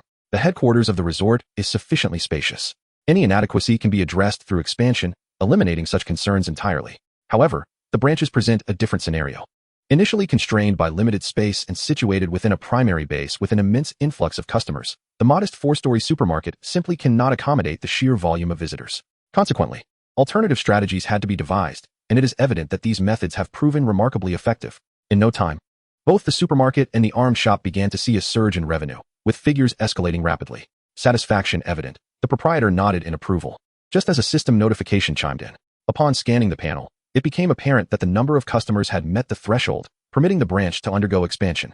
Glancing at the content, the proprietor promptly selected confirm. In the next moment, all patrons within the store were greeted by an announcement instructing them to remain in place while upgrades were completed. The sudden broadcast momentarily stunned the crowd, And in that fleeting pause, transformations commenced within the store. Whether in the restaurant or the supermarket, on the first floor or the fourth, each level expanded in size. And in the blink of an eye, the store's area had increased by a third. The newly created space was swiftly filled with an array of tables, chairs, shelves, and food cabinets, followed promptly by an influx of diverse food items and merchandise. When the announcement signaled that the upgrade was complete and patrons could resume their activities, everyone remained rooted in place, their faces reflecting disbelief. Could it be that the store could grow on its own? Even those who had just witnessed the dramatic transformation of the old supermarket found themselves astonished anew at the expansion of the resort. With the store's area broadened, its capacity to accommodate patrons increased, and the entrance began permitting more customers to enter, while the bustling fourth-floor restaurant commenced a wave of calls for service. Standing before the grand windows of the fourth-floor lobby, the proprietor observed the throngs of people filling the plaza, with even the adjacent streets bustling with individuals making their way toward the establishment. Should all these visitors ultimately enter the branch, it could feasibly undergo another 4 or 5 expansions. Based on her estimations, the task should culminate in a phase of unrestricted expansion, given the population of the Jinnan base. As long as no unforeseen complications arise, the completion of the branch's construction should be a relatively straightforward endeavor. The 3 junior managers who recently entered to assess both themselves and the branch were also subjects of her scrutiny. They were representatives dispatched by the senior management of the base, and their demeanor could provide insights into the attitudes of the higher-ups. Following their recent discussions and their treatment of her, the proprietor surmised that there were unlikely to be significant issues. The management at Jinnan base appeared to possess a greater degree of acumen than their counterparts at the high-city bases. The forthcoming reactions of the senior management remain to be seen. As for the branch's expansion, there are no foreseeable obstacles, as it will not be constrained by spatial limitations. Due to the expansion of the branch's internal space, akin to a folding of dimensions, the interior continually enlarges while the exterior footprint remains unchanged. As these contemplations occupied her mind, the system notification chimed once more, indicating that the expansion objective had been achieved again, allowing for an increase in floors. Glancing at the points required for the expansion, Lingyu decisively confirmed the action. She had been preserving the points accrued from the main store, deliberately postponing her elevation to level 6 to safeguard against any potential shortfall in points during the branch's construction. Nevertheless, given the current daily revenue of the main store, the construction of the branch posed no pressure whatsoever. In fact, barring any unforeseen circumstances, the branch's revenue would swiftly recoup the previous investments and begin to generate profit. As Lingyu confirmed the expansion, a tremendous rumbling sound suddenly resonated from the resort, startling the throngs gathered in the plaza. They looked up in astonishment to witness the building, which had previously stood at 4 stories, seemingly growing in height. In mere seconds, the structure ascended to 5 floors. Gasps of disbelief erupted from the crowd, their eyes wide in wonder, scarcely able to comprehend the spectacle before them. Chapter 136, The Armory Training Hall? The management could no longer remain seated. It was the first time anyone had encountered a building that could seemingly grow on its own. Not only had they never seen such a phenomenon, but they had not even heard of it before. Reflecting on the building's rapid transformation, anticipation surged among the onlookers. With the emergence of the 5th floor, changes began to unfold rapidly. Rows of floor-to-ceiling glass adorned the new level, yet the interior remained concealed from those outside. While the exterior witnesses could only observe the structural changes, the customers inside the resort branch were informed via the store's broadcast that the expansion had indeed been completed in such a short span, and a 5th floor had been added. Was this establishment truly performing magic? However, when the crowd heard the broadcast introducing the 5th floor, excitement erupted. An armory training hall. The name alone stirred curiosity, but upon receiving the informational pamphlet and perusing the details, they were utterly captivated. Shoppers in the supermarket, especially those with supernatural abilities, hastily settled their bills and raced toward the 5th floor, while diners in the restaurant hastened their meals. The fastest of all were those customers queuing in the lobby, particularly those who had already been waiting on the 4th floor. They were the first to notice the anomaly, as a staircase leading upward had suddenly appeared on one side of the lobby. Initially hesitant, the patrons on the 4th floor soon found their reservations dissipating. Upon hearing the broadcast, they promptly dashed upstairs. Lingyu smiled faintly, unperturbed. In the realm of survival amidst the apocalypse, strength was paramount. This principle held true whether in Rome City or High City, as had been the case previously in High City. Yet she understood that the 5th floor would soon be overwhelmed with patrons, leading to a queue once more. Although the entire 5th floor was designated as the Armory Training Hall, the available space would scarcely suffice given the influx of visitors. Indeed, it was not long before those who lagged behind found themselves obstructed in a small area before the stairs and elevator on the 5th floor. Compelled to queue and take a number. Due to the overwhelming influx of individuals, the line stretched from the 5th floor all the way down to the 1st, creating a striking spectacle. Following the implementation of crowd control measures, only those called could enter the designated area. Otherwise, they would be barred from entry by barriers. Regarding this matter, the ancient language had little recourse but to hope for a prompt expansion. Within the conference room of the Jinin base's office building, an uproar ensued. What? A dual-system 10th-tier powerhouse. Are you certain you heard correctly? All the senior managers sprang to their feet, their faces painted with astonishment. Indeed, they had not misheard. The owner, Gu, had personally acknowledged it, declaring that both the lightning and summoning systems were hers. Undoubtedly a dual-system adept. Even the leasing administrator had yet to fully regain composure. Yes, we heard it too. She even unleashed her abilities on the spot. It is undoubtedly a 10th tier. The sheer terror of a top-tier powerhouse was palpable. I felt as if my heart might cease its beating. Observing the trepidation on the faces of the three, the senior managers exchanged glances, their astonishment lingering, momentarily at a loss for words. After a brief silence, one finally spoke. Regardless, let us first await news from those dispatched to other bases. If they too are unaware of this powerhouse's circumstances, we shall need to report to the Kyoto base for inquiries. By the way, the owner, Gu, mentioned the headquarters in Haishur. Should we send someone to investigate? 600 kilometers is quite a distance. With Gu's 10th tier strength and flying battle companion, she could easily make the round trip, but our journey would require considerable effort. Let it take time. At the very least, we should ascertain the situation. Additionally, if we must report to the Kyoto base, we should also mention Haishur. Indeed, if the Kyoto base is also uninformed regarding this owner Gu and the Taiyuan resort, they will surely send someone to Haishur for clarification. However, considering that owner Gu is a 10th tier powerhouse, should we not attempt to meet her? It would also allow us to witness the resort firsthand. Meeting the owner Gu is certainly warranted, but our presence at the resort might inadvertently convey certain signals to the populace within the base. Indeed, primarily because we have yet to fully comprehend the situation surrounding owner Gu and the resort. As the deliberation continued, the conference room door was suddenly thrust open, and a panicked individual burst in, exclaiming, "Not good. There has been another incident at the resort." The assembly within the conference room was taken aback. Another situation at the resort? What has happened? Speak quickly. The building at the resort has suddenly grown taller. Right before everyone's eyes, an additional floor has appeared. Just an extra floor? Owner Gu can transform an entire building in the blink of an eye. What is so remarkable about one additional floor?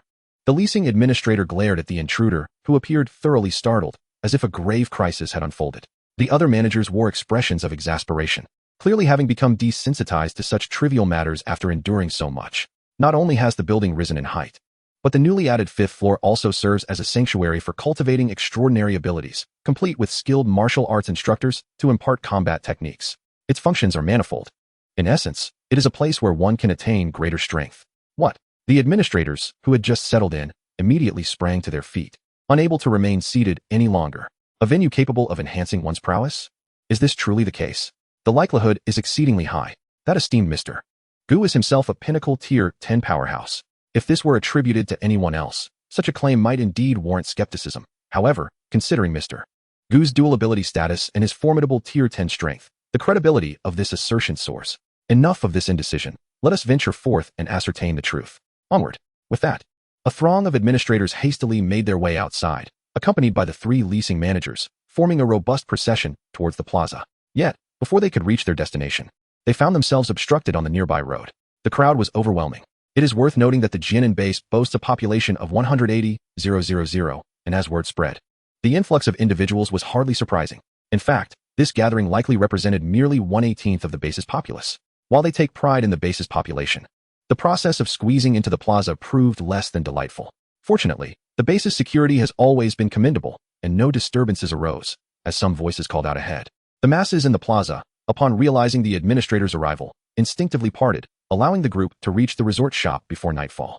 Chapter 137. No need for others to stay behind gazing upon the 6-story edifice before them. The administrators could not help but feel a sense of awe. How swiftly it has ascended. In mere moments, it has gained yet another level. Upon entering the establishment, the leasing manager sought out the senior manager responsible for the first floor to convey their purpose. Ultimately, under the guidance of the senior manager, they passed through a door behind the front desk. As the door swung open, they beheld a spacious and brightly lit reception room, at the far end of which stood a large office desk. At that moment, Lingyu sat behind the desk, leisurely savoring her coffee.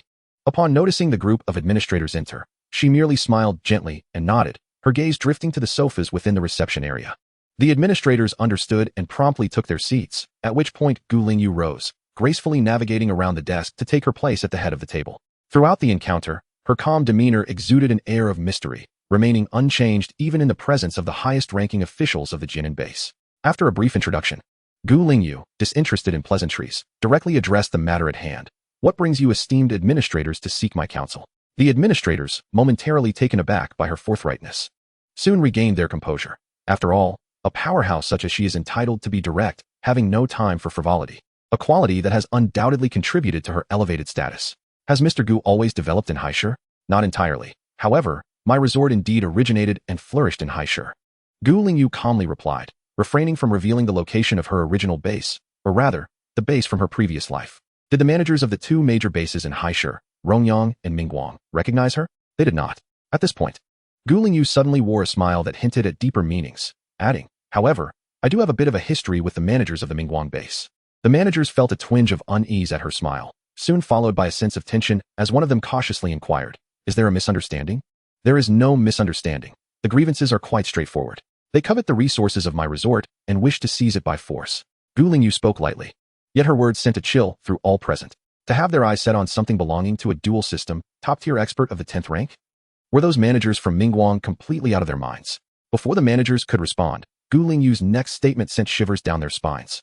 The Mingguang base dispatched a battalion of 3,000 ability users to attack my resort. Ultimately, 1,500 surrendered, while the remaining 1,500. With a light chuckle, she continued, I left a few behind to deliver a message to the Mingguang base. As for the others, there was no need to keep them. A battalion of 3,000, half surrendering and half annihilated. The few who were retained could be said to be returning with a warning for the Mingguang base. This was the consequence of daring to threaten the resort. The managers felt a chill in their hearts, momentarily at a loss for words. No one had anticipated that this formidable individual had previously stirred such a significant commotion in Haishur. After all, it was a battalion of 3,000 ability users.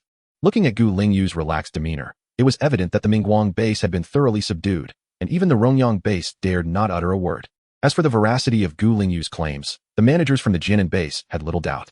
Firstly, Gu Lingyu possessed that level of strength. Secondly, they were somewhat aware of the circumstances surrounding the management of the two direct bases in Haishur. After all, they were all dispatched from the Kyoto base and had previously worked together or heard of each other. Recalling the management of the two bases in Haishur, they had no doubts regarding the authenticity of the matter. Indeed, it was exactly the kind of thing those individuals would do. Even back at the Kyoto base, they had held a disdain for them, as their operational philosophies differed greatly. After hearing about the situation in Haishur from time to time, their discontent had only deepened.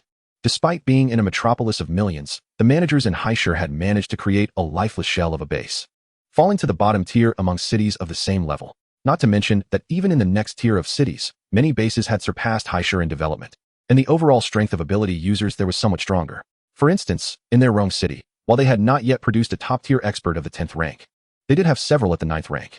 As I gazed upon the city by the sea, I noted that, even disregarding the 9th tier, there were scarcely two at the 8th tier, both of whom were merely the managers from the two major bases, who had forcibly amassed their prowess through the accumulation of crystal cores, and were indeed relatives of the managers themselves. Someone recalled this fact and instinctively inquired, isn't there an 8th tier ability user who recently ascended at the Mingguang base? If that were the singular 8th tier, it would imply that they now possessed none. Gu Lingyu casually remarked, no, there are none left. The crowd was taken aback once more. How could that be? That 8th tier was leading a team, and after I incapacitated him, he was transported to the beast arena. He was simply too weak. Gu Lingyu calmly revealed the truth. The commander of that 3,000-strong brigade?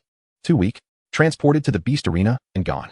After the initial shock, the assembled managers recalled the resort's regulations. Those who caused severe disturbances would be rewarded with a day trip to the zombie pile or the beast arena. The regulations were indeed authentic. Wait, transportation? The attendees were suddenly struck with dread, their gazes towards Gu Lingyu shifting yet again. The lightning and summoning types lacked the ability to transport individuals. One of the leasing administrators suddenly recollected something and stammered, Boss Gu, do you perhaps possess spatial abilities? The inquiry arose from a previous conversation with Gu Lingyu. It seemed that this esteemed Boss Gu had never explicitly stated that she was a dual-type ability user. It was merely their own assumption. Gu Lingyu smiled, offering no further elaboration, yet that smile was comprehended by all present. A triple type. She was, astonishingly, a triple-type ability user. Wait. The current Boss Gu never claimed to be triple, just as she had not mentioned being dual before. Was there yet another type? The gathered managers felt a chilling sensation. It was utterly terrifying. Never had they felt such an overwhelming pressure as they did at this moment. Was this girl truly human? As for doubt, none entertained such thoughts. How did the resources in the branch emerge? How could the space within the branch exceed its original footprint? Wasn't that sufficient evidence? Those fools at the Mingguang base dared to provoke such a formidable being. Were they so greedy as to forfeit their lives? Chapter 138. No privileges in my store previously. They were aware of the greed among the managers in Horde, but they had not anticipated it to extend to such extremes. The reason Horde had failed to develop was that resources had been monopolized by the managers, leaving the ability users beneath them so exploited that they had no opportunity for advancement, resulting in Hord's ability users being at the bottom of the hierarchy. This was a vicious cycle. As the ability users were unable to enhance their strength, acquiring resources became increasingly arduous, weakening their capacity to fend off zombies, consequently diminishing their chances of survival. Presently, Horde lacked strong individuals. The overall ability user strength was feeble, resources were scarce, and the number of survivors was minimal. With living space compressed to an alarming low, everyone held little hope for the potential emergence of an underground world spatial passage in Horde. At the inception of a spatial conduit, a surge of aberrant beasts erupts forth. This tide of monstrous entities invades urban landscapes, assaulting various sanctuaries of survivors. This is indeed the most arduous moment. During each previous activation of a conduit, the local urban bases experienced heightened tension, and each occurrence invariably resulted in substantial casualties. Given the dwindling human population, if such attrition continues, what future can humanity possibly hope for? Presently, the Kyoto base has discerned the anomalies within Horde and is rumored to have commenced covert investigations. However, they could not have anticipated that these events would transpire before any results were yielded. It must be noted that in this apocalyptic era, the transmission of information has become sluggish and cumbersome. Otherwise, the situation in Horde would not have only now drawn the attention of the higher authorities. Reflecting on the earlier mention of allegiance by Lingyu, one of the managers cautiously inquired, "Boss Gu, if I understood you correctly, have you taken in those 1,500 ability users?" Lingyu maintained a calm demeanor and briefly outlined the circumstances surrounding the Horde Resort's main establishment, including accommodations. The managers exchanged glances, internally relieved. If the resort in Rong City began to provide lodging services, the very necessity of their base's existence would indeed be called into question. However, speaking of operational matters, the managers recalled the newly opened armament training hall upstairs and promptly sought further information. Lingyu, aware of their curiosity, refrained from elaborating, instead gesturing grandly. A massive luminous screen materialized in the conference room, segmented into several smaller displays, each showcasing different areas of the 5th and 6th floors. Observing the fervent training taking place within, the managers were at a loss for words, overwhelmed by the day's revelations. It was all indeed genuine. The professional guidance from martial instructors, the array of training apparatus, and most astonishingly, the ability cultivation chambers. If any of you wish to explore the 5th and 6th floors, I can arrange for a manager to escort you. However, it will merely be a visit. Should you desire to engage in the experience, you will have to queue. My establishment does not entertain privileges. Every guest is treated equally, regardless of who they may be. Lingyu's words left no room for negotiation, and the managers, recognizing the authority of her statement, promptly acquiesced. After discussing a few more matters, they followed the senior management upstairs. Upon touring the armament training hall and inquiring about the experiences of the ability users in training, the managers found themselves at a loss for thoughts. To be candid, they too yearned to partake in the training. While meandering through the resort, they witnessed firsthand the expansion of the premises and the addition of floors, ultimately finding themselves in line for the buffet as night deepened. Heaven knows how famished they had become. Had it not been for the relatively short queue for the buffet, they might not have dined until the resort concluded its operations for the day. Yet, at the moment the food graced their palates, they felt that all the evening's waiting was truly worthwhile. Tomorrow, they shall return. The resort's operating hours extend until 10 p.m. However, in light of the lingering crowds within, they ceased ticket distribution at 9:30 p.m., declaring that no further guests would be admitted for the day. Yet, the square outside remained thronged with an abundance of people. With those who had feasted and shopped leaving in their wake, the influx of new arrivals showed no sign of abating. Even as the announcement was made to halt admissions, a substantial number of individuals were still making their way toward the central square. It was not until nearly midnight, under the sound of a clearing announcement, that the management reluctantly departed. Though they had long since finished their meals, mere dining was evidently insufficient. They had also perused the supermarket and the arms shop, ultimately amassing a significant amount of points for the resort. Upon exiting the resort and standing in the central square, the managers observed that a considerable number of individuals lingered, frequently casting glances back toward the resort, clearly reluctant to leave. At the stroke of midnight, all guests remaining inside were transported to the square, and the resort's lights extinguished. Gazing at the suddenly assembled crowd, their bewildered expressions reflected in one another's eyes, the management found themselves rendered speechless by the unexpected turn of events. Though it was now past midnight, the managers had no inclination to rest. They promptly headed to the office building for yet another meeting. The emergence of the resort presented both advantages and disadvantages for the Jinnin base. The presence of the resort rendered many shops and stalls redundant, as everything was available within the resort and of superior quality. It even had a significant impact on the base itself.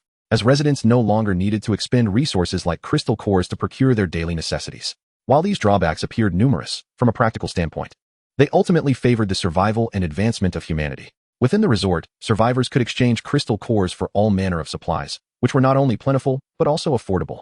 The surplus of crystal cores allowed for accelerated enhancement of abilities, fortifying their combat prowess to better withstand zombies and other beasts.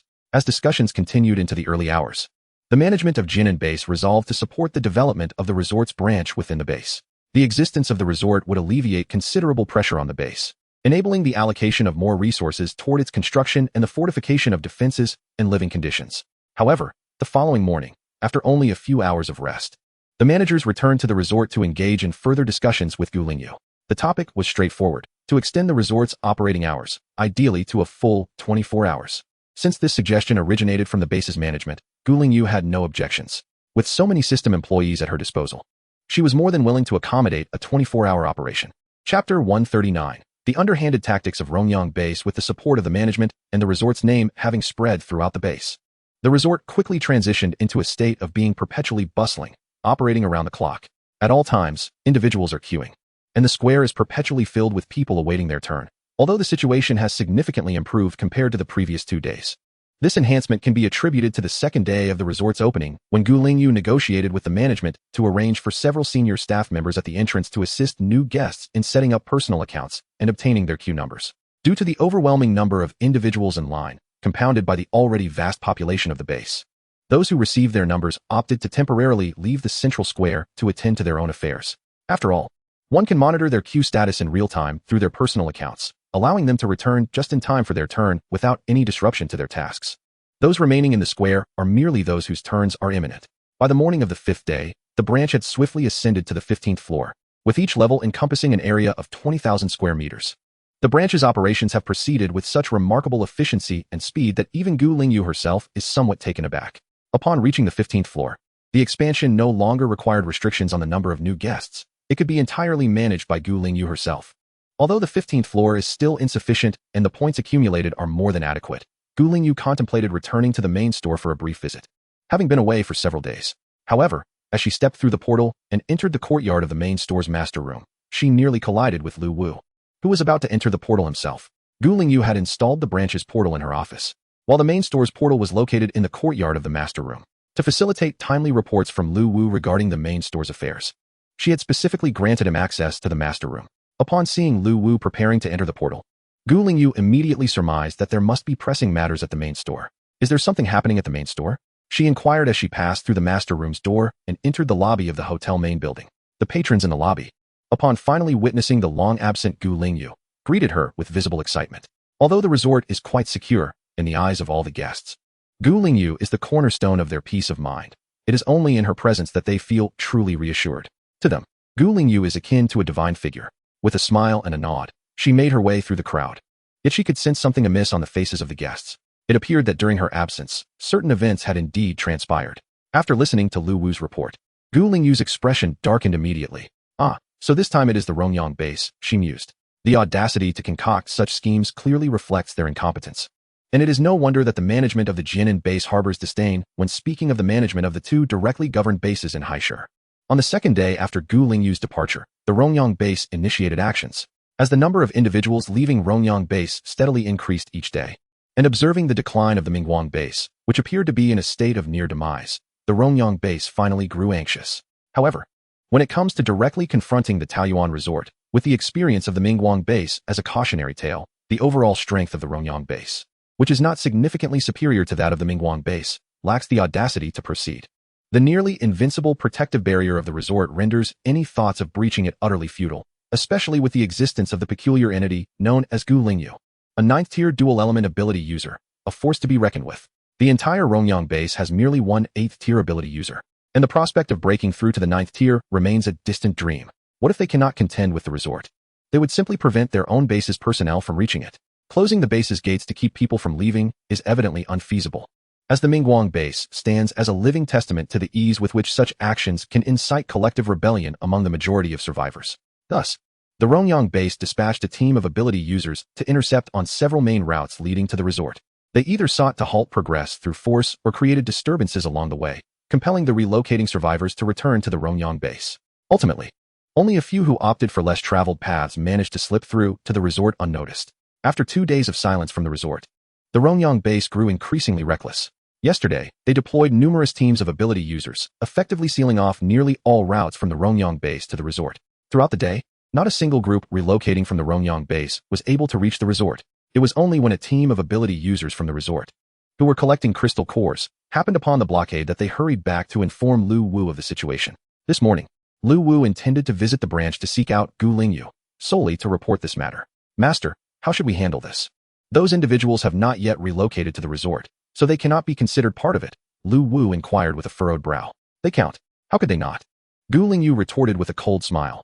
As long as they wish to come to the resort, they are indeed part of it. With that, Gu Lingyu summoned forth a radiant golden kunpeng in the square, which soared into the sky with a resounding cry that echoed through the heavens. As the cry resonated and the golden light shone, all the inhabitants of the resort became aware of Gu Lingyu's presence. She leaped effortlessly, soaring several meters into the air, and landed firmly upon the back of the kunpeng, which then flapped its wings, propelling them beyond the confines of the resort. The entire sequence, from the summoning of the kunpeng to their departure, transpired in mere breaths, until only a distant speck remained in the sky. Only then did the crowd in the square regain their senses. The boss has appeared. Could it be regarding the matter with the Rongyang base? It seems the boss had been in seclusion for quite some time. Absolutely. I happened to see Manager Lu heading to the boss's room just as I descended the stairs. It must have been to report this. The Rongyang base is in for a rough time. What a pity. I wish I could witness it live. I long to see the boss's grandeur. Then you should go to the Rongyang base to watch. Are you foolish or am I? By the time the boss reaches the Rongyang base, I might just have barely run 2 streets. Upon my arrival at the Rongyang base, it is likely that Boss Gu has already completed his tasks and returned to indulge in a leisurely brunch. The atmosphere in the square is charged with fervent discussions. Meanwhile, as the crowd engages in animated chatter, Gu Lingyu has reached the blockade line referred to by Lu Wu and has indeed encountered a team of supernatural beings affiliated with the Rongyang base. Chapter 140. This is the next scene. It seems that the Rongyang base has resolved to employ such underhanded tactics to prevent the survivors from departing. Those who have chosen to assist in the management of the base by perpetrating such actions are not virtuous themselves. As the team of supernatural beings below realizes their predicament and attempts to flee, they stand no chance against my lightning. With a series of electric flashes, the entire team collapses, leaving only their anguished cries. Gu Lingyu has no intention of letting them off easily. Several serpentine bolts of lightning emerge, ensnaring the fallen individuals, who are then yanked back and hung upon the legs of the kunpeng. At her current level of power, controlling her abilities to avoid causing harm is a simple task, thus sparing the kunpeng from any adverse effects. However, for those suspended from its legs, the experience is quite different. They are subjected to a continuous torment akin to electrocution, compounded by their extensive electrical burn marks, eliciting cries of pain. Yet, Gu Lingyu's control over her power is remarkably precise, allowing them to feel agony without being fatally electrocuted, forcing them to endure the torment indefinitely. After suspending these individuals, Gu Lingyu sets her sights on the next target location. Hey, did you hear that noise? At a certain intersection, a team of supernatural beings from the Rongyang base finds themselves blocked. The sound grows increasingly louder. Why does it seem overcast? All members of the team look up, only to behold a colossal figure hovering directly above them. Goodness, it's the owner of that resort. Wasn't it said she wouldn't involve herself in this matter? If only we had known, we wouldn't have taken on this task. Run. After collecting yet another team of trophies, Gu Lingyu embarks once more. After sweeping the so-called blockade line, she also managed to rescue 3 teams attempting to relocate. Grateful gazes follow her as she accelerates towards the Rongyang base with urgency. The Rongyang base soon looms before her, a vast level 1 base that, in Gu Lingyu's eyes, appears utterly ludicrous. The golden kunpeng has become her emblem, and now, the entire Rongyang base, along with the Mingguang base, is aware that this is her summoned battle companion. As the golden kunpeng materializes and perches above the gate of the Rongyang base, all who witness this spectacle understand that the enigmatic and formidable Boss Gu from Taoyuan Resort has arrived. The recent events of the Rongyang base intercepting the survivors' attempts to relocate have already spread throughout the base. Everyone is acutely aware of the management's intentions, harboring deep resentment but feeling powerless to act, unless they can muster a formidable force to confront the resort. Those desiring to relocate are tormented by their thoughts, while those who have yet to contemplate relocation are equally discontented with the management's actions. At this moment, the emergence of Gu Lingyu ignited cheers from the crowd gathered in the square and along the streets, particularly when they beheld the hundreds of extraordinary individuals suspended from the feet of the kunpeng. These were none other than the teams of ability users dispatched by the base management to prevent the masses from departing. This astonishing scene filled the supporters of the resort with exhilaration, while those who had willingly served the base management were gripped by terror. However, as the cheers began to rise, a piercing alarm blared throughout the entire base. Numerous ability users began to congregate near the base gates and walls, directing their hostility towards Lingyu. In a short while, an ability user gradually ascended from the ground, hovering at an altitude of approximately 10 meters, glaring fiercely at Lingyu. This individual was the sole 8th-tier ability user of the Rongyang base, the commander of the base's ability user squad, and also the brother of one of the senior managers. How audacious! How dare he cause a ruckus at my Rongyang base? Does he truly believe that his 9th-tier power renders him invincible? With a furious shout, he exuded an air of confidence. In his eyes, over 5,000 ability users had been mobilized around him, and their numbers were steadily increasing. He was convinced that a coordinated strike from these individuals could bring down even the likes of Lingyu, regardless of her 9th-tier status. Yet, reality presented a stark contrast to this leader's imagination. Lingyu smirked coldly, disregarding the commander entirely, and picked up a small loudspeaker to address the entire Rongyang base. Though compact in size, the loudspeaker emitted a formidable volume that resonated throughout the base, reaching every corner. All those wishing to visit the resort are guests of the Taoyuan resort. Should anyone dare to resort to underhanded tactics and dispatch these ability users to obstruct us?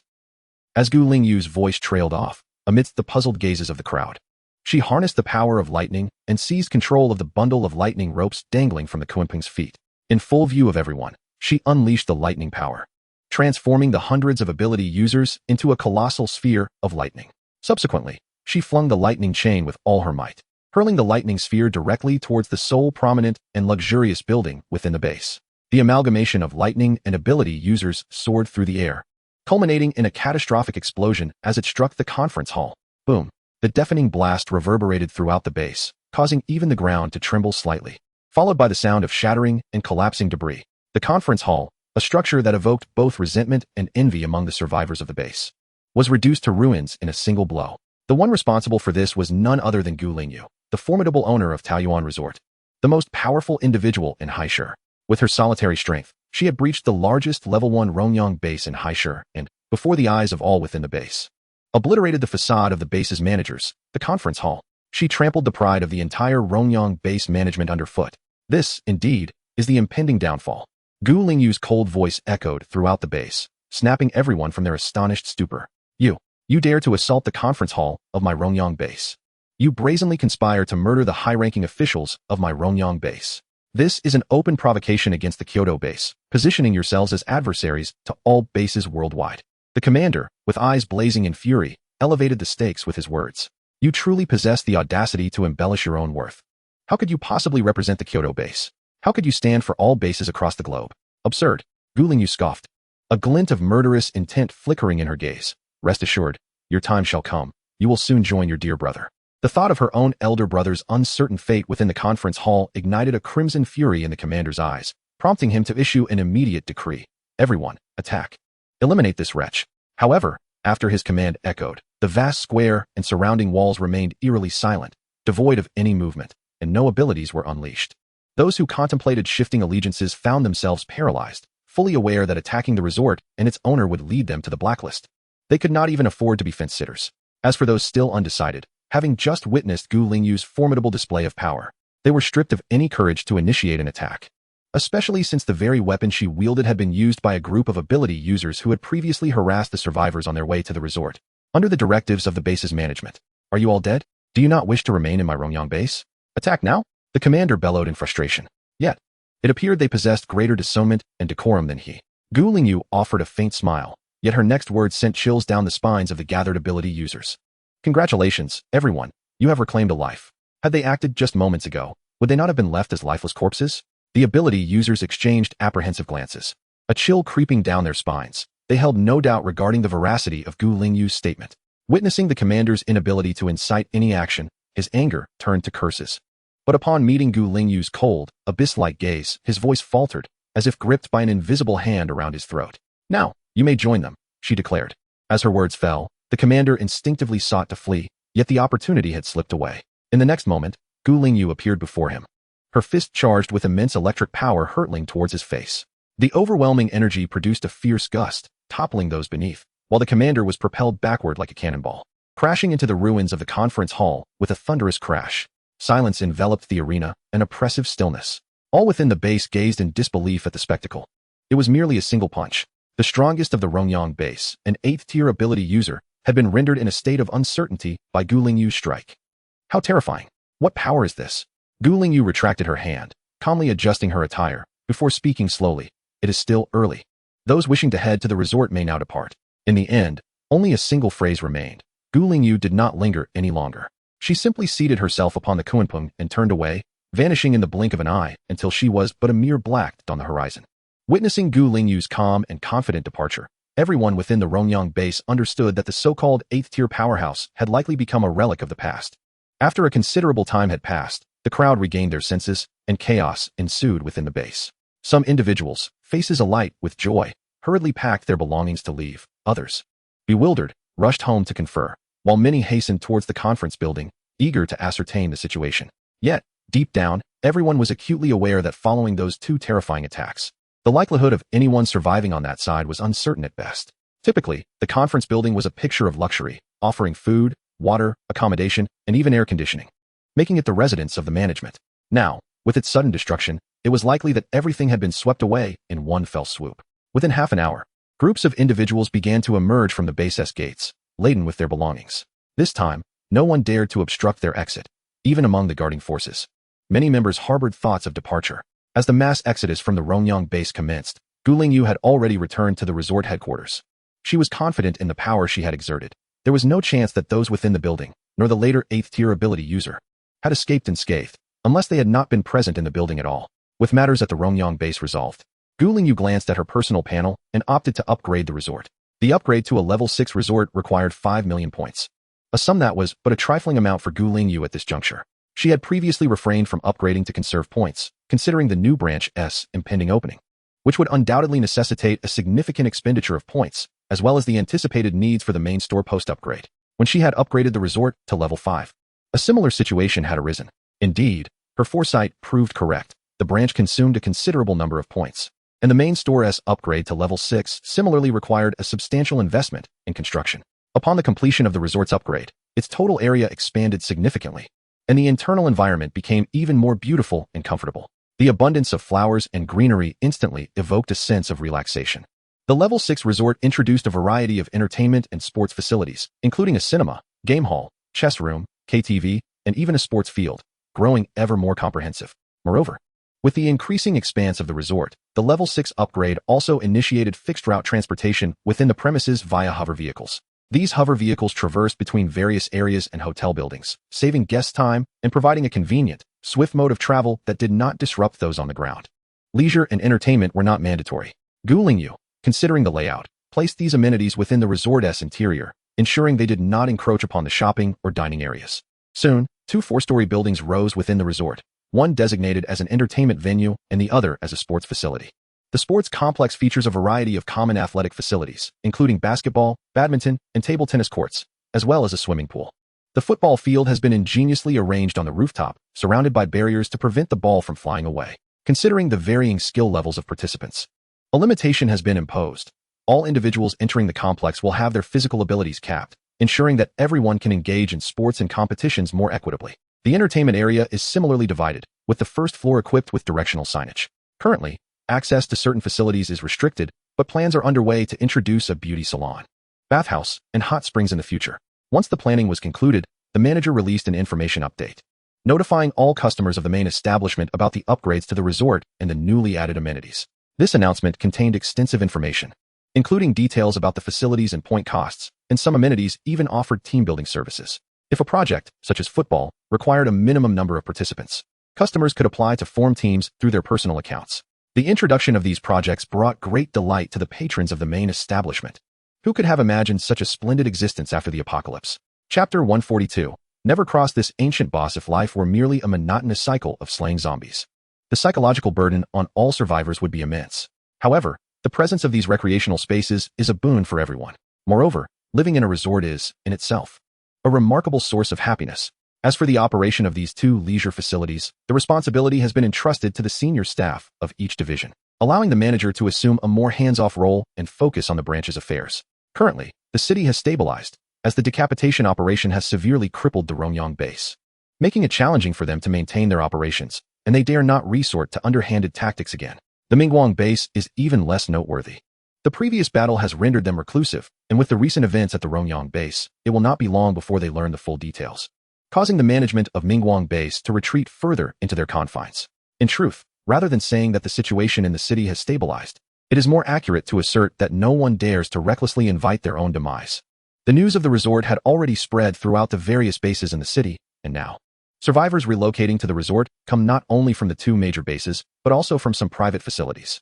Once the events at the Rongyang base are widely known, the number of individuals choosing to move to the resort will only increase. The manager has preemptively expanded several hotel buildings.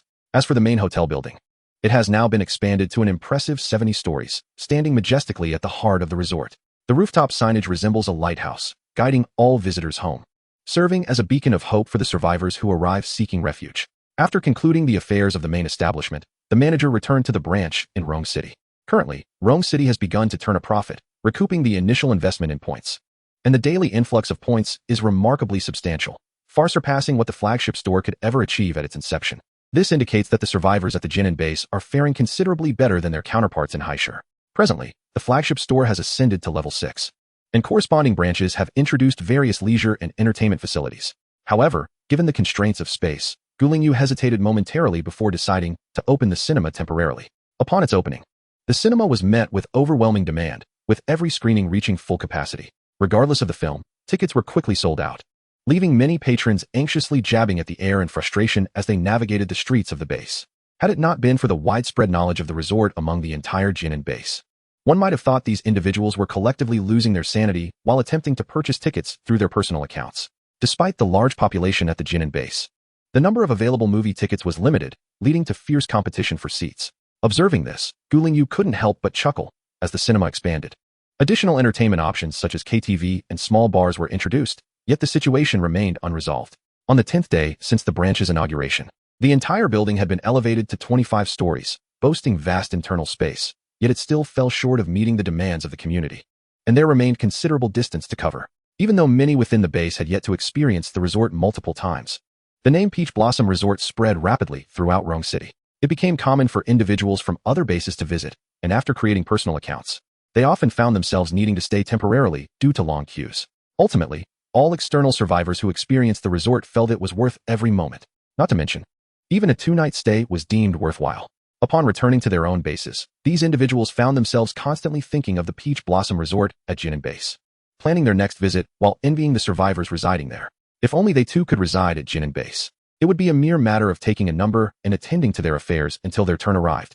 They wished for a similar establishment at their own base. This notion was not confined to the survivors of other bases. Even the management at Jinin base contemplated the same. They directly approached Lingyu to inquire if there were plans to open branches in other bases, only to receive a negative response. A city may only host one branch, a rule established not by Lingyu, but by the system itself. Upon reviewing the detailed introduction during the branch task assignment, it was explicitly noted that only one branch could operate per city. This revelation left the management at Jinin base feeling a mixture of joy and dismay. The joy arises from the fact that this branch is established within its own base. Yet the sorrow comes from the nearby management of several other bases directly under the Kyoto base, who have recently been sending envious and spiteful little notes. These managers, having been invited by the Jinin base to experience its resort, can hardly contain their jealousy. However, the managers of the Jinin base dare not voice their grievances. For since the esteemed boss Gu has decreed that only one branch may exist in a city, it shall be so. They cannot afford to provoke boss Gu over such trivial matters, lest their office building also suffer the consequences. Previously, they received feedback from the Kyoto base, and the team dispatched to gather intelligence in Haishur returned with the conclusion, never provoke boss Gu. Otherwise, the destruction of their office building would result in a complete annihilation of the management, leaving them with no recourse but to lament before the King of Hell. After several days of inquiries, the Jinin base management has gained a substantial understanding of this idyllic resort and of boss Gu, including the recent events in Haishur. This even encompasses the incident a few days prior, when boss Gu, in a fit of rage, single-handedly stormed the Seoul Level 1 base in Haishur, vanquishing its strongest members and reducing the office building to rubble. Just days ago, boss Gu was indeed in Haishur. In the evening, the managers even spotted him dining in the buffet restaurant. Yet, upon realizing it was boss Gu, they felt no surprise. After all, it seemed perfectly normal that he could be in Haishur one moment and inspecting stores in Rong City the next. The actions of the Rongyang base were deemed disgraceful even by the Jinin base management. They failed to manage their affairs properly and forbade the survivors from leaving, resorting to despicable tactics to maintain appearances. It was no wonder they provoked Boss Gu's ire. Chapter 143. The fate of the two base managers at that time. Most of the Rongyang base management was gathered in their office building. Thus, Boss Gu's strike nearly resulted in their collective annihilation. With only one manager fortunate enough to be absent at that moment and escape the catastrophe, the sole survivor was extracted from a lover's abode, only to face the wrath of the Kyoto base. Ultimately, although he evaded Boss Gu's lethal blow, he could not escape the calamity from Kyoto, being summarily dismissed and stripped of all possessions, left at the mercy of the Rongyang base survivors. The long-suffering survivors, who bore a deep-seated grudge against their management, certainly did not let such an opportunity slip by. It is said that they imitated the resort's punishment, casting him into a horde of zombies. As for the other directly affiliated Mingguang base in Haisher, the Jinan base management also gleaned considerable information. Although Boss Gu refrained from demolishing the Mingguang base's office building, the misdeeds of its management eventually came to the attention of the Kyoto base, leading to their dismissal and punishment akin to that of the Rongyang base. The fate of the management at Mingguang base is hardly worth mentioning. They were inherently more ruthless than those at Rongyang. Consequently, the survivors at Mingguang base naturally held them in high regard. Upon receiving this information, the management at Jinan base also became aware of the Kyoto base's forthcoming plans concerning Haisher, due to the mismanagement of the two major subordinate bases in Haisher. Coupled with the presence of resorts, Kyoto base opted to relinquish both bases entirely, ceasing to send any management personnel and handing Haisher over entirely to the resorts. With the resorts in place, no base in Haisher could possibly sustain itself, nor was there any necessity to do so, as the survivors there had already secured viable living conditions. However, this series of events finally drew the attention of Kyoto base to Taoyuan Resort, which they regarded with great interest. The management at Jinan base even received directives from Kyoto base, instructing them to engage with and learn more about Taoyuan Resort and its proprietor, Boss Gu, and to relay all pertinent information back. The messages from Kyoto base indicated a keen interest in Taoyuan Resort, coupled with a palpable caution regarding Boss Gu, who was advised to be approached with utmost care to avoid any potential conflict. The management at Jinan base could only smile wryly. Who would dare provoke this formidable figure, who was presumably adept in multiple supernatural abilities? Nevertheless, through their interactions over time, they discovered that Boss Gu was, in fact, quite amicable, provided one did not stir up trouble or intrude unnecessarily. It appeared that Boss Gu was solely focused on establishing her branch and showed little concern for anything outside of that, demonstrating no intention of engaging in the management of the bases. After about half a month, the management at Jinan base found themselves increasingly occupied, as signs of a mass migration of survivors from Rong City began to emerge. The destination for this migration was none other than their own Jinan base. Initially, the newcomers were primarily survivors from smaller bases, but gradually, individuals from several major subordinate bases began to arrive, with the numbers steadily increasing each day. Upon witnessing this development, the management at Jinan base couldn't contain their joy, feeling immensely grateful that Taoyuan Resort had been established within their base. Otherwise, they would be facing the same concerns about personnel loss as their counterparts at other bases. Poor management of the base could result in penalties from Kyoto base. Fortunately, after reporting this situation, they received word from Kyoto base indicating that there would be no punitive measures against the management of the other bases. Merely a request to continue monitoring the evolving circumstances, if the survivors expressed a desire to reside at Jinan base. The considerable personnel attrition from the various bases might lead to their eventual merger with Jinan base. Upon receiving this news, the major bases in Rong City sprang into action. Meanwhile, Jinan base busied itself with expansion efforts to prevent any potential overcrowding of the incoming survivors. In contrast, the other major bases have organized escort teams to safely accompany all survivors wishing to relocate, ensuring that those seeking to reach the Jinan base arrive without incident. Lingyu was well aware of these circumstances, as patrons frequently discussed matters from outside. However, she had not anticipated such a development, particularly the formation of escort teams by the other major bases to assist ordinary survivors in their transition to the Jinan base. It suddenly dawned on her why the system had chosen to reincarnate her in Haisher and allowed her to establish the headquarters of the resort there. One cannot deny that. Comparatively, the survivors in Haisher indeed faced a harsher plight. Nevertheless, the future development of Rong City was no longer her concern. As she was about to embark for another city to open a new branch, her task for the second branch had already refreshed. The Rong City branch had already found its footing, and from here on, it would only require periodic expansions. As for mundane operational matters, she could efficiently manage them through her panel without needing to be physically present. On the eve of her departure, while dining, Lingyu encountered the management from Jinan base, who were also there for a meal. Sitting at the adjacent table, casual conversation inevitably ensued. Recalling a previous remark made by Lingyu, one of the managers curiously inquired, "Does Boss Gu plan to open branches in other cities?" "Yes, I will be departing for the next city tomorrow," Gu Lingyu replied, untroubled by the exposure of her itinerary. After all, the establishment of a new branch was bound to attract attention. The commotion would inevitably reach Rome City in due time. She was aware that the Kyoto base had already taken notice of both the resort and herself, evidenced by the current situation of the two major bases in Haishur. These bases had also begun to spontaneously organize escort teams, facilitating the transfer of a considerable number of survivors to the resort, resulting in a rapid increase in its population. The Jinan base managers were taken aback. They had not expected their casual inquiry to yield such significant news, particularly regarding Boss Gu's imminent plans for a new branch. Is Boss Gu really leaving? Will she neglect the operations here? The branch here will continue to function normally. I will periodically check in, and the expansion will not cease.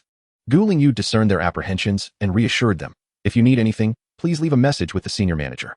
Upon receiving Gu Lingyu's affirmation, the managers felt a wave of relief and promptly inquired about the new branch. Might you reveal the location of your next store? Feng City, within the Shiping base.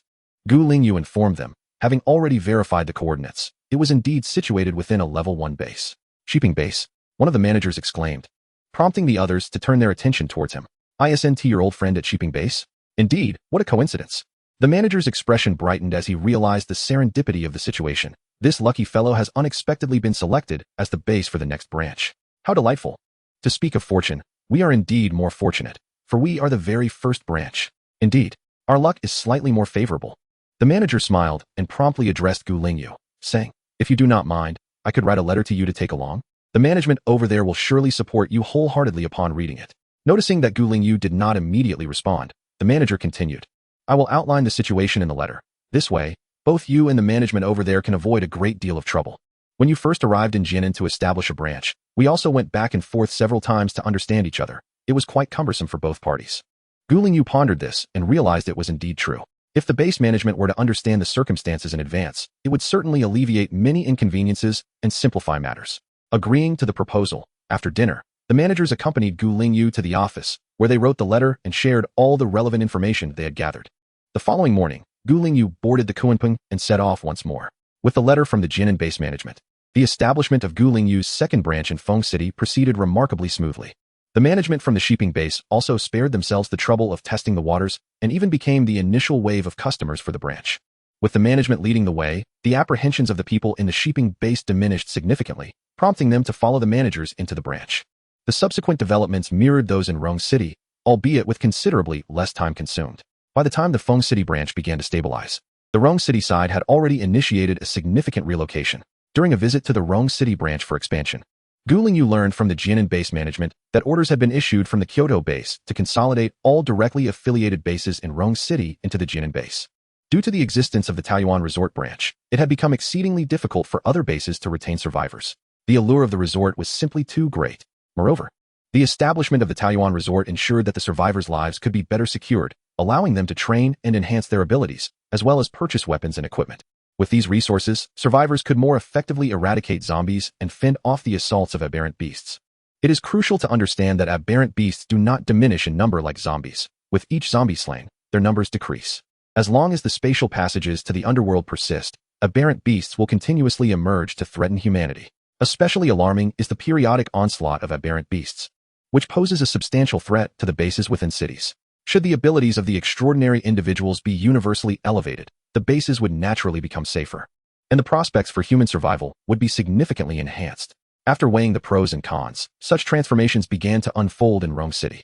If the major bases in Rong City underwent such changes, the smaller bases were even less significant. The larger bases relocated at a faster pace, and before long, the smaller bases had completely vanished from Rong City. Now, the management of the Jinan base finds themselves in a state of bittersweet joy. Their happiness stems from being the chosen base, while their burden arises from the overwhelming number of matters requiring attention. The immediate priority is expansion, relentless expansion. Otherwise, it would be impossible to accommodate such a multitude. The management is acutely aware that all survivors are drawn to the branch office. Thus, with a sweeping gesture, they decisively resolve to expand outward from the resort as a central point, facilitating access for individuals from various bases. Compared to the pace of relocation in Rong City, the progress in High City is markedly swifter. After all, the current number of survivors in High City is not even half that of Rong City, and the expansion of the resort headquarters is considerably more manageable and expedited. Within approximately half a month, the operations of the branch in Maple City gradually stabilized. During a report from Lu Wu regarding the headquarters, it was unexpectedly revealed that there were already pregnant women at the main store. The stability of life and the security of the environment have prompted many couples to contemplate starting a family, with some even beginning to take action. Although the number of pregnant women is still limited, Lingyu is compelled to consider numerous other matters. Pregnancy is not an easy endeavor, especially in a post-apocalyptic world where an unsafe environment renders most couples too fearful to have children. Particularly in High City, where conditions had previously been dire, survivors struggled to sustain themselves, living in a perpetual state of uncertainty. The decision to have a child in such circumstances is tantamount to courting disaster, as the survival of the child remains uncertain. However, with the advent of the resort, the situation has evidently taken a turn for the better. The emergence of pregnant women has prompted Lingyu to contemplate other crucial considerations.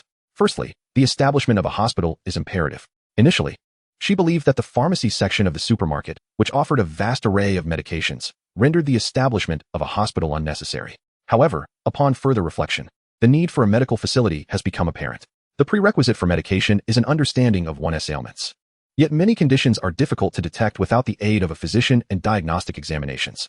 Pregnant women, in particular, require a multitude of examinations throughout their pregnancy. Given that the resort can now accommodate such needs, Lingyu has certainly resolved to proceed. Following the resort's elevation to level 6, a new facility has been unveiled, namely, a hospital. Lingyu has allocated a portion of land in the center of the accommodation area to establish this hospital, which encompasses every conceivable department and piece of equipment, even extending to aesthetic medicine. Survivors, having endured the hardships of a post-apocalyptic existence, inevitably bear scars, thus necessitating such services. Moreover, the hospital offers a variety of health checkup programs and packages to ensure that patrons of the resort can undergo regular examinations, particularly the elderly, children, and pregnant women. As for the medical staff, Lingyu has adhered to the established protocol of employing individuals through the system. However, recognizing the presence of individuals with relevant expertise, the hospital has also opened a recruitment channel. Those who pass the assessment administered by the senior management overseeing the hospital can secure employment in their respective positions and earn points.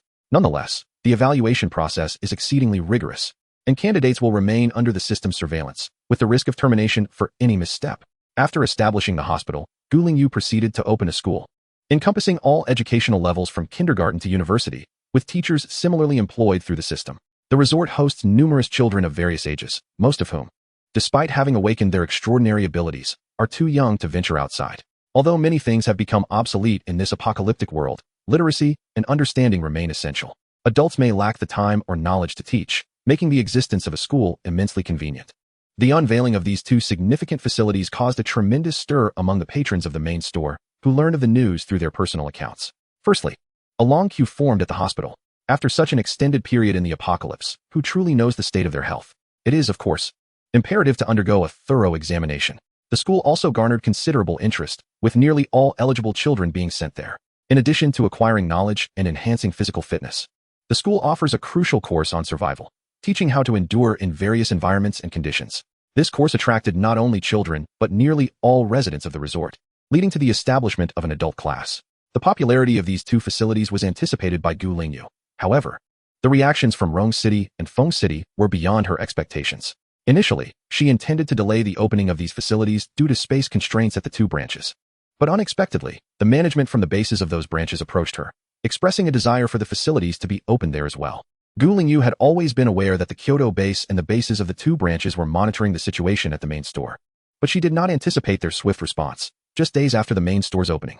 Given their expressed needs, Lingyu had no objections and promptly visited the two branches, overseeing their expansion to accommodate the hospital and school. Once the expansions were completed, the management of the bases at the two branches relayed interest from several other city bases, hoping Lingyu would consider opening more branches. However, such decisions were beyond her purview. She could only assure them that it would happen eventually, but not at this moment, as the task for the new third branch had just been refreshed in Song City. At the Kanglan base, the very city and base where Lingyu had existed before her rebirth. Finally, the moment had arrived.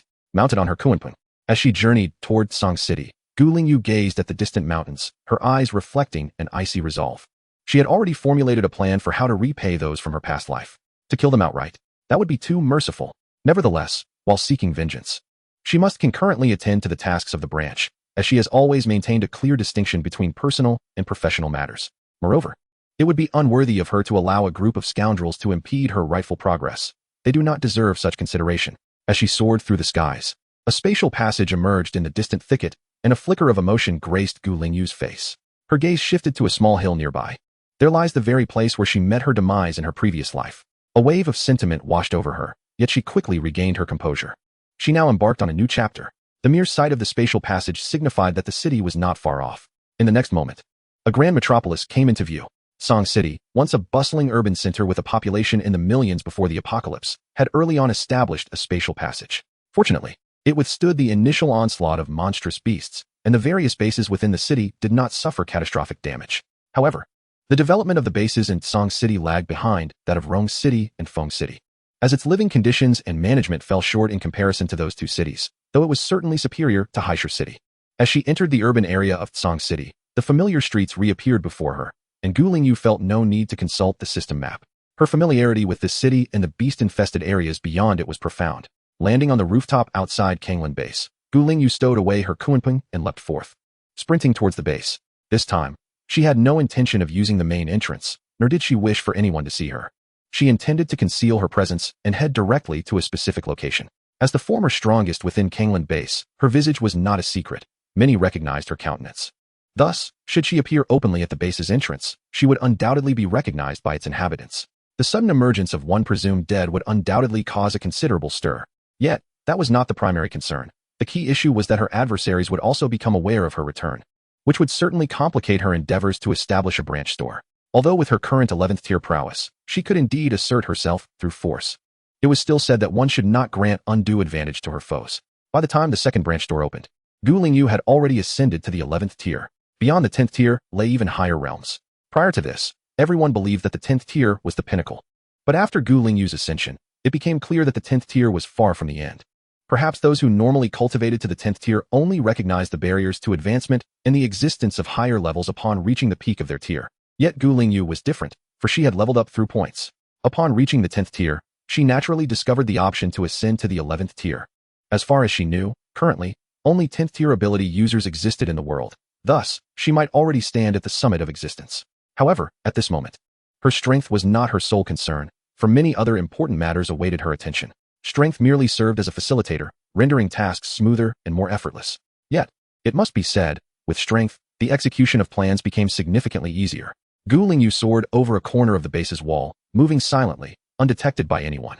She darted swiftly within the base, occasionally gliding over rooftops, at times weaving through narrow alleys, until she finally leapt, landing atop the base's office building. Just as she settled in the shadows at the edge of the eave, she overheard the occupants within discussing matters pertaining to her. Is there still no clue? A low, somber voice emerged, tinged with regret and melancholy. Chapter 146. Manager Wei, Commander Gu, Past Events. Manager Wei, we have searched for several months. Yet there has been no trace of Commander Gu. I fear she has truly. Sighs deeply. Manager Wei's voice conveyed a sense of sorrow. I am well aware that this is likely the outcome, yet I am reluctant to concede. She is such a strong and resilient individual. At that time, there were numerous beasts, several of them at the 8th tier. For Commander Gu to engage half of them and severely injure the remaining 8th tier beasts was already an immense effort. I understand, I truly do. But I simply cannot bring myself to accept it. A brief silence enveloped the room, and when Manager Wei regained his composure to speak again, his tone was filled with coldness and disdain. How is the evidence regarding that incident and those individuals coming along? There are still several leads being pursued, and we will soon have a complete grasp of the evidence. Upon hearing this, Manager Wei felt little joy in his voice, responding coldly. Very well, proceed with caution. Once we have all the leads, report immediately to the capital base. I want this group of parasites to no longer harm the Kanglan base. Rest assured, Manager Wei we.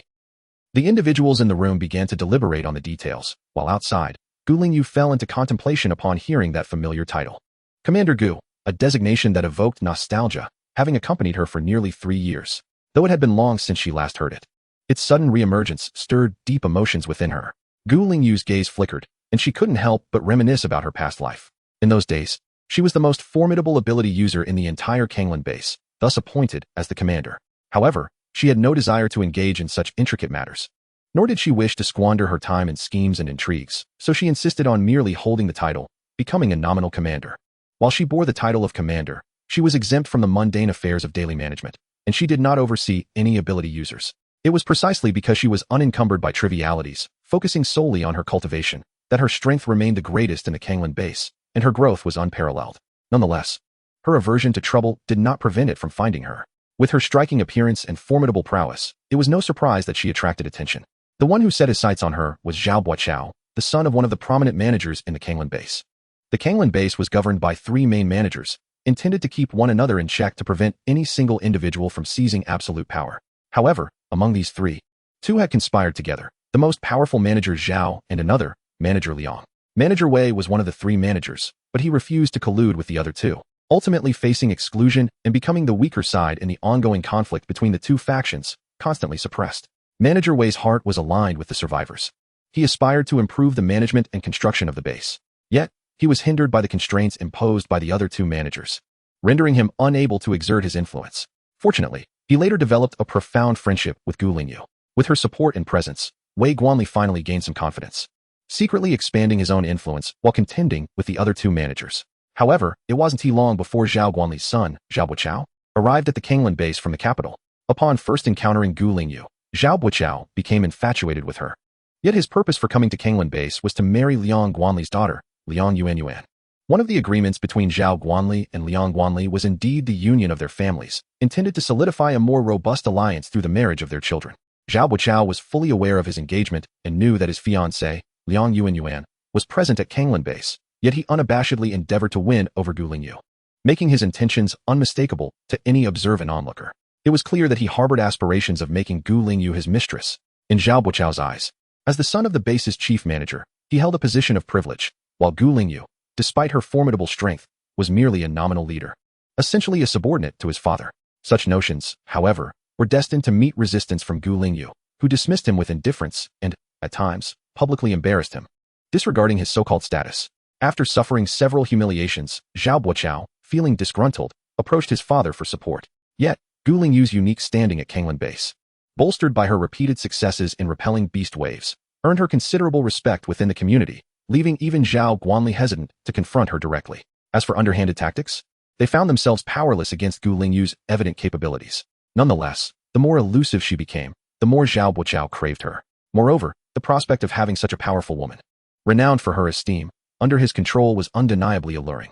Thus, his obsession with Gu Lingyu intensified, a sentiment that Zhao Guanli tacitly endorsed. However, the thoughts of the Zhao father and son did not necessarily reflect those of the Liang family. On the surface, Liang Guanli appeared indifferent, focused solely on his daughter's ascendance, unconcerned with how many lovers Zhao Buqiao might take. Yet, behind the scenes, he was subtly bolstering his daughter's position, employing various schemes. Though these petty tricks were too trivial to impress Gu Lingyu, Liang Guanli, already the weakest faction in the base, had only recently secured a place aboard Zhao Guanli's ship and was unwilling to jeopardize that alliance. As for Liang Yuanyuan, she feigned magnanimity in front of Zhao Buqiao, yet secretly seethed with jealousy. She resorted to rumors, slander, and even played the victim, but none of these tactics bore fruit, as no one believed her. Eventually, she awaited an opportunity, and it arrived when another wave of beasts erupted. This time, the scale of the beast tide was unprecedented. If these creatures were allowed to invade Song City, all bases within would face grave danger, potentially resulting in significant casualties. Thus, the base resolved to dispatch an elite vanguard force to the outskirts, aiming to mitigate the impending tide of monstrous beasts and alleviate its impact on the stronghold. As the mightiest warrior of Kanglan base and the beacon of hope for all survivors within the compound, Gu Lingyu naturally took the lead. Moreover, at that time, she had reached the pinnacle of the 8th tier, on the verge of a breakthrough, making a fierce battle all the more desirable. Hence, she did not hesitate to accept the mission. Little did she anticipate, however, that the threat lurking in the shadows would arrive so surreptitiously. Gu Lingyu received an urgent notification indicating that an incident had occurred at the Beast Arena and the monstrous tide might assault the city earlier than expected, necessitating her immediate intervention. Such situations had arisen a few times before, and given that the messenger was an underling of Manager Wei and bore a letter from him, Gu Lingyu harbored no doubts. She was engaged in the eradication of beasts at the city's periphery when she promptly proceeded to the designated coordinates, as instructed. According to the messenger, she was to arrive at the coordinates first, awaiting the subsequent assembly of troops before they would convene and act in unison. The designated location was not a gathering point for the monstrous tide, but rather a small hill nearby, ideally situated for observing the situation of the approaching beasts. However, as soon as Gu Lingyu arrived at the coordinates, an unforeseen calamity erupted. A violent surge of energy detonated atop the hill. In that moment, Gu Lingyu realized she had likely fallen into a trap. Under normal circumstances, an energy explosion would be inconceivable unless someone or a beast detonated a crystal core, or if someone intentionally triggered the energy within the core. While the explosive energy posed no harm to Gu Lingyu, it was enough to attract the attention of the surrounding beasts. Indeed, as the echoes of the explosion faded, A cacophony of frenzied roars erupted around her. Just as Gu Lingyu prepared to flee, her countenance shifted dramatically. There was no longer any doubt. She had been ensnared in a trap. For at that moment, roars resonated from 3 directions surrounding the hill, with only the path she had traversed remaining silent. Originally, these beasts should have been congregating near the spatial passage. Yet their current distribution suggested someone had deliberately lured them away and orchestrated this arrangement. But soon after, a tremendous explosion resounded from the very path she had come, as yet another crystal core was detonated. This was a bid to seal off her escape route, leaving her entirely encircled by the monstrous tide. Upon hearing the second explosion, Gu Lingyu, filled with fury, began to surmise the identity of the one who had orchestrated her downfall. Although the order had come from an underling of Manager Wei, he himself could not possibly be behind such treachery. Gu Lingyu had always admired Manager Wei's methods and principles, and their relationship had been one of mutual assistance. She provided him with military deterrence to facilitate the construction of the base, while he endeavored to eliminate her troubles, allowing her to focus on enhancing her strength. It was precisely due to their collaboration that Managers Zhao and Liang had been unable to fully suppress Manager Wei and impose a dictatorship. The direction from which the second explosion emanated was alarmingly close to Tsang City. The proximity posed a grave risk of inadvertently attracting the aberrant beasts into the city, potentially precipitating an early onslaught of the monstrous tide. Manager Wei would never permit such a perilous scenario for the base and its survivors. He genuinely regarded them as human beings. In stark contrast, individuals like Managers Zhao and Liang, who viewed ordinary survivors merely as tools for gathering crystal cores, or even as inferior beings, were far more likely to orchestrate such treachery. Moreover, within Kanglan base, they were the most suspicious and capable of scheming to entrap Gu Lingyu. Zhao Buochao, intent on seducing her into becoming his lover, made it most plausible that the Liang father-daughter duo would be the orchestrators. Gu Lingyu quickly comprehended this entire situation, yet soon found herself encircled by the tide of aberrant beasts. Upon hearing the sound of a door creaking open, her thoughts returned to focus. She sensed that only one person remained in the room, Manager Wei, her dear friend despite their age difference. Inside the room, Manager Wei gazed at the resplendent crystal core in his hand, lost in contemplation. This rare and exquisite 8th-tier beast core was invaluable for Kanglan base, where the highest level was only 9th tier, and even that was a recent breakthrough. It was a parting gift from Gu Lingyu during their last meeting, intended for him to use when he approached the 8th tier. Now that he had indeed reached that level, he had yet to summon the resolve to use it. It was the sole remnant left to him by his most trusted friend at Kanglan base. As he was absorbed in his thoughts, a gentle tapping on the window jolted him, followed by a lilting female voice asking, "Why do you still have it? Haven't you used it?" Startled by the unexpected sound, Manager Wei sprang to his feet, instinctively placing a hand on his weapon and bracing for potential confrontation, his abilities surging in readiness. His reflexes were sharp, yet he was caught off guard. The familiar light laughter stirred memories within him. He lifted his gaze to see a girl leaning casually against the window, her demeanor as carefree as ever, adorned with a gentle smile that mirrored days gone by. In that moment, he felt as though struck by lightning. His eyes widening in disbelief as he stared at the girl who had suddenly appeared, momentarily rendered speechless. Seeing his reaction, Gu Lingyu approached with a playful stride, waving her hand before him. "Come back to reality. Wake up, Gu Lingyu.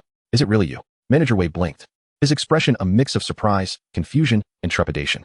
He feared that this miraculous sight was merely a figment of his imagination. "It is I, old Wei." Gu Lingyu replied with a smile. "You truly are unharmed. I knew you would be fine." Manager Wei exclaimed, stepping forward to grasp her arm, his hand trembling uncontrollably. In that moment, he confirmed the reality that his cherished friend was indeed alive and standing before him once more. Though perhaps it wouldn't be entirely accurate to say I am unscathed. To be precise, I have experienced death once, she remarked. Gu Lingyu smiled faintly and uttered a vague remark, yet she refrained from elaborating further. "Have you died once?"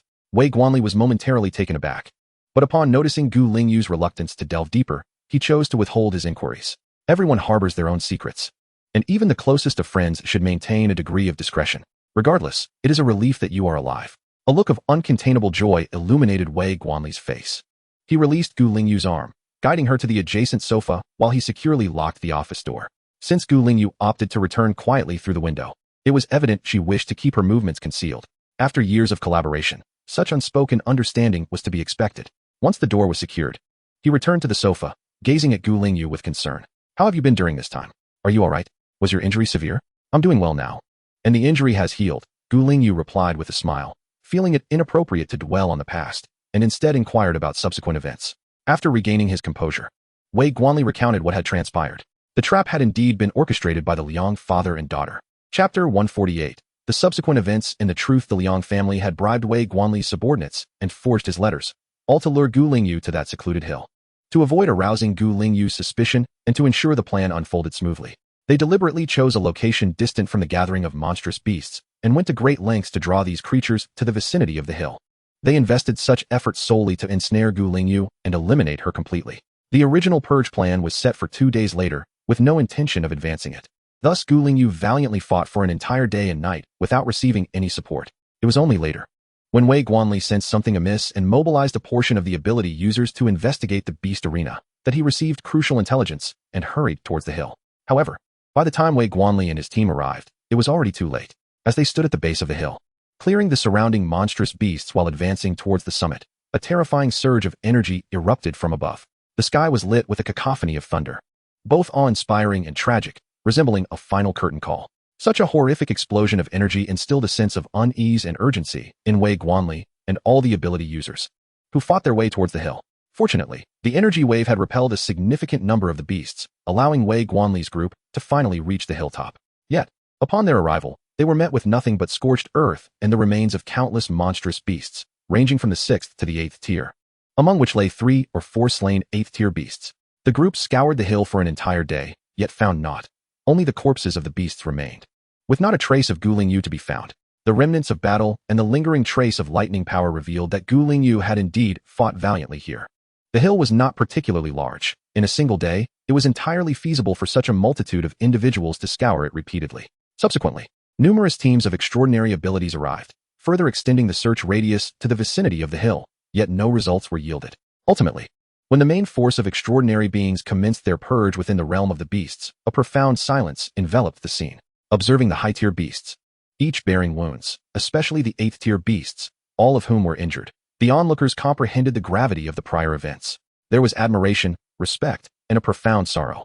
This wave of beasts was thus subdued, having failed to impact Song City significantly. Nevertheless, every base within Song City was acutely aware that the strongest extraordinary being, the girl whom the Kanglan base revered as a guardian, was no longer present. Several 8th-tier extraordinary beings existed in Song City, yet none could stand against Gu Lingyu.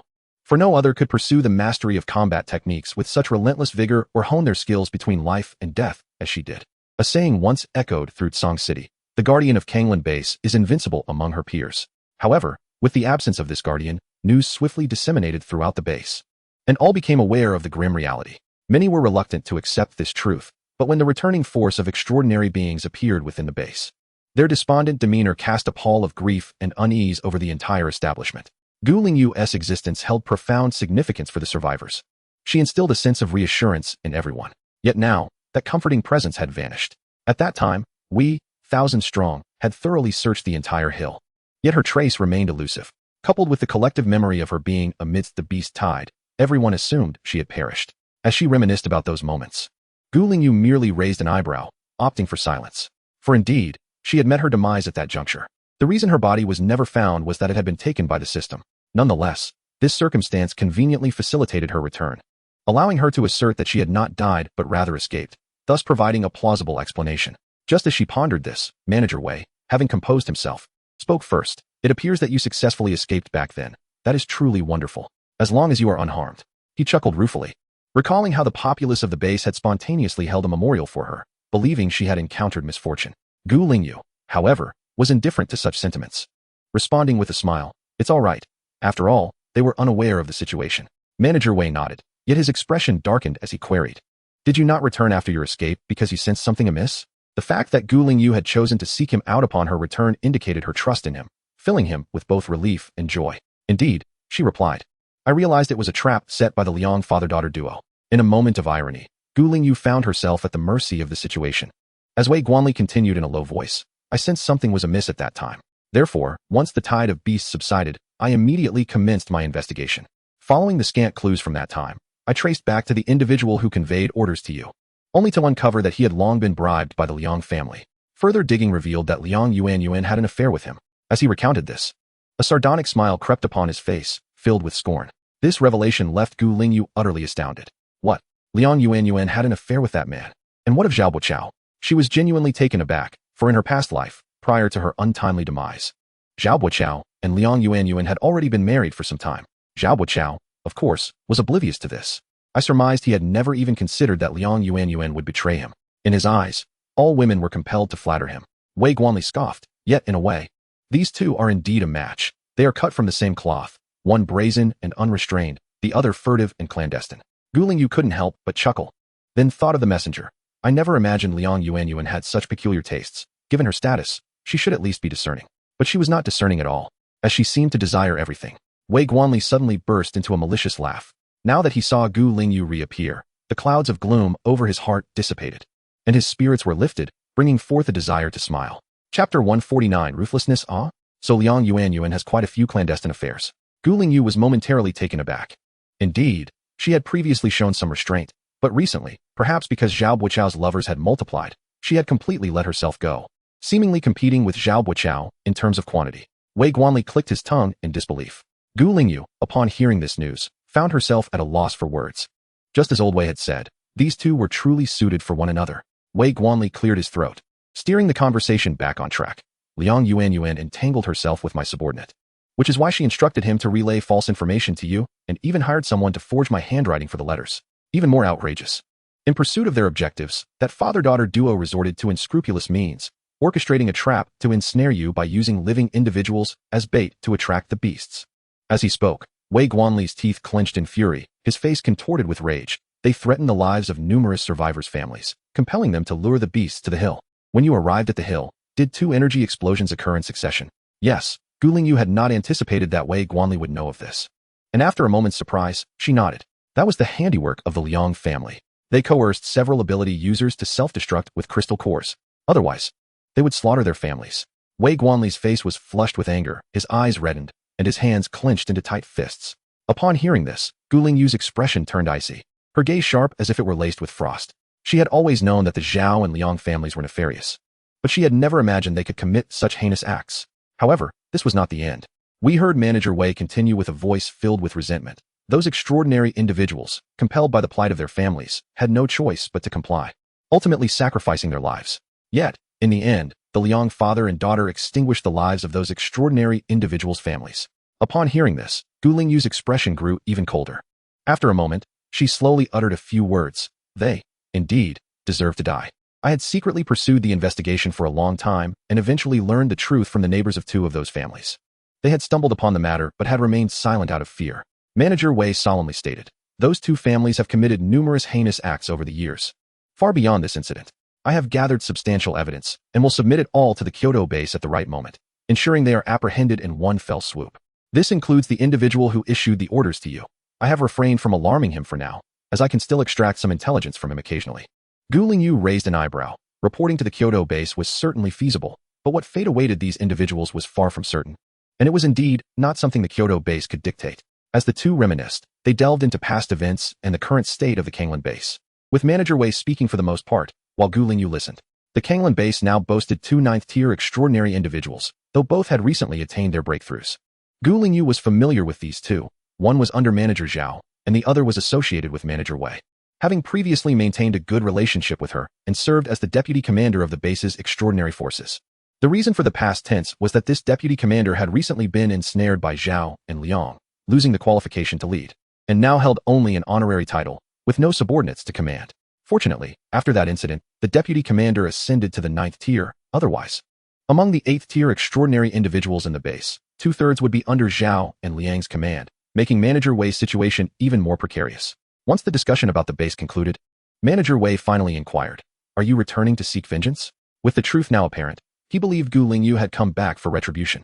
After all, were he in her position, he would not allow his enemies to continue living in peace. However, regarding Gu Lingyu's current strength, he found it terrifying, for he had reached the 8th tier and could not discern the extent of Gu Lingyu's power. Although there was no trace of extraordinary energy emanating from her, he would not assume she lacked abilities. Rather, he felt she had grown even stronger. It was likely that everyone in the Kanglan base, and even the entire Tsang City, shared this sentiment. Vengeance was one aspect, but not the entirety. Manager Wei was taken aback when Gu Lingyu suddenly broke into a smile and slowly said, "I have come to open a store." Open a store? Gu Lingyu recounted the general situation, including the fact that she had already opened 2 branches, leaving Manager Wei increasingly bewildered, though there were many aspects he found perplexing. Since Gu Lingyu did not elaborate further, he refrained from pressing for more details. After confirming the location of the store she had in mind, he immediately arranged for someone to secure the lease. Without much effort, the matters concerning the shop were resolved. The branch of the Kanglan base was also situated beside a bustling square in a deserted supermarket. However, this location did not lie in the heart of the base. Instead, it was closer to the residences of ordinary people, considerably distanced from the opulent quarters of the base's management. After bidding farewell to Manager Wei, Lingyu quietly entered the supermarket and commenced renovations. She had previously conferred with Manager Wei about keeping her return under wraps. Drawing on the experience garnered from the first two branches, this renovation proceeded with remarkable efficiency, culminating by dusk. As anticipated, the transformation attracted a throng of onlookers. For such a spectacle was indeed a rarity. Unlike the previous branches, Lingyu opted to remain in the shadows this time, allowing the senior management to handle the public interactions. As the evening unfolded, with the sky awash in the hues of sunset, the third branch of the Taiyuan resort opened its doors, with Manager Wei personally leading the way as one of the inaugural guests. Given Manager Wei's esteemed reputation, his presence prompted a significant portion of the crowd to follow him inside, resulting in a lengthy queue forming outside the shop in no time. The name of the Taiyuan resort began to circulate within the Kanglan base. It was whispered that this enigmatic establishment was owned by someone named Gu. Yet no one had ever laid eyes on the elusive owner, nor did they possess any information about them. 2 days later, within a luxurious residence in the Kanglan base, Zhao Buochao reclined by a pristine swimming pool, reveling in the attentive service of several young women. Some provided massages, others offered food, while a few engaged him in light-hearted banter. Should such a scene fall under the gaze of the base's populace, it would undoubtedly ignite a tempest of outrage and condemnation. While the common folk were forced to ration their water, Zhao Buochao luxuriated in filling the swimming pool with crystal-clear water. However, it was not only the ordinary citizens who would feel incensed. Even his wife, Liang Yuan, was filled with ire. Yet, despite the resentment brewing within her, she maintained a facade of composure. Observing Zhao Buochao surrounded by beautiful women, indulging without restraint even in the confines of their home, a flicker of jealousy sparked in her eyes before she swiftly restored her dignified demeanor. "Buochao, I need to discuss something with you," she said, feigning elegance as she perched on a chair by the pool, her skirt slit revealing her alluring legs. Yet, Zhao Buochao, engrossed in the company of his admirers, barely glanced in her direction and simply uttered one word: "Speak." A surge of anger welled within Liang Yuan, and casting a disdainful glance at the scantily clad women, she restrained herself and continued, "I heard that a new Taiyuan resort has opened recently, boasting an array of delicacies and even various new resources, drawing a significant portion of the base's population there. What nonsense resort with delicacies? Ridiculous." Zhao Buochao scoffed, his face a mask of derision. "In this day and age, who besides us esteemed individuals is worthy of such luxuries? Selling to those filthy commoners? Absurd. How could you possibly believe such baseless rumors? Have you completely ceased to engage your mind?" Zhao Buochao finally cast a disdainful glance at Liang Yuan, filled with contempt. Instantly, Liang Yuan's face flushed, not from embarrassment, but from indignation and humiliation. This man dared to belittle her in front of so many commoners, subjecting her to such disgrace. Although the other women did not dare to meet her gaze, Liang Yuan was certain they were secretly laughing at her. Many people had visited in recent days, all claiming the rumors to be true. Should we not send someone to investigate? Liang Yuan, unwilling to relent, attempted to utter a few more words. But Zhao Buochao impatiently interrupted her. "Enough. Don't you have anything better to do? Instead of fixating on these trivial matters, you should be finding me more women capable of bearing children." Upon hearing this, Liang Yuan's expression shifted dramatically, turning ghastly. This wretched man was once again mocking her inability to conceive. After more than a year of marriage, she had yet to become pregnant, leading Zhao Buochao to conclude she was barren, emboldening him to act ever more brazenly, even openly suggesting she assist in finding other women. What is this? Is she to play the role of a legitimate wife aiding her husband in taking concubines? Liang Yuan, the daughter of a prominent base manager, was born into nobility. How could she endure such humiliation? Yet, her thoughts were of no consequence, for even her own father, Manager Liang, expressed disappointment regarding her infertility in front of Zhao, frequently urging her to exert more effort. Effort for what? To help Zhao Buochao acquire concubines. Why should she? Liang Yuan had never anticipated that. After finally removing her greatest adversary, Lingyu, Zhao Buochao would reveal his true nature even more. Unable to bear it any longer, she abruptly rose and stormed out, her mind fixated on matters of fertility. She refused to believe the issue lay within herself. After all, with so many women around Zhao Buochao, had any of them conceived? At the pool, Zhao Buochao glanced at the furious Liang Yuan as she departed, scoffing and dismissing her from his thoughts, turning instead to revel in the company of the women surrounding him. In recent days, the resort at the Kanglan base had been flourishing, like the previous two branches. It quickly garnered attention throughout the base after its opening, with a steady influx of customers around the clock, prompting continuous expansion. By the third day, As the building had rapidly ascended to 15 stories, it finally attracted the attention of the managers who had previously looked down upon the resort. Shortly after noon, a group of 6 managers arrived together, parting the crowd in the plaza as they passed. Thanks to the newly implemented numbering system, the plaza was no longer congested, though a considerable number of people still awaited their turn. Upon witnessing the sudden arrival of these managers, the crowd exchanged furtive glances filled with disdain and apprehension. Their presence sparked concerns among the onlookers about potential changes the resort might face due to their arrival. The managers bypassed the queue and made their way directly to the front of the resort. At this moment, those queuing were individuals on the verge of being called forward. Yet a group of managers, clearly intent on cutting in line, remained silent, their discontent simmering beneath the surface as they regarded the upscale manager by the entrance. Standing there, a figure with light golden hair adorned with a pair of fluffy ears and a slender, patterned tail emerged, donning a crisp uniform. The 6 managers strode boldly towards the entrance, yet came to an abrupt halt 2 meters from the resort's gateway, colliding with an invisible barrier.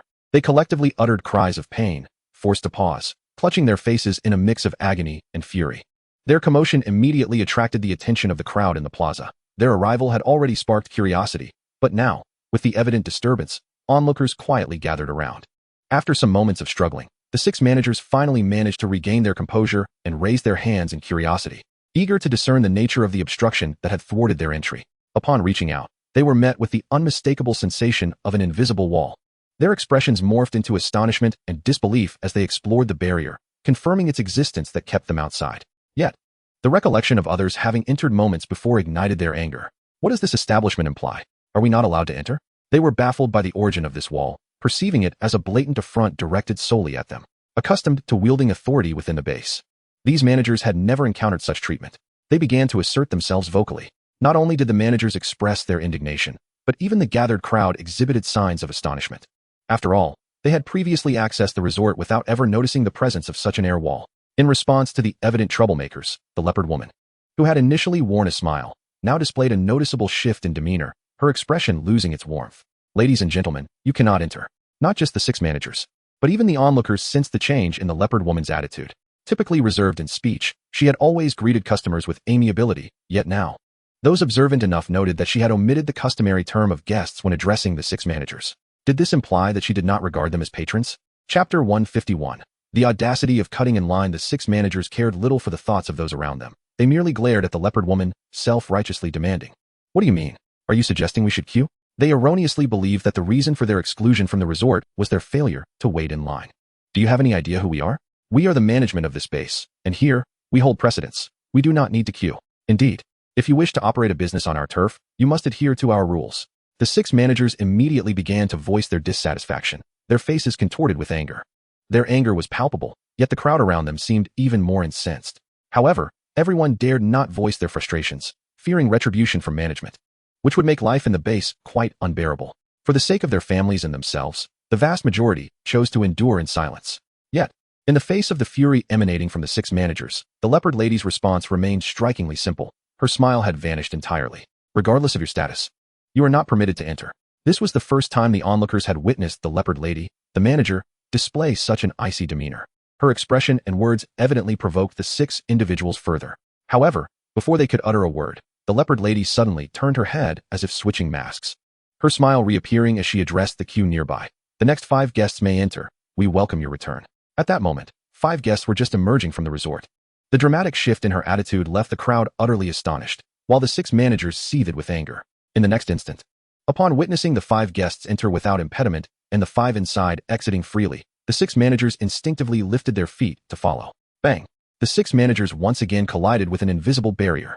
What on earth is happening? I clearly entered at the same time as those people. Why can they go in while I cannot? They cursed under their breath, clutching their now bruised noses, seething with rage. At this moment, it was not only the managers who were bewildered, even the onlookers displayed expressions of astonishment. They had always known the resort to be extraordinary since its inception, yet they had never anticipated such a peculiar function. The 6 managers could no longer contain their fury. "We must be allowed entry today." However, in the face of their wrath, the leopard lady merely replied coolly, "You have been placed on our establishment's blacklist, not only today, but in the future. You shall not be permitted entry." What? A blacklist? The 6 managers were taken aback. They had not even crossed the threshold yet. How could they be on a blacklist? Thus, their inability to enter was not due to queue jumping, but rather their presence on the blacklist? What do you mean? Are you targeting us? Do you harbor grievances against the management of our Kanglan base? The leopard lady gazed at them with an expression of indifference, unwilling to engage further. The managers from this base, such as Wei, made frequent trips without consequence. These individuals could not pin any blame on them. As for the blacklist, she was aware that the owner had already established one prior to opening the store. Although she was unaware of the reasons, it mattered little. The owner's orders were absolute. Seeing the leopard lady merely observing them coldly, seemingly disinterested, only fueled their anger further. What kind of attitude is this? Do you dare to act so brazenly within our Kanglan base? Do you not understand that the customer is king? Especially since we are the management of Kanglan base. Bring your boss out. Firstly, the base does not belong to any of you. Furthermore, within the resort, the notion that the customer is always right does not apply. The manager, known as the leopard woman, stated coldly. Within the resort, one must adhere to its rules. Any violations will be dealt with according to the policies of the establishment. Ultimately, none of you are entitled to meet my employer. Each utterance inflamed the ire of the 6 managers, culminating in a furious outburst as they pointed towards the resort, unleashing a torrent of vitriol, completely discarding the decorum expected of individuals in their positions. How dare you act so arrogantly on our territory? Today, let it be known that your disreputable establishment shall face closure. Summon the powers of the specialized unit. Seal off the vicinity of the establishment. No one is permitted to enter. Among the 6 managers, 2 immediately set off to call in the specialized unit. After enduring such humiliation, they would not rest until retribution was exacted. As the words left their lips, the leopard woman remained unfazed, while the bystanders shifted uneasily, their expressions betraying a sense of foreboding. The resort must not encounter any misfortune. Such an exquisite place, once experienced, could never be forgotten. They could scarcely entertain the thought of what would become of them if the resort were to vanish, much like a precious light that flickers briefly before being extinguished. Forget the notion that the customer is always right. Here, the resort itself is their deity. Yet, witnessing the furious managers, the onlookers dared not voice their indignation, gathering around while suppressing even the most subtle expressions of anger. Ever since their ancient leader fell in battle, the tranquility of the Kanglan base has irrevocably dissipated. They had previously been unaware that the ancient leader's formidable presence served not only to ward off beasts and ensure the safety of the base, but also to impose restraint upon the management. When the ancient leader was present, everyone felt an overwhelming sense of security, for he would invariably intervene to repel successive waves of beasts. Although there were times when certain managers displayed excessive authority, leading to oppression of the ordinary populace, it was at least tolerable. However, since the demise of the ancient leader, everything has changed. The beasts beyond the city have multiplied exponentially. Yet the base has scarcely deployed personnel for routine exterminations. Only Manager Wei sporadically organizes troops for such endeavors, due to the limited manpower at Manager Wei's disposal. The results of these efforts have proven unsatisfactory. It appears the circumstances at other bases are similarly dire, with reports indicating that life within those establishments is far from pleasant. As the number of beasts outside the city continues to swell and the tremors of the spatial rifts grow increasingly intense, the entirety of Tsang City is acutely aware that the next wave of beasts is imminent. This time, all ordinary survivors feel an overwhelming sense of dread. Beyond the external threats, what the survivors of Kanglan base find increasingly intolerable are the actions of the management. In the absence of the ancient leader, these managers have seemingly shed their constraints, revealing their true natures, and their conduct has grown ever more tyrannical and unrestrained. Chapter 152. Using these 6 individuals to enforce our store regulations. Dissatisfaction among the populace within the base has been escalating, with grievances against the management intensifying. While it is well understood that the personnel under Wei's management are commendable, they are simply outmatched in numbers. It has become evident to all why Commander Gu maintains such a strong rapport with Wei, consistently supporting him. Yet, what does this knowledge yield now? The other bases in Tsangshi are equally beleaguered. Where else can they turn? After much anticipation, the establishment of the resort has offered a glimmer of hope, only to be thwarted by the troublesome arrivals of the 2 factions under Zhao and Liang. Amidst the onlookers, many felt a sense of trepidation and discreetly withdrew from the crowd, hoping to inform Wei's management of the situation, wishing for intervention.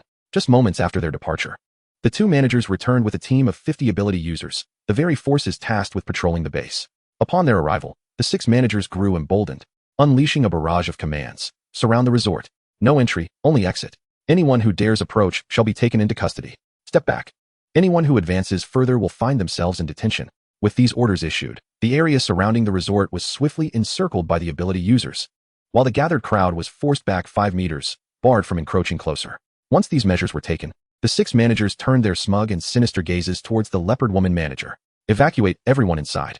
From this day forth, your establishment is closed. You are prohibited from conducting any further business, and all items within are to be confiscated for the base. The crowd gasped in astonishment. Realizing the true intent of the 6 managers, they had set their sights on the resort's possessions. If the management were to seize these items, what connection would they have to the people? The factions of Zhao and Liang would never allow such items to be exchanged for the benefit of the masses. Even if they were offered, it would be beyond the reach of the common folk. Among the crowd, emotions ran high. Some were furious, while others resigned to despair. How much longer could such a base endure? Regardless of the arrogance displayed by the 6 managers, the leopard woman manager maintained her composure, stating, "All patrons within the resort are under its protection. No one has the authority to expel them. As for whether this resort continues its operations, that is for our owner to determine, not for others to decide." The 6 managers erupted in laughter at her defiance. In the Kanglan base, no one dares to claim such authority. Protected by you? Preposterous. Do you believe we are negotiating? We are issuing commands. Summon your owner to come forth. The commotion outside had already captured the attention of the guests within the establishment, who momentarily lost their focus on their activities, turning their gazes toward the unfolding drama. Although the leopard woman manager's words provided a fleeting sense of warmth, doubt lingered in everyone's hearts regarding the resort's actual capabilities. At that moment, the square was filled with an ever-growing mass of people, and the 6 managers, bearing expressions of haughty arrogance, resolved to seize this opportunity to assert their dominance. Zhao Guanli and Zhao Dashao have both declared that, now that there is no longer the ancient commander exerting pressure from above, it is time for everyone in the base to be made aware of who is truly in charge. The 6 managers, contemplating their path to merit, were taken aback when the leopard lady manager, who had been blocking the entrance, suddenly stepped aside and moved to the side of the door. Following suit, the guests in the lobby, guided by the resort staff, retreated to either side, clearing a central passageway. Observing this, the 6 managers burst into boisterous laughter, interpreting it as the resort's concession, allowing them entry. So now you recognize the need to invite us in? Too late. This establishment is ours for the taking. We shall establish our authority here and ensure that no one dares to flout the rules of the Kanglan base in the future. Their faces were alight with arrogant glee, but in an instant, their laughter was silenced. From the depths of the lobby, a sudden surge of potent energy rippled through the air. In the next moment, several green vines darted through the cleared passage with astonishing speed, ensnaring the 6 men before they could react, binding them tightly. Without a moment's pause, the vines swiftly retracted, pulling the 6 men into an invisible barrier. Yet, the vines did not continue to draw back. They remained poised at the entrance. It was only then that the 6 managers grasped the situation, their faces contorted with terror as they struggled desperately. But regardless of their efforts, or even the use of their abilities, they were utterly powerless. This unforeseen turn of events left everyone inside and outside the resort in a state of shock. All gazes were fixed in disbelief at the scene unfolding before them, their minds struggling to comprehend. The speed of those vines had been so extraordinary that no one had time to react before the 6 managers were bound. Despite their formidable strength, at levels 5 and 6, they found themselves unable to escape their bonds. Was the master of those vines the owner of the resort? What level of power did this owner possess? How formidable were they? Amidst the astonished stares of the onlookers, a cool, melodic female voice resonated throughout the building and the square. The resort's regulations are not mere formalities. Today, these 6 shall serve as a testament to our rules. Should anyone else transgress, they too shall face the same fate and be sent to the beast arena. The voice's owner spoke with a casual air, but in the next heartbeat, everyone widened their eyes in shock. For the 6 men, who had just moments ago been suspended in midair, bound by the vines, had vanished completely. One moment they were there, and the next, they had disappeared without a trace, leaving only the empty, coiling vines that gradually transformed into flickering green lights, dissipating into the air. These vines were wholly composed of extraordinary energy. Yet, the spectacle did not end there. As the crowd stood in stunned silence, countless light screens materialized out of thin air. Inside the establishment, screens appeared in various areas, each massive display visible from any angle, ensuring that all could clearly see the images upon them. Outside the establishment, a colossal light screen materialized before the resort's main building, towering ominously above the entrance, its sheer size instilling a sense of awe and trepidation. Shortly thereafter, a flicker illuminated the screen, revealing an image of a beast arena situated near a spatial corridor. At the very center of this image lay 6 individuals, sprawled on the ground. Were they not the very same 6 managers who had been present moments ago? A wave of astonishment swept through the crowd. How had those 6 managed to traverse to such a place? Moreover, the terrain surrounding the beast arena bore no resemblance to that of the outer regions of Tsang City. Suddenly, a realization struck everyone. The resort's regulations included a peculiar punishment, a one-day excursion to the beast arena.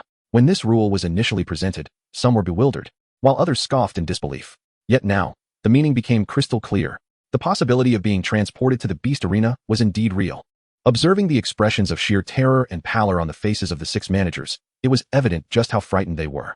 The roars resonating from within the beast arena were relentless, as a horde of creatures, none below the 5th tier, charged towards the 6 managers, the number exceeding 30 and steadily increasing. As the onlookers gazed at the unfolding scene on the screen, an eerie silence enveloped both the interior and exterior of the establishment, interrupted only by the echoes of beastly roars and the desperate cries for help from the 6 managers. A multitude of complex emotions brewed within the hearts of the crowd. This group of managers, who had consistently oppressed the common folk, evoked a desire for their swift demise. Yet, the formidable power exhibited by the resort instilled a sense of unease, a fear of potential retribution falling upon themselves one day. However, amidst the turmoil, a prevailing sense of exhilaration emerged. According to the implications of the earlier female voice, as long as one did not violate the resort's rules, safety was assured, and the resort would protect its patrons. Yet, as thoughts turned, a wave of concern washed over them. With such chaos erupting, could the resort continue its operations within the Kanglan base? It was evident that the 2 managers, Zhao and Liang, would not tolerate any challenge to their authority. While the crowd grappled with their tangled emotions while observing the screen, in the office behind the counter on the first floor, Lingyu and Manager Wei sat facing one another, equally engrossed in the unfolding spectacle on the screen. I truly did not expect your return to be marked by such strength, Manager Wei remarked, astonishment etched upon his features.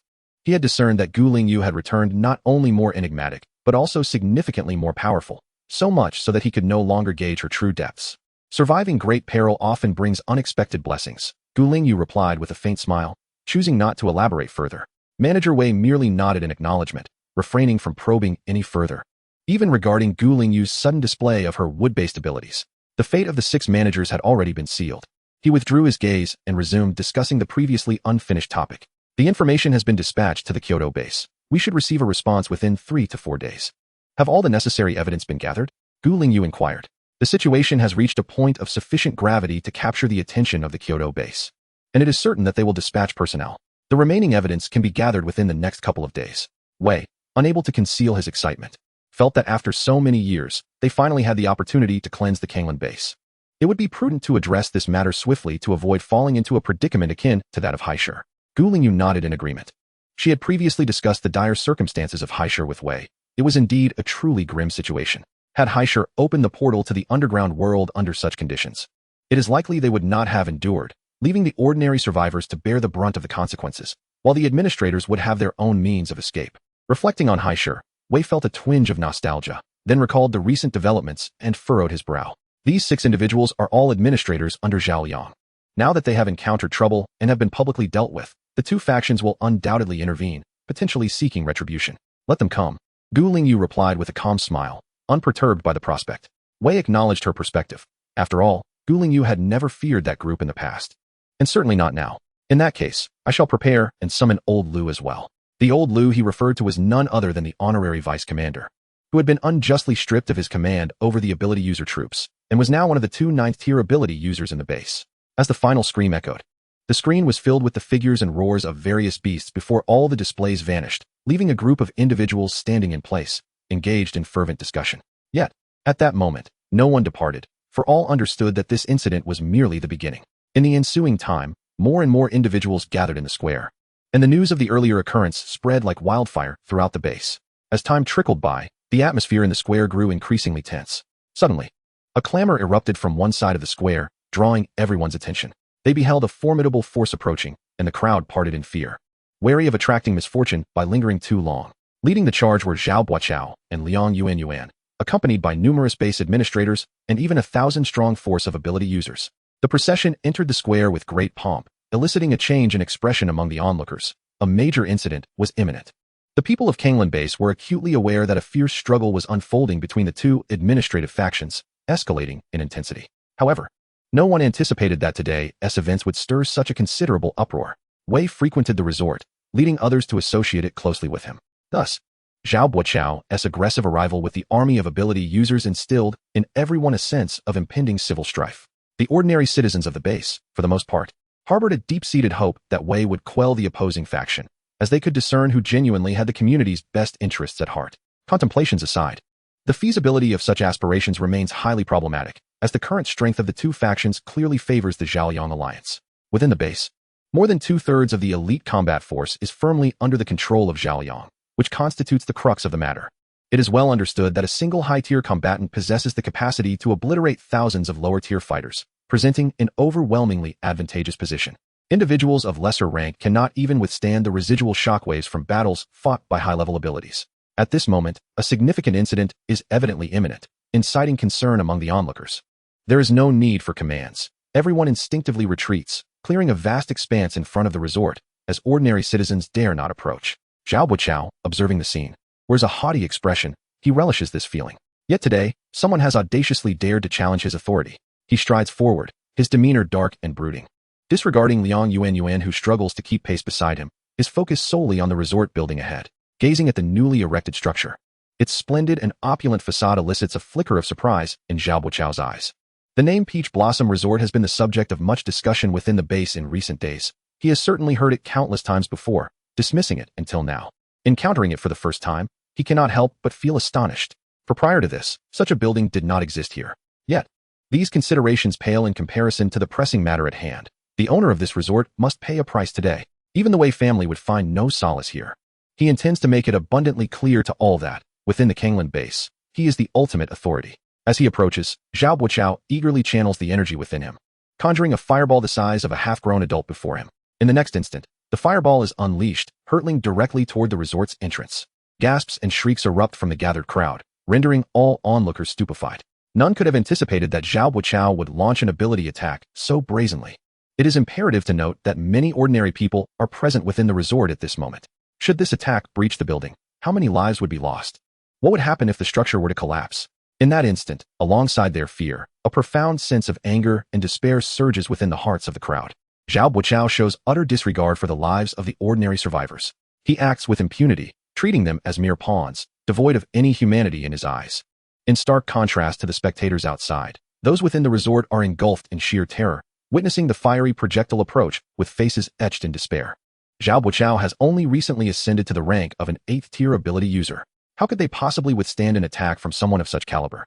Yet, as the collective gaze of terror befalls them, and Zhao Buqiao gazes upon them with cruel delight, the massive fireball crashes directly into the invisible barrier of air that shields the resort.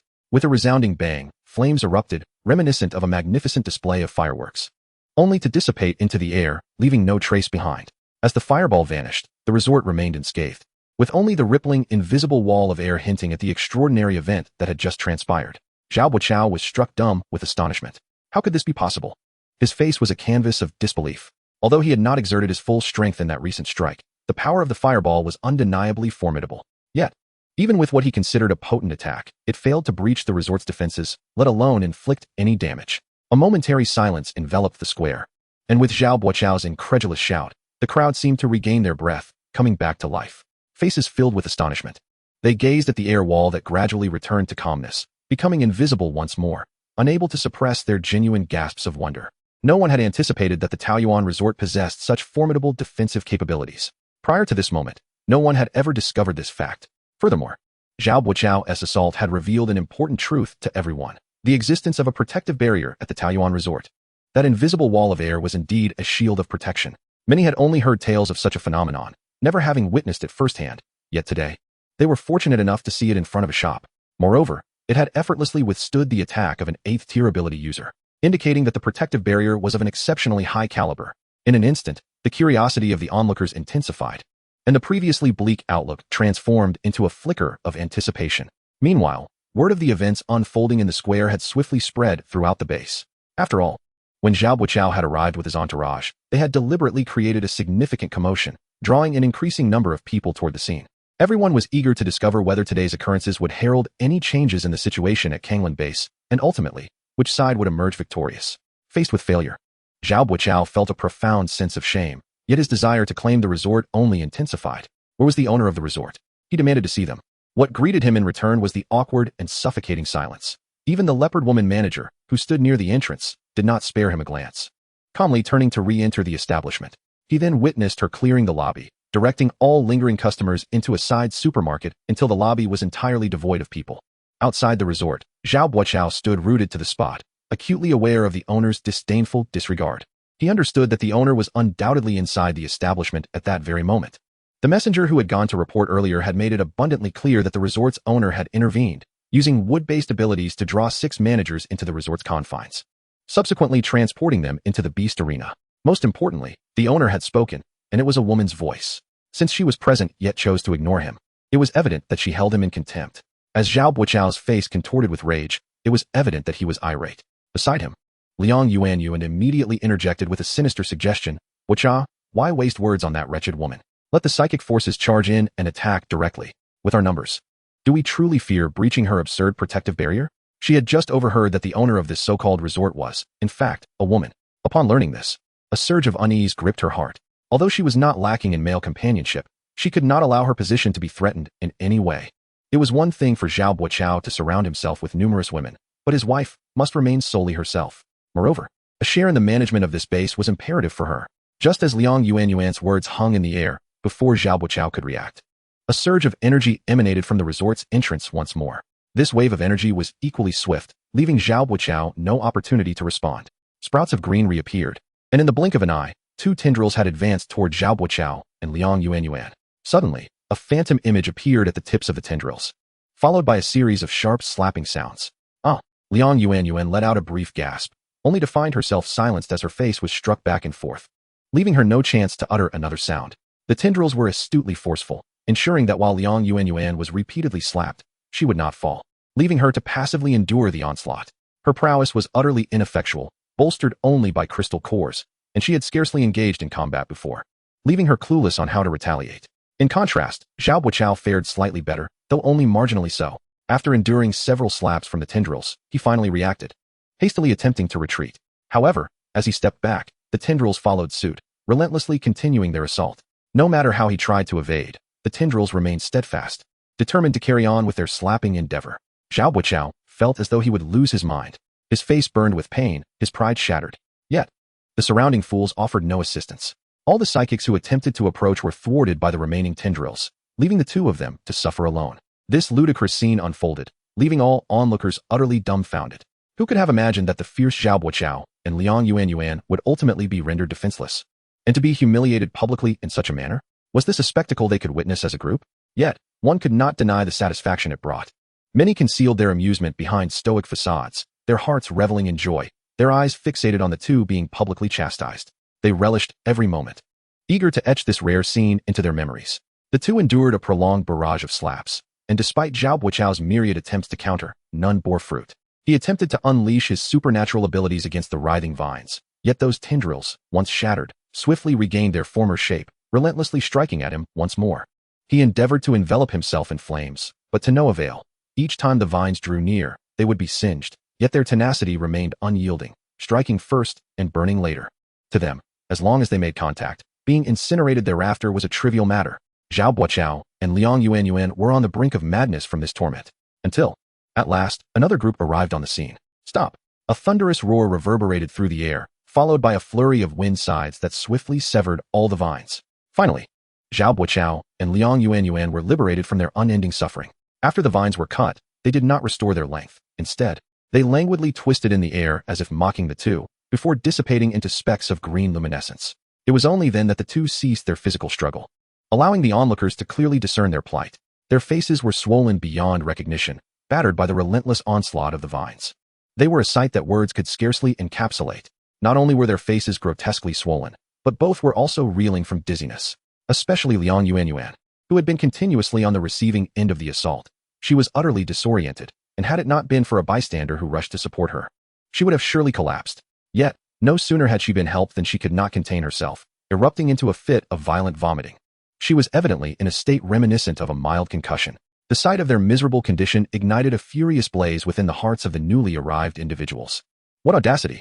To dare assault the management of the base openly, it was utterly unforgivable. A commanding shout, emanating with authority, belonged to Manager Zhao, who had hurried to the scene, accompanied by Manager Liang and a burly man with a fierce countenance. Manager Liang glanced at his daughter and then at his son-in-law, his face etched with barely contained rage. However, upon seeing his daughter merely vomiting, he did not overly concern himself, opting to remain by Manager Zhao's side. As for whether his daughter Liang Yuanyuan would bear scars from her injuries, he was not particularly troubled. After all, her beauty was of little consequence. As long as she remained the daughter-in-law of Manager Zhao and the wife of Zhao Buochao, the union of their families was a matter of mutual benefit, devoid of regard for appearances or happiness. As for the imposing figure accompanying them, he was none other than Commander Zhang, one of the two ninth-tier supernatural beings within the base, whose wind sides had just rescued the two.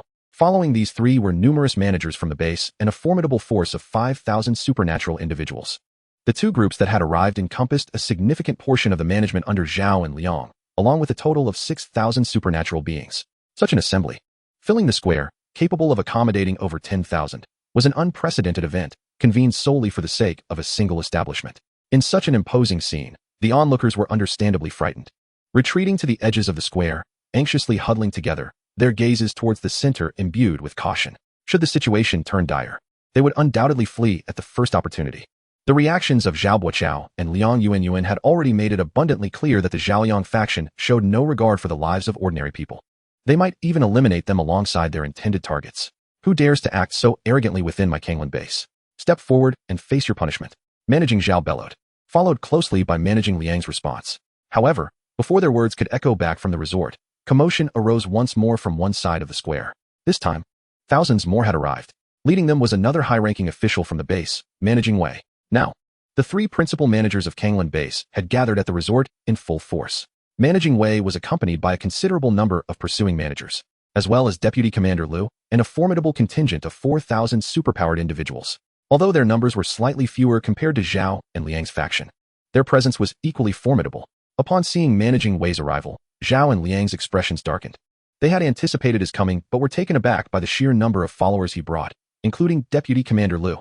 Originally, they had summoned Commander Zhang and assembled their own 6,000-strong force to ensure they could decisively suppress Managing Wei in front of everyone at the base. Yet, they never expected Wei would rally such a large contingent for a mere resort. While their numbers were greater, in the event of a conflict, they would not necessarily emerge victorious. After all, if it escalated into a chaotic battle among superpowered individuals, even their numbers would not guarantee a crushing advantage. What was the true nature of this resort? Why was Managing Wei willing to openly confront them for its sake? With thoughts of the resort's abundant resources and the so-called armament training facilities swirling in their minds, Zhao and Liang exchanged glances, each feeling they had unraveled the mystery. What do you mean by this, Wei? Managing Zhao's expression darkened. Nothing of consequence, merely here to maintain order, Managing Wei replied coolly. At this moment, with Gu Lingyu present in the resort, he felt a renewed sense of stability within. Chapter 156, Convergence, Defamation. Managing Zhao furrowed his brow, sensing that today's Managing Wei appeared somewhat different, though he could not pinpoint the cause. With a steely gaze, he dismissed his distractions and spoke. What a commendable notion of maintaining order. Just moments ago, 6 managers were brutally slain, and Buochao and Yuanyuan were publicly humiliated. Where were you during that turmoil? Now you arrive with hindsight. Is this how you fulfill your role as a manager? It seems time for me to consult the Kyoto base and reconsider your continued employment. Managing Wei offered a cool smile and responded calmly. Managing Zhao may have misunderstood. My intent to maintain order does not align with your interpretation. I have heard that you and the 6 managers under Liang have caused a disturbance at the resort, attempting to cut in line, disrupting its normal operations, and even maliciously driving away ordinary patrons, which has had a severely detrimental impact. Subsequently, you and Liang's children arrived at the resort in a threatening manner, seeking to support those 6 individuals. Their inability to discern right from wrong led them to launch direct attacks, utterly disregarding the safety of the innocent patrons within the establishment. Such brazen acts of violence in broad daylight are particularly egregious. As one of the base's administrators, how could I possibly refrain from intervening? Since the troublemakers have yet to leave, let us take them back for questioning.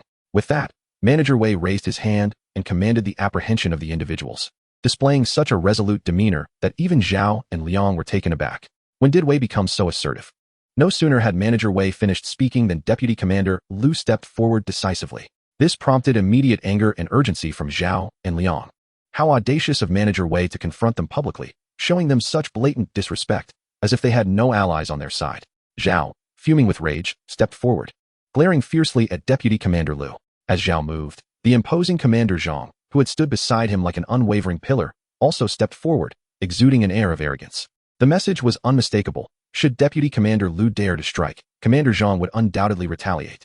Zhao's aggressive stance evoked visible discontent among the gathered crowd.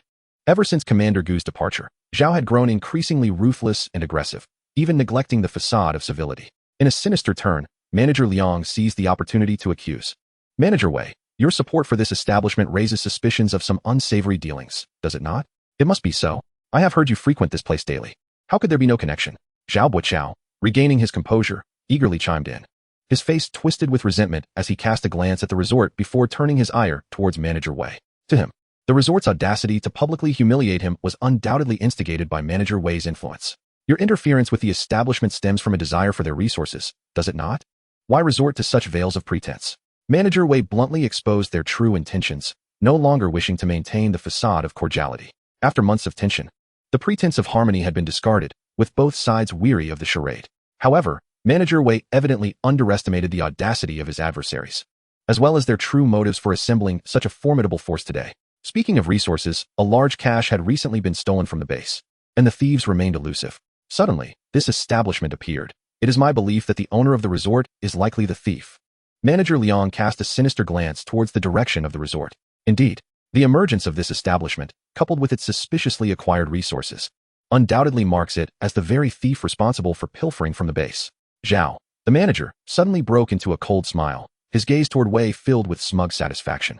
Today, we have come specifically to seal this establishment and reclaim its supplies for the base warehouse. As for you, Wei, your relationship with the owner of this shop raises suspicions. Furthermore, we have uncovered that you utilized your connections to secure this rental, leading us to believe that you are the insider colluding with the shop owner to pilfer supplies from the base. Upon uttering these words, Zhao and his companions signaled their team of supernatural agents, who immediately assumed a menacing stance, ready to act at a moment's notice. The deliberate elevation of their voices attracted a cacophony of murmurs from the crowd, yet very few among the onlookers believed their claims. After all, the crowd was not blind. They were well aware of how these managers typically conducted themselves. If anyone were to be suspected of embezzlement, it would undoubtedly be Zhao and his companion, not Wei. With a cold chuckle, Wei interjected, "The theft of base supplies is a grave matter. Why was I not informed? Even those with the authority to know remain in the dark. Why is the supply warehouse manager still standing here, so brazenly? Shouldn't he be held accountable for such negligence? You accused Taoyuan Resort of stealing supplies. Where is your evidence? If you can storm in with a battalion of thousands without any proof, what will stop you from doing the same to anyone who merely has a surplus of goods in the future? Such actions are no different from those of a bandit." Wei's words evoked a wave of support from the surrounding crowd, clearly resonating with all present. Is this not the truth?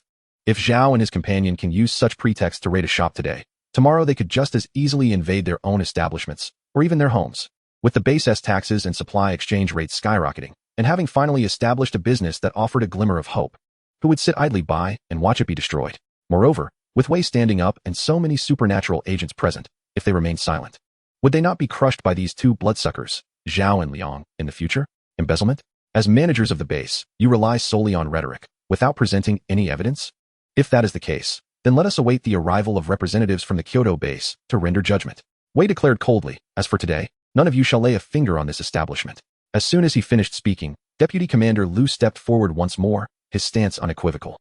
Wei understood that Zhao and Liang were already aware of his attempt to send word to the Kyoto base, even having dispatched their own agents to intercept him.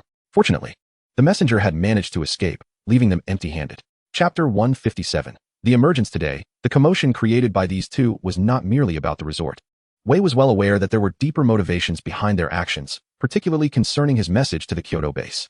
Just as Wei had surmised, Zhao and Liang's aggressive maneuvers were indeed a response to these matters. Originally, their plan was to raid the resort and then lead a force to confront Wei Guanli. However, they never anticipated that Wei Guanli would also bring people along. Since their attempt to intercept the information had failed, they could only take the initiative to eliminate these threats, and then quickly prepare for the investigation team from the Kyoto base. The collusion of the Wei family with outsiders endangers our Kanglan base. Today, they shall be imprisoned. Purging the filth from our Kanglan base. Zhao Guanli's expression darkened with malice, disregarding the evidence process, ready to resort to violence. "Captain Zhang, capture this Wei. If anyone dares to resist, eliminate them immediately." The command sent shockwaves through the crowd. No one expected Zhao Guanli to issue such a command. The onlookers were stunned.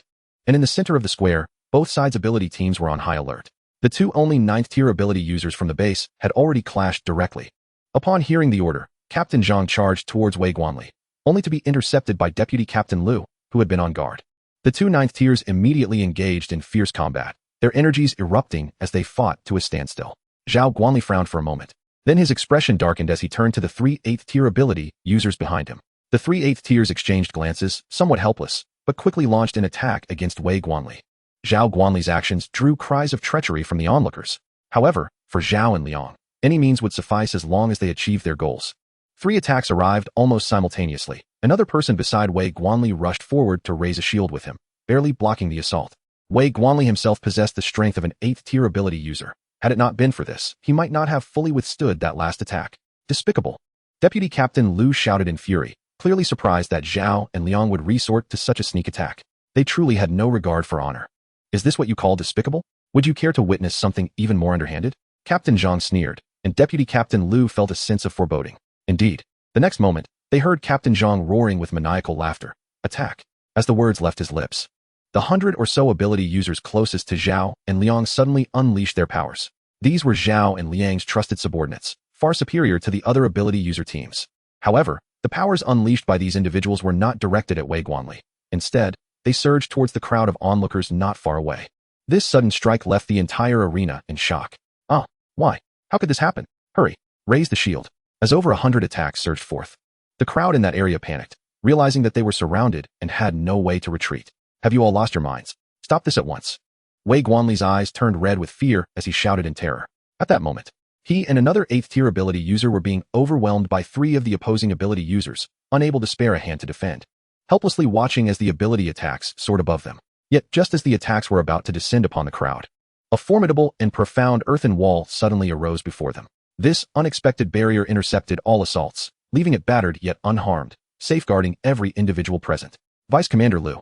It was Vice Commander Liu who saved us. The crowd erupted in joyous cheers. However, when their gazes returned to the 2 formidable 9th tier ability wielders, terror once again widened their eyes. This is your weakness. You expose yourself to my attack range to protect a bunch of useless fools. Zhang, the commander, laughed maniacally as he surged forward, enveloped in a torrent of slicing winds directed at Vice Commander Liu. At that moment, having just shielded the masses from danger, Liu had no time to defend himself. Blocking the onslaught of over 100 attacks would prove immensely challenging.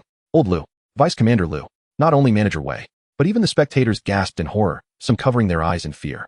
Just as Zhang's assault was about to land, a terrifying energy wave erupted from the direction of the resort. In the next instant, a dazzling beam of lightning shot forth from the resort's entrance, colliding directly with Commander Zhang. Yet, that was not the end. The lightning beam did not cease, propelling Zhang into the wall of a small building across the square. In midair, as the sparks of lightning faded, the astonishing scene and blinding light left an indelible impression on everyone. That lightning was overwhelmingly powerful. That energy wave was utterly terrifying. A dignified 9th tier powerhouse had been flung away by such a strike, with no chance to retaliate. As the electric fireworks dissipated, nearly everyone stared in shock toward the resort, including Zhao and Liang, their faces etched with fear. Who is it? Only Manager Wei wore a look of elation, her heart finally at ease. She had finally made her move. In the next moment, a cool, ethereal female voice echoed throughout the square. I never expected that just a few months later, the Kanglan base has become a dictatorship under the 2 of you. How impressive indeed. Upon hearing this voice, most in the crowd displayed expressions of curiosity and reverence, while the higher-ups of the base could not help but turn ashen. This voice was so familiar. Just then, flickers of electricity illuminated the entrance of the resort, although the figure remained obscured. A heavy sense of pressure enveloped the hearts of all. The figure stepped slowly out of the door, and as it emerged into the sunlight, the crowd finally beheld the true identity of the one who had just acted. Commander Gu. It's actually Commander Gu. Commander Gu was alive. Alive. She hadn't perished. How wonderful. She was so powerful. How could she possibly have died? The moment Gu Lingyu appeared, the crowd in the square erupted in waves of astonished gasps, followed by a torrent of cheers and shouts. Many were so moved they found themselves in tears. The people of the Kanglan base may not all be familiar with the voice of Gu Lingyu, but this face is one that everyone recognizes. Yet, where there is joy, there is also fear. Gu Lingyu. How is this possible? Was she not dead? How could this be? Chapter 158. A blow too much to bear on Zhao Liang and his companion's side. Many turned pale. Their expressions twisted in terror as they stared at the face that was all too familiar, their legs trembling in fright.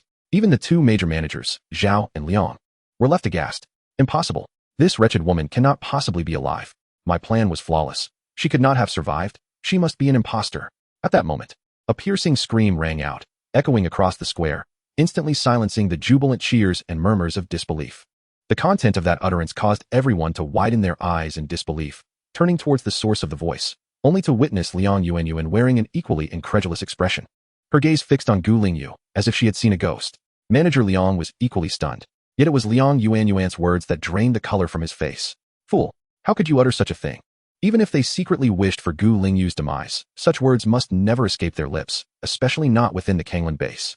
For Gu Lingyu held a unique position within the Kanglan base. Manager Liang was already terrified, hastily stepping forward to deliver a harsh slap, disregarding the wounds that marred Liang Yuanyuan's face from the earlier thrashing. Fool, what nonsense are you spouting? Father, you know she was definitely dead back then. This person is undoubtedly a fake. We clearly witnessed, seeing Liang Yuanyuan's face contorted in terror, unable to articulate her thoughts. Manager Liang felt an overwhelming urge to silence her permanently. He had long known his daughter was foolish, but now it seemed her ignorance could lead to dire consequences. He could not allow this idiot to continue speaking.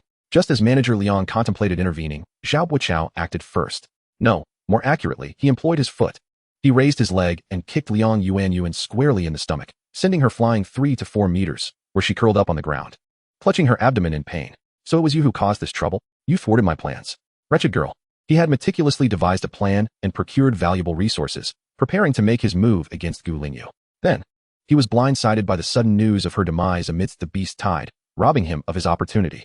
Now he discovered that it was the Liang father-daughter duo behind this mischief? Buqiao, you've misunderstood. Yuan was merely startled to see Gu Lingyu. After all, everyone believed she was dead. Manager Liang suppressed his growing panic and hurriedly shifted the topic, his gaze towards Gu Lingyu still fraught with disbelief and suspicion. Who on earth are you? Everything had gone smoothly according to plan, and Gu Lingyu had indeed vanished afterward. Yet, why has she suddenly reappeared? The issue with Liang's management has drawn everyone's attention back. Some are reluctant to believe, while others are filled with eager anticipation. How could it be that Liang's management has faltered so soon? Gu Lingyu's voice, cold and clear, echoed across the square. Her blatant sarcasm rendered Liang's expression grim. A mixture of anger and shock. Could it truly be Gu Lingyu? Impossible. The entire city knew of her demise in battle. Many had witnessed her fall outside the city walls. How could she still be alive? How can you prove your existence? Demise in battle? Did you see my corpse? Gu Lingyu retorted with a scoff, leaving everyone present momentarily speechless. Indeed, where's the body? Though many believed Gu Lingyu had perished, that was merely assumption. Without any evidence to substantiate it, no one had discovered her remains. In the absence of proof, how could her death be confirmed?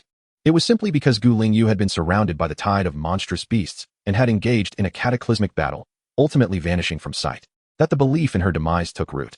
Yet, in this brief statement, she had implicitly conveyed everything. She had not perished in that battle. In an instant, the crowd surrounding the square erupted in fervor. General Gu! General Gu! The chants crescendoed into a singular, overwhelming roar, reverberating throughout the square like a tsunami, growing ever louder. The reputation and esteem of Gu Lingyu within the Kanglan base were unmistakable. Her return ignited an overwhelming excitement among the base's populace, akin to rediscovering their anchor. Their restless hearts finally finding solace. During Gu Lingyu's absence, life had become increasingly arduous, a reality well understood by all.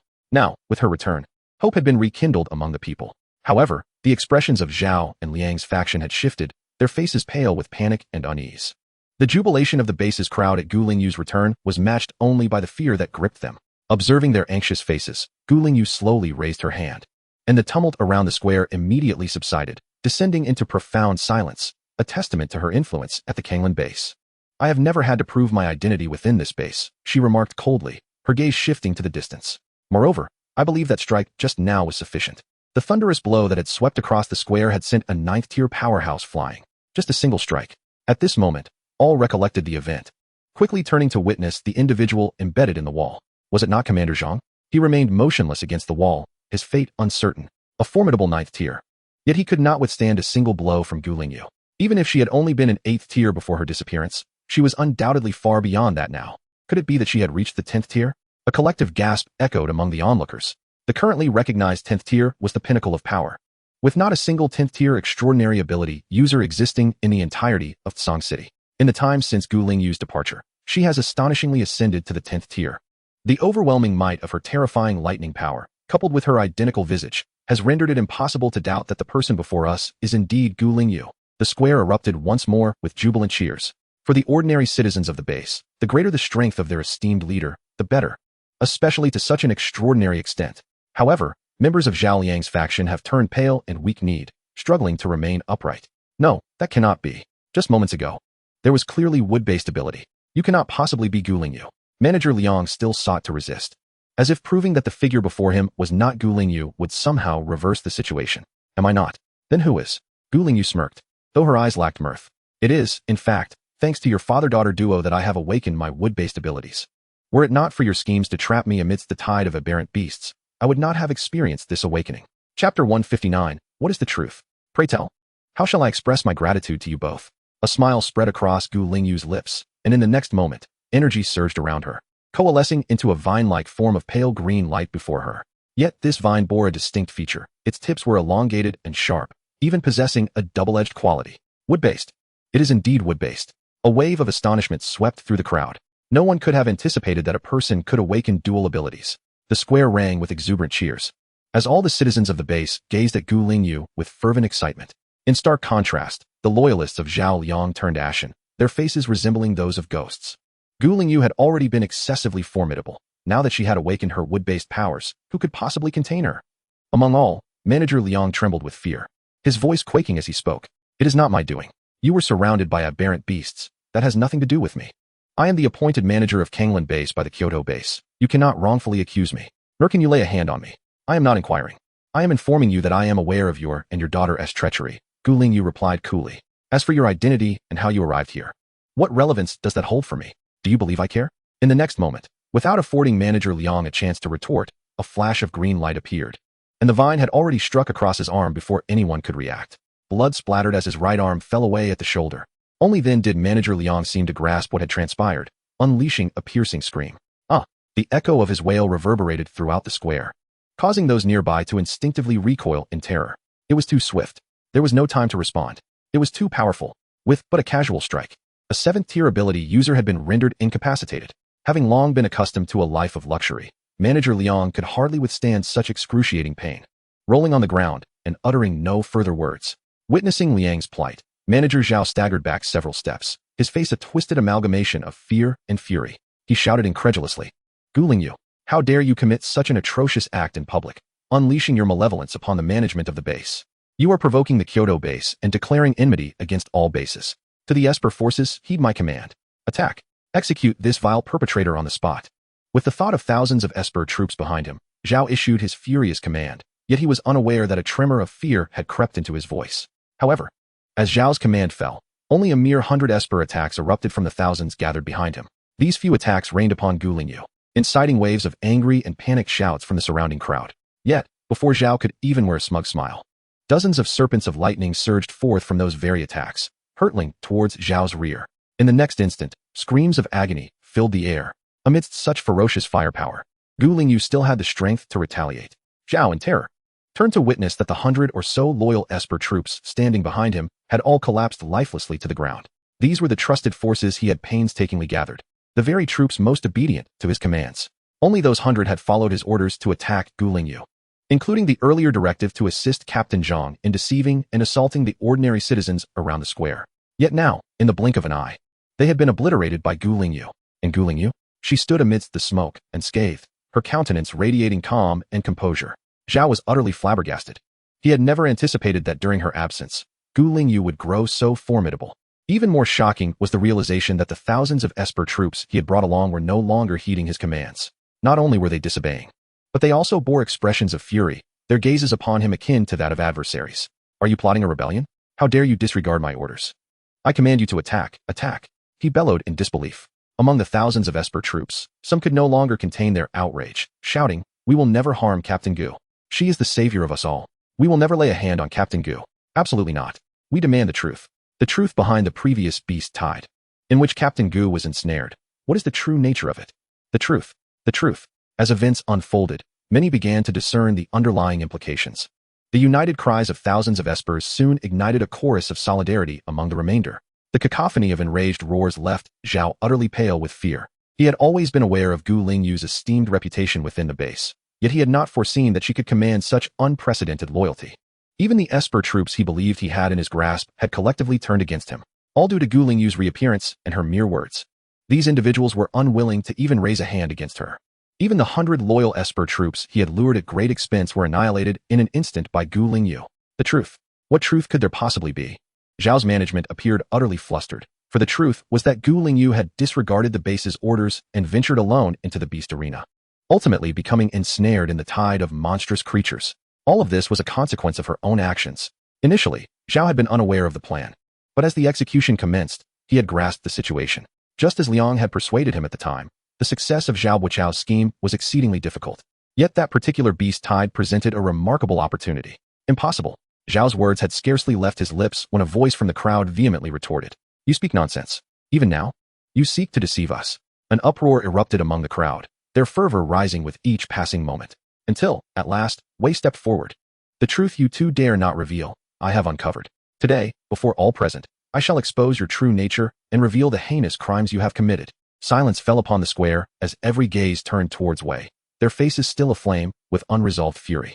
That instance when Gu, the commander, was engulfed by the beast tide was nothing short of a conspiracy, a plot orchestrated by Liang and his daughter, Liang Yuanyuan.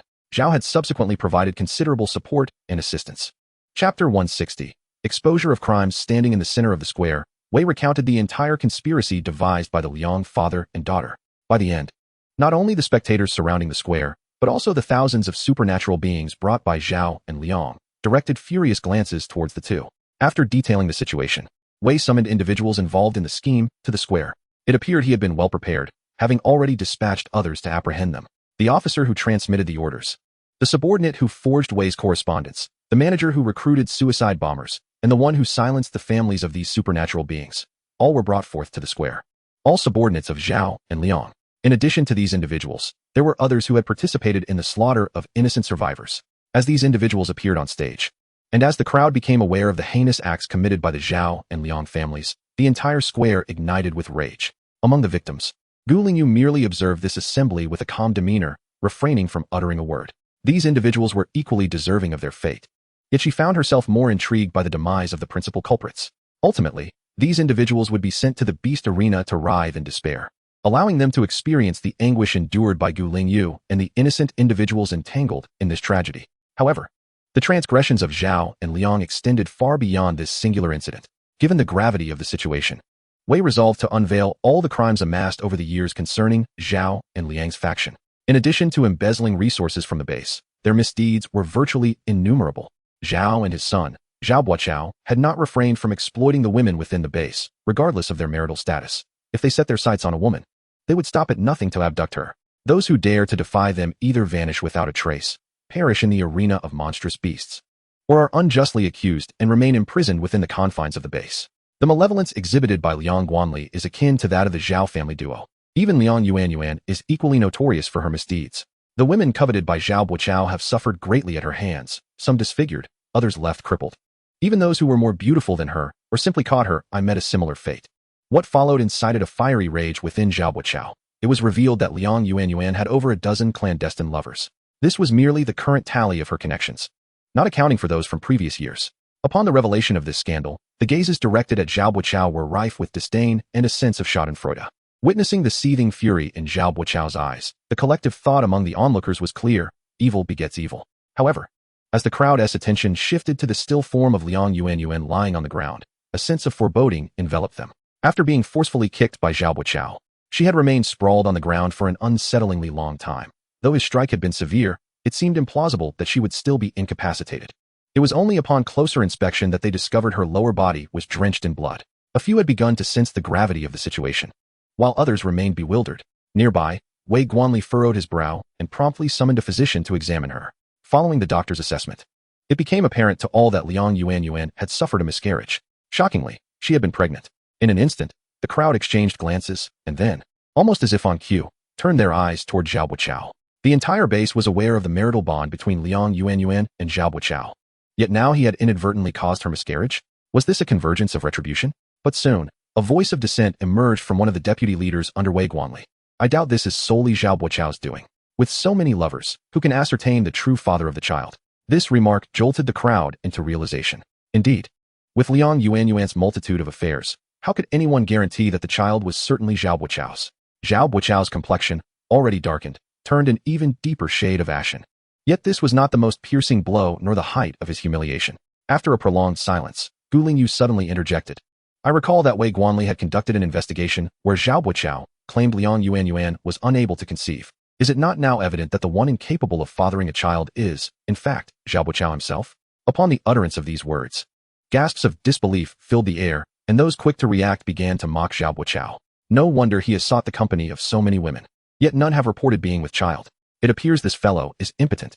Truly, he is both unattractive and ineffective. Such wicked deeds have drawn the wrath of heaven, condemning him to a lineage-less fate. A cacophony of derisive laughter enveloped the square, assailing Zhao Buochao and igniting a blaze of fury within him, leaving him wishing for the annihilation of all present. Yet, the previous confrontations with Gu Lingyu had already made him acutely aware of the chasm that lay between them. He is hardly a match for the ancient spirit language. He doesn't even qualify to engage. not to mention the ancient spirit language. He cannot even contend with Deputy Commander Liu. In this moment, Zhao Buochao felt utterly humiliated, as if he had lost all dignity in his lifetime. And even his life was under tremendous threat.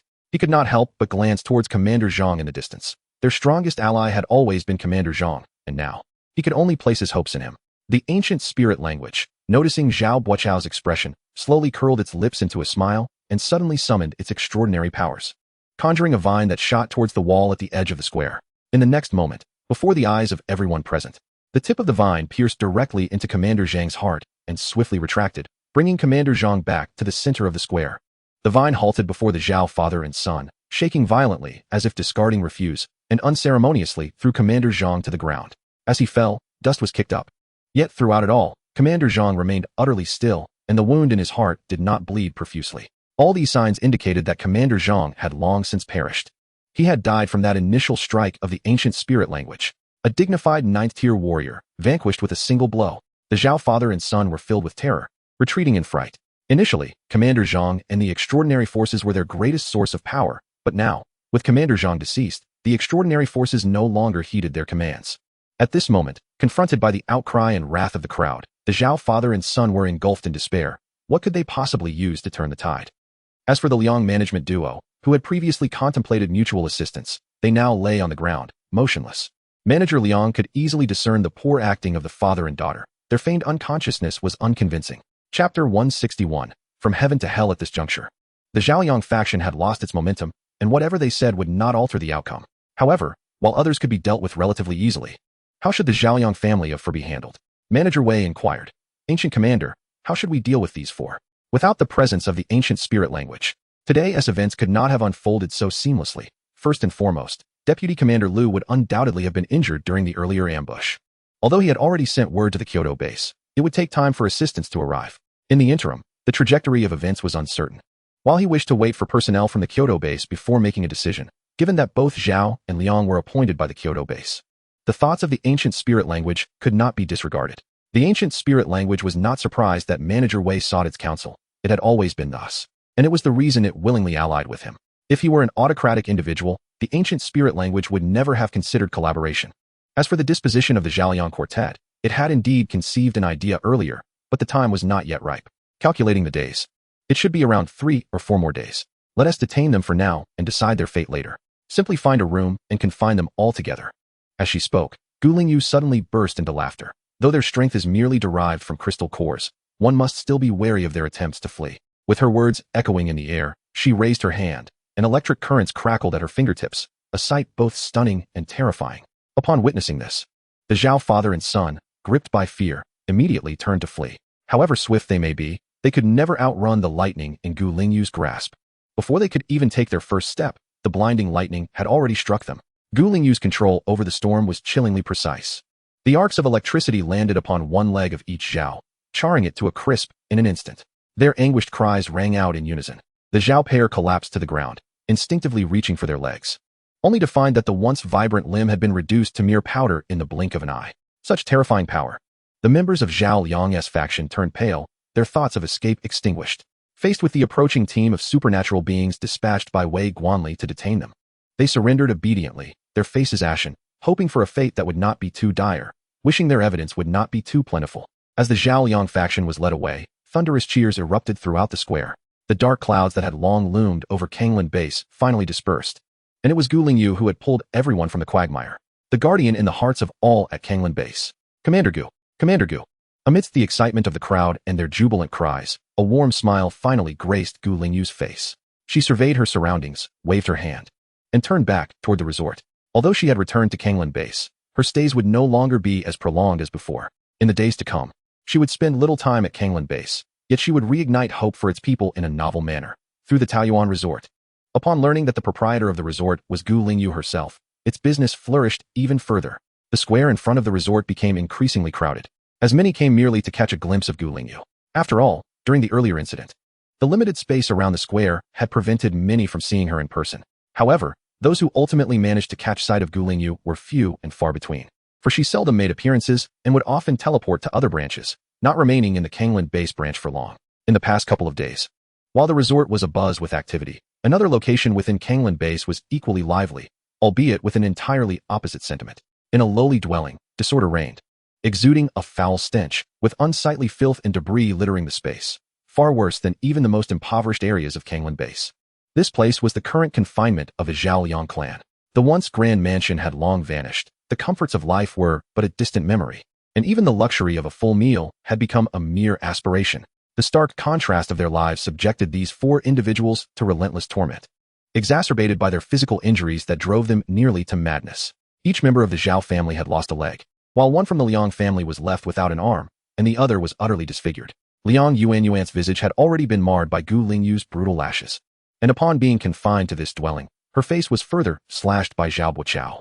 The thought that Liang Yuanyuan not only bore the shame of her scars, but inadvertently revealed her physical flaws to all, while also carrying another man's child, nearly drove Zhao Buochao to lethal fury. Fortunately, the surrounding team of supernatural beings intervened in time to restrain him, preventing a potential tragedy. Zhao Buochao faced severe retribution from an 8th-tier deputy commander on duty, prompting him to acquiesce. Despite both being of the 8th tier, the 8th-tier fighters who had survived the Beast Arena were on an entirely different level than Zhao Buochao, who had merely amassed power through crystalline cores. After enduring the punishment, the four settled into a sullen silence, retreating to their corners and shunning one another. Once a close-knit alliance, the two families now regarded each other with the animosity of sworn enemies. Little did they realize, their confinement would not be straightforward. Gu Lingyu had deliberately refrained from incarcerating them to provide the entire base with an outlet for their frustrations. Initially, the dilapidated dwelling was at least clean, but the moment the four entered, the situation deteriorated drastically. They were subjected to continuous scrutiny, with outsiders barred from entering but permitted to hurl debris from a distance. The tirades of insults were soon followed by showers of stones, with no respite from the barrage, day or night. The supervising team of supernatural beings turned a blind eye, even joining in the torment. The unit stationed above them made a constant racket, ensuring that sleep remained elusive. As if this were not enough, after a day and night of torment, the stones transformed into a variety of excrement from different species. Some even went to the lengths of bringing potent excrement from the Beast Arena, leading both Zhao and Liang families to fully comprehend the meaning of torment. Chapter 162. The outbreak of the beast tide. Living under such conditions, they had to constantly evade unidentified objects flying in from outside the window. Within just 2 or 3 days, the fear of the future had shattered their spirits. Unbeknownst to them, however, the true calamity was only beginning to unfold. The beast tide was about to erupt once more. On the 3rd day, Wei Guanli was still deeply engrossed in the myriad affairs of the base, so consumed by his duties that even mealtime was relegated to a hurried affair amid meetings. Since 3 days prior, he had taken over the management of the base, inheriting the chaotic remnants left by the Zhao and Liang factions, and was thus overwhelmed with responsibilities. At this moment, he finally comprehended the extent to which those two had transformed the base. Nearly all the resources within their grasp had been siphoned off into their own pockets. Aside from the resources, that faction contributed nothing in terms of personnel. For days, Manager Wei and his colleagues had been so occupied that they scarcely had the chance to step outside the office building, even sleeping in their respective offices. Just as he managed to catch his breath and take a sip of water, the door to Manager Wei's office was flung open. Startled, he barely had time to inquire before a frantic voice declared, "It's bad. The tide of otherworldly beasts has erupted." What? How could it be so soon? According to previous observations, wasn't there still a 2-day grace period? Manager Wei exclaimed, rising in shock. 3 days prior, Gu Lingyu had informed him that the next wave of otherworldly beasts would soon arrive, urging him to prepare in advance. At that time, he had dispatched personnel to investigate near the passage, confirming that Gu Lingyu's predictions were accurate. Based on that assessment, there should have been 5 or 6 days of preparation time remaining. Yet now, just 3 days later, how could the tide have already erupted? Although the ability user forces had nearly assembled, Gu Lingyu was not present at the Kanglan base. This morning, she had sent someone to inform him that she would be leaving to attend to matters today. While the defense was inherently the responsibility of the Kanglan base and should not overly rely on Gu Lingyu, who was no longer solely affiliated with them, her presence had always instilled immense confidence. Manager Wei could not afford to ponder further. As he stepped outside, he inquired about the situation. Upon learning the details, he staggered, nearly collapsing to the ground. This wave of otherworldly beasts included 2 10th-tier beasts and 4 9th-tier beasts.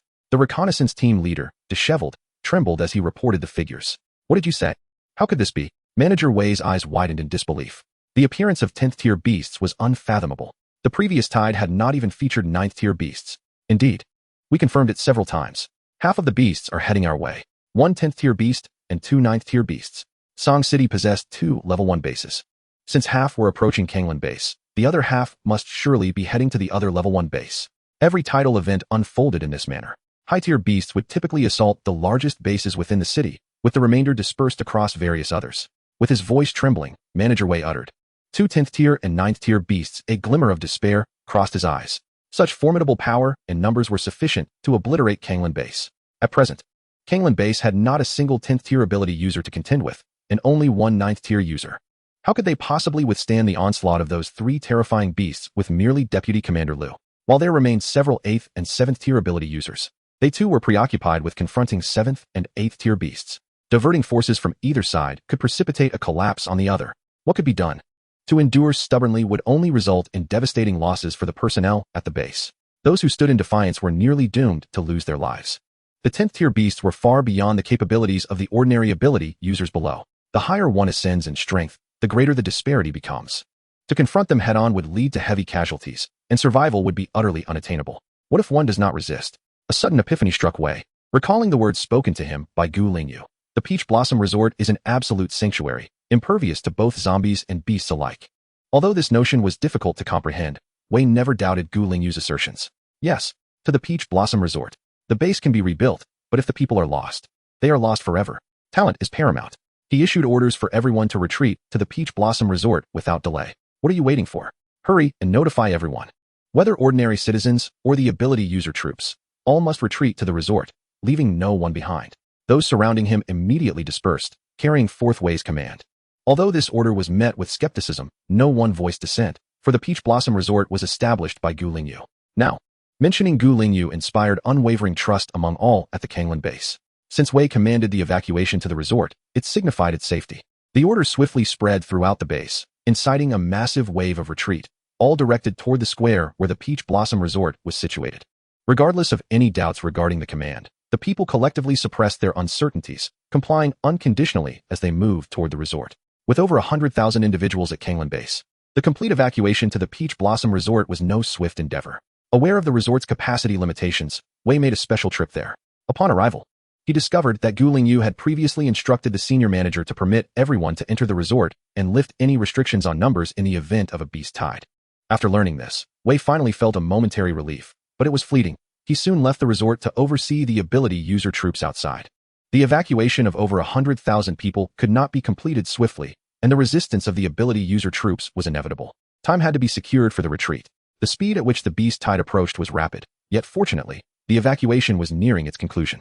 Wei and the ability user troops set numerous traps and obstacles in the path of the advancing beast tide, explosions resounding continuously.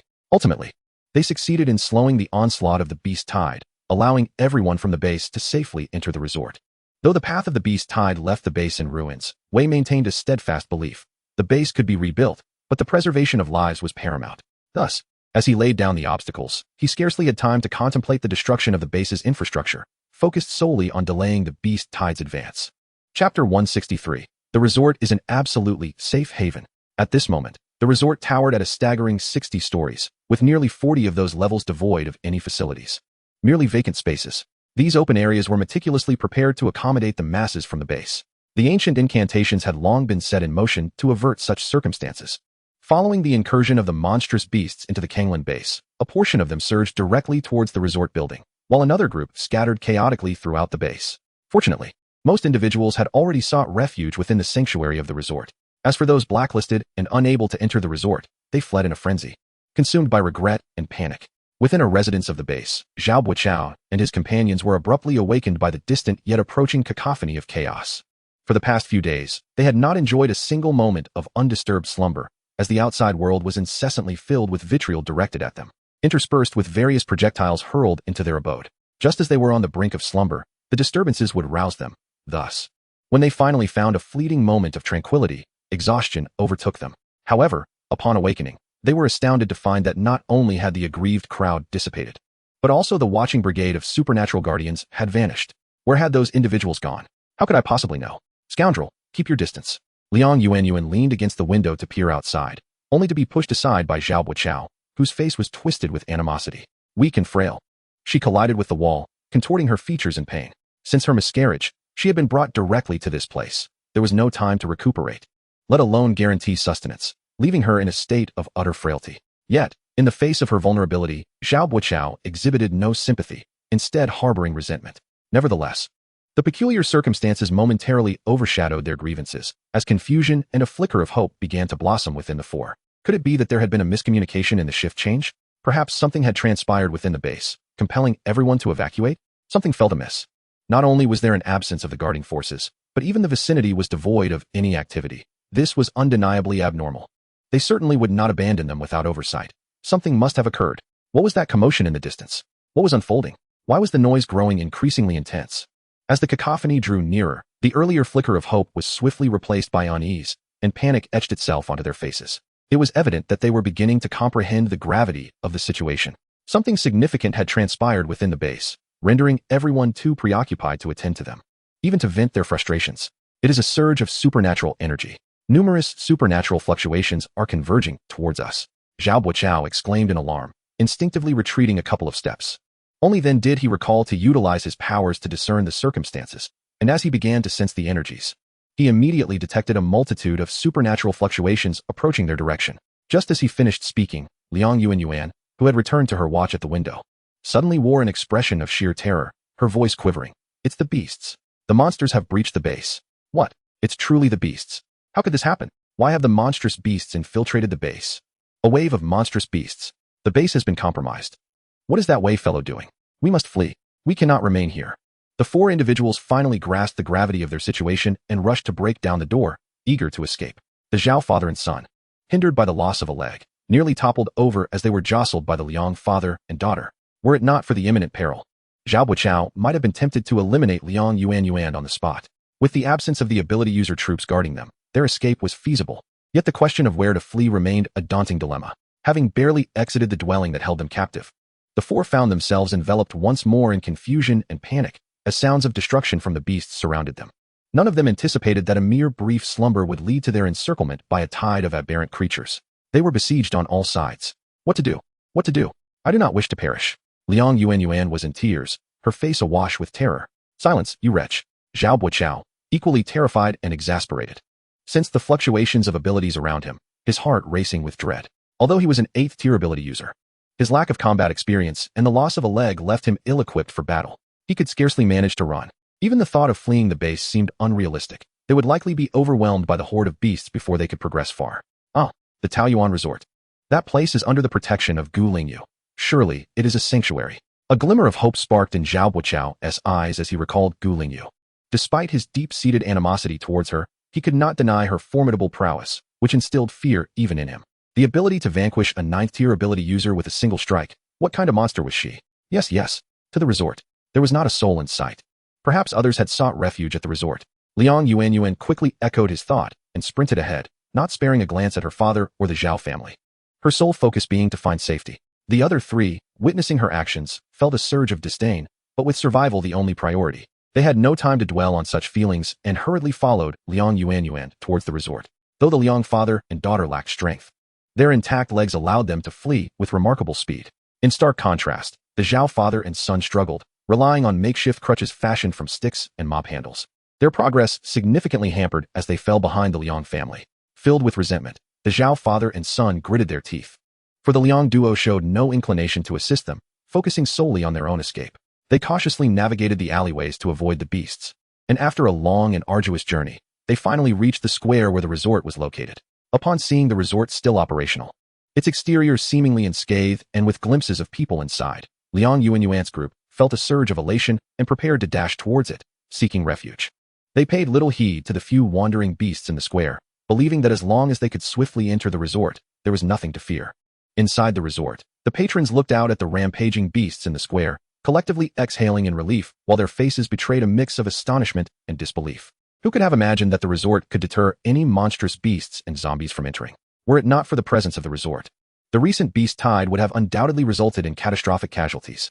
Indeed, Commander Gu is their guardian. No, their deity. Chapter 164, Blocking the Door. At that moment, Lingyu, who had remained elusive until now, finally made her appearance. The instant she stepped out from the office behind the counter, she was immediately recognized by the crowd of refugees in the lobby. Commander Gu has arrived. Though Lingyu had not been visible until now, this did not impede the respectful gazes directed towards her from all corners. Surely, she must have been occupied with important matters. Otherwise, if she truly disregarded them, she would not have established such a reassuring establishment within the base. nor would she have allocated so many floors for their refuge. Feeling the fervent stares surrounding her, Gu Lingyu was momentarily taken aback, then nodded and inquired, "Has the beast tide erupted?" Although she was unaware of the situation outside, the sheer number of people within the resort led her to surmise the gravity of the circumstances.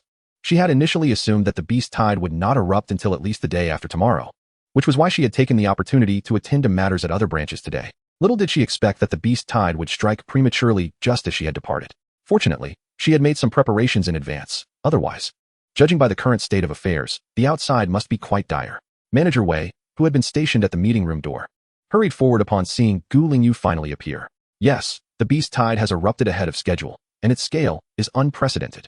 After hearing his account of the situation, Gu Lingyu could not help but furrow her brow. She had not anticipated such a rapid escalation in the scale of the beast tide. This caught even her off guard. Considering the ultimate mission, a sense of urgency began to swell within her. However, despite the unprecedented scale of the current beast tide, it did not pose a threat in her eyes. 3 days prior, following the conclusion of the plaza incident, she had already ascended to the 12th tier. "Commander Gu, what do you think of this beast tide?" Manager Wei, sensing her concern, felt a pang of unease. Although the resort was indeed safe, they could not remain there indefinitely. The resources required to sustain them were limited, and they could not expect Gu Lingyu to bear the burden of supporting so many individuals. "Rest assured, I will personally deal with the 3 leading beasts of the tide. However, the remainder will be up to you all," Gu Lingyu replied, her expression composed as she relaxed her furrowed brow. "The cores of the beasts I slay cannot be utilized within the resort, so it is best that you handle the rest yourselves. Once you eliminate that tier 10 beast, along with the 2 tier 9 beasts, the remaining adversaries will all be tier 8 or below. Given the strength of the Kanglan base, you should be able to manage them. It is merely a matter of time." Manager Wei, elated, nodded vigorously. "Understood. As long as those 3 beasts are dealt with, we can handle the rest ourselves." To receive such assurance from Gu Lingyu was more than sufficient. Not only Manager Wei, but the surrounding crowd also displayed expressions of joy, responding in unison. Everyone understood that Commander Gu had already done more than enough for the base, and for them all. After such an event, the willingness of Commander Gu to return has already left everyone profoundly moved and satisfied. The crowd immediately parted to allow Gu Lingyu to pass, but at that moment, a sudden uproar arose from the crowd at the entrance. Is there still someone active outside? Did they fail to retreat in time? Goodness, it's Xiaobo. Those 4 scoundrels, they're still alive. Truly a plague that haunts the ages. How is it that with just 1 leg left, they could still make it here? Block the door. Quickly seal it shut. We cannot allow these brutes to enter. They are unworthy of stepping foot in Commander Gu's territory.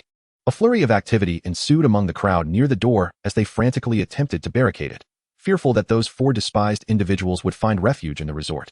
Everyone in the base was well aware of the nefarious deeds these individuals had committed, including their treachery against Gu Lingyu. However, once they had secured the door, they discovered that the 4 rushing towards them had collided directly with the protective barrier surrounding the safe zone outside, unable to advance any further. "Rest assured, they are all on the blacklist, and they cannot enter my domain." Gu Lingyu appeared behind the human wall, gazing outward through the throng, her expression one of indifference. The 4 outsiders, previously frantic, were now visibly overwhelmed by fear and despair. They had never anticipated being barred from entering the resort. When they had approached earlier, they had no opportunity to draw near, hence they were unaware of their status on the blacklist. Now, with their path blocked and the lurking beasts in the plaza drawn towards them, they had become utterly ensnared. They pounded against the protective barrier, shouting curses and pleas for mercy, but to no avail. Neither Gu Lingyu nor anyone else in the base felt the slightest sympathy for them. In fact, witnessing their expressions of desperation and terror, as well as the encroaching horde of beasts, only filled the onlookers with anticipation. Commander Gu had indeed foreseen this predicament, and had promptly placed them on the blacklist, though the specifics of the blacklist remained a mystery to all. They had faith in Commander Gu's words. If she stated it existed, then it was so. Indeed, given their treachery against Commander Gu, they must not be allowed inside. They deserve to perish. Let them experience the anguish of those who suffered at their hands. Let them truly understand the plight that Commander Gu once faced. Gu Lingyu coldly regarded the 4 outside and slowly uttered, "Then let us enjoy this performance." As her words resonated, the crowd erupted in cheers.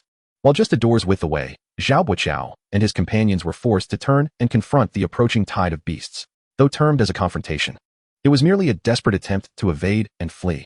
Xiaobo and his companions, despite their rank, lacked practical combat experience. Moreover, all 4 were injured, 3 of them severely so. How could they possibly escape the encirclement of the beast horde? They struggled desperately amidst the horde of beasts, even resorting to treachery against those beside them in a bid to create an opportunity for themselves. Liang Yuan was unceremoniously thrust before the monstrous creatures by her own father, and a beast's claw pierced her abdomen. Following this, Zhao Buochao witnessed the oncoming attack of an 8th-tier beast and, in a split second, pulled his father in front of him as a shield. Observing the actions of these two, the crowd within the resort felt nothing but disdain, yet they were not surprised. Such was the nature of Zhao Buochao and his companions. However, no matter how fiercely they struggled, escape from the encirclement of the beasts proved impossible. With a final, despairing scream echoing through the air, the four were ultimately torn to shreds by the beasts, devoured completely. Chapter 165. Visitors from the Kyoto base as Zhao Buochao fell after enduring until the very end. A tremendous cheer erupted throughout the resort building. Some rejoiced in exhilaration, while others wept, mourning the loss of dear friends and relatives, reflecting on the dark times that had now passed. As for Gu Lingyu, she quietly observed the scene outside, her expression remaining remarkably serene. Not only was her demeanor calm, but her heart too was devoid of tumult. Perhaps these former adversaries had truly become insignificant to her, no longer capable of stirring her emotions. Everyone may commence the extermination of the beasts outside, starting from the vicinity of the resort. Utilize the absolute safety zone within 2 meters of the resort. Should you find yourselves overwhelmed, retreat here. She paused before adding, first, procure supplies from the supermarket and the armory, prepare thoroughly before venturing out, and lower-tier ability users should refrain from leaving. Upon hearing the chorus of agreement from those around her, she stepped out of the resort's entrance and summoned the Kunpeng, soaring into the sky towards the direction of the base, where the 10th-tier beasts rampaged. As Gu Lingyu emerged, numerous ability users immediately followed suit. However, they heeded her earlier advice, with those of lesser strength remaining within the safe zone, merely to witness Gu Lingyu engage the 10th-tier beasts. Only those sufficiently powerful dared to step beyond the safety zone, collaborating to combat the beasts in the plaza while keeping watch on Gu Lingyu's departure. Outside Song City, a massive wolf-like war beast bore 7 or 8 individuals as they hastened towards the city. Given the recent events near the spatial passage, it was evident that a beast tide had erupted in Song City. I can sense it. Indeed, a beast tide has emerged, and it occurred just moments ago. Sun Yuan furrowed his brow, intently gazing ahead towards Song City. Lin Dazhuang, hurry up. Address me as General Lin. Lin Dazhuang retorted with a pout, yet he urged his mount forward nonetheless. To their dismay, they encountered a beast tide upon arrival. Judging by the traces left behind, there were at least 2 10th-tier beasts. Sun Yuan disregarded Lin Dazhuang's displeasure. A look of concern etched on his face. General Sun, are there truly 2 10th-tier beasts in this beast tide in Song City? One companion exclaimed in alarm, his face etched with worry. This is dire. Song City lacks 10th-tier ability users. The strongest among them are merely a handful of 9th tier, and they have only recently broken through. Sun Yuan and Lin Dazhuang exchanged a glance, immediately sensing the gravity of the situation. As the only 2 10th-tier ability users present, they were acutely aware of the stark contrast between the 10th and 9th tiers. They also understood the immense destruction and casualties that 10th-tier beasts could inflict upon a base devoid of guardians of the same rank. Without further prompting from Sun Yuan, Lin Dazhuang patted his battle companion and led their group swiftly into the territory of Song City. As they traversed the path, they were met with the sight of severely damaged structures, their faces etched with concern. They were a task force dispatched from the Kyoto base, initially sent to address matters pertaining to the Kanglan base and the Taiyuan resort. However, they had not anticipated encountering a tide of extraordinary beasts at such a critical moment. 2 10th-tier beasts. You take your battle companions to Tsonglin base, while I will lead the remaining personnel to Kanglan base. Upon entering the city, Sun Yuan began delegating tasks. Lin Dazhuang promptly agreed, and upon reaching the fork in the road, the two groups split, each heading towards their designated targets. The two bases were not aligned in the same direction. After dismounting their battle companions, Sun Yuan and his team sprinted towards Kanglan base. Before long, the remnants of Kanglan base appeared ahead, its gates nearly obliterated, and the ravaged roads bore testimony to the fact that the base had been thoroughly breached. How could this be? Shock was evident on Sun Yuan's face and that of his companions.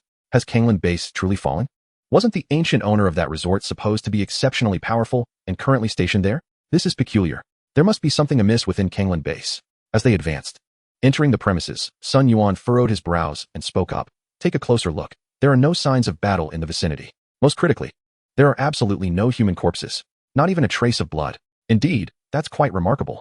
Sun Yuan continued. This suggests that Kanglan base did not engage in combat, but rather allowed the tide of extraordinary beasts to invade. Could it be a mass evacuation? One of his companions speculated. That is a possibility. After all, we are dealing with 10th-tier beasts. Kanglan base is utterly incapable of mounting a defense, and the casualties would be catastrophic. But where could they have retreated to? With over 100,000 people, any movement would pose significant risks and could trigger a pursuit by the beasts. The 10th-tier beasts are over there. We must investigate. Sun Yuan suddenly directed his gaze towards a specific area of the base, making a decisive call. The group hastened towards the direction Sun Yuan indicated, regardless of the circumstances. The 10th tier beasts had to be dealt with first. Gradually, they sensed the overwhelming energy fluctuations emanating from the 10th tier beasts. After proceeding further, they finally laid eyes on the colossal figure standing at over 20 meters in height. However, just as they reached a rooftop vantage point, before Sun Yuan could make a move, they all froze in place, staring in shock at the sky ahead. A golden figure rapidly approached and abruptly halted in midair before the 10th tier beast. Impressive. The intense energy waves were so powerful that even 10th tier ability user Sun Yuan could not help but widen his eyes in disbelief. The oppressive force was palpable, a strength that was insurmountable, far beyond his own capabilities. It was undoubtedly more than just 10th tier. This sensation is undoubtedly beyond the pressure that a 10th tier ability user can impose upon oneself. Could it be that there exists a tier even higher than the 10th? General Sun, this. The companions accompanying him have clearly sensed the overwhelming aura emanating from the figure atop the golden coinping, their faces paling in astonishment. At this moment, Sun Yuan found himself at a loss for words, as he was uncertain about what could possibly be said. Previously, he had believed that the pinnacle of power was the 10th tier, but now, the appearance of this ability user on the Kunping has led him to a startling realization. The 10th tier may not be the ultimate limit. The collapse of his previous understanding left him momentarily stunned. Moreover, the identity of this formidable individual flashed through Sun Yuan's mind. He suddenly recalled a certain person. It was said that the ancient proprietor of Taoyuan Resort possessed immense strength. Could it be her? It is plausible. Based on reports from the two major bases of Rong City and Maple City, this ancient proprietor's power undoubtedly reaches the 10th tier. Could she have perhaps broken through during this period? The group exchanged glances, instinctively sensing that this possibility was quite high, although they had not attained the 10th tier themselves. The oppressive presence of the figure in the sky surpassed that of any 10th tier ability user in the Kyoto base by a considerable margin. Quite likely. Sun Yuan nodded, his gaze sharpening as he focused intently, for the confrontation was about to commence. Chapter 166. The astonishment of the Kyoto base personnel in the distance. A beast towering over 20 meters roared towards the figure in the sky, each bellowing cry amplifying the astonishment felt by Sun Yuan and the others. Unlike the furious and frenzied roars of the past, this time, the cry of the 10th tier beast conveyed a sense of dread. In the next moment, the beast let out a long howl, and from its gaping maw, it unleashed a deep purple fireball, propelled with tremendous energy towards the figure above. Were they about to engage in battle? As Sun Yuan uttered these words, he was left utterly bewildered, for after releasing this attack, the beast abruptly turned and attempted to flee. A dignified 10th tier beast choosing to escape outright? Clearly, it intended to use the cover of its earlier strike to make its escape. The intelligence of 10th tier beasts is not to be underestimated.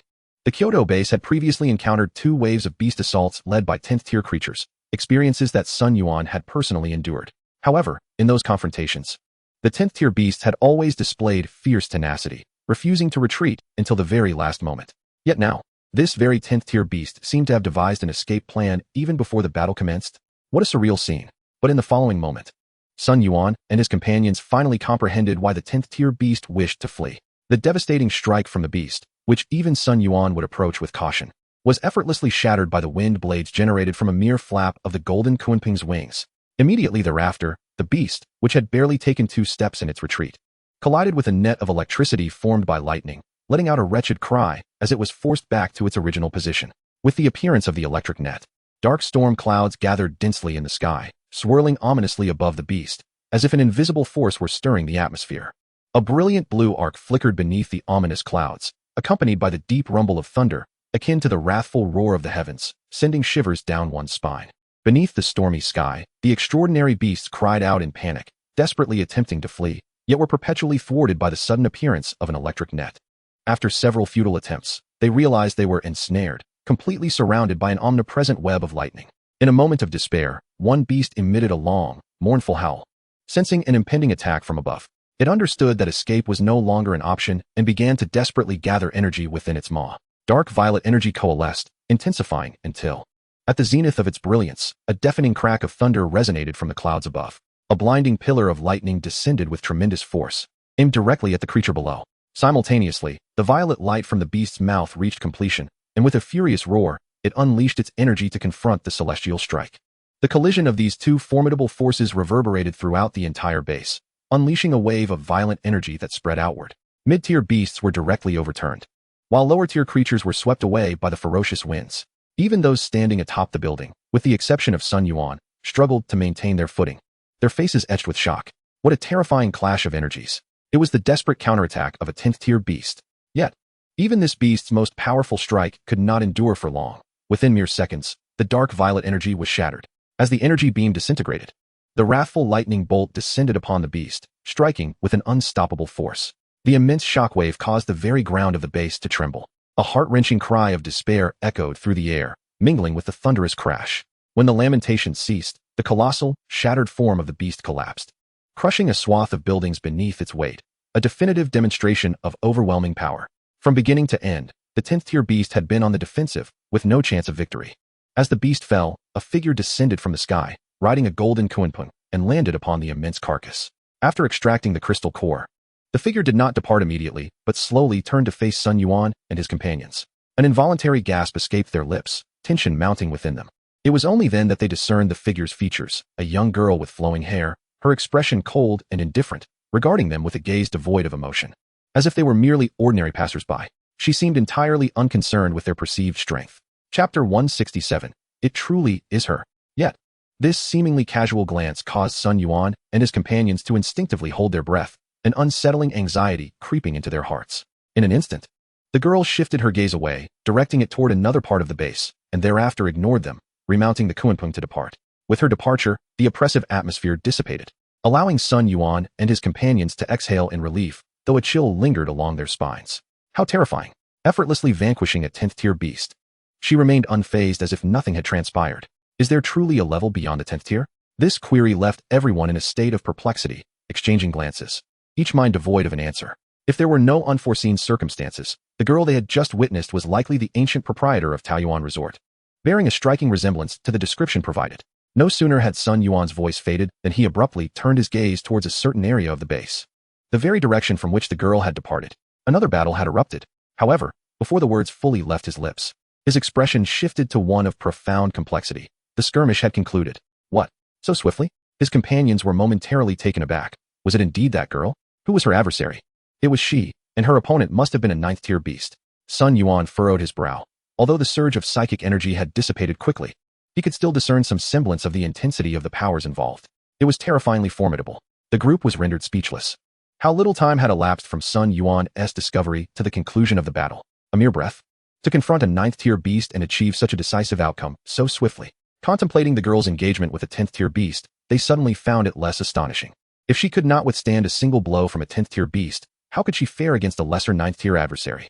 Having slain yet another 9th-tier beast, Sun Yuan spoke again, this time with a notably calmer tone, though the turbulence within him was palpable to all. Surely, the high-tier beasts within the Kangland base had been eliminated by her, leaving them bereft of the opportunity to assist, as they had anticipated. The group reflected on this. When Sun Yuan's expression suddenly shifted to one of urgency. She is approaching us once more. No sooner had he spoken than the golden kunpung appeared within their line of sight, soaring towards them in the blink of an eye.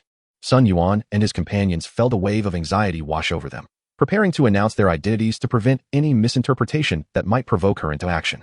Given the girl's prowess, none among them possessed the means to resist her. Yet, even as they opened their mouths, their voices barely formed. The golden kunpung soared over their heads, showing no inclination to halt. With mouths agape, they could only watch as the golden kunpung vanished into the horizon. For the first time, they felt the weight of their own insignificance. Who would have thought that upon reaching such a level, they would still experience this sensation? Among the group, an 8th-tier psychic user wore an expression of helplessness, a sentiment echoed by the others. After a brief silence, one of them suddenly spoke. Given her departure direction, it appears she is headed towards Tsonglin base. Indeed, it is Tsonglin base. What could her purpose be there? Perhaps she is going to provide assistance? There are 10th-tier beasts in that vicinity as well. The group speculated, but it was Sun Yuan who ultimately declared, regardless, let us first proceed to Taoyuan Resort. Once we arrive, we shall uncover the truth. Nodding in agreement, they set forth once more, soon discovering the proper direction, making their way towards the most opulent and intact high-rise building. Throughout their journey, they encountered no signs of life, only wandering beasts, until they neared the vicinity of the high-rise, where the figures of base psychics gradually came into view. As one approaches the towering edifices, the silhouettes of the extraordinary beings multiply, culminating in a vast assembly of adept individuals poised for action in the plaza before the high-rise. Within this expanse, some are recuperating, while various squads of ordinary practitioners and units affiliated with the base prepare for the impending clash. Upon recognizing the figure of Manager Wei, who is orchestrating operations at the heart of the plaza, Sun Yuan and his companions hasten towards him. After revealing their identities, Sun Yuan can hardly contain his curiosity regarding the enigmatic powerhouse, and the response he receives confirms their suspicions. It is indeed the ancient proprietor of Taoyuan Resort. Furthermore, Manager Wei divulges another astonishing revelation that leaves them momentarily speechless. The ancient proprietor has attained the formidable 12th tier of power. In a time when none from any base have reached the 11th tier, this ancient figure has already surpassed them all. Moreover, this individual is a multifaceted adept. Aside from the lightning and wood abilities disclosed by Manager Wei, Sun Yuan and his group have also observed a summoned battle companion, the Kuanping, indicative of summoning prowess.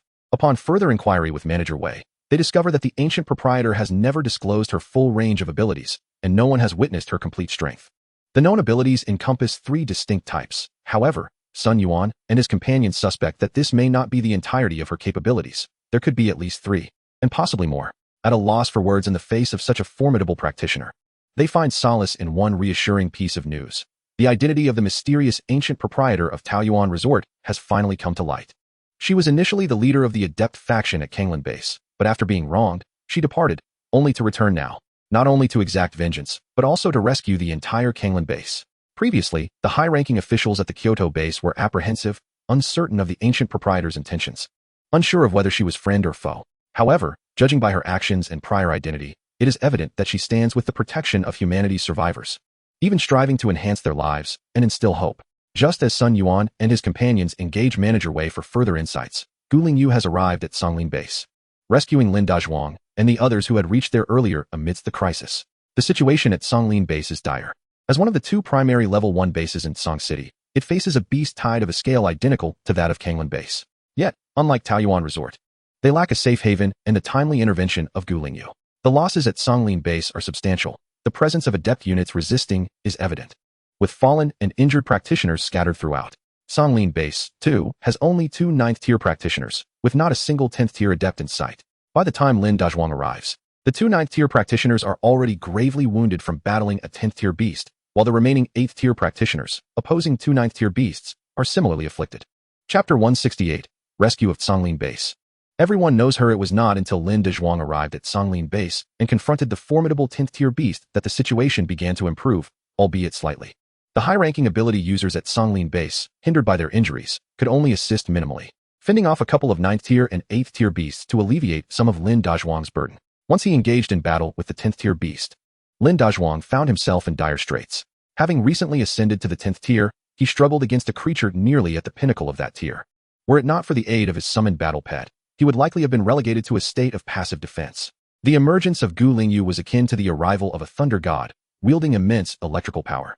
As soon as she appeared, she ensnared the 10th-tier beast within a cage of lightning. Lin Dazhuang gasped for breath, retreating in utter astonishment as he gazed at the figure suspended in the sky. The height and speed of her flight were undeniably beyond the 10th tier. She was of a higher caliber. Who could she be? His eyes widened, and he struggled to articulate his thoughts. Nearby, a 9th-tier ability user from Songlin Base, who had also withdrawn from the fray, initially appeared perplexed, as his savior was an unfamiliar golden Kuanping battle pet. However, upon glancing at the figure standing aloft, realization dawned upon him. It was the renowned Gu Lingyu, leader of Kanglan Base. His face lit up with joy as he exclaimed, "Leader Gu has arrived." What followed left Lin Dazhuang in a state of renewed shock. As the announcement of Gu Lingyu's arrival echoed, all the 8th and 9th tier ability users, along with other members of the ability user squad, erupted in cheers, collectively sighing in relief as if they had glimpsed their savior. Who was this leader, and why did the members of Songlin Base react with such fervor? As if they all knew her? Leader Gu is a legend from our city of Tsang, once renowned for being invincible among her peers. She is said to have returned even stronger than before, exclaimed the excited 9th tier user, particularly animated after witnessing the 10th tier beast being decisively subdued. By the way, she currently manages the Taoyuan Resort. I wonder if General Lin has heard of it? What?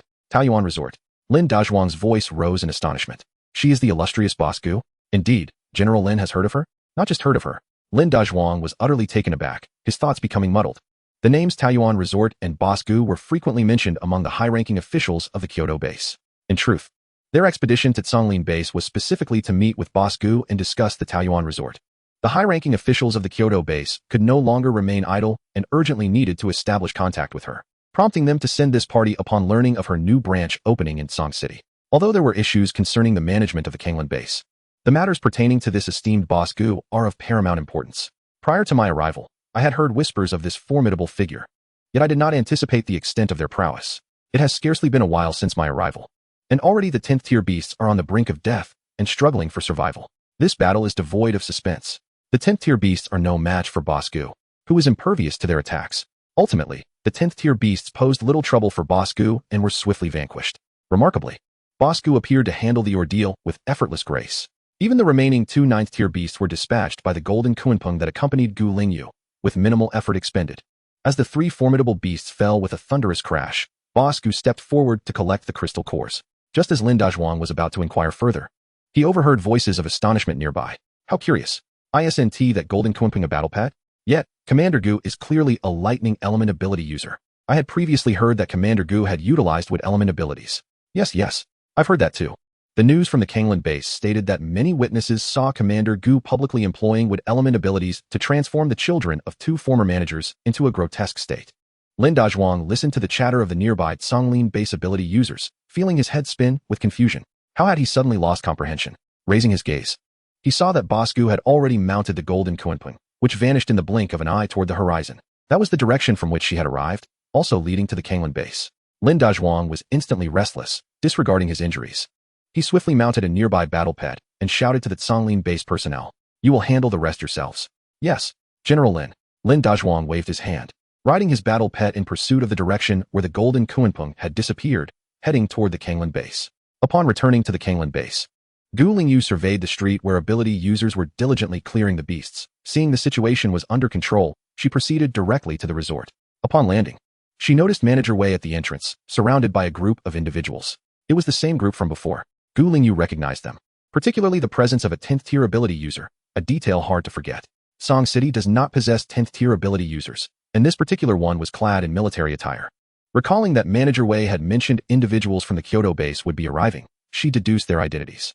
However, she was taken aback to discover that they had come specifically for her. After Manager Wei introduced both parties, the leader, Sun Yuan, immediately articulated their purpose. It turns out the affairs of her resort had finally drawn the attention of the Kyoto base. Gu Lingyu had anticipated this development, so it did not come as a surprise. She had been contemplating that the Kyoto base would soon take action, though she had not expected the timing to coincide so perfectly. A group, under Gu Lingyu's guidance, entered the resort and proceeded directly to the reception room. As Sun Yuan and his companions passed through the gates of the resort, they were rendered speechless by the astonishing sight before them. Upon entering the reception area, they finally comprehended why the prior reports had seemed so incredulous. The Peach Blossom Resort itself was an extraordinary marvel. From the outside, it appeared relatively modest in size. Yet upon stepping into the grand lobby, they realized that what they had seen was merely the tip of the iceberg. The restaurants and supermarket flanking the lobby seemed to stretch endlessly, adorned with an overwhelming abundance of food and supplies that captivated their gaze. It was no wonder that the management of the 2 major bases, Rome City and Maple City, had lauded the resort to the heavens. Chapter 169. They had never even seen an 11th tier. Once they settled into the reception room, Sun Yuan and his entourage found themselves momentarily at a loss for words. Gu Lingyu, unfazed, turned her attention to Manager Wei.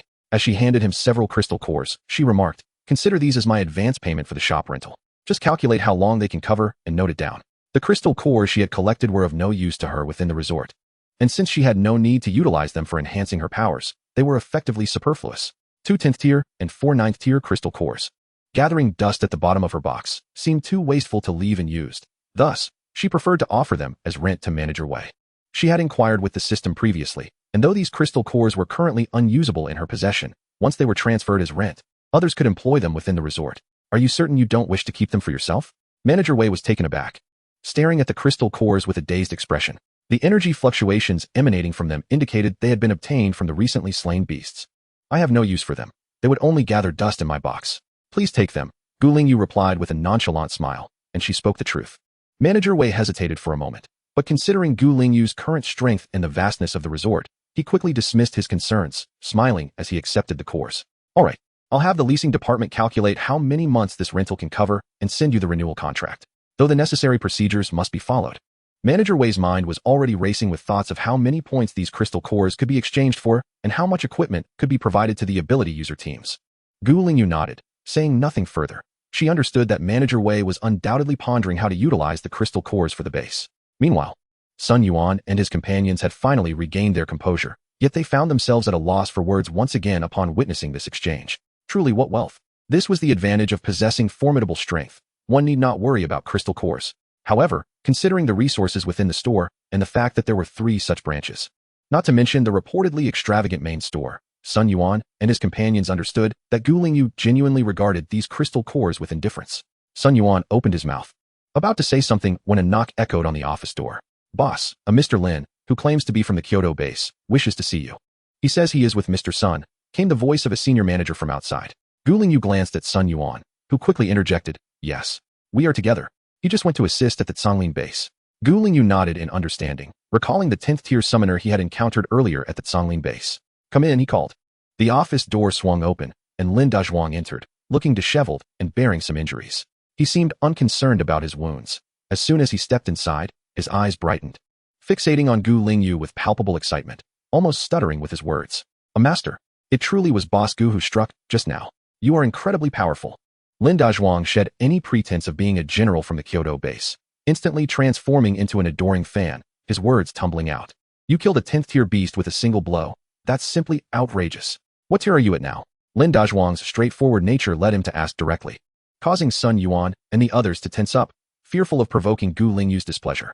To their astonishment, while they hesitated to voice their curiosity, Lin Dazhuang did so. And Gu Lingyu answered. 12th tier, he replied with a faint smile, revealing no hesitation. Demonstrating strength appropriately would ensure a more pleasant conversation ahead. Sun Yuan and the others were utterly stunned, their eyes widening in disbelief. Lin Dazhuang, beside them, exclaimed, wow, 12th tier, truly a big shot. My goodness, we don't even have an 11th tier, yet Boss Gu has already reached 12th tier. They had never even seen an 11th tier before. Here was Gu Lingyu, who had not only broken through the 10th tier barrier, but had surpassed it to reach 12th tier. It was no wonder he had effortlessly slain 2 10th tier beasts with such ease. Sun Yuan and the others exchanged glances, momentarily at a loss for words. His strength was simply overwhelming. No one in the entire Kyoto base could compare. This matter must be reported upwards. Fortunately, the higher-ups had not made any decisions that conflicted with Gu Lingyu, or the Kyoto base might have faced dire consequences.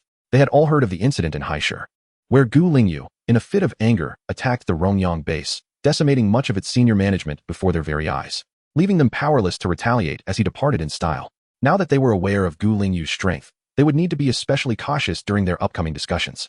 One misstep could provoke this formidable figure, potentially bringing calamity upon the entire Kyoto base. Fortunately, the matters at hand in this negotiation are unlikely to provoke the esteemed Mr. Gu. As Sun Yuan and others found themselves momentarily distracted, Lin Dazhuang curiously inquired, Mr. Gu, I noticed you exhibited lightning-based abilities and summoned a battle pet. The individuals from Zhonglin base mentioned that you have also wielded wood-based powers. Are you a multi-ability practitioner? This question caused him to hesitate slightly, fearful of encroaching upon Mr. Gu's privacy and possibly incurring his displeasure, which could lead to unwelcome repercussions. However, his curiosity was insatiable. Indeed, Mr. Gu replied with calmness. Yet he refrained from disclosing the full extent of his abilities, instead suggesting, General Lin has sustained injuries. There are healing salves available in the supermarket outside. Perhaps you should take a look. By revealing only a fraction of his capabilities, he maintained an air of mystery, a prudent means of self-protection. Upon realizing that Mr. Gu was unwilling to elaborate further, Lin Dazhuang, understanding the unspoken cue, nodded in acknowledgement, exclaiming, I noticed the supermarket has a plethora of intriguing items. I shall go investigate. With that, he eagerly turned and exited, aware that the serious discussions were about to commence, a matter he preferred not to meddle in.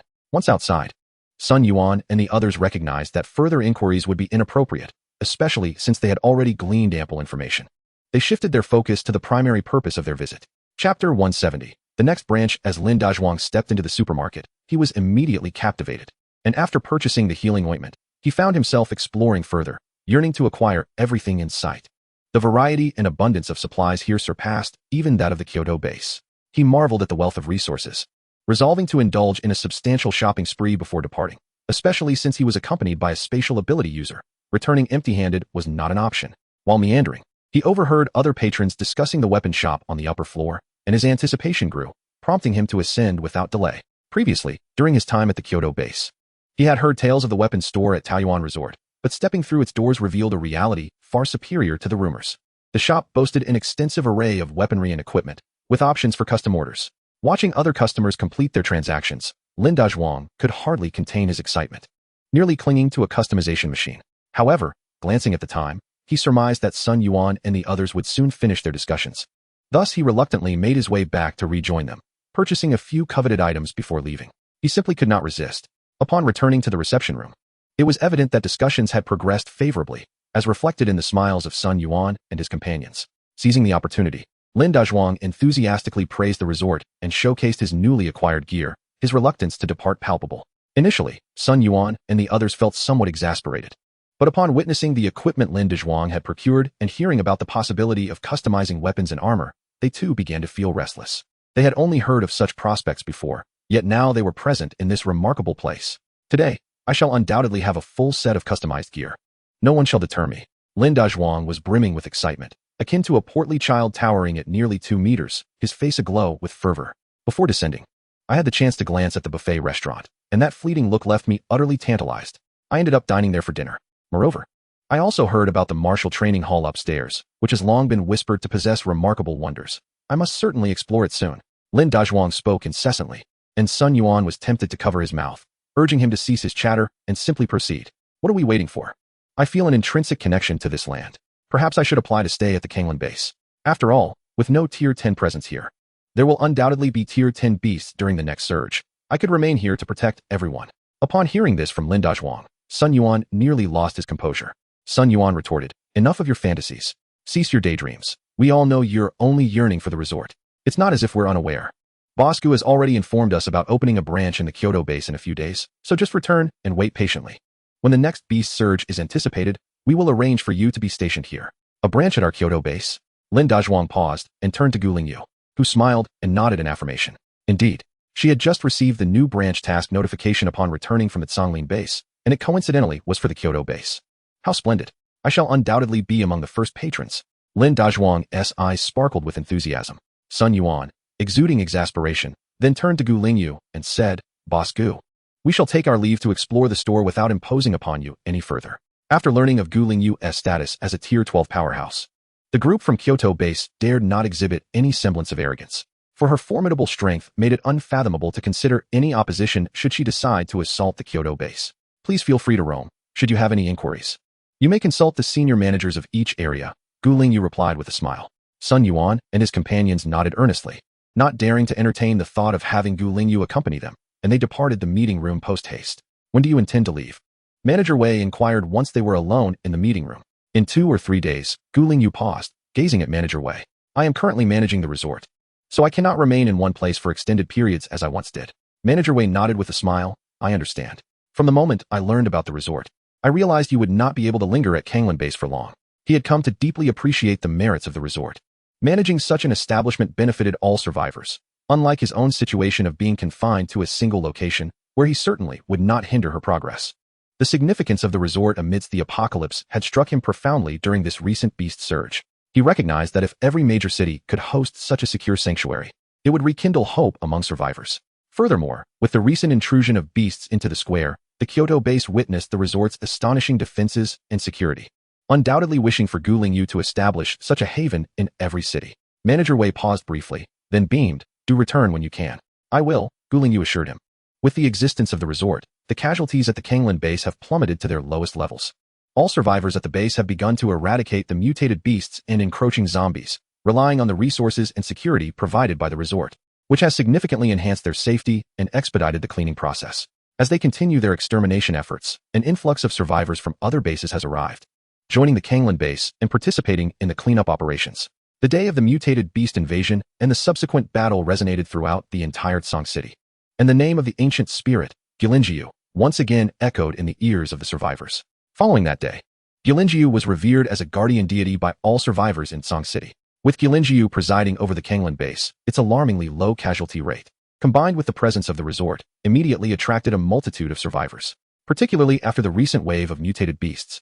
Nearly everyone recognized that only Kanglan base was truly a safe haven. Each passing day saw a significant number of survivors from other bases arriving, eager to join Kanglan base.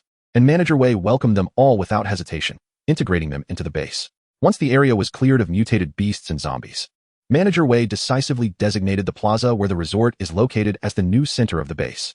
The subsequent reconstruction and expansion efforts were centered around the resort. This decision garnered unanimous support from everyone in the Kanglan base, from management to ordinary survivors. It not only facilitated easier access to the resort for all individuals within the base, but also streamlined evacuation procedures in the event of another wave of mutated beasts. Lingyu had no objections to this decision, allowing Kanglan base to determine its own course. Chapter 171, Level 7 Upgrade, Arrival at the Kyoto base in recent days. She has been shuttling between the main store and various branches, continuously expanding and successfully upgrading the main store to Level 7. The previous hesitance to elevate the main store was not only due to a desire to accumulate points, but also because of the new offerings available at Level 7 resorts. The Level 7 resort has unveiled various types of accommodations, fully incorporating the mountain behind the resort into its domain. Villas nestled in the mountains, tree houses amidst the woods, and leisure areas atop the peaks have all been successively opened. In addition to the mountain, an expansive beach area behind it has also been included. Oceanfront villas, floating cabins, sandy recreational areas, and various water activities have gradually become available. However, despite the allure of these new facilities, the points required for them are substantial, and very few patrons at the main store can afford to indulge, which has kept Lingyu from feeling an urgent need to upgrade. Nevertheless, with an ample supply of points now at her disposal, coupled with the imminent opening of the Kyoto base and the features that will be available at the Level 8 resort, Lingyu believes it is time to elevate the main store to Level 7. This will prepare her for future upgrades and allow guests at the main store to acclimate to the enhanced resort experience ahead of time. Currently, over 90% of the survivors in Haishur have taken refuge in the main branch of Taiyuan Resort. This influx has led to an expansion of the premises, making it increasingly difficult to navigate from the accommodation area to the entrance, as the distance is quite substantial. The main hotel building has now reached a staggering 100 stories, its magnificent silhouette visible from afar. Even more astonishing is the rooftop sign, which shines as brightly as a lighthouse, guiding the survivors of Haishur. The remaining less than 10% of survivors have been forced to congregate at the former Rongyang base, having been placed on the resort's blacklist, banding together in their struggle for survival. However, conditions there are considerably more complex, rendering life for its inhabitants significantly more arduous than before. After addressing the construction at the main branch, it was already the 4th day since the outbreak of the Beast Tide. Lingyu arrived at the Kanglan base branch and discovered that reconstruction efforts had commenced, with temporary repairs made to the damaged gates and walls. To her surprise, the team from the Kyoto base was still residing at the Kanglan base resort. In the buffet restaurant, Lingyu took a seat beside Sun Yuan and others. Unable to resist inquiring, "Do you plan to stay and participate in the reconstruction of Kanglan base?"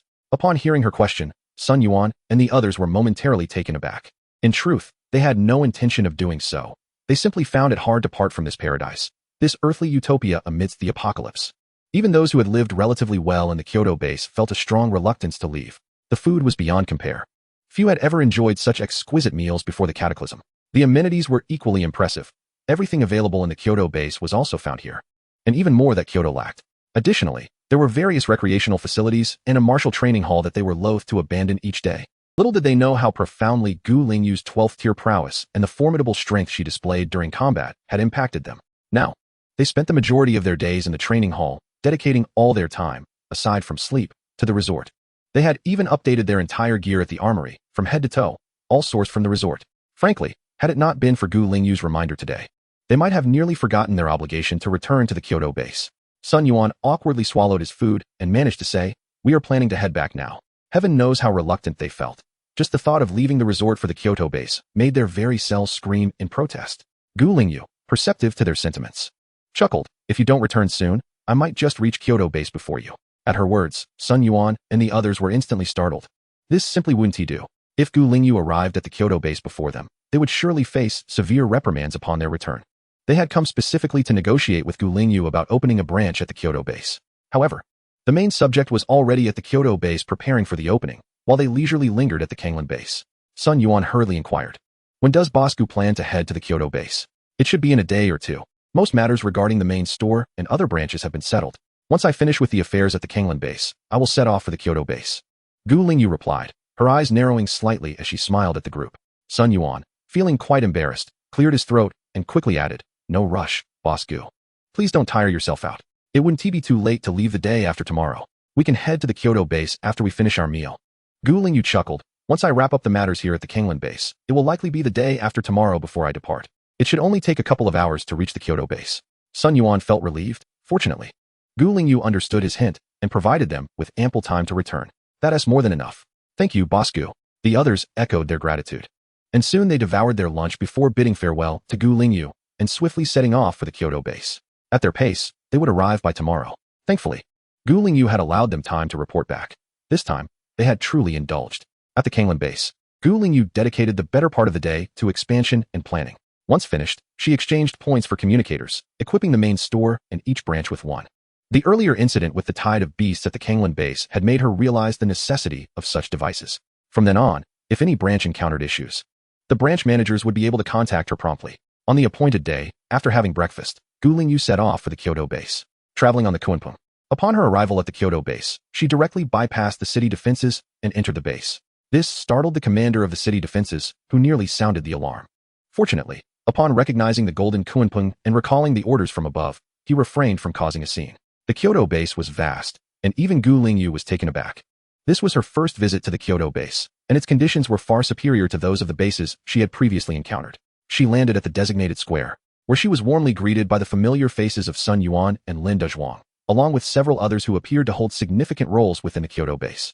Chapter 172. A test of intentions. The initial atmosphere was pleasant, but once they entered the conference room, a sense of testing emerged from the Kyoto base. Although Sun Yuan and his companions had already provided reports, the absence of first-hand observation left some doubts lingering. After all, this involved a 12th tier. In the conference room, 8 10th-tier powerhouses had assembled, representing a substantial portion of the Kyoto base's 10th-tier strength, with 2 others unable to attend due to defense duties. The presence of 8 10th-tier abilities in one room created a powerful aura that subtly altered the atmosphere of the meeting. However, not all of these 10th-tier individuals dared to exert their pressure outwardly, such as Sun Yuan and Lin Dezhuang.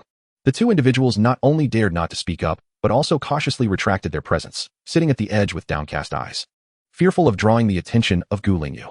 Heaven knows how terrified they were. They had witnessed Lingyu's prowess firsthand. Upon their return, they reported the situation truthfully, only to be met with skepticism from the base, which insisted on further verification. What was there to verify? Their combined words, even if they were of the 10th tier, hardly inspired belief. They murmured to themselves, while outwardly shrinking their presence even further.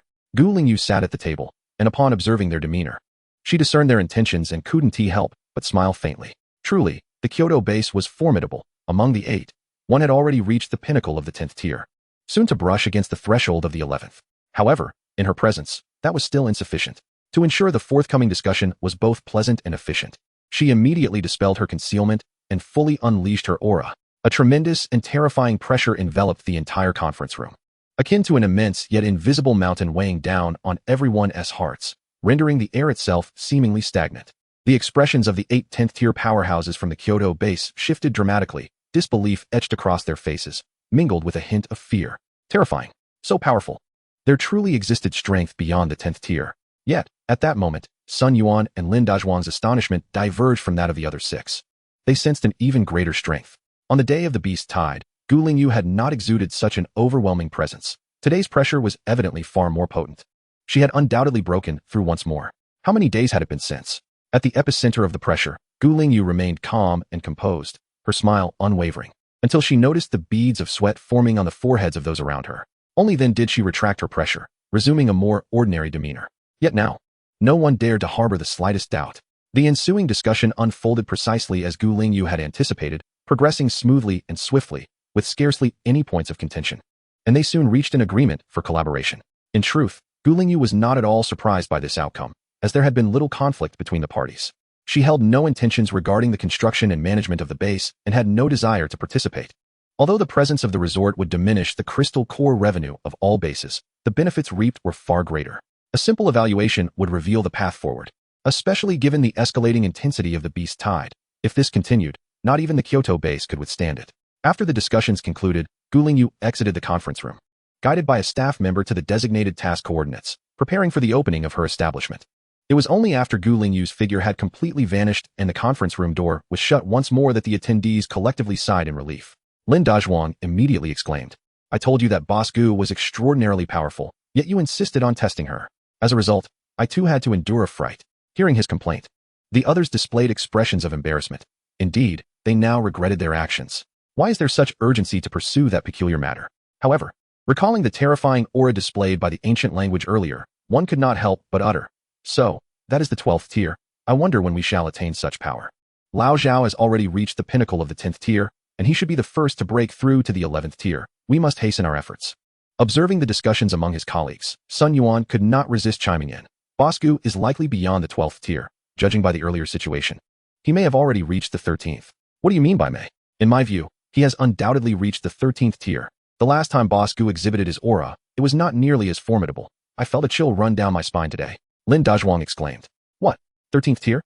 Did you not say that she was only at the 12th tier 5 days ago? You must remember that was 5 days ago. Are we not allowed to acknowledge someone's progress in that time? Lin Dazhuang retorted, causing the other to falter, realizing the validity of his argument, and fell silent. General Lin is correct. Boss Gu must have reached the 13th tier, as today he is evidently far stronger than before. Sun Yuan nodded in agreement with Lin Dazhuang's assertion. Yet, soon after, a heavy silence enveloped them all. 13th tier. None among them had even reached the 11th tier yet. The chasm in their abilities had widened further. Finally, Sun Yuan sighed. Everyone, we must intensify our training. The intensity of the beast tide is escalating, and the pressure on bases in various locations is mounting sharply. We must be prepared for support at any moment. Lacking strength is not an option. If an 11th tier beast were to emerge, it would truly spell disaster for us. The casualties would be catastrophic for those on the ground. In an instant, the atmosphere in the conference room turned somber, with everyone acutely aware of the situation. The Kyoto base possesses the strongest capabilities, and they cannot neglect the other bases. Support will undoubtedly be required. Especially after learning that there are tiers beyond the 10th, their concerns only deepened. If the levels of our ability users can still rise, does that not imply that the strength of the beasts may also ascend? What would happen if a tide of 11th tier beasts were to appear? Without comparable strength, what shall humanity do? Lin Dazhuang, perceiving the anxiety among his peers, optimistically raised his voice. Do not panic. Boss Gu is currently working diligently to establish branch offices. Once they are set up across various locations, the overall strength of humanity will surely see a significant enhancement. Let me tell you, the armament training facility at the Taoyuan Resort is truly a paradise. The efficiency of power enhancement there surpasses anything we have outside by a considerable margin. Once Boss Gu opens the branch office at our Kyoto base, we shall all go together. At that time, you will experience it for yourselves and understand the truth of my words. Chapter 173, the 8th level resort. Portal activation. Lin Dazhuang's reminder sparked the recollection of this matter among the others. They had all heard of the armament training facility. If they had previously held doubts, they were now largely convinced. Before anyone could respond, Lin Dazhuang had already leapt to his feet, exclaiming as he strode toward the exit, I can't wait any longer. I'll be at the entrance. I must be the first to enter the shop. In old Master Gu's establishment, the principle of equality prevailed. Whether one was a tier 10 or a district manager, everyone was required to queue. Just days prior, Lin Dazhuang had endured an extensive wait at the Kanglin base, and today, he was determined to arrive early. Before he could finish his thought, Lin Dazhuang's figure had vanished through the doorway, leaving behind a room full of bewildered onlookers. I should keep an eye on General Lin. He can be rather impulsive, Sun Yuan remarked, clearing his throat and rising, departing with a swiftness that rivaled Lin Dazhuang's earlier haste. As the two of them left in quick succession, those remaining in the conference room were momentarily taken aback. After a pause, someone murmured, is it really necessary to be in such a rush?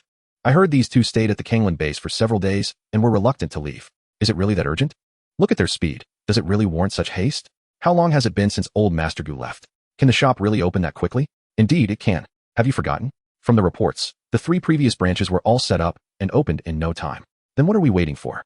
Let us hurry and follow them. These two old fellows didn't even bother to give a heads up before dashing off. Once the group came to their senses, they hurriedly rose to pursue them, only to find that they had already lost sight of the two. Upon arriving at the square and observing the newly transformed building, they were finally convinced of the report's accuracy. The speed at which the Taoyuan Resort was opening was astonishing. As a throng of formidable figures from the base gathered, ordinary citizens naturally made way. The news quickly spread, drawing more people from the base, and soon the square and surrounding roads were congested. Approximately half an hour later, Lingyu appeared outside the entrance, setting up a notice board. At the sight of her, Lin Dazhuang was the first to rush over. After receiving a confirming nod, he eagerly stepped into the shop. Sun Yuan followed closely behind, and the other senior members, witnessing this, also made their way inside, quickly filling the establishment. The onlookers outside displayed expressions of surprise and curiosity. If even the senior figures from the base could hardly wait to enter, how exceptional must this shop be? With so many high-ranking officials leading the way, who would hesitate any longer? Gradually, more people began to enter the shop, and those waiting outside soon joined the line, resulting in the familiar scene of long queues that every new branch experienced. In the following 2 to 3 days, Lingyu spent most of her time at the new branch in the Kyoto base, continuously expanding, planning, and launching new products as the shop opened. The rapid expansion of the Kyoto base showcased the remarkable allure of the Taoyuan Resort to all its inhabitants. The higher-ups at the Kyoto base have finally grasped why the branches that established their outlets hold the Taoyuan Resort in such high esteem. Nearly 5 days later, a peak 10th level expert from the Kyoto base ascended to the 11th level. During this brief period, he spent nearly all of his time in the armament training hall. And with the aid of both the training room and the combat room, he ultimately shattered his bottleneck. At the very moment of his breakthrough, The entire Kyoto base erupted in jubilation. Everyone admired the Taoyuan resort even more, gaining a profound understanding of its immense significance. The expansion task for the Kyoto base's branch was swiftly accomplished, enabling the feature of unrestricted expansion. Lingyu, now endowed with a substantial amount of points, found that the main store along with several branches generated a copious influx of points daily. In order to extricate herself, Lingyu initiated a significant expansion of the Kyoto base. Given the large population, she elevated the structure to 80 floors, continuously enlarging the space on each level to accommodate more individuals simultaneously. However, even this expansion could not meet the burgeoning demands of the Kyoto base. And for the time being, Lingyu could not undertake further construction, as she needed to return to the main store to elevate it to level 8. Level 8 resorts offer two particularly vital functions and facilities, one of which is the introduction of vehicle rental services. Various types and specifications of vehicles can now be rented using points, and they can also be charged with points. Most importantly, these vehicles are portable. They feature a dedicated switch that allows them to be compressed into capsule form, expanding when needed and shrinking for ease of transport when not in use. In this energy-scarce apocalypse, many modes of transportation have become unusable, making travel exceedingly inconvenient for survivors. However, with these vehicles, connectivity and interaction will once again become feasible. The other immensely significant feature is that the portal will be accessible to all guests of the resort. This means that in the future, anyone can traverse the portal to reach the main store or any branch, no longer restricted to Lingyu alone. The advantages of opening the portal are self-evident, with one of the most crucial benefits being that in the event of a beast tide, should local defenses prove inadequate, reinforcements from various locations can arrive with remarkable speed. Although travel to the branches necessitates a transit through the main store, with only portals leading to the main store available in various regions, careful planning will still ensure astonishingly rapid support, perhaps even swifter than before the apocalypse. Upon returning to the main store, Lingyu promptly selected to upgrade the resort to level 8. The notification of the upgrade reverberated in the ears of all guests within the main resort. The patrons were taken aback, not expecting such a swift upgrade, especially considering that only a few days had passed since the last elevation to level 7. Before the guests could survey the changes brought about by the upgrade, another notification echoed, simply instructing all patrons to remain stationary. This was due to an impending reorganization of the resort, which would entail significant alterations to its internal layout. All the guests were momentarily taken aback. It was their first encounter with such a notification sound. Nevertheless, recalling the transformations that accompanied each upgrade of the resort, they remained dutifully in place. Chapter 174. The portal connection. As the notification concluded, the ancient script began to operate directly on the panel. The resort's entrance expanded once more, and the path leading to the central plaza vanished entirely, while the plaza itself continuously expanded, stretching directly to the entrance. Now, upon entering, one was greeted by an expansive plaza, flanked on either side by 4 grand and spacious portals, their gentle golden whirlpools contrasting starkly with the oppressive atmosphere of the subterranean passages. Currently, there were only 4 branches, hence the 4 corresponding portals. As the number of branches gradually increased, so too would the portals in the plaza. Above the 4 portals, the names of the cities hovered in midair. Presently, no one was entering or exiting the portals. They awaited the ancient script to install the portals at each branch, allowing guests at those locations to arrive directly at the main plaza of the resort through their local portals. Beyond the plaza, the internal layout of the resort was guided by a template recommended by the system, which she opted to adopt, as it was deemed the most suitable, thus sparing her the trouble of creating a new design. The population at the main resort was substantial, and many shops in the dining and shopping areas had already been subdivided, including age stratification for schools. The resort now extended to the coastline, while vast. It boasted transportation options that made travel exceedingly convenient. Furthermore, rentals for transportation outside the resort had also become available, alleviating the survivors from the arduous trek on foot, which previously hindered their resource-gathering expeditions. After finalizing the layout of the main resort, she turned her gaze toward the hotel complex. Aside from the main building, which could still be expanded in height, all other auxiliary buildings were fully occupied. Previously unaware of the expansion limits imposed on the hotel, she discovered that once she reached the maximum capacity, the system notified her that further expansion of the hotel buildings was no longer permissible, allowing only the main building to be elevated. It was then that she realized the accommodations at the main resort were indeed determined by the number of survivors in Haishur. Once the majority of survivors from all bases in Haishur transitioned to the resort, it perfectly filled the remaining hotel buildings. This restriction was evidently designed to regulate the influx of survivors from other city branches into the main resort when the 8th level resort opened external portals.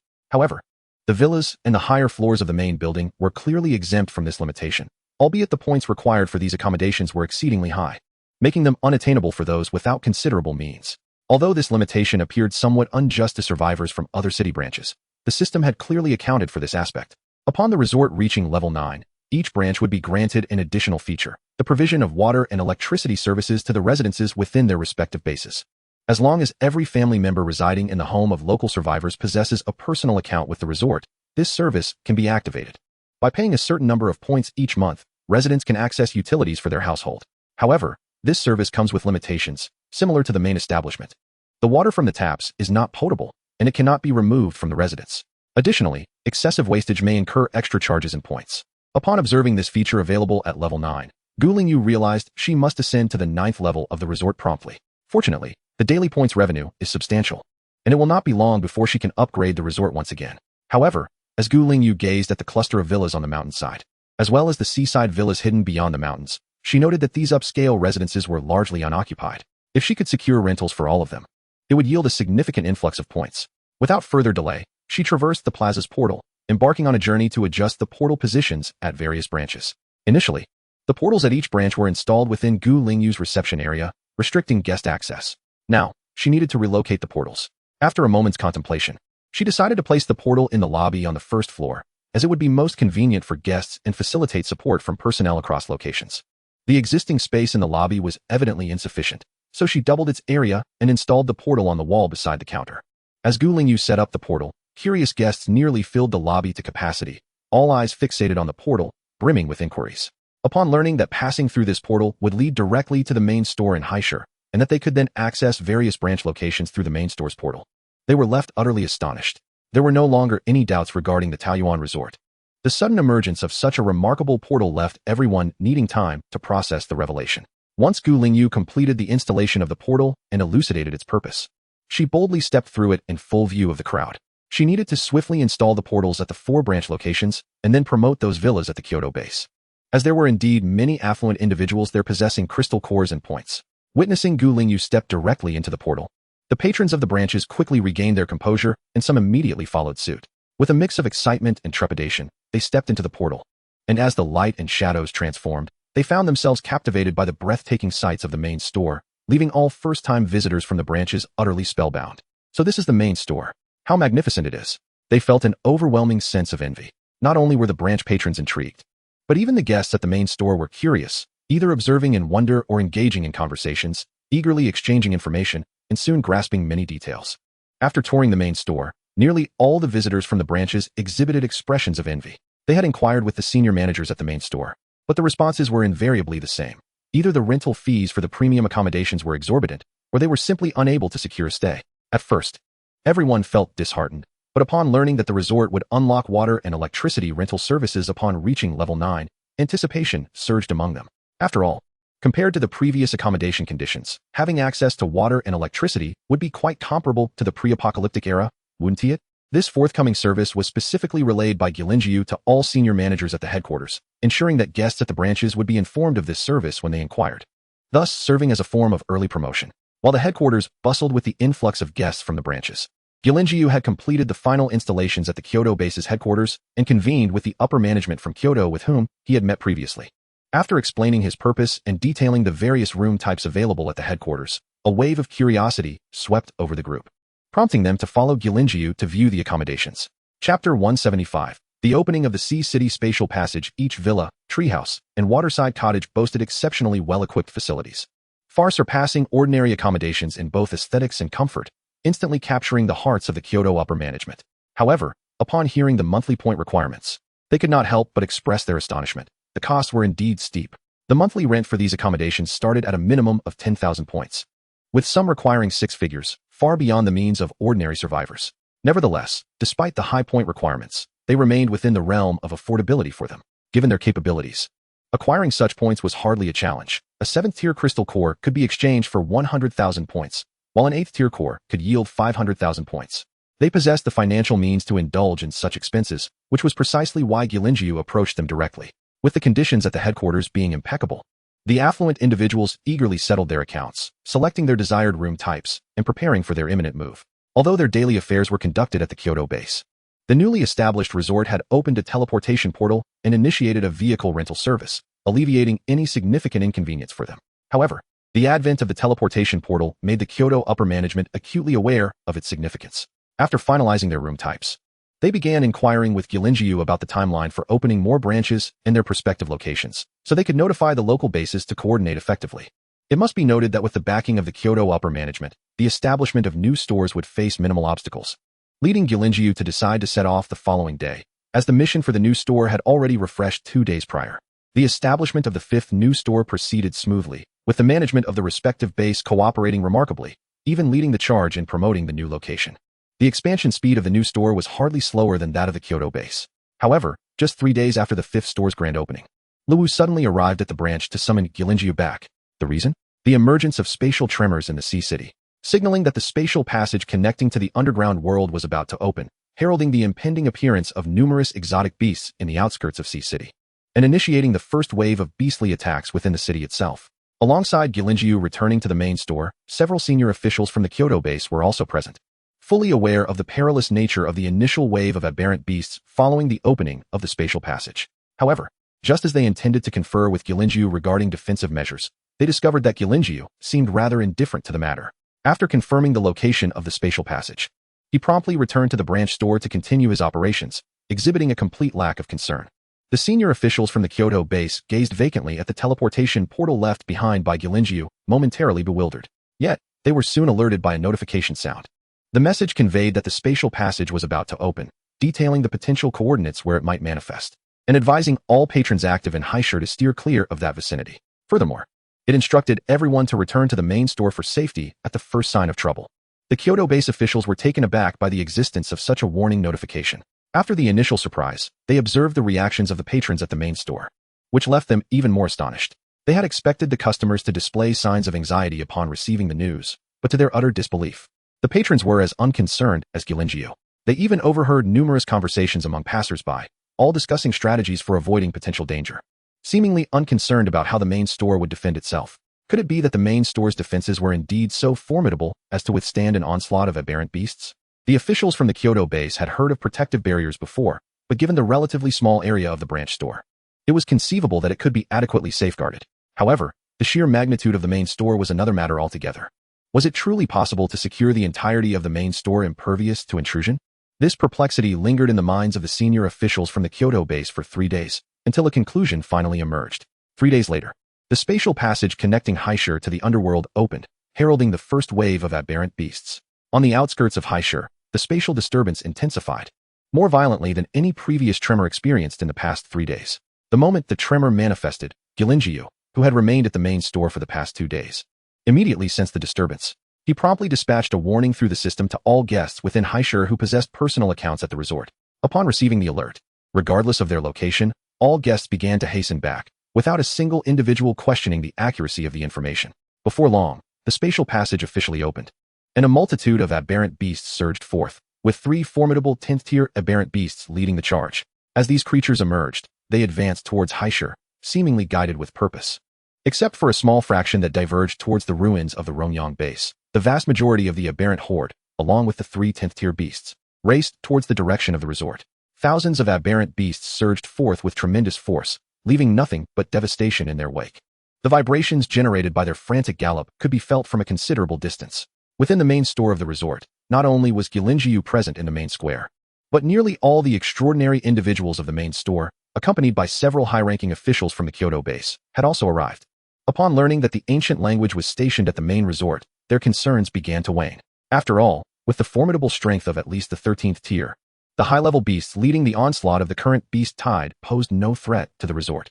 However, curiosity lingered regarding how the resort would defend against this oncoming tide. Soon, they received their answer. As the ground trembled, a palpable tension seized the spirits of all present in the plaza. The tumult intensified, and from the farthest reaches of the street outside the resort, a throng of towering and peculiar beasts began to emerge. Those within the main resort who had yet to encounter such creatures exhibited expressions of astonishment. These were indeed the beasts, their dark, muted hues accompanied by a faint, ominous glow that instilled a sense of discomfort and foreboding at first glance.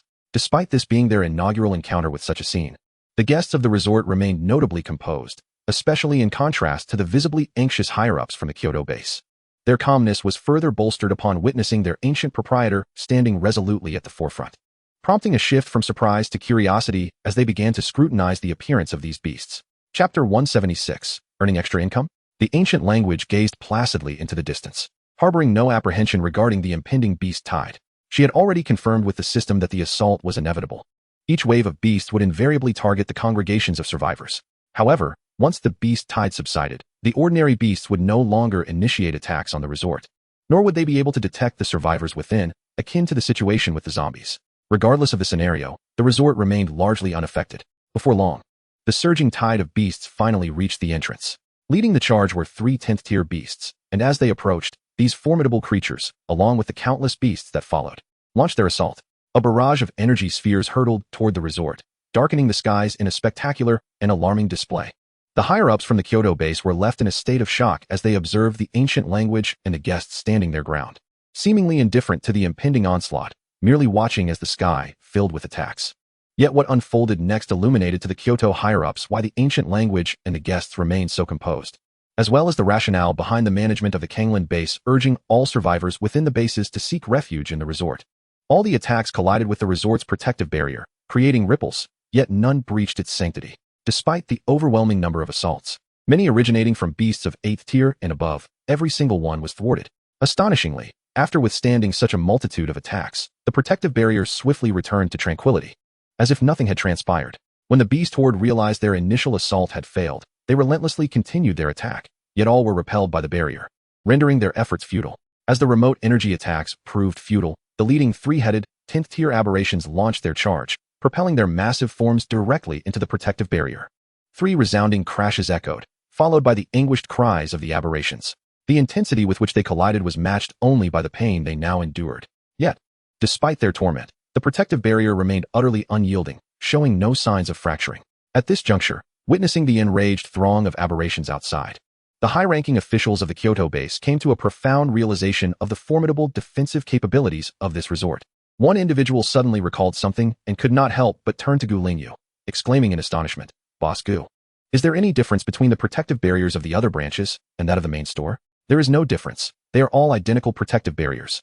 Lingyu replied calmly, "They are all the same." The officials were taken aback.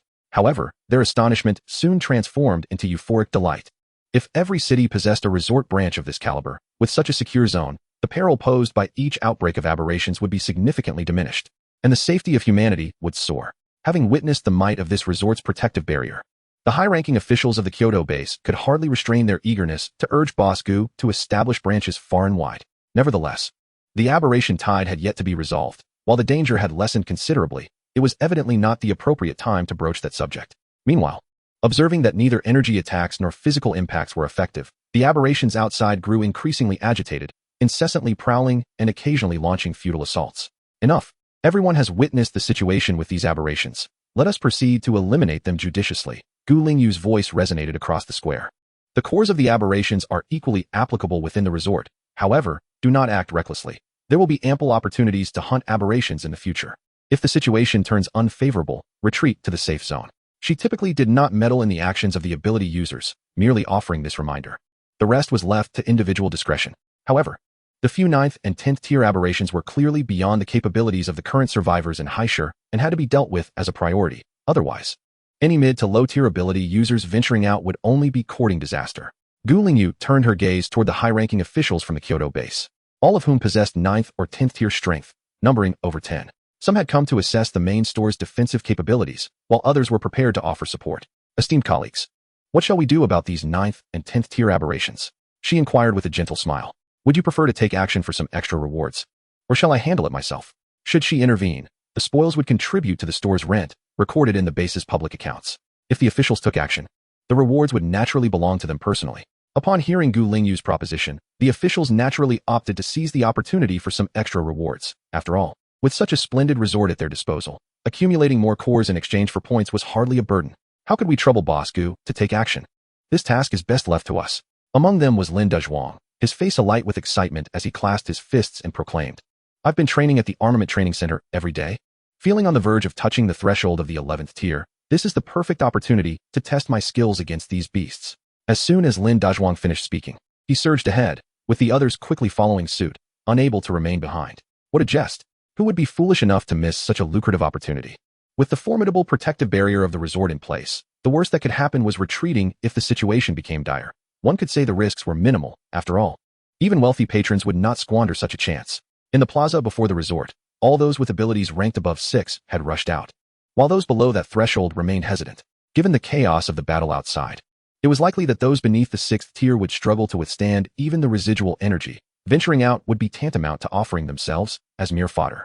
Gu Lingyu observed the scene for a moment, noting that the situation was largely in humanity's favor, before turning to depart, leaving Lu Wu to maintain order.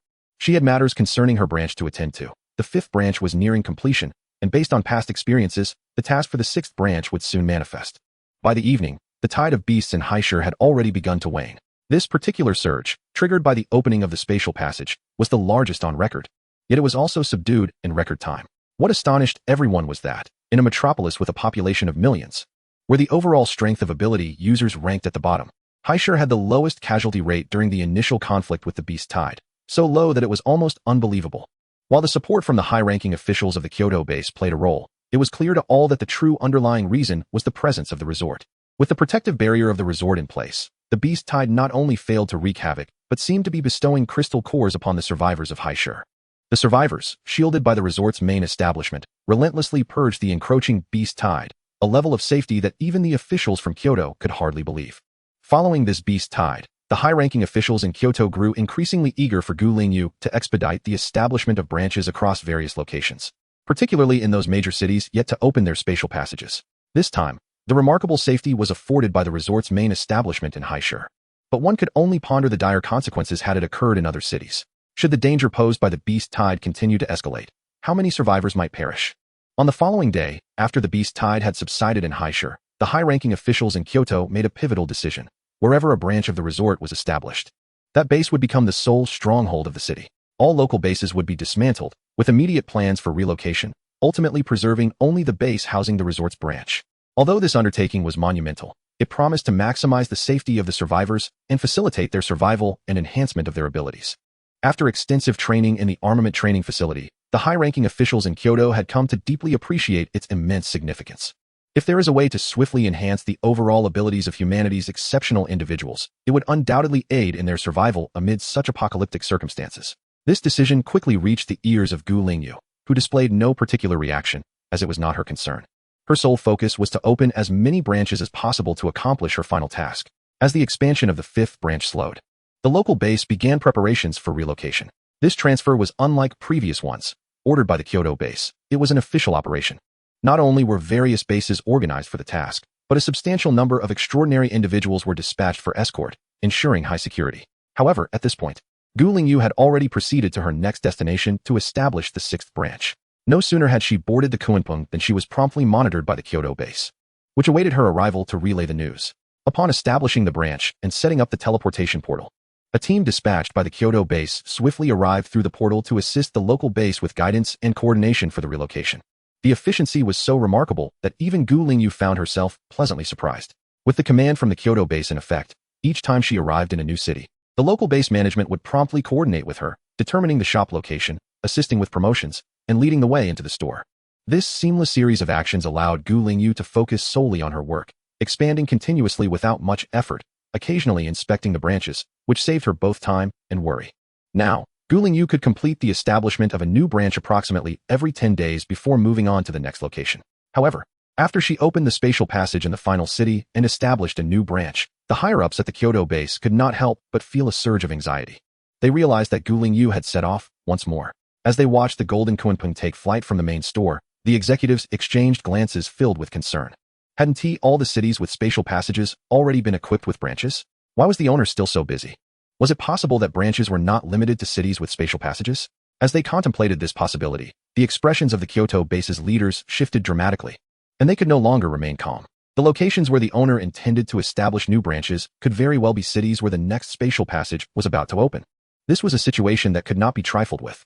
Unlike the holiday resort's main store, other cities lacked such a massive protective barrier to shield them. Realizing this potential threat, the Kyoto base immediately began preparations, meticulously planning and mobilizing personnel, waiting for Gu Lingyu to set up the new branch's teleportation portal so they could promptly teleport over and begin their preparations.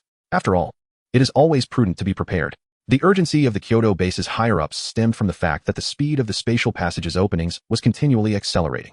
From the very beginning, spanning over 6 months, followed by an additional 5, and now to the present in Horde. The interval until the next spatial passage opens has shrunk to a mere 2 months, with the timeline continuously diminishing. Currently, a month and a half has elapsed since the establishment of the spatial passage in Horde. Presently, there are still 5 metropolitan areas with populations in the millions that have yet to unlock their spatial passages. The personnel stationed at the Kyoto base speculated on where the next passage might materialize, and soon observed the activities of the ancient language. As soon as the ancient language established its new branch and installed the portal, the Kyoto base could hardly contain their eagerness and promptly dispatched personnel. Upon arrival, they hastily commenced arrangements to facilitate the transfer of resources. Following this influx of individuals, a steady stream of others arrived to assist the base in its expansion, ensuring that the influx of personnel could be accommodated. Witnessing this scene, the ancient language surmised the underlying reasons. She had harbored similar suspicions upon receiving the assignment for this branch. Although she had inquired with the system, it had not provided her with extensive information, leaving her reluctant to disseminate unverified news. The swift response from the Kyoto base took her by surprise and simultaneously filled her with satisfaction. Regardless of the mismanagement exhibited by certain bases, the higher-ups at the Kyoto base remained committed to the well-being of all survivors, previously hampered by inadequate transportation and oversight. The advent of the resort's portal promised to mitigate such issues in Horde moving forward. The establishment of the new branch progressed in an orderly fashion, mirroring the success of earlier branches, until the 7th day of its opening when spatial tremors occurred. The ancient language was the first to detect the anomaly, soon followed by 3 10th-tier experts dispatched from the Kyoto base, who also sensed the disturbance. The spatial passage was indeed on the verge of emergence. Remarkably, the opening of the resort branch was synchronized with the activation of the spatial passage. In that instant, hope ignited within everyone. Previously, the uncertainty surrounding the location of spatial passages made it challenging to prepare in advance, even though there were 2 to 3 days from the initial signs of a passage's appearance to its official opening. This brief window only allowed for the mobilization of a few top-tier experts, rendering broader preparations impossible. However, the situation had changed, with the resort's early warning system. Preparations could commence in advance. Most importantly, the portal allowed for the rapid deployment of a substantial force of ability users for support. As soon as the spatial tremors emerged, the base intensified its preparations. Fortunately, the personnel transfer had been completed, and the focus now shifted to reinforcing defenses. Simultaneously, the Kyoto base began reallocating personnel from various locations, ensuring that no immediate beast tide would threaten the area, while a significant contingent of ability users commenced their journey to the portal at the branch, ultimately arriving at their intended destination via the main branch. Regarding the ancient language, it began to consume points in large quantities for the expansion of the branch store's floors and area, ensuring that when the tide of beasts surged, everyone could take refuge within the store. On the morning of the 3rd day, the spatial passage officially opened, and the beast tide erupted. As the entire city was left with only one base, all the beasts surged towards the base where the branch store was located, creating a terrifying scene that sent chills down one's spine. Fortunately, there were nearly 100,000 gifted individuals stationed there, including 7 or 8 formidable beings of the 10th rank. Their confidence was rooted in their strength, and this time, the survivors felt remarkably assured. At the moment the beast tide broke out, all ordinary people and low-tier gifted individuals were arranged to take shelter within the resort. For the contribution of low-tier gifted individuals during the beast tide was minimal. Rather than suffer needless casualties, it was better to conserve their strength. Although everyone could take refuge in the resort, the destruction of the base was severe, and it would require reconstruction after the beast tide.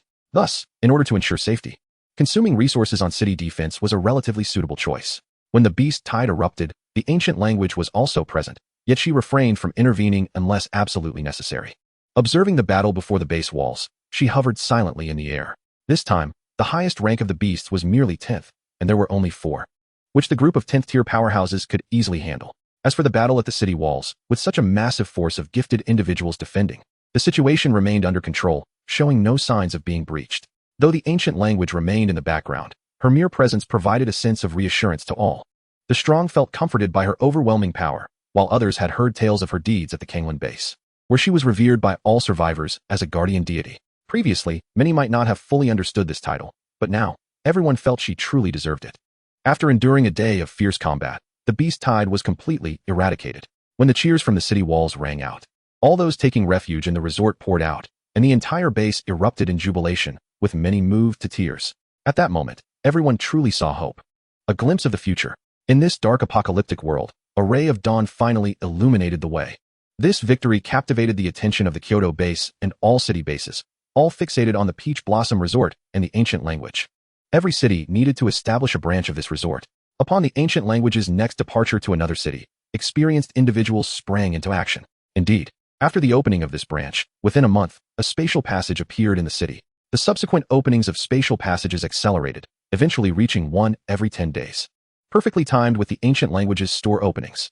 Fortunately, thanks to the existence of the resort, each subsequent opening of a spatial passage was met with minimal danger, and the casualty rate continued to decline. Once the spatial passages were fully activated in the metropolis boasting a population in the millions, the ancient dialect commenced its journey towards the secondary cities. Had this scenario unfolded in the past, it would have been exceedingly arduous for the bases in secondary cities to withstand the initial onslaught of the monstrous tide emerging from the newly formed spatial passages. However, with the establishment of absolutely secure zones in the resorts and the arrival of a formidable army of superhumans via the teleportation gates, even the secondary cities managed to repel the assault of the beasts. While setting up its branches, the ancient dialect did not neglect the development of both the main store and its affiliates, elevating the main store to level 9 during this period. A level 9 main store not only unveiled amusement parks and a plethora of entertainment facilities, but also introduced a service providing monthly rentals for water and electricity to the various bases housing the branches. The monthly rental fees were determined by the area of the premises, closely mirroring the ratio of room types in the main store, and the coverage extended within the city walls of each base. The moment this service was launched, it garnered an overwhelming response. A multitude of guests submitted rental applications through their personal accounts, with the system determining the fees based on actual circumstances. Guests could directly pay and activate the service via their accounts. Given the current number and scale of branches in the resort, the ancient dialect unexpectedly amassed a vast quantity of points. The resort ascended to level 10.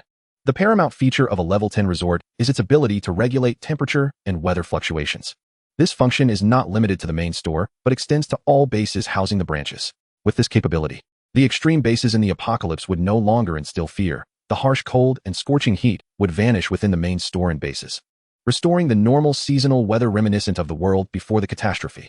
Although venturing beyond the bases would still expose individuals to such extreme weather, life within the bases would become markedly more sustainable and comfortable. Upon the introduction of this feature, the senior officials of the Kyoto base were profoundly astonished, frequently remarking on the wisdom of unifying all bases under the jurisdiction of the branches. In addition to unveiling new functions and facilities, the level 10 resort also unlocked something that the ancient dialect had been yearning for: the World Guardian Barrier. This item serves as a genuine safeguard against the collapse of the world. Following the resort's elevation to the pinnacle level 10, this item became available for exchange. The ancient dialect promptly checked on it. Although the required points for this item were staggering, given the current daily revenue of the resort, acquiring the necessary points seemed feasible, and the exchange could be achieved in a relatively short span. However, a prerequisite remained: the completion of all branch establishments. Although finalizing all branches would be time-consuming, it was not overly burdensome. The ancient dialect tirelessly traversed the globe, pausing for neither rest nor respite. She was acutely aware that should she halt, the pace of branch establishment would lag, potentially resulting in casualties at the new branch destinations soaring to unbearable levels. The activation of the spatial passages afforded her no reprieve, nor did the eruption of the monstrous tide await her. Chapter 179. With me currently, progress is stagnated at a moment most opportune, where ample time for preparation is available, and thus Lingyu is reluctant to halt her endeavors. In fact, during this period, both the Kyoto base and the city's yet to establish branches have been filled with concern, fearing that Lingyu might pause for rest, having tirelessly opened new branches for several consecutive months. Yet, through her actions, Lingyu has assuaged everyone's worries and garnered increasing admiration. As Lingyu nears the completion of all secondary city branches, the latest emergence of the beast tide casts a shadow over all hearts. This time, the spatial portal opened to unleash a beast tide led by 3 formidable 11th tier beasts. Upon the arrival of these 3 11th tier beasts outside the base, the defending army displayed expressions of sheer horror. 11th tier, and 3 of them. How could they possibly withstand such an assault? Although humanity boasts 4 11th tier abilities, only one has come to assist in the defense. The commanding officer immediately ordered the swiftest of the abilities to return through the portal to seek reinforcements from the Kyoto base, while the rest could only devise a means to retreat to the resort. Just as the commanding officer began preparations for a phased evacuation of the ability army, Lingyu appeared above the city walls. Her prior inaction was due to a lack of necessity, but now, in the face of such dire circumstances, she would not remain idle. This time, when she took action, the dark clouds that blotted out the sun and the rumbling thunder truly revealed to the city's survivors the harbinger of an apocalypse. The defending army of abilities gazed in astonishment at the scene outside the walls, where the once surging beast tide had been abruptly halted, the beasts trembling as they looked skyward. 3 colossal lightning nets descended from the heavens, ensnaring the 3 11th tier beasts, which had dared to flee. in place. This was swiftly followed by 3 massive pillars of light, each over 10 meters in diameter, crashing down upon them with a resounding thunder. A blinding radiance engulfed the scene, accompanied by the heart-pounding roar of thunder that reverberated throughout the city. The 3 11th-tier beasts, unable to retaliate or even scream, were obliterated, most of their forms reduced to nothingness, crashing to the ground. These were 11th-tier beasts, 3 of them, simultaneously vanquished by a single onslaught. Silence enveloped the surroundings. After several months, Lingyu once again intervened, her power now more fearsome than ever. The commanding officer, gazing at Lingyu suspended in the air like a deity, understood that her strength far surpassed the rumored 13th tier from months prior. He finally comprehended why, during each outbreak of the beast tide, Lingyu, though never having taken action, always remained in the rear. She had been waiting, anticipating a situation like today, had it not been for Lingyu's presence. The eruption of this beast tide would undoubtedly have been insurmountable for the current defending army. Although the existence of the resort allows the survivors within the base to preserve their lives, the base suffers considerable damage, and the defending forces endure substantial casualties. It turns out that Lingyu is indeed safeguarding everyone. Although she has never spoken of this matter, she has consistently acted in silence. Each time the spatial passage opens to unleash the first wave of monstrous creatures, Lingyu stands vigil here. While the city leaders may contemplate more deeply, the other empowered defenders only perceive one truth. Lingyu truly lives up to her title as the guardian deity, steadfastly protecting all. In an instant, the name of Lingyu resounded across the city walls, echoing her divine title. The call of nearly 100,000 empowered warriors spread far and wide. After Lingyu vanquished 3 level 11 beasts, she refrained from further action. Yet, that singular strike had already elevated the morale of the entire defending army to its zenith. Moreover, the strongest among the monstrous horde now only reached level 10, and the existing defending forces were more than capable of confronting them. With a command from the city leader, the army launched a direct assault. However, what followed astonished everyone. The level 9 and level 10 beasts within the horde gazed intently at Lingyu hovering above the walls, filled with dread, refusing to approach the perimeter, instead driving the lower-tier beasts to the forefront. Lingyu, with her solitary might, instilled such fear in the level 9 and level 10 beasts that they dared not approach the base. Though the higher-tier beasts did not draw near, they could not refrain from attacking. The city leader, observing the restless higher-tier beasts in the distance, realized that slaying them would necessitate venturing outside the city. He looked up at Lingyu, suspended in midair, and sensed his hesitation. In a soft, distant tone, she spoke. "Go forth. Within the city, I shall protect." "Thank you, boss," the city leader exclaimed with delight, turning to call upon the level 9 and level 10 empowered warriors to charge forth from the base. Before long, beneath the city walls and beyond the base, the flames of war raged. Particularly fierce was the battle between the high-tier empowered warriors and the beasts, as the power disparity was minimal, resulting in an especially intense conflict, with waves of abilities surging and fierce winds and flames engulfing the sky. Yet, this fierce battle did not endure for long. The monstrous horde soon began to wane, thanks to the existence of the teleportation portals. The empowered warriors had ample time to prepare their forces before the horde's eruption, thus the monstrous tide was swiftly eradicated. This victory instilled hope in the majority of survivors and elevated Lingyu's prestige to unprecedented heights. In the eyes of most survivors, she had become an invincible presence.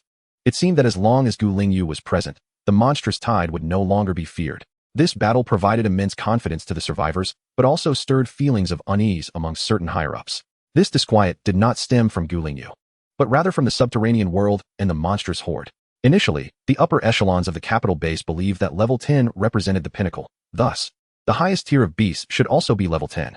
However, now that human-empowered warriors had transcended to level 11, it indicated that the previously perceived boundaries of level 10 no longer existed. At present, the emergence of 11th-tier beasts amidst the tide of aberrant creatures signifies that the forthcoming waves are likely to be led by these formidable entities. However, humanity possesses a lamentably scant number of 11th-tier psychics. Should 2 simultaneous outbreaks occur in different locations, resistance would be utterly futile, as even the 11th-tier forces would be insufficiently distributed. Furthermore, the timing of the appearance of beasts surpassing the 11th tier remains a mystery, and the upper limit of their existence is unknown. The upper echelons of the Kyoto base are currently aware that the ancient spirit language has reached the 15th tier, with no signs of abating. As the higher-ups of the Kyoto base grappled with mounting anxiety, the frequency of subsequent aberrant creature tides began to escalate, with intervals diminishing. The leading aberrant beasts have now ascended to the 11th tier. The Kyoto base commenced the relentless dispatch of 11th tier elites to various locales through teleportation portals. Fortunately, all resort branches are equipped with training facilities, minimally impeding the cultivation of these powerful beings. Nevertheless, crossing the threshold into the 12th tier is no trivial feat. Just as a psychic managed to break through into the 12th tier, the latest outbreak of aberrant creatures coincidentally unveiled 4 12th tier beasts. Upon witnessing the imminent threat, the newly promoted psychic turned pale. Yet, before he could organize a request for assistance from the Kyoto base, the ancient spirit language materialized in the skies above the base's walls. At her arrival, despite the seemingly endless tide of aberrant creatures, all defenders erupted in a fervent roar of encouragement. The 12th tier psychic, initially taken aback, was soon overwhelmed with joy. With the presence of the ancient proprietor, all concerns dissipated. Remarkably, the ancient spirit language had not been stationed at this branch, as this aberrant tide was not the initial outbreak triggered by the opening of a new spatial portal. Logically, she would not have been present. Yet, she appeared at the first sign of danger. Without uttering much, she swiftly eliminated the 4 leading 12th tier beasts and, as with prior encounters, took her position at the rear, refraining from further engagement. Nevertheless, her mere presence invigorated the spirits of all defenders within the base. Had it not been for the timely arrival of the ancient spirit language during this tide of aberrant creatures, the casualties among the defending psychics would have been unbearable. In the aftermath of this outbreak, it became evident that whenever a city faced an aberrant tide, the ancient spirit language would be stationed there, consistently neutralizing the gravest of threats. Her existence rekindled hope among all. However, the tides of aberrant creatures continued to surge with increasing frequency, and their levels gradually escalated. As the stability of the spatial portals intensified, the more stable the portals became, the higher the tiers of beasts that could traverse through them. If this trend persists, the transformation of the world remains an uncertainty. Many have observed that the ancient spirit language consistently addresses only the most formidable and overwhelming beasts that exceed the current capabilities of the supernatural army, serving to train and enhance the overall strength of humanity. It is inconceivable for a single individual, even one as powerful as the ancient spirit language, to confront the relentless tide of beasts alone. After all, she is but one person and cannot divide herself into multiple entities. However, given the current circumstances, the stabilization of the spatial passage and the encroachment of the subterranean world, will humanity truly be afforded the time required to grow stronger? As time progresses, the frequency of beast tides has become increasingly alarming, with cities facing incursions every 2 to 3 days. Moreover, the levels of these beast tides have escalated from 12 to 15. This rate of escalation far surpasses the speed at which human warriors are able to enhance their own powers. Consequently, the formidable beasts, which exceed the capabilities of human defenders, must be entrusted to the ancient spirit language to resolve, paving the way for the stationed forces and supernatural soldiers to intervene thereafter. The ancient spirit language finds herself increasingly occupied, striving to expedite the establishment of new outlets, while simultaneously traversing various locales to assist with the emergence of beast tides. At times, she must rush between 2 locations in a single day, addressing the inaugural beast tide at newly opened spatial passages and the successive onslaughts in other cities. Presently, even the high-ranking officials at the Kyoto base have placed all their hopes upon the ancient spirit language. Apart from that, their only course of action is to fully support her in the establishment of new outlets and to endeavor to bolster humanity's overall strength. This is not a matter of personal gain, but rather the fate of humanity itself. If the situation continues to deteriorate unchecked, no one will escape. This world will no longer provide a safe haven for humanity. The entire surface will become a paradise for beasts. When the frequency of beast tide eruptions escalated to twice a day, the high-ranking officials at the Kyoto base could no longer remain passive. They pursued the aftermath of a recent beast tide to a city, seeking out the ancient spirit language, who had just returned from the battlefield. Their faces etched with anxiety and concern for the future. Boss Gu, the frequency of beast tides has exceeded all expectations. Do you have any strategies to counter this? We shall do everything within our power to assist. In truth, they had posed such inquiries several times before, yet each time, the ancient spirit language had responded with a request for patience. Now, they were rapidly running out of time, and humanity was nearing its breaking point. Observing the gathering of high-ranking officials in the reception room, some seated and others standing, the ancient spirit language noted the anxious expressions upon their faces, her brow furrowing slightly. This was not due to impatience with them, but rather her own growing concerns. Her time and energy were finite. She was not only occupied with addressing the beast tides, but also managing the headquarters and all its branches, compressing her time for meals and rest to the utmost limit. If this situation persists, she too fears there may come a time when she is unable to keep up.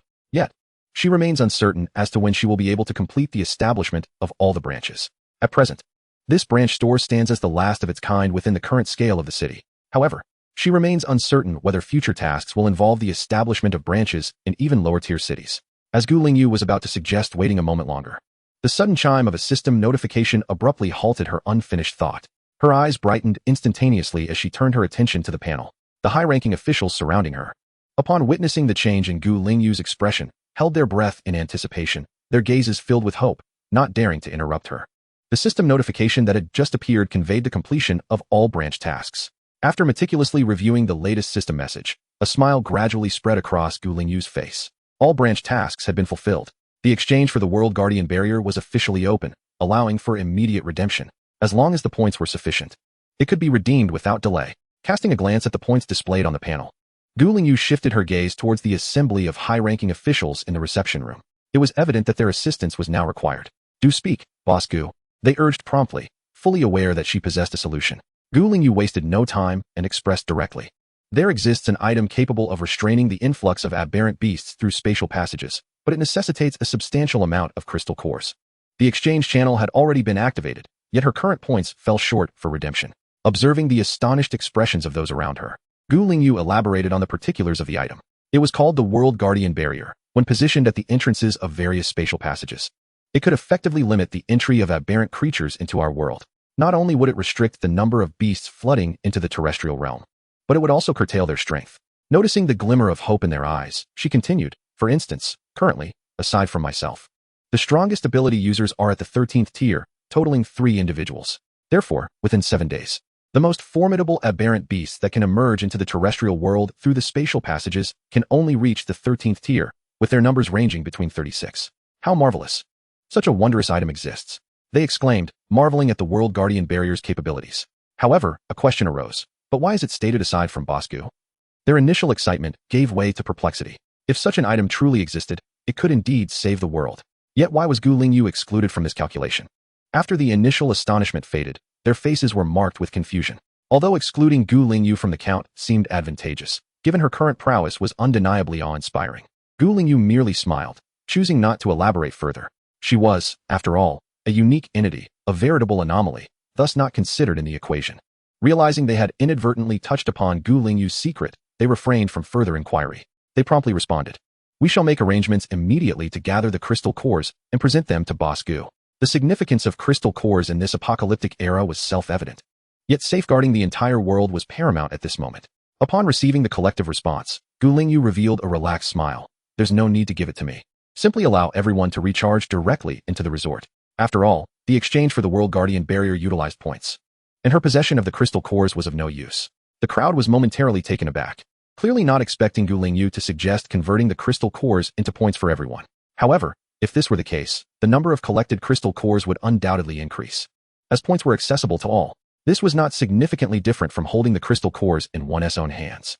It merely involved a choice between keeping them personally or placing them within the resort. "No problem. We shall attend to it immediately." The senior members promptly agreed, turning on their heels to leave while discussing the distribution of tasks. As for any doubts regarding Gu Lingyu, such thoughts were non-existent. After all this time, without Gu Lingyu's presence, their world might have crumbled months ago. It was hard to believe they could still remain so stable, uncertain even about the survival of humankind. Therefore, whatever Gu Lingyu proclaimed, everyone would unconditionally choose to believe. Not only did the senior members of the Kyoto base trust Gu Lingyu, but all the residents of the cities housing the branches also placed their faith in her. Consequently, when the various bases issued related announcements, a significant surge in recharges ensued. Not even Gu Lingyu could have anticipated the astonishing number of crystal cores that would be recharged into the resort within just a day, converting into an impressive amount of points. Upon hearing that it was for Gu Lingyu's needs, specifically to protect the surface world, countless survivors promptly presented nearly all their crystal core savings, investing them entirely into the resort. Gu Lingyu's prestige was undeniable, especially with the resort's reputation. No one questioned or hesitated. Within just 2 or 3 days, Gu Lingyu amassed sufficient points to directly exchange for the World Guardian Barrier. Without a moment's hesitation, she redeemed the item and began to traverse the portals to reach the locations of each branch. Upon exiting the resort's branch, she mounted her Kunpeng and soared towards the spatial passage beyond the city. Upon arriving at the entrance of the spatial passage, she produced a golden orb, which immediately radiated a golden light, enveloping the passage. With a flicker of soft golden luminescence, the barrier was established, and she hastened towards her next destination. As soon as Gu Lingyu set her plan into motion, the senior members of the Kyoto base received word and anxiously awaited updates. Yet, no matter how desperate they felt, they dared not send anyone to follow Gu Lingyu and ascertain her circumstances, instead remaining anxiously at the resort's main store. For a full 5 days, Gu Lingyu tirelessly traversed to the spatial passages of each branch city, establishing the World Guardian barriers at each passageway. Only upon completing the final barrier did she return to the main store, slightly fatigued, to relay her progress to the senior members of the Kyoto base, who had been waiting for many days. As for the effects, we shall only know with the arrival of the next wave of aberrant beasts. The following morning, a city was besieged by an outbreak of aberrant beasts. This time, the surge indeed conformed to the ancient prophecies as the once formidable leaders of the aberrant beasts, previously at a staggering tier 15 strength, were once again suppressed to align with the level of humanity's strongest warriors. Not only was their strength diminished, but their numbers significantly reduced, perfectly matching the intensity that humanity could withstand. Subsequently, a series of aberrant beast outbreaks ensued, each resembling the last, with the frequency diminishing to approximately one every 2 to 3 days. At this juncture, a collective sigh of relief swept through the populace, igniting waves of jubilant celebration. The name of the ancient prophecy resonated throughout the terrestrial realm, with all bases echoing the name of the ancient tongue, heralding the title of their guardian deity. The world of humanity had finally stabilized. The impending crisis of the terrestrial world had been averted. This state of tranquility persisted for 3 months, without a single incident. And the necessity for the ancient tongue to intervene had vanished, as the people had become fully capable of managing each outbreak of aberrant beasts. The ancient tongue embraced a life of leisure, truly savoring a life of ease, until a year later, upon confirming the world could sustain itself. The ancient tongue resolved to depart from this realm. System, I am prepared. I can leave now. Understood, host. Time-space traversal is about to commence. Please prepare yourself. What kind of world am I destined to enter? That is a realm of swords and sorcery. However, the host may return at any time to assess the current state of this world or view it on the interface. Let us begin. Time-space traversal commencing. End of the book.